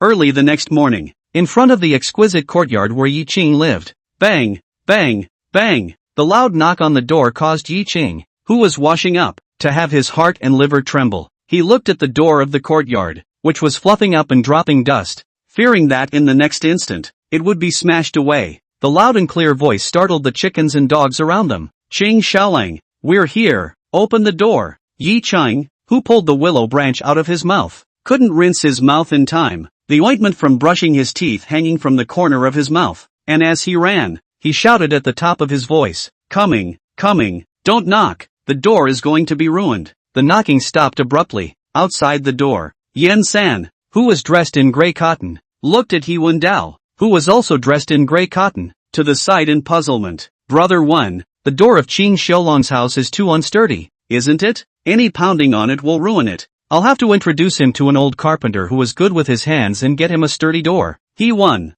who covered his forehead, helplessly hung his head and shook it without speaking. At the same time, Yan Tianqing's loud voice allowed his words to enter Yi Qing's ears word for word. Squeak, the gate opens. Yi Qing wiped away the grayish ointment that was about to drip from her chin and looked at Yen Sandao with a grudge. I say brother Yen, even if this door of mine is made of stone, it can't resist the strength of your hand, can it? Yen San, who was asked, froze, and then grinned in embarrassment and simplicity. Wow! A loud, childish cry rang out beside it. The three of them sniffed. The 5-year-old boy next door, seeing Yen San look over, cried even louder, his little face red. Yen San frowned, asking the duo with extreme seriousness, you too, are there outlaws around here? With this frown, the already vicious Yen San looked ferocious, as if he wanted to eat people. The frightened wizened child sat on his butt, shaking with his body. A hot breath rises from the crotch of the child's pants. When He Wen and Yi Qing saw this scene, the corners of their mouths twitched. Nice guy, looks so fierce that a child cries, and even more so, he pisses himself. If this were on the frontier, the enemy would be cowed at the sight of it. Previously, he hadn't thought that Yen San's appearance being too aggressive would cause inconvenience. Now, Yi Qing hurriedly pulled Yen San into the courtyard, and even more so, he whispered to He Wen close to his ear, Brother He, we're supposed to be investigating the case in secret. Isn't it a bit ostentatious to bring Brother Yen along? Herman, who nodded, shook his head again. Yen San is extremely famous in Huayang City, and heartless people don't dare approach. Those who are interested, their attention will be distracted on Yen San, to our advantage. Yi Qing, who held a different attitude, said, but if that's the case, people with an interest in seeing Yen San will likely deploy additional manpower, which is even more unfavorable. Bright eyes, gazing into Yi Qing's starry eyes, solemnly said, so if there is an accident, Yen San will do his best to preserve you. Yi Qing, who heard the deep meaning in the words, looked moved and his lips trembled a few times and said, I've been laboring for years and I'm very good on my feet, so Yen San will do just fine to protect you. He Wen, who had waved his hand, looked toward Yen San, who was curiously surveying the courtyard, and said, the governor has said that I will take charge of this case. Yi Qing, who was silent, could only nod in compromise and continue to brush his teeth and wash. A quarter of an hour later, the three men, all dressed in gray cotton, boarded an oxcart and headed out of Huayang City. In about half an hour, the oxcart that crossed half of Huayang City, wobbling around, he appeared 5 miles north of Huayang City. The three of them jumped out of the oxcart and looked up, squinting, at the palace complex that loomed above the lush, verdant mountains before them. The eaves that are revealed are all carved beams and flying buttresses. Yi Qing subconsciously said, I've lived in Huayang City for my entire life, and this is the first time I've come to this Chaotian Palace. It's really grand. He Wen, who knew Yi Qing's life experience. The corners of his mouth rose as he pointed at the high mountain. Brother Yi,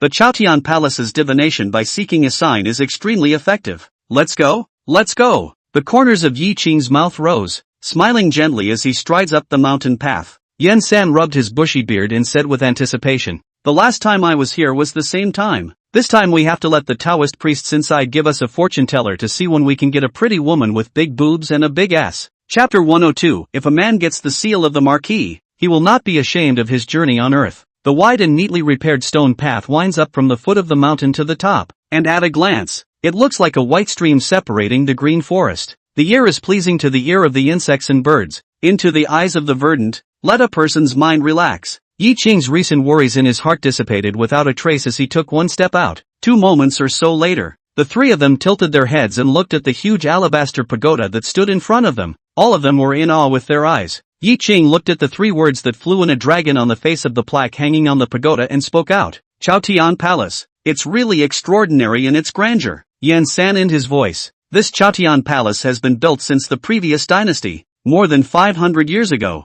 and is one of the few Taoist shrines within the divine revelation. It's been renovated and expanded 4 times in 500 years. Speaking of which, Yen San's copper bell eyes were filled with pity as he said, unfortunately, after the most imposing and magnificent Sanqing Hall was destroyed in a fire a year and a half ago, it has not been rebuilt. He Wen and Yi Qing looked at each other. Yi Qing concurred. Back then, the Chaotian Palace fire alarmed the entire Huayang City. However, the original reason for this is not known to everyone, only that it was a sudden water walk. I've been setting up stalls all day to earn money and I haven't paid much attention. Brother Yen, do you know what caused the fire? The sudden inquiry caused He-Wen to raise an eyebrow. The Empress Dowager prayed for the blessing of the late emperor and gave the purple gold tripod to the Chaotian Palace, but the purple gold tripod was lost in the fire, and the people did not know about it. After the incident quickly blocked the news, only to say that the 3 clear hall go water, destroyed, purple gold tripod was re-escorted to Kyoto. Then something else was made up out of whole cloth to overshadow the matter and distract the people. Yi Qing suddenly asked this, with the intention of testing whether the folk could have any strange clues. Only Yen San mysteriously said, they say that it was the late emperor's fainting that caused the heavens to be displeased. The Empress Dowager prayed for the late emperor's blessing and sent down divine punishment, causing the 3 Qing Hall to be in a state of divine fire and destroyed. Treacherous words, making He-Wen's expression change violently. He hurriedly looked left and right and whispered a warning. Big brother Yen, be careful what you say. If someone hears it, you'll have to lose your head. Yen San, who was naive and didn't like to use his brain, but it didn't mean that he really didn't have a brain, shrunk his neck. Heartily, he looked around and was relieved that there were no other people in sight. Yi Qing smiled and continued to ask, Brother Yen, other than what you just said, is there anything else to say? Yen San stroked his thick, bushy beard and shook his head. Then no, just this one is more esoteric and I took it to heart. Yi Qing and He-Wen exchanged glances and had a heart-to-heart. While the 3 of them were talking, they also arrived in front of the Chaotian Palace's mountain gate. Within the green tiles and white walls, an exquisite and metaphysical building appeared in the eyes of the 3, rising unceasingly clear smoke. As far as the eye can see, devotional prayers and pleas fell on the ears of the 3. Blessed infinite heavenly Father. 3 monks, are you here to ask for a divination sign? Or to worship and pray to the gods? A small Taoist priest wearing gray and blue Taoist robes, rushed the 3 people to perform Taoist bowing and inquired with a smile on his face. Yi Qing's 3 men either arched their hands or clasped their fists in return. Yi Qing said, Greetings to the Taoist master. We ask for divination by sign and we also worship and pray to the gods. Dare I ask if we can wander around on our own? The little Taoist nodded. Naturally, it's still early in the day. It's best for a few of you to seek a sign to divine your fortune before slowly worshipping the gods. Yi Qing, who knew that there was such a rule, still couldn't help but ask curiously, Dare I ask, why is this? Can't it be done in the afternoon? Blinking a little, the little Taoist, his soulful eyes sweeping around, seeing no one else, came closer to whisper, after lunchtime with meals, responsible for the interpretation of signs and trigrams of the master uncle. Master granduncle will nap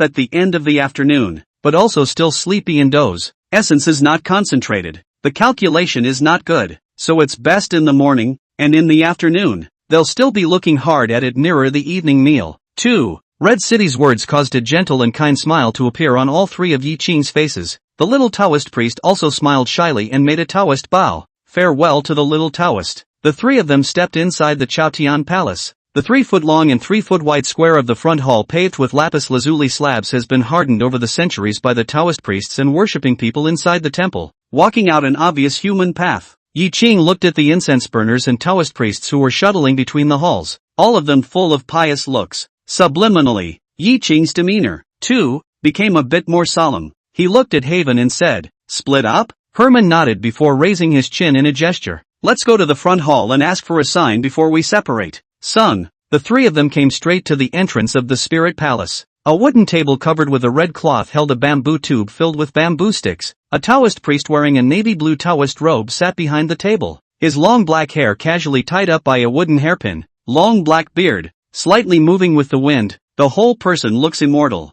He had a gentle demeanor, his face was red and muscular, and when he saw the 3 approaching, he made a dawning bow. After the 3 returned the salute, Yi Qing spoke, Greetings, Taoist master. We have come to ask for a sign. The Taoist priest just casually fingered the bamboo tube, still not saying a word. However, the bright and clear eyes landed on Yi Qing's face, unmovingly surveying it. The 3 men looked at each other. Yi Qing then took the lead in picking up the bamboo tube and flung it a few times without thinking. Sasha, the bamboo sticks rose and fell, making a pleasant rubbing sound. Not waiting for a stick to fall out of the bamboo tube, Yi Qing directly reached out and pulled out a bamboo stick. The Taoist priest's eyes instantly changed slightly, and seriousness surfaced on his face. He took the bamboo stick with one hand and looked at the words on it and read, If a man gets the seal of the Marquis, he will not be ashamed to walk on earth. And if he accomplishes his mission and retires from the smoke and haze, and takes off his purple robe, he will be a man of the road. Edge reads,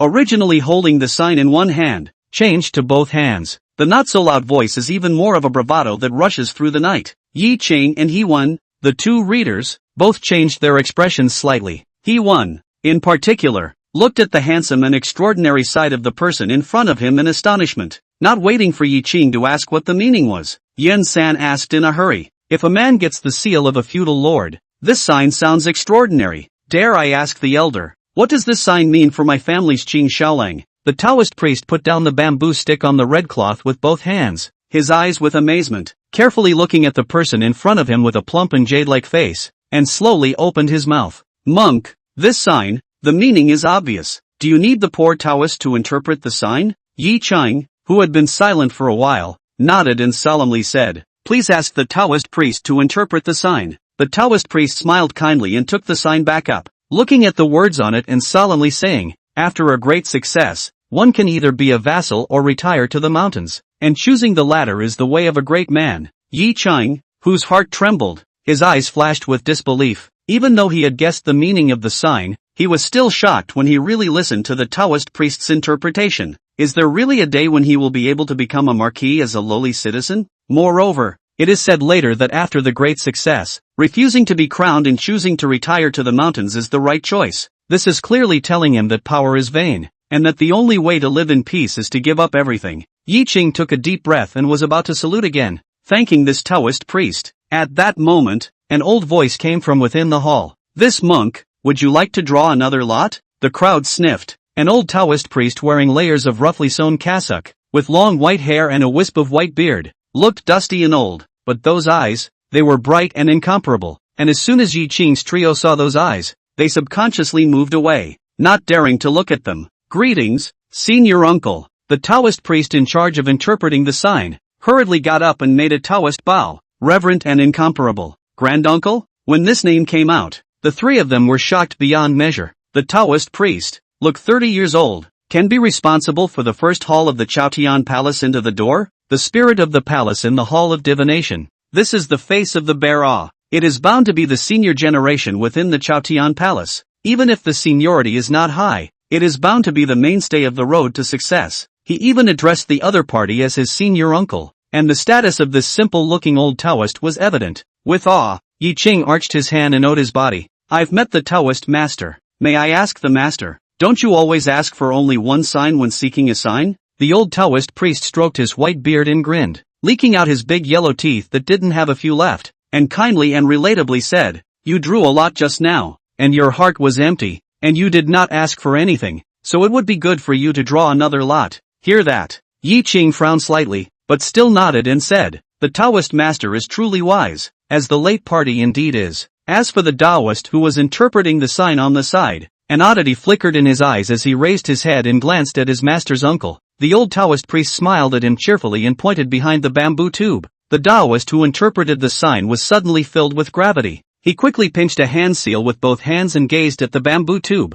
"Schizo, with one thing in mind, hang your left hand over the signet." Chapter 103, One thought goes to the 9 heavens, one thought goes to hell. The cautious demeanor of the sign-exploring Taoist priest made all three of them tense up. Yi Ching took a deep breath. His mind was full of thoughts and he didn't know what he was asking for. Somehow, he thought of his sister Yi Qian. The petite and sweet little ninny smiled at him innocently and sweetly. The next thing that happened was that Zhang Wangzhang's wife was looking at him with a face full of kindness and goodness. Yi Ching, whose spiritual platform was clear, secretly said in his heart, "This sign is for the well-being and prosperity of your family." Thinking about it, Yi Ching suspended his left palm over the signature cylinder. The Taoist priest who interpreted the sign held his breath, and after a few breaths, his right sword finger snapped at the bamboo tube and whispered, "Pardon." A bamboo stick violently flew up from inside the bamboo tube. The sharp tip of the stick stuck in Yi Ching's palm. This god-awful scene shocked the crowd. Yi Ching, who had subconsciously grabbed the bamboo stick, looked with jaw-dropped astonishment at the Taoist priest who was a little pale in color and was panting for breath. "Damn him, is this the Tao? It's also too mysterious,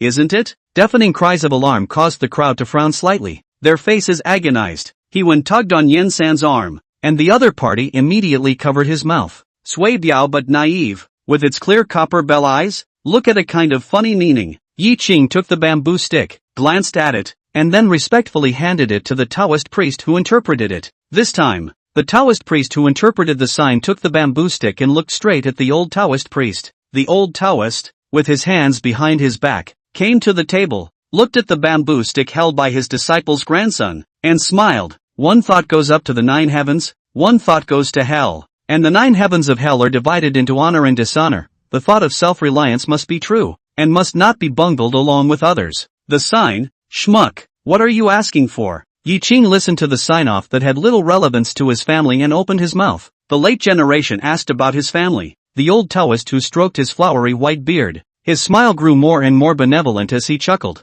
Glory and shame depend on a man's thought. Is it not a pity for a man to live a life of fainting? It was even more of an unsignature that had nothing to do with his family, making Yi Qing puzzled. He frowned. Taoist master. This isn't related to family members, is it? The old Taoist with his hands behind his back, his hands full of old man spots, picked up the bamboo stick and put it into Yi Qing's hands as he kindly said, Scholar, family members are one honor and one disgrace. Your choice represents the family. Yi Qing, who was trembling, thought about the choices he had made over the course of these hours. Aimei and Zhang Wangzhang's life also changed drastically because of him. Not waiting for him to follow up, the old Taoist continued. When in doubt, read this sign. Yi Qing, who had returned to his senses, solemnly and incomparably bowed towards the old Taoist with an arch. Thank you, Taoist master. I'll keep that in mind. After getting up, Yi Qing placed the bamboo stick in his arms, behind the He Wen and Yan San. Where can not see? This day this is encountered a Taoist real person.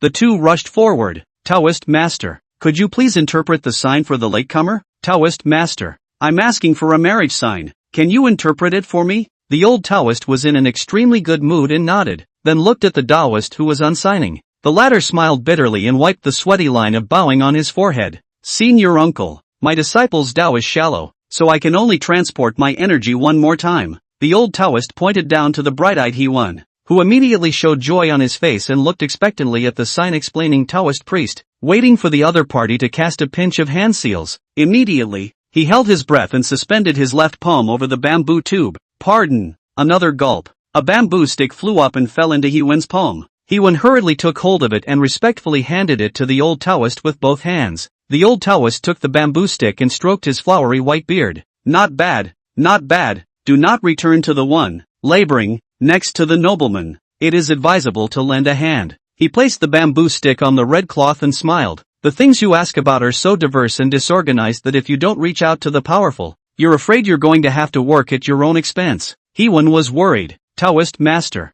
this interpretation is not good, is it? Why do you say it's good? The incomparably intelligent He Wen instantly looked at Yi Qing with his eyes, and then brightly realized, the latecomer already knows. Thank you, Taoist master, for interpreting the sign. The old Taoist stroked his beard with his right hand and waved his left hand. There is no need to thank the poor Taoist. You are gifted and intelligent. This life, smooth sailing. In case of uncertainty, there will be someone to help you. This signature is just a way of making it clear what you've done. He Wen, who froze for a moment, grinned and bowed with sincere reverence toward the old Taoist. The latecomer kept that in mind. The bitter Yan San looked at the pale, cold sweating, trembling, and obviously deflated sign unwrapping Taoist priest. Baba looked to the old Tao. Earn voice, dare to ask the two Taoist masters. I am not just. The old Taoist cheerfully waved his hand and said, Scholar, your marriage has not yet arrived. It's useless to beg. Take out your hand. The poor Taoist will tell you a fortune. Overjoyed, Yan San immediately extended his right hand.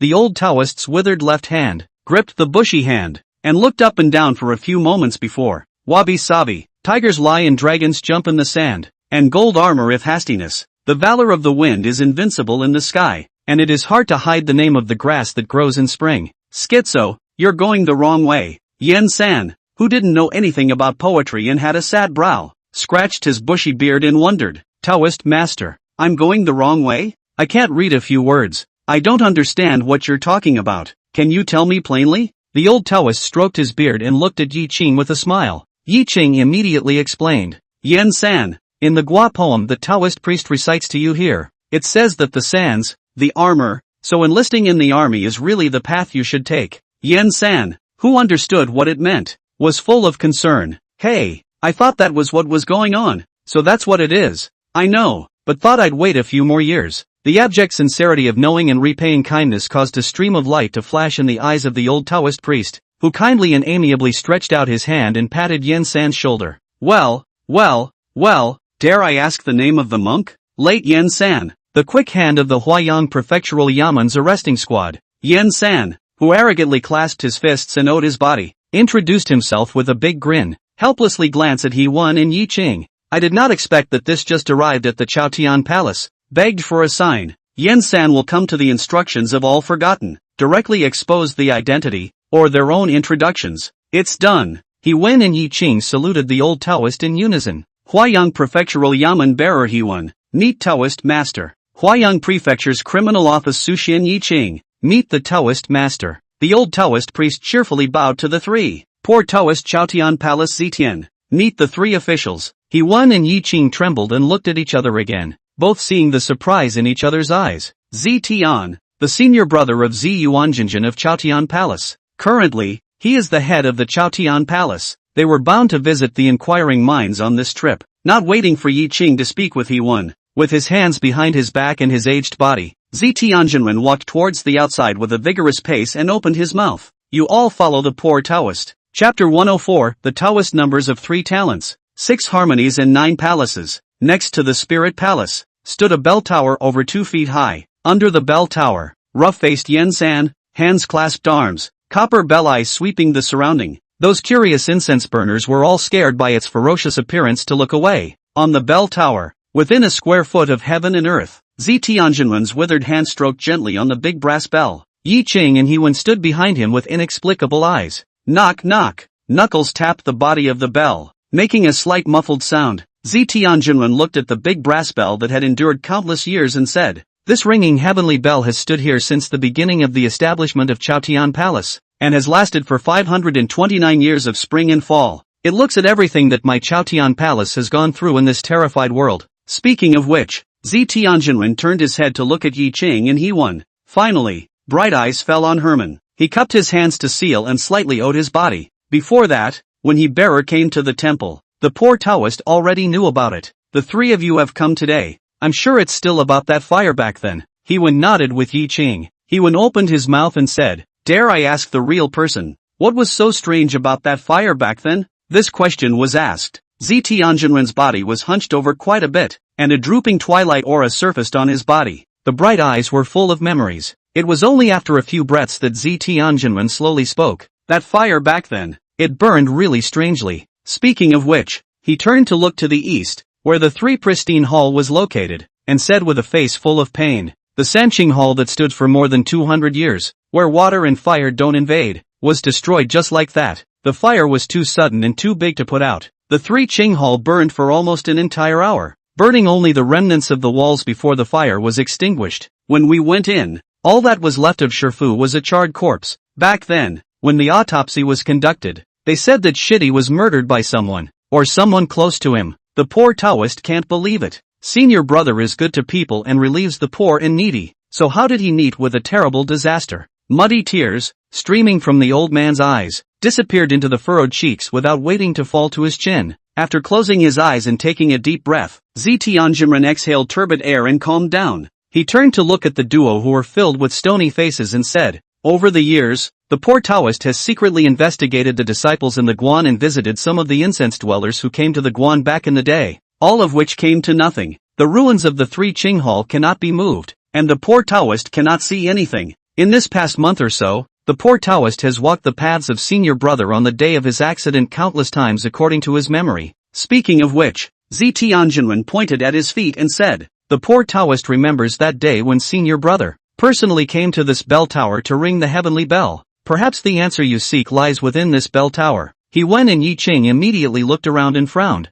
Yi-Ching asked, Dare I ask the real person, why do you think there is something odd about Ziyuan real person ringing the bell? Zitianjinwen said, As the master of the Chaotian Palace Guan, when he presides over the Dharma assembly, there is naturally no need for him to ring the heavenly bell. But early that morning, he rang the bell on his own, not to mention that he even made another trip to this bell tower in the evening. This is the old days, not the old lines. Next, Zitianjinwen raised his hand once again and touched the big brass bell. Ashamed. Unfortunately, The poor Taoist is really clumsy and doesn't see anything strange about the bell tower. Yi Cheng, who had his arms wrapped around him and his right hand raised to rub his chin, asked out loud, "Dare I ask the real person why you did not mention this matter in the statement recorded by the Dalizi at that time?" With a bitter smile, Zi Tianjinren said, "At that time, when my senior brother died horribly, the poor Taoist was overwhelmed with grief, and when the Dalizi asked something, the poor Taoist answered, not even bothering to think about it that much. It is also this period of time, searching for incense dwellers, red dust experience.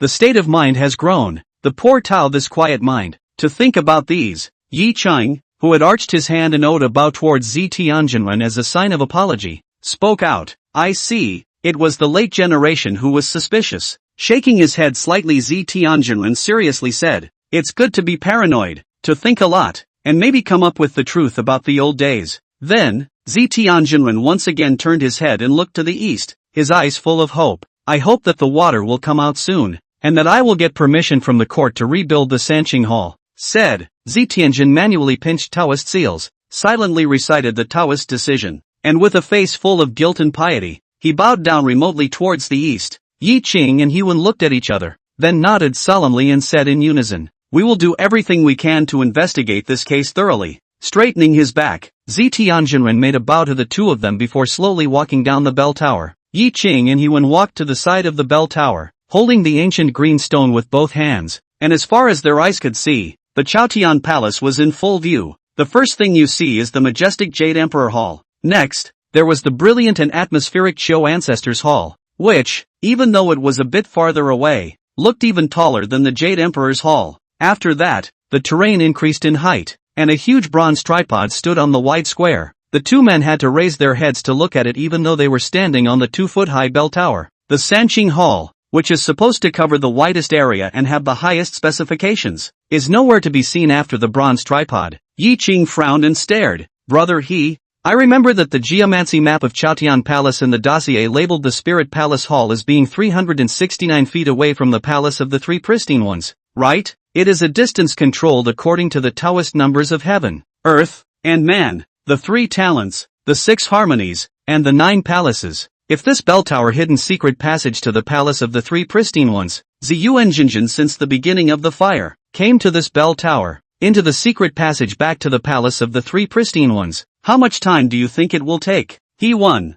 whose bright eyes were full of thought, quickly said, "Purple source of the real hand is not weak. Zhanghu masters running under. A step a Zhang extremely easy. A breath can leap 8 steps. More light people. From the high jump down. A step of 5 Zhang are not in the conversation. Chaotian Palace's halls are full of buildings, plus avoiding the crowds." Ziyuanjin ran to the bell tower from the Sanqing Hall. "Let's just count it as 50 breaths. The situation of the secret passage is unknown. Not to mention the time to enter and exit the secret passage. If the secret passage is wide and flat, so that people can run wildly with abandon, it will add up to about 100 breaths." Yi Cheng murmured, "Between 100 breaths, but only half a moment. Would there really be no one to discover that the purple origin realist had disappeared? He is the master of the Chaotian Palace Watch. If he walks away from the water, he is bound to be the first to go, and there will definitely be people seeking his presidency over the situation. This is a doubtful point as there is no record of the statement recorded in the file."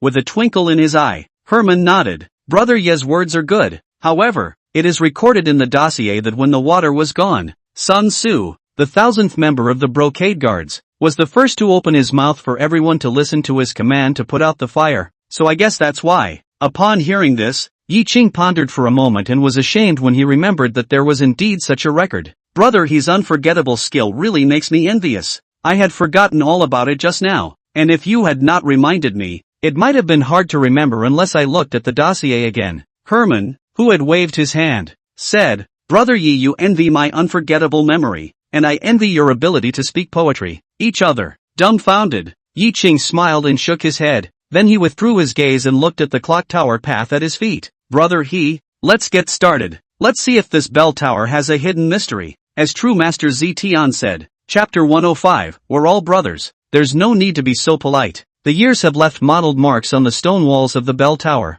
2 people, 2 eyes, 4 hands, rubbing the stone wall with the knife marks on it, feeling the testimony of history, but also knocking, listening to the sound coming from the stone tiles, carefully distinguishing any abnormalities that may exist. The 2-foot-high bell tower with its inner spiral staircase was no more than 3 feet long. It was only a quarter of an hour or so before the pair had measured it by hand. Standing under the bell tower, Yen-san looked at the duo and asked, "Why are you guys touching this bell tower like it's a big girl?" The two of them, who were instantly speechless, looked at Yen-san and then talked in a low voice. "Brother Yi, I don't see anything strange about this bell tower. The entire walls and steps are tightly sealed. There is no possibility of secret passageways existing. Brother He, the tapping sounds are all thick and heavy, with no hollow or reverberating sounds, so there is indeed no problem." Both of them saw the other's loss, and in the next instant, they lifted their spirits again and headed out. This time, they knew that this exploration would probably be fruitless, and they had already prepared themselves mentally. But after all,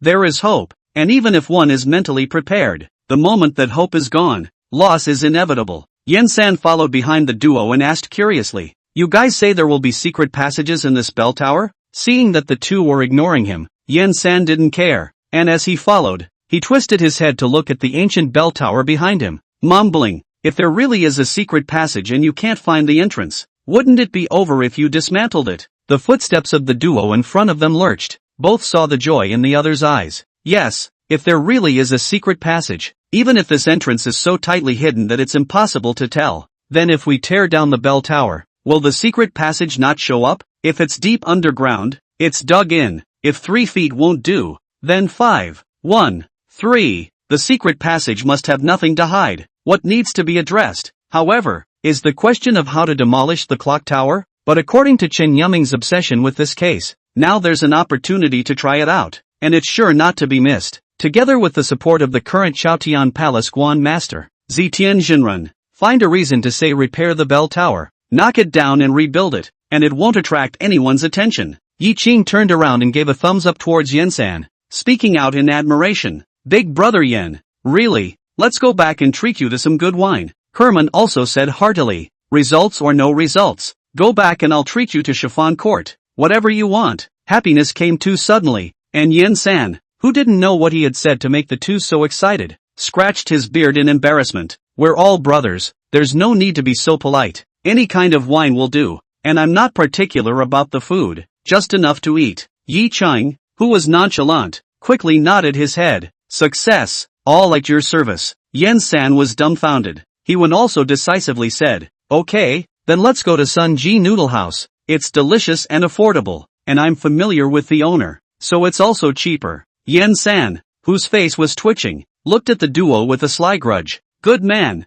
he'll be polite. The good wine is gone, and so is the chiffon court." However, in the next instant, the open-minded Yen-san, still grinning happily, rubbed his thick beard with his right hand. After all, someone had bought him dinner and drinks without him having to fork over any silver. Good or bad, it's a meal for nothing. Have fun and be done with it. A journey through the Chautauqua Palace, cross over the Jade Emperor Hall, walk through the Old Law Hall and through the Hall of Chiuzu. The three of them stood on top of the largest square of the Dynasty Palace. The huge bronze tripod that they had just seen on the bell tower also reappeared in their eyes. On the three-legged bronze tripod that was 1 zhang wide and more than 2 zhang high, a huge cliff cypress incense that was arm-thick and 1 zhang long was inserted in it. The grayish-white ash that burns without falling is distinct from the purple body of the incense. The slowly burning part in the center was connected to a white smoke that looked like a ribbon of flying fairies, swaying and dancing in the air. Yen-san scat and said, "This bronze tripod is so big, and I don't know how much silver it would be worth if it were sold." The gong-like loud voice, even if deliberately suppressed, was still not small. The many incomers and Taoist priests coming and going in the square all stared angrily. Sensing that the situation was not right, Yen-san awkwardly squeezed out an apologetic smile and folded his hands together to apologize towards the crowd. Yi Qing and Hewen were helpless. Subconsciously, he pulled away from Yen-san. By the time Yen-san came back to his senses, the two of them had already walked over to the bronze tripod, looking 50 feet away, next to the original site of the three clearances hall, under the 3 tiers of white jade steps, standing full of pious incense burners. Even if the temple of the 3 pristine ones was destroyed, even if the court ordered that no one should set foot on the site of the temple of the 3 pristine ones, still facing the wreckage, the perfumers placed the tributes they had brought on the alabaster steps. Then, they bent their knees and bowed reverently toward the ruins, praying for themselves and their families. Yi Qing looked at this scene, his eyes flashing as he said, Most of the people who come here to pray for blessings are ordinary, even ragged, commoners in ordinary clothes, not waiting for his next words. He one, whose face was full of mockery, sneered, meh, still all yellow-faced, tired-looking commoners. The well-dressed, pot-bellied, cross-bodied, pampered ones are up front in the Hall of Fortune. Next, he one was full of seriousness. If I have the opportunity, I want all these people, too, to go and stay in the God of Fortune's hall. There was a moment of silence. It was only then that Yi Qing opened his mouth. There are too many people now, so it looks like we'll have to wait until nighttime to make our move. The incense worshippers were worshipping, and if they went up and trampled on the ruins, they would not only be beaten by the incense worshippers, but would also be driven away by bad language, coupled with the fact that the duel wore regular clothes and looked too young. No one would believe them even if they said they were officials investigating the case. Besides, they want a low investigation case, and drawing attention to themselves is a no-no. Herman said, indeed, we'll just have to wait for the night to close the watch. After saying that, He-Wen was about to turn around and leave. Yi Chang, however, suddenly pulled on He-Wen's arm, his vision deadpanning the ruins of the site, and lifted his steps forward. Bright-eyed He-Wen couldn't help but squint his eyes and carefully survey the front, quickly following and curiously asking, what did you find out? Yi Chang, who stood behind the crowd of incendiaries before stopping, whispered, at 1 minute past the hour of midnight. Gu Guang, the chief bookkeeper of the Delizy, entered the hall to examine the body, noting that the body's head was to the southwest, its spine to the southeast, and its feet to the northeast. Listening to Yi Qing's retelling of the charred corpse examination words of the Ziyuan realist, He-Wen looked at the ruins of the Sanqing Hall, which sat in a south to north pattern, and a silhouette also appeared in his eyes as he stood in the center of the Sanqing Hall, and then collapsed on the ground according to the words of inspection that Yi Qing had said. A dozen breaths later, He-Man frowned, reciting the unanswered question he had noticed before. Brother Yi, why do you think the charred corpse, on the contrary, is lying in the center of the Three Qing Hall? He was seriously injured and on the verge of death, but with his left rib injured and his right calf kicked, the injury shouldn't have been enough to affect his mobility. So shouldn't he have crawled towards the entrance of the Great Hall? If you can't break through the fire, and you're worried about being burned to death, and you want to be rescued, then crawling back through the doorway of the Great Hall and crawling to the center of the Great Hall, where the fire is the smallest, is the most appropriate reaction one should have when in the middle of a fire, isn't it? But if that's the case, it should be in the direction of the head facing north. Why is the head still facing south? Yi Chang, who froze at the words, had a moment of brightness in his chaotic mind. He-Wen continued, but if he was deeply and seriously injured and was unable to crawl, but also had the ability to roll his body, then after falling down, his eyes should have followed the murderer, right? His head is to the southwest, so is it possible that the killer left through the front door?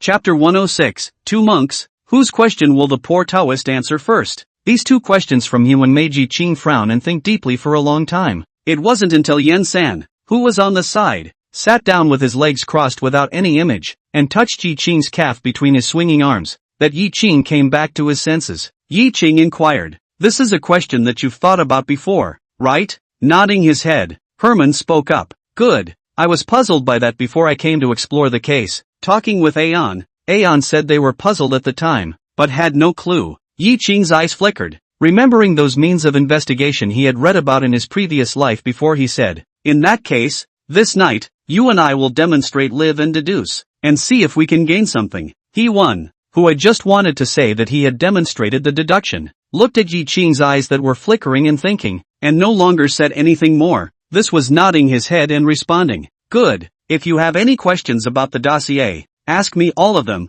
so as not to make any mistakes in the night's deduction. Yes. Yi Chang, who also nodded his head, looked around and said, so where are we going to rest now? Yen San, who had just sat down, immediately got up when he heard that he was leaving. The halls on the east and west sides are guest houses. We can rest there. He-Wen looked at the crowded parlor on both sides and shook his head. There's a lot of people, and what we're about to say isn't convenient for others to hear. There was a pause. He-Wen said, since Zi Tianjinren supports us in investigating the case, it would be best to seek him to find us a clean and uninhabited place, and ask him some questions, and maybe he can help us answer some questions, too. The excellent proposal instantly gained Yi Qing's support. The three of them began to skulk around the Taoist temple, and when they didn't seek out the figure of Zi Tianjinren, they went to the spirit palace, looking for the unsigning Taoist priest. with the special treatment the true man of the purple sky had given them before. The moment the Taoist priest who interpreted the signature heard that they were looking for true man of the purple sky,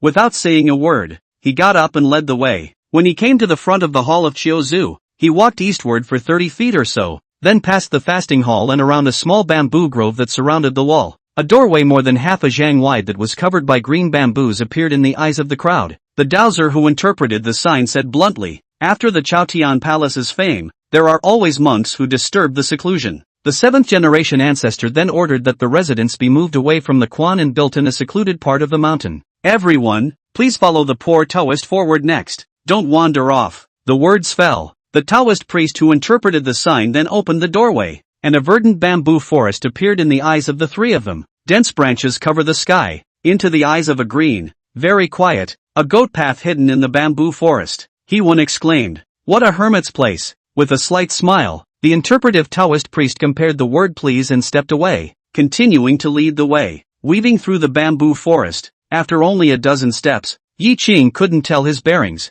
He couldn't help but twist his head to look backward. The only thing in his eyes was the sea of bamboo, and the road he came from had disappeared. His eyes could not help but be horrified as he murmured, "Is this the Taoist Chi Men Dun Jia?" Seeing Yi Qing's shock, He-one, who was on the side, patiently explained when he thought of his origin. Taoism has the Chi Men Dun technique, where objects are placed according to a certain orientation, or even with a certain organ technique, to achieve the effect of obscuring people's eyes. It can also make the family home look cozy and pleasing to the eye, and over time, people's hearts and minds will be relaxed and full of energy, and things will be twice as easy to do with half the effort. The Taoist priest who interpreted the sign heard this obvious and easy to understand rough explanation from He-one and praised it. This monk really has a high opinion. Chi Men Dun Jia is indeed this in a superficial sense, not as profound as rumored in the outside world, and it is not some kind of divine maneuver. They are all the principles of counting handed down from the ancient sages, but according to different uses, to achieve the effective security of the house and cover up. Yen San stared with wide, copper bell eyes, with a look of although I don't understand it, it must be very powerful. A quarter of an hour or so later, what had been full of verdure disappeared after turning a corner. With it came a wide, quiet and secluded bamboo house of a dozen or so rooms, which was exquisite. There are even fruit trees and flowers, streams and rocks dotting the period. When the paradise, in the middle of a dozen bamboo houses, on top of a not-so-small lawn, several Taoist priests from the Chaotian Palace were either meditating and regulating their breathing, or punching slowly. Someone has insight into the signing of the Taoist priest who appears with three strangers. It was just an eye gesture before going on about his business. The Taoist priest who interpreted the sign took the three to a bamboo house, bowed to the three, and turned away. He-one stepped forward and knocked gently on the bamboo door. Respectfully, He-one pays his respects to the real person. A hoarse voice rang out, "Sure, master, please come in." Squeak! Herman pushed open the bamboo door. Dressed in cassock, Zetianjinren sat on a bamboo couch with a chessboard in front of the table, playing the game by himself. His bright eyes looked at the three and he smiled kindly. "Are any of the three of you good at gaming?" He-one looked at Yi Qing, who waved his hand. "I don't know how to play chess." Yen San grinned a simple smile. "I can't even read much, let alone play chess." He-one could only say, "My late generation's chess power is shallow, so I'll make a humble offering. There's no harm in it. Playing chess is just cultivating one's feelings." Zetianjinren smiled kindly. He-one, who was graciously seated, sat down opposite Zetianjinren and cleaned up the game with Zetianjinren, and then played black first. Time passes in a breath. Originally also interested in watching the game of Yen San, yawning, took a futon to sit against the door, then closed his eyes and dozed off. It wasn't long before loud and clear snores rang out rhythmically. The three people in the room looked at Yen San with smiles on their faces. After an unknown period of time, Zetianjinren dropped a piece and the black dragon on the board was slaughtered. He-one, who had taken a deep breath, arched his hand and owed his body toward the Zetianjinren. Senior is truly a strong chess player. After letting Senior have so many times, Senior still can't catch a chance. The purple sky true lord said with deep meaning.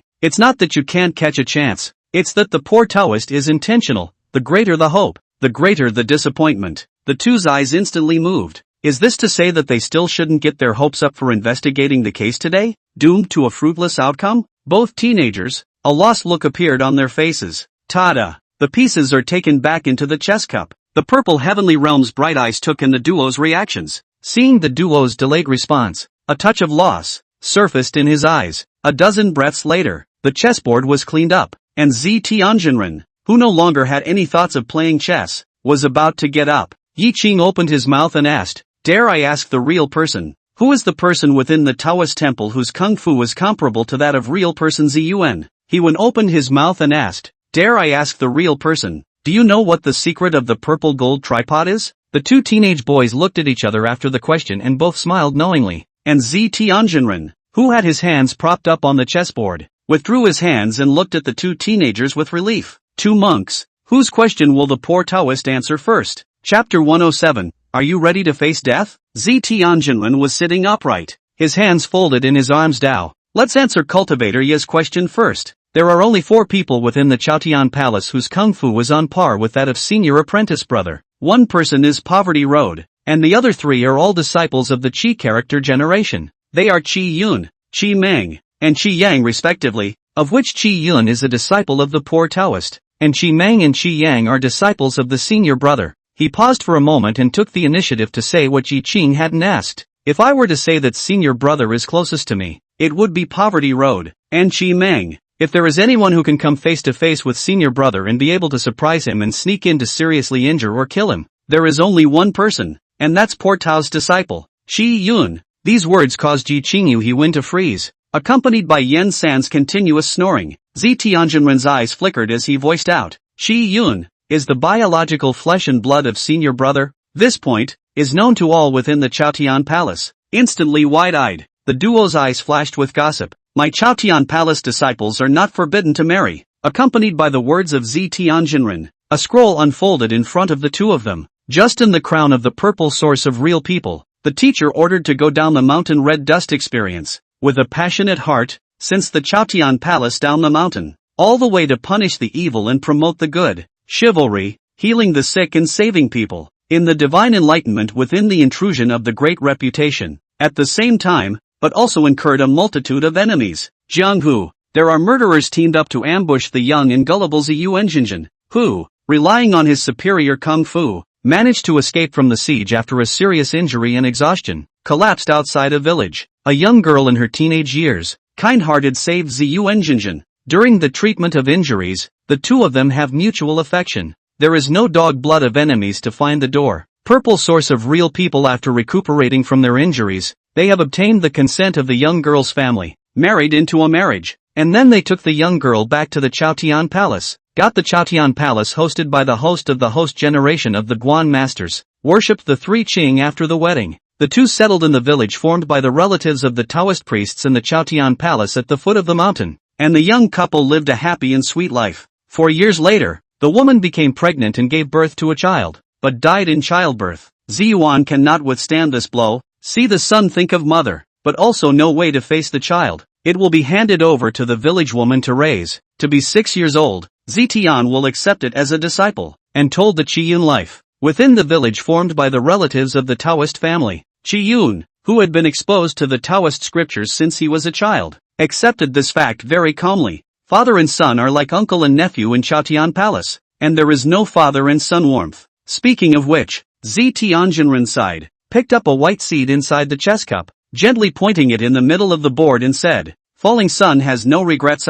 When the senior brother repented, he was already 52 years old, and Qiyun was already 26 years old, and the two of them talked with that woman's Jubilee Day. It was Qiyun's birthday that day. When he came back, Qiyun told the poor Taoist that he had a grandpa, and then he got drunk, and drunkenly gave the poor Taoist that his grandpa said that he was sorry, and that he could take his grandpa's life at any time if he wanted to. Yi Qing and He Wen's expressions instantly changed drastically. Yi Qing couldn't believe it. This should be drunken talk, right? The expression on Herman's face meant the same thing. Zi Tianjinren picked up a black seed once again and spoke in a heavy tone. Chaotian Palace, red dust experience, cultivate the path of entry into the world, and those who cut off the thread of love, cultivate the path of heartlessness. The senior brother breaks off love, and here in the Qiyun, also breaks off kinship. Laughing, black landed next to white, causing the two to freeze their expressions. Therefore, although what Qiyun said were drunken words, they were indeed the original words of senior brother. After Zi Tianjinren finished speaking,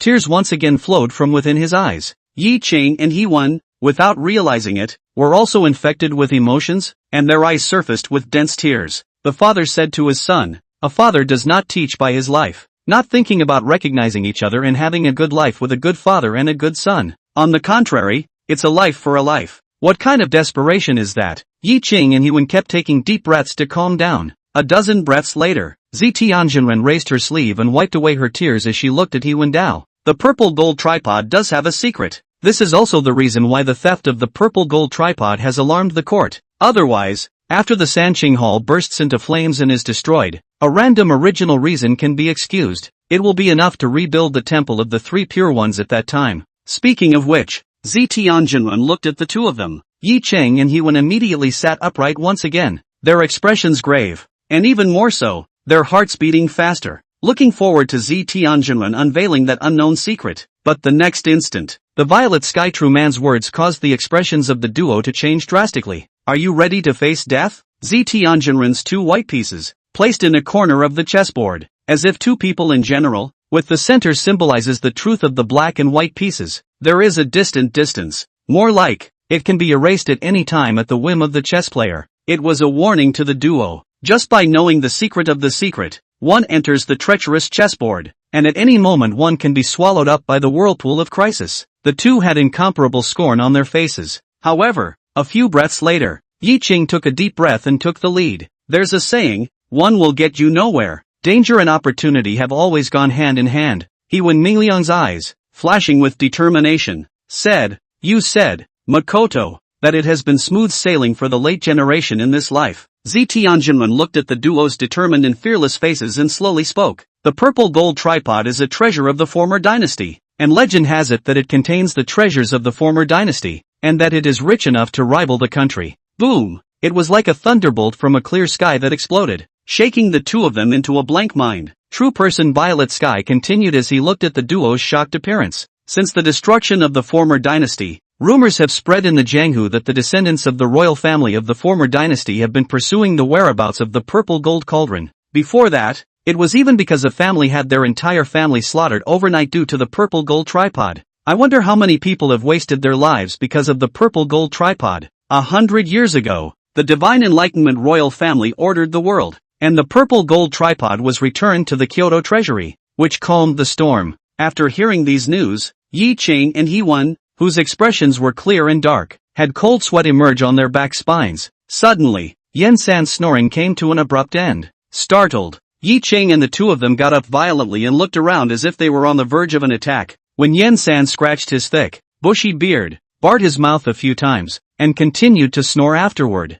the two just let out a long breath. As he slowly sat down, he realized that without realizing it, he had wet his lapels with cold sweat. Hewen said with a face full of bitterness, "This secret, indeed, is appalling, and as you, the real person, have said, there are fears for your life." Yi Qingxing's eyes were filled with gravity as he nodded. "Yes, it's not even if we know the secret, but we're still tracking down the lost purple gold tripod, so maybe this Chaotian palace is already in a state of crisis." Next, Yi Qing saw that Hewen was about to open his mouth to inquire about something else, and snatched his mouth open first. "Where is the water, real man?" The latecomer is apprehensive and would like to drink a glass of water to calm his mind. Hewen, who had a flutter in his heart, looked as normal and did not open his mouth, the rest of his bright eyes paying attention to Yi Qing's movements. Chapter 108, this is an attempt to draw us towards Qi Yun. The same down the mountain red dust experience Tianjinren is able to become the current master of the Chaotian Palace. Why not insight into the flow of the human heart? Yi Qing's small mind,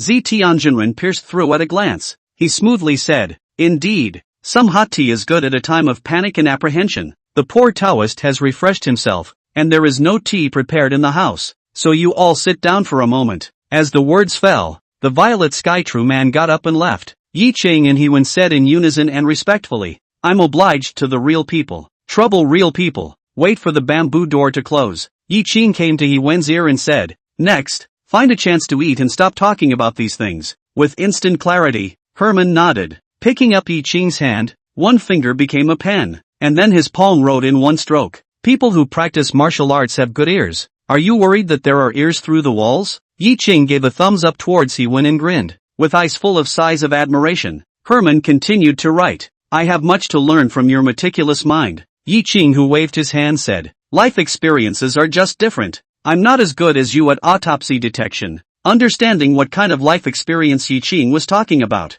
He Wen's eyes were inexplicable. Not much longer. Zhixianjun returned with hot tea. Herman took the conversation elsewhere, and then, seeing that it was about time, offered to have lunch. Zhixianjun summoned a Taoist priest and asked him to lead the three away. Once again, he walked through the bamboo forest that had been arranged according to the strange gate. The Chaotian Palace, which was crowded with incense, appeared in the eyes of the three. Farewell to the dowser who led the way. Yi Qing saw that no one was around, and only then did he lower his head to cover his mouth. Fong, I sensed something was wrong. You and I are emotionally affected. He Wen, whose heart was startled, looked at Yi Qing's grave appearance, and his mind instantly flashed back to earlier inside the bamboo house, especially when he thought of the Zi Tianjinren's words about the Zi Yuanjinren identifying with Qi Yun. Both of them were dense with tears, almost in tears. A shocked look surfaced on He Wen's face, and he similarly lowered his head to cover his mouth and lowered his voice. Indeed not. I've been in the government office for 2 years, and I've witnessed I don't know how many loves and hates and broken homes. Plus I'm an orphan by nature and have long since hardened my heart like a stone.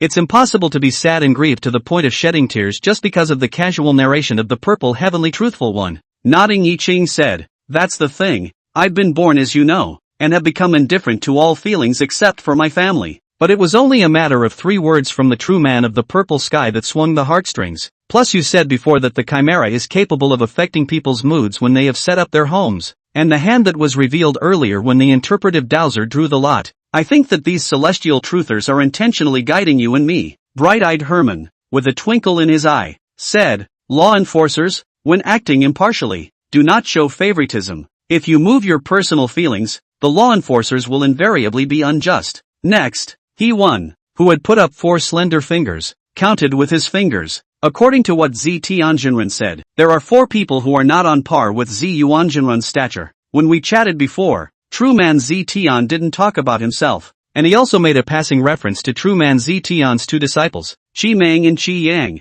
with only one still standing finger, drawing a circle in the air. He Man continued, then, all the talk of everything centered around the disciple of the True Man of the Violet Sky, the son of the True Man of the Violet Source, Qi Yun. On the case of the purple and gold tripod in the Chaotian Palace, there was no mention of Qi Yun's birth within the dossier of everyone's confessions, and true person Zi Tian didn't say at that time that the only person within the Chaotian Palace who might have a chance to kill true person Zi Yuan was Qi Yun. Instead, we came to inquire, and he gave us such a pungent account. Speaking of which, Herman continued his analysis, plus the bell tower. This is an intentional attempt to draw us toward the gas cloud. Yi Qing nodded. The 3 stopped talking. In addition to the fact that Yen San eats an incredible amount of food, the family that deliberately changed the distance never regretted it. Chapter 109, After I'm rich as a nation, I still rebel to become an emperor? Inside the lodge, the 3 of them received a free fasting meal, looked at the packed fasting hall, and decisively chose to go out and squat at the door to eat. Eat on the side.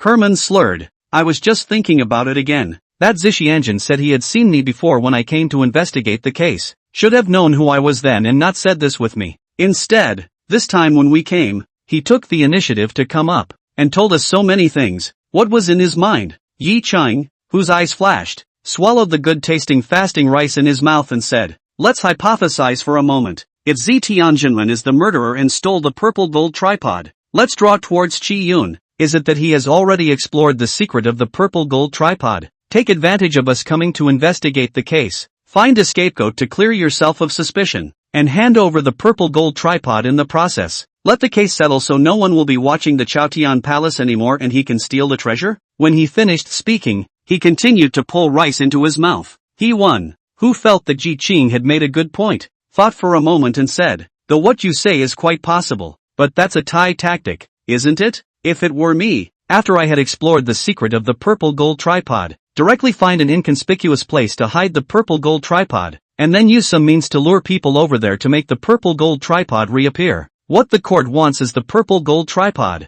It doesn't matter if the murderer who killed the purple origin realist is found or not. That's the safest way to go. Yi Qing, who was really inferior to He Wen in this piece of crime solving, nodded his head in recognition. Indeed, according to you, if I were the murderer, I would do the same. Yi Qing, who was trembling, murmured as a light flashed in his mind. The bell tower? In the next instant, he looked over at He Wan Dao, whose cheeks were puffed up. According to you, then is he reminding us that the purple and gold tripod is in the bell tower? He Wan, whose eyes flashed but whose mouth didn't stop, chewed a few mouthfuls of rice and quickly swallowed it before wondering, if we go by what I've said, that purple gold tripod might still be hidden in the bell tower. I don't think this case is that simple, though, is it? If that purple sky true man is the real culprit, it is impossible for him to reveal so many flaws for us to investigate, right? Think about it. Even if Zi Tianjinren was the murderer, to be able to create that horrible fire and steal the purple gold tripod silently,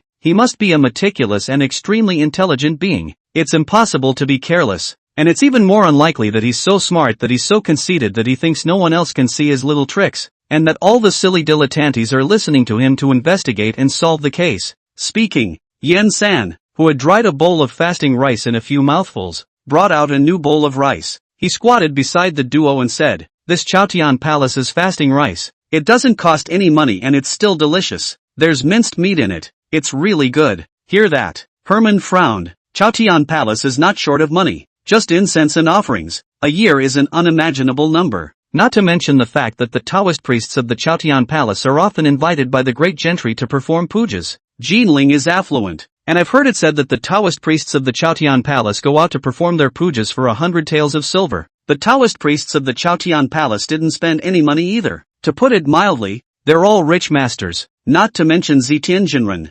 Moreover, most of them are indifferent to fame and fortune and are devoted to cultivation. Even if the secret of the purple gold cauldron is true, what does the purple heavenly truthful man need so much money for when he's so old? For his descendants? He doesn't seem to have an heir. Yen San didn't understand the case, but he still understood these words. He opened his mouth. If I had money, a steady stream of money, and no place to spend it, I would ignore anyone who told me there was a treasure or something like that. Let's not talk about whether this treasure is real or not. There is definitely danger. I have money to the point where I have no place to spend it, and taking my life to fight this danger is just a way to make more money that I can't spend. So I'm not out of my mind? What? After I'm rich and powerful, I still rebel and become the emperor? Barta! One of the chopsticks in He Wen's hand fell to the ground. He said with a twinkle in his eye, "Rebellion as emperor. It's still possible." Yi Cheng and Yen San were instantly frozen. He Wen re-picked up the chopsticks and, not minding the dirt, wiped them on himself before saying, "These past few years, a number of cases have sprung up throughout the divine revelation involving the remnants of the former imperial family. These people are lurking extremely deep. All three religions are possible. Maybe there's someone from the previous dynasty hiding inside this dynasty palace. Then there is no excuse for stealing the purple gold tripod." Yi Cheng, who understood what He Wen meant, spoke. "Then after we finish eating, let's go check out the origins of the Taoist priests of this Chaotian Palace and see if we can find out any clues." Nodding his head, Herman sped up his meal. The three of them were not pampered people. A bowl of fasting rice was finished in 3 or 2 times. Wash the bowl and return it to the back of the larder. The three of them then sought out Zi Tianjinren again, and successfully obtained a directory of the births of all the Taoist priests of the Chaotian Palace. He Wen had previously read it in the files of the Huaiyang Prefectural Office, but not as detailed as this inside the Asahi Palace. However, after all this looking around, there were no clues. He looked at Yi Cheng's somewhat discouraged appearance and smiled lightly as he relieved him.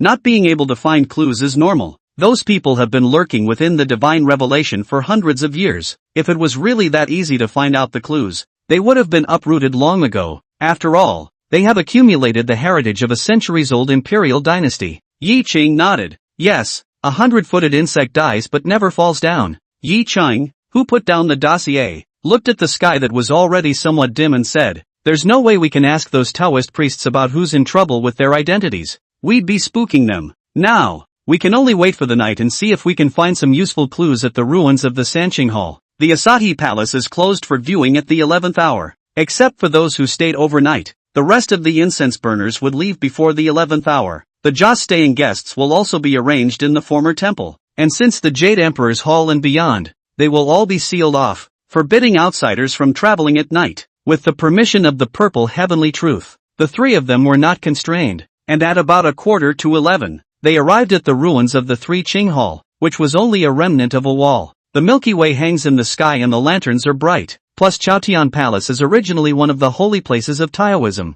The three did not feel the slightest sense of eeriness. "Big Brother Yen, Please stand guard here and see if anyone with strange movements can appear in the surroundings, Heewon warned. Yen-san patted his chest and grinned. No problem. We can see clearly at night with these 2 strokes. Rough face. A smile in this dark night. Look a little hideous and horrible. He-wen and Yi-ching exchanged a glance, and then stepped onto the alabaster steps with their lanterns. Sanqing Hall. The hall is 3 zhang 3 high, 6 zhang 6 deep and 9 zhang 9 wide, within the extremely extensive site. After a year and a half of idleness, even though the great hall had been burned by a horrible fire, the pitch-black ground still bore a few weeds, revealing desolation. Yi-ching and Heewon followed the moonlight and lantern, stopping one step at a time and searching carefully. An hour passed. Looking tired, the 2 met in the center of the great hall. Heewon pointed to the ground that was different from the darkness of the rest of the world, and had a vaguely curled-up human figure on it. Here, this is where Ziyuan Jinjin burned into a charred corpse. Yi-ching's sight swept over the surroundings. When the party was lined up, he had a question in his mind, so he opened his mouth to ask at this moment. Brother Huayang is rainy. After the fire burned,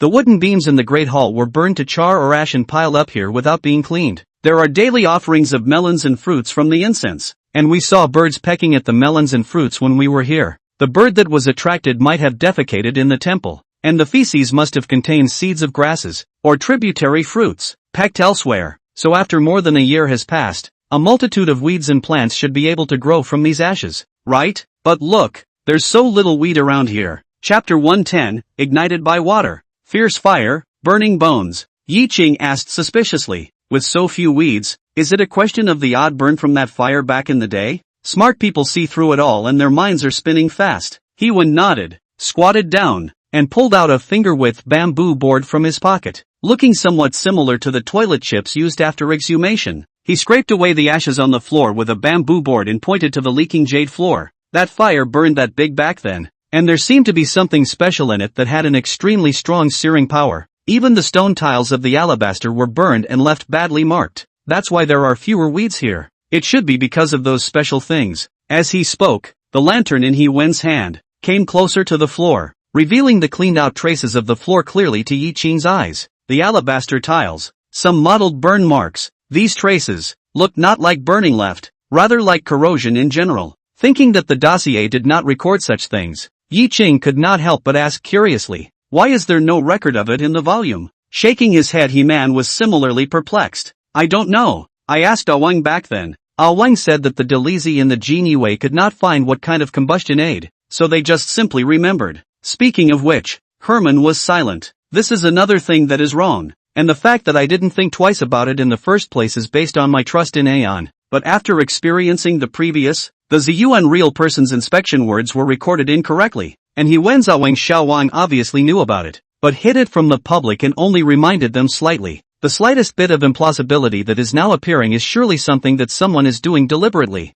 Heewon, who has a superb memory, continued his recollection. At that time, when Awang recalled the characteristics of the fire, he only said that the fire had suddenly risen to a great height and was so large that it could not be extinguished by pouring water on it, and that there was also a very pungent odor. In addition to the smell of burning wood, pungent odor? Burning that leaves traces of corrosion? Yi-ching, who had a flutter in his heart, couldn't help but think of a hideous combustion aid from his previous life. He pursued the question, did those who put out the fire, after smelling the burning odor, become unwell afterward? No. Heewon, who was just about to reply, couldn't help but remember the 7 names Chen Yuming had written down for him earlier, 4 of which had all passed away within the past year and a half. Originally, both Heewen and Chen Yuming speculated that the deaths of these 4 people were assassinated. Moreover, after his Awang handled this case back then, he was obviously unwell, and went to a medical sage to have a look and recuperated for more than a month before he got well. Seeing Yi-ching's reaction, could it be that he knows something?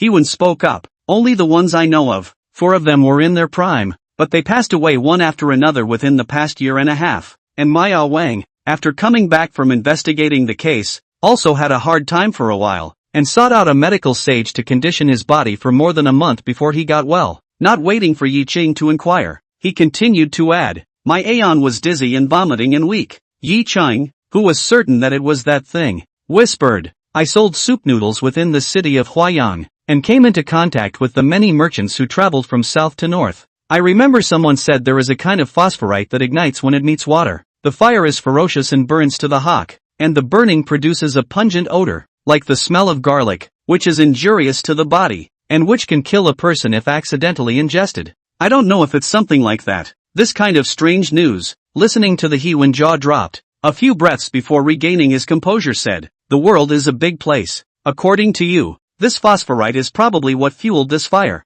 The phosphorus stones needed to ignite this 3 Qinghal should be quite a lot, and it's not easy to transport and store? Surely, when it burns in water, so maybe someone will see it. It's a lead that can be followed." Indeed, Yi Qing recognized He Wen's deduction. Meanwhile, gain insight into what this teenage detective wizard can do. The overviewing is not to mention the far superior understanding of the case, and the points that come to mind are easily overlooked. For some clues provided by him, it is even more capable of quickly analyzing the accurate clues and suggesting effective tracing directions. Right now, this ordinary-faced, but bright-eyed teenager, in Yi Qing's eyes, was clearly He Renjie, He Nan. Really, a strong batch. Next, He Wen continued to give Yi Qing a lecture. The combustion aid has a tracking direction. Now, let's do what we said before and deduce. Yi Qing, who nodded his head, then pretended to be the Ziyuan real person. He Wen played the murderer, and the two reasoned about the bridge that might have happened at that time. He Wen stood face to face with Yi Qing. As stated in the dossier, he used the bamboo board as a dagger, holding it backwards and poking it towards Yi Qing's left rib under the third root.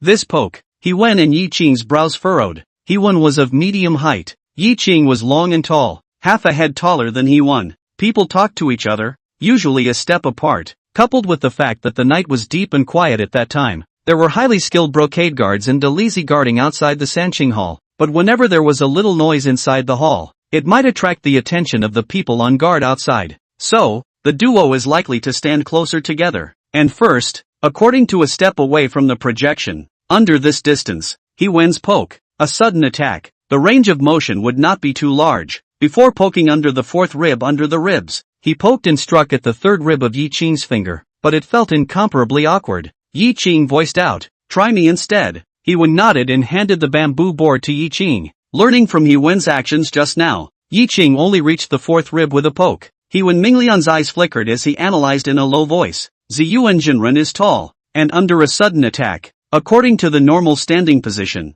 unless the murderer is far taller than Ziyuan Jinren. Otherwise, it's just separated by some distance. But if they are separated by some distance, according to what Zi Tianjinren said, Ziyuan Jinren is highly skilled and will definitely be able to react. He Wen, who had a lively brain, boldly overthrew the inferences made by A Wang and the others in the Ziyuan real person's examination words. He tossed his voice. "So, is there a possibility that Ziyuan Jinjin was poked in the throat first and bowed under the difficulty before his opponent took out his blade?" After saying that, he gestured with Yi Qing. It was in this case that the wounds were in the right place. So much for that. He Wen's brows tightened once again. "Before, I came here on my own to explore the 3 Pristine Hall and deduce the way of attacking and killing without a reference to discover this. But at the time of the crime, there were good men from the Dalizi and the Jinui, who had practiced martial arts for many years, and should have known all this very well. So why did they not point it out? Can it be that the error in the examination of the dossier is among those men?"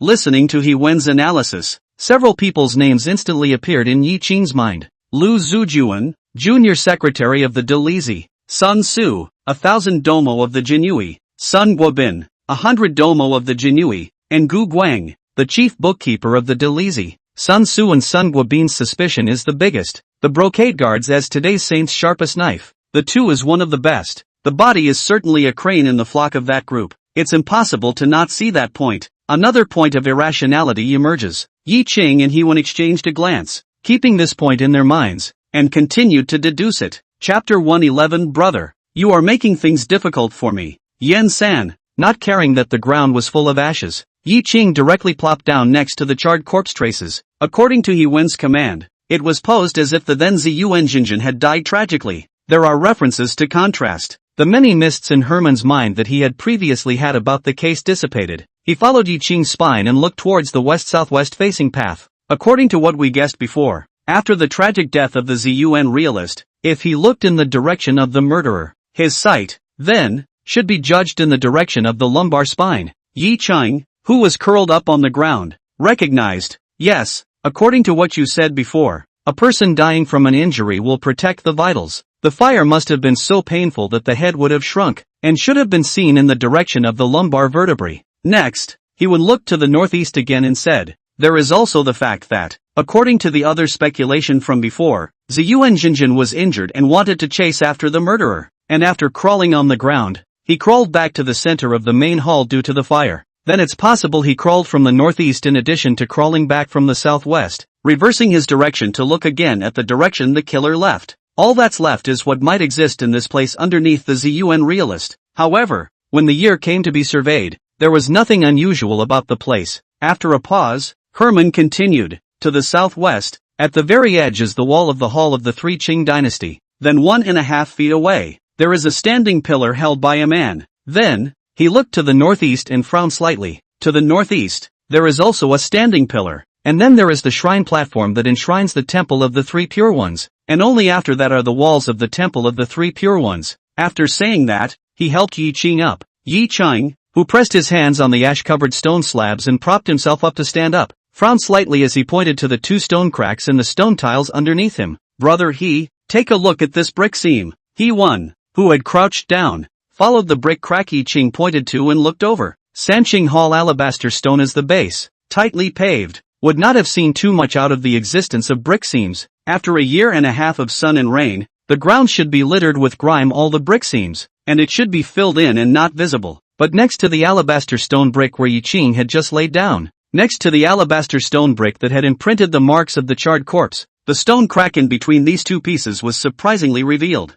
Although the stone cracks were intermittent, lying on their backs and the illumination of the lantern firelight made it impossible to hide them from the eyes of the 2 extremely good-eyed men. The 2 who had reasoned for half a day and thought of various possibilities that could exist could not help but look at each other with a bitter smile at this time. He uncovered his forehead speechlessly and said softly, "Good fellow, one of us searched on one side and stopped when we pulled here at the scorched corpse marks. I didn't look any closer before when I deduced that it was an unlikely place, and without admitting it, it's really here." Yi Qing didn't mind the dirt, took out a copper coin from his pocket, lay down on the ground, scratched along the cracks in the stone, and smiled. It rained a while ago, and the ash here was washed away, so I guess it's the ash within the stone cracks that seeped into the secret passageway, and that's why some of the stone cracks leaked out. Thought about it also He One, out of the voice. Indeed, at that time I came to see, those hours are not rain, I guess it gave a miss. After saying that, He One then got down as well and also took out a copper plate from his pocket and scratched the stone crack. Beneath the stone crevice was the hollow, and in it were glued the ashes of 2 stone bricks, which, with the touch of the copper plate, shattered and fell off without much force, and less stubbornly congealed among the crevices. The 2 men were quick on their hands and feet, and soon the stone cracks around a 3-foot-long alabaster brick were revealed under the charred corpse marks. Herman tapped his fingers on the stone tiles with as dull a sound as he could muster. He tapped again on the stone tile next to him, and there was the same dull sound, no audible difference at all. Yi Qing frowned. This sound, it's completely inaudible that there's a secret passage below. This brick should be very thick. Herman, who nodded, wondered, how were such tightly packed stone tiles taken up with no point to lend a hand? Yi Qing, who also didn't know what to do, patted the ashes on his hand and exhaled a mouthful of turbid air. If someone with unrivaled chi strength tops it from below, they might be able to top this stone, but from above, it's really never possible. Maybe there's some special mechanism or something. The authorities? His eyes lit up as he went, pointing to the southwest and northeast, quickly said, maybe the organs are on both sides. The next instant, Herman's brow furrowed again and he rubbed his chin. No, no, no. If this secret passage is really under the stone tile, this alabaster stone brick is 3 feet square. That's not normally heavy. The murderer harmed real Ziyuan, jumped down the secret passage, and then moved against the stone tiles, which would certainly leave obvious scratches. But we looked, and there are no scratches at all on the stone tiles around here, unless there's a mechanism under the secret passage that can move the stone tiles. Other than that, that's after the murderer hurt the Ziyuan realist and stole the purple gold tripod, because the murderer was close to real Ziyuan, and real Ziyuan was willing to help him cover up his crime even if he was injured by someone close to him. Dragging his injured body and closing the secret room? Meticulous speculation, derived from a variety of possibilities. It made Yi Qing, who had come into contact with such a difficult mystery for the first time, feel a bit bewildered and his brain was running out of ideas. He shook his thoughtful head and said, "You're the expert in this crime-solving business. You think first. The Great Hall was burned. The columns and beams were burned. and the organs may have been destroyed. Big Brother Yen has great strength. I'll see if I can find a way to remove the stone bricks from above. Now all our speculations are that the secret passage is under the stone tile. There are secret passages, so our reasoning is valid and we can rule out other possibilities. The well-organized addition was approved by Herman. Indeed, you're right. All reasoning is based on the secret passage being under the stone tiles. I'll inspect the remaining uprights and wooden beams. Yi Ching was not afraid of getting dirty, but the habit he had developed from selling soup noodles for many years made him pat his hands as well as the ash stained on his gray cotton clothes. He tilted his head towards Yen Sandao, who was alertly checking his surroundings. Big Brother Yen, come over and help. Yen San kept his guard up, taking a step and twisting his head around, his sight scanning the surroundings. Only when he walked to Yi Ching's side did he retract his sight and said, "Help with what? You name it." Yi Ching pointed to the stone bricks underneath him and opened his mouth to ask, "Big Brother Yen, do you have a way to lift this stone brick up?" Yen San frowned as he looked at the crack in the stone that was not much thicker than a hairline. He crouched down and rubbed his bushy beard. "Brother, you're making things difficult for me. Yen San, this stone crack is so thin, you can't even stick your finger in. You can't make any force." Yi Ching, who knew that this was the case, sighed helplessly. "Hey, I know that too.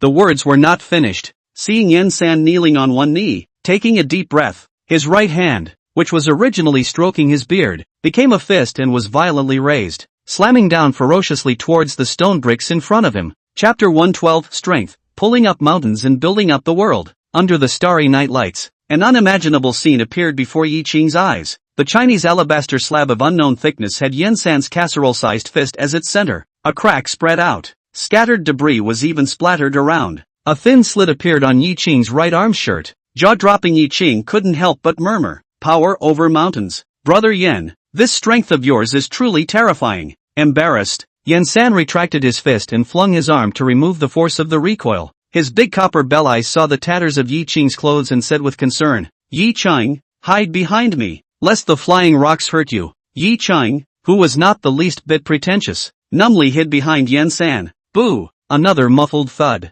The cracks on the alabaster slabs were even thicker, and the slabs were even slightly dented. Yen San, who was in a hurry, raised his thick eyebrows in surprise. "Hey, this slab is pretty thick." Having said that, Yen Shan clasped his hands together and raised them high above his head, slamming them down. Click! A crisp sound appeared in the stillness of the night. The alabaster slab, which was unknown how thick it was, could no longer withstand it, and split in pieces, with several large pieces of rubble dented together. At the same time, several sharp pieces of debris shot out. There was even a piece of debris that cut Yen San's face. Crimson blood flowed down Yen San's dark cheeks. Yen San, who had been shocked by the force of the recoil that made his arms numb and showed his teeth, fortunately turned his head towards Yi Ching. "Dude, it's done." Yi Ching saw that Yen San was injured and worried. "Big Brother Yen, quickly take care of the wound on your face." Yen San, who wiped the blood with the back of his hand, said without a care in the world, "It's nothing,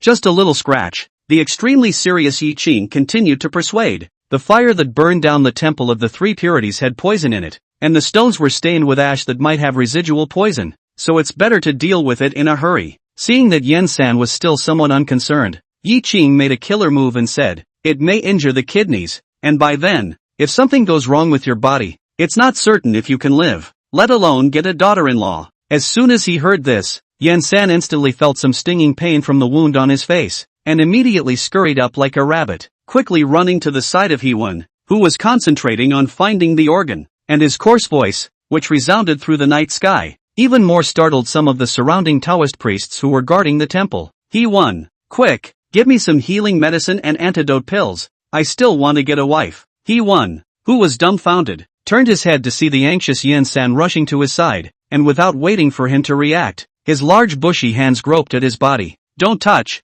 don't, damn you, you monkey stole the peach." Hewan hurriedly grabbed a big hand that was touching towards his lifeblood. His face turned pale, and hurriedly stopped. "Stop, stop, don't move, I'll get you medicine." The main one, an obedient and cooperative Yen San, immediately stood still. Hewan, who had avoided the shattering of the yoke, with a palpitating and trembling hand, pulled out the antidote pills and trauma medicines from his bosom, handing them to Yen San in a sly manner. "Brother Yen, I don't know if you can get a daughter-in-law, I almost couldn't keep my queen just now." Yen San, who hurriedly ate the antidote pills and applied medicine to his face, grinned in embarrassment and said, "I'm sorry, Fong was too hasty, I won't be in the future." He won, who took a long breath to calm down, as he turned around, also saw that not far away, under the candle flame, Yi Ching was laboriously carrying the rubble. His eyes lit up and he didn't even care about the organ. Quickly running over, Yi Ching sighed as he saw Yuan come over to help.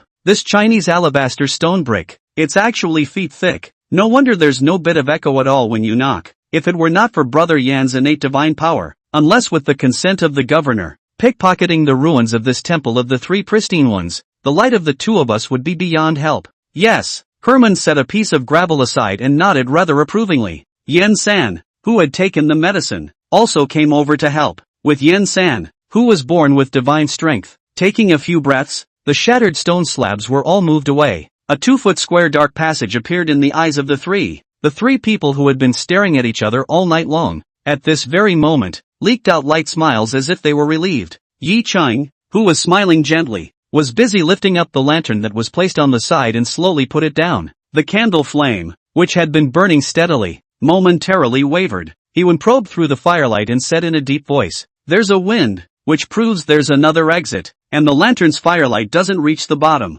The secret passage must be quite deep. Should we go down now?" Yi Ching couldn't help but propose. He won, who hesitated for a moment, took the lantern Yi Ching was carrying in his hands. After a moment's thought, he removed the lantern from the wooden pole and hung it over the mouth of the secret passage and let go. One breath later, dang, the not-so-heavy lantern landed on the bottom with a soft thud. Wen's expression was grave as he said cautiously, "It's a bit deep, and I don't know if there are any organs down there. For the sake of safety, I think we should stop here for now, and report to the governor as well." The words fell. Yi Ching, who nodded his head, looked at the sky and analyzed. Running back to the government office from the Chaotian Palace in one breath would take about 3/4 of an hour, and when the governor points on the manpower to come over, it would add up to almost half an hour. Then, Yi Ching gruffly said, "However, in the present situation, it is not safe to leave Brother Yen here to keep watch while you and I go and report, and vice versa. I think it would be most appropriate to summon the entire Taoist priests of Chaotian Palace and guard them together, then send someone back to report. What do you guys think?" "Steady." Yen San was the first to recognize it. Herman smiled back and nodded. Then, he squinted his eyes, which were bright even in the darkness of the night, towards Yen San. "Brother Yen, I'll have to trouble you to roar." Boom boom. Yen San, who beat his chest with a thumping sound, had an expression of "I'll take care of it." He took a deep breath and raised his neck, and Yi Ching's duo immediately covered their ears and backed up. Incoming. Continuous roars that were like thunder from the flat earth spread out within the silent Chaotian Palace. Rattles quickly appeared in the halls in all directions, and the orange and yellow of the candle flames lit up one after another. A Taoist priest quickly gathered. They held mahogany swords and solid wood sticks. Looking at the three people standing in the ruins of the Three Ching Hall, their expressions were grave, and they quickly surrounded them. Yi Ching hurriedly took out the government office torture chamber waist tag. "Don't make a move. We are under the orders of Lord Chen Yumingchen, the governor of Huayang, to secretly investigate the previous case of the purple gold cauldron.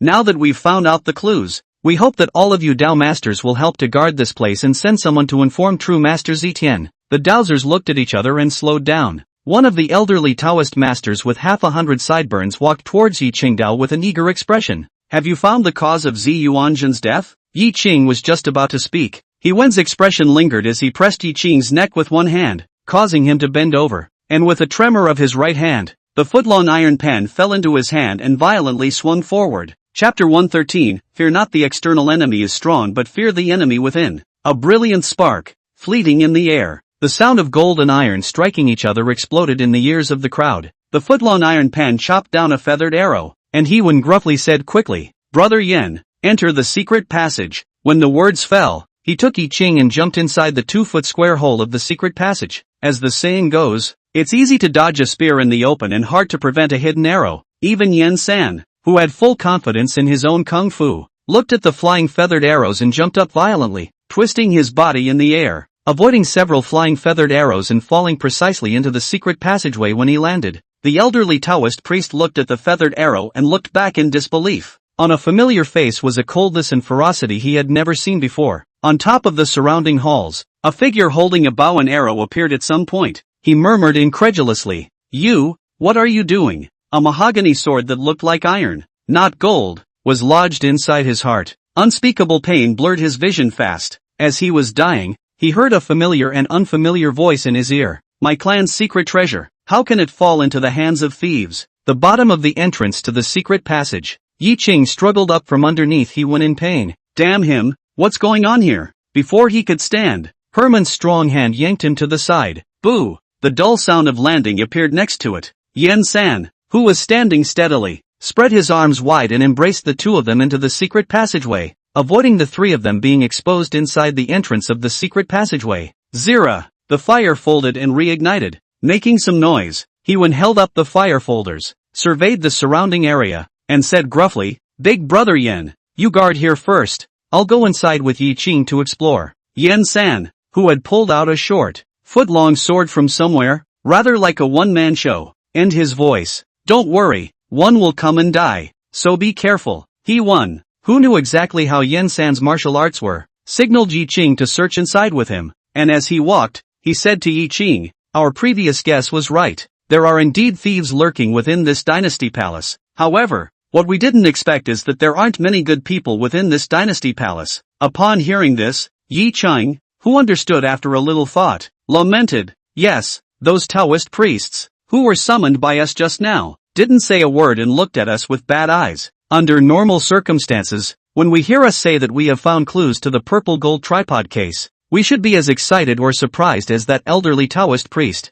asking if we have found the murderer or the whereabouts of the purple gold tripod. Haven, who was checking out the secret passage that would allow the two to travel together, nodded. Not bad, and the feathered arrows of the party came from the top of the temple next to us, so I think that before we started searching for the Three Qing Hall, someone had ambushed us there. We've come to investigate the case, and only Zitianjinren knows the inside story, and we're checking the Taoist priest's birth lists, and we're not saying we're doing it to investigate the case. I think it's Zitianjinren who is directing behind the scenes. He-won, who had paused in his forward steps, frowned. If I'm not mistaken, the burning down of the three pristine halls should have been the result of their combined efforts. Only then, when the fire started, someone disappeared, and when they corroborated each other, the confessions would fit together and no breaks could be found. Likewise, there must be their people in the Jinui and the Dalizi. The last sentence made both of them look grave. Fear not, the external enemy is strong. Fear the enemy is within.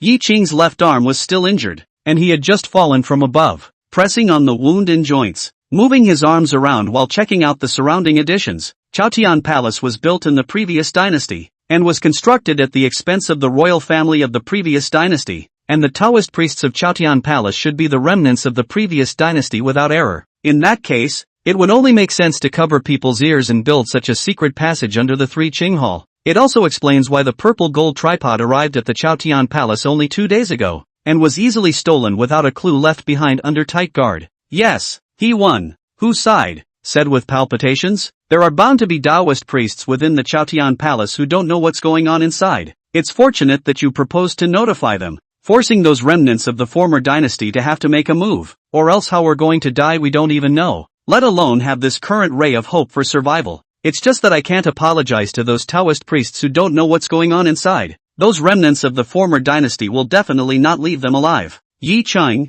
who died a Taoist friend, did not have a trace of guilt in his heart. A perplexity arose in his mind before he had time to think it over. Suddenly, he saw that 2 paces ahead, the walls and the ground had a large, dense growth of moss. He quickly stepped forward to check it out. Surprised, the moss is thick here, the ground is damp with water. Is there not an undercurrent here? Yi Qing, who had also gone up to check, had just placed his hand on the wall full of water vapor. There was a hiss of pain right behind him. Yi Qing asked with concern, Brother Yen, are you alright? Yen-san, who had eliminated half of his neck with one slash and shattered one of his heads with one punch, shook off the red and white on his hands and said in a neutral tone, We're fine. We just killed 2 of the scumbags. A few more down here and we'll fill the hole. You are assured of probation. Yi Qing, who secretly blurted out that Yen-san's strength was terrifying, had the scene of his hammering the foot-thick stone slab in the square appear in his mind. 1 power to 10. In front of absolute power, all skills are floating clouds, not to mention still being inside this cramped secret passage, unable to perform any tricks. The person who came down could only fight Yen-san head-on.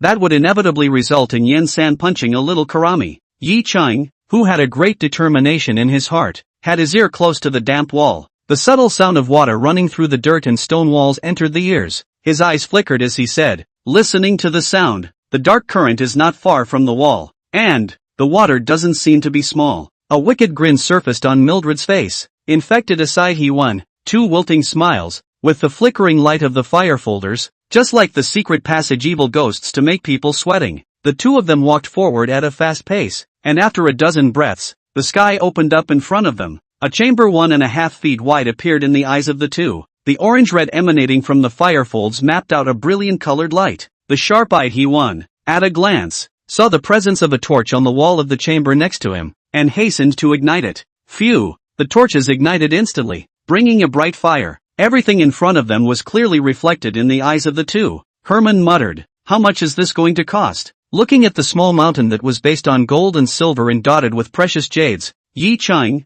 whose heart was beating wildly, shook his head and said, it's a fortune we can't imagine. In the next instant, Yi Chang, who held fast to his heart, quickly stepped forward and said, quickly find out if there's a purple and gold tripod. At that, he won, who had pinched his thigh to regain his senses, showed his teeth and ran over. Wow! The mountain of gold and silver treasures that was as high as Yi Ching's waist quickly became shorter. A dozen breaths later, the 2 of them looked at the treasures all over the ground and frowned at each other. The purple and gold tripod isn't here. Is it hard to be more inside? Yi Ching finished. He took the lead to move forward and said, according to what Zi Tianjinren said, the secret passage is between the bell tower and the 3 Qing Hall. We've only walked more than 20 feet now, and this secret passage is still far away. Yi Ching saw that there was a torch on the wall next to him, so he took it off and ignited it before quickly following He Wen. Just as he followed, Herman's hand came up. Solemnly, take this. Chapter 114, a clean and honest official must have money in his hand. Half a palm-sized gold nugget appeared in He Wen's palm. Yi Ching looked searchingly into the bright eyes. He Wen stuffed the gold into Yi Ching's arms and continued to walk forward on the road. You and I come from humble beginnings, and when we take the career path, even if we want to be clean officials for the people, we must have money in our hands. It takes money to go up and down. It takes money to mingle with your peers. It takes money to reject corruption. And it takes money of your own to keep from shaking your heart. The money came from the wrong place. The amount is unknown. There is no way to verify it. So there is no harm in us taking some of it. If we solve the case, the governor will also reward us with some. Saying this, He Wen turned his head towards Yi Ching and spilled a smile. If we die, the governor will find our bodies. If this gold in our arms is still here, the governor will also give it to our gainful family. Thank you. 2 simple but heavy words came out of Yi Ching's mouth. He put the gold away. His eyes lingering in his heart secretly said, this gold, will certainly be able to bring it out alive. After exiting this chamber, the secret passageway, which was for 2 people only, resumed in front of him.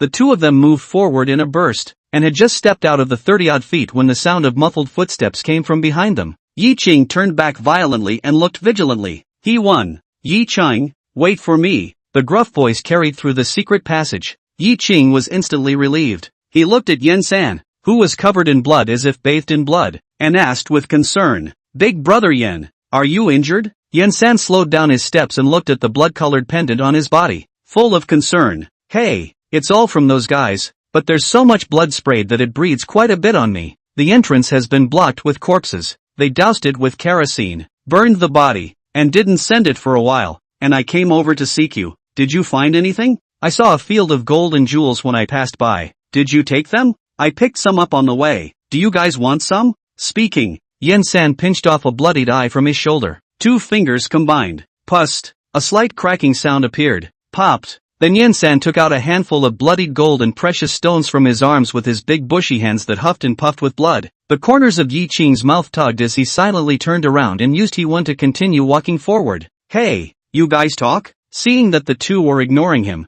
Yen San opened his mouth to pursue. He Wen pulled out 2 gold pieces from his pocket and handed them to Yen San. Big brother Yen, you take the things first. We'll split them when we get out. Seeing this, Yi Ching also took out the gold and gave it to Yen San. The straightforward Yen San crisply took over. Okay, let's go out and split the spoils. If I'd known that's all you guys brought, I would have taken more just now. After saying that, Yen San was greatly moved and twisted his head to look behind him. Herman stopped it. Don't go back. Let's explore the exit first. In addition, brother Yen, you're good with your hands. If it really comes down to a time of necessity, you leave the 2 of us alone. Rush out and divide this gold and silver among our families, at once. Yen-san was honest and didn't speak again, only patting his bulging stomach. About half a quarter of an hour or so passed again. The secret passage came to an abrupt end, and a stone wall appeared before him, a dead end. Wen's expression moved, and his bright eyes quickly surveyed the surroundings. When seen on the ground,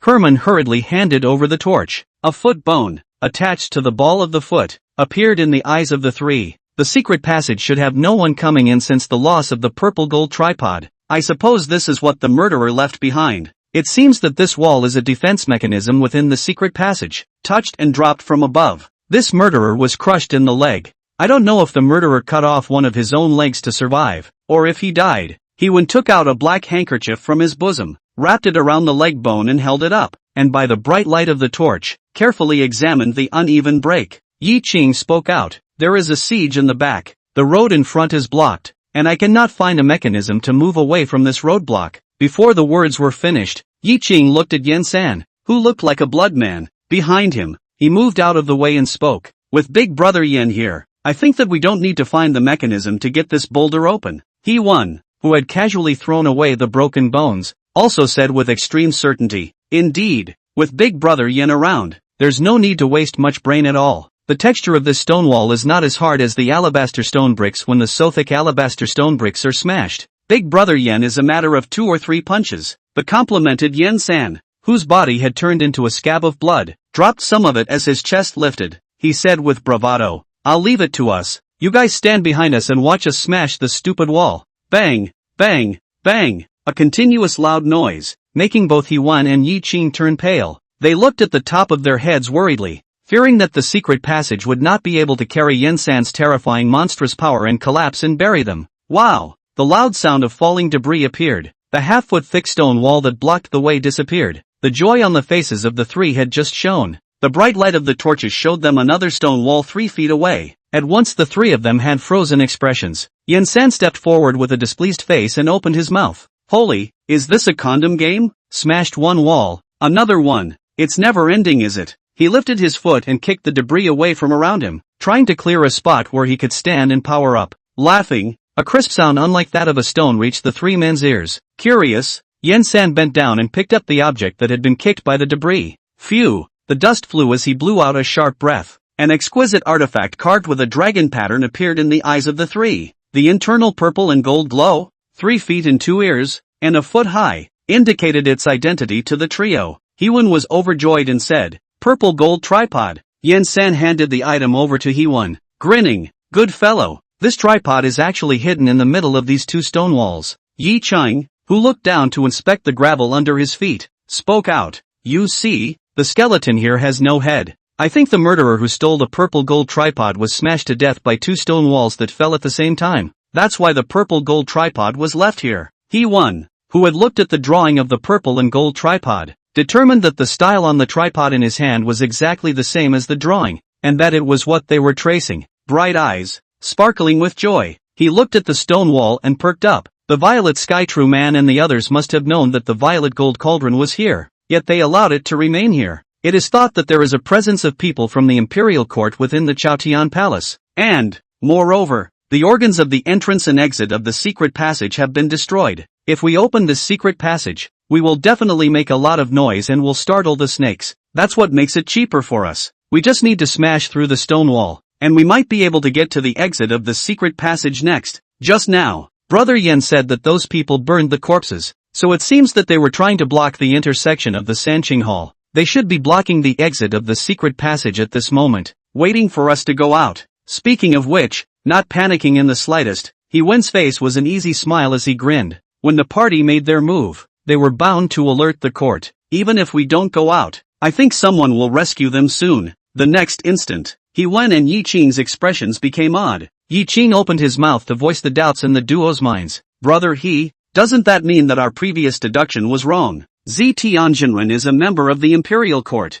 and only noticed the existence of the secret passage not long ago, but he had no way of getting the message out, and it was only when we came to investigate that he directed us to search the secret passage? Chapter 115, Only a dog should have such skill. He-Won pursed his lips and calmly analyzed. There's no way to jump to conclusions right now. There are too many things that can't be determined. Is True Lord Violet Sky helping us? What was the truth back then? The purple gold tripod has been found by us. The answers to all mysteries will automatically surface. What we need to do now is to protect our own lives. And secondly, discuss whether to stand out or wait for help. Yen-san, who was rubbing his fists, grinned. If you ask me, smash the damn wall first. Let's go to the exit and see if they're really blocking it. Let's make some noise to attract them not to leave. The corpses burning there in the Sanqing Hall blocked the opening, so I don't think there will be many people. So we might be able to get out from there. Yi Qing looked at Yen-san, who had come up with an excellent idea. His eyes were impressed. Yen-san, who was standing in front of the wall with his fists raised, held his breath. Lord Tongji said that it's called a soldier's trick. Boo! As the words fell, a loud muffled sound surfaced. A puff of dust drifted down from the top of his head. Both He Wen and Yi Qing's faces changed drastically. The torch was held high above his head, revealing the top of the secret passage. Yi Qing hurriedly stopped it. Brother Yen, don't smash it. The top is going to collapse. Yen-san, who had once again thrown a punch, fiercely withdrew his force, and his casserole-sized fist was no more than half an inch away from the stone wall, which was already showing cracks. Yi Qing and He Wen breathed a sigh of relief in unison. Yen-san raised his head and looked at the cracked top, shaking his somewhat numb fist in displeasure, and said, "This secret passage is too unsturdy. We've only swung a few punches and we can't carry it anymore. It's no fun." Knowing that he was strong, Yen-san, who had been collecting his strength for years, was easily able to give vent to his strength and stretch his muscles soundly tonight, at the moment, but had no choice but to withdraw his strength. That was really uncomfortable. Herman stepped forward and looked at the stone tiles that appeared to be cracked, and then at the cracks at the top. He spoke out, "Big brother Yen, collect your strength and try smashing it slowly from the bottom." "Okay." Reluctantly, Yen-san crouched down, his fists closing in on the place where He Wen pointed and hammered. Debris fell from the stone walls and the top of the secret passage. It made He Wen and Yi Qing look nervous, fearing that the top would collapse and bury all three of them in the ground. Whoa! A whole half a foot square appeared at the bottom of the stone wall, and the top of the secret passage could not fall off. It made both He Wen and Yi Qing breathe a sigh of relief in unison. He Wen said, "Big brother Yen, please be careful to widen this hole." Click, click, click. As casually as breaking tofu, Yen-san easily broke open the hole in the stone wall. It didn't take long to expand a hole half a man high. The three of them catapulted through, toward the exit. After another 20 or so breaths, the three of them, who were walking at a steady pace, finally arrived at the exit of the secret passage. He Wen looked at the ancient brick wall in front of him. There were a few brick cracks into the firelight, close to lie down on the top to see. Then turned toward Yi Qing, too grinned. "There's a group of Taoist priests from the Chaotian Palace surrounding outside. So let's do as brother Yen says. I'll stay here and create a commotion to attract their attention. Big brother Yen, you take Yi Qing and run all the way back. In a quarter of an hour, you guys make your move." Yi Qing, whose worry hung on his face, had not yet inquired when the foot-long iron pen that had blocked an arrow for him appeared in He Wen's hand. "Don't worry, I'm much faster on my legs than you two. Not to mention that I'll run if I can't beat them, and I won't fight them at all." Confidence soared in the bright-eyed Herman's face. Yi Qing said no more and only left two words, "Take care." Then Yen-san, who had received the purple gold tripod, returned the same way. At the same time, the sound of He-Man's arrogant and domineering voice and the sound of smashing walls came from behind him. "False Taoist priests outside. The purple gold tripod is in Grandpa's hands. When Grandpa opens the mechanism, he will destroy the tripod in front of you." In the midst of running, he listened to the provocative drinking and cursing behind him. Yen-san smashed his mouth and said, "He Wen is a first-class investigator, and his hands are not bad, but this mocking and cursing tongue is really disgusting to us." Yi Qing, who was originally tensing his nerves, laughed wholeheartedly at this sentence. At the same time, he also accurately captured the hidden meaning in Yen-san's words. To be able to be called an okay stance by a one-man brave man like Yen-san, that He Wending can be with Yen-san over a few moves, this kung fu, already cannot be said to be okay, is very good too. He opened his mouth and asked, "Big brother Yen, is He Wen's skill very good?" Without thinking, Yen-san spoke bluntly. "Before he was trained by Lord Tongji, he didn't dare to take my punches, but I couldn't catch him, and I was always tired of admitting defeat as he wandered away. After practicing with Lord Tongji for 3 months, I can put him down in 10 moves." Yi Qing, whose mouth straightened, secretly said. At the same time, the more anticipation grew for the 3 months the co-counselor said he would take him. He then went on to ask, "Then there should be few people who can beat you in this body?" Yen-san, who scratched his beard as he ran, thought for a moment. Among the Yangzhou guards, no one is my opponent except for 3 people. In Huayang City, the governor took me to challenge some people. Just 2 I couldn't beat. Speaking of which, Yen San said indignantly, those 2 I can't beat, like to play underhanded tricks, use hidden weapons, and run as fast as a rabbit. God damn it, if we catch them, we'll punch them in the head. Yi Qing brainstormed Yen San's stifled appearance of being molested. Furious but incapable of raging, the smirk on his face grew even wider, and then he guessed darkly, I don't know who has better kung fu, Shi Hang or Big Brother Yen. That night's attack on the painted boat, Shi Hang's ethereal stance and the weirdness of his soft sword took his breath away. Mo Wan Qing, who thought her kung fu was superior, was surrounded by a group of enemies, and was relieved by Qi Hung several times. Then, the thin shadow guard with cold eyes appeared in Yi Qing's mind. Needless to think, the shadow guard only used the 2 fingers which were made of paper into blades. Yen San could not enter his body. He would have to be stabbed into a hornet's nest. Yi Qing, whose legs and feet were not as good as those of a martial artist, but also belonged to the best among ordinary people,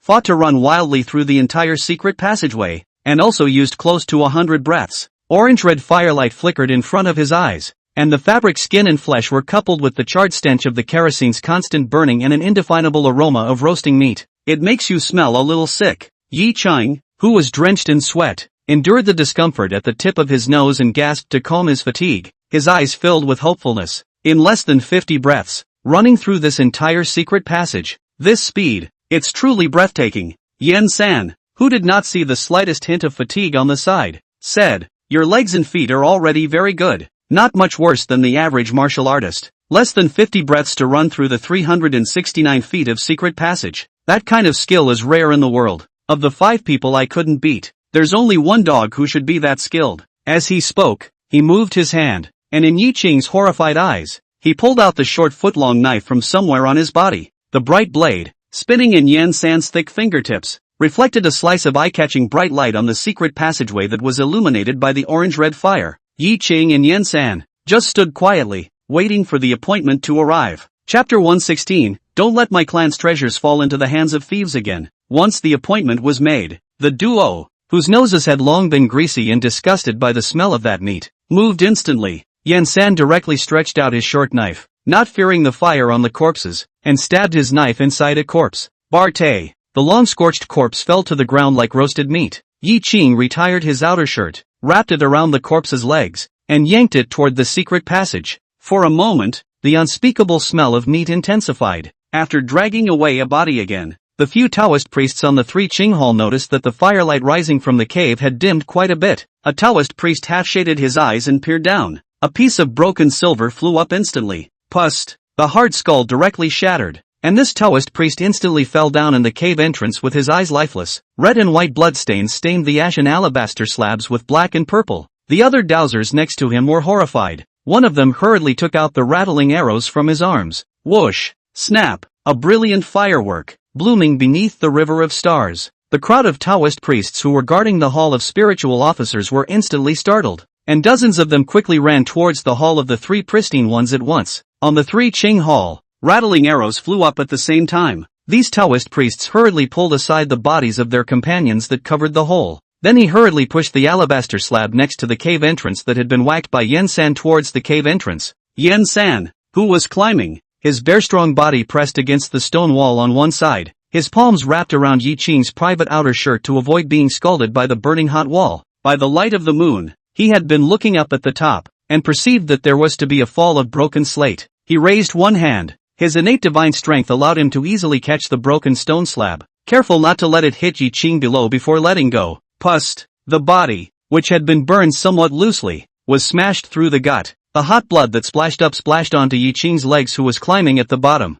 The hot blood, which instantly passed through the pants on his legs, caused Yi Qing to not be able to stop his body from shaking and almost slipping down. Another slab of debris fell, still with the same result. Nearing the entrance of the secret passage, Yen San, who had violently stomped on the wall and leapt out, stood steadily beside the opening. He looked around at the frightened and wary few Taoists and grinned. A scab of blood had congealed on his body, plus the fact that he had been in the secret passage for some time, smothered by soot. The entire Yen San looked black and red. This fierce smile, white teeth exposed in the starry night candlelight, looked like a severe ghost in the world. plus the fact that he was down there earlier and easily got a couple of Taoist priests killed. Frightened, the few Taoist priests didn't dare to go forward and took a few steps back, pulling away. While they did not enter, Yen-san raised his short sword and ferociously charged towards them. Just now, you few brats, didn't you taunt Grandpa for not daring to come up? Now that Grandpa's here, you guys are here to kill Grandpa.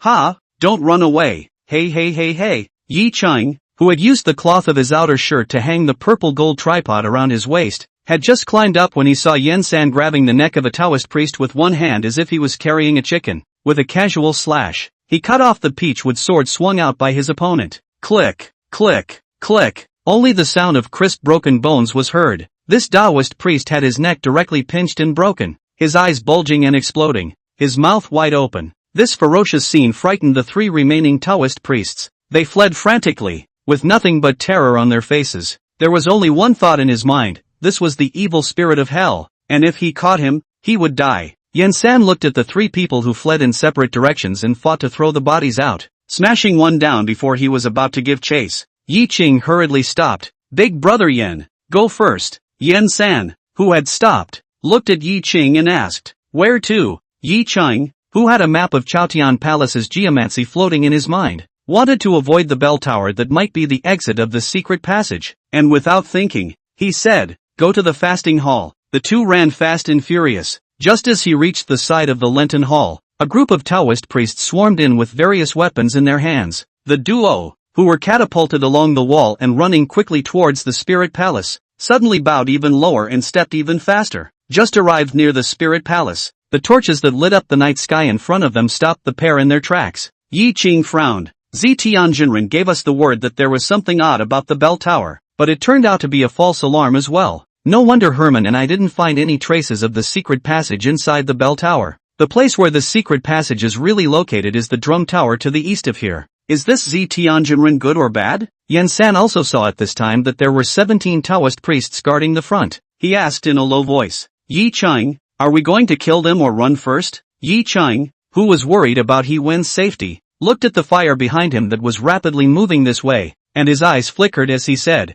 Big brother Yen, you're good with your hands. I'm afraid that there will still be people blocking the way down the mountain, so take the purple gold tripod and go to the government office to ask for help. I'll stay here and watch in case something happens to brother He. Yen-san, who had refused without thinking, pushed away the purple gold tripod that Yi Cheng had handed over, not allowing it to be refused. I'm good with my hands. If this group doesn't have a top expert, I can kill 7 in and 7 out. Even if there is an expert, it's easy for me to get out. Besides, I'm covered in blood, so I'm liable to attract the attention of beasts and such in the forest and reveal my whereabouts. You should not attract attention if you follow the forest down the hill. A very good reason. But Yi Cheng stubbornly pushed the purple gold tripod over. He firmly looked at Yen-san and said, the governor has said that you will listen to the arrangement between brother He and I. Now that brother He isn't here, you have to listen to me. Big brother Yen. Officials are big and they crush people. Originally, Yen-san, as a quick class fast worker, his position in the yamen was one step lower than Yi Cheng.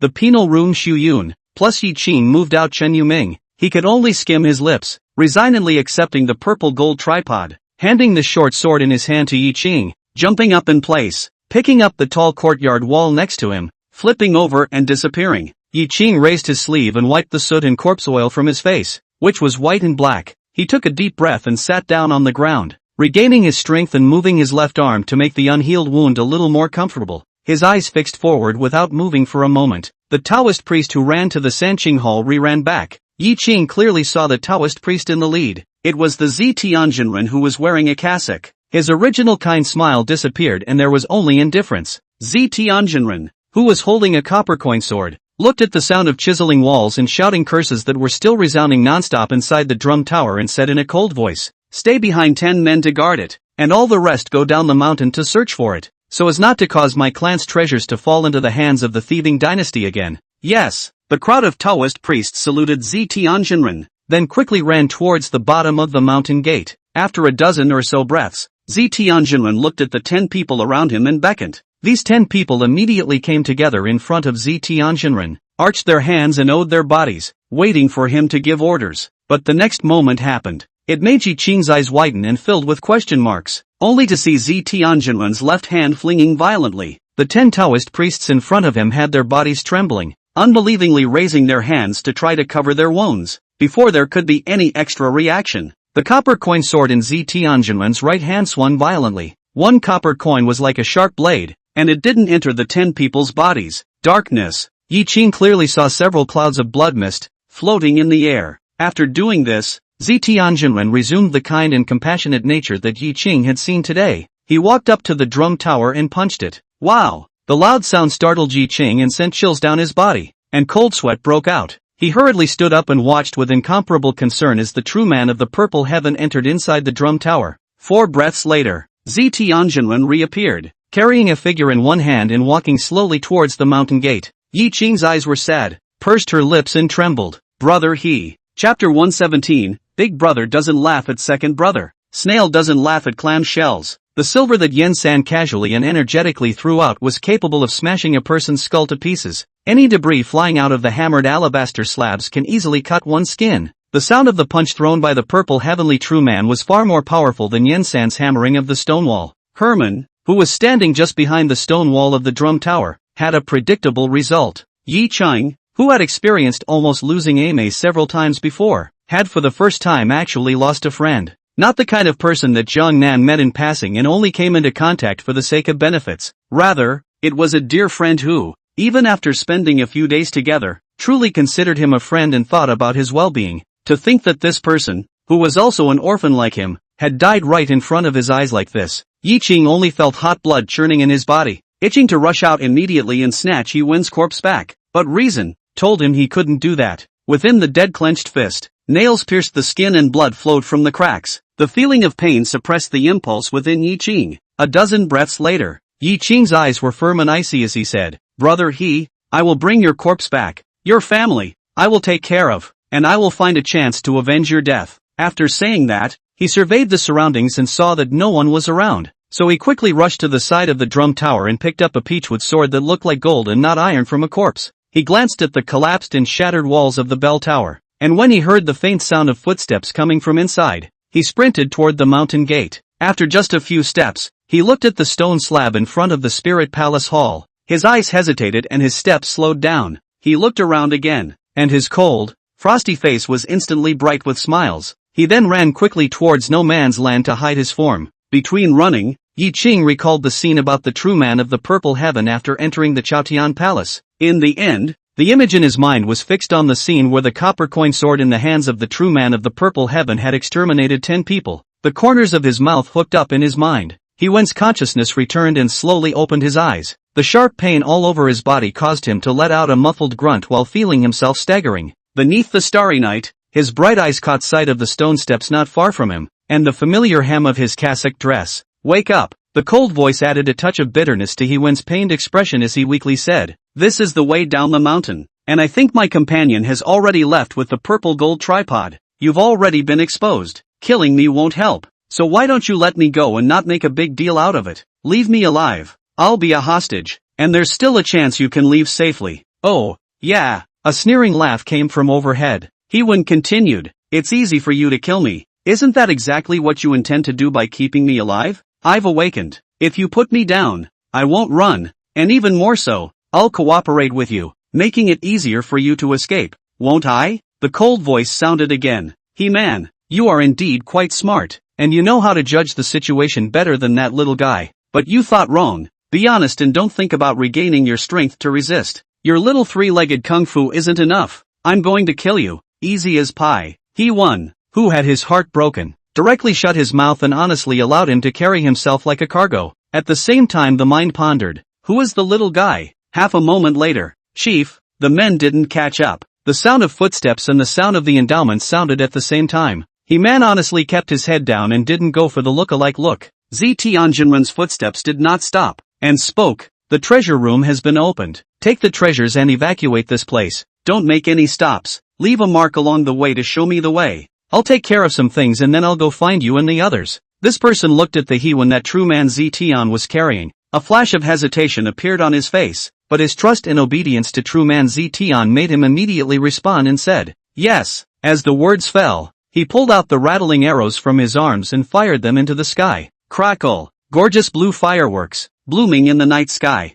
It wasn't long before He Wen realized that there was a sound of footsteps around him from far and near, and then from near to far. Dozens of people ran past. After he was carried to the bottom of the hill, then no other footsteps were heard. Pust. He was thrown to the ground with broken ribs and pain all over his body. The broken bone was touched again, and the pain caused his face to grimace in agony as he curled up on the ground, huffing and puffing. He Wen, who was in pain until his face was saucy red, slowly rolled over and lay on the ground to look at Tianjinren, and his soul sent out a question. Who the hell are you? The purple sky true man grinned a morose and appalling smile. I told you you were a smart one. You are safe. Tell your lord. Don't take this next case seriously. Just do it. After saying that, true person Violet Sky carried his hands behind his back and turned around to go up the mountain. It left Herman looking puzzled. After a long time of slowing down and regaining his strength, he endured his discomfort and carefully got up, heading towards Huayang City. Just walked out a mile. Footsteps sounded behind him, and the foot-long iron pan instantly appeared in his right hand.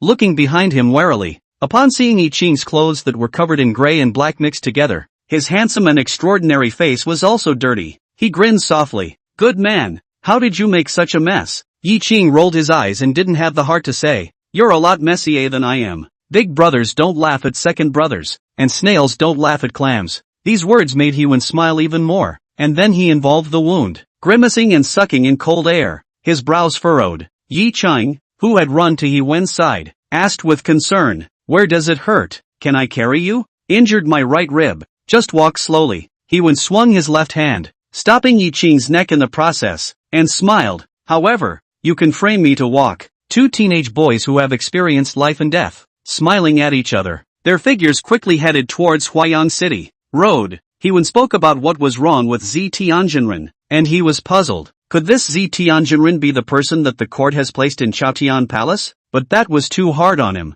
If it wasn't for his punch, I wouldn't have gotten hurt. After a moment's pause, He Man said in horror, it's the first time I've met someone with more strength than Yen-san. Yi Ching, who had a few guesses in his mind about the identity of the purple heavenly true man, spoke. Whether he's from the court or not, he should be good. I went to the drum tower just now and heard footsteps. He should have known this before he violently broke down the wall so that you wouldn't fall into the hands of thieves. The understanding He Wen, although his face was grateful, was still speechless. Then he gave me a heads up to take a few steps back and avoid. Before he finished his words, He Wen thought of those Chaotian Palace Taoist priests he had encountered along the way when he was carried down the mountain. It was thought that it took a man who looked no different than dead to avoid the other Taoist priests helping to strike and be carried by Tianjinren to the bottom of the mountain in peace. Under the starry night, a huge city stood not far away. Sporadic bonfires were neatly matched on the 6-foot-high walls. Hundreds of feet of the city wall, behind one of the sections of the wall, was orange and red, even more dispersing the darkness of the night above it. It was the brightly lit Pingle Square,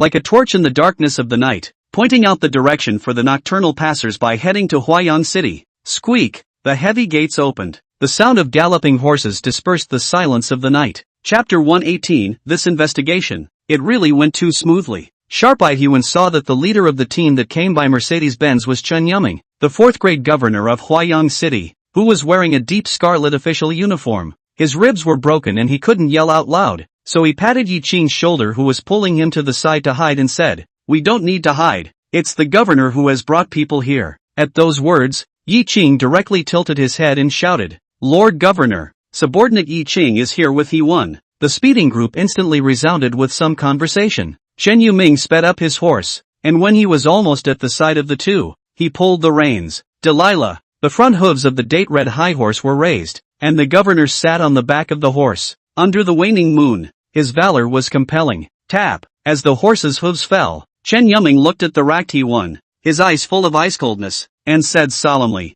injured? Herman nodded and grinned in relief. Hurt 2 ribs, out of the way. He then hurriedly said, I was rescued by the Zeitungen. He asked me to give you a message that the next investigation should not be serious, and that it should be done with great fanfare. Hearing this, Chen Yuming raised an eyebrow and did not say much, saying concisely, got it. You two go back and heal your wounds. Hiya! Chen Yuming strangled the reins, and the tall horse immediately twisted its neck, reversed its direction, and galloped furiously towards the front. Zai's Chinese Medicine Center. Chief Zai frowned, his hands and feet numbly checking He Wen's injuries. Speechless, you two young men, one after the other. That Yi Ching kid hurt his left arm a few days ago. The wound hasn't healed yet and it's chipped again. A few more times and the arm won't be wanted. Yi Chang, who was on the side, just smiled sarcastically and scratched his head. He won, who just wanted to taunt him, hadn't opened his mouth yet when Chief Sai said breathlessly, "Well, your kid also broke 2 ribs.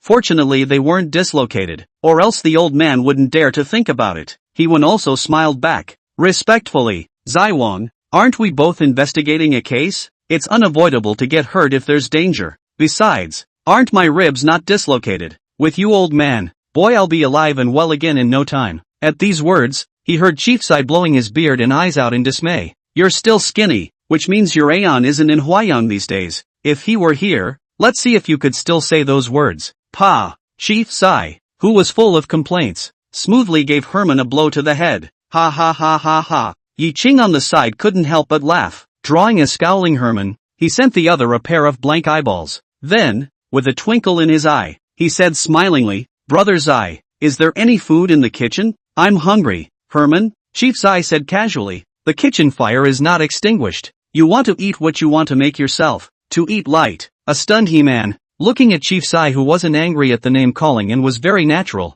The question marks in his head were about to overflow. "Sure, I'll fix something to eat. Will you eat?" Yi Chang, who got up, walked towards the kitchen. "No food. Just do what you two do." Only after Yi Ching's figure disappeared did he come back to his senses and asked incredulously, "Zayan, boy, did I hear you right? Yi Ching called you Big Brother Zai?" Chief Sai, who was giving He-won the bone, froze for a moment, then reacted. Before they all called him by his name, Fong called him Big Brother Zai, and then looking at He-wen's stunned appearance, it was obvious that it was done on purpose. He laughed badly and said, "That's right, old man and Yi Ching are brothers with different surnames. If you want to be more serious, from now on, you'll have to call in Yi Wang." A mouthful of old blood almost spewed out of He-won, who depressedly skimmed his lips and finally snorted, it's okay, from now on, we'll talk about each other." Ha ha ha ha ha ha. Chief Sai laughed brightly as he watched He-wen's defeated appearance. 2/4 of an hour later, Yi Chang,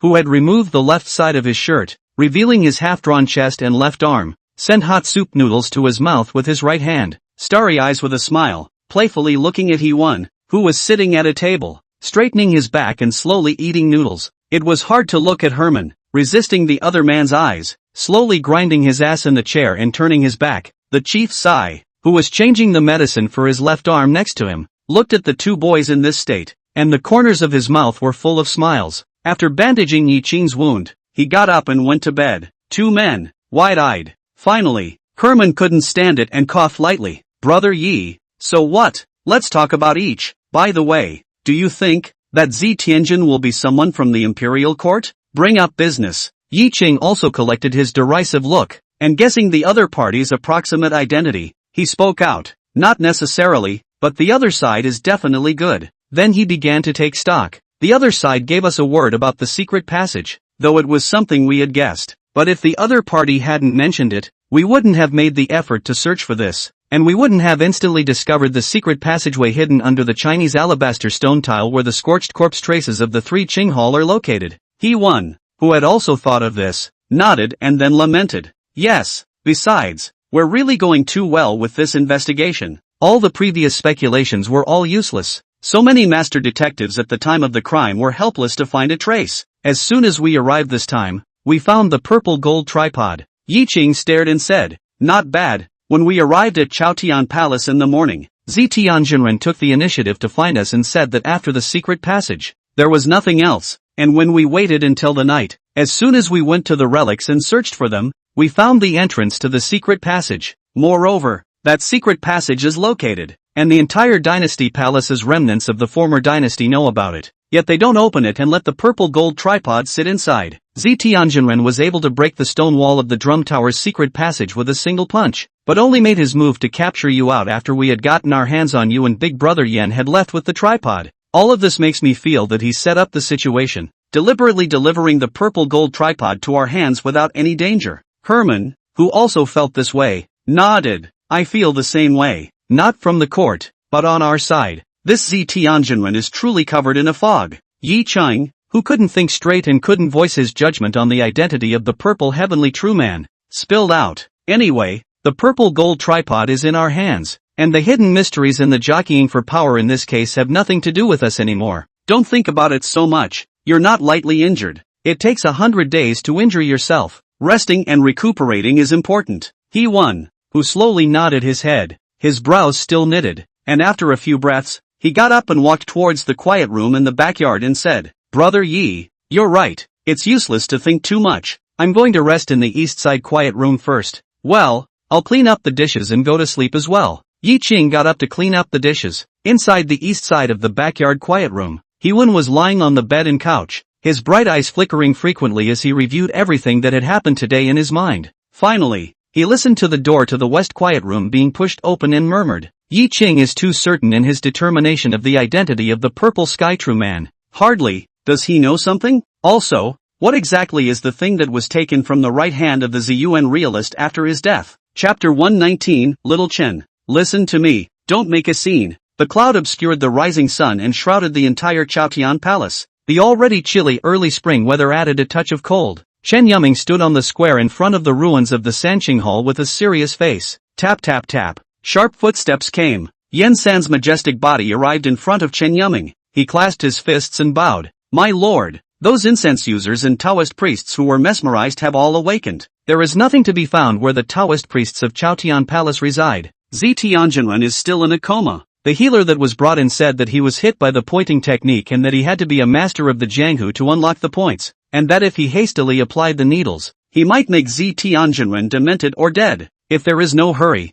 you can wait for its natural awakening. The deep scarlet official sleeve shook. Chen Yuming raised his right hand and stroked his oily beard, his eyes flickering as he said, "Got it. How about the Yangzhou wayside?" Yen San quickly returned. "Your Honor, Yangzhou guards have searched most of the mountain, found some footprints, and are in pursuit." Nodding and waving his official robes, Chen Yuming motioned for Yen San to retreat. He then raised his right hand, and in his palm, a note made him frown. It is clearly written on it, "Oh little Chen, be obedient, don't make a fuss." The corner of Chen Yuming's mouth tugged a bit, a touch of helplessness appearing on his serious face. Thinking of the words brought to him by the purple heavenly true man that Heewon had met, he whispered, "What boring old thing is amusing this official like this?" Afterwards, Chen Yuming let out a long sigh and looked sideways to the north, as if he saw the majestic and huge majestic city. For a long time, his eyes were complicated and he said, "AI, the mountain rain is coming down. This divine enlightenment has only just been peaceful for a few years, and it's going to be unpeaceful again. Hoo. Like a light rain, it fell in an instant. It obscured Chen Yuming's vision and covered him with a layer of water mist. In the distance, a magistrate quickly ran and held up a yellow oil paper umbrella for Chen Yuming. Sasha, the fine rain fell on the umbrella, making a subtle sound that calmed Chen Yuming's mind a little. With a lift of his hand, another magistrate ran over and bowed towards him with a clenched fist. "Pass on this official's order that all the remaining Taoist priests in the Chaotian Palace be escorted to the Huaiyang Prefecture prison. Bring back all the books, calligraphy and paintings in the Chaotian Palace. The inspection division sends people to close the mountain gate of Chaotian Palace. Trespassers are wanted, and those who resist are killed on the spot. Send out notices to spread the word inside and outside of Huaiyang City that the rebels are entrenched within the Chaotian Palace and are being eradicated in full." After saying that, Chen Yuming waved his hand. This Yaman immediately responded, "Yes, my lord." Just after the Yaman walked out a few steps, Chen Yuming hesitated. His right hand that clutched the note moved, and his eyes narrowed slightly. Add one more. The head of the Chaotian Palace rebel thieves, Zi Tian, has confessed to the crime. That Yaman immediately turned in place and bowed towards Chen Yuming with his fists once again. "Yes, my lord." Wow, the rain is getting bigger and bigger. A layer of dense water mist instantly rose on the Chaotian Palace, and not long after, the whole mountain was wrapped up by the water mist, and the mountains and forests were covered with a layer of white sand between the emerald green, as if it was a dream. 2/4 of an hour later, the overcast cloud turned into a black cloud that seemed to cover the top of the mountain. Blue-violet lightning flashed through the black clouds. Rumble, deafening thunder exploded in everyone's ears, startling the crowd with a shudder. The sound of falling rain obscured all sound, and the world seemed to be reduced to a grumpy da-da-da. Chen Yuming, who was instantly dampened by the hem of his official robe, sniffed the vapor at the tip of his nose and frowned. Under this pouring rain, any tracks will be hidden and impossible to trace. The ruling Huaiyang province, Qingtian Jifu reputation of Chen Yuming, is not acting stereotypical stream, although harsh, but concerned about his subordinates. out of the voice of the road. Command that you enter the hall to rest from the rain. Boil onion and ginger soup, and build a fire for cooking. Yes, my lord. The yaman holding the umbrella hung his head and bowed his waist, and after respectfully handing over the umbrella handle to Chen Yuming, he rushed out in the rain. Yi Cheng, who was asleep, was awakened by the sharp sound of falling rain on the roof. However, I don't know how many hours of sleep, but Yi Cheng, who was full of spirit, no longer stayed in bed and directly got up and got out of bed. He pushed open the doorway a little, and the vapor, so thick it was thick, came over him. Blasting storm. Quite a bit of bean-sized rainwater took the opportunity to blow inside the doorway. Knock. The door to the house closed. Yi Cheng wiped the rainwater from his face, looked down at the wet marks that bisected him from it, and smiled bitterly. Good heavy rain. Yesterday's clothes have not been washed. The medical center left on the body so,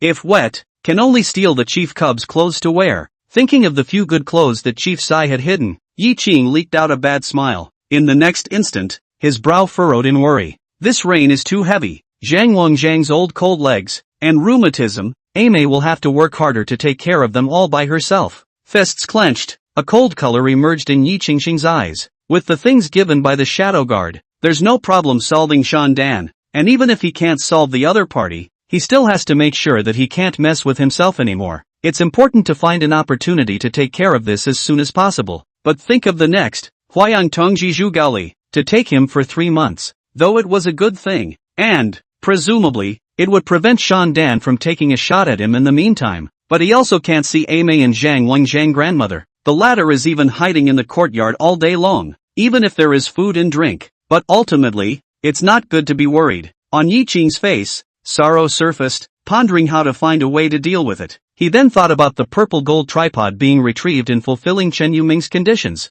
Next, as long as no one screwed him over and he didn't actively make a fool of himself, getting into the rank quickly was the nail in the coffin. As long as you take this step, after that, it's all good. When you enter the grade, your pariah status becomes official, even if you can't participate in the imperial examinations. If I make merit, with Chen Yuming and Xia Qian leading the way, I can also move up the ladder. After that, you can also take part in the ambassadorial election of the Mandarins. Once again, he took stock of the path he was going to take. Without saying a word, Yi Cheng opened the oil paper umbrella behind the door, pushed open the door of the house, and quickly rushed into the heavy rain. Inside the front hall of Zai's Chinese Medicine Center, Mr. Zai was lounging in a rocking chair behind the counter, squinting and napping at the sound of the rushing rain. Suddenly, there was an itch at the tip of his nose. Achoo! Chief Sai, who had sneezed and sat up, rubbed his nose, and then saw Yi Cheng making a strange expression. He wasn't offended, and looking at the other man, half drenched, he pointed to the table leaning in the front hall.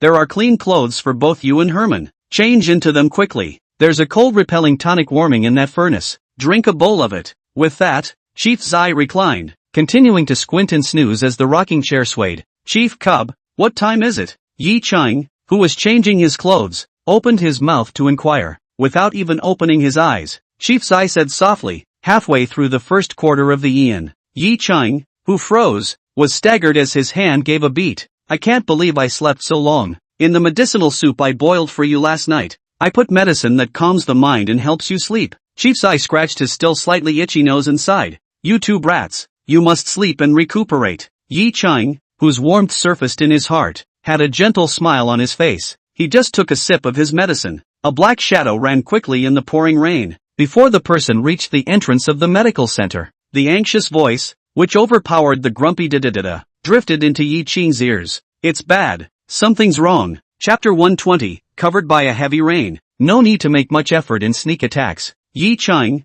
who was drinking the tonic, his expression tightened. Chief Sai, who was in the recliner, also got up violently. Only a soaked figure was seen rushing inside the medical center. The visitor wiped the rainwater from his face, panting as he scanned the inside of the medical center. And when he saw Yi Cheng inside, he quickly ran over again, leaving a watermark on the stone slab of the medical center. Go go go, come with me. Wang Lu, who was full of anxiety, pulled over Yi Cheng's right hand that was carrying the tonic and turned around to head out. Yi Cheng made a strong effort to make Wang Lu stop where he was. He asked, staring, Brother Wang, tell me first how it's bad? Wang Lu made another effort and saw that Yi Cheng did not move, so he could only say helplessly, there was just a murder in Zhang Yangfang. Our criminal room except me all followed the governor out. and the magistrate lord also went. I don't know how to investigate cases either, so now I have to rely on you. The reasonable and sensible reason made Yi Qing nod his head and finish the medicine in one gulp, and then curiously said, that's not right.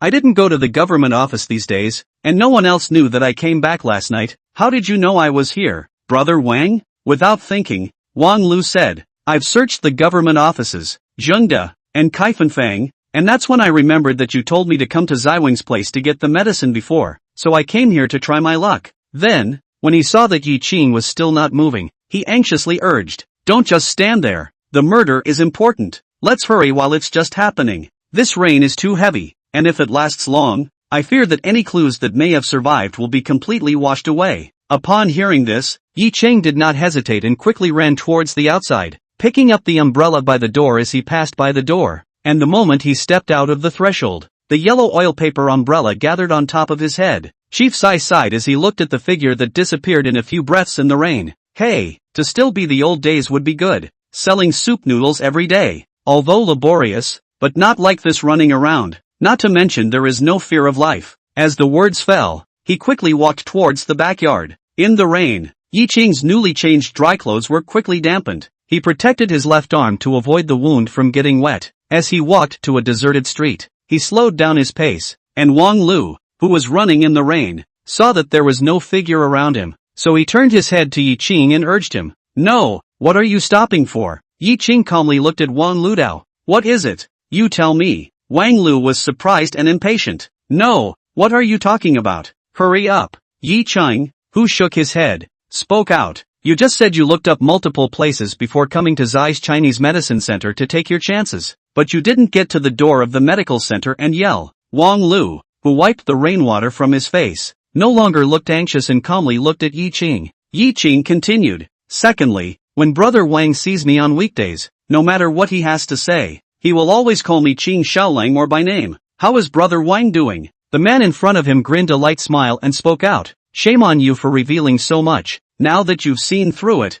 I'll be blunt. That quack is fine, sleeping soundly in the government office. I'm looking for you because I want to tell you not to follow Zhang Shiran in the future. Yi Qing, whose eyes narrowed slightly, inquired, who is your master? The man shook his head, and the vertical line of rain that flowed downward from his chin appeared to break, and before it hit the ground, it mingled into the downpour. He looked arrogant and said, you are not yet qualified to know my master's identity. If you want to live, just be good. You will be asked to work again later, and if you do it beautifully, you can work for my master. Again, these words of treating him like cattle and having to make him grateful, the anger in his heart rose steeply. Yi Qing suppressed his anger and calmly asked, I'm just a lowly citizen who got lucky and became an insignificant succubus. In your eyes, working for your master, but in reality being a dog, and depending on your master's mood. How am I worth the trouble of finding me to say this? The final rhetorical question and Yi Qing's calm expression made the man very unhappy. He wiped the smooth rainwater from his face again. You just need to remember not to follow Zhang Shiran. After saying that, the man was about to turn around, just halfway, before his feet moved away. Yi Qing slightly glanced to the side and said in an urgent voice, wait. The man just twisted back again. The body shuddered violently. A sharp iron pen pierced his neck. Like sticky blood hanging from the tip of a needle and pencil, it became crystallized under the pouring rain, then turned into blood and dripped rapidly. Blood frothed at the corners of the man's mouth as he clenched his hands into fists and tried to swing back. Yi Qing stepped forward and kicked his opponent in the side, causing him to fall across the ground. The iron pen, which had not been pulled out, landed and tore open the wound between the man's neck. Large swaths of blood, swooshing across the ground, and finally, merging with the rain. Resigned eyes, as if to see through the covering rain, to see who was behind the hurt, but the incessant falling of the bean drops of rain made his eyes go white. Yi Qing looked at the pale-colored He-Won, quickly stepped forward to assist him, and used an umbrella to shield He-Won from the rain. Concerned, how? No harm done. The heavy rain covers it up, and it takes no more effort to make a sneak attack. He-Won smiled and waved his hand, then pointed at the corpse and said, I'm not good at bending over, so you'll have to search it yourself. Yi Qing, whose lips moved a bit, didn't both say, it's all in the unspoken word. He handed the umbrella to Herman and went up to search it. First, he pulled out the iron pen sticking out of his neck, and the heavy rain pounding down, full of sticky blood, was quickly washed away. A bag of broken silver, 2 tokens, and other than that, a circle of 2-inch-long silver needles pinned to the inside of the belt around his waist. Yi Qing rubbed over the man's face, felt a hint of unfitness under the ear, and rubbed his fingers together. A mortgage. A human skin mask appeared in his hand, and even more so, a plain face was revealed. Yi Qing took a closer look and had a slight impression, frowned and got up, using Yuan to go back together. The bodies, which were not stopping to bleed, were left like this in the deserted streets, the front hall of Zai's Chinese medicine center. Chief Zai looked at the 2 boys walking in dripping wet and didn't blame them, but just opened his mouth.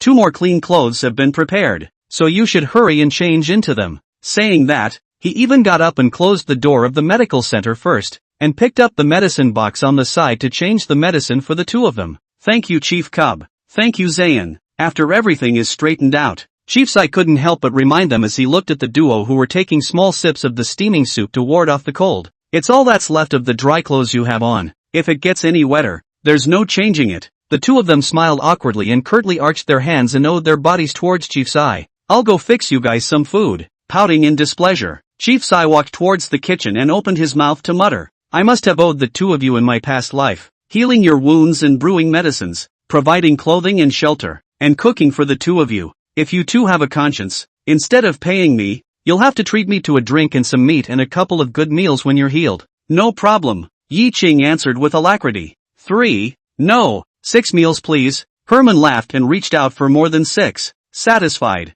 Mr. Zai left happily. Only 2 people were left in the front hall. Yi Qing took out what he had searched for just now from the wet clothes he had changed out of. Without the rain curtain covering him, he went sharp, bright eyes instantly fixed on one of the tokens. Chapter 121 Yuan He Tang. The 4 great forces of the divine enlightenment Jianghu. He reached out his hand and took the waistplate in his hand, carefully examining the pattern on it. Iron waistplate, 2 inches long, 1 inch wide, half a finger thick, engraved on one side with 3 ingots of bashed-up gold dollars, supplemented by a cloud pattern, and on the other side engraved with 3 words, Yuan He Tang, with 3 projections at the bottom of the waistplate. After a dozen or so breaths, he only raised his head to meet Yi Qing's searching gaze and stared. Yuan He Tang, occupying the money business in the 4 northern states of the Divine Enlightenment, is secretly one of the 4 major forces in the Divine Enlightenment's rivers and lakes. The money changers, they must have a bunch of good men under them, poor and rich, you know. Yi Qing nodded, his eyes surfacing with worry as he said, Yuan He Tang is rooted in the 4 northern states. I've heard it said before that the Divine Enlightenment has suppressed the Jianghu heavily. Behind it should be the worldly families and valves, right? He won. Who gave a thumbs up towards Yi Qing, looked at the belt that was filled with concealed flying needles and said, that's good, but no one knows which clan is behind Yuan He Tang. Today, this person is carrying a concealed weapon, so he must be a Jianghu person, and the 8 great cities of the Divine Enlightenment prohibit Jianghu people from entering. If you want to enter the city, there must be a dignitary guarantee, but also need to be recorded in the government office in the register, but also to remove the whole body weapons, cannot walk at will. If you walk in the hands of injuries, no matter whether justified or not, the guarantor with it are subject to chastisement. This man will definitely be searched even if he enters Huayang, and to be able to keep a concealed weapon in his possession is the bottom line of Yuan He Tang. Then, he pointed to the other Sushian waist tag belonging to Wang Lu, and touched the human skin mask again, frowning as he said, Yuan He Tang is powerful in the north, but in the south it only has face, and it definitely doesn't dare to act this arrogantly. Moreover, I heard Awang talk about human skin masks, which are skillfully crafted and not easy to finish, and even fewer people can make them. For example, this human skin mask that looks like Wang Lu is generally the same. If you take Wang Lu's skin alive to concoct, maybe more than a month to do it, and double the time for a dead person. If it is not the human skin of Wang Lu himself, made into the likeness of Wang Lu, the concoction time is even longer, and also need to spend time with him to be exquisite. This man is not afraid of the rain with his human skin mask, so I think that this human skin mask, which is more complicated to make, will take longer. Wang Lux's human skin mask, Wang Lux Sushian belt tag. Brother Yi, when you talked to this person just now, did you feel that it was the same person as the Wang Lu you contacted before? The rain was too heavy just now, and he hid his figure, so he didn't even hear what Yi Qing had talked to the man about. It was only by virtue of the trust that had been born between the 2 of them after coming into contact with the case of the purple gold cauldron in the Chaotian Palace, coupled with Chen Yuming's trust in Yi Qing. It was only then that he decisively made an assassination strike after seeing Yi Qing make a gesture. Therefore, after He Wen made his move just now, he did not touch the corpse, nor did he explore the identity of this person from Yuan He Tang. It was trust in Yi Qing. The two didn't talk on the way back. Yi Qing told what the man said about Wang Lu being knocked out at the government office, hiding the matter about Zhang Xiaoran, and continued, according to what you said, Wang Lu's human skin mask must have been prepared by this person earlier, and his voice is also the same as Wang Lu's. If not for the breakage in his words before, I would never have discovered his abnormality. He said that Wang Lu was knocked out, and even more so, he stole the clothes and did the plummy thing. I think after that, I want to borrow Wang Lu's identity to do something. But how can a man who acts so presumptuously be entrusted with such a task? The two teenagers' brows furrowed. After a few breaths, He Wen analyzed. Wang Lu has just been qualified to be a penal housecarcery officer for a short while, and before that he was a jailer. This mask is supposed to prepare for the Huayang jail. He Wen, who had paused for a moment, did not know that this person had approached Yi Qing for Zhang Xiaoran, thinking about the fact that the purple gold tripod was found only last night. Those remnants of the former dynasty of the Dynasty Palace absconded without a trace. There were definitely dark currents within Huayang City right now, plus the timing of this man's appearance was too strange. He queried. Now this person came out of nowhere, the day after we found the purple gold tripod. Do you think there could be a connection in the meantime? Or is it simply a case of trying to pull some kind of stunt inside the brig? Yi Qing frowned, even though the two of them were now friends for life and worthy of trust. But Zhang Xiaoran's family affairs are too private to be told to outsiders without Zhang Xiaoran's permission. Seeing He Wen's frown on that face, which was bloodless because of his injury, he pursed his lips. This man seeks me out, and it is about a man I know. There was no mention of the purple gold tripod, but he prepared Wang Lu's human skin mask in advance. There must be some plotting in the government offices. You've been injured broken heavily, so don't think about that for a while. It's important to nurse your injuries. The governor will definitely question us when he returns from investigating the Chaotian Palace. At that time, recount these things to him. After he finished speaking, he saw that He Wen was still frowning tightly, with a look that he had to figure it out, and smiled. Brother He, we take the salary of the court and worry about the king's affairs, but when you're seriously injured, you have to get well, or else your body and bones won't be able to carry it. And the person hiccups. Let's not talk about getting promoted and getting rich. The gold and silver that we brought back from inside the Chaotian Palace, we didn't have the hair to spend. Upon hearing this, He Wen's expression instantly brightened. The corners of his mouth hooked up as he rubbed his fingers together. It's still you, Brother Yi, who is penetrating. With that gold ingot, I'll have the silver money to go to the Drunken Fragrance Pavilion in style. Gulp. The unmistakable sound of saliva swallowing appeared in the front hall of the medical center. Young man in love with spring, even thought of not which pretty girl, the big girl, but the Drunken Incense Pavilion in the Alley of Flowers and Willows. This made Yi Qing dumbfounded. Random thought. The name of He Wen Jr. bearer is famous in Yangzhou, even Jinling. It's even solved countless cases and should have gotten a lot of bounty. Why don't you have money to go to the Drunken Fragrance Pavilion? Even if he doesn't have any money, there are certainly a lot of people in Huayang City who are willing to invite him to the Drunken Fragrance Pavilion to get drunk. He Wen saw Yi Qing's confusion and glumly skimmed his lips. My aunt is afraid I'll learn the hard way. Special request to the Lord Governor to pay me only my salary, with all the reward money and such given to Aeon. Incidentally, the governor is also worried about me being brought down by someone with an agenda, and has given an account to the dignitaries within Huayang City. He said it's okay to invite me to eat and drink, but he doesn't allow those people to take me to Pingle Place, and he doesn't allow me to privately call the girls to drink flower wine with me. And whoever doesn't listen,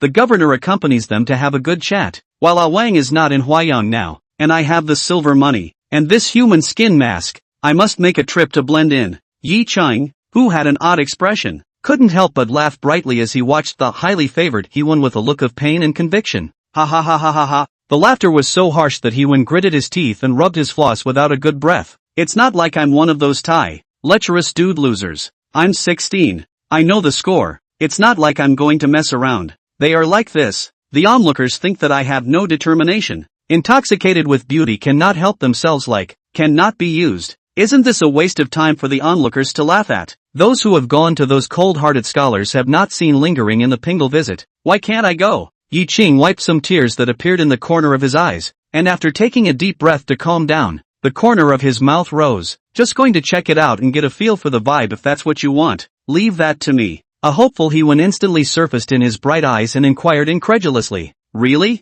You can really take me to the Drunken Fragrance Pavilion in Pingle Place? Yi Chang, who held his head high, said confidently, don't forget, those people in Pingle Place call me the strongest gunman in Pingle Place. We can get you in and out without spending a dime. Then he blinked and said, as for the human skin mask, forget it, I have a way to make your Wang and the governor willingly let you follow me to Pingle Place. Hiss. Backwards, Herman drew a cold breath. Without saying a word, his eyes twinkled and his expression was sincere as he gazed at Yi Ching, arching his hand towards him in a resounding manner. Righteous brother Yi Ching is above. Righteous brother He One will be at your head from today. I will never go west if you tell me to go east. I will never go north if you tell me to go south. Today, righteous brother has an injury. When righteous brother I am healed, you and I will bathe and burn incense and worship before God. Chapter 122. If the rain doesn't stop, the riverbank will be broken in 3 days. Noon. The rain was actually 2 inches deep in the wide street, flowing fast from high to low. The dirt that used to be in the streets has been washed away. A lot of children, playful, braved the rain-wet clothes, ran into the street treading water to play. He was yelled at and beaten by his elders before he returned home bawling to change his clothes and warm himself by the fire. Likewise, that few people on the street, washed by the rain soaked, already bloodless, and began to swell the body, was wearing a straw raincoat, braving the rain passers-by found, reported to the police. Chi Dangwa wearing a straw raincoat quickly came to the body. He squatted down and looked at the street soaked in rainwater. After searching, his eyebrows were furrowed. It was a head of too big. A sharp voice, filled with annoyance said, his mother's mother, this man is wearing the black clothes of a torture chamberix, but he is a raw face. His body is empty, even his belt is gone, and the traces have been washed away under the heavy rain. If a foreign official comes to Huayang to handle a case, he must first greet the government office. But this road is not the way to the government office either. Can't it be that there is some special task or a letter hidden in his belt, which is why he took a detour, and as a result, he was still found by the outlaws to stop the road and kill him? The Yaman on the side, likewise frowned. She too, since this person has entered the city, there must be a record. I'll go to the city gates to check, Shi Dangwa said. This is inevitable. However, the Chaotian Palace is a mess there, and now that there is a murder, the burden on the government office is even heavier. With that, he raised his head, his bucket hat unable to shield him from the pouring rain, and his face was instantly drenched. The rain ran down his goatee and onto the ground. Chi Party State, who wiped his face, cursed, it's a bad time for this rain to be falling, not sooner or later, but when a bunch of things are going on. After saying that, he stood up and said to the 2 magistrates who had followed him over, find an ox cart and pull the body away to the righteous village. You 2 go to each of the 2 gates again and see if there are any records there. Yes, Zippy, the 2 magistrates immediately responded. Just as he was about to leave, Chi Bangwa thought of the waterway and reminded, by the way, go over to the inspection department and ask to see if this person entered the city by water. For 3 days in a row, the rain continued to pour like rain, without the slightest intention to become smaller or stop. But on the contrary, there is a tendency to get bigger and bigger. The atmosphere of fear and anxiety, like this heavy rain, enveloped the hearts of the people of Huayang City, Dynasty Palace. Inside the hall of Chiuzu, Chen Yuming's face was so gloomy and grave that it seemed to be dripping water. He looked at the anxious-looking middle-aged man in front of him and asked again with a hoarse voice, sure it won't last 3 days? Workshop official Su Chang, a mandarin black clothes washed pulp white, on top of which there are even several patches. He was only 39 years old, with a dark complexion and rough skin, looking like a hard-working old man who had labored for many years. Hearing Chen Yuming ask again, Su Chang nodded bitterly and said, if this rain doesn't stop, within 3 days, the riverbank will break. Even if the rain becomes lighter, it will only last until the 5th day. Only if the rain stops will there be the slightest chance of saving the dike. The rain is so heavy that in villages with low ground, the water has reached the knees of the subordinates. The lowest place where the water level of the inlet river floated up, it also rose nearly 3 feet 2 inches, and the highest rose half a fathom. If the dike breaks, Huayang City will become an island, and all outside the city will be flooded. By then, half of Yangzhou may be in trouble. Chen Yuming, whose fists were clenched tightly, said with his eyes filled with grief, how can this be? How can this be? It has been 13 years since there was such heavy rain in Huayang. This year's start of spring was even more so with only 1 light rain, followed by 10,000 miles of sunshine. This official just wanted to take the opportunity to build a riverbank. This thieving god. Speaking of this, Chen Yuming was unable to control his emotions. Tears filled his eyes. Looking at the sky-black clouds, somewhat choked. It's okay to tease this official, but the hundreds of thousands of people in Huayan are about to suffer. The next instant, Chen Yuming trembled and panicked. Quickly, the manpower that relocates the people, divide a part of it to go to the official warehouse, where the grain can never be lost. If the riverbank breaks, the grain in the official warehouse can be the people's lives. At those words, Su Cheng also remembered the seriousness of the grain. He was terrified and hurriedly arched his hand and owed his body. Yes, my lord, I'll get on with it. Looking at Su Cheng's rapidly disappearing figure in the heavy rain, Chen Yuming raised his hand to gently wipe away the tears from the corners of his eyes and took continuous deep breaths, trying to calm himself down. But the uneasiness in his heart grew more and more solid. He clenched his hands in front of his body, and the Huayan governor, who was unperturbed and calm in the past days, mumbled in a panicked state of mind. These years, Yangzhou has been rich in grain production, and Huayan City is the leader in grain production. A number of corrupt officials and scholarly magnates have openly and secretly stolen from the official warehouses, resulting in appalling deficits. I have been in office for 3 years, and only last year did I replenish the deficit granary to full capacity. And secretly I don't know how many people look at the granary with red eyes and stupidity. This time if the Yinghe River breaks its banks and the city guards are tired of providing relief and saving the people, someone is bound to make a move against the official warehouse. 100 of the seeds that have just been planted in the spring and soaked in heavy rain will not germinate. When the flood control is successful and the fields can be plowed again, I don't know how many months it will take, and the people will certainly have no harvest this year, so they can only plan for next year. In such a dangerous situation, if the granary is moved, I lose my official is small. The people's fruitful life-saving food can be gone. Speaking of which, Chen Yuming's eyes were filled with a tangled color, but soon, his eyes firmed up. The remnants of the former dynasty were nothing compared to the dozen or so people inside and outside Huayan City. He ran to the door of Chiuzu's hall, picked up the umbrella by the door, and turned toward the magistrates waiting beside him. Pass on this official's order that everyone, all of them, return to Huayan City, including the inspectors guarding the mountain. Send a message to General Junwei of Yangzhou, asking him to send another 2,000 elite soldiers to help Huayan City guard the official warehouse. Yes, my lord. The magistrate immediately clasped his fists and bowed. Not long after, a Huayan government official wearing a straw raincoat, braving the heavy rain, galloped towards Huayan City.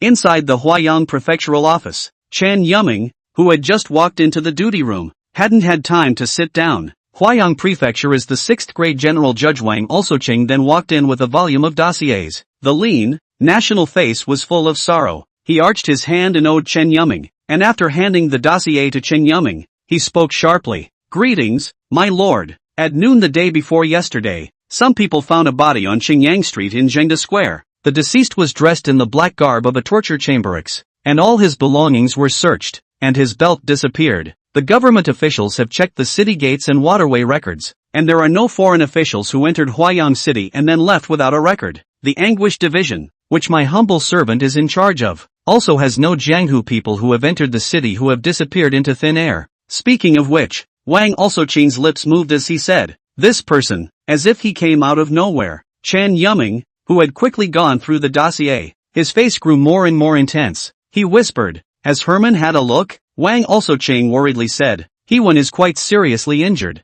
and after days of heavy rain, he has contracted wind chill and is bedridden in Zai's traditional Chinese medicine center. Chen Yuming, whose eyes instantly widened, was equally worried. What? He's sick? Chen Yuming saw Wang Yuqing nod heavily, and the dossier in his hand was instantly crumpled. After taking a few deep breaths, he inquired, how is the purple gold tripod? It's locked up in the secret room of the Security Protection Division, and it's safe for the time being. After Wang Yuqing finished speaking, he inquired, my lord, it's been 3 days, why has no one from the Kyoto side come to remove the purple gold tripod? Chapter 123 But anyone who misbehaves, kill. Chen Yuming, who was also worried about this issue, did not move. Huayan has had torrential rains for days, and delays on the road are unavoidable. Then, he changed the topic and said to Wang Yuqing, the Anguish Division guards the secret room, and this case, too, will be put down for the time being. The riverbank is about to fail to resist, and I am worried about the official warehouse.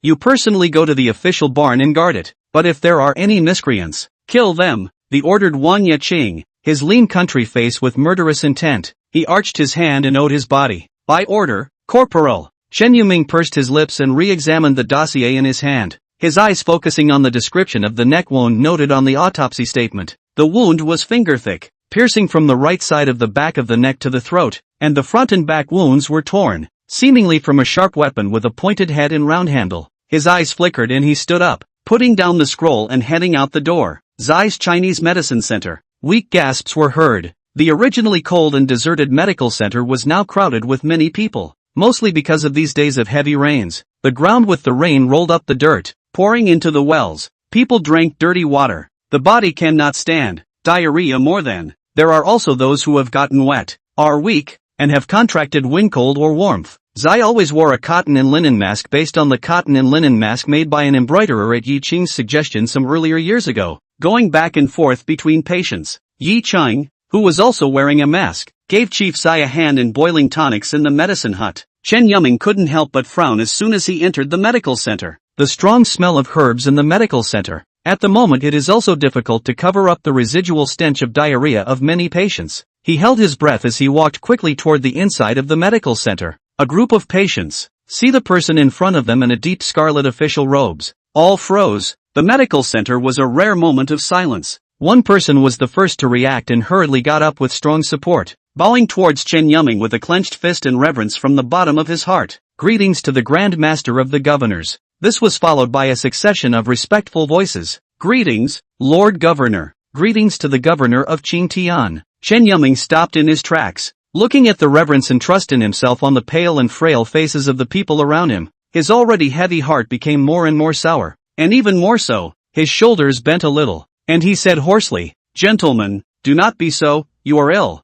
Rest quickly." Hearing the big old master of the governor's heartfelt concern, the faces of the people were overflowing with smiles, as if the disease in their bodies, instantly almost healed, and one of their miserable white faces, also had blood color. Chen Yuming who moved his mouth to assure the people of something. It occurred to me that these people had no idea that the riverbank was in jeopardy, and that to speak of it would only add to their troubles, and there was no guarantee that he would be able to fix the riverbank thing. Chen Yuming walked towards the backyard despondently. The people around him told him to take care of his health and so on, making him feel only sour at heart. Inside the medicine hut in the backyard, Yi Qing was staring intently at the 6 pill furnaces in front of him, controlling the fire inside the furnaces according to Chen Yuming's instructions. A man appeared beside him and he didn't even notice. Chen Yuming looked at Yi Qing, who had bruised black bags under his eyes and had obviously stayed up for a long time without resting, and asked out loud, "Yi Qing, how is he won?" The familiar voice caused Yi Qing to freeze for a moment.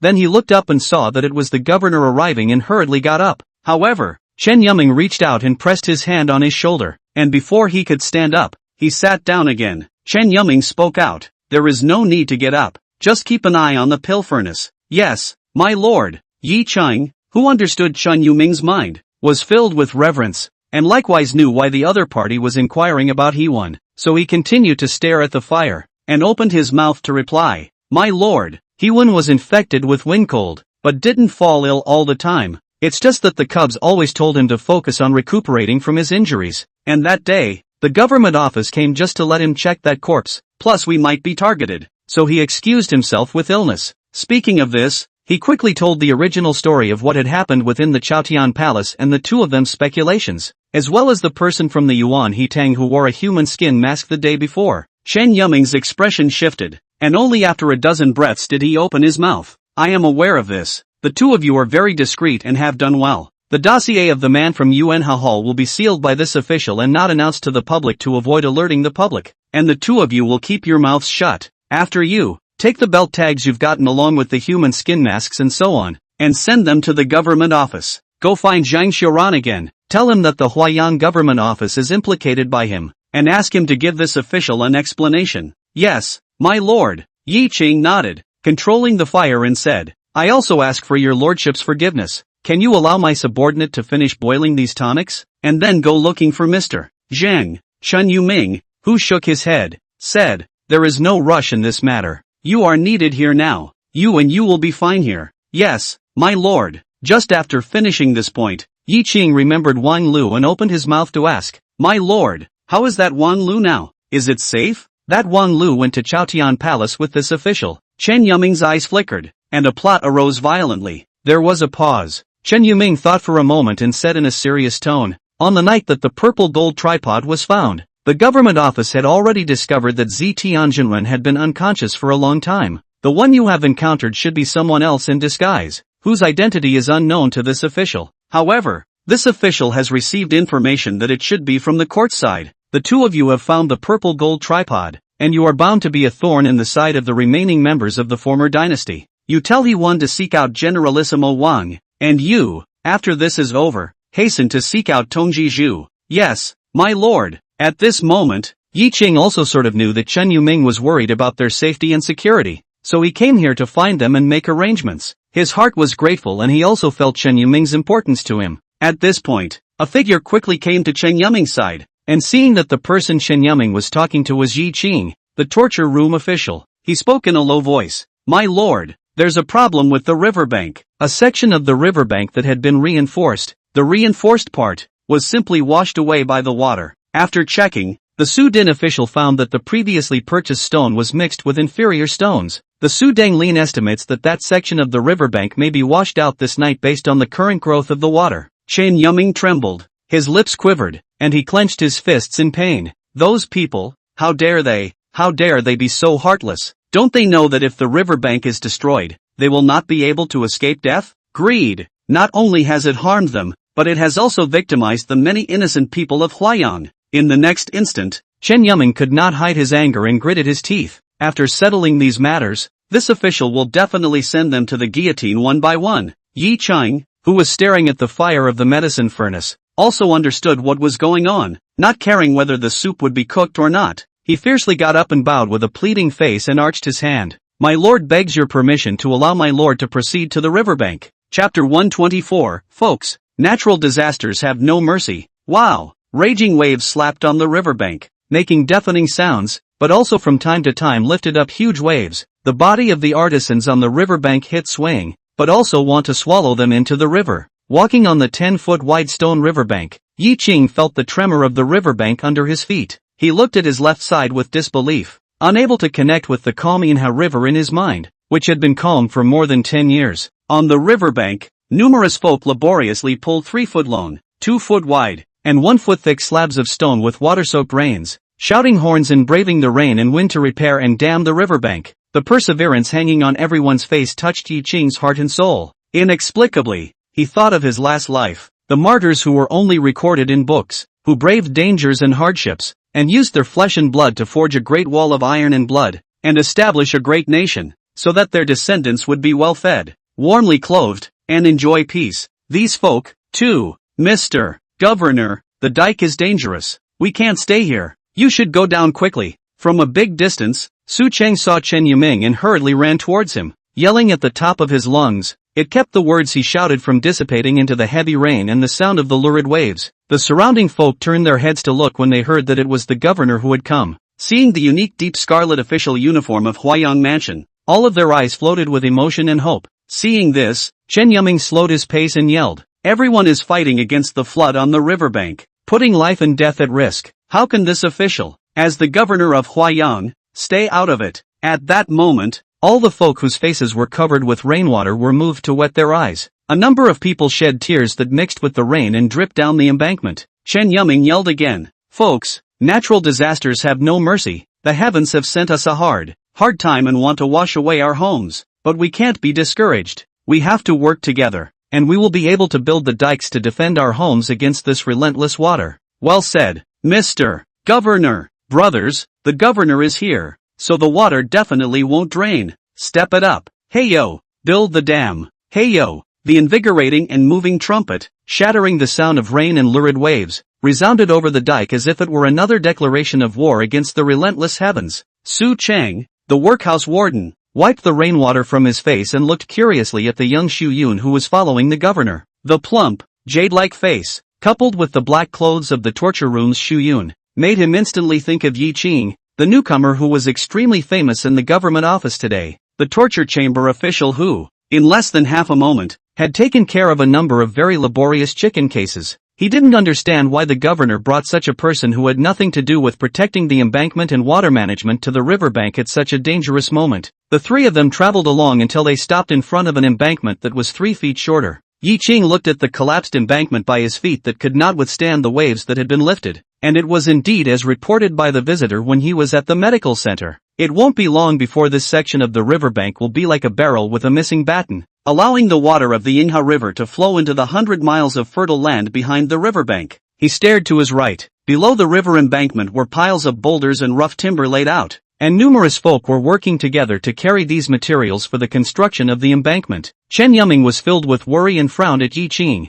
Yi Qing, take a good look and see if there can be a method. Yi Qing, who nodded heavily, pondered over the countermeasures. His mind quickly recalled the memories of his previous life, searching for a method that might help manage the flooding of the Ying River. Suddenly, he remembered a text and the riverbank shapes he'd seen on the banks of some of the treacherous rivers he'd traveled to when he was growing up, rushing to organize the language in his mind so he could explain these things. Su Chang, who was on the side, the curiosity in his eyes changed to surprise, not expecting that the governor brought Yi Qing over to seek a method to save the riverbank from him. He had been a workhouse stoker all his life, and had been promoted to warden for 12 years. No one in Huayang is more experienced in drought prevention and flood control. He also knew that the situation was urgent and he was at his wit's end, not to mention the governor. Getting competent people to help with ideas to save the riverbank was inevitable, but look for an uninvolved torture chamber stooge, or a youngster. Is this totally sick? Su Chang could not help but feel dissatisfied in his heart, but after all,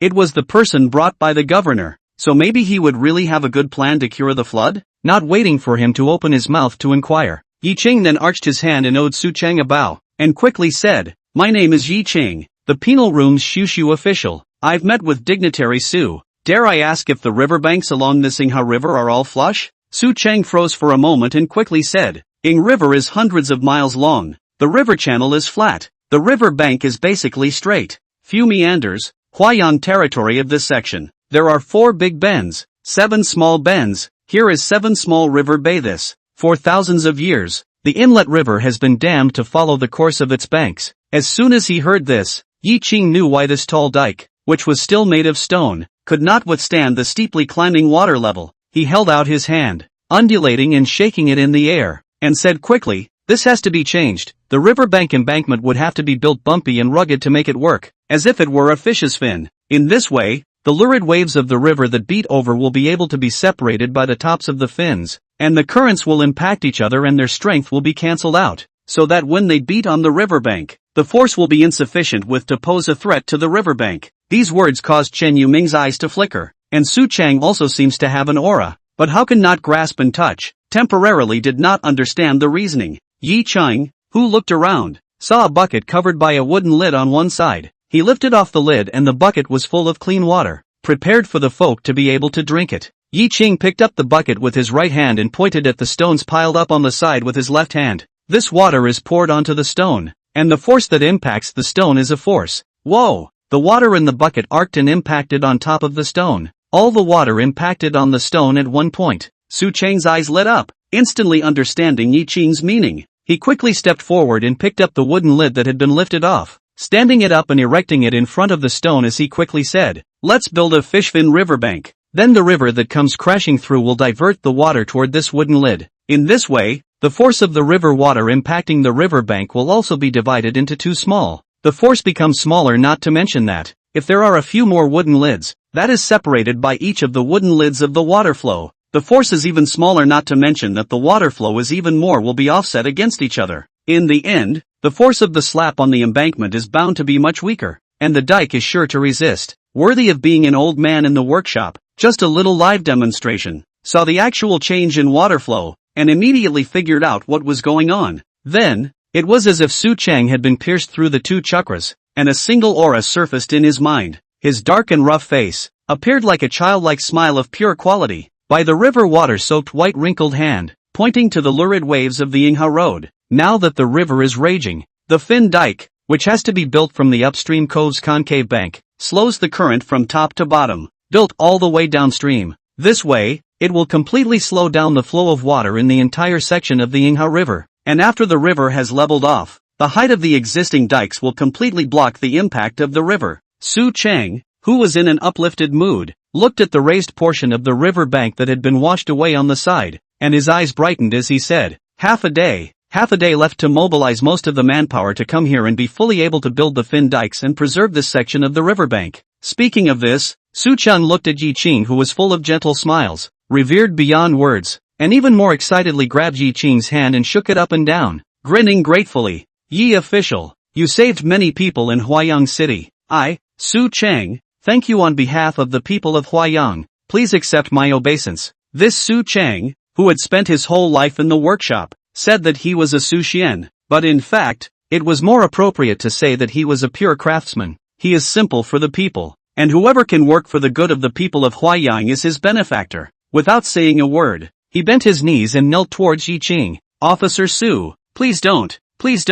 I'm also a citizen of Huayang. Yi Qing, who had quick eyes and hands, tugged on Su-chang's hand, trying to pull him up, but the strength of Su-chang, who was a perennial laborer, was so great that he bent over with Yi Qing, forcing Yi Qing to rush to the side. He avoided the knee. Then, Yi Qing helped Su-chang up and continued. Dignitary Su, I have another idea. Chapter 125. Yi Qing, you're a ing genius. At this moment, Su-chang, who had all the faith in Yi Qing, the first thought that came to his mind was that the idea Yi Qing was talking about was bound to be like a fish fin riverbank, a rare and good plan, and he couldn't wait to urge it. Come on, what's the other good idea? Yi Qing pointed at the surface of the Yinghe River and said, I think this fishfin riverbank is able to divide the onslaught of water coming over at the riverbank. Then can't we build dikes that can separate the river in the center of the river where the Ying River is in danger? Saying that, Yi Qing squatted down, took out 3 copper coins from his pocket, set up a triangle and pointed at the coins, constructed in the shape of an axe, with the part facing the flow of the river sharp, after which the 2 diversion dams are separated by some distance, and arranged like this copper coin. Slow down the flow by dividing the speeding rivers and offsetting them against each other. Moreover, maybe this riverbank will be able to save the people who fall into the water later and become an island for them to save their lives. Snap! Su-chang, who had a bright glint in his eyes, clapped his hands in admiration. Good, really good law. So that, no matter how much heavy rain falls in the future, how rapid the flow of the river in Yinghe after the high rise, in our Huayang territory, also have to turn into a tortoise slow crawling. However, now the water level is high under the heavy rain. We can only wait for the rain to stop. The water level is lowered, and look for a suitable opportunity to build this water diversion canal in the center of this Yinghe River. But this method, it's really good. Yi Qing, you're a ing genius. The name genius can never be used. Yi Qing, who was not worried that this method was not good, still humbly continued. I just had a sudden thought. If you think it's useful, Dignitary Wang, it's fine. Useful. This is really useful. Su-chang tugged on Yi Qing's right arm and pulled him up. Looking at this young man who had come up with a method and was able to save thousands of people, he was grateful. We won't say anything. I'll kowtow to you one more time. With that, Su-chang was about to kneel down again. This time, there was no need for Yi Qing to stop him. Chen Yuming gave Su-chang a kick in amusement, kicking the other party to stagger. Don't move and kneel. How can you thank someone like this? If you really want to thank them, treat Yi Qing to a drink and meet afterwards. Grinning nervously, Su-chang immediately obeyed. Right, or adult high opinion. Look at my brain. Bewildered this a while, I must invite Yi Qing to drink and eat meat. This is all what I should do, kid. There's really no need to be thankful. Yi Qing waved his hand repeatedly. Chen Yuming, who had the same delighted smile on his face, looked at Yi Qing with the same grateful eyes. The heart that was originally hanging in the air completely fell back into his stomach at this moment. He looked towards the choppy Yinghe River, his eyes no longer showing a trace of worry or fear. However, as a governor, he knows a lot about farming and water management, and looking at the constantly rising water level, the smile on his face disappeared, and he frowned again and asked, Su-chang, the fishfin riverbank can protect the riverbank from being washed away, but if the water level continues to grow and the river overflows the embankment, it will still be difficult to preserve these 100 miles of fertile land. Upon hearing this, Su-chang said confidently, My lord, there is no need to worry. Once the riverbank is preserved, the manpower to build the riverbank will be able to go to the various sections of the Yinghe River to dig canals and divert the water. In the past, I was worried that diverting the Inch River would cause flooding when it surged, but with this fishfin embankment, and that diversion embankment, this heavenly rainstorm will be a good thing. Hearing Su-chang explain this, Chen Yuming also immediately understood the key. The mind is also floating Huayang all over the rivers are numerous. can be easily taken by the people of all over the water to irrigate the farmland? The river can also be raised fish for the people to salvage the fish catch. The smile on his face could no longer be stopped, as pure and sincere as Su Chang's smile. Boom! The sky thunders again. The rain was heavier. The rain that poured down, crackling and snapping, only felt raw and painful when it hit people. But this time, Chen Yuming and Su Chang no longer felt despair and trembling over this. Instead, they looked fearlessly into the sky, seemingly thinking that they had overcome the disaster that had been sent down by the heavens, and that this horrible thunder was the incompetent barking of the heavens, and they could not help but smile with wanton disdain on their faces. Su Chang, who was the first to react, hurriedly arched his hand and bowed towards Chen Yuming. Lord Governor, Yi Qing has come up with a good plan to break the situation. There's no time to lose. My subordinate will go and do it now. Without waiting for Chen Yuming to reply, Su Chang grinned and said towards Yi Qing, Yi official, when we defeat God, we'll find you for a drink. After saying that, Su Chang turned around and ran. Yi Qing's heart was soothed as he turned to look at that Huayang city under the heavy rain. Although he was separated by the majestic walls of the city, and although it was not yet dark, it seemed to him that he could see the starry candles lit up inside the city. Chen Yuming, who was on the side, followed Yi Qing's line of sight and looked at the city that he had been guarding for 3 years with a lot of emotions in his eyes. He raised his hand and landed on Yi Qing's shoulder. His fingers were so hard that they gripped Yi Qing's shoulder with some raw pain, and after a few breaths, he said in relief, "You're doing well." On Yi Qing's face, there was also a genuine smile from the bottom of his heart. It's a good idea to do your part. Next, Yi Qing turned his head sideways, looked at Chen Yuming, and bowed with an arch. My lord, when my subordinate was at the medical center, I heard that the stone was mixed with inferior stones. Your Excellency wants to kill them as an example to others. My subordinate thinks that blocking is better than sparing. Chen Yuming, who was more and more appreciative in his heart, deliberately put on a somewhat ugly face and coldly stared at Yi Qing, with a look of if you don't say a 1, 2, 3, this official will punish you for a great crime. Yi Qing saw this and quickly said, my subordinate dares to propose to your lordship. Now is the time to use money and people. Those stone merchants can be exempted from the death penalty, but it is hard to escape the living crime. Find them money, let them raise the whole family's strength, to go up to the river embankment to help the laborers. In this way, not only can we add manpower, but we can also peel off a layer of skin from those stone merchants, and we can also make people from all walks of life in Huayang City who have crooked ideas and want to send disaster money to think carefully about it. And we can also earn your honor a reputation of benevolence and generosity among the people. Moreover,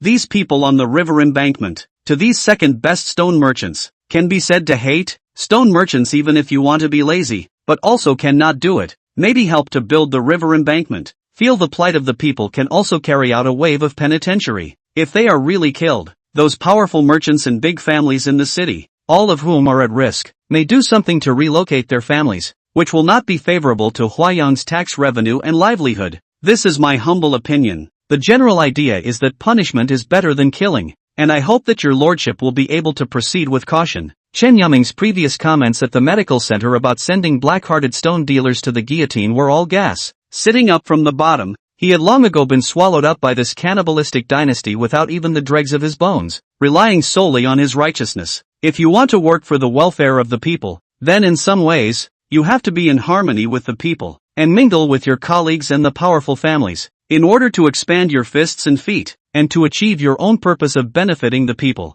What Yi Qing said about the method of planning right now coincided with what he had thought on the way to the riverbank. A chicken that lays eggs creates a steady stream of wealth. You can't do something like killing a chicken to get rid of an egg when you're forced to do it. Moreover, in front of a group of chickens laying eggs, you can't kill the chickens, lest the group of chickens will be scared, so scared that they can't lay eggs, which is not good. If you really want to kill it, you have to do it where other chickens can't see it. Chen Yuming did not answer his words and changed the topic. This official knows that you are injured. The burn you come up with a good plan. There is a great merit. This official will not lose you. Yuan leave. I didn't expect the highly intelligent and far-sighted Chen Yuming to not listen to his own proposal, making Yi Qing somewhat surprised. But the status of the two-world difference. The governor has spoken. He is a small Su, can only respond. Yi Qing in the straw raincoat converged other looks on his face, leaving only respect, arched his hand and owed his body. Yes, then, it was a quick walk down towards the riverbank. If it wasn't for the fact that his left arm injury hadn't healed,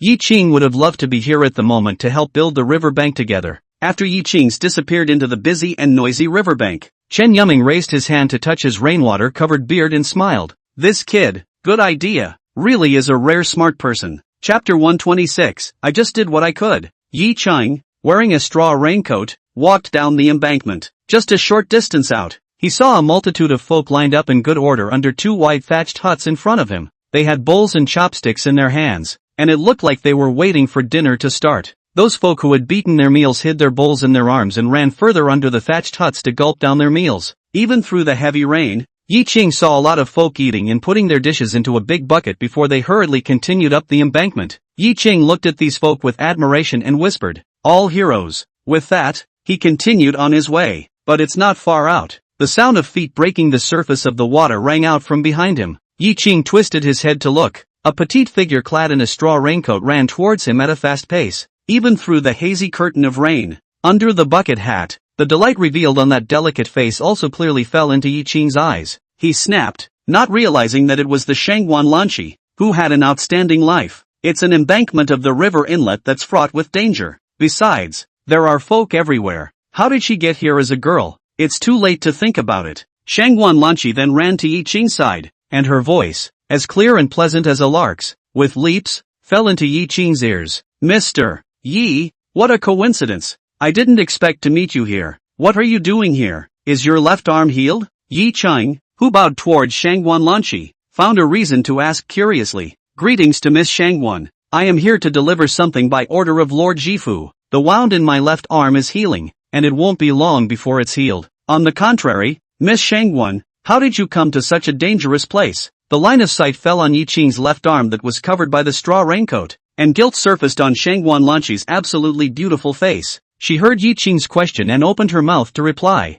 I've heard that the Ying River is rising, and the governor has ordered the people to repair the riverbank. I can't do the labor work, but I want to contribute. After scheming with Sister Wan Qing, I set up a dining hut here to make some delicious food. Speaking of this, Shangguan Lanqi was full of naivety and extremely serious. When they are well fed, people will have the strength to work, and the riverbank can be repaired more quickly, so that the people of Huayan will not be in danger. The kindness she showed in this moment, it made Yi Qing greatly change his opinion of Shangguan Lanqi. The girl in front of her didn't seem to be as spoiled as the one she had met that night. He sincerely said to Shangguan Lanqi, Yi Qing, on behalf of the people of Huayan, thank you, Miss Shangguan. The words fell. Yi Qing then solemnly and incomparably bowed towards him and performed a great salute. Shangguan Lanqi, whose jade-like skin was originally a bit pale due to the heavy rain and cold weather, suddenly reddened her cheeks. She hurriedly moved a step sideways to get out of the way of the obeisance and humbled herself. That's no thanks.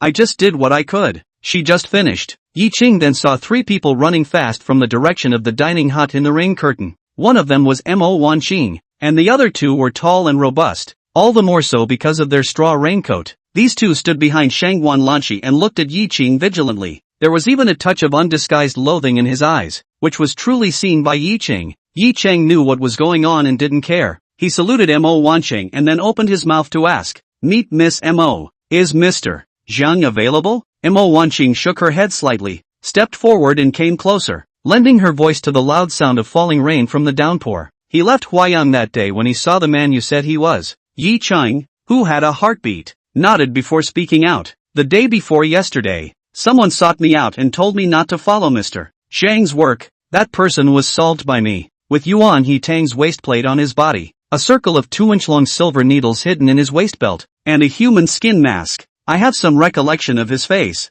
having seen it on the painted boat, if I remember correctly. Crunch! The loud sound of falling rain was mixed with the sound of bursting bones from Mo Wanqing's clenched fists. Mo Wanqing nodded before saying, I know, and will tell him when he returns. After a pause, the cool-natured Mo Wanqing added, You stay safe. Yi Qing, who knew the other party's nature, when he heard these words, he understood that the other party did not say that they took him as a friend. At least they were no longer indifferent, and must have recognized him. Yi Qing then smiled and arched his hand and owed his body. After getting up, he was about to turn around and leave, when he fiercely remembered the matter of the purple gold tripod, so he voiced a reminder. I'm sure you've heard about the purple gold tripod, and suddenly coinciding with days of torrential rain, there must be dark currents within Huayang City. You guys be safe, I'll take my leave now. After saying that, Yi Ching stopped staying and turned around to leave at a quick pace. Shangguan Lanqi, who had been good enough not to disturb the two of them in their whispering,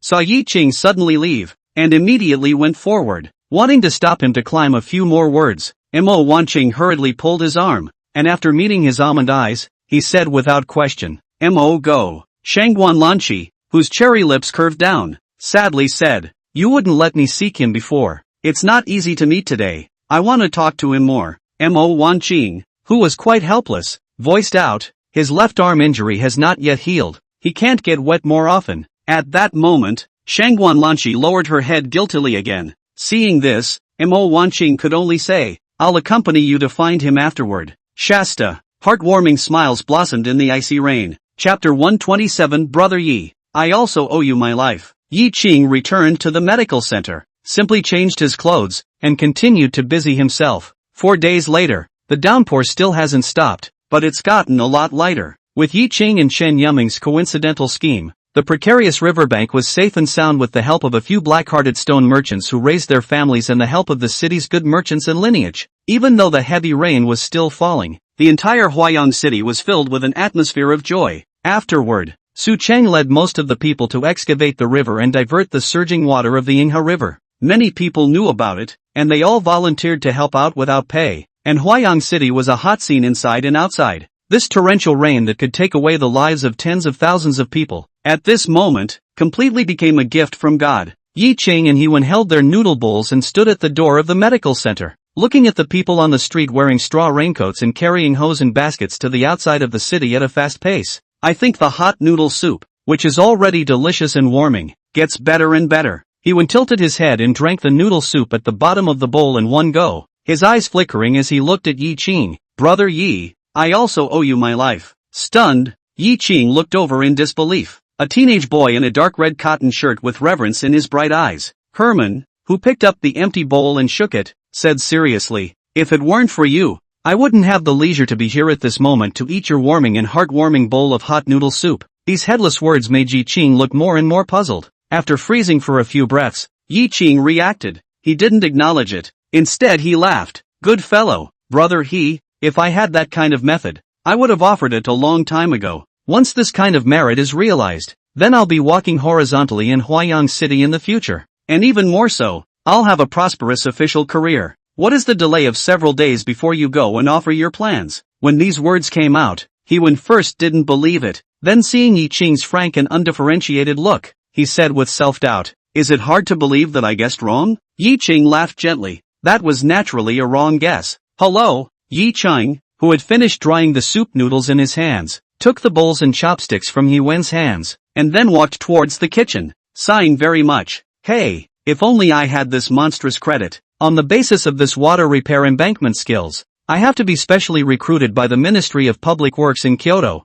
Once inside, high and low shall not be sealed. 8-9 officialate." At those words, the last trace of suspicion in Hewen's heart completely dissipated, and Yi Ching, who was washing dishes in the kitchen, the corner of his mouth rose slightly and whispered, "Hide it for now, until the Lord's reward comes down." The look on Herman's face when he realizes I've fooled him will be great. Thinking of the absolute best, Yi Ching couldn't help but show his teeth. 3 more days passed. The heavy rain that had almost turned Huayang, a flat and fertile land, into an ocean was finally stopping. Warm sunlight shone down from the sky. The humidity of more than 10 consecutive days was instantly dispersed quite a bit, leaving only a little bit of coldness, so that each of the people who bathed in the sunshine were soothed. Every one of the people opened their arms and tilted their faces up to meet the sun, full of enjoyment. The young children joyfully stomped on the rainwater that had not yet dissipated under their feet. Pata! A splash of water bloomed on the ground. "It's not raining, it's not raining, the sun is out, it's clearing up." The cheers of the birds filled all corners of Huayang City. The entrance to the medical center. An old man and a young man squatted behind the threshold, and a young man who had no way to squat, leaning against the door frame, each with a handful of melon seeds. Stoned, the non-stop fluttering melon rinds landed in front of the threshold. Click! Chief Sai, who was high on a melon, comfortably spat out the skin and said happily, "Finally, we don't have to hustle and we can keep swinging." Pust! Herman spat out the melon rind and asked curiously, "What does swinging mean?" Pust! Chief Sai, who also spat out the rind of a melon, said, "Ask Yi Ching about the words he said." Click! Yi Ching, who was high on a melon seed, explained rather patiently, swinging is to be lazy, not doing your job, and enjoying the wasted good times. Thoughtfully, Herman inquired, so we're just swinging for the fences now? Not bad, brother. He has a high opinion. Yi Ching raised his head and gave a thumbs up towards He-Won. The child is a smart one. Chief Sai looked up, full of appreciation. Herman grinned and narrowed his eyes. It's nice to swing for the fences. The rain stopped and the streets were noisy again. A people named who had started running for their livelihood passed by Zai's Chinese medicine center. All looked curiously at the distinctive trio, especially these days, because of illnesses like diarrhea and wind chill. The surrounding neighborhood has basically come to Zai's TCM clinic. Originally, only familiar with the Zai general and the famous Huayan juvenile coroner He-Won, now even Yi Ching, who had always been helpful, attentive and gentle, was incredibly familiar. Some familiar neighbors passed by, and when they saw the three of them in this idle manner, they all smiled heartily and greeted them. An old man carried a hoe and laughed and joked about the three men. Elder Zai, little Lang Cheng, and pallbearer He, you're all so cozy, it really makes me envious. Chief Zai smiled and said, hey, isn't it that the rain has stopped and no one is finally coming to the medical center? So are we happy in our hearts? Yi Ching, who had a good memory,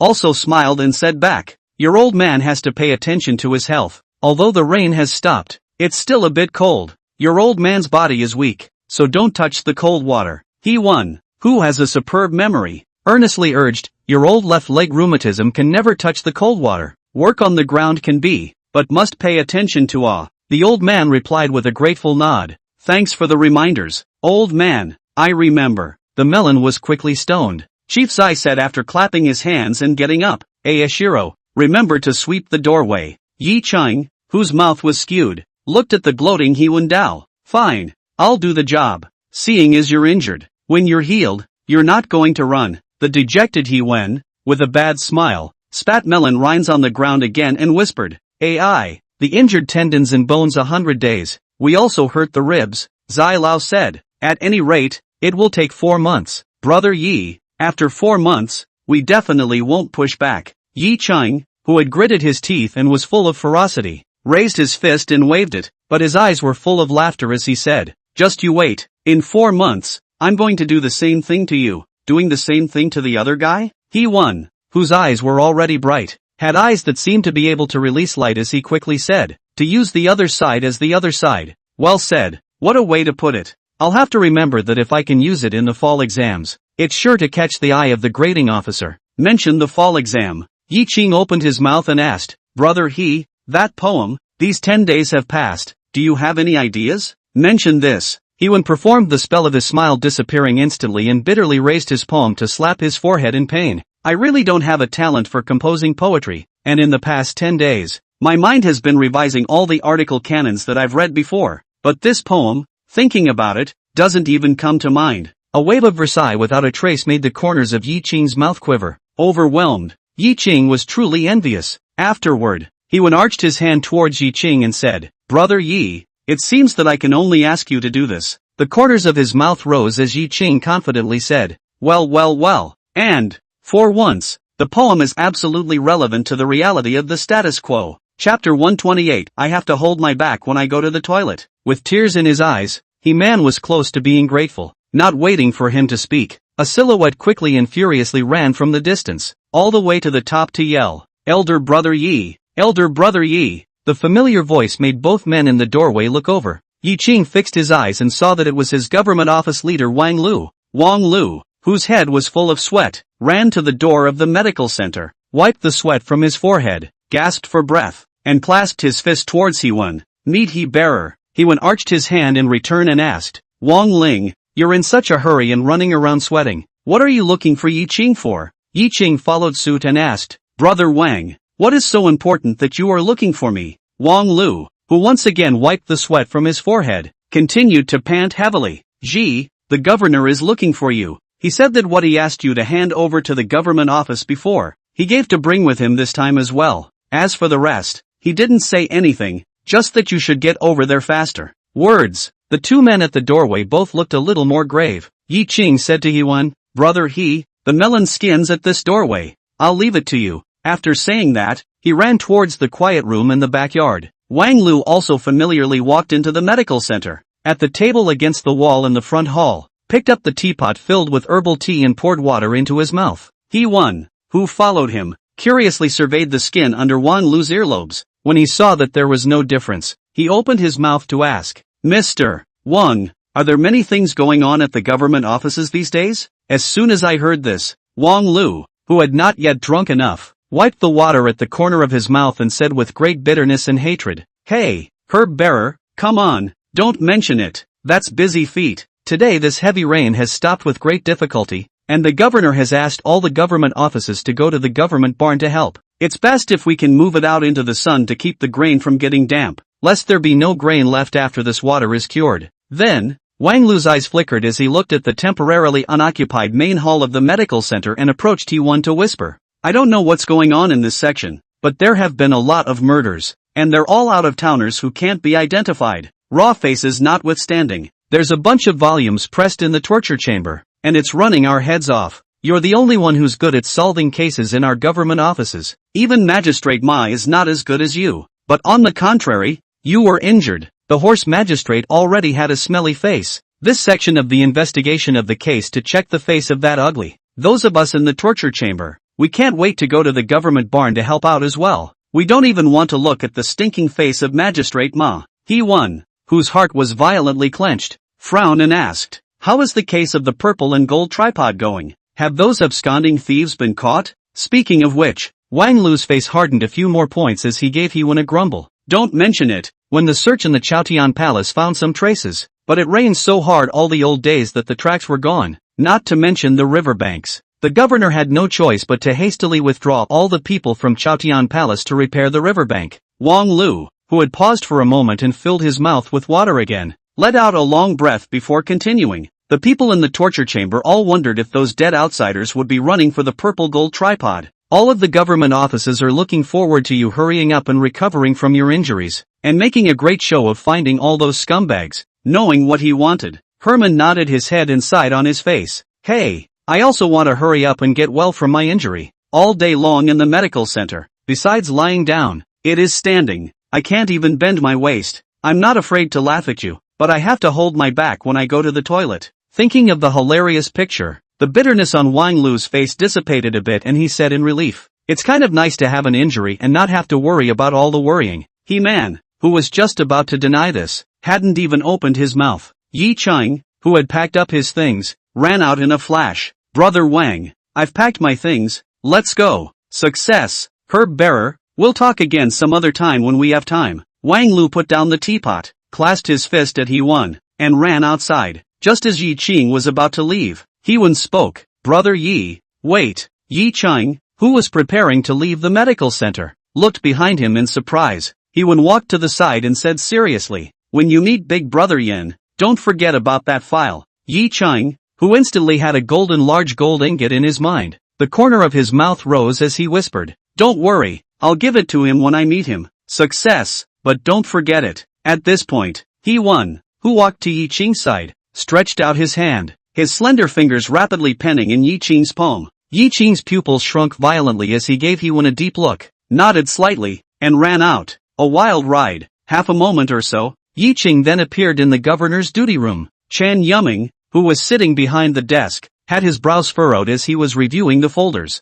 My subordinate, Yi Chang, meet the governor. Yi Chang, who entered the duty room with an arched hand and owed a respectful salute. Shen Yuming, who had a smile appearing on his serious face, lifted his head and looked at the handsome young man with a gentle face with relief. He looked at Yi Ching's left arm and asked, How are the injuries? The injury has largely healed and does not interfere with weekday activities unless fighting someone. After Yi Ching reported truthfully, he took out from his bosom the object that he had previously seized from the man from Yuan Hitang who was pretending to be Wang Lu. Respectfully, he placed it on Chen Yuming's desktop. Your Excellency, the subordinate came to the Yamen twice before, but you were not among the government offices. This was not brought to you until today. I hope you won't be offended. Lord Governor, picking up the human skin mask, Chen Yuming, who had marveled in his eyes, said as he examined it, No harm done. It's good to be this cautious. After looking at it for a few breaths, Chen Yuming picked up the Yuan Hitang's token again, as well as Wang Lu's waist tag, and spoke.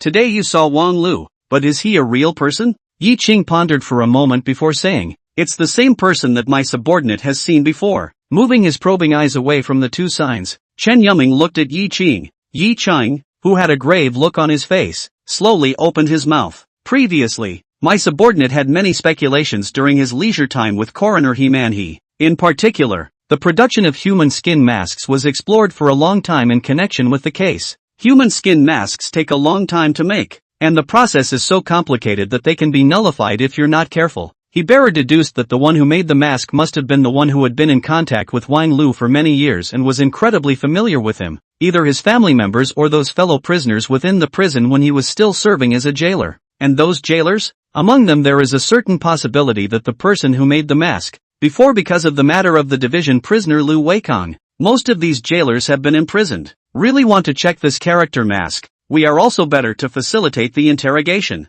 This well-organized deduction made Chen Yuming nod his head. Then, Yi Qing remembered the words that He Wen had written on his hand when he was about to leave the medical center, and he pursed his lips. But, my lord, while my lord was down here, Coroner, he told my lord there was another deduction. Seeing Yi Qing's delay in speaking, Chen Yuming frowned and said, Speak. Chapter 129, this official will give you a satisfactory result. Yi Qing's eyes were filled with a grave color and said, There is also the possibility that the human skin mask was made by Wang Lu himself. As soon as this possibility came out, in addition to Chen Yuming, who had lost his composure because of the natural disaster and the possible breach of the riverbank leading to the disaster of the people of Huayang, at this moment once again revealed a shocked look. He said quickly, Within the Huayang jail, there are 10 jailers, one group of 2 to replace them in shifts, on duty for 1 day, resting for 4 days, and then breaking up again in January to regroup for shifts. If Wang Lu made it himself, with this kind of craftsmanship, wouldn't it be easy for him to replace those prisoners with the worst offenses within Huayang jail? Wouldn't those who made minor mistakes and were imprisoned within the Huayang prison as a punishment become scapegoats? Next, Chen Yuming frowned, but why did he make his own human skin mask? If something happened, wouldn't he be putting himself in danger? Yi Qing, who was also frowning, said, When I came here, my subordinate thought about this point of unreasonableness, but that inference was what Coroner he was thinking of as his subordinate was on his way out the door. Maybe it's something he discovered when he met Wang Lu today. Only then did I think of it and hastily told my subordinates. When my subordinate goes back and makes some inquiries with He Beard, I will come back to explain to His Excellency why He Beard has made such inferences. Chen Yuming, who had waved his hand, said in a deep voice, You don't need to ask. This official believes in him. You don't need to get involved in this matter. Since your injuries are already healed to a certain extent, you should go and find Tongjiju. You stay well in the inspectorate for 3 months. Learn as much as you can, and what you don't learn, keep in your head. You are not to leave the inspection division without a summons from this official. After hearing this, Yi Qing didn't immediately respond. His face was full of tangles. He knew that Chen Yuming was doing this for his own good, but Amei and Zhang Wang and Zhang Woman, because Shan Dan was hiding in the mansion behind the drunken fragrance pavilion, could not come out. It was so hard to get the shadow guard to give a handle on Shan Dan and be able to settle the matter. If they get into the inspection department, Amei and the others will have to stay in that mansion for another 3 months. Even though there was food and drink and the mansion was spacious, Amei had a lively nature, and he was worried that he would suffocate if he let her Nestle in there for 4 months and still not hear from himself. Yi Qing's face was full of solemnity as he bowed with an arch. My lord has the audacity to ask your lordship to give my lordship 2 days to do some personal business. Personal? Chen Yuming, who had a penetrating mind, snapped to the thought that during these times, Yi Qing had stayed in the medical center and did not say anything about staying with his family on weekdays. Look at this face full of grave appearance. Is it possible that something has happened to his family? Thinking of Yi Qing into the government office. First solved the Ershingfan Li Jia Suli member of the House of the Wrongful Deaths of People, so that he got the Li member of the 200,000 taels to cure the Dike filial piety. He solved the case of the purple gold tripod of the Chaoyang Palace that shook the divine revelation a year and a half ago, and found the lost treasure of the purple gold tripod. Then, he proposed the Fin River dike that could save the lives and homes of tens of thousands of people in Huayang. And this dike construction method was not only meritorious at the present time, but also meritorious in Huayang. When reported to the Ministry of Public Works, all parts of the Divine Enlightenment can follow suit to build the Fin River dike and the water diversion dike. Yi Qing really is a great achievement in the 1,000 years, and will be famous in the history of the world. These 3 things, moreover, allowed him, Chen Yuming, to gain no small amount of merit as well. I think that in the future, if he is transferred from the position of governor of Huayang, he will only rise high. By virtue of his majesty's favor, he will certainly be a feudal official holding power and ruling one side, or the head of the 3 departments and 6 ministries, and more likely to be ranked as a prime minister. Deep scarlet for purple robes, status with the current only in charge of one of the 8 major cities of the divine revelation Huayan governor is not the same. These thoughts are fleeting. Chen Yuming looked at this young boy who had brought him a lot of merit. A rare amiability surfaced on his face, and his tone was kind as he said, "You are now a great hero of my Huayan. If you are having some trouble with your personal affairs, you may speak with this official. Whoever tries to bully you, this official will make him suffer." This last sentence threw out a lot of words, coupled with Chen Yuming's serious appearance of protecting his calf, made Yi Qing's heart greatly touched. At the same time, Yi Qing also knew that he was considered to have completely gained Chen Yuming's trust and favor. In the face of Huayan Qingtian governor's offer of help, Yi Qing did not hesitate in the slightest and recapitulated his grudge with Shan Dan. After listening, sulking anger surfaced on Chen Yuming's righteous face as he formed his right hand into a fist and pounded heavily on the table. What a Shan Dan! What a governor of Yangzhou! The son of Huayan's supervisory historian, and the 4 great talents of Huayan who are selling their reputation: shallow talent, small-minded, fame and deception, and moreover, a filthy man who steals talent for his own use. Relying on his unorthodox background, he has gone so far as to kill people in a rash and lawless manner. After Chen Yuming cursed, he looked at Yi Qing seriously. "You go back first. These 2 days, this official personally appear. Let this single Dan to your face to apologize." Yi Qing, who was greatly touched in his heart but knew that it must not be so, waved his hand and said, "Thank you, Your Excellency, for relieving my subordinate's difficulties. My subordinate's status is trivial, so let him apologize and forget about it. I only ask that I can stop targeting my subordinates, so that my family can live in Huayan in peace." Chen Yuming, who knew Yi Qing's concerns, said in a deep voice, "And don't worry, this official will give you a satisfactory result." "Thank you, Your Honor." Yi Qing, who once again arched his hand and bowed, left the duty room when he saw Chen Yuming waving his hand at him. After a few breaths, a smile suddenly appeared on Chen Yuming's face as he rubbed his beard and said, "Yes, very good. This Yi Qing is truly a blessing for this official. This Shan Dan has bribed the people in the government offices to build up the momentum for his Ayatollah. This official has long wanted to take disciplinary action against him, but has not been able to catch him on the exact handle. This time, let's see how you little brat can deny it." Huayang supervisory historian? Shan Zhanlin, you taught your son poorly and condoned harboring him to kill people. Let's see how you can still flaunt your power in front of this official in the future. The words fell. Chen Yuming, whose face was full of joy, froze while rubbing his hand on his beard. He was a little worried about it, having made so many merits. According to these merits, it makes sense to be directly promoted to the 9th rank, but he just into the government office less than a month. Shingon Disc report sent to the Ministry of Mandarins, but also categorically will not be allowed to be promoted to the 9th grade, will only be pressed first, and so seniority enough to give its promotion. But if we don't promote him to the 9th rank, it will chill the heart of this Huayan hero. The rest of the people in the government office know about it. They might think that this official has coveted Yi Qing's merits.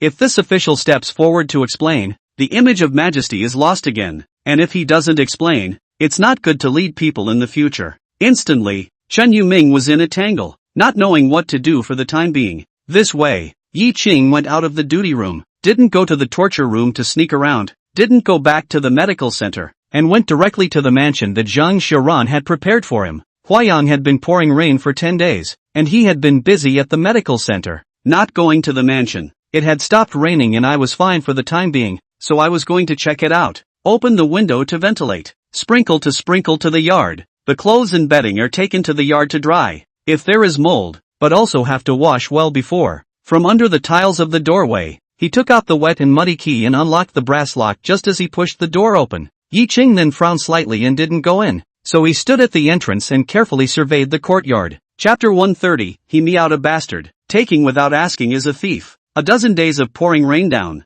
The ground in the courtyard, which should have been accumulating rainwater, had only a few small puddles at the moment. The bare, wet ground had marks left by broom sweeping visible to the naked eye. Yi Qing whispered, the only ones who know about this courtyard are Wang Lu, Yan San, Qi Party Gua, He Wan, and Zhang Xiaoran. Before, Mo Wanqing said that Zhang Xiaoran is not in Huayang, so who could have entered this courtyard of mine? Thinking that, Yi Qing felt that there was no movement in the house, so he slowly walked in. He examined the house carefully. The windows are clear. Not only no moldy places, continuous days of heavy rain. If you do not open the windows of the house will gather the smell of moisture is also not. The mattress on the bed was soft and dry, and the quilt was neatly folded and placed at the end of the bed. But Yi Qing remembered clearly that the day he went to Chaoyang Palace with Yen San and he won. The quilt was folded in the center of the bed. Obviously someone had slept on the bed. A chill surfaced in Yi Qing's back spine as he ran to the kitchen again. The sensation of dryness appeared instantly. In the hearth was the residual slight warmth of a wood fire that had been burned to a charcoal. The iron pot did not have the rust of many days of unused iron appearing. Instead it was clean, and a clear pool of water remained at the bottom of the pot. Yi Qing rubbed his teeth and said, "Entered my courtyard, slept in my bed, and made a fire and cooked here in my place. This turtledove has gone too far in occupying the magpie's nest." Fiercely, Yi Qing remembered the Nanyang Liju hidden in the side yard, and quickly ran to the side room, moving the stacked firewood away and warping a floor tile. The small wooden box with the Nanyang Liju beads was revealed. Yi Qing breathed a sigh of relief and laughed softly. Fortunately, nothing was lost. Saying that, he picked it up and opened the wooden box to have a look, and then his face darkened. The words came early, and the laughs came too soon. Earlier, he invited his colleagues to go to the drunken fragrance house in Ponda South Pacific Liju, which turned out to be a single dan to pay for the bill, and the money was not spent, so he put the remaining 5 Liju and the silver ticket into the wooden box. Now, the silver check is gone, and only 4 Nanyang Liu beads remain. Yi Qing, who was used to being poor, was a bit of a money addict. With shivering hands, he picked up the note inside and opened it. Yi Qing's expression immediately returned to normal. His voice was slightly louder, and he said seriously, "Hey, is it a little low to take just one? You're really two. Just give me a direct word if you're short of money, and feel free to live in this yard, or if you can't, I'll give you a key." Only the note reads, "There's no money left. I'll lend you 37 taels of silver and 1 Liju shadow." Putting the box back, Yi Qing left with a light smile on his gentle face, but in his heart, he kept cursing. He meowed, "It's a thief who takes without asking. Shame on you for living in my yard, lying in my bed, and spending my money. Sabo your ass, even know where I hide my money. I wouldn't believe it if I had to say you didn't peek at me sleeping and showering. Such a great master, sneaking around all day. Shame on you." Between curses, Yi Qing took the only 2 clothes and the shushu black clothes, and left the courtyard, and just walked to the entrance of the alley. A familiar figure suddenly leapt down from a nearby ridge. Zhang Xiaoran's attendant, Junior, whose unimpressive face was filled with vigilance. He quickly stepped to Yi Qing's side and quickly said, "The male is in trouble. Come with me." After saying that, Junior led the way ahead. Yi Qing, who was trembling in his heart, did not say anything and followed behind Junior, running quickly, all the way to cover up, climbed the walls and through the alleys. The two came to Zhendafong, in front of a tributary of the Ying River. The narrow, crow-topped boat floats with the rippling river. An aged boatman clad in a straw raincoat, sitting on the bow of the boat, saw Xiao San come over, and smiled kindly, revealing his big yellow teeth that had no more than a few left. Xiao San smiled kindly. "Boat Wang, let's go." The boatman smiled and nodded, and with the word Abba coming out of his mouth in a raspy whisper, he untied the reins that were tied to a stone pillar on the shore. "It's a mute," Yi Qing thought, and then followed Xiao San to immediately get inside the cabin. Wow! The bamboo pole rattled the river and made a pleasant sound. The crow's nest boat swung from side to side, heading off into the distance. That is, until the crow's nest boat came to the inlet river, where the current was still a bit swift. It was only then that Xiao San spoke in a dignified manner. "My son has been seriously injured.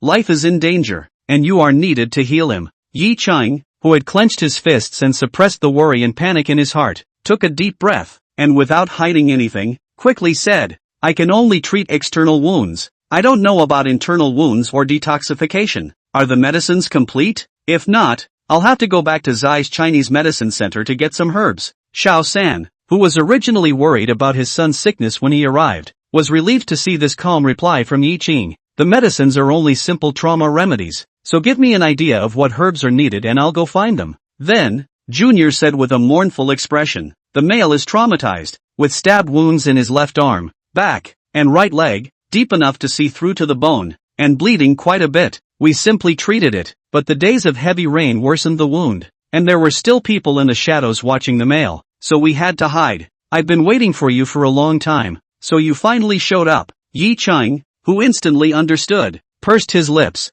Someone from the hall of Genghis Khan? Junior looked at Yi Ching in surprise and nodded. Yi Ching continued. The medical center and the government office are crowded, so you can't show your face, so you can only wait for me near that courtyard. Junior nodded again. The Crow's Nest boat traveled downstream and easily passed the barrier stationed by the inspection department at the crossing of the Yinghe River. 1 hour later, the Crow's Nest only stopped the boat. Yi Ching, who had left the city for the second time in over a decade, looked up and carefully surveyed the surrounding scene. The river is flat and straight, and above the perilous cliffs half a dozen feet high on both banks are dense forests of verdant greenery. But whenever a boat passes through the river, it will have an unobstructed view. If someone were to pass through the dense forest, it would certainly be difficult to hide the sound of swaying grass as they ran. It's a perfect place to hide and keep a lookout. Junior yanked on Yi Ching's back waist and violently threw himself upwards. Taking advantage of the opportunity to lend his strength, Yi Ching's feet mounted the cliff wall and easily went up the dangerous cliff. He and Junior exchanged a glance, and then followed what it said, heading east alone in the dense forest.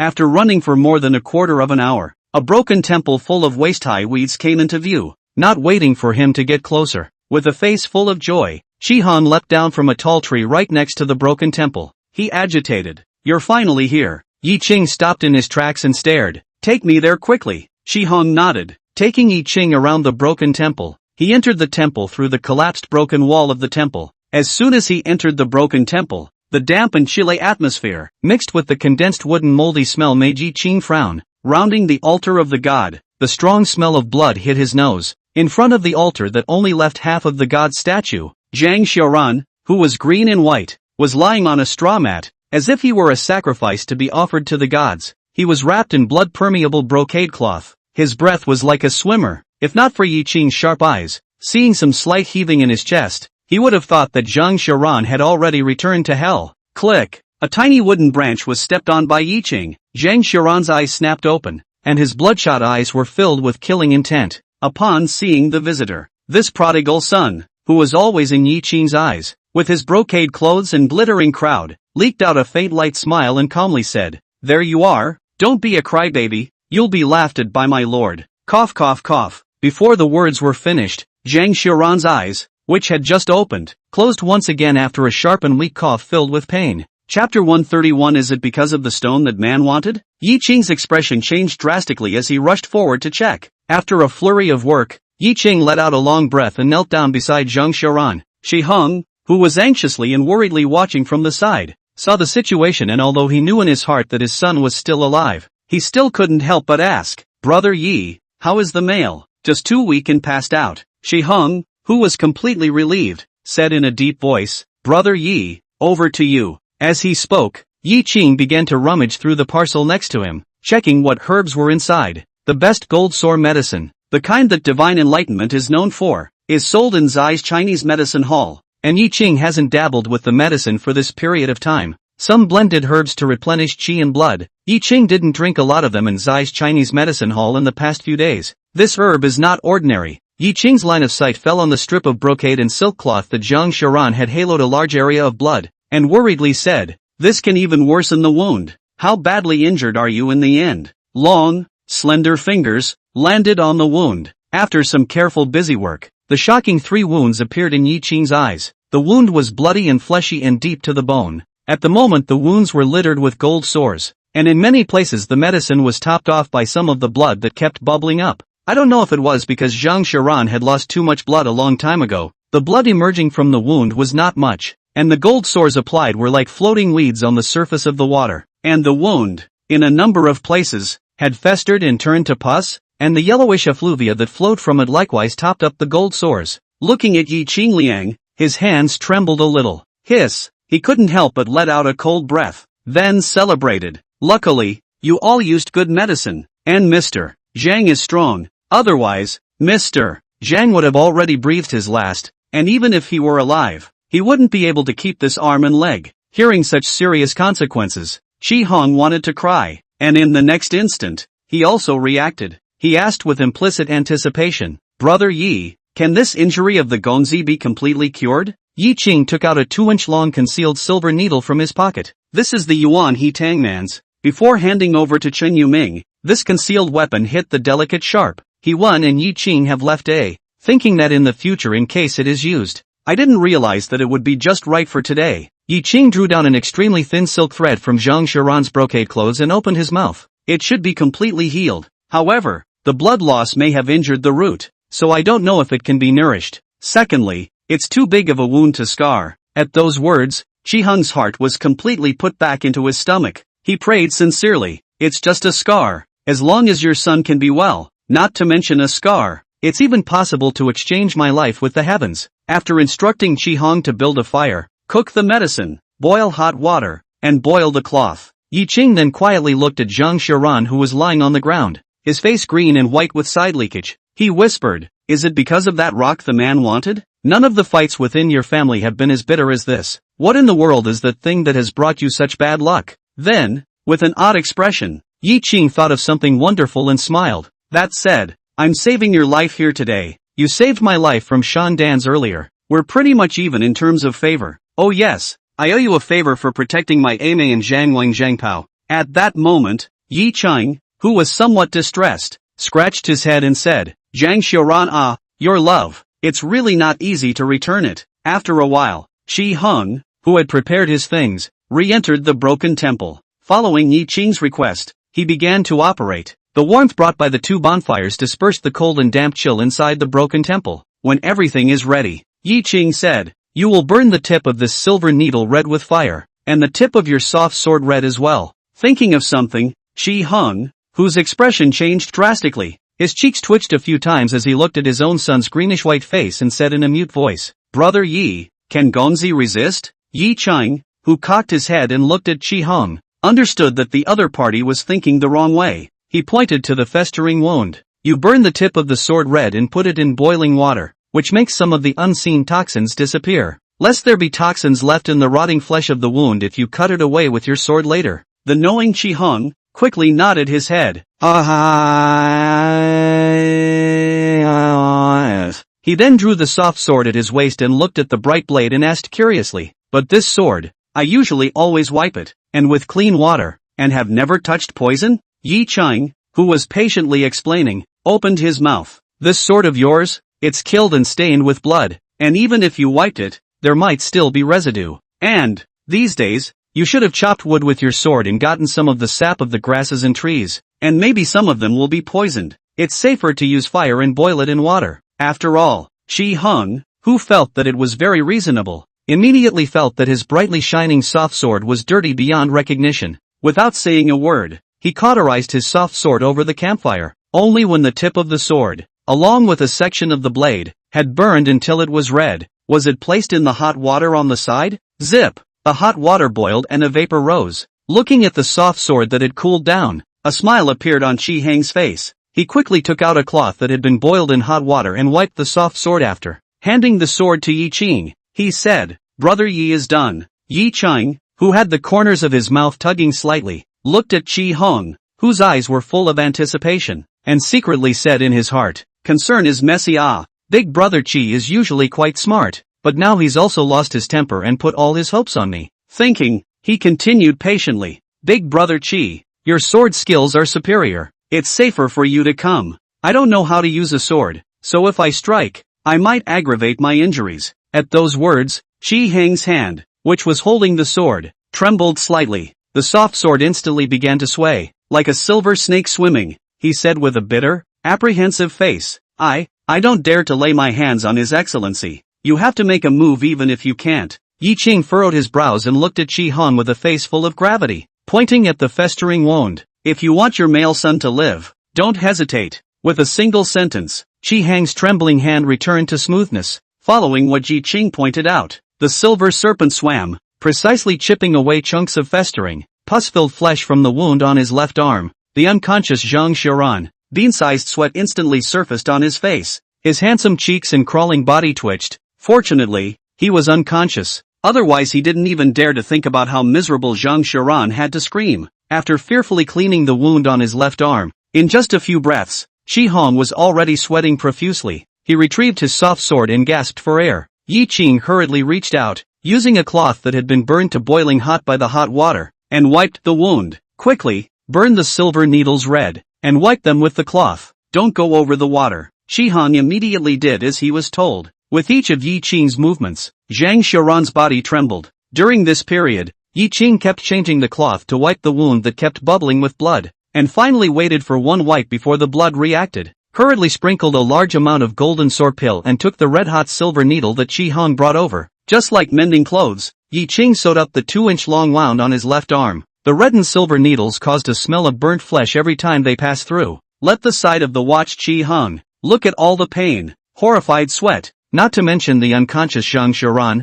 The body is like a shaking sieve. The greenish-white face became more and more ugly. Yi Qing sewed up, once again sprinkled with gold sore medicine. Fortunately, when he came before, he brought clean clothes, tore a cotton tunic into strips of cloth, quickly bandaged it and waited for a few breaths. Seeing that the cloth was not soaked with blood, he let out a breath. Raising his sleeve, he wiped the sweat from his forehead. Qi Hong, who was on the side, also let out a long breath. In the next instant, Yi Qing's words made Qi Hong tense up again. Don't relax yet. There are 2 more wounds to treat. The wound in the back is the longest, but this remaining bit of gold sores is probably only enough for the right leg. Chapter 132. I'll see you in town. Qi Hong paced in panic after a few moments. He said gruffly, Brother Yi, please take care of Gongzi. I'll go out to buy medicine. Yi Qing, who really didn't hold back this time, rolled his eyes and didn't have the good sense to say, calm yourself. Who will clean the carrion for your mail if you leave? Besides, when Junior dropped me off, I gave him the word to get his medicine. Now, you calm down and stay honest and help me with my wounds. Yes. Although Qi Hong was still anxious and worried, his eyes had calmed down and he cupped his fists towards Yi Qing, saying from the bottom of his heart, all listen to Brother Yi. Yi Qing, who had gotten up, greeted, all these bloody cloths, they need to be washed. Forget about burning them straight away. I've brought 2 suits of clothes with me. Tear them all up, and I'll have to reboil the water. I'm not familiar with this place, so you take care of it and I'll listen to the simmering broth. Let's continue when Junior comes back, and let your male son slow down as well. Saying that, Yi Qing worriedly said, I'm afraid that your son didn't bleed to death, but was instead killed by the pain. But Yi Qing's concern, Qi Hong did not care about it and said, this bit of pain is nothing to my son, so Brother Yi can do as he pleases. Yi Qing looked curiously at Qi Hong. Seeing his reticence, he did not inquire and nodded his head. Success. Then get ready again and let's get on with it. 1 hour later, drenched in jungle dew,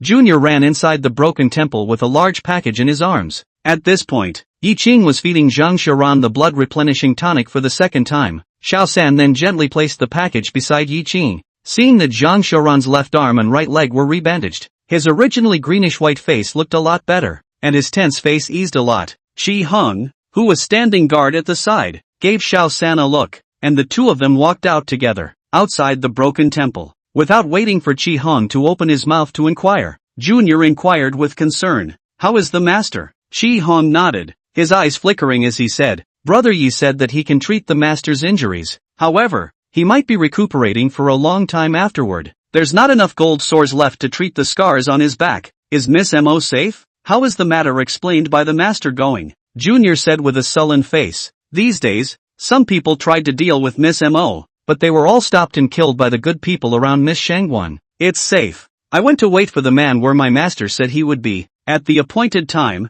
and did not see him appear. I don't know if he came and saw that it wasn't the Lord, or if he didn't come at all. Qi Hong, what the hell is that? The master even swore to protect it, and suffered so many injuries for nothing, and almost gave his life. In the face of Junior's inquiry, Qi Hong, who knew what it was, just stared. That thing that will turn the master over completely. There was a pause. Qi Hong said with murderous intent, as long as the arrangements are made properly, even if the Duke kills both the first and second Duke, our master will still be safe and sound, and will be able to smoothly take charge of the Zhang clan. In an instant, Junior was filled with horror. Then, revitalized and elated, and even more murderous, he said, if that's the case, I'm going to go kill on it. After causing our master such a mess, we have to recoup some interest. Qi Hong, who shook his head, scrupulously said, the ones who are chasing us are not the people of the Grand Duke and the Second Duke. A puzzled Junior asked, the people from Yuan He Tang,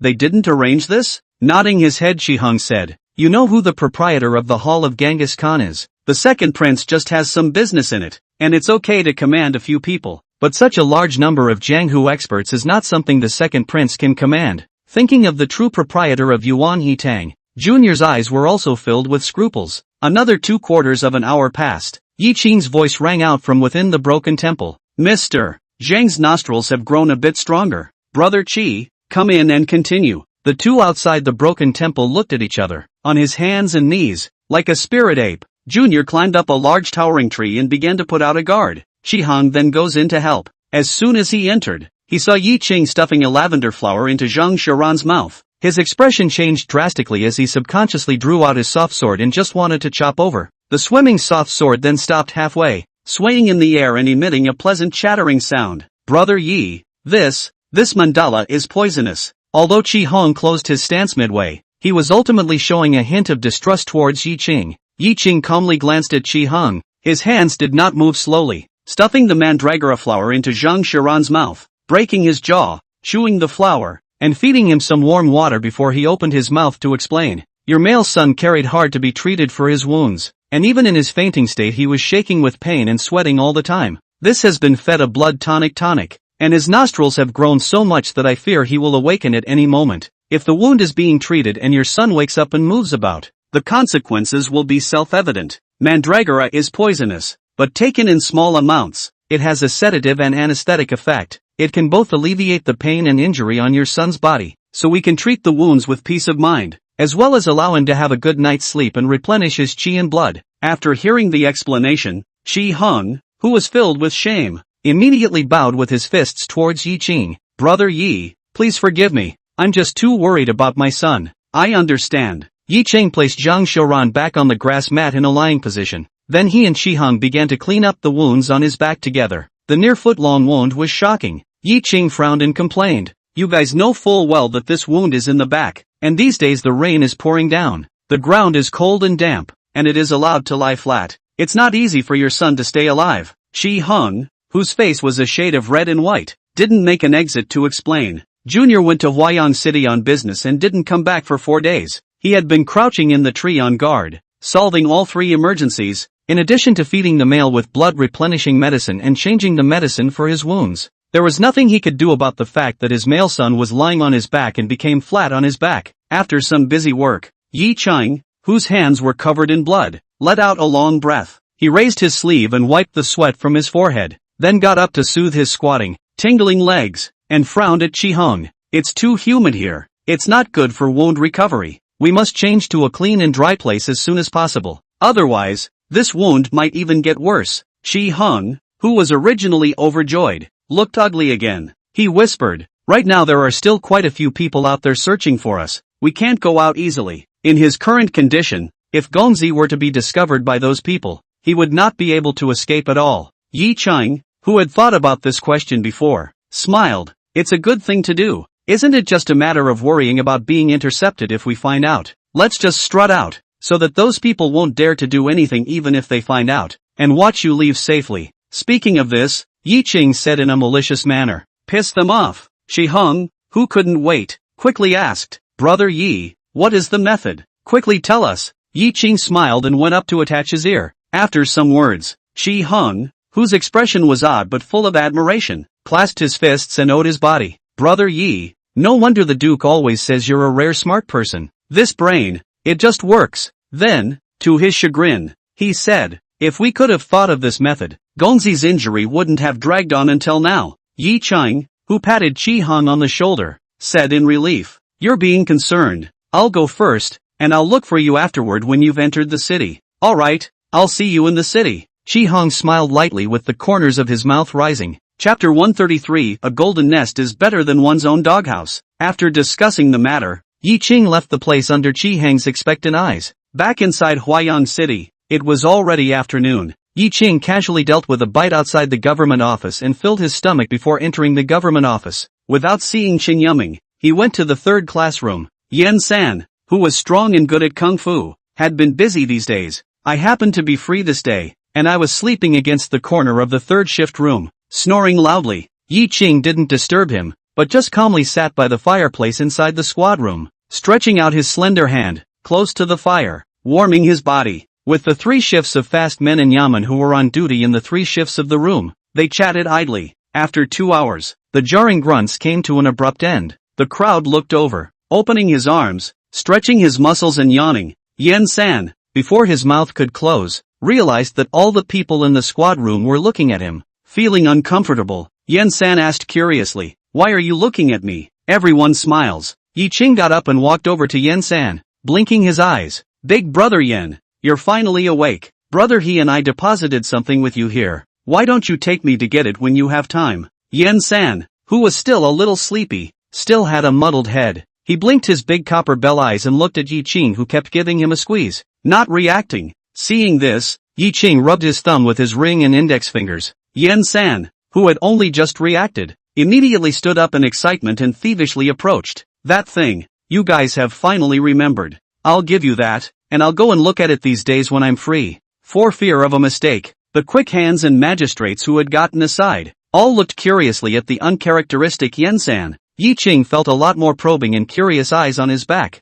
He hurriedly said, "Are you free at this moment? Let's take a walk when you're free." "Yes, too much." The bushy hand grabbed Yi-Ching's right arm with a huge force, hurting him and making him grimace. He hurriedly said, "Big brother Yen, let go, let go. If I don't let go, my arm will be broken." Embarrassed, Yen-san immediately let go. Yi-Ching followed behind Yen-san and turned around 7 times. Arriving near the north side of Jingdafeng's Feng Wall, walked into a narrow courtyard. Yi-Ching looked at the rubble that filled the yard, the firewood that had been violently broken, his eyes somewhat surprised. It didn't take much thought to realize that this was Yen-san's mansion. Then thinking of Yen-san's nature, he understood. The courtyard was in disarray, and Yen-san was a bit embarrassed, a somewhat awkward smile hanging on his naive face. "I'm a brown guy, and I don't usually clean up after martial arts practice. It's okay, people. It's good to live comfortably on your own." Yi-Ching gave a spontaneous smile. Yen-san, who had run into the pile of rubble, laughed as he picked at the rubble. "You are so right about that.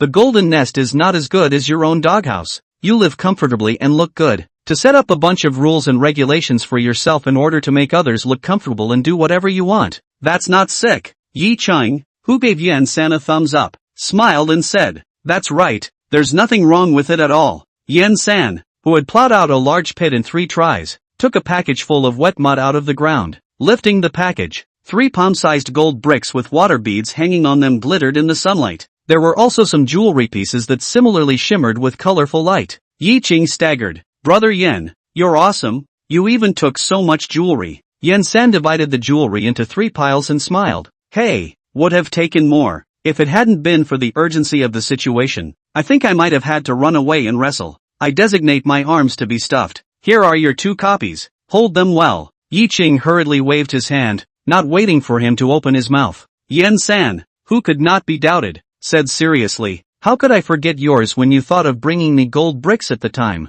After what we've been through, gold and silver can't compare to our love." Upon hearing this, Yi-Ching said no more and put the item away. That night in the secret passage of the Dynasty Palace, he didn't take anything. He-Wan had split his gold bricks, and right now, Yen-san had split his even more expensive jewelry. He is the biggest profiteer. But Yen-san was right. After that one incident, the relationship between the 3 of them was already extraordinary, something that could not be measured by gold or silver. What comes after? Needless to say, whoever gets rich will certainly not forget the other 2. Yi-Ching didn't say something pretentious, just said seriously from the bottom of his heart, "Big brother Yen, I'll remember." Grinning nervously, Yen-san numbly reburied his share back into the ground. After piling on more gravel, he said, patting his dirt-covered hands, "I have this money ready to marry my daughter-in-law, and to live in the future. If you have a suitable girl in the future, you must remember to matchmake for me." The rapidly changing topic caused the corners of Yi-Ching's mouth to rise in a slight light smile. "Success! I'm taking this to heart." Yen-san, who was smiling even more, looked at Yi-Ching's bulging arms and proposed, "I have no business at the moment, and the city is not peaceful today, so I'll give it to you. Besides, I haven't seen He-Man since that night at the Chautauqua Palace, so go see him." "Success! Then let's go together." Yi-Ching was happy to have someone to accompany him and resolutely agreed. Walking down the road to the medical center, the 2 of them chatted as they walked. After talking about how many people with martial arts skills have inexplicably died in the city these days, Yi-Ching raised his eyebrows and said, "Big brother Yen, must you not enlist until after the governor has been transferred out of Huayang?" Without hesitation, Yen-san firmly said, "Not bad. My grandpa didn't teach me any great truths, so let me remember too. One is to know what you're getting into. and the other is to be a brother who's been through life and is comfortable giving it to the other guy's back. Upon hearing this, Yi Ching couldn't help but exclaim, "Great minds think alike." Yen San, who was rubbing his beard, smiled. "Wise or not I don't know. Fool me for sure. I don't want that much. Anyway, I just know that Lord Jifu has been kind to me, and even allowed me to learn a good skill from Tongji Zhu, so this is a favor I must repay." Speaking of this, Yen San was worried. If it wasn't for Lord Jifu whisking me away several times and finally agreeing to let me re-enlist after he's transferred out of Huayang, I was planning to spend my whole life working for him as a guard. In terms of him being attacked and killed without moving, I'm really uneasy. Elder brother Yi, you're smart. Can you think of a way for me so that I can keep following the governor? In the face of Yen San's pleading question, Yi Qing's first reaction was to ask him in return, "How often do people deal with Lord Jifu? Shouldn't you be close to him then? How do you work as a speedster in the catching class?" Yen San paused for a moment, thinking that Yi Qing had been granted permission by the governor to contact the case of the purple and gold tripod of the Chaotian Palace, so he must have gained the governor's regard. After that, some of the things that go on in the government offices will definitely be known. Then he explained, "The government office secretly has a security division, managed by Lord Wang Yuiqing, the general judge, and it is full of good men. On weekdays, I take turns with the people of the Anguish division to protect the governor. It is only if it is something more dangerous that the governor will let me stay close to protect me." Security division? Tong Jian Wang also chang. Yi Qing secretly memorized these two names. Just as they walked into a narrow alley, Yen San's big copper bell eyes instantly leaked out a fierce light, and his entire body bowed slightly like a fierce tiger in danger. With his left hand, he pulled Yi Qing, and with his right hand, he wiped his right hand towards his leg, and the short blade that had appeared in the Chaotian Palace was held in his hand. Chapter 134, 3 months. "Let you be transformed," Yen San whispered. "Elder brother Yi, stand against the wall." Yi Qing, who knew that he only had three-legged kung fu, did not hesitate to lean his back against the wall, his sight looking behind Yen San to guard for him. Ta-da! A few small broken shingles rolled off the eaves of the narrow alley against the road. Two masked figures appeared in front of the duo as well. Yen San asked in a low voice, "Thief, report your name." A hoarse voice came out from under the masked black scarf. "Where is the purple and gold tripod?" Yen San and Yi Qing's pupils both shrunk violently, and Yen San even took 2 steps forward and despised it. "These days, I've slaughtered 6 of the scumbags who hit on the purple gold tripod's idea. We'll have to add 2 more today." The words came out. The pupils of these 2 men shrunk violently, scornfully sizing up the tiger-backed Yen San. Yi Qing keenly sensed this. He stared at the exposed eyes of the duo and spoke out with certainty. "Big brother Yen, it looks like it's someone from Yuan He-Tang again. There's no need to talk nonsense with them, just slaughter them." The eyes of these 2, once again, changed. Disdain. There's also a kind of schadenfreude. Yi Qing, who had a judgment in his mind, had a sinking heart, and that's when it happened. The soles of the shoes made a harsh scuffing sound on the ground. The moment he lifted his foot and dashed out, 2 footprint craters appeared on the ground, lifting up 2 handfuls of yellow soil. Yen San was like a fierce tiger on the lower mountain, fiercely lunging forward. One man drew the horizontal sword at his waist and killed towards Yen San. The narrow alleyway that the 2 of them could not walk through would not allow the 2 of them to exert themselves as much as they could. The other man drew a long whip from behind his waist as he stomped up the wall and ran quickly over the low ridge. Seeing this, Yen San signaled, "Elder brother Yi, go back and run to the main road." Without hesitation, Yi Qing immediately turned around and ran, but just after he turned around and ran 2 steps, 2 more black shadows appeared, blocking the way out. Yi Qing signaled, "There are 2 more scumbags coming from behind." 4 men in black attacked back and forth. Yi Qing and Yen San seemed to have become turtles in a jar. A helplessness surfaced on Yi Qing's face as he quickly turned back and opened his mouth. "Big brother Yen, you have to settle this quickly. There are more people coming from behind." Yen San, who was about to engage the knife-wielding black-cloaked man, leapt up violently. At the whip-wielding black man running on the ridge, he killed him. This sudden change caught the other side off guard. The black-clothed man with the whip did not dare to engage Yen San at all, quickly retreating and flinging the long whip in his hand. Snap! The sound of the long whip breaking through the air caused the heart of Yi Qing below to tremble slightly. But the next instant, Yi Qing then heard the sound of flesh and blood being stabbed. Yen San who grabbed the leather whip and yanked it violently, the tremendous force, leaving the other party with no chance to react. Unable to loosen the whip in his hand in time, his body was brought in front of Yen San, as if he had bumped into Yen San's short blade. He watched raw as his neck was stuck into the broken blade. Ha! A sound like the pulling of a bellows rattled from his neck. Afterward, the black-clothed man was thrown viciously towards the narrow alley by Yen-san as if he were a broken sack. The knife-wielding black-clothed man who was about to kill Yi Qing sighed, heard the whistling coming from behind him and hurriedly retreated to dodge. Boo! The black-clothed man with the whip, who was not yet dead, had his bones shattered under this fall, like a puddle of flesh, and swallowed his breath in front of Yi Qing, like a tiger descending from the mountain.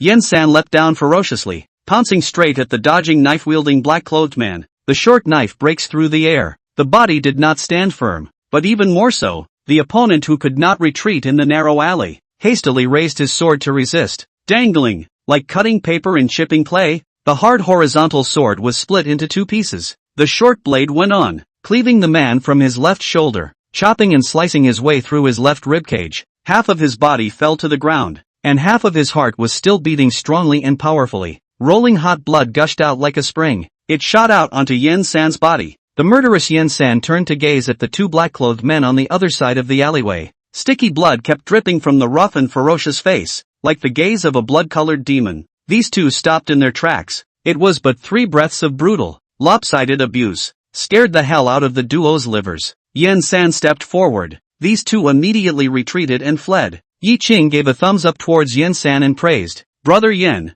Young Yen-san, who instantly revealed a naive smile, wiped the blood from his face. It left him with blood-red finger marks on his face, combined with the morose white teeth and thick, bushy beard. It was unnerving. Yi Qing grinned. "Big brother Yen, you'd better hurry up and clean up. This is covered in blood. It's appalling." Looking down at the blood stains all over his body, Yen-san's brows furrowed in chagrin. Blood stains are not easy to wash. Going out in this state will certainly frighten the people. Yi Qing thought for a moment and removed the outer shirt from his body, handing it to Yen-san.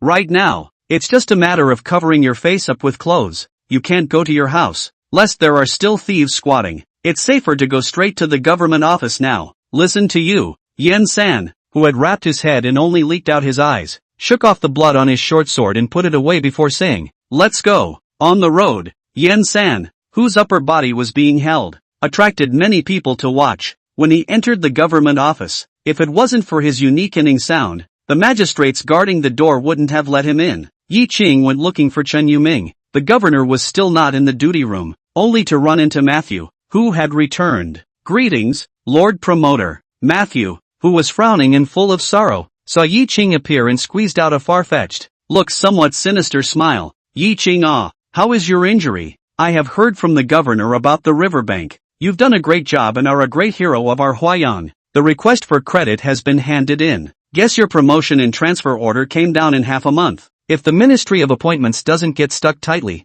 in the future, you'll have to change into official clothes." The deeper meaning in the words was heard by Yi Qing. He offered humility. "This is all due to the appreciation of the governor and you. Otherwise, how could my subordinate, who is just a person who came up with the idea, get such a great credit? Belong to the origin of the humble, but also to the government office has not been a few days. The 9th grade is not dare to think, can be a canonical official will be satisfied." Matthew's appreciation for Yi Qing grew even stronger as he spoke out. "A clever one indeed. And it is true that you come from a lowly background and have been in the government office for too short a time. It is indeed unlikely that the 9th pen will be able to run away, and the warden will certainly not be able to run away. However, stay in the government office for half a year or so. You don't need any test to be promoted to the 9th rank. It's a matter of water and water." The end. Matthew's eyes flickered. Incomparable emotion. Since the founding of the divine revelation, such as you in just a year and a half, will be against the heavens to change their fate, off the lowly into the body of the government, but the number of a palm.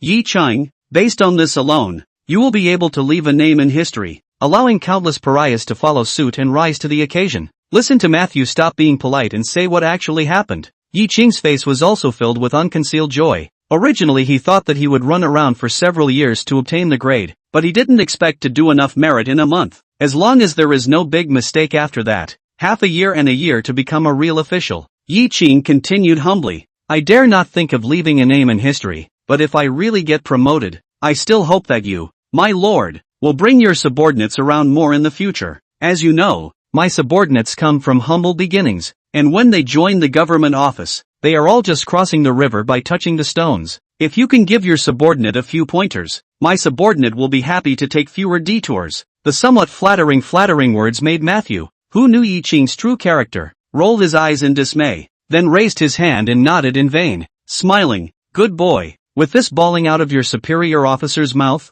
this way this officer will have nothing to teach you, and you will have to learn more. Yi Qing, who was full of smiles, scratched his head. At this point, Matthew looked at Yi Qing and asked, by the way, what are you doing at the government office? Yi Qing, who originally wanted to put off a few sentences, thought of what Wang Lu had said before and opened his mouth. Your Excellency, my subordinate just went out with the constable Yan San, and on the way he met a murderer who intercepted him. Then Yi Qing concealed the gold brick jewels and retold the matter. The smile instantly disappeared as Matthew once again resumed that sinister countenance with a dangerous glint in his triangular eyes. It's Yuan He Tang again. What a bunch of filthy bastards. Yi Qing shook his head and said, by the way my lord, the constable Yan San thought the other party was some kind of Yuan He Tang, but my subordinate noticed that the other party's eyes were disdainful after hearing the words Yuan He Tang. Matthew, his triangular eyes narrowed, spoke coldly, I am aware of that. Protect yourself. After a pause, Matthew reminded, remember to seek out Lord Tongji early, and make the most of these 3 months. It's enough to get you off the ground. Chapter 134, No Peace in the 8 Great Cities. Everyone would be reminded that he had rushed to go with Zhu Gaoli for 3 months, filling Yi Qing with anticipation. He paid his respects to Matthew and then went back inside the 3rd classroom. In a few moments, a trip to the duty room, until the sun set in the west and a candle flame rose in the mansion. It was only then that Yi Qing met this busy governor in Chen Yuming's duty room. Yi Qing, this official already knows about the attack on you and Yan San. Did you come for another reason? Chen Yuming's tired face was filled with curiosity as he put down the dossier in his hands and opened his mouth to inquire. Your Honor, there is something important to report. Yi Qing arched his hand and bowed before quickly stepping forward, standing beside the table and telling Zhang Shiran about the matter. Chen Yuming, who stood up violently, walked out without hesitation and spoke out. This official will gather his men and rescue Mr. Zhang into the city. Thank you, Your Honor. Yi Qing was relieved to see this. Soon, a dozen or so third-class fast men and magistrates were ready to go. Subsequently, in but a moment's time, 6 more sturdy men wearing crimson martial arts uniforms appeared in the backyard of the government office. Chen Yuming didn't move. After 2/4 of an hour, Zhu Gaoli, a fellow governor of Huaiyang, appeared in the courtyard wearing armor and holding a long sword. After another short while, Yi Qing also appeared in the government office with Junior. It was only then that Chen Yuming ordered, follow me out of the city. Yes, my lord. Junior was filled with excitement and led the way ahead at Chen Yuming's gesture. Yi Qing was ready to follow, but was stopped by Chen Yuming. You'll stay inside the mansion. Yes, my lord. Yi Qing, who hesitated for a moment, saw that Chen Yuming's eyes were not to be questioned, so he answered. Standing at the entrance of the government office, he watched as the governor led the 3 classes of quick hands in Yamen, the 6 martial artists whose identities he did not know, and dozens of armor-clad and goad-carrying inspectors of the Department of Public Prosecutions as they quickly departed towards the distance. He walked toward the torture chamber,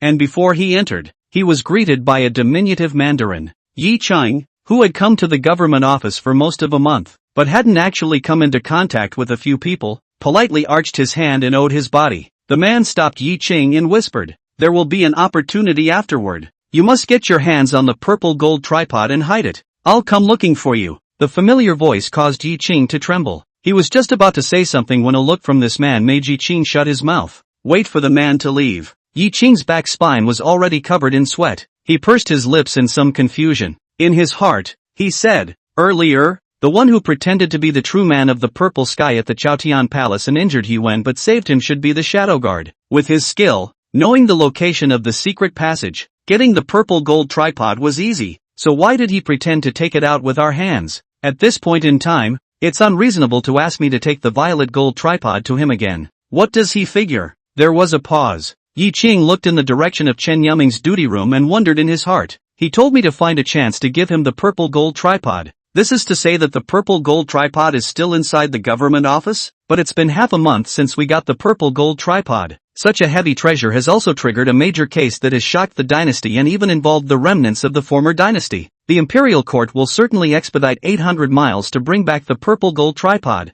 Yi Qing, whose mind was a mess, gently shook his head. He sighed long and hard. I'm just a small person. It's better to stay out of these intricacies. After saying that, Yi Qing went straight to the torture room. Except for Qi Bangwa and Wan Lu who were on duty, all the others went home to sleep. Squeak! The sound of a push on the door gave the two men dozing on the tabletop to raise their heads. The sight passed through the many bookshelves. After seeing the handsome, gentle form that appeared in the doorway, joy appeared in both of their eyes. Ching Xiaolang, you haven't been here for how many days? If I didn't know that you were injured these days, I'm really envious. Party State Chi stood up, smiled and joked, and continued as he walked towards Yi Qing. Come this day, it seems that the injury is healed. However, you can rest, or you must rest. The opportunity to be lazy is rare. Wang Lu also got up and walked over with a smile. Happily, elder brother Yi, let's go, let's drink. Yi Qing said with a bitter smile. Brother Qi,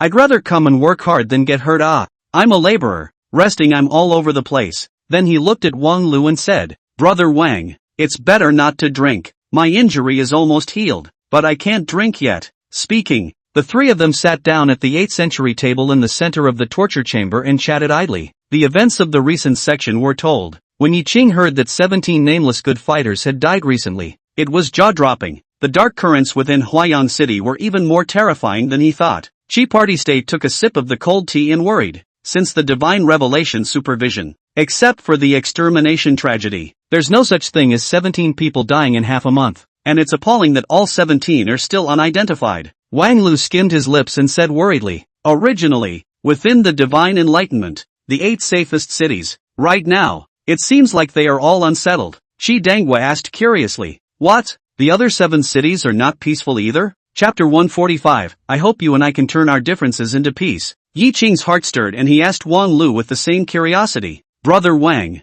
how are the other 7 cities in chaos? Wang Lu, who was full of mystery and leaning forward, beckoned to the duo. 3 heads came together. Wang Lu whispered, I don't know, I just heard it from someone. Cut. Glancing at Wang Lu's Chi Party Kingdom with contempt, he threw off his hand and leaned back, and Yi Qing cooperated by revealing a look of contempt. But there was a thought in his mind. Time passed in a breath, until the trio, tired from talking in dry mouths, plopped down on the table and dozed off. The curfew had risen before the sound of hurried footsteps resounded in the government offices. Yi Qing, who had been straining his ears, hurried out of the torture room, for Yamen were carrying a stretcher, and were as fit as a fiddle, surrounded by a group of people in the center. On the stretcher, the pale Zhang Xiaoran, still in a coma. Chi Hongyan Jr. saw Yi Qing, who rushed out from the room at a glance and nodded gratefully to him. Then he clustered around Zhang Xiaoran and walked inside. Yan San's rough and low voice rang out. Elder brother Yi, the people have been brought back. Yi Qing, who froze for a moment, then thought that for such a big event, a highly skilled Yan San would definitely be brought along by Qing Yuming. Then he arched his hand and owed. Brother Yan, thanks. Thanks for what? Yan San, who had walked in, looked reproachfully at the outgoing Yi Qing. At the same time, the rich smell of blood ran into the tip of Yi Qing's nose. He looked at Yan San's body-soaked clothes having a dark purple color and could not help but worry. Do it? Yan San, who had a somewhat grave expression on his face, spoke. Well, the dots were a little zippy, and a couple of brothers were hurt. Luckily there were a lot of them, and good men from the Anguish division, slaughtered a few, and the rest ran away. Yi Qing, who had drawn a mouthful of cold air backwards, unbelievably, he said, these people are really bold, even the officials dare to move. As soon as I heard this, Yan San's expression froze. In a low voice, he said, Huayang City, it's completely unsettled. Seeing that Yi Qing was still going to pursue the question, Yan San opened his mouth. Don't ask me, if you want to know, ask the governor. Yi Qing, whose eyes flashed, opened his mouth. Are all the other 7 major cities of the divine revelation in a mess as well? Yan San,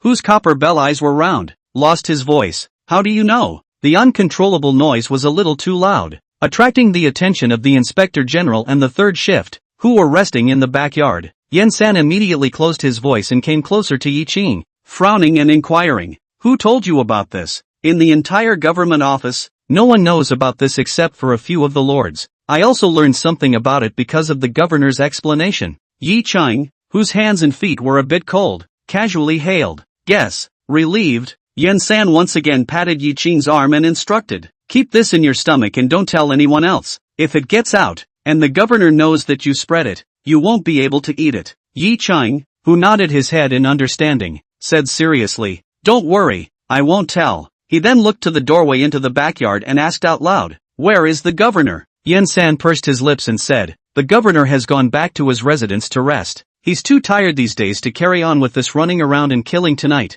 Big brother Yen, you walk with me together and go find the governor. Yi Qing pursed his lips and made a decision. Yen-san, who did not doubt him, immediately responded, success. Afterward, Yen-san borrowed a horizontal sword from the people of the inspection department, and then walked towards the outside with Yi Qing. On the way, Yi Qing looked at Yen-san, who was holding a horizontal sword, and asked, Brother Yen, aren't you using a short sword? Yen-san, who was holding the sheath of his sword, opened his mouth to explain. All I practiced with the Tongji Lord was military horizontal swords. The third class is issued with a lighter weight crossword, and I don't use it as well as I should. Military crosscutting knives are tightly regulated, and every one of them is documented. The governor then gave me the whole special short sword, the same weight. Weekdays the constable's horizontal sword I hang to decorate. Encountered a hard opponent will use the short sword. Really, it would have to be a military crossbow smoothie. Having said that, Yen-san patted his right thigh and smiled. With two swords in hand, the world is mine. This jingle made Yi Qing smile slightly when he heard it. Come to Chen Yuming's house. The porter had already memorized the faces of Yen-san and Yi Qing long ago. Hearing that the two asked to see the governor, without the slightest pushback,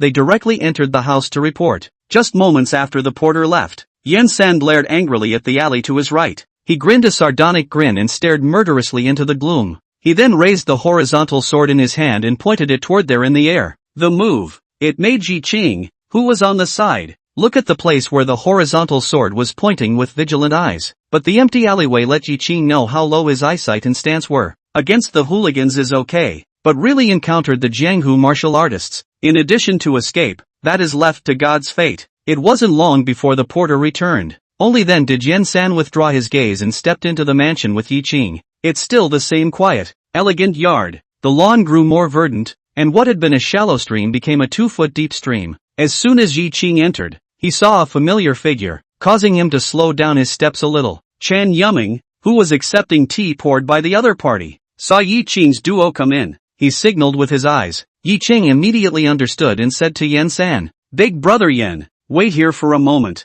I'll go over first. After seeing Yen-san nod his head, Yi Qing walked over with big strides. Hearing the footsteps, Shan Dan, who was pouring tea, had his eyes emerge a touch of gloom on his restrained face. Greetings to the governor. Greetings to Lord Shan. Yi Qing respectfully saluted towards the duo, with a wave of Chen Yuming's hand. Yi Qing, who was sitting beside Shan Dan, keenly sensed the unwillingness of the person beside him. Since it's a coincidence, then today, the two of you will make things clear. After Chen Yuming spoke, he picked up his tea and took a sip. The son of the governor of Yanzhou, who forced a smile, took a deep breath, and the whole person resumed his usual warmth. He humbly arched his hand towards Yi Qing. Brother Yi, in the past, you and I had many misunderstandings. Today, the governor has given some earnest instruction, and I have come to my senses. Afterwards I will have a thin profit to give away, so I hope you and I can turn our differences into peace. Taking the initiative to open his mouth, he even referred to himself as under. This high-minded and proud son of the family could be said to be forced to bow his head under the roof, temporarily putting down his dignity. Yi Qing pursed his lips. He just wanted to respond. However, knowing that Shan Dan is small-minded, he knows that today Shan Dan is only showing weakness like this because Chen Yuming is present. It was expected that after a few days of peace and quiet, he would find a way to fix himself. Yi Qing took a deep breath and poured himself some tea, leaving Shan Dan out to dry. This appearance of putting up a front caused Chen Yuming to frown slightly. However, when he thought of Yi Qing, he had always been meticulous and acted cautiously and steadily. Then he did not speak, and looked on calmly. Being ignored, Shan Dan's eyes floated with a touch of sullenness, but his face was as it should be, and he confessed, Brother Yi, I know that I have gone a bit overboard. If I had suffered such an injustice, I would not have put it down so easily and shaken hands. However, at this moment in time, I am sincere. With the Lord Governor as your witness, I will not make things difficult for you in the future. Brother Yi can pick a date. How about I set up a table for Brother Yi at the Qifeng Pavilion? Qifeng Pavilion is the most famous restaurant in Huayang. There are a lot of powerful people. Setting up a table there for Yi Qing, Shan Dan meant to tell the whole Huayang city that he, Shan Dan, had planted himself in Yi Qing's hands and apologized to Yi Qing for his mistake. Hear that? It was only then that Yi Qing put down the tea and twisted his head to look at Shan Dan Dao. Mr. Shan, I appreciate your thoughts, so forget the thin gift. Moreover, my humble position is not worthy of your setting a table for a feast at the Qifeng Pavilion. You and I have a grudge, so let's call it quits. It's better to be strangers in the future. Shandan, who had a helpless face, looked at Chen Yuming as if for help. Upon seeing this Qingtian governor's old spirit, he didn't care in the slightest, making it clear that he was letting Yi Qing do what he wanted. His fingers trembled slightly, so he continued to look at Yi Qing with a sincere face. After all, I have done something wrong, I still have to do something. Before Shandan could finish his words, he was interrupted by Yi Qing, only to hear Yi Qing say with great meaning, I know what kind of person Duke Shan is, so there is no need to talk about these scenes. Shandan, whose face froze, gazed at Yi Qing with ghostly eyes, and Chen Yuming didn't expect Yi Qing to be so tough. Yi Qing stretched out his hand, comparing it to a 2, looked at Shandan, and said word for word, I know some things, but there is a saying that to live with others is to live with oneself. I am unwilling to make a scene with Mr. Shan. Hearing this, Shandan's face had clouded over, his eyes flickering as he gazed at the 2 fingers Yi Qing had raised. Yi Qing arched his hand and bowed towards Chen Yuming. These days, thanks to the trust of the governor, I have gained some merit, and shamelessly begged the governor to step in and ease the grudge between you and me. Changing the words of the reason, it made Chen Yuming's heart incomparably comfortable. Secretly, this kid, he's a good candidate to be an officer. Originally this official to help him. In this has become he begged this official to do things, although it is a lie, but this official this heart is really comfortable. Yi Qing, who had gotten up, gazed at Shandan, his eyes flashing with madness as he said, I hope that Duke Shan will not let me waste this merit in vain in the future. Shandan, who was breathing a little sharply, did not disguise himself in front of Chen Yuming. He whispered, Yi Qing, are you threatening this Gongzi? Yi Qing, who smiled gently, picked up the teapot and poured a cup of tea for Shandan before smiling calmly. I don't dare to be, it's just that how Gongzi treated me in the first place. I'll return the favor. Shandan, whose fists clenched instantly, had not yet spoken. Yi Qing took the initiative to pick up the tea and handed it to Shandan Dao. Mr. Shan, be a man and meet in the future. You saved a line for the underling that day. It was only after I had the chance to drink with you today. Even more so, I can drink to the moon with the governor. You've got a line in the sand that I'll have to remember. What do you think? The words of Yi Qing, who was the anti-client, caused Shandan's brows to furrow slightly. The rest of his eyes saw the always serious governor at this moment. Even the corners of his mouth rose, full of gratification. Thinking of Yi Qing's finger then too, Shandan gritted his teeth and extended his hand, taking the tea. Gulp! The piping hot tea was consumed in one gulp. It brought red to Shandan's fair face. It was even hot enough to bring water to his eyes. He put down the tea light, picked up the teapot, and poured a cup of tea for Chen Yuming, then added tea for Yi Qing after. Smiling brightly, he said, Brother Ye's words have really enlightened and taught me a lot, and I shall keep them in mind. Afterward, Shandan arched his hand towards Chen Yuming and owed him, Uncle sure, my nephew was truly led astray before without realizing it. Tonight thanks to Uncle Shi's enlightenment, Shi nephew is to open up the clouds to see the blue sky. World nephew boldly. These days please world uncle to world nephew in the palace to feast, to world nephew and world nephew some of the world friends, to teach some of the way for the officer to do people. Chen Yuming, who had a light in his eyes, revealed a kind and benevolent smile. He reached out and landed a hand on Shandan's shoulder. Relieved. Good, good. Sure nephew is really dutiful and good at learning.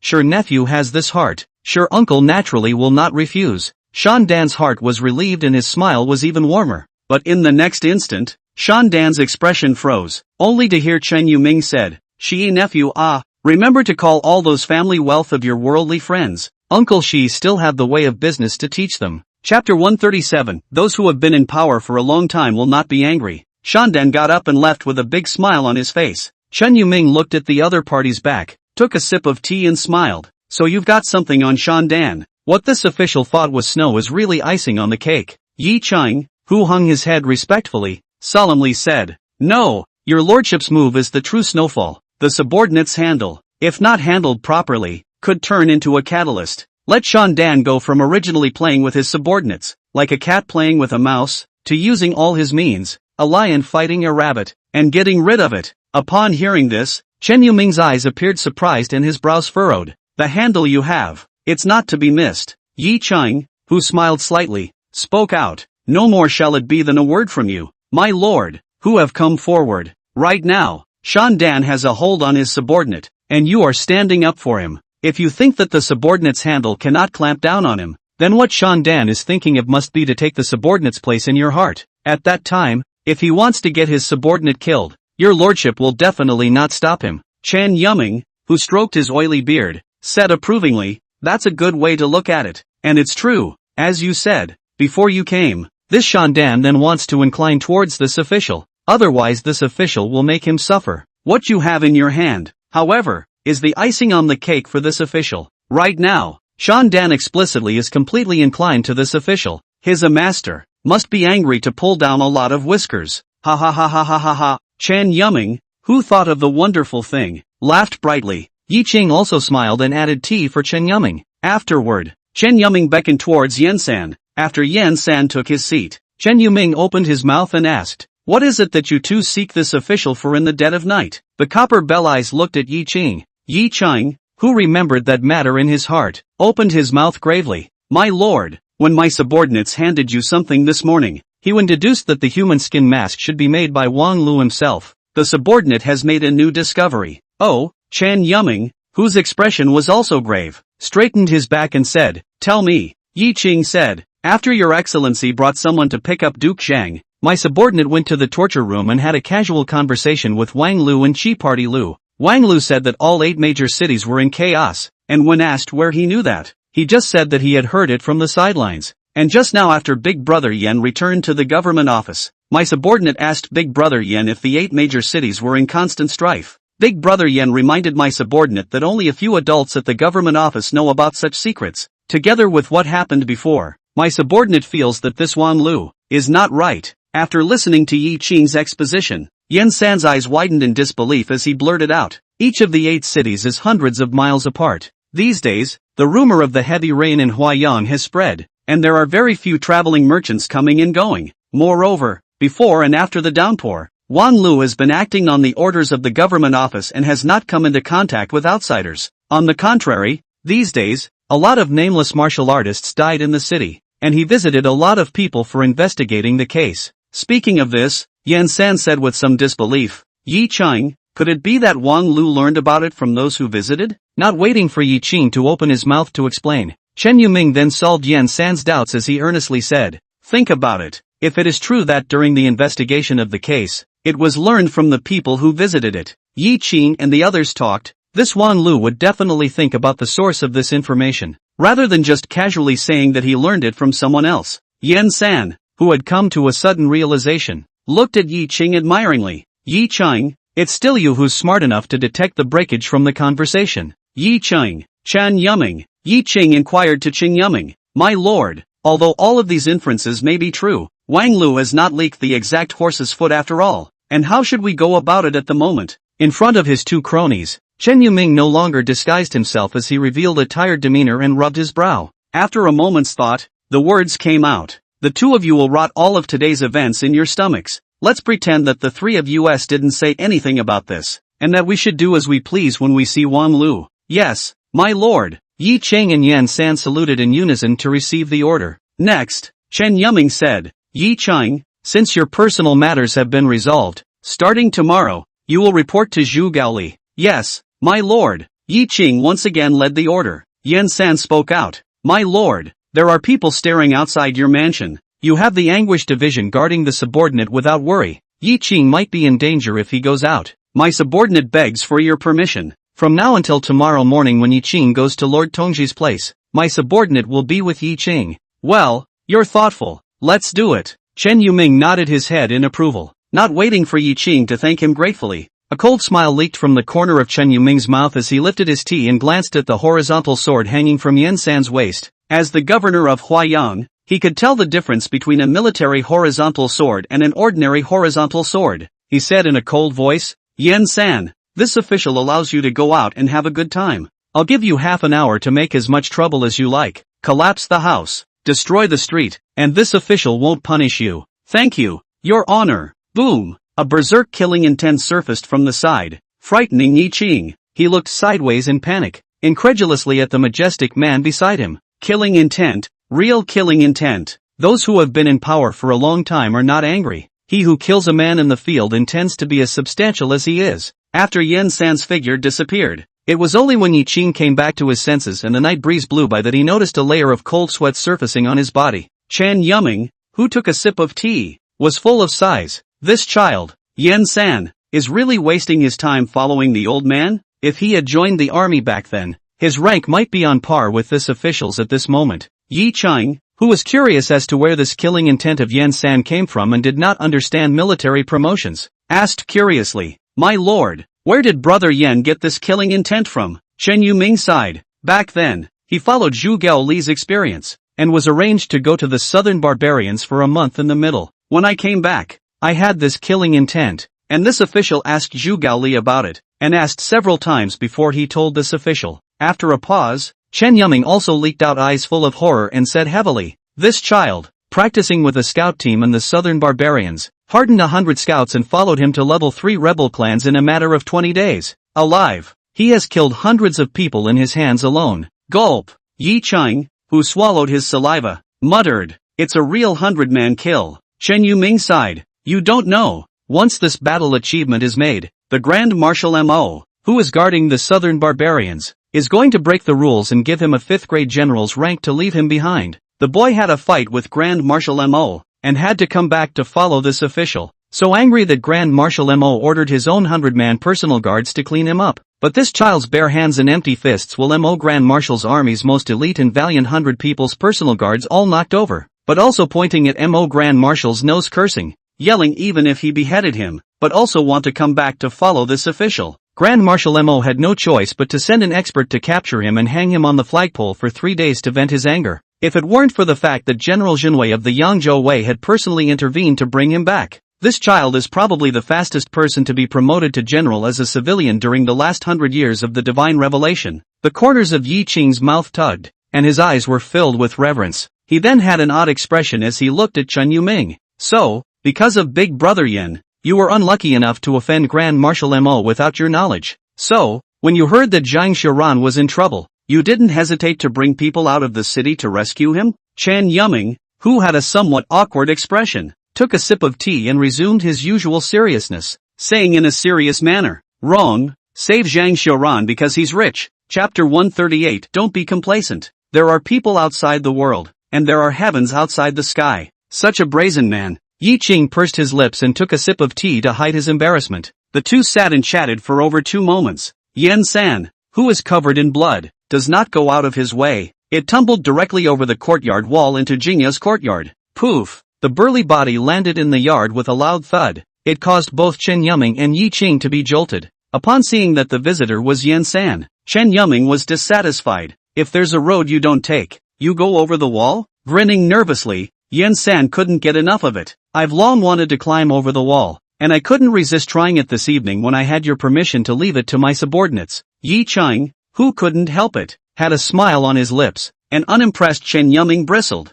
scanning Yen-san's entire body with concern, and after failing to see any wounds, he asked out loud, "How many?" 6. They were too scattered to catch, and ran into a tough-talking one who couldn't ask about the others, so my subordinate came back. Yen-san, who was very sorry, skimmed his mouth, then continued, my lord will go and wash up." Chen Yuming nodded in approval. Yi Qing watched Yen-san, who knew his way around the mansion, leave and staggered. Big Brother Yen is really powerful. In 3 months, you should be able to pass 10 moves from Yen-san. Chen Yuming spoke with extreme certainty. 10 moves. At once, Yi Qing's eyes lit up. Yi Qing, who had seen Yen-san strike, had never seen anyone who could pass 10 moves in Yen-san's hands. If he could pass 10 moves in Yen-san's hands, then he was much better than the average Jianghu man. Not to say that it was a big kill, to be 1 for 10. Anyway, self-preservation is certainly not a problem. There will no longer be the tragic situation of jumping off a boat and being led by Qi Hang, saving someone's life only by using his body to block arrows, and facing Zhang Ming who will have his arm removed. In short, the word is short.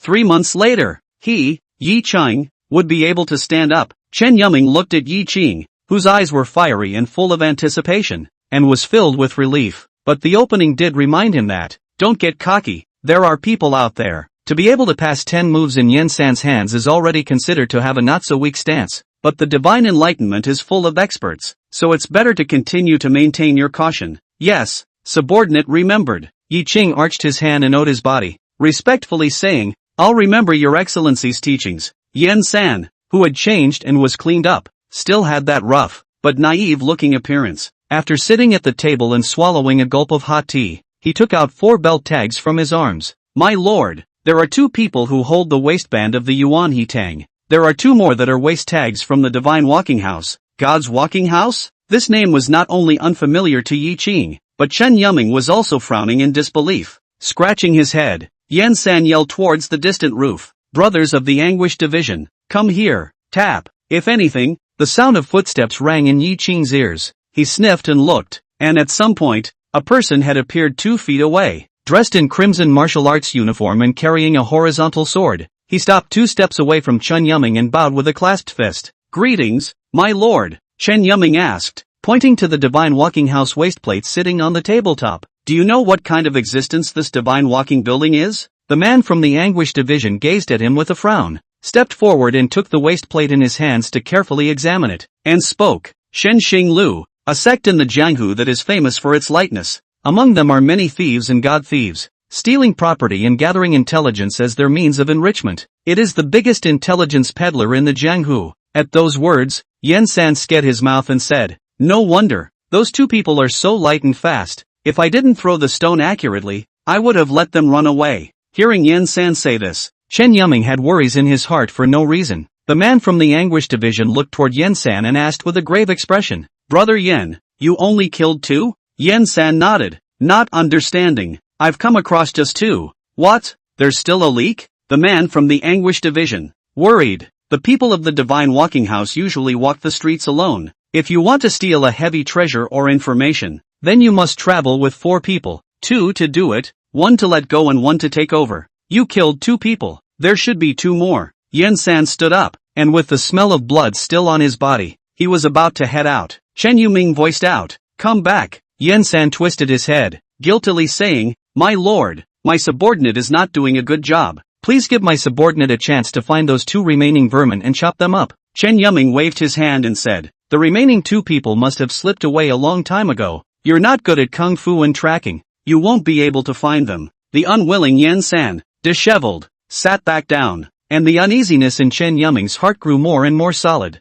He looked to the man from the security guard division and asked, how many men are guarding there this night? According to the rules, there are 10 people, and after you leave the city, Lord Tongjian will personally sit in on it. After the man from the security guard division replied, Chen Yuming's worried heart dropped. He waved his hand and said, keep up the watch. It's been hard on you guys these past few hours. When the people come from Kyoto, you can take your turns, and in addition to what the Chaotian Palace has found out, this official will send a portion of it to you. No hard work. For your excellency, 10,000 deaths. The people of the security division, kneeling on one knee, looked at Chen Yuming with fervent eyes. Then, it left at a brisk pace. When Yi Qing saw this scene, he was staggered in his heart, and when he remembered what had happened to him, he admired Chen Yuming in his heart. Yen San put down his great future not to go, but also to protect the governor. These masters of the Anguish Division, it's not true that they have wild eyes for the governor, and the line about 10,000 deaths is not a joke, and as I am a lowly citizen, the governor decided that I was capable and gave me the opportunity to display my talents. Although the governor is strict and makes a clear distinction between reward and punishment, he cares for his subordinates and has a good command of his subordinates. This kind of character, if it was in the Three Kingdoms period, it would have been a lord of the party. There was a pause. Yi Qing was in awe of the world he had stayed in for more than 10 years. Even this kind of character is only the governor of one of the 8 great cities of the divine enlightenment. Then what kind of characters are the governors of the remaining 7 cities? Then what kind of amazing talents must the powerful nobles and ministers, generals and princes in the temple hall be? And what kind of majestic lord is the one who wears the dragon robe and sits in the dragon chair, making people like Chen Yuming serve faithfully? Then how powerful is the northern light country that makes even the divine enlightenment helpless and even slightly inferior? Think about it. Yi Qing couldn't help but recall the vastness of the 3 kingdoms and the vastness of history in his previous life, where a group of heroes were dominating, generals were gathering, and wizards were coming out in endless streams. Chen Yuming asked curiously when he saw Yi Qing wandering off. Yi Qing, what did you think of? Yi Qing, who had returned to his senses, shook his head. He got up and looked at Chen Yuming with reverence. My lord, I'll die for the favor of knowing you. Saying that, Yi Qing arched his hand and bowed towards Chen Yuming. Ha ha ha ha, A bright laugh came out from Chun Yuming's mouth. Boo! Yen-san slapped Yi Qing's back and reminded him, what, dead or not? The Lord never asks us to die for him. Moment. The scene was incredibly awkward. Chen Yuming looked at the naive and reckless man in front of him with unfavorable eyes, and Yi Qing, who was almost slapped on the back, looked at Yen-san with grudging eyes. At this point, sharp footsteps, from far away. The sound comes before the person arrives. My lord, something's wrong. Chapter 139, you should be beaten up for hitting on your brother's sister. Walking down the lantern-lit streets, Yi Qing's mind was filled with the anxious and uneasy look of the person who had just rushed into Chen Yuming's mansion, as well as Chen Yuming's horror at losing his square. Yen-san, who was on the side, couldn't hide anything and opened his mouth to ask Yi Qing, elder brother Yi, you're smart. Can you think of what that person just now was going to report to the governor? Surprise surfaced on Yi Qing's face as he wondered. Brother Yen, you don't recognize that person either?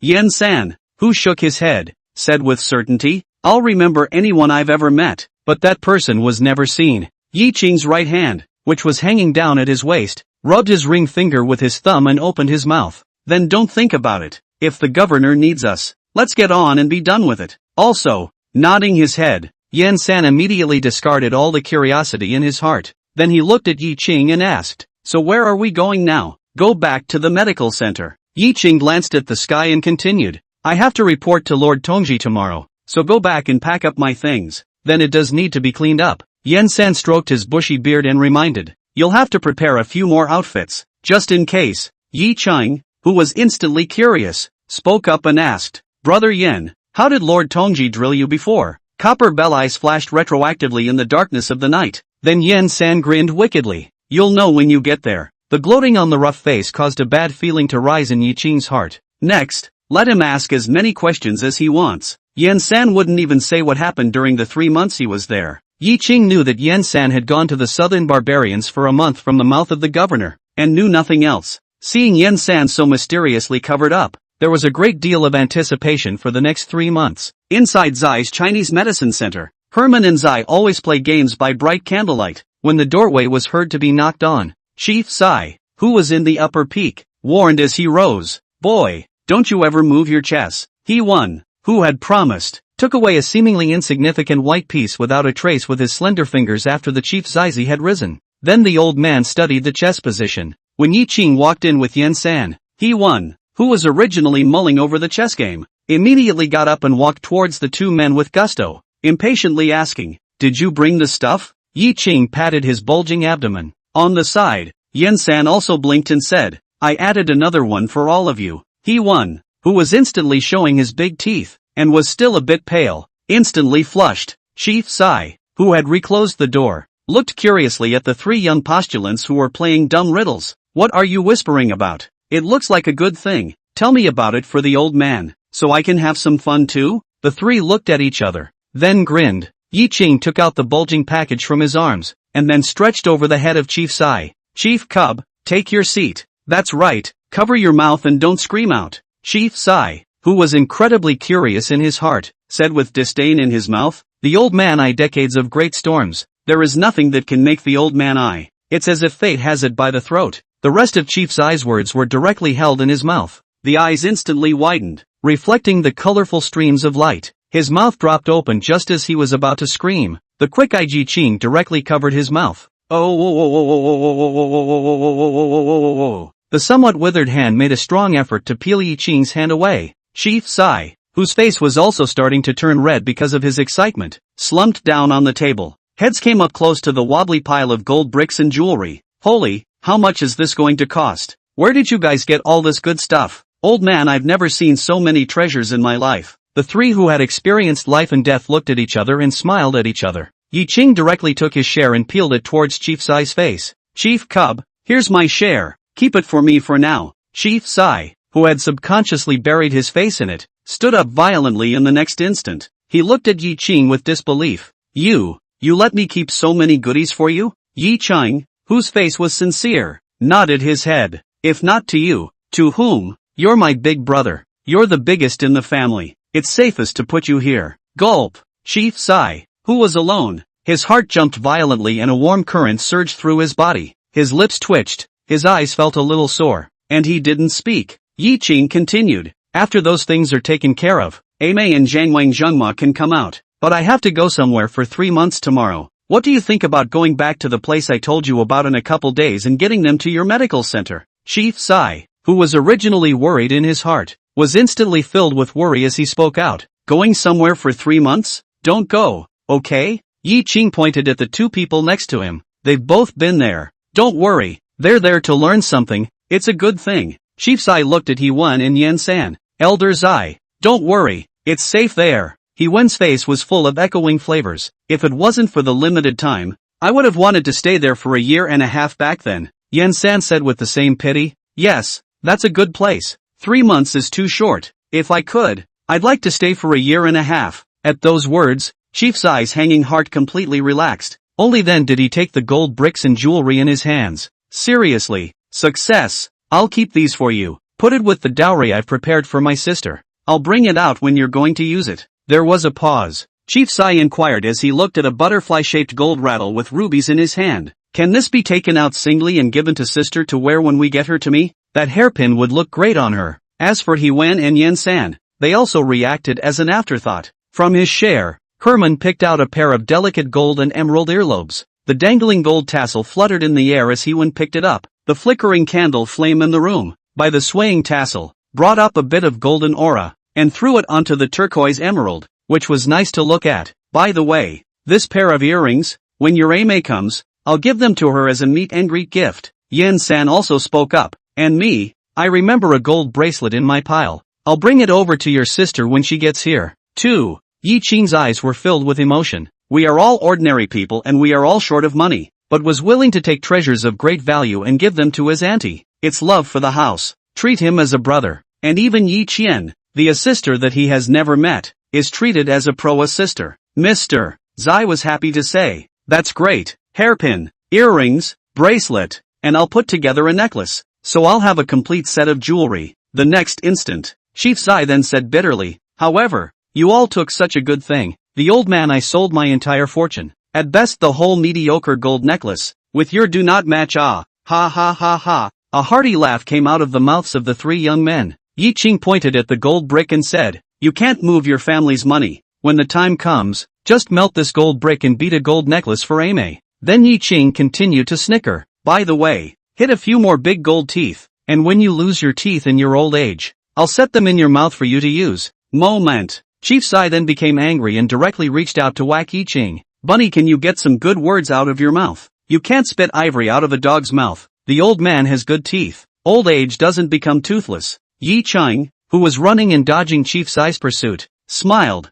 Ha ha ha, that's hard to say. It's better to be prepared first. Watching an old man and a young man fight, He Wen and Yen San both looked on smilingly. Suddenly, Yen San's eyes twinkled as he approached He Wen and asked, Elder brother He, have you seen elder brother Ye's Aimei? Elder brother Yi is so handsome, isn't his IE pretty? By the way, do you know how old his auntie is? Herman shook his head and was just about to say a few more words, just as he noticed the scuffling noise disappearing. Two cold, man-eating eyes looked over. Herman instantly shivered and immediately picked up his things, shoved them into his arms, and headed out the door to the road. So what? I'm having a little trouble with my ribs and I'd like to go lie down and rest for a bit while you guys talk. Yen San retained. Hey, elder brother He, don't go. As he spoke, Yen San turned around and suddenly saw the looks of an old man and a young man who wanted to eat people. Chief Sai walked towards Yen San with a grimace on his face and said morosely, Yen San, what did you just ask? Yi Qing rubbed his fists together and walked towards Yen San with an expressionless face. Killing, big brother Yen, you want to hit on my sister? Gulp. Yen San, who had swallowed his saliva, hurriedly smiled and waved his hand. No, I was just curious to ask. After all, haven't I met your Aimei, elder brother Yi? There was a pause. Yen San, who had felt that something was wrong but hadn't had the time to ask, snapped to mind that Chief Sai had addressed Yi Qing. He was surprised to look at Chief Sai Dao, who shared the same hatred as Yi Qing. No, elder Zai, you are elder brother Ye's elder brother? Elder brother Ye's Aimei, is also your Aimei? Not bad. Chief Sai nodded his head before pouncing on Yen San, roaring loudly, Rabbit brat, how dare you hit on my sister's idea? I'll fight you, big brother Yen. In vain I recognize you as my big brother. Don't you know that a brother or sister can't be bullied? Yi Qing also yelled and pounced on him. He Wen hid in the distance. looking at Yen-san, who was stolen by the monkey to steal the peach, the black tiger to pull out the heart, and violently pulling out the beard, watching the fun. Beat him hard, how dare you hit your brother's auntie, you really deserve a beating. At this point, Wen's ears twitched, his smile unchanged, his mouth unceasing, but a stern look emerged in his eyes, his right hand quietly dropped, and a silver needle appeared in his fingers. Chapter 140, If you don't do it, I'll kill you. Rather alert. A voice so cold that no emotion could be heard entered Wen's ears. Not waiting for He-Man to fling his concealed weapon, the voice came again from another direction. I advise you to be honest. He-Man, whose eyes followed the sound, had a bright and dark expression. He silently put away the 2-inch-long silver needle and stood still, watching the three people fighting in the front hall of the medical center. Instead, his heart was beating fast, and a false sweat was born on his back spine. After Chief Sai was too tired to fight and yelled to leave, Herman's ears, which had been straining, once again heard the familiar voice. Get that Mangina out of here. I'm sick of seeing him. He-One, who had a flash of light in his mind, quickly walked towards Yen-san and whispered, Big Brother Yen, I have something to discuss with Brother Yi. I'm sorry, but I'm going to have to excuse you for a moment. Okay, you guys talk, call me if you need anything. Yen-san, who did not doubt him, wiped the sweat on his forehead that had come out from playing around with the whole thing and walked towards the backyard. Yi Ching looked at He-Wen Dao curiously. Brother He, what is it? Herman's calm face, this time, stared. He sat down next to Yi Ching and looked at the empty front hall of the medical center in front of him in silence. Yi Ching was instantly like an enemy, looking around warily. A dozen breaths later, Yi Ching and He-Wen felt their shoulders sink and tried to resist, but felt unable to move. The duo, whose sweaty hairs instantly stood up all over their bodies, stiffly craned their necks. All that could be seen was a face covered by a black scarf, only the eyes leaking out. Those familiar eyes made Yi Ching slacken off. He didn't have the heart to say, people scare people. Next time you come out, can you say hello in advance? Herman, who was on the side, glanced curiously at the two. Shadowguard said calmly, gave this pallbearer the benefit of the doubt, but I didn't expect to be so timid. He-Man, who rolled his eyes, twisted his head back without a good look. Shadowguard sat down in front of the duo. Across the table, he looked at these two most outstanding teenage boys of Huayang Prefectural Office. The two men looked uncomfortable and shifted a bit. It was only then that Shadowguard spoke up. Pallbearer He, that night at the Chaotian Palace, it was a heavy hand. Don't mind. Instantly wide-eyed, He-Man raised his hand and pointed at the Shadowguard. Haven't said a word. A pitch-black blade then landed on He-Wen's arm. He-One, who smiled sarcastically, backhanded the ink blade and gently pressed it downward, laughing in a low voice. Let's just talk. Let's not get all knifed up over nothing. I don't mind at all. You saved me. I can't thank you enough. The ink knife was instantly recovered, so fast that He-One, who had excellent eyes, didn't even see the movement. What's more, I can't see where this 3-foot ink knife is hidden on the other side. Yi Ching coughed lightly and said, so what? It must be a big deal for you to show yourself out. Let's be quick. Let's get right to it. It was only then that Shadowguard spoke up and got down to business. 4 days ago, 10 good Jinui soldiers and 100 forbidden soldiers who came from Kyoto to receive the purple and gold tripod were slaughtered overnight at a stagecoach station 30 miles north of Huayang City. It was only just now that Chen Yuming, the governor of Huayang, received the news. In a moment, the two divine thieves of the divine walking building will lay their hands on the purple gold tripod. Yi Ching, you're going to follow Zhu Gao Li's experience tomorrow. Then the matter of getting the purple and gold tripod to hand over to me will have to be handed over to He-Man He-Bearer. The two teenage boys were stony-faced. Wait until you hear the last sentence. Herman frowned, gazing at the Shadowguard. Reason, Shadowguard said coldly. 1. If you don't do it, I'll kill you. 2. Only by handing it over to me can we prevent Chen Yuming from being killed. 3. The purple gold tripod can only be held by me in order to ensure that it no longer falls into the hands of curiosities. Eyes flickering, He-Man quickly pondered the truth or falsehood of what the Shadowguard had said. A few breaths later, he looked at Shadowguard and said, you are highly skilled, the only one I have ever seen in my life. If you personally make a move, won't the purple gold tripod come in handy? A flash of approval surfaced from the cold-eyed Shadowguard. He spoke. Those people had to be out of the way before anyone could track down some of the other things. He-One, whose eyes narrowed slightly, spoke out. A force that can slaughter the Brocade Guards and the Forbidden Army in one night, and blockade the news for 4 days before it reaches Huayang City. The purple and gold tripod serves as bait to get those people into the game. There will be a multitude of innocent people dying horizontally. Shadowguard stood up. towering over Haven in contempt. A general will be a great success. The stability of a dynasty has always been built with countless corpses and bones. After saying that, he didn't care how the two reacted and looked. The shadow guard turned and headed out the door, leaving behind his last words, trying to refute what I said. Wait until you know who I really am. Herman breathed a little heavily, his fists clenched. Yi Ching on the side rushed to comfort him. Calm down, slow down your breathing.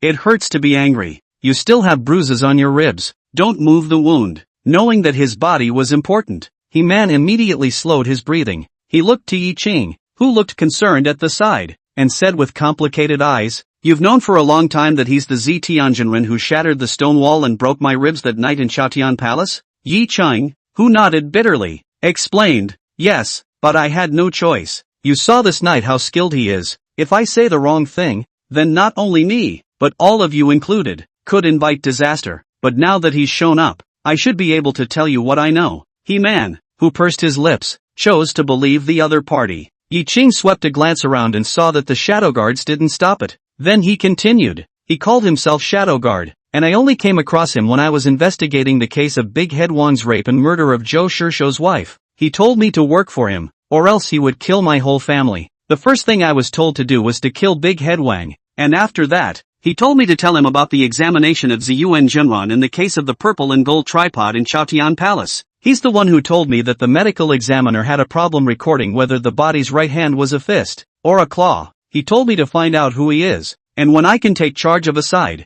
I'll know what a shadow guard is. Hear this wonderful story that is worthy of a talking book. He won, whose eyes instantly widened, Sked and calmly analyzed. So, Shadow Guard is a code name, and the people in it are supposed to be good. Otherwise, it wouldn't have saved me when I was in the Ascendant Palace, and it won't find me tonight. Yi Ching, who nodded his head, looked at each other with He Won. There was a tacit agreement not to say anything about Yi Ching killing Big Head Wang. Then Yi Ching thought of the Shadow Guard's wildly cool, and heavenly body, as well as the indifference of treating human lives like ants, and living in his own home and spending his own silver. He bristled. Unfortunately, this person is just too tuggy, and this attitude of treating people's lives as if they were grass is off-putting. Thump! A subtle cracking sound rang out. A silver needle landed on the table in front of Yi Ching. The two of them trembled, and even more subconsciously rubbed their bodies. Herman looked at the silver needle in his hand and sighed in relief. And Yi Ching, who hadn't touched anything,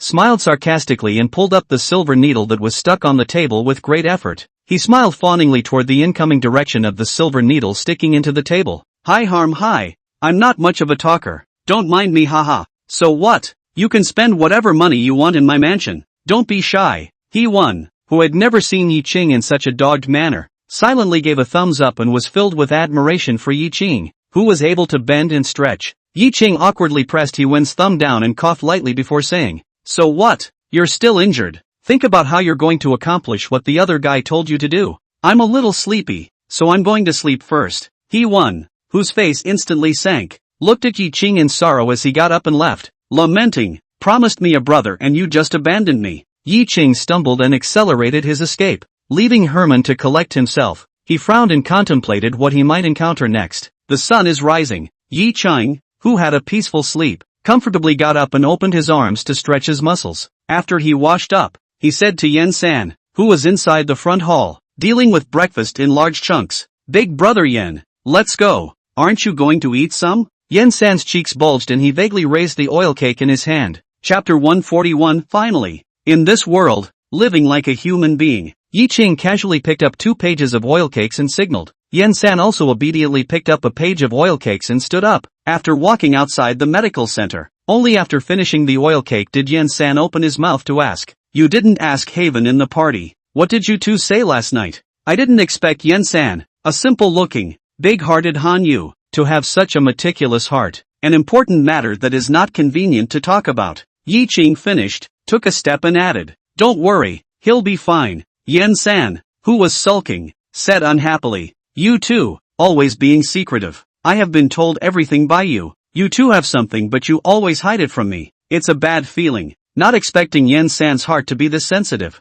Yi Ching couldn't help but freeze. Pursing his lips, Yi Ching opened his mouth to explain. It's not that we don't want to talk about it. We can't. If we could, either of us would want to take you with us when we do anything. Big brother Yen, You are the #1 expert in our Huayang Prefecture office. With you following us, the two of us don't have to worry and fear about anything we do. Yan-san, who was praised by Yi Qing, then revealed a smug expression and raised his head in a smelly manner. That's not that I'm bragging, except for a few old guys I can't beat. Other than letting them have one hand, I can casually pinch them to death. Yi Qing gently punched Yan-san's shoulder. Meeting the other party's big copper bell eyes, he seriously said, Herman will be fine. Yan-san, who opened his mouth to say something, just nodded heavily. After a short walk, it was only then that Yan-san spoke. When you meet Lord Tongji in a moment, you cooperate with me and ask for his saber. Yi Qing, who didn't refuse, nodded his head and said, good. The inspector's mansion is located near the North City Gate. The gates were simple,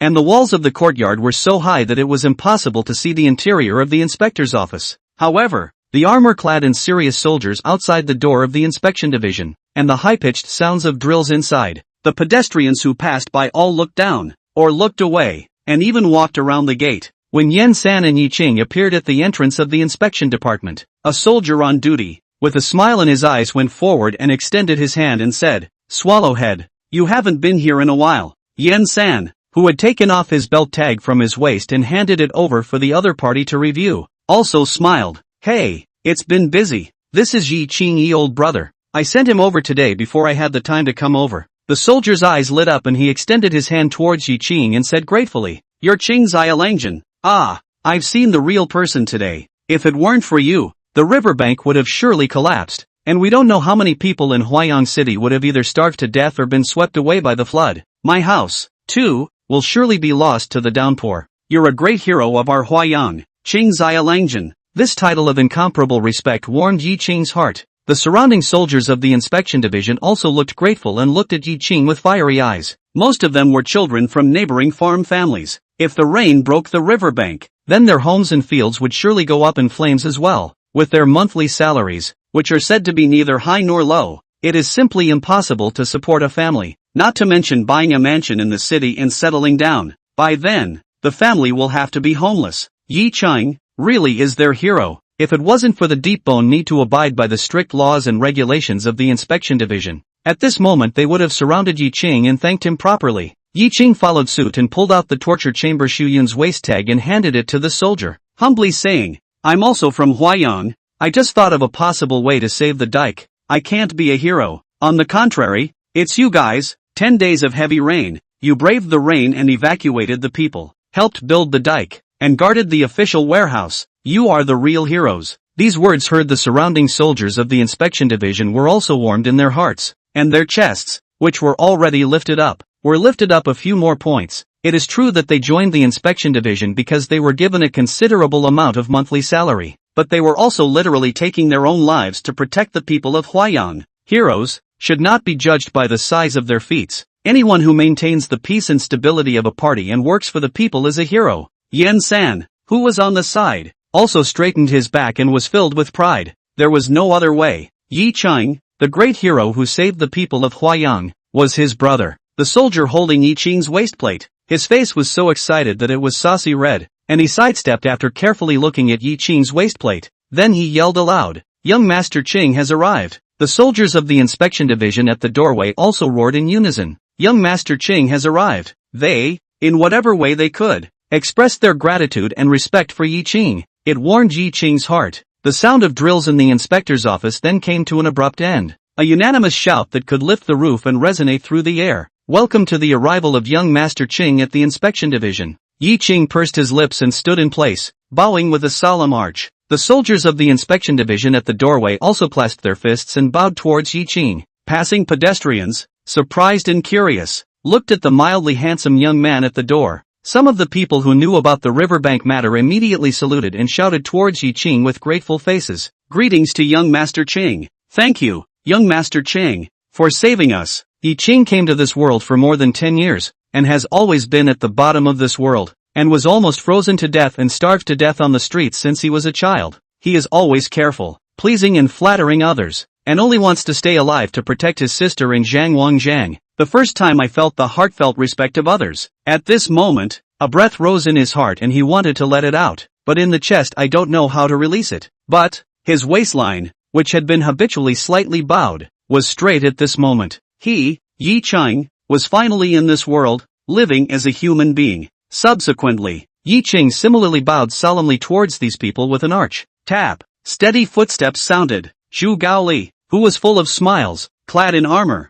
came to the door of the inspection department with a resounding pace. He looked at the teenage boy with his back straight, at the people who were either bowing or on their knees. Zhu Gaoli's eyes were filled with relief. He quickly stepped forward and let out a laugh. My great hero, you finally arrived. Yi Ching looked back and bowed towards Zhu Gaoli. Greetings, Lord Tongji. Zhu Gaoli, who reached out to help Yi Ching up, said with a serious face, this gift of yours, which I used to accept, I can't accept it now. Then with a wave of his hand, he interrupted Yi Ching, who wanted to say something humble, and dragged him towards the interior of the inspection department. Let's not stay here. If you stand for a while longer, this street, it's going to be blocked. Yi Ching looked behind him at the people who kept gathering over and quickened his pace. The soldiers at the door were authorized by Zhu Gaoli and quickly came forward, softly persuading all the people who were excited to report their kindness away. Inside the inspection division, a crowd of bare-chested, sweaty, stout soldiers looked at Yi Ching, who walked in with reverence in their eyes. Zhu Gaoli laughed and pointed at Yi Ching. This is the young Master Ching you've all been longing for. He's here this morning. Not only have you come, but next, you will be drilled with you. Sons, keep practicing up, and show little Lang Ching how tough and brave his robes are. Yes, a group of soldiers, instantly like playing chicken blood, took their swords and spears and drilled with fervor. At this point, Yan San, who had been ignored, probed his rough and ferocious face and brought it in front of Zhu Gaoli, grudgingly saying, Lord Tongji, why do you just see elder brother Yi and forget about me? Zhu Gaoli, who froze for a moment, instantly tightened his smile, slapped Yan San's face and pushed back, cursing, get out of here. The sight of your Yakuza disturbs me. Damn him. Some time ago, Grand Marshal Mo used the 800-mile expedited, specially sent a letter to me, and sprayed me with blood. 20 seals up. This is the 20th. Do you know how I've spent the last couple of years since hitching a ride with your ass? You have the ing nerve to come? Chapter 142, Sword Training. Yan San shrunk his neck and immediately smiled sarcastically. Hey, it's not my fault. You're the one who threw me to the southern barbarians. Zhu Gaoli's expression froze, then his eyes glared like bronze bells. Yan San continued, besides, that Grand Marshal Mo keeps sending you letters. It shows that he appreciates you. It has nothing to do with me. Otherwise, that letter must have been all sent to me. This iron being had actually said such dripping words. Directly Zhu Gaoli blocked open mouth but do not know what to say. Only one word could be stifled. Get out. Yan San quickly led the order and said, okay. As he watched Yan San run away with feet like the wind, the corners of Yi Ching's mouth were thick with smiles. The next instant, Yi Ching remembered what happened when he came. He looked toward the horizontal sword hanging from Zhu Gaoli's waist and said with a twinkle in his eye, my lord, yesterday I suffered an attack with Brother Yan. Last night, I went to see the governor, and there were people staking out the governor's residence as well. Big Brother Yan's weapon in his hand was not in good condition, letting two people slip away. You see, Yan San, who hadn't taken more than a few steps, had his ears twitching and his footsteps slowed down.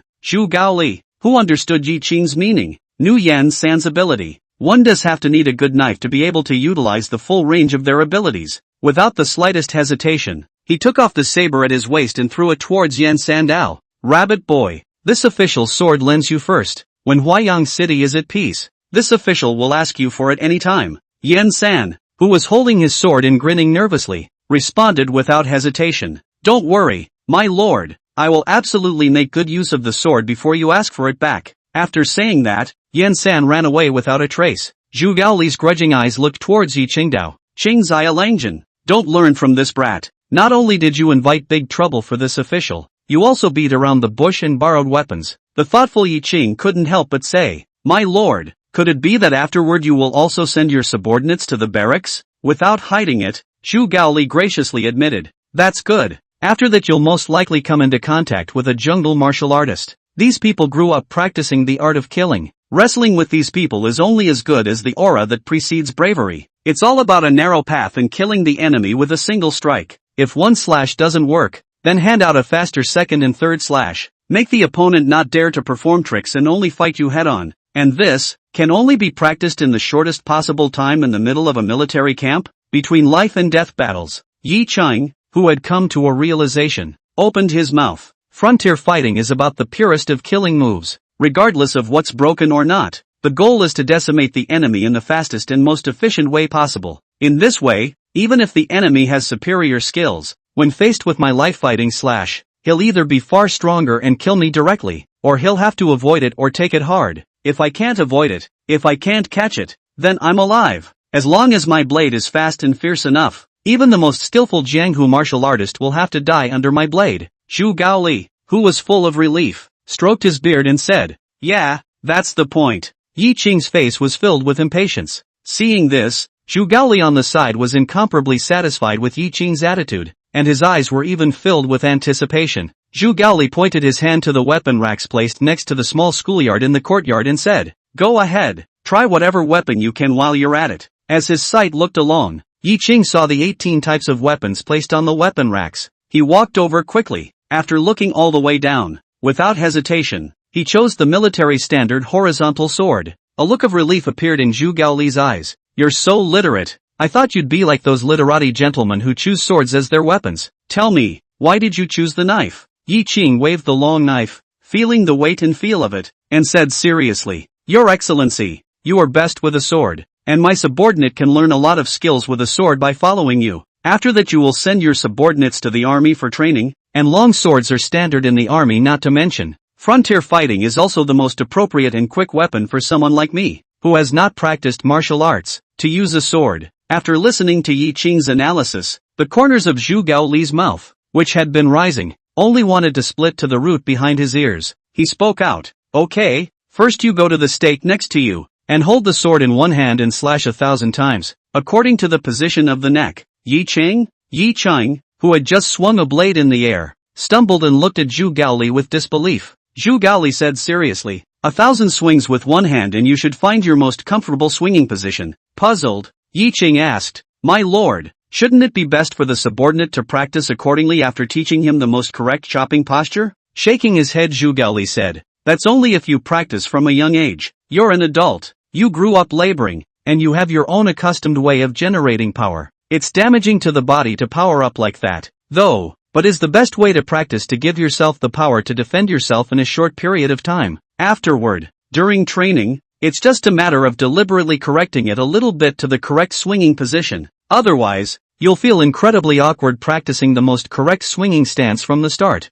and drawing a tiger is not a good idea, and you won't be able to practice anything for 3 months." Yi Qing, who understood what it meant, did not ask again. He stood in front of the stake and slashed at it. Zhu Gaoli stood not far away and watched, watching Yi Qing from a knife quickly chopping, but looked awkward. Towards the end the swings became slower, one slower than the other, but looked rounded. Zhu Gaoli's eyes were filled with amazement. He whispered, "Is this the civil and military genius? In just a few moments, not only did you find the right posture for swinging the sword, but you also intentionally worked on your grip on the sword. I was thinking of sparring with him in a few days to shake his sword off and suppress it. Now it looks like there's no way to fool around in front of him." Under Yi Qing's focused wielding practice, time flies. After more than 500 slashes, Yi Qing's arm was tired to the point of numbness, and his hand holding the sword couldn't stop trembling. After swinging out once again, the horizontal sword slashed against the wooden stake, and the force of the recoil coming back directly caused the horizontal sword to fall out of his hand.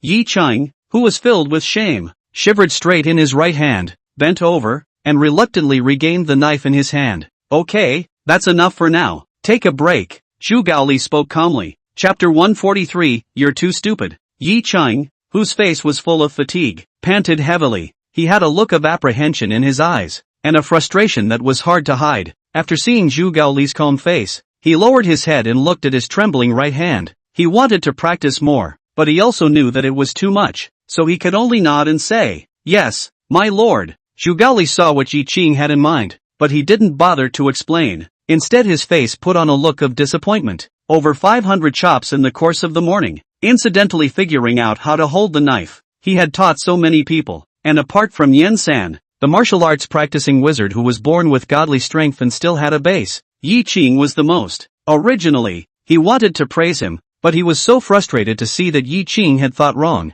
It's best to just go with the flow. In this way, it could inspire Yi Qing to work harder and do his best, lest you get complacent and slack off. However, this body can't be exhausted. Zhu Gaoli spoke. "First go eat." then go to the back hall. There are specialized healers to loosen your tendons and bones, and then continue practicing in the afternoon. Yi Qing wanted to raise his hand to salute, but when he exerted his arm slightly, the trembling became even more severe, and the knife in his hand almost fell off again. Yes, my lord, Yi Qing bowed and replied, then walked towards the back hall with his head down. Along the way, the soldiers' adoring gazes, he took as nothing more than a credit to him for managing the riverbank. Only after Yi Qing had walked by did these soldiers whisper in reverence, young Master Qing is also too powerful. Yes, for more than 2 hours. It's amazing that you've chopped more than 400 times. More than that, I've been counting. It's got to be over 500 cuts. Hiss, it's horrible as hell. It's true that I'm worthy of being young Master Qing. I'm really a wizard in practicing martial arts. After eating and pressing the mojo, Yi Qing didn't stop for a second and went straight to the edge of the schoolyard. Although he was tired, after his right arm revitalized his chi and blood and loosened his muscles, Yi Qing once again held the knife and chopped towards the stake one by one. Zhu Gaoli, who was sitting under the eaves next to the schoolyard, sipped his tea and watched that long figure, full of toughness, swing his sword. The brilliant sunlight that shone on Yi Qing's resolute side face looked great. Time passes in a breath. The schoolyard went from shouting and killing to being sparsely populated, and finally to being devoid of people under the moon and stars. Yi Qingdu stood his ground with fortitude, swinging the horizontal sword in his hand towards the wooden stake. Li Yang, the deputy inspector from the 9th grade of the inspection department, stood beside Zhu Gaoli, his eyes looking at Yi Qing slyly. Yi Qing put forward the dike protection method, which is more useful in the present and more useful in the autumn, and also solved the big case that shocked God's enlightenment, recovered the precious treasure of the former dynasty, the purple gold tripod, and is the big red man beside the governor of Huayang, Chan Yuming. Now, it's even more important to follow Zhu Gaoli's experience for 3 months. How far Yi Qing could go in the future, Li Yang did not know, but what Li Yang knew for sure was that it would go farther than him. Right now, it was just the right time for him to logically go and brush Yi Qing, who was still in the body of a Su Xian, in a favorable light. Li Yang frowned and worried. Sir, it's good for Qing Xialangjian to be this hard-working, but it will hurt his body and bones. Should I go and persuade him? Knowing what his subordinate had in mind, Zhu Gaoli glanced at him and warned, wait until he's paralyzed with exhaustion. Besides, he's a rare smart guy. Doing too much is counterproductive. A flash of embarrassment surfaced on Li Yang's face before he gratefully bowed towards Zhu Gaoli with a clenched fist. The subordinate remembers. Zhu Gaoli tapped his fingers on the armrest, and after a moment, spoke again. The fiancé of that palm reader of the Mo family, who calls him his brother. Li Yang, who was trembling, looked at the back of that jaw-dropping figure in the moonlight. Afterward, he once again excitedly cupped his fists and bowed towards Zhu Gaoli. Thank you, Your Honor, for mentioning it. You have followed me for 7 years. Originally this Inspector General's post was said to be yours. I came to this Inspector General's post as tantamount to pressing you for another 3 years. Zhu Gaoli sat down and didn't get up, but still reached out his hand with a guilty face, helped him up, and then patted his arm and said, 10 years, you're 27, and you're still a deputy inspector from the 9th rank. Sir, my subordinate comes from a humble background. If not for your promotion back then, my subordinate is now estimated to still be a big head soldier, let alone this deputy inspector position. Li Yang said sincerely with a look of gratitude. Zhu Gaoli froze, not expecting Li Yang to say this. He whispered, yes, coming from a humble background, in 10 years' time, sitting in this deputy inspector of the inspection department of one of the 8 major cities of the divine enlightenment, it's also rather out of the ordinary. Li Yang tilted his head with extreme pride and said, to be able to know your excellency, my subordinate's ancestors' graves would be smoking. Otherwise, my subordinate wouldn't be admired, much less be able to place a mansion and marry and have children within Huayang City. Zhu Gaoli looked at Li Yang's undisguised expression and grinned. You brat, you can talk. I was willing to take you back then. Besides the fact that you have real skills, it's that you can come to things, as long as you don't feel aggrieved. I feel better about this, but it's time to move up, and you have to move up, and remember what I've told you, and don't get any ideas about what I haven't told you. Toward the end, Zhu Gaoli was filled with gravity. Yes, my lord, Li Yang immediately responded. However, not being stupid in the head, he immediately sensed that something was wrong and asked tentatively, my lord, is something wrong? Zhu Gaoli raised his head and looked at the moon-starry night sky, his voice a little hoarse. Something big is about to happen. Next, I don't know how many people are going to die. Li Yang, who was trembling, looked incredulously at Zhu Gaoli, whose face was full of gravity. This was the 3rd time he had seen Zhu Gaoli this grave since he had known him. For the first time, when Zhu Gaoli was the Primus Lieutenant of Yangzhou, he was seconded to the north, and on his way to tour the border with 100 rangers, he encountered a lifeless encirclement of 3,000 cavalrymen of the Baiguan Kingdom. The second time, Zhu Gaoli returned to Yangzhou from the north, because of the Jiling, a scholar and warlord, caused his life and death friend's whole family to die horribly. At that time Yangzhou Jinwei general advised him not to do anything. Will be killed. The third time, it's now. Li Yang's temples couldn't help but bulge, just as he was contemplating the great events that had happened in Huayang City during this period, and the rumors he had heard. Zhu Gaoli voiced out, "Go on." Li Yang, who had returned to his senses, saw Yi Qing exhausted on the ground and ran over furiously. 3 minutes to midnight. Zai's Chinese Medicine Center. Herman, covered in water, tumbled inside the courtyard wall. He shivered and looked at the black-robed man standing in the courtyard and shuddered. Dong, stuff, get it, get it. After saying that, the tightly tensed nerves loosened, and Hewen could no longer support himself and fainted on the ground. The shadow guard stepped forward and carried Herman into the quiet room, changing his clothes and applying ointment to his ribs. After packing up, shadow guard voiced, "Why don't you do it?" Yan San vigilantly poked his head out of the window, keeping a close eye on shadow guard Dao. "What did you make them do? Can't I help you? You are too stupid." After the shadow guard calmly finished speaking, he stood up and looked towards Yan San, whose face was turned into a pig's liver color by anger. Chapter 144. This is comparable to committing treason and is suspected of conspiracy. Powerless to retort, Yan San moved his mouth, and in the end just tumbled through the window into the quiet room. He looked at the sleeping Hewen on the couch, and then at the calm shadow guards, before speaking. "Is he your new chosen one?" Shadow guard shook his head. "He doesn't fit." Yan San, who was wide-eyed, pointed at Hewen and said with anger, "Not for you to let him do something so dangerous? He's not healed yet." "Dangerous though." Shadow guard raised the ointment in his hand. "But one can use this medicine." Yan San's anger instantly subsided when he remembered those holy medicines in the hands of the shadow guards to treat external injuries. He was cheeky and curt. "Can I keep this medicine? After all, it's people risking their lives to work for you, isn't it?" After throwing the medicine to Yan San, the shadow guard spoke out, "Get lost, the sight of you is distracting." With the item in hand, Yan San did not pretend anymore as he carefully put the medicine away before rolling his eyes at the shadow guard. "Okay, just go." Having just turned around, Yan San paused violently and opened his mouth to ask, "He's not your new pick, so you picked Yi Qing?" Astonishment surfaced in his eyes. The shadow guard could not believe it. "When did you get so smart?" Crunch! Casserole-sized fists clenched. Yan San secretly said in his heart, calm down, can't beat him, can't beat him." Subsequently, Yan San then sat down on the chair next to the bed and stopped talking, with the air of a vigil for Hewen.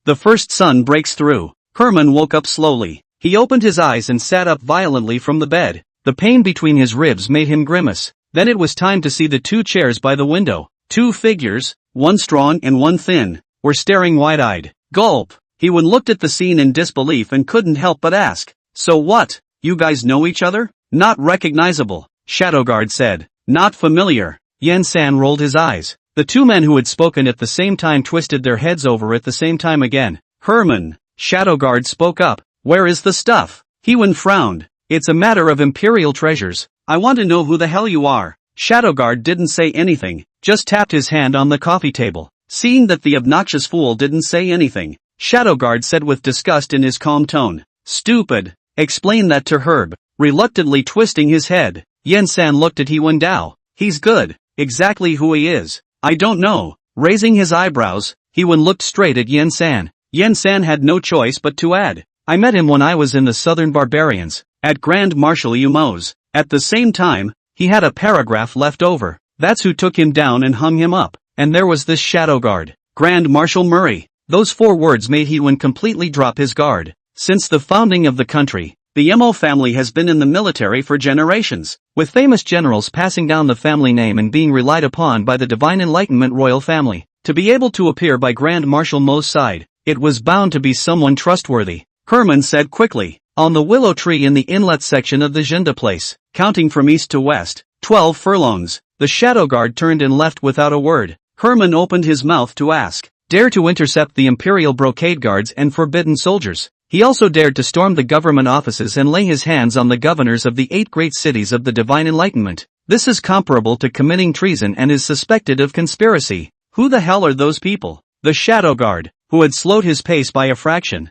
spoke up. It's the party of treason. Yen-san and He-Wen's expressions changed dramatically. The shadow guard added the moment he pushed the door open. Yen-san, it's time for you to go to the barracks. He-Man, this is your chance too. It's fine if you don't go to the autumn exams. Dangling. The door to the house is closed. Yen-san and He-Wen hung their heads with grave expressions. Inside the inspection division, Yi-Ching opened his eyes. The strong smell of medicine stung his brain. He swings his arms. Whoa! The sound of water. Too tired and still somewhat unconscious, he realized he was lying in a tub. In the bucket was a brown medicinal broth with a few herbs floating in the water. From the pharmacological knowledge he had learned from helping out at Zai's traditional Chinese medicine center for so many years, it was all herbs that invigorated the blood and eliminated blood stasis and strengthened the muscles and bones. A surprised voice sounded from the side. Qingzai Langjian, you're awake. A soldier quickly walked over, with a round face and big eyes, which made people feel good when they looked at him.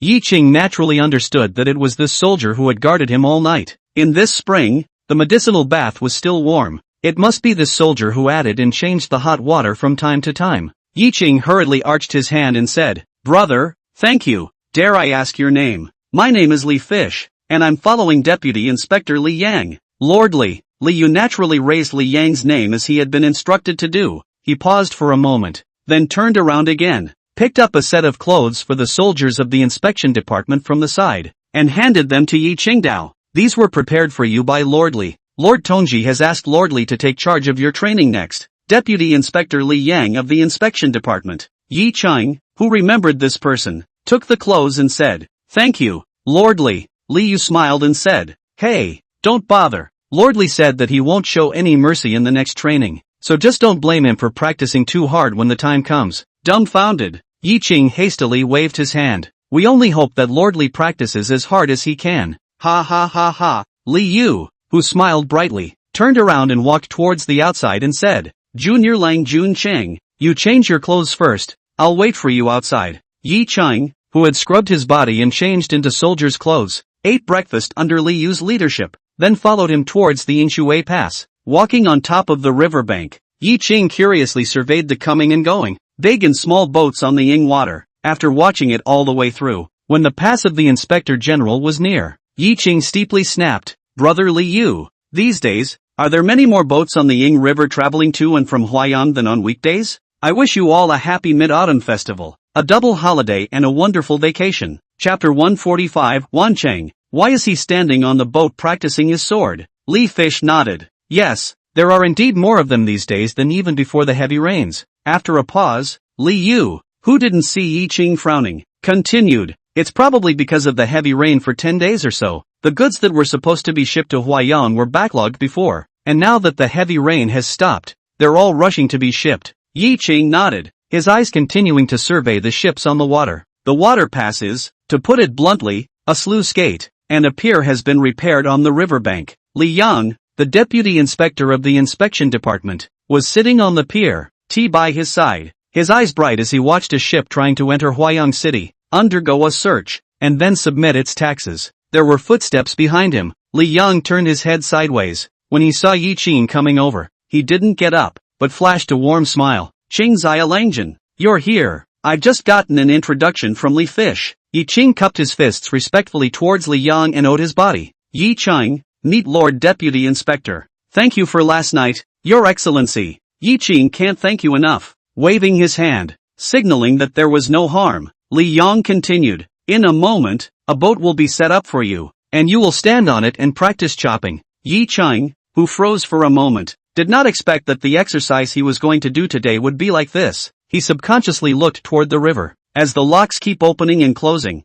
there are many passing ships. The nearby water kept swinging in huge waves. Many of the boats docked on the shore shook violently. At this look, Yi Ching understood. He said seriously, yes, my lord. Li Yan waved his hand again and looked at Li Yu. The latter immediately saluted towards Li Yang before leading Yi Ching away. Standing on a flatboat, Yi Ching's body swayed with the ship, and he kept having to be distracted to stabilize himself. He held a horizontal sword and slashed toward the stake that stood on the flatboat. One cut, the flatboat swayed, and having to be distracted from standing still, the slash went straight askew. The slash that was supposed to slash at the left neck of the humanoid was slashed at the arm. Yi Ching instantly frowned. and then kept trying to adjust, swinging his sword, and adjusting again. It wasn't until noon, sweating profusely, that he was able to swing out his blade and hit the humanoid stake precisely at the left side of the neck. Li Yang, who paid attention to Yi Qing from time to time, had appreciation in his eyes. Farther out, a beautifully decorated carriage pulled up to the curb.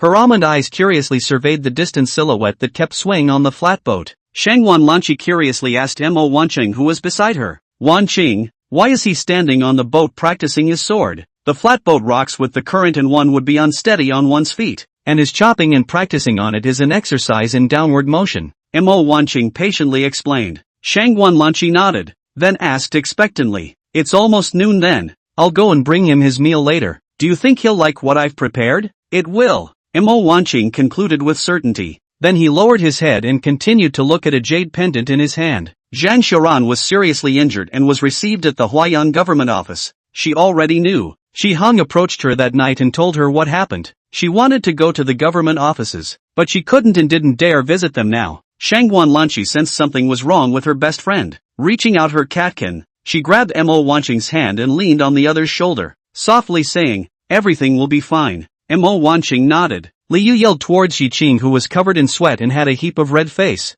Junior Lang Jun Cheng, take a break and continue practicing after you've had your meal. Yi Qing returned to his senses, put away his sword, moved his aching arms, and walked towards the pier from the several flatboats that were connected into a road. Just got on the dock. A voice as clear as an aureole drifted into his ears. Sir Yi, I've prepared a meal for you. Shangwan Lanqi carried a three-tiered food box in both hands and walked quickly towards Yi Qing. A light pink jacket made the already good-looking girl look youthful and pretty. Under the sunlight, Shangwan Lanqi's delicate face seemed to shine with a bright luster. Yi Qing froze in place as he watched. The surrounding soldiers of the inspection department, as well as the people on the passing ships, were all attracted by this delicate woman of boundless beauty, with breathtaking astonishment in their eyes. Shangwan Lanqi, who had long been accustomed to this kind of attention from others, only had Yi Qing's figure in her round almond eyes that could speak. She ran to Yi Qing and lifted the food box apprehensively and shyly, facing beauty's favor. Yi Qing pursed his lips and could only take over.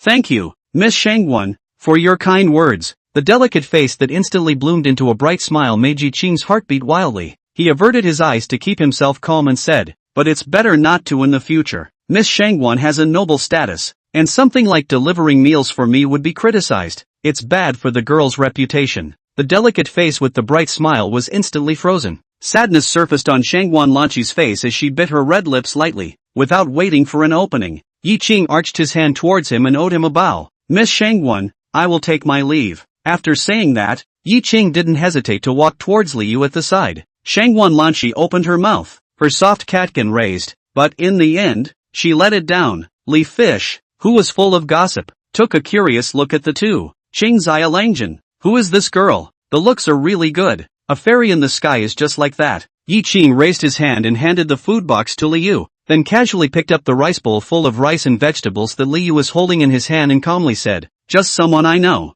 Thoughtfully, Li Fish's eyes kept glancing at the two men, and Shangwan Lanqi looked at the food she had prepared, which was given to someone else by Yi Qing, and instead ate an ordinary meal, plus the party's obvious detachment. This time, Shangwan Lanqi completely couldn't hold it together, and crystalline tears flowed out of her almond eyes before she covered her face and flew back. Li Yu's eyes widened as he said to Yi Qing, who was eating his meal, Chang, little Lang Jun Cheng, that girl is crying. Yi Qing, who was stiff, wanted to turn his head to look, but he held back from turning back and just ate calmly. Seeing this, Li Yu scratched his head and said in his heart, a scene where a beautiful woman has a heart and a talented man has no intention. Wagon. Mo Wanqing soothed the silently crying Shangwan Lanqi, not knowing what to say. After a while, Shangwan Lanqi raised her head, crying with red and swollen eyes. He looked pitifully at Mo Wanqing and asked, it's said in the talking books that a woman chases a man through a veil. With a little effort, a favorite groom will surely be pursued by a beautiful and lovely lady.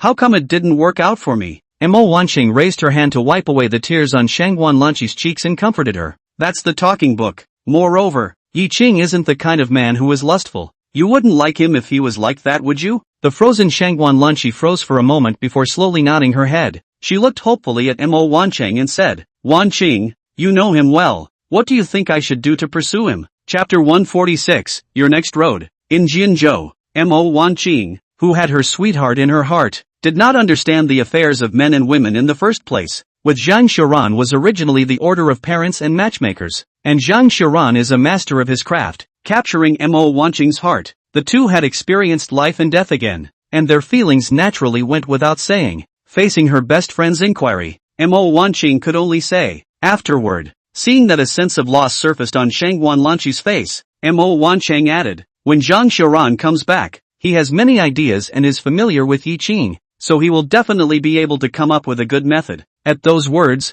hope once again surfaced in Shang Wanlanqi's eyes. The clouds in Huayang City were treacherous, but all of this had nothing to do with Yi Qing, who was engrossed in his training. 7-day chop from the start. Then he stood in the pool of water that was about to go over his chest and practiced his sword for 7 days. Until now, carrying heavy stakes daily to toughen the body. Yi Qing's entire aura changed dramatically. The bronzed skin of yesteryear is now somewhat tanned. The gentle modesty of the body also turned into the sharpness of the knife returned to its sheath inwardly. Zhu Gaoli looked at the teenage boy who was carrying a wooden stake and running in stride within the inspection division, and was filled with emotion. My lord, Junior Lang Juncheng is truly a wizard in practicing martial arts. On the side, Deputy Inspector Li Yang couldn't help but praise. Zhu Gaoli also nodded his head inside. Yes, this official just went out for some time, and came back to see. Good guy. No, I can teach him to get it. As soon as I heard that, Li Yang guessed obediently. Then where will he be sent next? North or south? As soon as he heard of the south, Zhu Gaoli's mind conjured up the 20 letters that had cursed him to death. Grand Marshal Mo's murderous face also surfaced in front of him. Zhu Gaoli shivered and hurriedly shook his head. Don't think about the south. Regarding Yi Qing, this good seedling that doesn't lose out to Yan San, if he's really sent to Grand Marshal Mo, in the end, Grand Marshal Mo will surely keep him again. If I can't stay at that time, this official will surely have to be captured by Grand Marshal Mo for a severe beating. Li Yang, who instantly thought of that beautiful image, couldn't help but lower his head, his face saucy red and his shoulders shaking. Boo! Zhu Gaoli gave him a kick without any good reason, which made Li Yang curb his laughter. Zhu Gaoli rubbed his chin and thought for a moment and said, send it north. Now that the north is unsettled, it's just the right time to give him the chance to practice. Moreover, there is someone over there who is interested in young Master Qing, but he is very interested. A smile appeared on Zhu Gaoli's face when he thought of the wonderful thing, but this smile wilted in Li Yang's eyes. He couldn't help but look sympathetically at the sweaty, resolute young man. 3 more days passed. The dawning of the day. Yi Qing, who had already developed a habit, opened his eyes. At the moment, it was still light. He then got himself up and familiarized himself, but after half a moment of cleaning up, he pushed open the door to the house. As a result, a figure in front of the door caused Yi Qing to be somewhat stunned. The Lord Tongji, whom he had not seen for more than 20 days, had appeared in front of him. Greetings, my lord. Yi Qing respectfully cupped his fists and bowed. There was gratitude in his voice. These days of training, his growth was visible to the naked eye. Therefore, the gratitude to Zhu Gaoli is from the bottom of my heart. Every day, a military doctor massages him to soothe his muscles. It's more like a medicated bath every 2 days. He had also inquired about this medicinal bath, and there were quite a few valuable herbs in it, and a pair would cost 100 taels of silver. Moreover, there had to be even more treasured tonics for him to take at intervals to replenish his qi and blood and strengthen his muscles and bones. These herbs, more expensive. In less than a month, he spent several thousand taels of silver. Regardless of this money, whether it is given by the governor Chen Yuming, or Zhu Gaoli out of his own pocket, it's money that is literally spent on him. Zhu Gaoli, who was in full armor, turned around with a fleshly fatigue on his face. He opened his mouth. Yi Qing, these days, you've practiced very well. This officer thought that you would have to practice for more than a month at the earliest to get to the level you are at now. I didn't realize that in less than a month, you'd become one, said. Zhu Gaoli stretched out his fist and pounded it towards Yi Qing's chest. Boo! Muffled sounds surfaced. The fist that had used some force, smashed into Yi Qing's body, only making muffled sounds. Yi Qing, however, was motionless and unaffected. This filled Zhu Gaoli's eyes with admiration. If it was an ordinary person, the punch he just threw must have told his opponent to stagger back. Yi Qing's growth was as terrifying as it was. This is all thanks to your excellency's cultivation, Yi Qing said, once again cupping his fists and bowing towards Zhu Gaoli, sincerely saying, Yi Qing, thank you, your excellency. Zhu Gaoli, who had his hands behind his back, was full of relief. He spoke, your exercise in the Inspector General's office will be here for the time being. Your next road is in Jianzhou, where this official has already made arrangements. Jianzhou? Yi Qing froze, and then, the Divine Enlightenment boundary map that he had seen in the inspection division all these times came to his mind. One of the most important portals on the northern border of Divine Enlightenment, against the Northern Light Kingdom. It was likewise the base camp of the First Army of the Divine Revelation, the Trap Army. At once, Yi Qing's eyes filled up. With human lives in his hands, he exuded murderous intent and fury. It was instantly felt by Zhu Gaoli, who had experienced countless killings. He looked at Yi Qing with some surprise, then withdrew his gaze. Full of gravity, he said, "Going over there is going to the front line. At any moment, your life could be in danger. This officer is not that insensitive. Yi Qing, have you thought about whether or not you want to go?" Yi Qing didn't hesitate and said, "My lord, my subordinate will go." In the next instant, Yi Qing's mind conjured up the figures of Amei and Zhang Wangjiang, and some hesitation surfaced in his expression. Zhu Gaoli was a bit disappointed to see this. Even if Yi Qing thought carefully first before deciding to go or deciding not to go, he could accept it. But this promise, and then hesitate, really looks like impulse and then regret. Yi Qing pursed his lips and looked at Zhu Gaoli with a twinkling gaze. "My lord, may I give my subordinate an hour? It has been more than 2 months since my subordinate has seen my sister and elders at home. Want to go check on them and see if it's feasible to leave afterward?" Zhu Gaoli, who froze for a moment, understood that Yi Qing's hesitation was not a desire to back out. Rather, he hesitated whether his talk of going immediately would persuade him to get some grace to meet his family. Zhu Gaoli said with a gentle smile, "It is this official who has been ill-considered, so you may go. Be back in an hour, on time. Otherwise, the boat to Jinzhou will have to wait until next month." "Yes, my lord." Yi Qing respectfully saluted. Then after glancing at the sky and estimating the time, he took a step towards Zai's traditional Chinese medicine center and ran furiously. Lantern-lighted streets.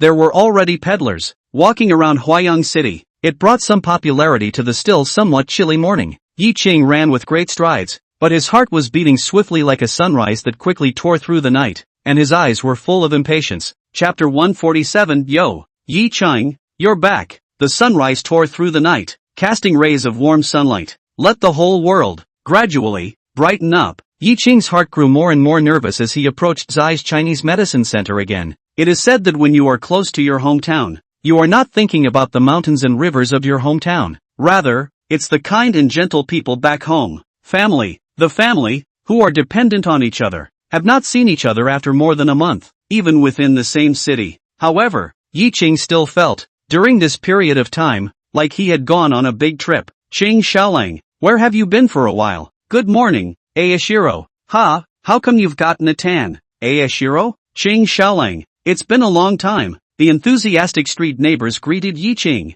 who was running wildly, with a warm greeting. Yi Qing, whose face was full of gentle smiles, cordially responded towards the people without getting tired of it. "Mei, quick, come and see if this is good." A soulful, freaky voice rang out from the doorway of Zai's Chinese medicine center. Yi Qing's footsteps slowed down as he listened to the familiar voice. The entrance to Zai's Chinese medicine center, Shangwan Lanqi was holding a pair of pearl earrings, happily comparing them to Yi Qian's ears. Much more rounded, a peach-red cotton dress, looking more and more beautiful. Yi Qian is shyly bowing her head. She declined in embarrassment. "Sister Lanqi, these earrings are very pretty, but I can't have them." Shangwan Lanqi smiled and said, "I didn't say to send you, sister. I have a lot of earrings. I put them away on weekdays. I like you. It's not like I can wear it for you." Round eyes blinking, Yi Qian gently pushed away Shangwan Lanqi's catkin and said in an undeniable manner, Don't. It's not convenient for me to work with it. And, if I lose it by accident, it's not good. It's not in the way." Shangwan Lanqi said, about to put it on Yi Qian. "We are in the medical center all day long. If we really drop it, it will just fall inside the medical center and it will be easy to find." Yi Qian took a step back and was a bit rushed. This beautiful sister who was brought by Sister Mo Wanqing Mo. As soon as she arrived, she showed great warmth and care. It made her more flattered than pleased. The talk and temperament the other party displayed made her feel ashamed of herself. More contact after that. Realizing that the other party kept asking about her brother Yi Qing. Yi Qian is smart and clever, and immediately understood that the other party was in love with the house. It was because of her brother that she was treated with such love and care. But, Yi Qian also knew that she absolutely could not lose face to her brother. So, little girls who haven't been exposed to anything good growing up, facing so many beautiful jewelry that I've never seen before, and clothes that I've never seen before, and still staying true to myself. May. A hoarse and agitated voice rang out from outside the medical center. Shangguan Lanqi's almond eyes were suddenly bright and radiant, and Yi Qian shuddered and jerked her head. 2 lines of hot tears immediately hung on the delicate round face. Yi Qian cried out in a trembling voice, "Brother!" 2 pigtails then flung themselves around and ran off towards the outside of the medical center, until he lunged inside that magnificent body. Feeling the heartbeat and warmth, Yi Qian only wailed out, "Whoa, brother, where have you been? It's been a long time since I've seen you. When Mr. Pup picked us up, he said he was going away for 3 months, and I was worried about Mr. Zhang Wang and Mrs. Zhang. Whoa, whoa, whoa, whoa, you're finally back. Don't go away this time, okay?" A slender but calloused hand patted Ame's back. Yi Qing said in relief, it's fine, brother isn't back. Stop crying, you'll be a kitten if you cry again. If it's not pretty anymore, brother won't like it." The words fell. Yi Qian immediately came out of Yi Qing's arms. She quickly wiped away the tears on her face and beamed with a stubborn face. Who cried? I'm not crying like a kitten. Talking about talking. Yi Qian's mouth curved again, unable to hold back her tears, letting out a cry. Wow, just cry into. Sobbing uncontrollably was a perfect way to describe Yi Qian. The white face instantly sauced red. Yi Qing hurriedly shortened his body and wiped away Yi Qian's tears as he panicked and persuaded. Well, it's all brother's fault. You cry like a little kitten, and you're the prettiest in my brother's heart. The clenched small fists pounded Yi Qing's chest. A fragrant breeze drifted by. Shangguan Lanqi held Yi Qian in her arms and blankly glanced at Yi Qing before gently patting Yi Qian's little head and softly said, Sin good girl, your brother is teasing you. Your brother hasn't seen you in a long time, and he's joking when he sees how pretty you are again. Alright, let's not cry. Crying too much is bad for your eyes. You don't want to be old and blinky when you're old, do you? The soft voice of caring, which allowed Yi Qian to slowly calm down. She stretched out her small fist and gamely punched towards Yi Qing not lightly. Humph, bad brother. Yi Qing pretended to be knocked down and staggered 2 steps, covering his heart. Oh, my sister is so good. She knocked me out. Brother knows he's wrong. Let brother go, okay? With her hands clasped around her waist like a victorious general, Yi Qian nodded with satisfaction. Humph, dare to mess with your lovely sister. This is what happens. Seeing that you're so knowledgeable, this girl won't see eye to eye with you. This cute and cuddly little adult look made Yi Qing's face fill with a warm smile. Then, he went up to fight with Yi Qian. The Shangguan Lanqi on the side also covered her mouth and smiled lightly, her almond eyes turning back and forth on the brother and sister duo, leaking out a bit of envy. At this point, standing at the entrance of the medical center, with his hands tucked into his sleeves and a happy face, Chief sighed, before opening his mouth. Alright, you two go back to the yard if you want to make a scene. The street's not afraid of the jokes. Only then did Yi Qing and Yi Qian stop playing around, holding their big hands and walking towards the medical center. While passing through Upper Orchard Creek, Yi Qing gratefully smiled at the other party and nodded his head. This moment caused Shangguan Lanqi to open her cherry mouth in excitement. She covered her lips with her jade hand as a phrase drifted through her mind. He smiled at me. Inside the backyard of the medical center, Zhang Xiaoran, whose face was still pale, was clad in a fiery red cloak outside that Yi Qing was familiar with. He was sitting on a stone chair covered with a loose futon, and beside him, Mo Wanqing, who had a cold face, was warmly feeding Zhang Xiaoran white porridge. Backyard corner. Yen San held the axe and chopped the firewood one by one, and Herman set up a wooden couch in front of the quiet room. Across from him, the expressionless Qihong sat upright. The two were playing chess with great concentration. Inside the kitchen, Mr. and Mrs. Zhang were talking and laughing as they made breakfast. Plumes of smoke drifted in the wind over the backyard. Yi Qing looked at the scene in front of him and revealed a gentle smile. He cares about him, his family, his friends, all well together. This feels so good. The moment he stood still, everyone in the backyard had their eyes focused on him, every pair of eyes, with delight. Yo, Yi Qing, you're back, elder brother Yi. This body looks a lot more knowledgeable. Brother Yi, let's practice. Mr. Yi, how about we practice with our swords? Chapter 148. He is invincible within half a foot. Yi Qing let go of Yi Qian's hand and bowed towards the crowd with a face full of gratitude. He didn't say anything, but everyone in the room knew what Yi Qing meant. Zhang Xiaoran took the lead in waving towards Yi Qing. Mo Wanqing wisely got up and left. After Yi Qing took his seat, Zhang Xiaoran spoke. I owe you my life. Yi Qing smiled. We saved each other's asses once, so we're even on that score. Then, Yi Qing glanced at Yi Qian, who stayed with Mo Wancheng and Shangguan Lanqi, and continued. But I still owe you a favor. Zhang Xiaoran, who froze for a moment, was dumbfounded. He shook his head, leisurely. Brother Yi, you are truly a wonderful person. He then leaned in to press against the ear canal. Huayang is a dark place, so I suggest that your sister, Zhang Longzhang, and General Zai all leave here. Yi Cheng, who was intent on his heart, pondered for a moment and shook his head. Huayang can't have Jianghu people entering the city, at least explicitly.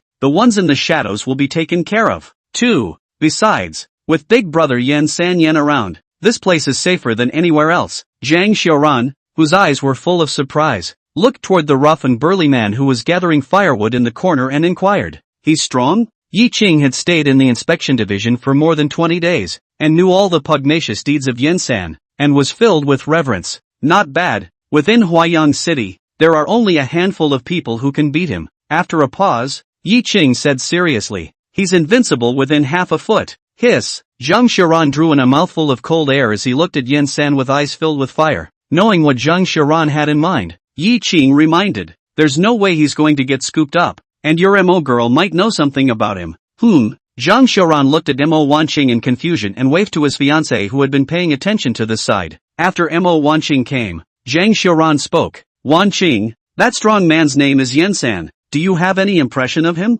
Mo Wanqing shook her head after taking a look. Yi Qing reminded. A few years ago, a fierce man came under your father's command, led 100 scouts to slaughter 3 rebellious clans in southern Barbarian, killing hundreds of them himself. Upon hearing this, Zhang Xiaoran was filled with shock. Mo Wanqing, who had always been cold and expressionless, also moved her face in shock to look at the rough and burly man. She quickly said, for the sake of this humongous general, Master A personally asked the saint for a 5th-ranked general, only to be rejected by this humongous general, and was also given a bad name by this guy. Master A was so enraged that he tied the humongous general to the military flag for several days. Hiss. Zhang Xiaoran once again drew in a breath of cool air. Dare to scold Grand Marshal Mo, who has 200,000 elite soldiers in his hands and his disciples and generals all over the various armies of the Divine Enlightenment. It's really eaten the bear's heart. After that, Mo Wanqing's expression became odd as she looked for Yi Qing to make sure. This man, is that bean batch from the mouth of Master? Yi Qing nodded, then looked playfully at Yan San, who was chipping away at the firewood with an axe, and shouted, Brother Yan, this Miss Mo is the pearl of the Southern Barbarian Grand Marshal Mo. You guys go back quite a ways. Want to come and get acquainted? Dangling. The axe and firewood fell to the ground in an instant. Yan San's originally rough and brawny face unexpectedly became as squirming and embarrassed as a little daughter-in-law. He clasped his fists and jarred his voice. My name is Yan San. Meet Miss Mo. Then, without saying a word, he stomped away from the wall, leaving behind a sentence. So what? I remembered that Wanqi at home is going to have puppies, so I'm going to take care of them. Elder Brother Yi, we'll catch up when you're back from your busy schedule. Look at the person who disappeared without a trace. Zhang Xiaoran and Mo Wanqing both scared their tongues. Then the eyes all fell on Yi Qing in unison. Zhang Xiaoran said afterward, I said, why did the governor let me come to this size Chinese medicine center after I woke up? Saying something about the important place of the government office. Can't stay for a long time. This medical center's old Chinese doctor treats traumatic injuries quite well. In here is convenient for healing. I just arrived at the healing center on the front foot, and this brother Yen arrived on the back foot. Guess it's for my protection. With a face full of gratitude, Zhang Xiaoran said, it seems that the governor is paying a lot of attention to me. Wanqing, do you think I have to send another few tens of thousands of taels of silver to the governor? Mo Wanqing, who was extremely cognizant, nodded. Yi Qing? He cited over to Herman, who should still be injured. This one is much more important than you, Zhang Xiaoran, in the mind of the governor. Moreover, Yan San was his and he wins big brother. It's only right for Yan San to come here to keep watch, right? However, Yi Qing didn't intend to poke at it. After all, Huayang City needed money now, a lot of money. Although the riverbank did not collapse, but it takes money to build the fin levees and whatever kind of diversion levees there are. Moreover, the fields in and around Huayang City had been washed away by the heavy rain, and the people were doomed to have no harvest this year. Many other people's houses have collapsed. Chen Yuming will certainly provide relief to the people, and all of this requires money. Yi Qing opened his mouth. If you can, Mr. Zhang could have donated more. With this injury, you are destined to stay in Huayang for the first half of the year in 10 months. With this amount of money out of the way, the governor must be extremely attached to you. Then this size Chinese medicine center is the safest place for you. Listening to these words, Zhang Xiaoran, whose eyes grew brighter and brighter, nodded with deep understanding and said, Brother Ye's words have enlightened me. Success. Just do as you said, Yi Qing. Yi Chang, who was smiling, arched his hand, then got up and walked towards Hewen. Seeing this, Qi Hong got up and bowed towards Yi Qing with a clenched fist, his eyes full of gratitude. Mr. Yi, please take a seat. Brother Qi, it is not appropriate to be so generous. Yi Qing hastily sidestepped and avoided the salute. He knew what Qi Hong wanted to say and changed the subject. Brother Qi, I have to go next. It will be months before I learn the sword from you, Qi Hong said with a serious face. Whenever I'm around, whenever you want. The words with some ambiguity reminded Yi Qing of a terrier from his previous life. He rubbed his nose and grinned. Then he exchanged glances with Hewen and entered the quiet room. As soon as the door to the house closed, Herman then took it upon himself to undo his tunic. Yi Qing's expression changed greatly at this action. He panicked. Brother He, make it impossible. I don't like the male style. The hand that was unshirting his shirt shook violently. Hewen didn't have the heart to say, what are you thinking about? I'm showing you that I'm all healed up. Relieved, Yi Qing looked at Hewen Dao oddly. Brother He, you broke your ribs. Let me see. I can't tell one way or the other. Hewen, who was stiff, twisted his head and looked at Yi Qing's odd expression. He touched his nose unnaturally and said, what's that? Because of that incident, I got top-notch injury medicine and my ribs completely healed a few days ago. Yi Qing, whose eyes were full of joy, arched his hand before asking after him. Things he took? Herman shook his head with a grave face and said, no, it's still here. And, I also got a piece from Mr. Zheng. Chapter 149. Settle down and wait for your return. Yi Qing immediately guessed that the thing Hewen was talking about was thought to be the stone that the shadow guards wanted. His mind was filled with curiosity. Zhang Xiaoran almost died outside Huayang City because of this stone. Hewen saw Yi Qing's eyes full of curiosity. Without hesitation, he grabbed the hairy tree that grew luxuriantly in the quiet room. Lifting upwards, the fortune tree was lifted by him. Then he gestured for Yi Qing to come over and look. Yi Qing came closer and saw in the basin a seal that looked like gold and jade. It was carved with coiled dragons and looked majestic. Not that I'm saying, it's a seal, isn't it? The dragon engraved on this has 5 claws. Is it possible that it is a jade seal that can only be used by the emperor? Hewen, who was full of gravity, nodded and said, it is indeed the jade seal of the former dynasty. Curious to pick up the jade seal from the basin, Yi Qing surveyed the tiny 1-inch square seal with curiosity. Don't they all say that the emperor's jade seals are huge?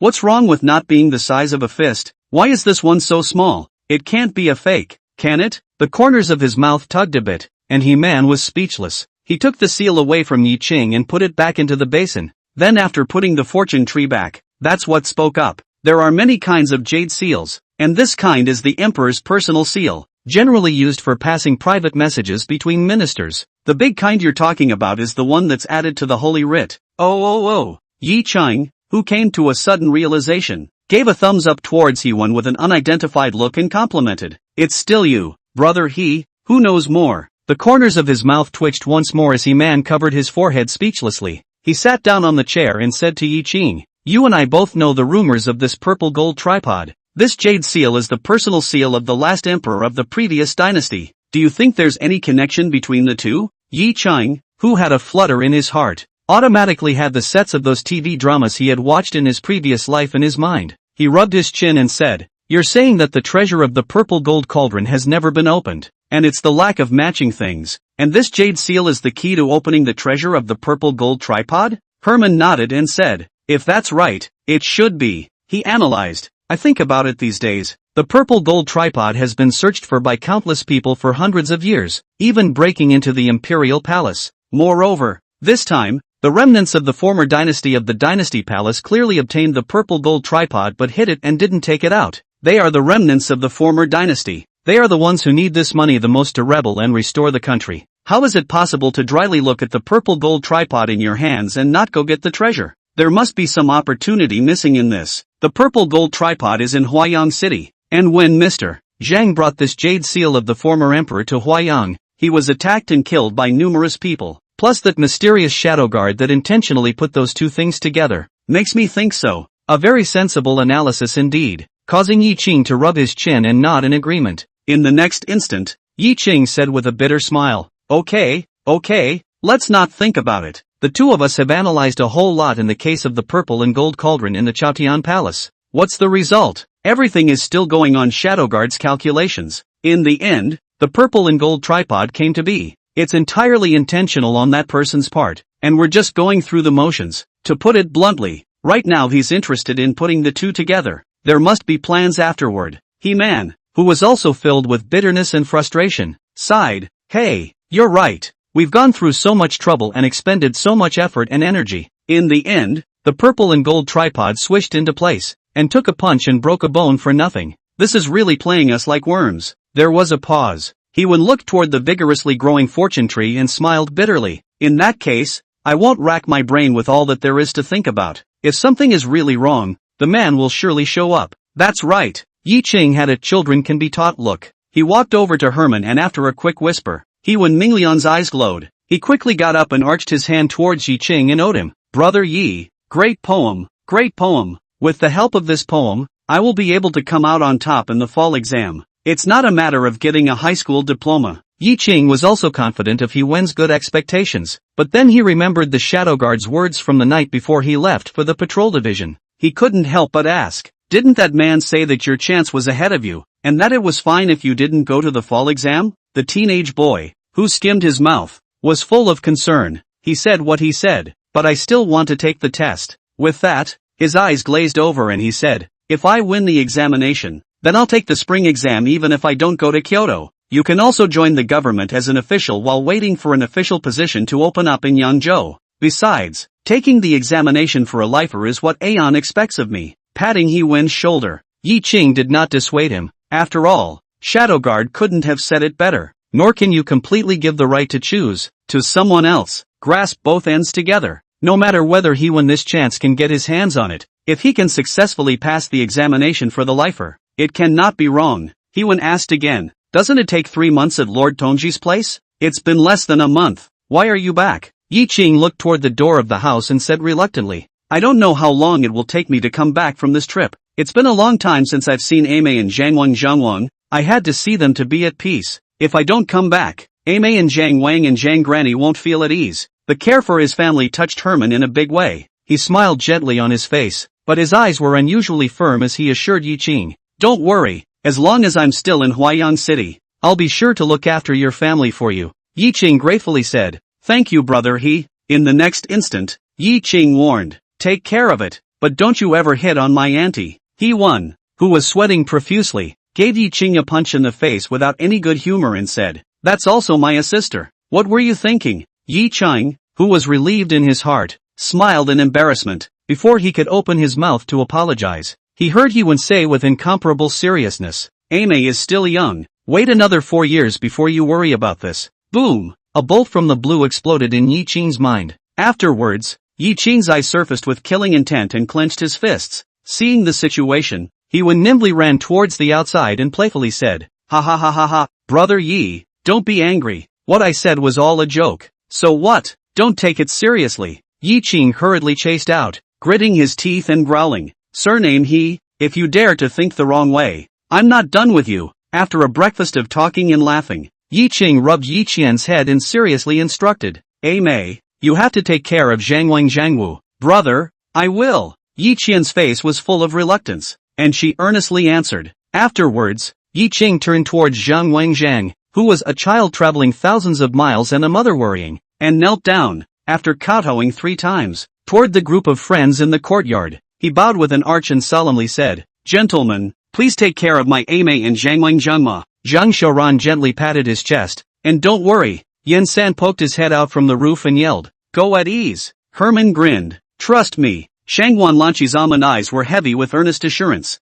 I will take good care of them. Chief Sai stroked his silver-white beard and smiled with narrowed eyes. It's good to be at ease and wait for your return. Yi Qing once again bowed towards the crowd with a solemn arch and turned his head to leave in style. Chapter 150, Miss Floating Snow in Hibiscus Pavilion. Top 10 Beauties of the Divine Revelation. The blue waves on the Yinghe River and the green trees on both sides of the river. The sky was blue and cloudless. Dressed in a black martial arts uniform, Yi Qing stood on the second deck. The ponytail, tied up, fluttered in the wind. His dark skin made his otherwise gentle face look hardened. Liu carried her lunch and came to Yi Qing's side. He chuckled. How's the mood, little mister? Green? Yi Qing grinned. Excited. Li Fish grinned. So do we. After handing Yi Qing his lunch, he reached for his own bowl and grubbed into his mouth. Eyes looking at the beauty of the surrounding scenery. Eyes with a yearning for the future, but also with a reluctance to the hometown of the road. Ever since I was a child, I've thought that when I grow up I must see places beyond Huayang City. It's still a little hard to leave now that I'm really leaving. Yi Qing nodded and didn't say anything, just bearing rice into his mouth and looking at the fleeting scenery on both sides of the river. After the two of them finished eating, Yi Qing took over Liu's dishes and chopsticks and walked towards the first floor kitchen. Next, 10 days were spent on the boat and all was safe and sound. Let Yi Qing be quiet for 10 rare days. Liu, on the other hand, wasn't as quiet as Yi Qing, and after staying for a few days, he couldn't be bothered and spent the whole day sneaking around the ship. This day, with a mysterious look on his face, Li Fish ran into the cabin where the duo was staying. Qingzai Langjian, guess what I just saw? Opening his eyes and sizing up Liu for a few moments, Yi Qing sat up from the bed and smiled badly. But have you seen the girl who is as good as you want? Being guessed, Li Fish instantly widened his eyes and stammered. You, how did you guess? Afterwards, Liu said with a face full of admiration. Young Master Chang, you are truly divine. He then sat down on his couch with a smile on his cheeks, reminiscing about what he had just seen of his beloved who made his heart flutter. It used to be said that our Huayang girls were the prettiest in the divine revelation,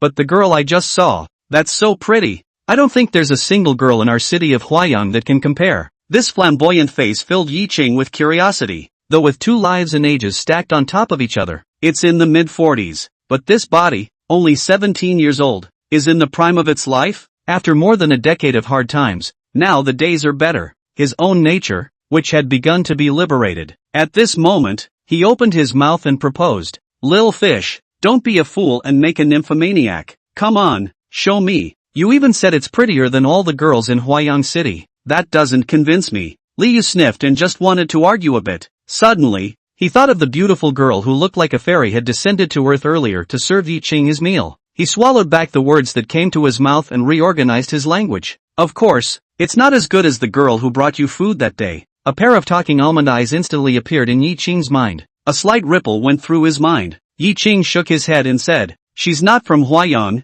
if you ask me. The prettiest girl in Huayang is my Aimee. Thinking of his quirky younger sister Yi Qian, the corner of Yi Qing's mouth hooked up with a touch of tenderness and was filled with pride. Liu looked at Yi Qing with this handsome appearance and considered for a moment and said, you've grown so beautiful, little Lang Jun Cheng, and your sister must have grown beautiful and pretty, and really might be as pretty as the girl who just came on board. Yi Qing was full of seriousness. It's not the same, it's definitely my sister who's pretty. The girl who just came on board is pretty. Li Fish didn't budge. The two men looked at each other for a moment and immediately ran towards the deck. Second deck. A girl in a bright yellow bottom and colorful gauze-embellished jacket, looking fairy-like, was standing at the bow of the boat, gazing at the rippling river canal. Even though I don't see her face, she looks graceful and graceful with just her back, together with the delicate and beautiful maid by her side. It was not hard to imagine that this girl must be a stunning beauty. No one comes within a foot of the girl. 1 foot away, gathered a large number of people who traveled north by boat,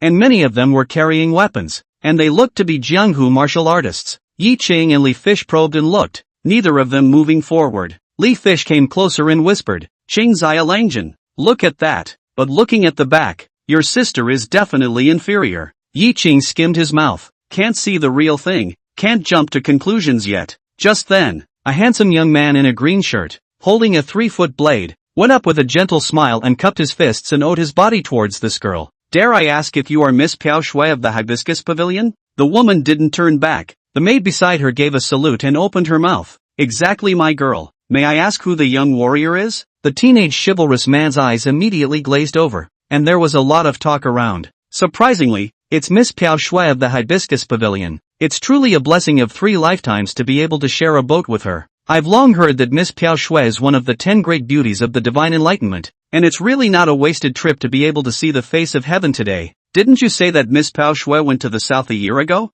Our ship is traveling north. Where is she going? Who cares where she goes? If I meet her, I'll follow her all the way. If I can hear Miss Piao Shui caress the zither, I'll have no regrets in this life. If you want to listen to Miss Piao Shui caressing the zither, it would have to be a talented person who makes a great poem. In the midst of all the talk, Yi Qing and Li Yu were wide-eyed. The 8 great cities of the divine revelation could be considered forbidden places in the Jianghu. This hibiscus pavilion's Piao Shui girl is a man of the jungle at first hearing. There's also the name of the top 10 beauties of the divine apocalypse. They are not even heard of it. However, at this moment, listening to the comments of the people around them, they were uncertain. Li Yu even whispered, "Big brother Yi, the top 10 beauties of the divine enlightenment. Ah, they are definitely more powerful than your Ame." Yi Cheng, who was not convinced in the slightest, tilted his head and said, "My sister is the prettiest anyway." This sister control stance made Li Fish roll his eyes. In front, Jun Chaui, the disciple of the Chi Sword Villa who had taken the initiative to come forward, had already declared himself and gained the qualification to come forward and climb up. "Young warrior Jun, I've heard a lot about you." Jun Chaoi's eyes were hot as he looked at the beautiful side face, and he felt that there was no more room in his heart for anyone else. Piao Shui's voice was ethereal, gentle and soft, falling into Jun Chaoi's ears and making his mind go blank. A few breaths later, it was only after hearing the faint coughing of the maid that Jun Chaoi came back to his senses. His cheeks instantly turned red, and without his previous self-effacing demeanor, he stammered a bit as he spoke. "Oh, oh yes, Jun Chaoi has met Miss Piao Shui. Ha ha ha ha." A hearty laugh rang out from the crowd of onlookers. Jun Chaoi then realized that he had lost his temper and lost his head by announcing himself once again. He clasped his fists in embarrassment and owed his sincerity. "I'm sorry, but when I first saw Miss Piao Shui's face and appearance, I was astonished. I have lost my temper. I hope Miss Piao Shui will not be offended." Drift Snow said without any emotion. "No harm done. If young Master Jun has nothing to do,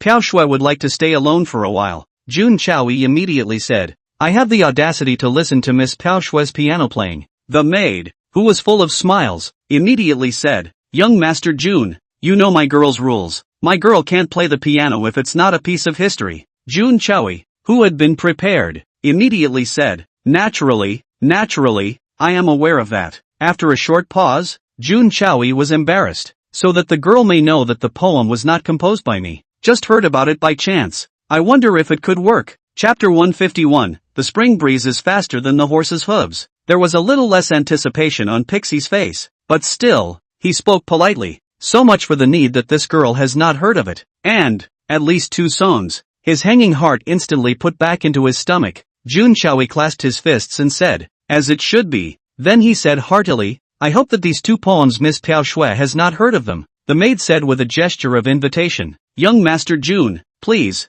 Jun Chaoi took a deep breath, held his head high, and said aloud, "This poem is titled Inviting Xie Qian to the Golden List." The name of the poem is read out. Wow! A chorus of murmurs suddenly drifted up and down the deck. The name of this poem is really enviable. We went to Kyoto just to see the elegance of the scholar. Xie Qian of the Yingchuan Academy? The person who wrote this poem is close to Prof. Xie. I think it should be a disciple of Grand Ruler Xie. Speaking of which, there are 4 scholarship under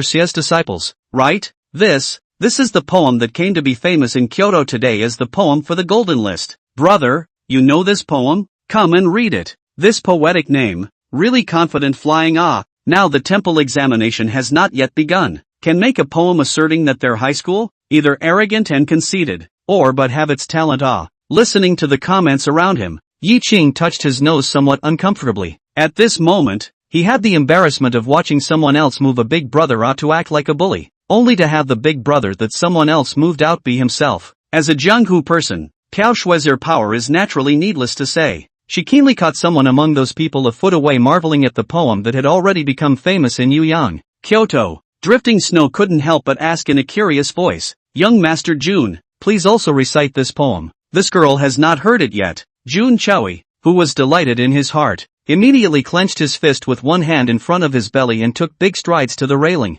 He looked at the rapids and waves of the vast river canal. "Magnificent," he said aloud. "The nastiness of the past is not enough to boast about, but the debauchery of today is endless. The spring breeze is so strong that you can see all the flowers of Yuyang in one day." Piao Shui's beautiful eyes instantly brightened up. Her soft voice carried excitement as she said, "All the sleepy bitterness before high school went away. After high school, the depression and stuffiness dissipated and the heart was soothed. With great vigor, I ran wildly through the city of Yuyang on horseback and saw all the flowers in the city. Great poem, really great poem. She couldn't help but clench her hands together. By and by, from now on, there will be no left or right of the Dengdaku poem. This poem, indeed, will go down in history as a famous aphorism for countless scholars from the cold. I wonder why this poem was written by such a high-ranking person. Jun Chao twisted his head and said with joy on his handsome face, "This I do not know, but only what I heard before I left from Kyoto, and I did not hear who made it."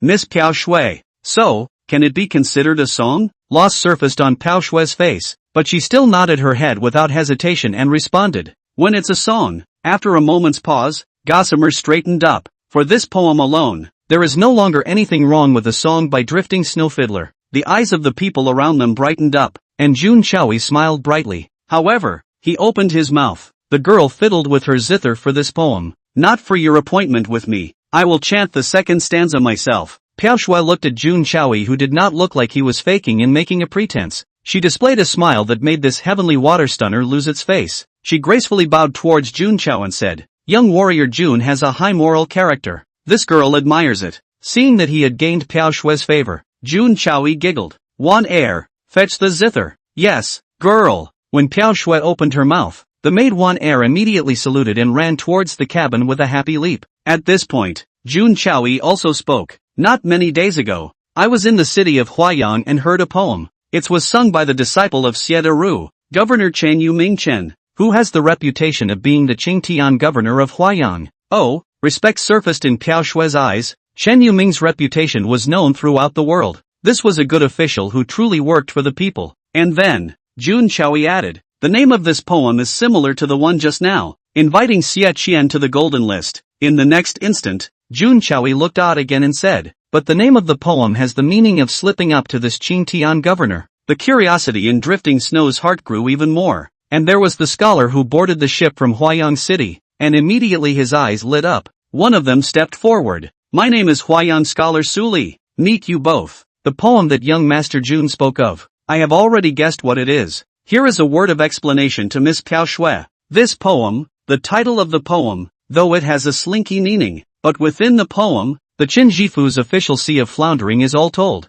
in which the hardship cannot be with people two or three of the suffering, all told. It even shows the clarity and pride of the governor. It shall be a model of righteousness for the officials of the divine revelation. After Su Li finished speaking, the many Huayang scholars immediately agreed. Brother Su's words are true. This poem, when it comes, is an example of the right way to be an official. Miss Driftwood, don't ignore this poem for its title. Piao Shui's eyes immediately gathered on Su Li and the others. Filled with curiosity, he asked, "What is the name of the poem that makes you all write its name?" It really makes Piao Shui curious. Yi Chang, who was standing at the back, once again touched his nose unnaturally, and Li Yu, who also knew the poem, had not heard Lord Zhu Gao Li Zhu recite that Lord Jifu had been lucky to get a good poem, but he knew who made the poem. Immediately, he looked at Yi Qing with reverence. As he looked ahead, a thought rose steeply in his mind. Young Master Chang is so good, when he has to let the people know that he is here. As soon as this thought came out,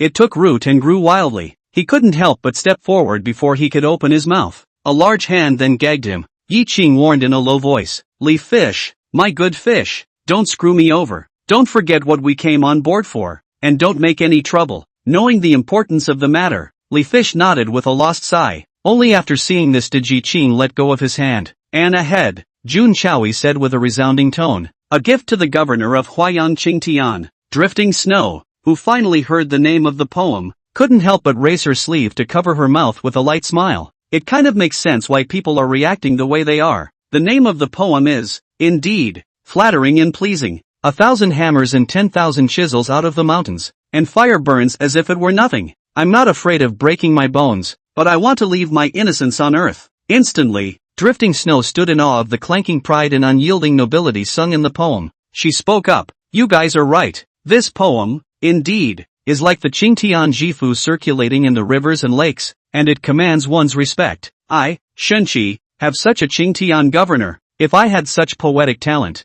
I would also have to write this kind of high-minded poem and take this kind of pleasing and boasting name." Likewise, she opened her mouth and asked, "I don't know what kind of person made this poem, so that Miss Piao Shui knows that the author of this poem is Yi Qing, my Huayang City's young Master Chang." That's right, it's exactly the work of Junior Master Cheng who saved my entire city of Huayang. Huayang Hero, Huayang Prefectural Government Office Criminal Office Suxian Yi Qing. Qing Xialangjian's pen is a perfect song. Chapter 152 Yi Cheng. You're smart but not ruthless. Yi Qing listened to the compliments from the people around him. Looking at drifting snow, those charming eyes floated with a different color. He then just felt squirmy and somewhat embarrassed. Rubbing his nose again, Li Yu, who was watching the fun, laughed badly and resisted Yi Qing's shoulder, whispering, "Look at you, little green groom. They're all talking about you." Yi Qing once again covered Li Yu's mouth and pulled him back slowly, wanting to play disappear. At this point, Drifting Snow asked again, "Dare I ask if this young Master Qing has any other masterpieces?" "Yes, naturally, it's the same Sully." He stepped forward with an agitated look and said, "Before January, my Jinling Linzi, Gong Yuxiu is on the Ying River, with a painted boat treading on it. Invite the group of sages to promote the poetry meeting, and mention the order of flowing goblets with green characters, and even more with the 6 characters of spring, will, dream, ink, water, and city." Young Master Qing displayed his poetic talent and overpowered Gong Yuxiu, drawing the admiration of the group of sages. The words came out. All the people on the deck who knew what a flirt Gong Yuxiu was were all horrified. Jinling Linzi, Gong Yuxiu. As long as one knew his name, they all knew that he was the most brilliant and dazzling talent among his Divine Enlightenment peers. Divine Enlightenment poetry talent 1 stone. Gong's Linzi's sole possession of 7 buckets is no joke. That was Gong Yuxiu. The Jinling Linzi who had made countless old scholars and renowned great scholars in all directions feel inferior. But this kind of heavenly pride was even suppressed by human hands in the poetry course. How does this not horrify these people? Li Yu, who originally wanted to retreat, immediately stopped in his tracks. He whispered with full interest, "Qing Xialangjian, I'll listen for a while longer. I didn't know about the fact that you overwhelmed Duke Gong at the Painted Boat Poetry Festival." The corner of Yi Qing's mouth skimmed as he whispered, "Don't forget what we're going to do, but don't make any trouble." "Don't worry." Li Fish patted his chest and grinned before shoving forward. Seeing this, Yi Qing silently stepped back. Just as he was about to enter the cabin, a figure blocked in front of Yi Qing. The tall body cast a shadow, completely covering Yi Qing. The cold and unfeeling face made Yi Qing's heart beat wildly. The hand that had been hanging down rested on the side of his waist. "I just heard the guys talking about you and came over to see what all the fuss was about, but I didn't expect to run into the main man." The cold and emotionless earned voice drifted into Yi Qing's ears. The long unseen delinquent Lieutenant Zheng Ming, dressed in a gray martial arts uniform, gave a rare fist clasp towards Yi Qing. Yi Qing raised his eyebrows and expressionlessly clasped his fists and owed his body towards Zheng Ming. After all, the other party was from the 9th rank, and he was just a rankless Suxian. Right now, the other party had released their good intentions, and their master, Shan Dan, had also talked his way out of targeting Yi Qing. Now when you go out, it's time to talk about the rules, and talk about them a little bit. When Zheng Ming saw Yi Qing being so polite, he even seemed to have dropped his hostility. His face stiffened, and he gave a far-fetched twitch, as if to squeeze out a kind smile, but the expression that showed was enough to make a young child cry and an adult cowed. "I have no ill intentions. On Duke Shan's side, he has already informed us not to make an enemy of you," Zheng Ming said and stood beside Yi Qing. His tall body, it allowed him to see everything that was happening in the crowd without having to tilt his head. His cold tone took on some unknown meaning. "It's only been a month since I've been in contact with you. All that remains is to hear what a feat you have done. Yi Qing, why do you think people's encounters are so different?" These words with a request for advice made Yi Qing surprised once again. He tilted his head to look at the expressionless delinquent lieutenant. Thinking about it said, "Everyone is different, from different origins, different genders and different looks since the moment Wao fell to earth. After that, every step out of adulthood is different. Different encounters are encountered on the road of life, and different choices are made."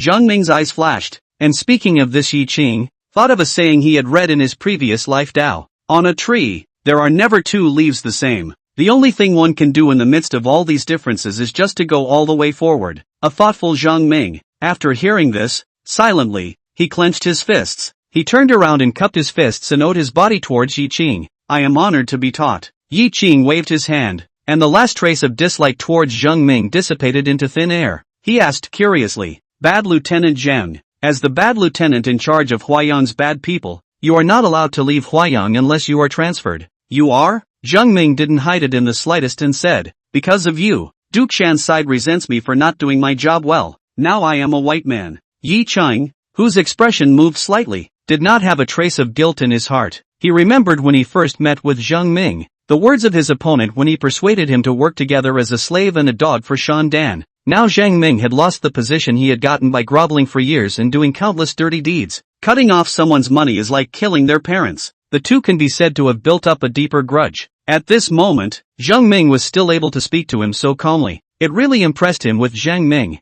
Yi Qing's heart stirred and he couldn't help but ask, "May I ask what you plan to do next?" Zhang Ming said without hesitation. Duke Shan gave a letter of recommendation to travel to the capital for a fight. A somewhat disappointed Yi Qing, at the same time, skimmed his mouth again. He thought Zhang Ming was in trouble. As it turned out, they were not in trouble, but had been promoted. With Zhang Ming's skill, he acts sharply and decisively, obeying the words of his superiors, but without losing his heart and means. When you go to the capital, as long as you join the Bright Lord, you will definitely develop better than Huayang City. Zhang Ming seemed to have seen what Yi Qing had in mind and opened his mouth. Don't mind if I make a joke with the youngest of the green brands. That's quite a cold joke. Yi Qing spat out somewhat breathlessly. He continued, then I wish you a smooth ride. Zhang Ming looked at Yi Qing with twinkling eyes and said, thank you for the auspicious words of young Lang Junsheng. I, too, hope that young Master Chang will return in honor from the north. Yi Qing, who had a lingering heart, looked as usual,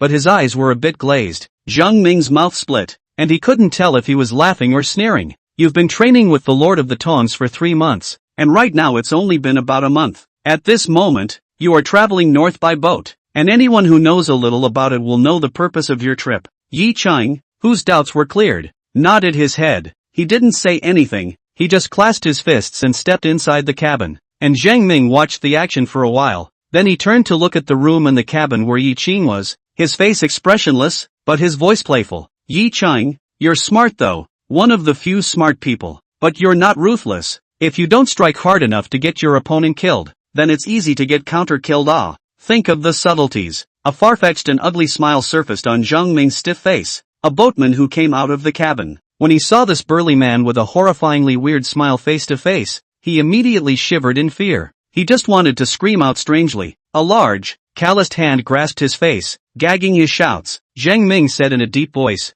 have the ship's owner come see me. With that, Zhang Ming let go of the other party and took out another waste medal. This boatman saw the token style. The panic on his face disappeared, leaving only respect and awe.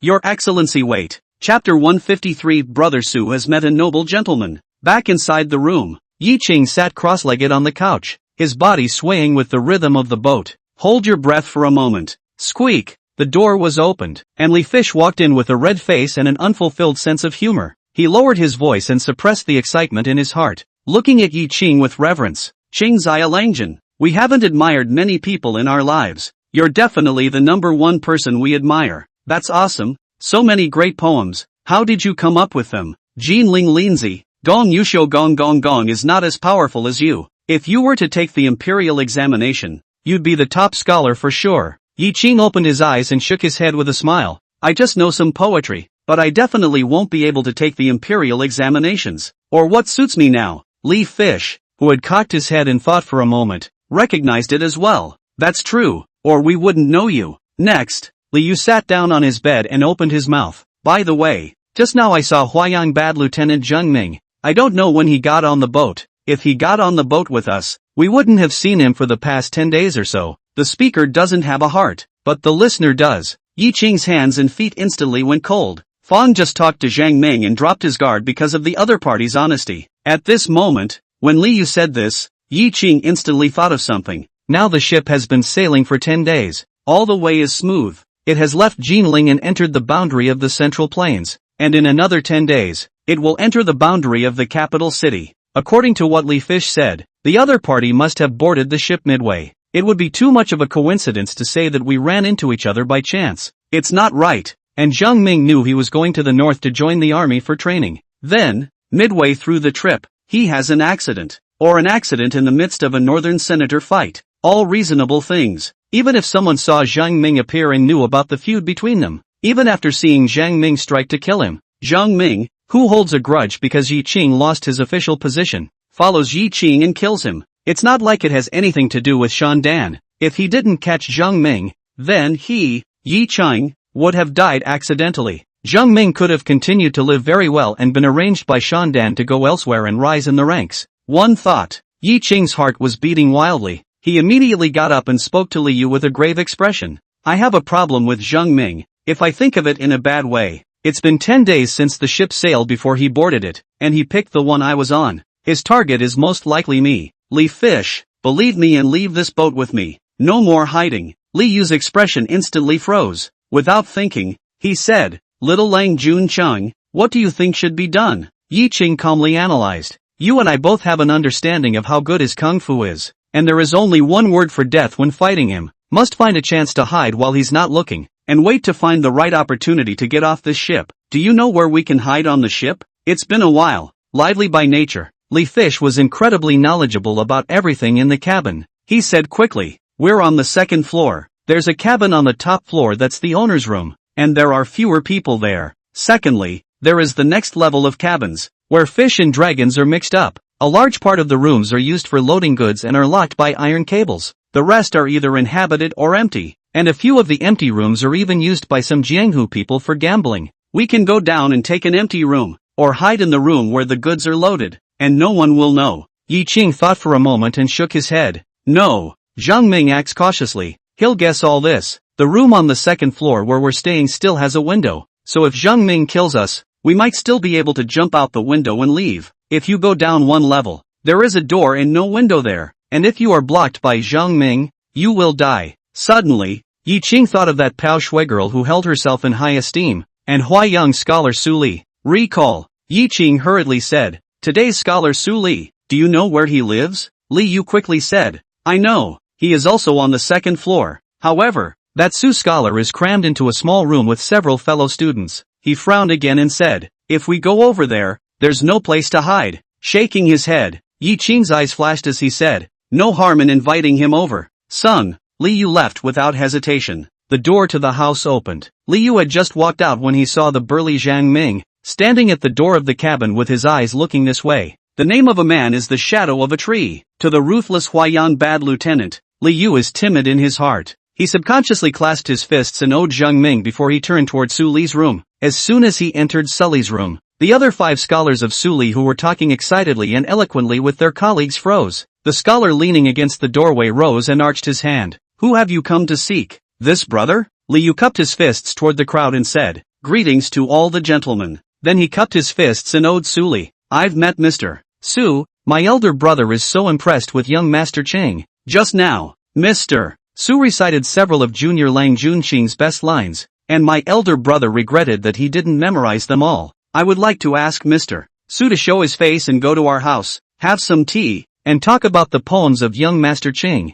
A dripping, sensible statement. Moreover, Li Yu called him elder brother in one mouthful, but his demeanor was respectful. Plus, Li Yu looked like he was from the line of duty. It immediately made a few people around speculate that Li Yu was a retainer, and the elder brother he spoke of might be some noble gentleman. Su Li immediately blushed slightly and his chest rose. The rest of his eyes looked to the rest of his 5 fellow students who were all looking at him enviously. Su Li couldn't help but grin as he rose calmly, arched his hand in return and opened his mouth in agreement. Your elder brother loves the poetry of Junior Lang Junqing, then naturally I will not refuse. Let's go, please. Li Yu immediately opened the door of the house and sidestepped and compared a pleased gesture, giving Su Li enough face. At that moment, the smile on Su Li's face intensified. Left hand in front, right hand behind. Sassy walk out. The moment Li Fish closed the door to the house, Sully heard the envious murmurings of his fellow students in the cabin. Brother Su has met a noble gentleman here. Yes, the person who came to invite that person, at a glance, has kung fu in his body. With such a person as a valet, the status of the person who invited Brother Su must be quite impressive. AI, if I had stepped forward to proclaim the poetry of young Master Cheng at that time, I would have been the one invited right now. Who says it isn't? Don't think about it. Let's all be more positive when it comes to this kind of thing in the future. Su Li's mouth simply couldn't close and he felt light as he walked, following Li Yu to the house where Yi Qing was. Upon seeing Yi Qing in his martial arts uniform and dark skin, he froze. Looking around, there was no one else in the room for these two. The corner of Su Li's mouth couldn't help but twitch. Yi Qing didn't know why Su Li reacted like this. Thinking that Li Yu had said something, he stepped forward and took the initiative to speak. My name is Yi Qing. I have met Mr. Su. Yip Qing? Sully froze again. scrutinizing the dark face. Chapter 154, Girl, a handsome little black man. Suli looked at the dark yet handsome man in front of him. That became more and more familiar the more he looked at it, and at once he clapped his hands together. With an agitated expression, he arched his hand and owed his body towards Yi Qing. My name is Suli. Meet Junior Lang Jun Qing. When I saw you in the painted boat earlier, the elegance of Junior Lang Jun Qing penetrated deep into my heart. Always wanted to pay my respects but didn't get the chance. I didn't expect to meet on this ship far from home. What a delightful surprise for me. After a moment's pause, Sully returned to his senses. Fondly Fish invited him over, only said that he was a brother, but did not reveal his real body. He patted his chest in reassurance. Don't worry, little Lang Jun Qing, you are on the ship incognito. I will not reveal your whereabouts and let others disturb you. I didn't expect Sully to be so cerebral. However, it also saved Yi Qing a lot of talking. He went along. Thank you, Mr. Su, for concealing my whereabouts. I invited Mr. Su here because I have a favor to ask. Oh, Suli instantly became excited and hurriedly said, if Junior Lang Jun Qing has any use for me, feel free to ask. Yi Qing then came closer and whispered to Suli. Only Suli's expression changed from puzzlement, to shock, and finally to excitement. After Yi Qing finished speaking, Sully once again patted his chest and assured him, no problem, leave it to me, I'm sure you'll do this properly. You can wait here in peace. Yi Qing sincerely thanked. Thank you, Mr. Su. Then the two began to discuss poetry, borrowing from the stockpile of Tang poems from his previous life. Suli's reverence for Yi Qing was like a torrential river running endlessly.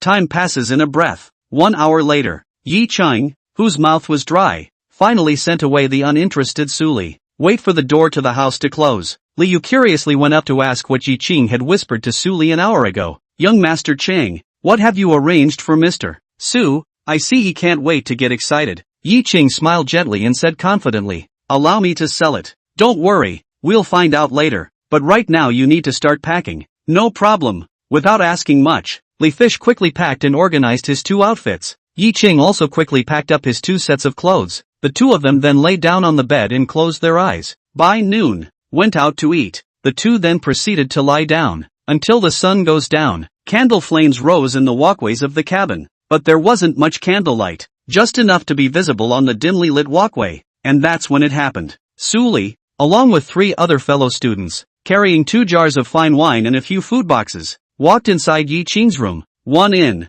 Suli then quickly came to Yi Qing's side and whispered, young Master Qing, these 3 are about the same size as you. Fong did have someone staring down the aisle when I came in, but not the strong men, as you say, but the ship's boatman. Shipwright? Yi Qing raised his eyebrows. Nevertheless, he still arched his hand and owed his body towards Suli. Thank you, Mr. Su, for your righteousness. There is danger in this matter, so please be careful. Suli's eyes twinkled as he said without thinking, don't worry, little Lang Jun Qing, we just came to your cabin to drink. Those people can't kill innocent people indiscriminately, can they? Yi Qing pursed his lips and spoke out, it's better to be careful. After we leave the room for a quarter of an hour, you will go on deck, and if they ask you, you will tell them truthfully, so that they think they will not give you a hard time. Touché, do what young Master Qing says. Sully smiled and answered, and the 3 scribes who came in had already learned something from Suli. They didn't hesitate to take off their outer shirts and handed them over to Yi Qing and Liu for them to pick. After changing your clothes, put your luggage in the 2 food containers. Yi Qing thanked the same few people from the bottom of his heart. Then he changed his hairstyle to the same and walked out of the house carrying the food box, straight to the house where Sully and the others were. Inside, the 2 scholars who had waited early, without hesitation, quickly changed into the clothes that Yi Qing's duo had changed outside, and then strutted out. Li Fish watched Yi Qing take out the traveling gift from within the food box and admired it. Qing's Langjian, you really are something. Isn't this a civet? We'll be long gone by the time they realize we're not here. Yi Qing grinned. We'll have to climb the window and run next. Li Fish, in a moment you don't want to lose your grip and fall into the river. Tilting his head and patting his chest, Li Fish said with bravado, don't worry, even if it does fall in the river. With our water skills, we can also climb the boat from this rushing river canal. Ha ha ha, okay. Yi Qing laughed cheerfully, then he pointed at the window and said, when you're ready, let's get started. Go! Tightening his luggage on his back, Li Fish took the lead and went to the window, opened it, and climbed out with a strong hand. Yi Qing followed closely behind, and the 2 of them were like spirit apes, picking at the edge of the third floor and crawling towards the left side under Yi Qing's indication. At the moment, the people in the cabins had gone to dinner and were either gathered in the first floor cabins or on the second deck. No one was aware that two men were performing a fly-by-night on the fluttering, swaying ship, outside the window of one of the largest staterooms in the second floor cabin. Yi Qing, who was panting, looked at the choppy river at his feet. He gritted his teeth, parted a hand to knock on the window, and asked in a low voice, "Is anyone there?" No one in the house answered. Yi Qing tried tugging on the window again. Squeak! The window shifted a few times, and the bolts clashed with a little noise. Inside the house, this was followed by an alert, questioning voice. "Who?" Yi Qing said in a low voice. "Miss, I am not an outlaw. I have something to ask for. Please open the window." "Joy, open the window." Drifting Snow's voice rang out. Yi Qing and Li Yu were both relieved. The maid, Sheer, worriedly said, "Miss, you mustn't. No harm done." "Yes, girl." Squeak. The window pushed open. Sheer's delicate face was revealed to the duo. Yi Qing was full of apologies. "I'm very sorry." And after Sheer's survey of Yi Qing's face, the wary dissatisfaction on her face disappeared. Instead, he gladly turned toward Piusi, who was sitting in the room. "Girl, it's a handsome little black man." "Handsome little black man?" Yi Qing was a bit speechless. He looked at Li Fish, who was smiling happily. He couldn't help but give the other party a light kick. Then he preened and drilled into the house. "Stay standing." Yi Qing looked at that gorgeous face and gratefully saluted. "My name is Yi Qing. Thank you, Miss Piao Shui, for opening the window." Li Yu, who came in, also saluted gratefully. "My name is Li Yu." "Thank you, girl." "Yi Qing?" Piao Shui's beautiful eyes rippled as she curiously sized up Yi Qing. "Dare I ask you, sir, is he the poetically talented young Master Chung from Huayong?" Without waiting for Yi Qing to reply, Li Yu proudly said, "It is precisely the same young Master Qing that the girl and the others discussed today." Chapter 155, Jianghu people never get involved in government affairs. The maid, Sheer, sized up Yi Qing and said with curiosity and disbelief, "Today that Mr. Sulisu said that Junior Lang Junqing is gentle and handsome. But,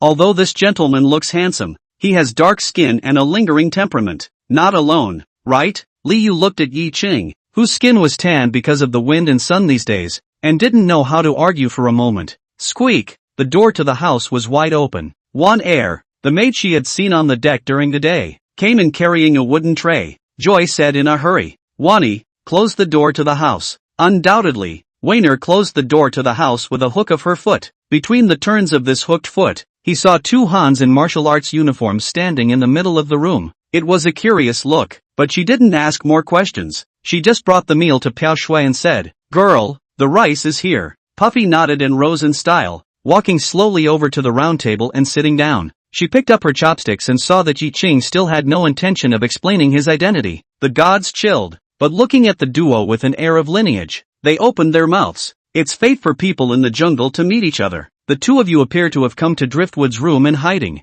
Then it's good to stay here for a while, but only until 2 shifts. At that time, Piao Shui needs to rest. It is inconvenient to keep guests, so please bear with me. Yi Qing saw the cause and said with an unhurried arch and arched his hand and owed his body. "Miss Piao Shui, I am indeed Yi Qing, a Shuyun official of the Huayang Prefectural Government Office's torture room." With that, he pulled out the torture room Suxian token from his pocket. Joy quickly stepped forward, took it and looked at it, and gladly took it to Piao Shui. "Girl, it's really Qing Xialangjian." Piao Shui, who had put down her chopsticks, received the token and then examined it for a while. A look of delighted reverence appeared on the cool face. Only then did he get up and salute Yi Qing. "Greetings to Junior Lang Junqing." It was Piao Shui who was rude in the past. Yi Qing once again returned the salute. The girl doesn't have to be polite. It's only right to be cautious when you're out and about. The girl's behavior is worthy of my study. Humble and courteous. Once again, he gained the favor of the 3 women in the field.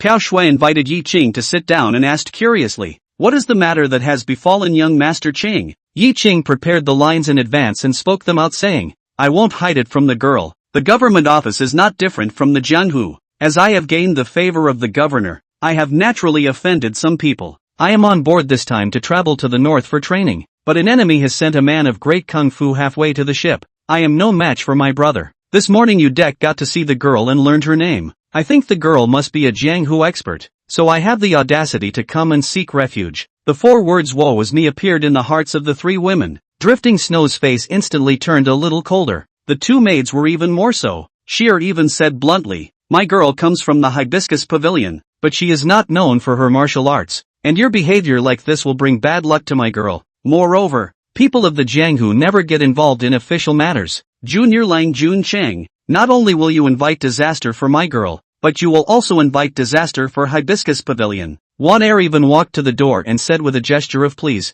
"Junior Lang Jun Chang, it's not convenient for you to stay here for much longer, please." Li Fish immediately tensed up. Yi Qing had a calm expression as he looked at Piao Shui and said, "The Jianghu and the government have always been well watered." "That's a good point, but I have a creed underneath. When you're out and about, many friends make a difference. I only seek to avoid trouble and leave when the ship docks at the next pier. That's not a difficult point for the girl. That is all I ask. But the girl can make 3 requests of me. If the girl thinks it's worth it, we can have a discussion about it." Joy instantly frowned in displeasure. "Junior Lang Jun Chang, in vain my girl thinks that you have unparalleled poetic talent and are a decent man of good character. I didn't realize it was a mercenary marketer." Yi Chang, who did not have the slightest bit of dissatisfaction in his expression, still looked at Piao Shuidao, who did not say a word. "I was originally born in the marketplace, a lowly citizen, and have seen all manner of life, and have enough realization to be so accomplished in the poetic path. Although I have gained some fame and have become a small government official, I still feel that I am just a city dweller.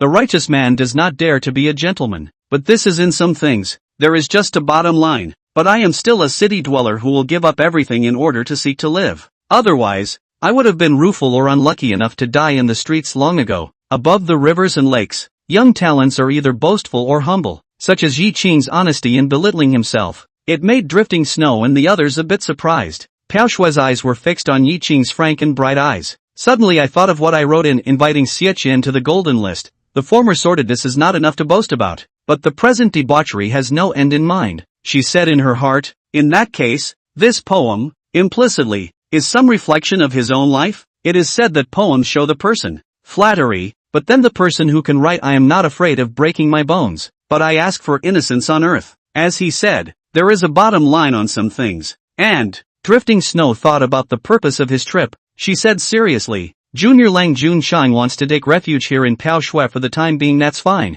Forget about the 3 conditions. As long as Junior Lang Jun Chang agrees to one of Piao Shui's conditions." Putting a gentle smile on his face, Yi Qing nodded and said, "Please say it, girl, but where I can do it, I will not push it." Li Fish instantly displayed a joyful color. Joy and Wan Er instantly looked at their girl with nervous concern. Drifting Snow raised her catkin and stopped the two from speaking. She looked into Yi Qing's eyes and opened her mouth. "Please ask young Master Qing to make a 7-word song tailored to my needs." "Oh?" Yi Qing was a bit surprised. "It's that simple?" This statement was made. Piao Shui looked at Yi Qing in a grudging and odd manner. People are more angry than people. The next person to compose a poem, racking their brains, it is difficult to mention a word in front of this person. Composing poems is as simple and casual as drinking water and eating. Piao Shui instantly tried to make things difficult for Yi Qing, adding, "It has to be a masterpiece that can be famous all over the world. A moment is the limit. If you can't do it within a moment, please forgive Piao Shui's rudeness," said. Piao Shui raised her hand, attracting Yi Qing and Li Yu's attention. Not the slightest movement was seen. A 3-inch long willow leaf flying knife then disappeared into the table in front of Yi Qing. This hand of concealed weaponry. It left Yi Qing secretly stumped. Li Yu, who was standing at the side, was even more horrified with his expression, looking at this beauty that looked like a heavenly fairy in fear. Yi Qing said heartily, "Good kung fu girl, and listen up." The smile on Piao Shui's face hadn't even retracted before her expression froze due to Yi Qing's words. Chapter 156, God is like the waters of the spring lake. Eyebrows are like the spring-dyed mountains. Piao Shui subconsciously asked, "Junior Lang Jun Chang no longer weighs in?" Yi Qing shook his head and surveyed Piao Shui's face. Straight away, he looked at the other party's haze and shyly lowered his head. Yi Qing hesitated for a moment, but still said aloud, "There is a beautiful woman in the snow. Her delicate face is beyond the red dust. God is like the waters of a spring lake, and her eyebrows are like the mountains of spring. The water lily does not beat the wind, and the heart is compassionate. My love has become a disease, but I don't hear it." An image of a goddess surfaced in everyone's mind. In the end, it is even more heartbreaking for the goddess who is sick with love, and who is unable to love. The Piao Shui, who was described by Yi Qing in a poem, was even more jaw-droppingly self-conscious, and her glaring eyes lost their divine light. Hare and Wanner both looked at Yi Qing after incredulously. Then he came up behind Puffy and tried to comfort but didn't know what to say. All that could be done was to stand behind drifting snow and watch with concern as her own girl reminisced about her sadness. Li Yu, who was on the side, although he didn't know much about poetry, he understood the word acacia that was said inside. He saw that Piao Shui had been read by Yi Qing in a poem, couldn't help but give a thumbs up towards Yi Qing. A little loss of heart ensued. After all, he saw Piao Shui today and was seduced by Piao Shui's beautiful appearance. At this moment, he understood that Piao Shui already had a beloved in his heart. Even if he knew that even if Piao Shui didn't have a sweetheart, the two of them were categorically impossible. Still, loss and sadness are inevitable. Yi Qing didn't move after reading the poem and gave Li Yu a wink. There was some uneasiness in his mind. After all, the other party wanted 7 words, but after a sharp thought, there was no matching 7 words, only the 5 words that matched the drifting snow came to mind. However, by the look of drifting snow, it should be a done deal. The two just stood there, not saying a word, waiting for driftwood to calm down. Half a moment later, a crystal tear, flowing out of Piao Shui's eye socket, slid down her blown cheeks. Thick, thin lashes closed and fluttered slightly. The words "I feel sorry for you" were not enough to describe the beauty of Piao Shui at this moment. The slender Katkin gently wiped away the tears from her cheeks. She opened her eyes, took a deep breath, and looked at Yi Qing with a complex yet admiring expression. Piao Shui stood up and bowed towards Yi Qing with gratitude. "Thank you for the green," young Lang Jun pointing out. Piao Shui heart all these years in the heart of the depression, has been relieved quite a lot. Girl is polite. It's just that the girl's own thoughts are clear. It has nothing to do with me, Yi Qing politely said, then continued. However, the girl wanted 7 words, but I made 5. I wonder if I can shelter me and my brother. Piao Shui did not hesitate to say, since there is no impossibility, Qingzai Langjin and bring it in this house. After a pause, Piao Shui confidently said, I guarantee that no one will disturb Junior Lang Junsheng. Thank you, miss. A smile leaked out on Yi Qing's face. Piao Shui pursed her lips and asked, dare I ask little Lang Junsheng, what is the name of this poem? Yi Qing smiled and said, what is done for the girl should be known as drifting snow. Piao Shui, whose face was flushed, gently nodded her head and softly recited in her mouth, gone with the snow, gone with the snow. Sierra and Warner see that Piao Shui has started to reminisce about that painful relationship again. Sheer hurriedly said, girl, quickly use the meal. Otherwise, if you wait a little longer, it will be completely cold. Piao Shui, who had come back to her senses, resumed her seat and had just picked up her chopsticks when she glanced at Yi Qing and Li Yu, who were walking towards the window, and hurriedly ordered, go, and then ask the kitchen to make some more meals for little Lang Junqing as well as this Lang Junli. Yes, Yi Qing and Li Yu even waved their hands. No, we ate. Thank you girl for your kindness, I have already had my meal. Yi Qing sat by the window with Li Yu. Keep your distance from the 3 women in the room, Li Fish asked in a small voice. Young Master Cheng, how did you see that Miss Piao Shui was trapped in love? Yi Qing's afterglow looked at the 3 women who were reading books and wiping their chin to pack up their things, and only then did he stick his ear to the ground. At deck time this morning, the rule for Miss Piao Shui's fiddling was that someone had to make a stanza before she was allowed to do so. Jianghu women, practicing martial arts mostly, but she is excellent at the zither, and loves poetry that can make history. As the saying goes, the zither and music are not separate, and most of the poetry can be made into songs. So, I'll venture a guess that she practiced the piano in order to sing a great lyric composed by one person. Since ancient times, beauty is not easy for the talented, and most of the poems are full of poignant love stories, so I gave it a bold try, and to my surprise, it was. Li Yu's eyes widened as he silently gave Yi Qing a thumbs up. This meticulous mind, really Healy Fish Padhorse less than awe, and Drifting Snow,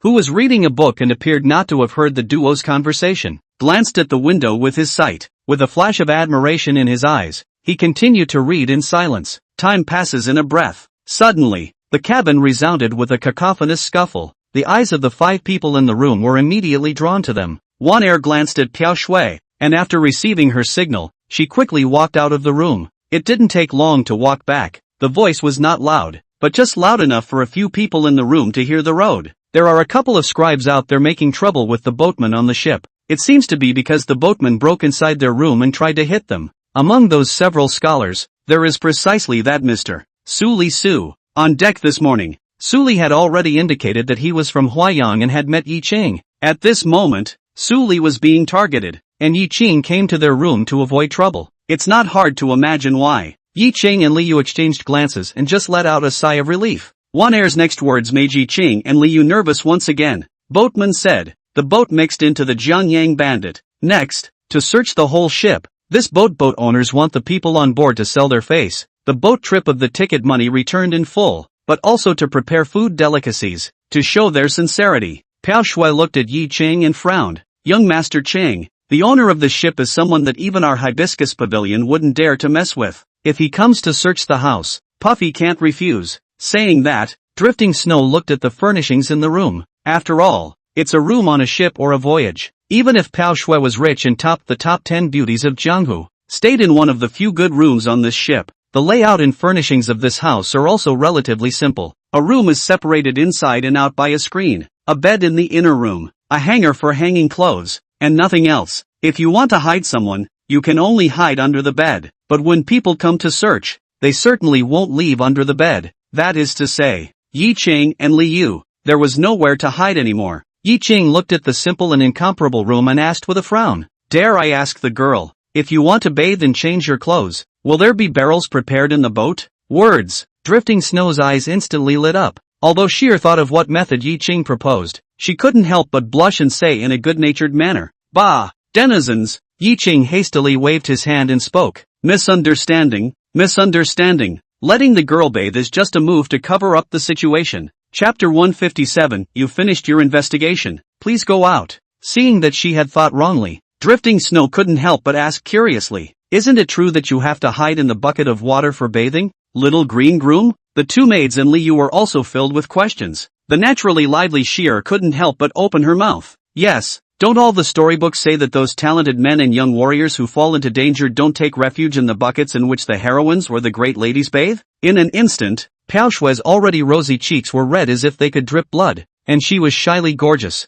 "This kind of bridge in the storybook, that's all men and women." With these words, Sheer had sort of brought both Yi Ching and Pao Shui into the male and female lead. Li Fish looked directly dumbfounded. Even Yi Ching, who had an extremely strong heart, looked twice more. One Air couldn't help but pull the talkative Shier. The latter looked at the sisters with an innocent and uncomprehending face. Yi Ching explained, "The girl doesn't need to bathe. She only needs to set up wooden barrels filled with water and layered with flower petals. Wait for someone to come knocking on the door and searching, and delay for a moment. In the case of my brother and I, just hide outside the window when the time comes." Words. Drifting Snow and the others were self-evidently unavoidable. 2/4 of an hour later. Knock knock. There was a knock on the door. One Air spoke up and asked, "Who is it?" "I'm disturbing Miss Pao Shui. I am a boatman on the ship. There is a river pirate infiltrating the ship. For the sake of everyone's safety, please open the door and let us search." As he spoke, Yi Ching and Li Fish immediately dodged out of the window with light hands and light feet.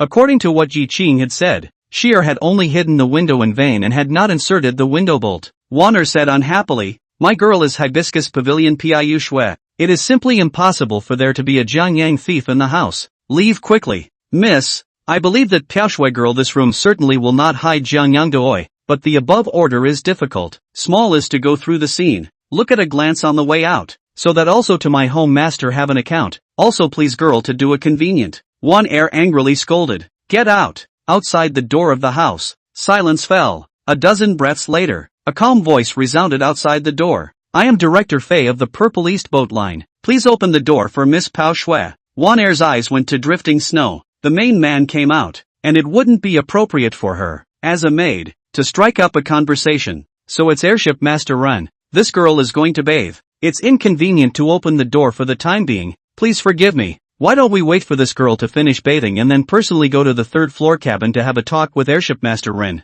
Pao Shui's voice was clear and cold, polite but full of refusal. Outside the door, Ren Fei's eyes flickered as he glanced at Zheng Ming, who was following behind him, and the other side nodded expressionlessly. Ren Fei immediately said, "Miss Pao Shui, please forgive me. The matter is important. Please open the door immediately. Otherwise, I will be offended." An angry look surfaced on Drifting Snow's face, even though he already knew it was going to turn out this way. But the other party really doesn't give any face at all, which is really irritating. Pao Shui could only say in a cold voice, "Humph, Ren shipowner is so powerful. Zidong shipowner I Furong Pavilion can't afford to mess with it. This matter, this girl endures it." Contempt surfaced on Ren Fei's face. In the next instant, Drifting Snow's words caused him to furrow his brows. "But it would be good to let Master Ren know that this girl's trip to Kyoto is for the meeting of the Flowing Water Court. The moment the words fell, squeak, the door to the house opened. A sky-blue Wufu Renfei did not step into it, just hung his head and looked at the ground planks. His mouth is about to say the words, immediately held back, can only bitterly say,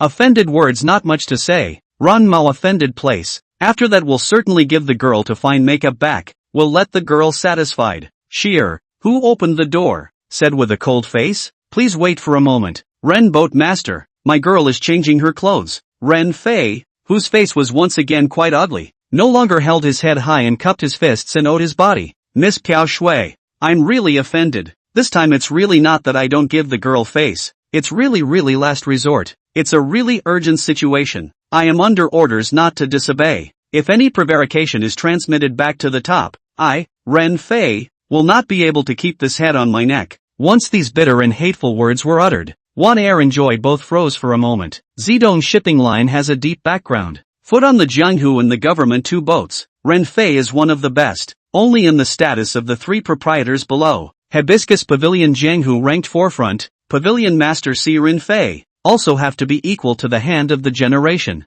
It can be so difficult for him. Wan Air and Joy both tensed up a bit. Ran Fei and Jiang Ming both clearly perceived this. At this point, within the imitation, a pink dress came out in style, cloaked hair, not tied up clothes, no powder, clear water out of hibiscus beauty. It made both Ren Fei and Jiang Ming freeze for a moment. Ren Fei even had a flash of fire emerge from his eyes. He stepped forward quickly, averting his eyes so as not to offend, and clasped his fists in arrears. Miss Piao Shui's name, Ren has long been admiring it, and when I see it today, it's really better to be known than to be seen. I hope you'll bear with me for today's offense. Piao Shui gathered her clothes, and her marvelous figure became more visible. She owed her body and said, there is no need to be so courteous. Since Shipmaster Ren has encountered a difficult situation, it would be unreasonable for Piao Shui to be more capricious. This bath, Piao Shui will just wash it later. If the water is cold, let the 2 sisters just prepare hot water again. Thank you, girl, for being reasonable. Ran Fei is here to thank you. Ran Fei saluted again, his eyes sweeping over Piao Shui without a trace.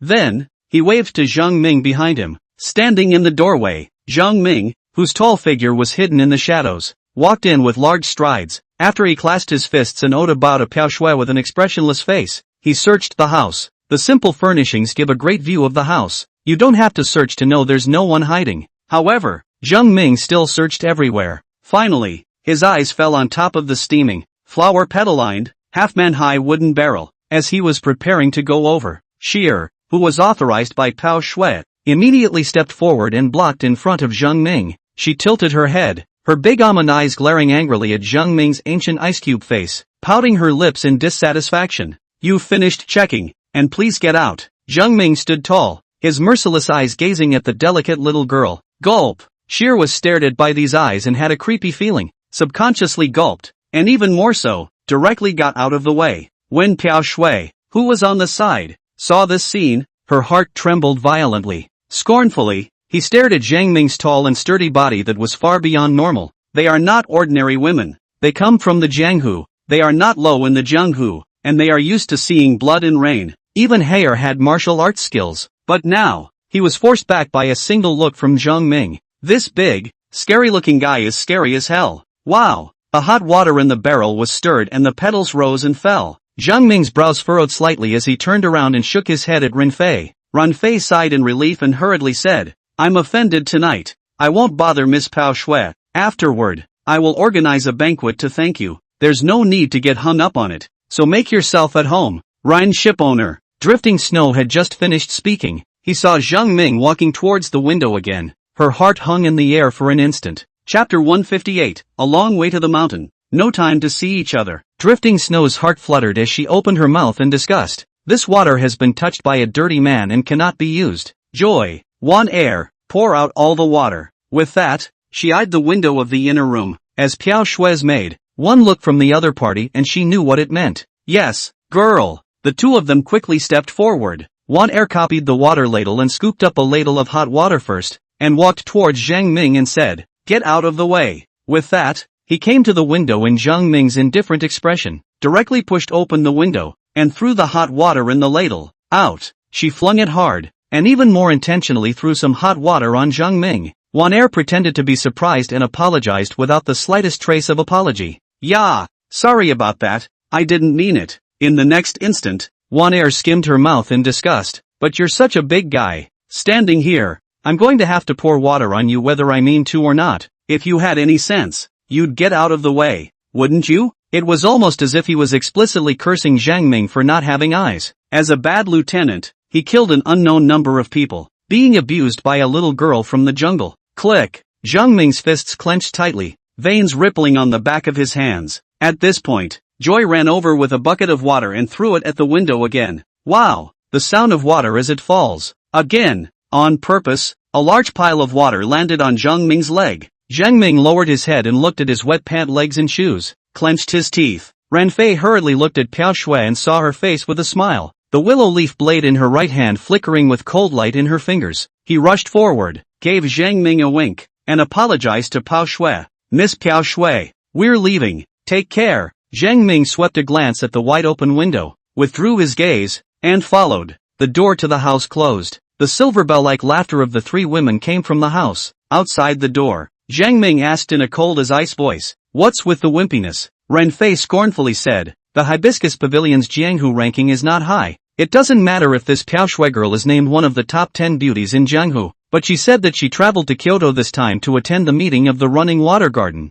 So that's something." When he finished, he saw Jiang Ming staring straight at him and despised him in his heart as he walked away. The meeting of the Flowing Water Garden is an event initiated by the current fourth prince, King Yong, inviting the 10 major sects of the Jianghu, officials above the 5th rank in Kyoto, and many powerful nobles and scholars. This Piao Shui is famous all over the world for her zither skills, and King Yong's mother, the current noble consort Lan, is most fond of zither music. Who do you think will be seated with at the meeting of this drifting snow into the Flowing Water Garden? Scorn surfaced in Jiang Ming's eyes as he nodded his head. I know, you send someone to keep an eye on it next. That man, he must die. Ren Fei nodded and said, I know. Inside the room, the window of the outer room was pushed open by Joy. She poked her little head out and smiled broadly at the two males hanging out and waved. Yi Qing and Li Yu lightly jumped into the room again. The duo moved their arms, full of gratitude. After the arm had soothed quite a bit, the two of them clasped their fists in unison and owed their bodies to the three women.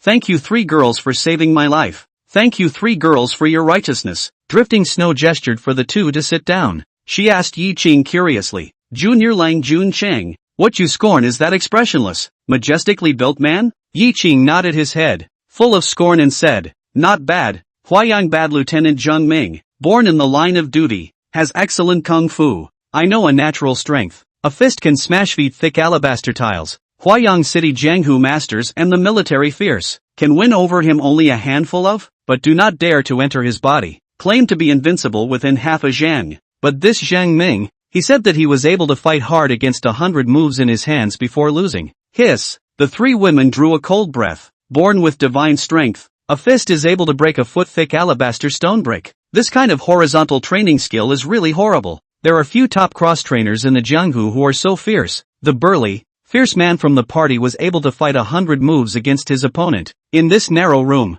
unless one hit kills, then one counts and all have to be killed alive by the other. Drifting Snow couldn't help but say, there are really crouching tigers and hidden dragons in the government. Such an expert, and still only a 9th grade bad lieutenant. No wonder the Jianghu masters are like clouds and hate evil, but when faced with some corrupt officials, they don't dare to execute them arbitrarily, and can only collect incriminating evidence and report to the Delizi or Genie Wei. The 8 cities of the Divine Enlightenment are even more forbidden places in the Jianghu. Even the top 10 sects of the Jianghu strictly order their disciples to set foot in them. Yi Qing nodded and said, I live in Huayang City, and since I was young, I thought that the Jianghu warriors in the talking books were all fabricated. It wasn't until not too long ago that I realized that the Divine Enlightenment turned out to have a jungle, a chivalrous and fastidious one. The 3 women heard this, but their eyes darkened. Wan Air pursed her lips and said with sadness and hatred, Jianghu people, most of the temperamental, even if it is a famous school, there are despicable and dirty stream, killing people, slaughtering people all over the house,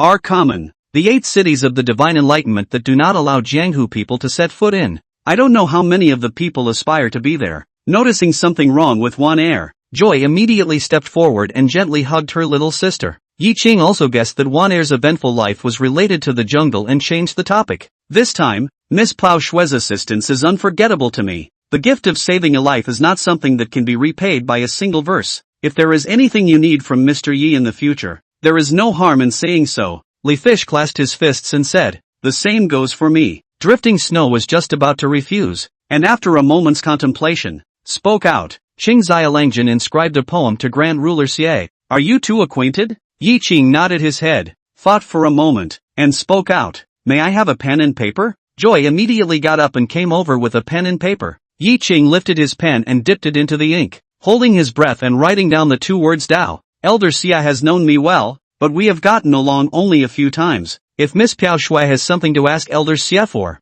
I don't dare to guarantee that Elder Xia will oblige, so we can only look at Miss Piao Shui's destiny. Piao Shui picked up the white paper whose pen power had soaked through the paper leaves, looked at the word Piao Shui on it, and took a deep breath. She marveled. Great word. A woman has made a big name for herself in the jungle. It's not just about the pretty face, ice cold and smart. She immediately knew that Yi Qing's party was just being modest. Just this never seen before good calligraphy, and Yi Qing has the suspicion of slipping up and gifting Xieqian the absolute sentence. She was sure that the two must be very close. Carefully dry the leafy green ink treasure and store the paper leaves close to your body. Piao Shui's confidence in the trip to Kyoto had increased by one more point to return in one piece. She seriously said to Yi Qing, Junior Lang Jun Cheng, the favor of saving your life. You and I have already been evened out. Now Piao Shui owes you a favor. Yi Qing was dumbfounded. It's getting light. The ship slowed down. Yi Qing, who was sitting against the wall, immediately opened his eyes. He nudged the sleeping Lee Fish awake. He got up towards Piao Shui, who was sitting cross-legged and meditating, and cupped his fists and owed his body. Miss Piao Shui, the ship is about to dock. The mountain is high and the road is far. You and I will meet again sometime. Piao Shui rose in style, displaying a smile towards Yi Qing, and surely said, Qing Xiaolangjian, see you again sometime. Chapter 159, Encountering a Vermin at Night, climbed out of the window, down the hull of the boat, and dropped into the canal water. A slight wave that didn't draw attention to itself. Yi Qing and Lee Fish held their breath in the water and dived towards the shore. When they couldn't hold it in and surfaced, the boat had sailed dozens of feet out. Yi Qing took a deep breath and then wiped away the drainage from his face. Glancing at each other with Li Yu, the two of them fought to swim towards the shore. Wow! The dripping wet pair gasped and lay down on the argyle. Ha ha ha ha. Suddenly Lee Fish burst out laughing. Yi Qing curiously asked, Brother, what are you laughing at? Lee Fish turned sideways, his eyes twinkling as he said, We're following young Master Qing, and it's such an exciting life. Yi Qing laughed bitterly.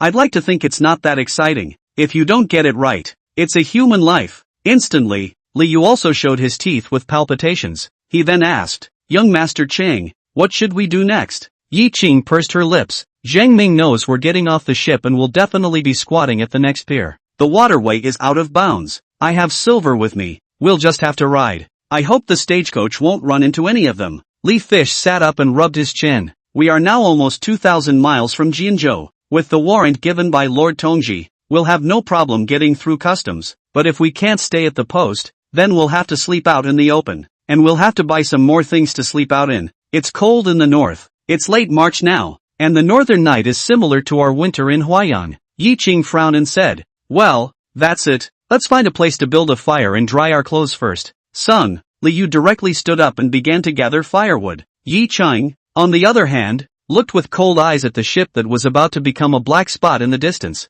Zhang Ming, I will definitely find a chance to get you killed. Inside Shuzhou City, the duo who wore black draperies that hid their faces. After going to the horse market and buying 4 horses, he found an inn to stay at. If I sleep tonight, I won't have a bed to sleep in afterward. The moon on the willow branch. Click. A subtle sound appeared. Yi Qing immediately sat up straight. He covered Lee Fish's mouth and gently nudged the other man awake. He pointed to the door of the house, and the two of them tiptoed out of bed and toward it. Squeak! The door to the house was wide open. A figure, probing, entered the house. He surveyed the scene in the house. Then he turned and closed the door of the house behind him. The next instant, a sharp short knife was then placed on the neck of this vermin. Lee Fish quickly felt around his opponent's body. Cold sweat emerged from this vermin's forehead. His body stiffened, not daring to move, and he trembled. Well, good man, there's something to be said for that. When were we targeted? Dumbfounded, Yi Qing opened his mouth to inquire. The two of you were over at the horse market and revealed your fortune when you bought the horse.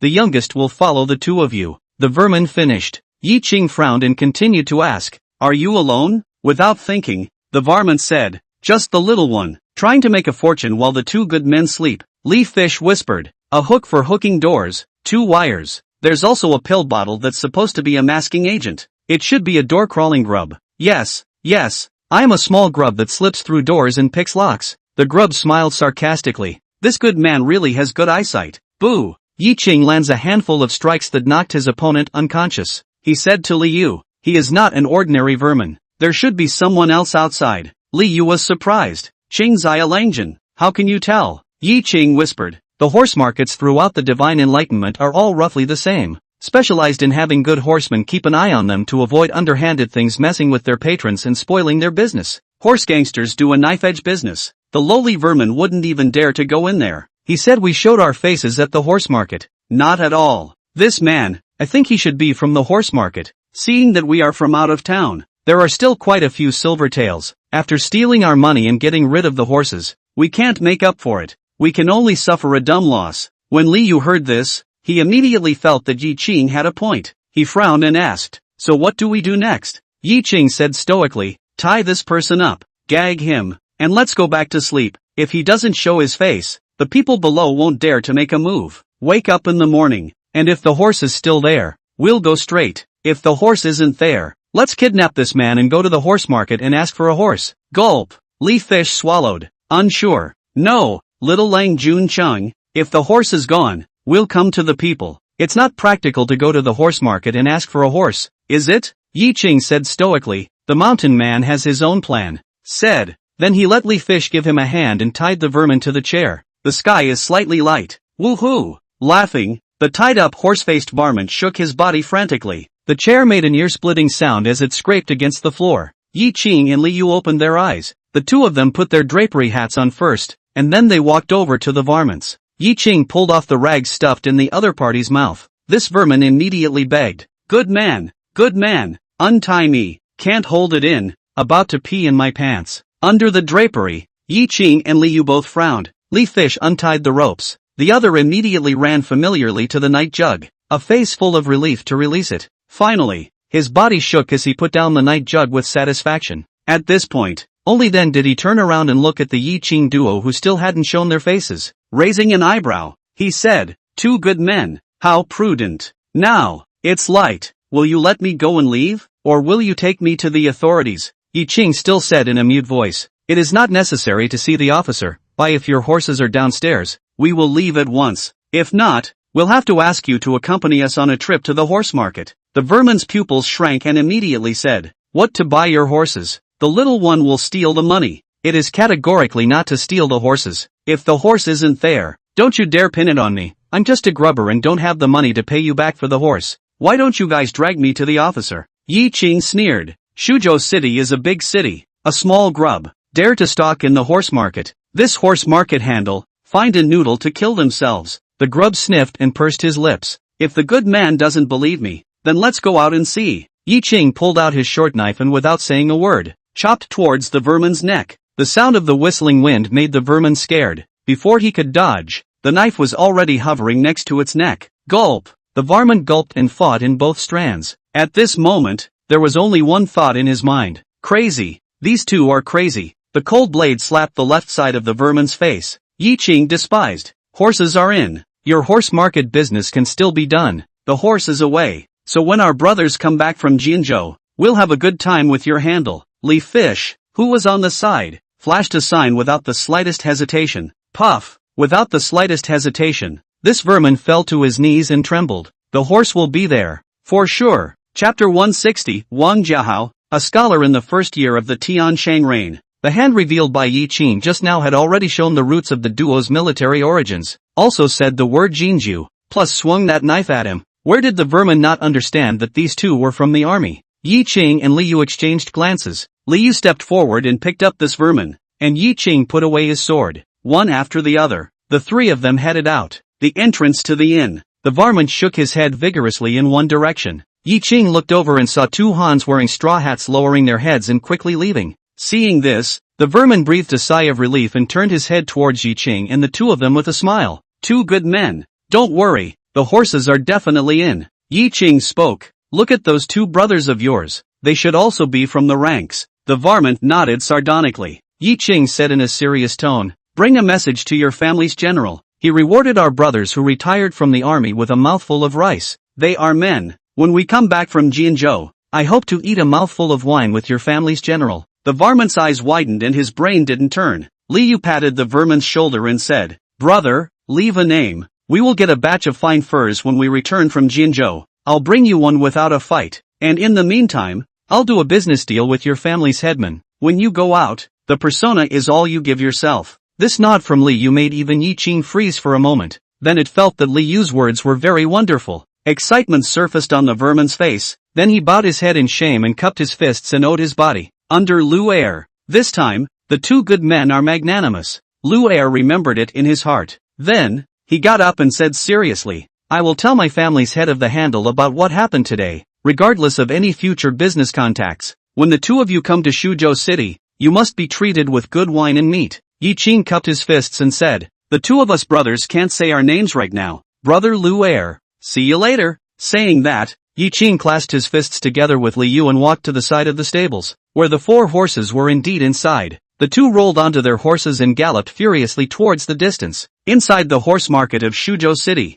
Lu Er stood apprehensively in front of a man with clear eyebrows, like a scholar. 2 moments later, a stout man came running quickly. He clasped his fists and bowed toward the scholarly-looking man. "Handler, the guards at the gates got through. It says that those 2 men, the road guide they took was from the Huayang prefectural office, and it was stamped with the private seal of Chen Yuming, the famous Huayang prefect." Governor Chen's personal seal? The head of the handle raised his eyebrows, and after taking a sip of his wine, he spoke out, "Jianzhou, names cannot be revealed." Thinking, he stood up and walked back and forth a few times before. The head of the handle raised an eyebrow and spoke, "Go and ask, what happened in Huayang City?" "No, the section of the 8 great cities of the divine enlightenment." "Yes." This stout man turned around and left. Turning his head back to Lu Er, he said expressionlessly, "This time, I'll count you as meritorious, but you've broken the brothers' rules. Go down and receive 10 clubs. "Thank you, General." Lu Er was instantly overjoyed,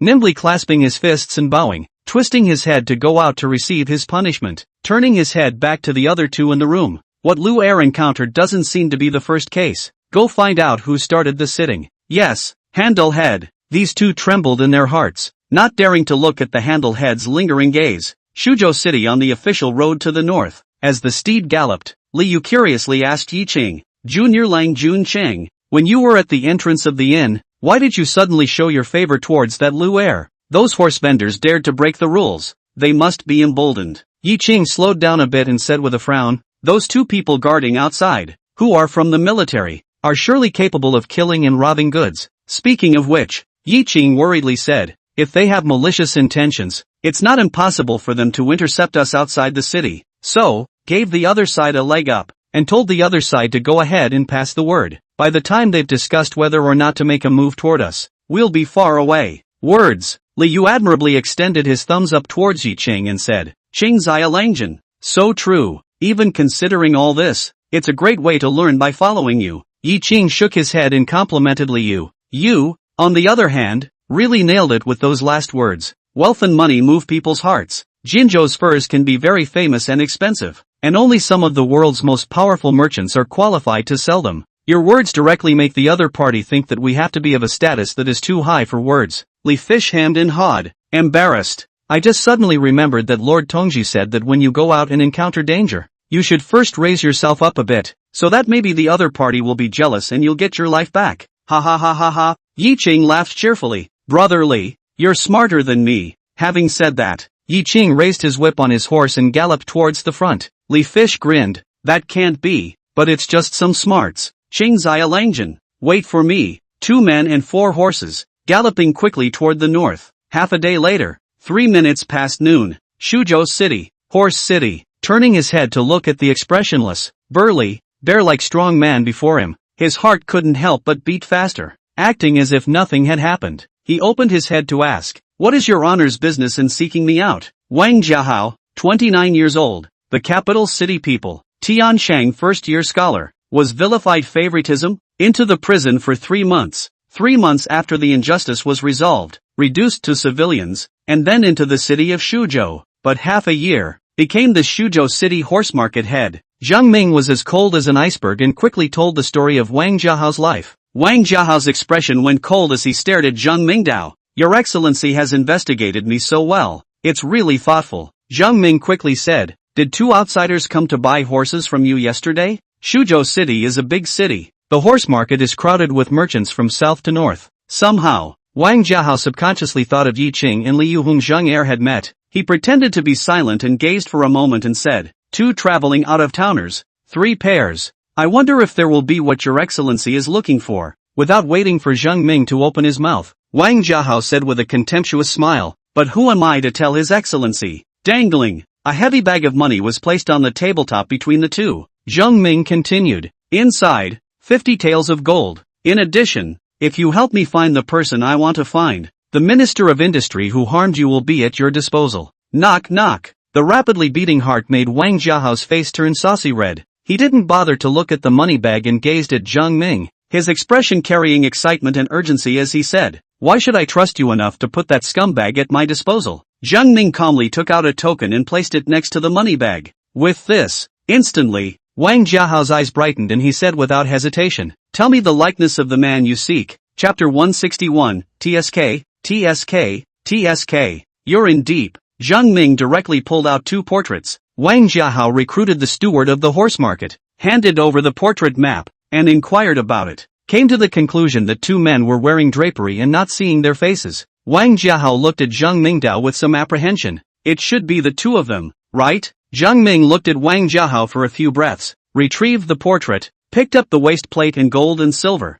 got up without words, and walked towards the outside of the house. This one. Wang Jiahao was instantly anxious, and with a look from him, 2 sturdy men blocked Zhang Ming's way. I've got people for you. You. Boom boom. 2 consecutive collision sounds caused all of Wang Jiahao's unfinished words to be held back in his stomach. He looked at his 2 fainting men, his face full of horror. After Zhang Ming didn't look back and left the house straight away. Only then did Wang Jiahao let out a long breath and wipe the cold sweat from his forehead. With that, he shouted, someone, call the doctor. After the 2 injured henchmen had been carried away for medical attention, Wang Jiahao calmly recalled the faces of the 2 men on the 2 portraits. After a long time, he frowned and said, the private seal of the governor of Huayang, Jianzhou, the royal order of the inspection division. Can't it be that it's going to be against those dogs from the inspection department, and that it's going to be against Governor Chen? Wang Jiahao, who had been thinking for a long time again, raised his eyebrows and said, is it hard to believe that the peaceful days of the divine apocalypse are going to be gone?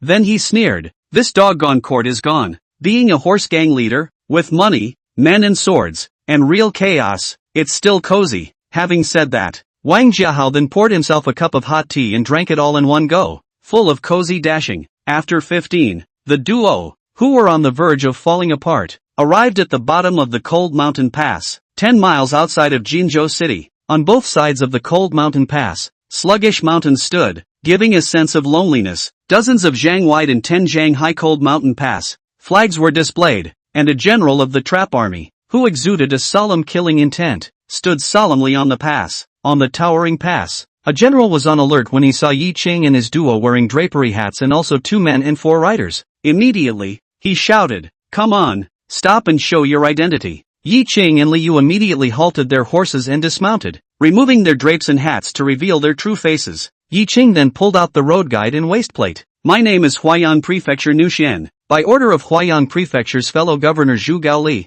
I seek an audience with General Bai Di Bai, General Xianwei of the Trap Army. A huge gondola that lowered a general down from the Cold Mountain Pass. The general sheathed his sword and ran to the pair warily, after nodding over the road guide and waist tag to check it out. The wariness on his face was then hidden, and he yelled at the Cold Mountain Pass behind him, one of our own. I'll take him to General Bai Di. At the Cold Mountain Pass, the generals nodded. The soldier who returned the road guide and waistplate to Yi Qing said, take your horses for a moment and follow me, said. The soldier then turned on his horse and galloped toward the east. Yi Qing and Liu immediately mounted their horses and followed. On the run, Yi Qing looked at the closed Cold Mountain Pass and thought of Zhu Gaoli's reminder when he arrived. He opened his mouth and asked, brother, Cold Mountain Pass is now closed. Is the war scorched again? The soldier immediately laughed sarcastically. Isn't this the beginning of spring? Those scumbags from the northern light country want to come and fight. There are more people, but not enough to fear. Yi Qing saw that he spoke softly and did not mean to reveal the truth.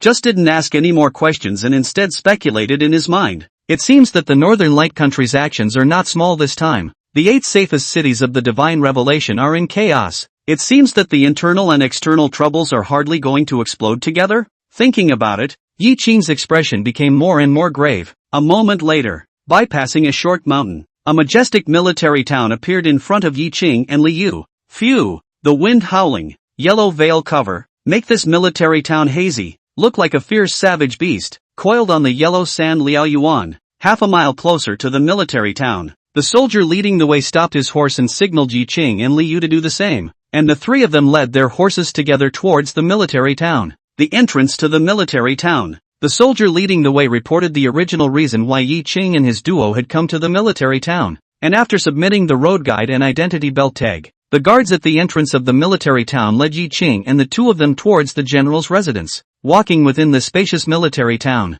Yi Qing's eyes were full of curiosity as he looked left and right, found that within this military town, the streets are spacious, and along the way are all kinds of stores with thriving business, and the greenhouses have seen many. The people on the road, with the exception of the trapping army generals who served in the armor of generals and soldiers, a number of merchants with goods were also seen. It has the feel of a town dominated by the generals of the trap. In front of the general's house in the center of the military town, the soldier who led the way went in to inform. Yi Qing and Li Yu just stood at the door and waited. Not much longer. The soldier walked out with a young general who was stout and murderous, but with a somewhat clean and boyish face. That one is brother Yi Qing Yi? A smile surfaced on this young general's cold face upon seeing the duo. Yi Qing stepped forward, cupped his fists and bowed. My name is Yi Qing. I have met the general. This junior general immediately stepped forward, reached out to help Yi Qing up, and hurriedly explained. I'm not a general. My name is Bai Lone. I'm the captain of General Bai's personal guards. The general is dealing with military affairs, so I'll take you to wait first. Thank you,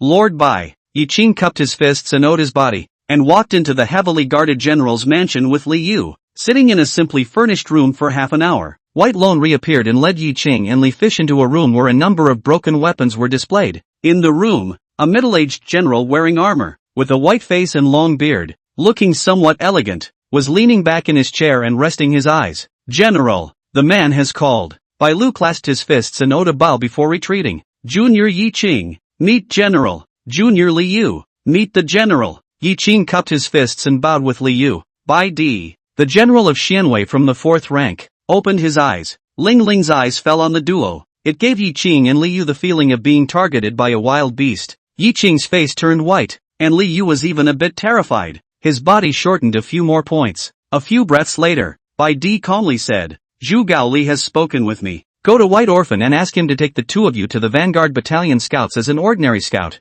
Yes, Yi Qing and Li Yu hurriedly answered. Bai Di looked at Yi Qing and said, Yi Qing stays. Yes, General. After the 2 of them saluted again, Li Yu was like an amnesty, relieved and quickly left. Click, armor clanging, Bai Di stood up as he walked over to Yi Qing. Up close, he observed the handsome, though dark, face of the young man in front of him. Slowly, the expression on Bai Di's face became odd. Looking at Yi Qing's heart was hairy. I only heard Bai Di ask derisively, do you have a sweetheart? Yi Qing, who was instantly stunned, subconsciously said, back to the general, I have no sweetheart. TSK, then you are miserable. Bai Di gloated and sket his mouth with a bad smile. Chapter 162, when the scouts are outside, do not make fire or clamor. Yi Qing was filled with questions, not understanding what this first-time General Bai Di meant by saying this. Not waiting for him to inquire, Bai Di waved his hand, and Yi Qing could only stuff his doubts into his stomach as he saluted and left. When he found Bai Lone, he was taken to the 3rd team of the Pioneer Battalion scouting team, received his armament, and became 2 scout soldiers. The scouts were light cavalry, wearing cloth armor with hardwood as a heart protector on their chests, with a horizontal sword, a longbow and an arrow pot containing 20 feathered arrows. In the military establishment, a team is divided into 10 wards, 10 men per ward, and 10 men per tent.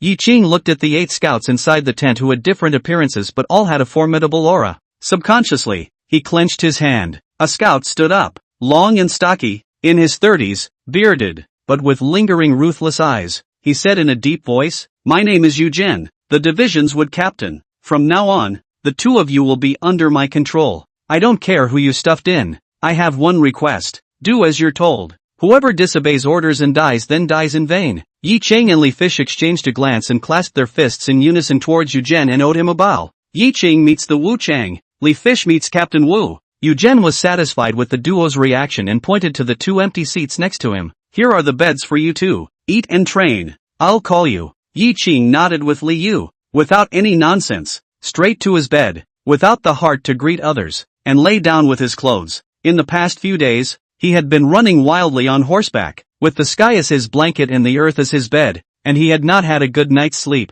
It didn't take long to snore. The remaining 8 people in the tent saw Yi Ching and his duo fall asleep so quickly. The eyes showed a strange wink. Yu Gan gave one of them a greeting, and the two of them got up and walked outside the tent. Yu Zhen said in a deep voice, "Old Wang, this time 2 more people have been stuffed over, but it doesn't look like one of those worldly princes. The way he walks, and the way he reacts. It's like he's from our military." The man, with a vicissitudinous and aged appearance, short in stature, like a refined monkey, but with a rough voice, opened his mouth. "I saw them on the way here. They were the men brought by Colonel Kubai. Not surprisingly, it was General Whitey who stuffed it. We know what kind of person he is. He's definitely not a son of the family, and it wouldn't be stuffed under you, would master. If you were fishing for seniority, these two will definitely have some skills. When there's a mission, let's see how these two react. If honest and obedient, bring a belt." Speaking of this, the old king's eyes flashed with a fierce color and said, "Then it's just like before. We can't jeopardize our brothers' lives because of them." Ugh! Yu Gan spat on the ground and nodded heavily. Yi Ching and Li Yu woke up from a sleep. It was already sunset. After a good night's sleep, the duo just felt refreshed. The tent was dark. The thin moonlight, cast in from outside the tent, illuminated some of the light. Yu Zhen glanced at the 2 men, picked up 2 hoe cakes from the edge of the bed and spoke out. "The army food is simple. 1 hoagie per person. There's no hot water left. If you want hot water, go out and get your own water to boil." Yi Ching and Li Yu exchanged glances without any nonsense. Yi Ching stepped forward, took the hoe cakes in his hands, returned to the bed, and gave one to Li Yu. The duo nibbled on it without drinking any water. Yi Ching, who grew up poor, needless to say, hard as a rock, has gnawed on steamed buns. Li Fish is also from a poor background, even if there is no water. The same with Yi Ching, to eat with flavor. The duo's reaction once again caused a strange look to appear in Yu Zhen and the other's eyes. 3 shifts of the day. The sound of clanging appeared outside the tent. Yu Zhen's eyes lit up and he quickly walked out of the tent. It didn't take long to walk back. He whispered, "Brothers, there's a mission."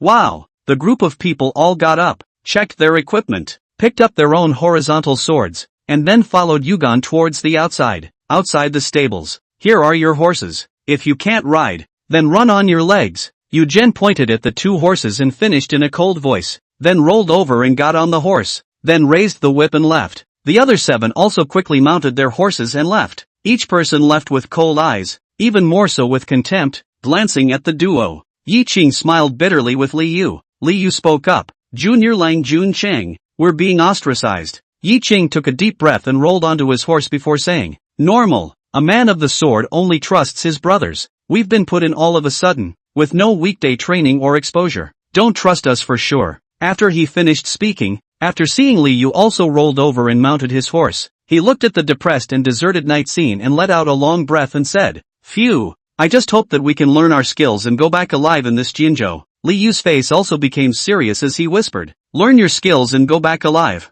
Driving, the 2 horses raced forward quickly through the night. Ahead, Old Wang looked behind him and smiled as he quickly followed the duo. "Boss, those 2 are good riders." Yu Zhen sidled his head, his expression loosening up quite a bit after his afterglow. He looked to a stout man at the back right and said, "Black Tooth, teach them some rules. Don't let the 2 raw bastards spoil things." "Yes, boss." Black Tooth grinned, his dark teeth, almost invisible in the darkness of the night. He slowed down his horse's speed and padded over after Yi Ching's duo followed him. "My name is Black Tooth, and the oldest told me to give you the rules of the scouts." Yi Ching said in a deep voice, "Brothers you say." Addressing his brother in a self-congratulatory manner made Black Tooth a bit disgusted, and he skimmed his mouth in a disgruntled manner and whispered, "The scouts are out. No fires, no clamor, and gesture if anything happens. Everything is on the boss's orders. Even if he tells you to go to your death, you can't disobey." The inspection department, which is supposed to be similar to the army, is just a little looser than the army,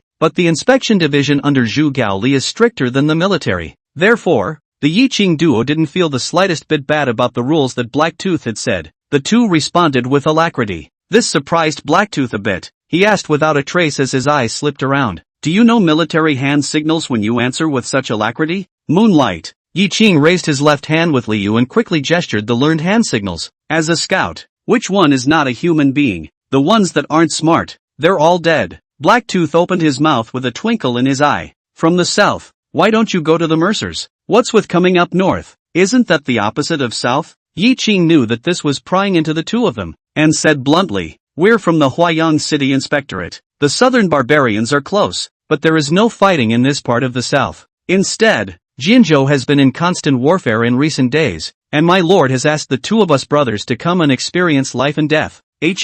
Huayang City Inspection Department? Your family's lord is Lord Zhu Gaoliju? Black Teeth carried excitement. Li Yu answered, not bad, it is precisely my lord. Blacktooth grinned, and his eyes were incredibly friendly. Smiling, hey brother, why didn't you say so earlier? If you had said so we wouldn't be so rusty. Yi Qing and Li Yu, a thought popped up in their minds. Zhu Gaoli, Tongji Zhu is really famous in the Divine Enlightenment Army. Yi Qing said helplessly, we thought that we would all introduce ourselves to each other and get to know each other so that we could fight side by side. But as soon as we entered the tent the boss didn't give us a chance to open our mouths. Thought it was because the war is now so severe that new scouts like the two of us, who have suddenly joined, have to hold our guard and introduce each other when we become familiar. When Blacktooth heard this, embarrassment flashed in his eyes and he followed Yi Qing's words. Yes, this is the way. The scouts are not like the others. The newcomers must be on guard. If we are not careful, these 10 of us may have to be accounted for in this desert. Chapter 163. Continue the pursuit and don't stop. There are constant battles of all sizes in Jinzhou,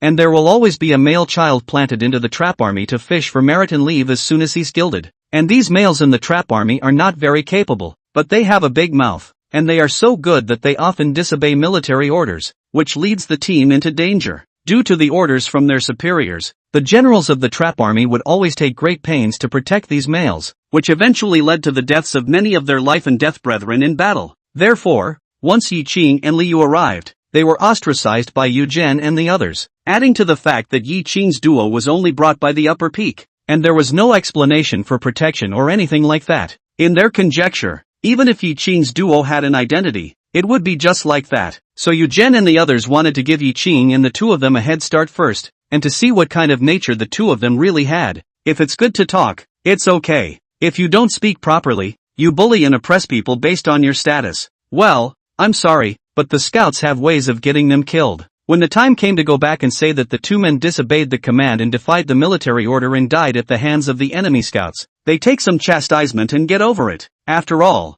male children disobeyed military orders and acted without authorization, and many had died over the years, so no one would look deeply into it. And it's a good thing for the trap. When the time comes, the upper peak will directly dislike the high officials and big clans who inserted people into the trap army, dislike them for their nonsense, and say that the people who were inserted were upstarts, but they turned out to be straw scum. In the future, those gentry who want to come to gild the lily will be fewer in number, and when they do come, they will be more obedient. Blacktooth obediently took the step given by Yi Qing and felt more favorable towards the Yi Qing duo. He gathered his perfunctory attitude, and after properly going over the military order hand signals with Yi Qing, and teaching them some hand signals unique to the scout team, he returned to Yu Zhen's side. Yu Zhen's heart settled down quite a bit when he saw Blacktooth return cheerfully, and he was overjoyed when Blacktooth opened his mouth. Boss, those two brothers, they're from Huayang province, sent by Lord Zhu Gaoliju. Without saying a word, Yu Zhen turned his horse around and came to the side of Yi Qing's duo. He cupped his fists and smiled. Two brothers, we were much too slow before. Not much else to say, since you were arranged by Lord Zhu. After that, we will share some more of your military achievements. The joyful news caused Yi Qing and Li Yu to look at each other with excitement. Li Yu couldn't hide anything and couldn't help but open his mouth to ask. You too. The military honors are all earned by the brothers fighting for their lives with one sword. We can never ask for more. Dare I ask you too about my lord's relationship with you? Yu Zhen moved his mouth without explanation and spoke. When you go back, you guys ask Lord Zhu. There's still 5 miles to go before we reach the border, and we can encounter the scum of the Northern Light Country at any time. Although Yu Zhen believed that Yi Qing's duo wouldn't mess around, he still subconsciously barked. Listen to the order form. That group of scumbags kung fu isn't weak. Good. Yi Ching and Li Yu resolutely agreed. Time passes in a breath. Suddenly, Yugon signaled and slowed his horse. The six behind him picked up their round shields and spread out on both sides, wary of any hidden arrows that might suddenly appear. Yi Ching, Li Yu and one other person bent their bows and arrows, ready to return fire. 10 paces later, Yugon rolled off his horse and reached toward the ground. A few piles of fresh horse manure pinched out yellow-green juice in his hands. Yugon sniffed at the tip of his nose, then his fingers rubbed clean on the land afterward. He looked in the direction where the horse dung had fallen and whispered, "It's war horses from the northern light country. Fresh. Around half an hour. Heading in the northwestern direction. I don't know how many there are." Old Wang spoke up. "Boss, to the northwest, there is only the North Light Country's camp. If it's a scouting party, going northwest, that means they scouted something." Eugen rolled onto his horse and whispered, "After them. Watch the perimeter and be ready to fight at a moment's notice." The remaining 9 didn't reply, just silently prepared themselves. Meanwhile, Yi Ching marveled in his heart as he passed by the horse manure. Although the starlight is not weak, but 10 paces away, I saw the horse manure. This eyesight is really strong. No wonder I can be the scout team's chief. The war horses galloped and fought their way toward the northwest to catch up. 70 miles later, Yugon gestured again. Squeak! The sound of bowstrings being drawn taut rose and fell, but the speed of the war horses of the well-mounted scouts did not abate in the slightest. Yi Ching and Li Yu, on the other hand, were clearly inferior, and their speed immediately dropped. The duo could only reluctantly let go of the bowstring and focus on maneuvering the horses. Suddenly, Yugon shouted, "Spread out!" Without hesitation, the crowd spread out with their horses. Whoosh! The sound of breaking air then appeared. 5 arrows landed on the sand between them. Eugen then shouted, 80 paces directly ahead. Release! The remaining 7 scouts released their arrows towards the front without hesitation. Ah! A mournful scream appeared. The crowd was shocked, but none of them took it lightly and continued to open their bows and draw their arrows, releasing them towards the front. This time, Yi Ching and Li Yu also followed the frequency, drawing their bows and releasing their arrows. While listening carefully, they also heard the sound of hoofbeats in front of them. The arrows kept flying up and down. Every now and then, a scream would ring out. Suddenly, one of the scouts in front of Yi Ching tumbled and fell off his warhorse. Yi Ching and Li Yu, who were behind him, immediately tightened their expressions. Subconsciously, he tried to stop his horse. Yugon's voice sounded ahead. "Keep up the pursuit. Don't stop." Yi Ching looked at the brother who had been in the same gown for only a day and fell to the ground, his life and death unknown, and could only continue to run wildly on his horse, bending his bow and firing his arrows. War, that's how ruthless it is. The scouts who were responsible for spying and intercepting the other side were even more apathetic to the extreme. Stopping to inspect the wounded may allow the other side to escape. If the other side had important information in their hands, it would put the lives of more brothers at risk. Therefore, the only way to save the wounded is to seize the time to continue the pursuit and kill the other side. After releasing a few arrows, Eugen whispered, "Draw your sword." Clank! The 7 horizontal swords were instantly sheathed. Only Eugen and Old Wang were left still bending their bows and arrows, shooting at the front from time to time.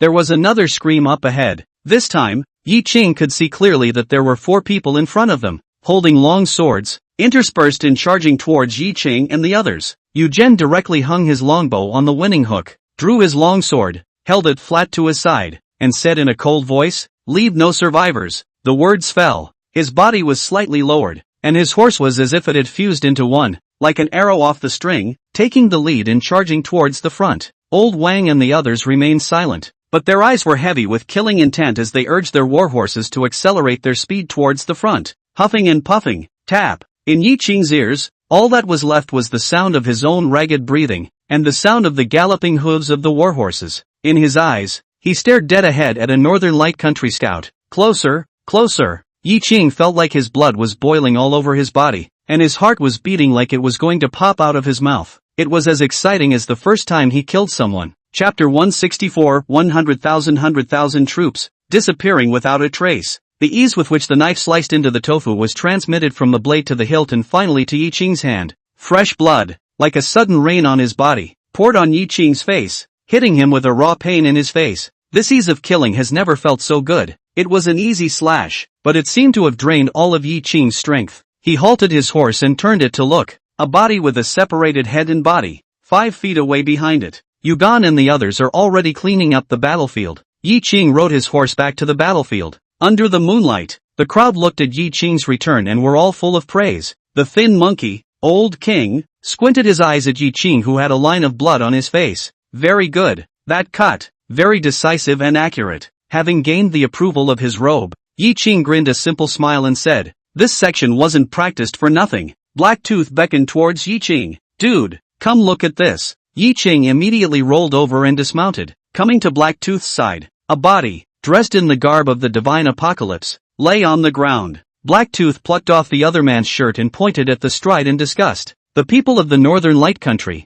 have been riding horses since they were young, so their legs, for the most part, are bent. And another thing, their skin, it's not rough, it has oils. It's not like us. The weather in God's apocalypse is mild, and when you come to the north and the winds blow dry, your skin basically chaps. So, those two are pretty well recognizable. Yi Qing instantly realized that there was a feeling of difference between the north and the south. In ancient times, there was little water in the north, and it was also cold in the winter, so water was boiled and firewood was burned, and extracorporeal mud and dirt, and grease to keep you warm. And with the high temperatures in the south, you sweat and bathe a lot, so your skin just can't take the wind. Blacktooth continued, "This kind is very good to tell. Instead, it's those who have been living in our divine apocalypse since childhood. Even the lifestyle is the same as the fine work. Unless we find evidence, or they are exposed, it's usually hard to find, but we basically can't meet them." Next, Blacktooth pointed to the brand on the inner thigh on the body. Such scouts who don't conduct infiltration missions, after they sought out the secrets of our divine revelation, sometimes in disguise, and if the disguise is good, appearances can't tell the difference. Then this mark they used to identify their bodies after death is our clue to identifying them. Yi Qing's expression was odd, and he sort of understood why Blacktooth was so disgusted. "Branded in this place. You have to pick each other's pants to confirm your identity. There is less rain in the north and fewer baths. That's smothered for so long. The smell is unmistakable when your pants are pulled up." Blacktooth continued, "The people on this side of Jianzhou in general, encountering us searching for scouts, take it off without saying a word. So be alert when you come across hesitant ones. They're probably scouts." Yi Qing, who had memorized these, nodded and said, "I remember." At this point, Yu Zhen and the others also stood up, their faces grave. "Not right. They don't have anything on them." Old Wang took out a simple map from his arms. After confirming the orientation, he frowned. "Boss,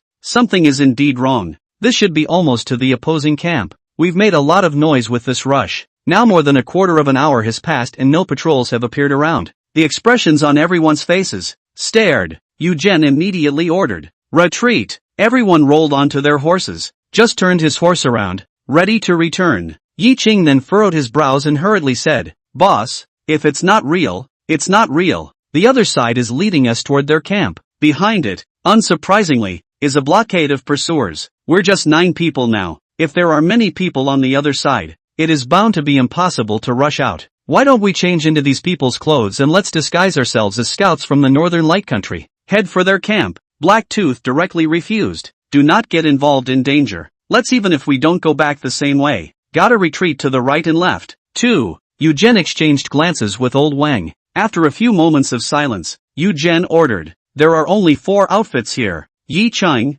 Blacktooth, Old Zhou, you guys change with me. Old Wang, you guys take the rest of the brothers and retreat back. If you come across a body, change your clothes, plus see if Lu is still alive. Carry it away if it's alive. 10 miles, and if we don't encounter any enemies, then we'll just go, meet the enemy and come back to us." Lao Wang immediately responded. Without the slightest hesitation, the others immediately followed Old Wang towards the way they came. Yi Qing exchanged a glance with Li Yu, and both of them passed over a look of take care. Then they swung their whips at the same time and went their separate ways. Cold night in the cold wind. Yi Qing's eyes were like vultures as he stared around with a deadly stare. Led by Yogan, the 4 horsemen advanced 5 miles, then 10 miles, and finally 20. Yu Zhen's rigid face was covered in shock. He looked incredulously at the empty grassland in front of him. Subconsciously, he reined in and stopped his horse. Yi Qing's 3 men all stopped as well. They all knew that Yu Zhen's eyesight was horrible, knowing what Yugan had discovered.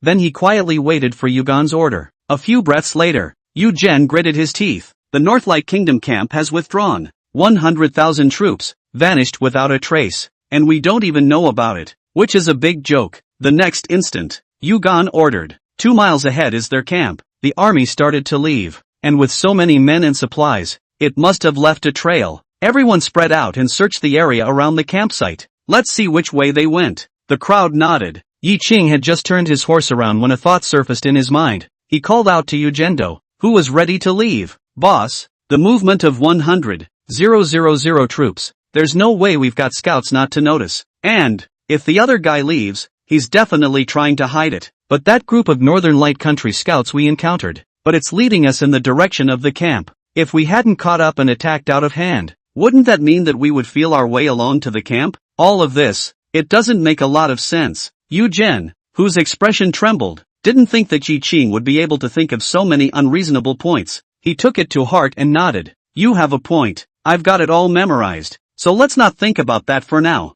Hurry up and find the direction in which the army left. Let's go back and resume. Yes, boss. Yi Qing saw that Yu Zhen had memorized it and quickly answered. Yu Gan also galloped his horse wildly. In his mind, he recalled the scouts in the trapped army who had gone out to scout these days in the past few days. Thinking about it, it doesn't seem to be different. Yu Zhen then stopped thinking and searched the area he was responsible for. 2 moments or so later, Yi Qing returned to the starting point. At the same time, Li Yu and the others were seen. Yi Qing, who had a sudden sense of misfortune in his heart, was alerted in his mind. Looks like the back way is blocked. Chapter 165 Experiment Failure. Return to Reality, Grand Finale. Yi Qing didn't yell. He just subconsciously raised his hand to signal Li Fish, but Li Yu and the others didn't react at all. Yi Qing's eyes were filled with anxious worry as he looked around, but this time, that Yu Zhen and the others who were still searching in the extreme distance, did not know when they converged together and ran wildly towards the front. In the darkness of the night, for some reason, Yi Qing, as if he had turned on night vision, could clearly see that Yu Zhen and the others were all looking anxious. But Yu Zhen and the others were all unresponsive as if they didn't see Li Yu in front of them. This out-of-place reaction made Yi Qing's sweaty hairs stand on end, and he even discovered a special place. No, what's going on here? How can I see so clearly when it's so far away and it's still dark? How come there's not even the sound of hooves? Is it my ears? In the midst of their thoughts, Yu Zhen and the others had already run out a short distance. Silence in the darkness of the night. There was only Yu Zhen and the others who galloped their horses and rushed towards Li Yu and the others. Yi Qing didn't know if the change that was happening right now was a fault in himself or if there was a change in the surroundings. But the situation at hand was such that it had to be followed. No matter what, it can't be a wall. At this point, the sound of horses' hooves, like galloping thunder, came from the distance, but Yu Zhen and the others around him still didn't have the slightest reaction. This made Yi Qing unable to resist opening his mouth and shouting, "Boss, this isn't right." But after shouting out,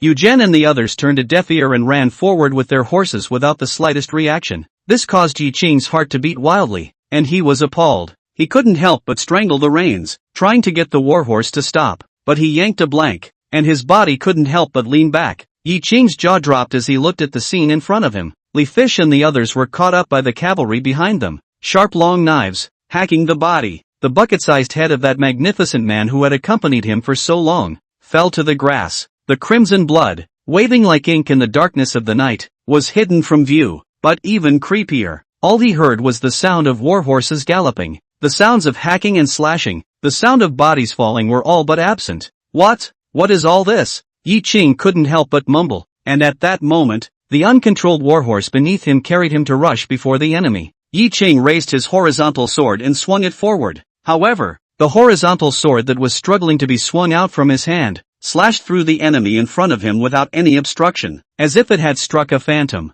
It made Yi Qing, who was on the back of the horse, stagger. The wide eyes were filled with astonishment, while reflecting a murderous face. Yi Qing passed unimpeded through a crowd of iron horsemen. As he staggered back to his senses, he twisted his head to look behind him, only to find darkness behind them and the desolation of the prairie as far as the eye could see. Li Yu, Yu Zhen and the rest of them all disappeared, not to mention the enemies that attacked and killed. Yi Qing again hastily twisted his head back, and the person who had just rushed to kill him disappeared again. This absurd and horrifying scene made Yi Qing physically and mentally fearful. What the hell is going on here? There was silence all around, and the party's enemies disappeared without a trace. Between heaven and earth, only Yi Qing was left. Suddenly, Yi Qing also realized that the warhorse on top of him was also out of sight, and he was standing on the grass. What the hell is going on here? Yi Qing, who had mumbled something, went black when he finished. When he opened his eyes again, They were blindingly white, and he squinted, adjusting halfway before he opened them fully and surveyed the scene around him. The tech-filled rooms of his former life were filled with electronics.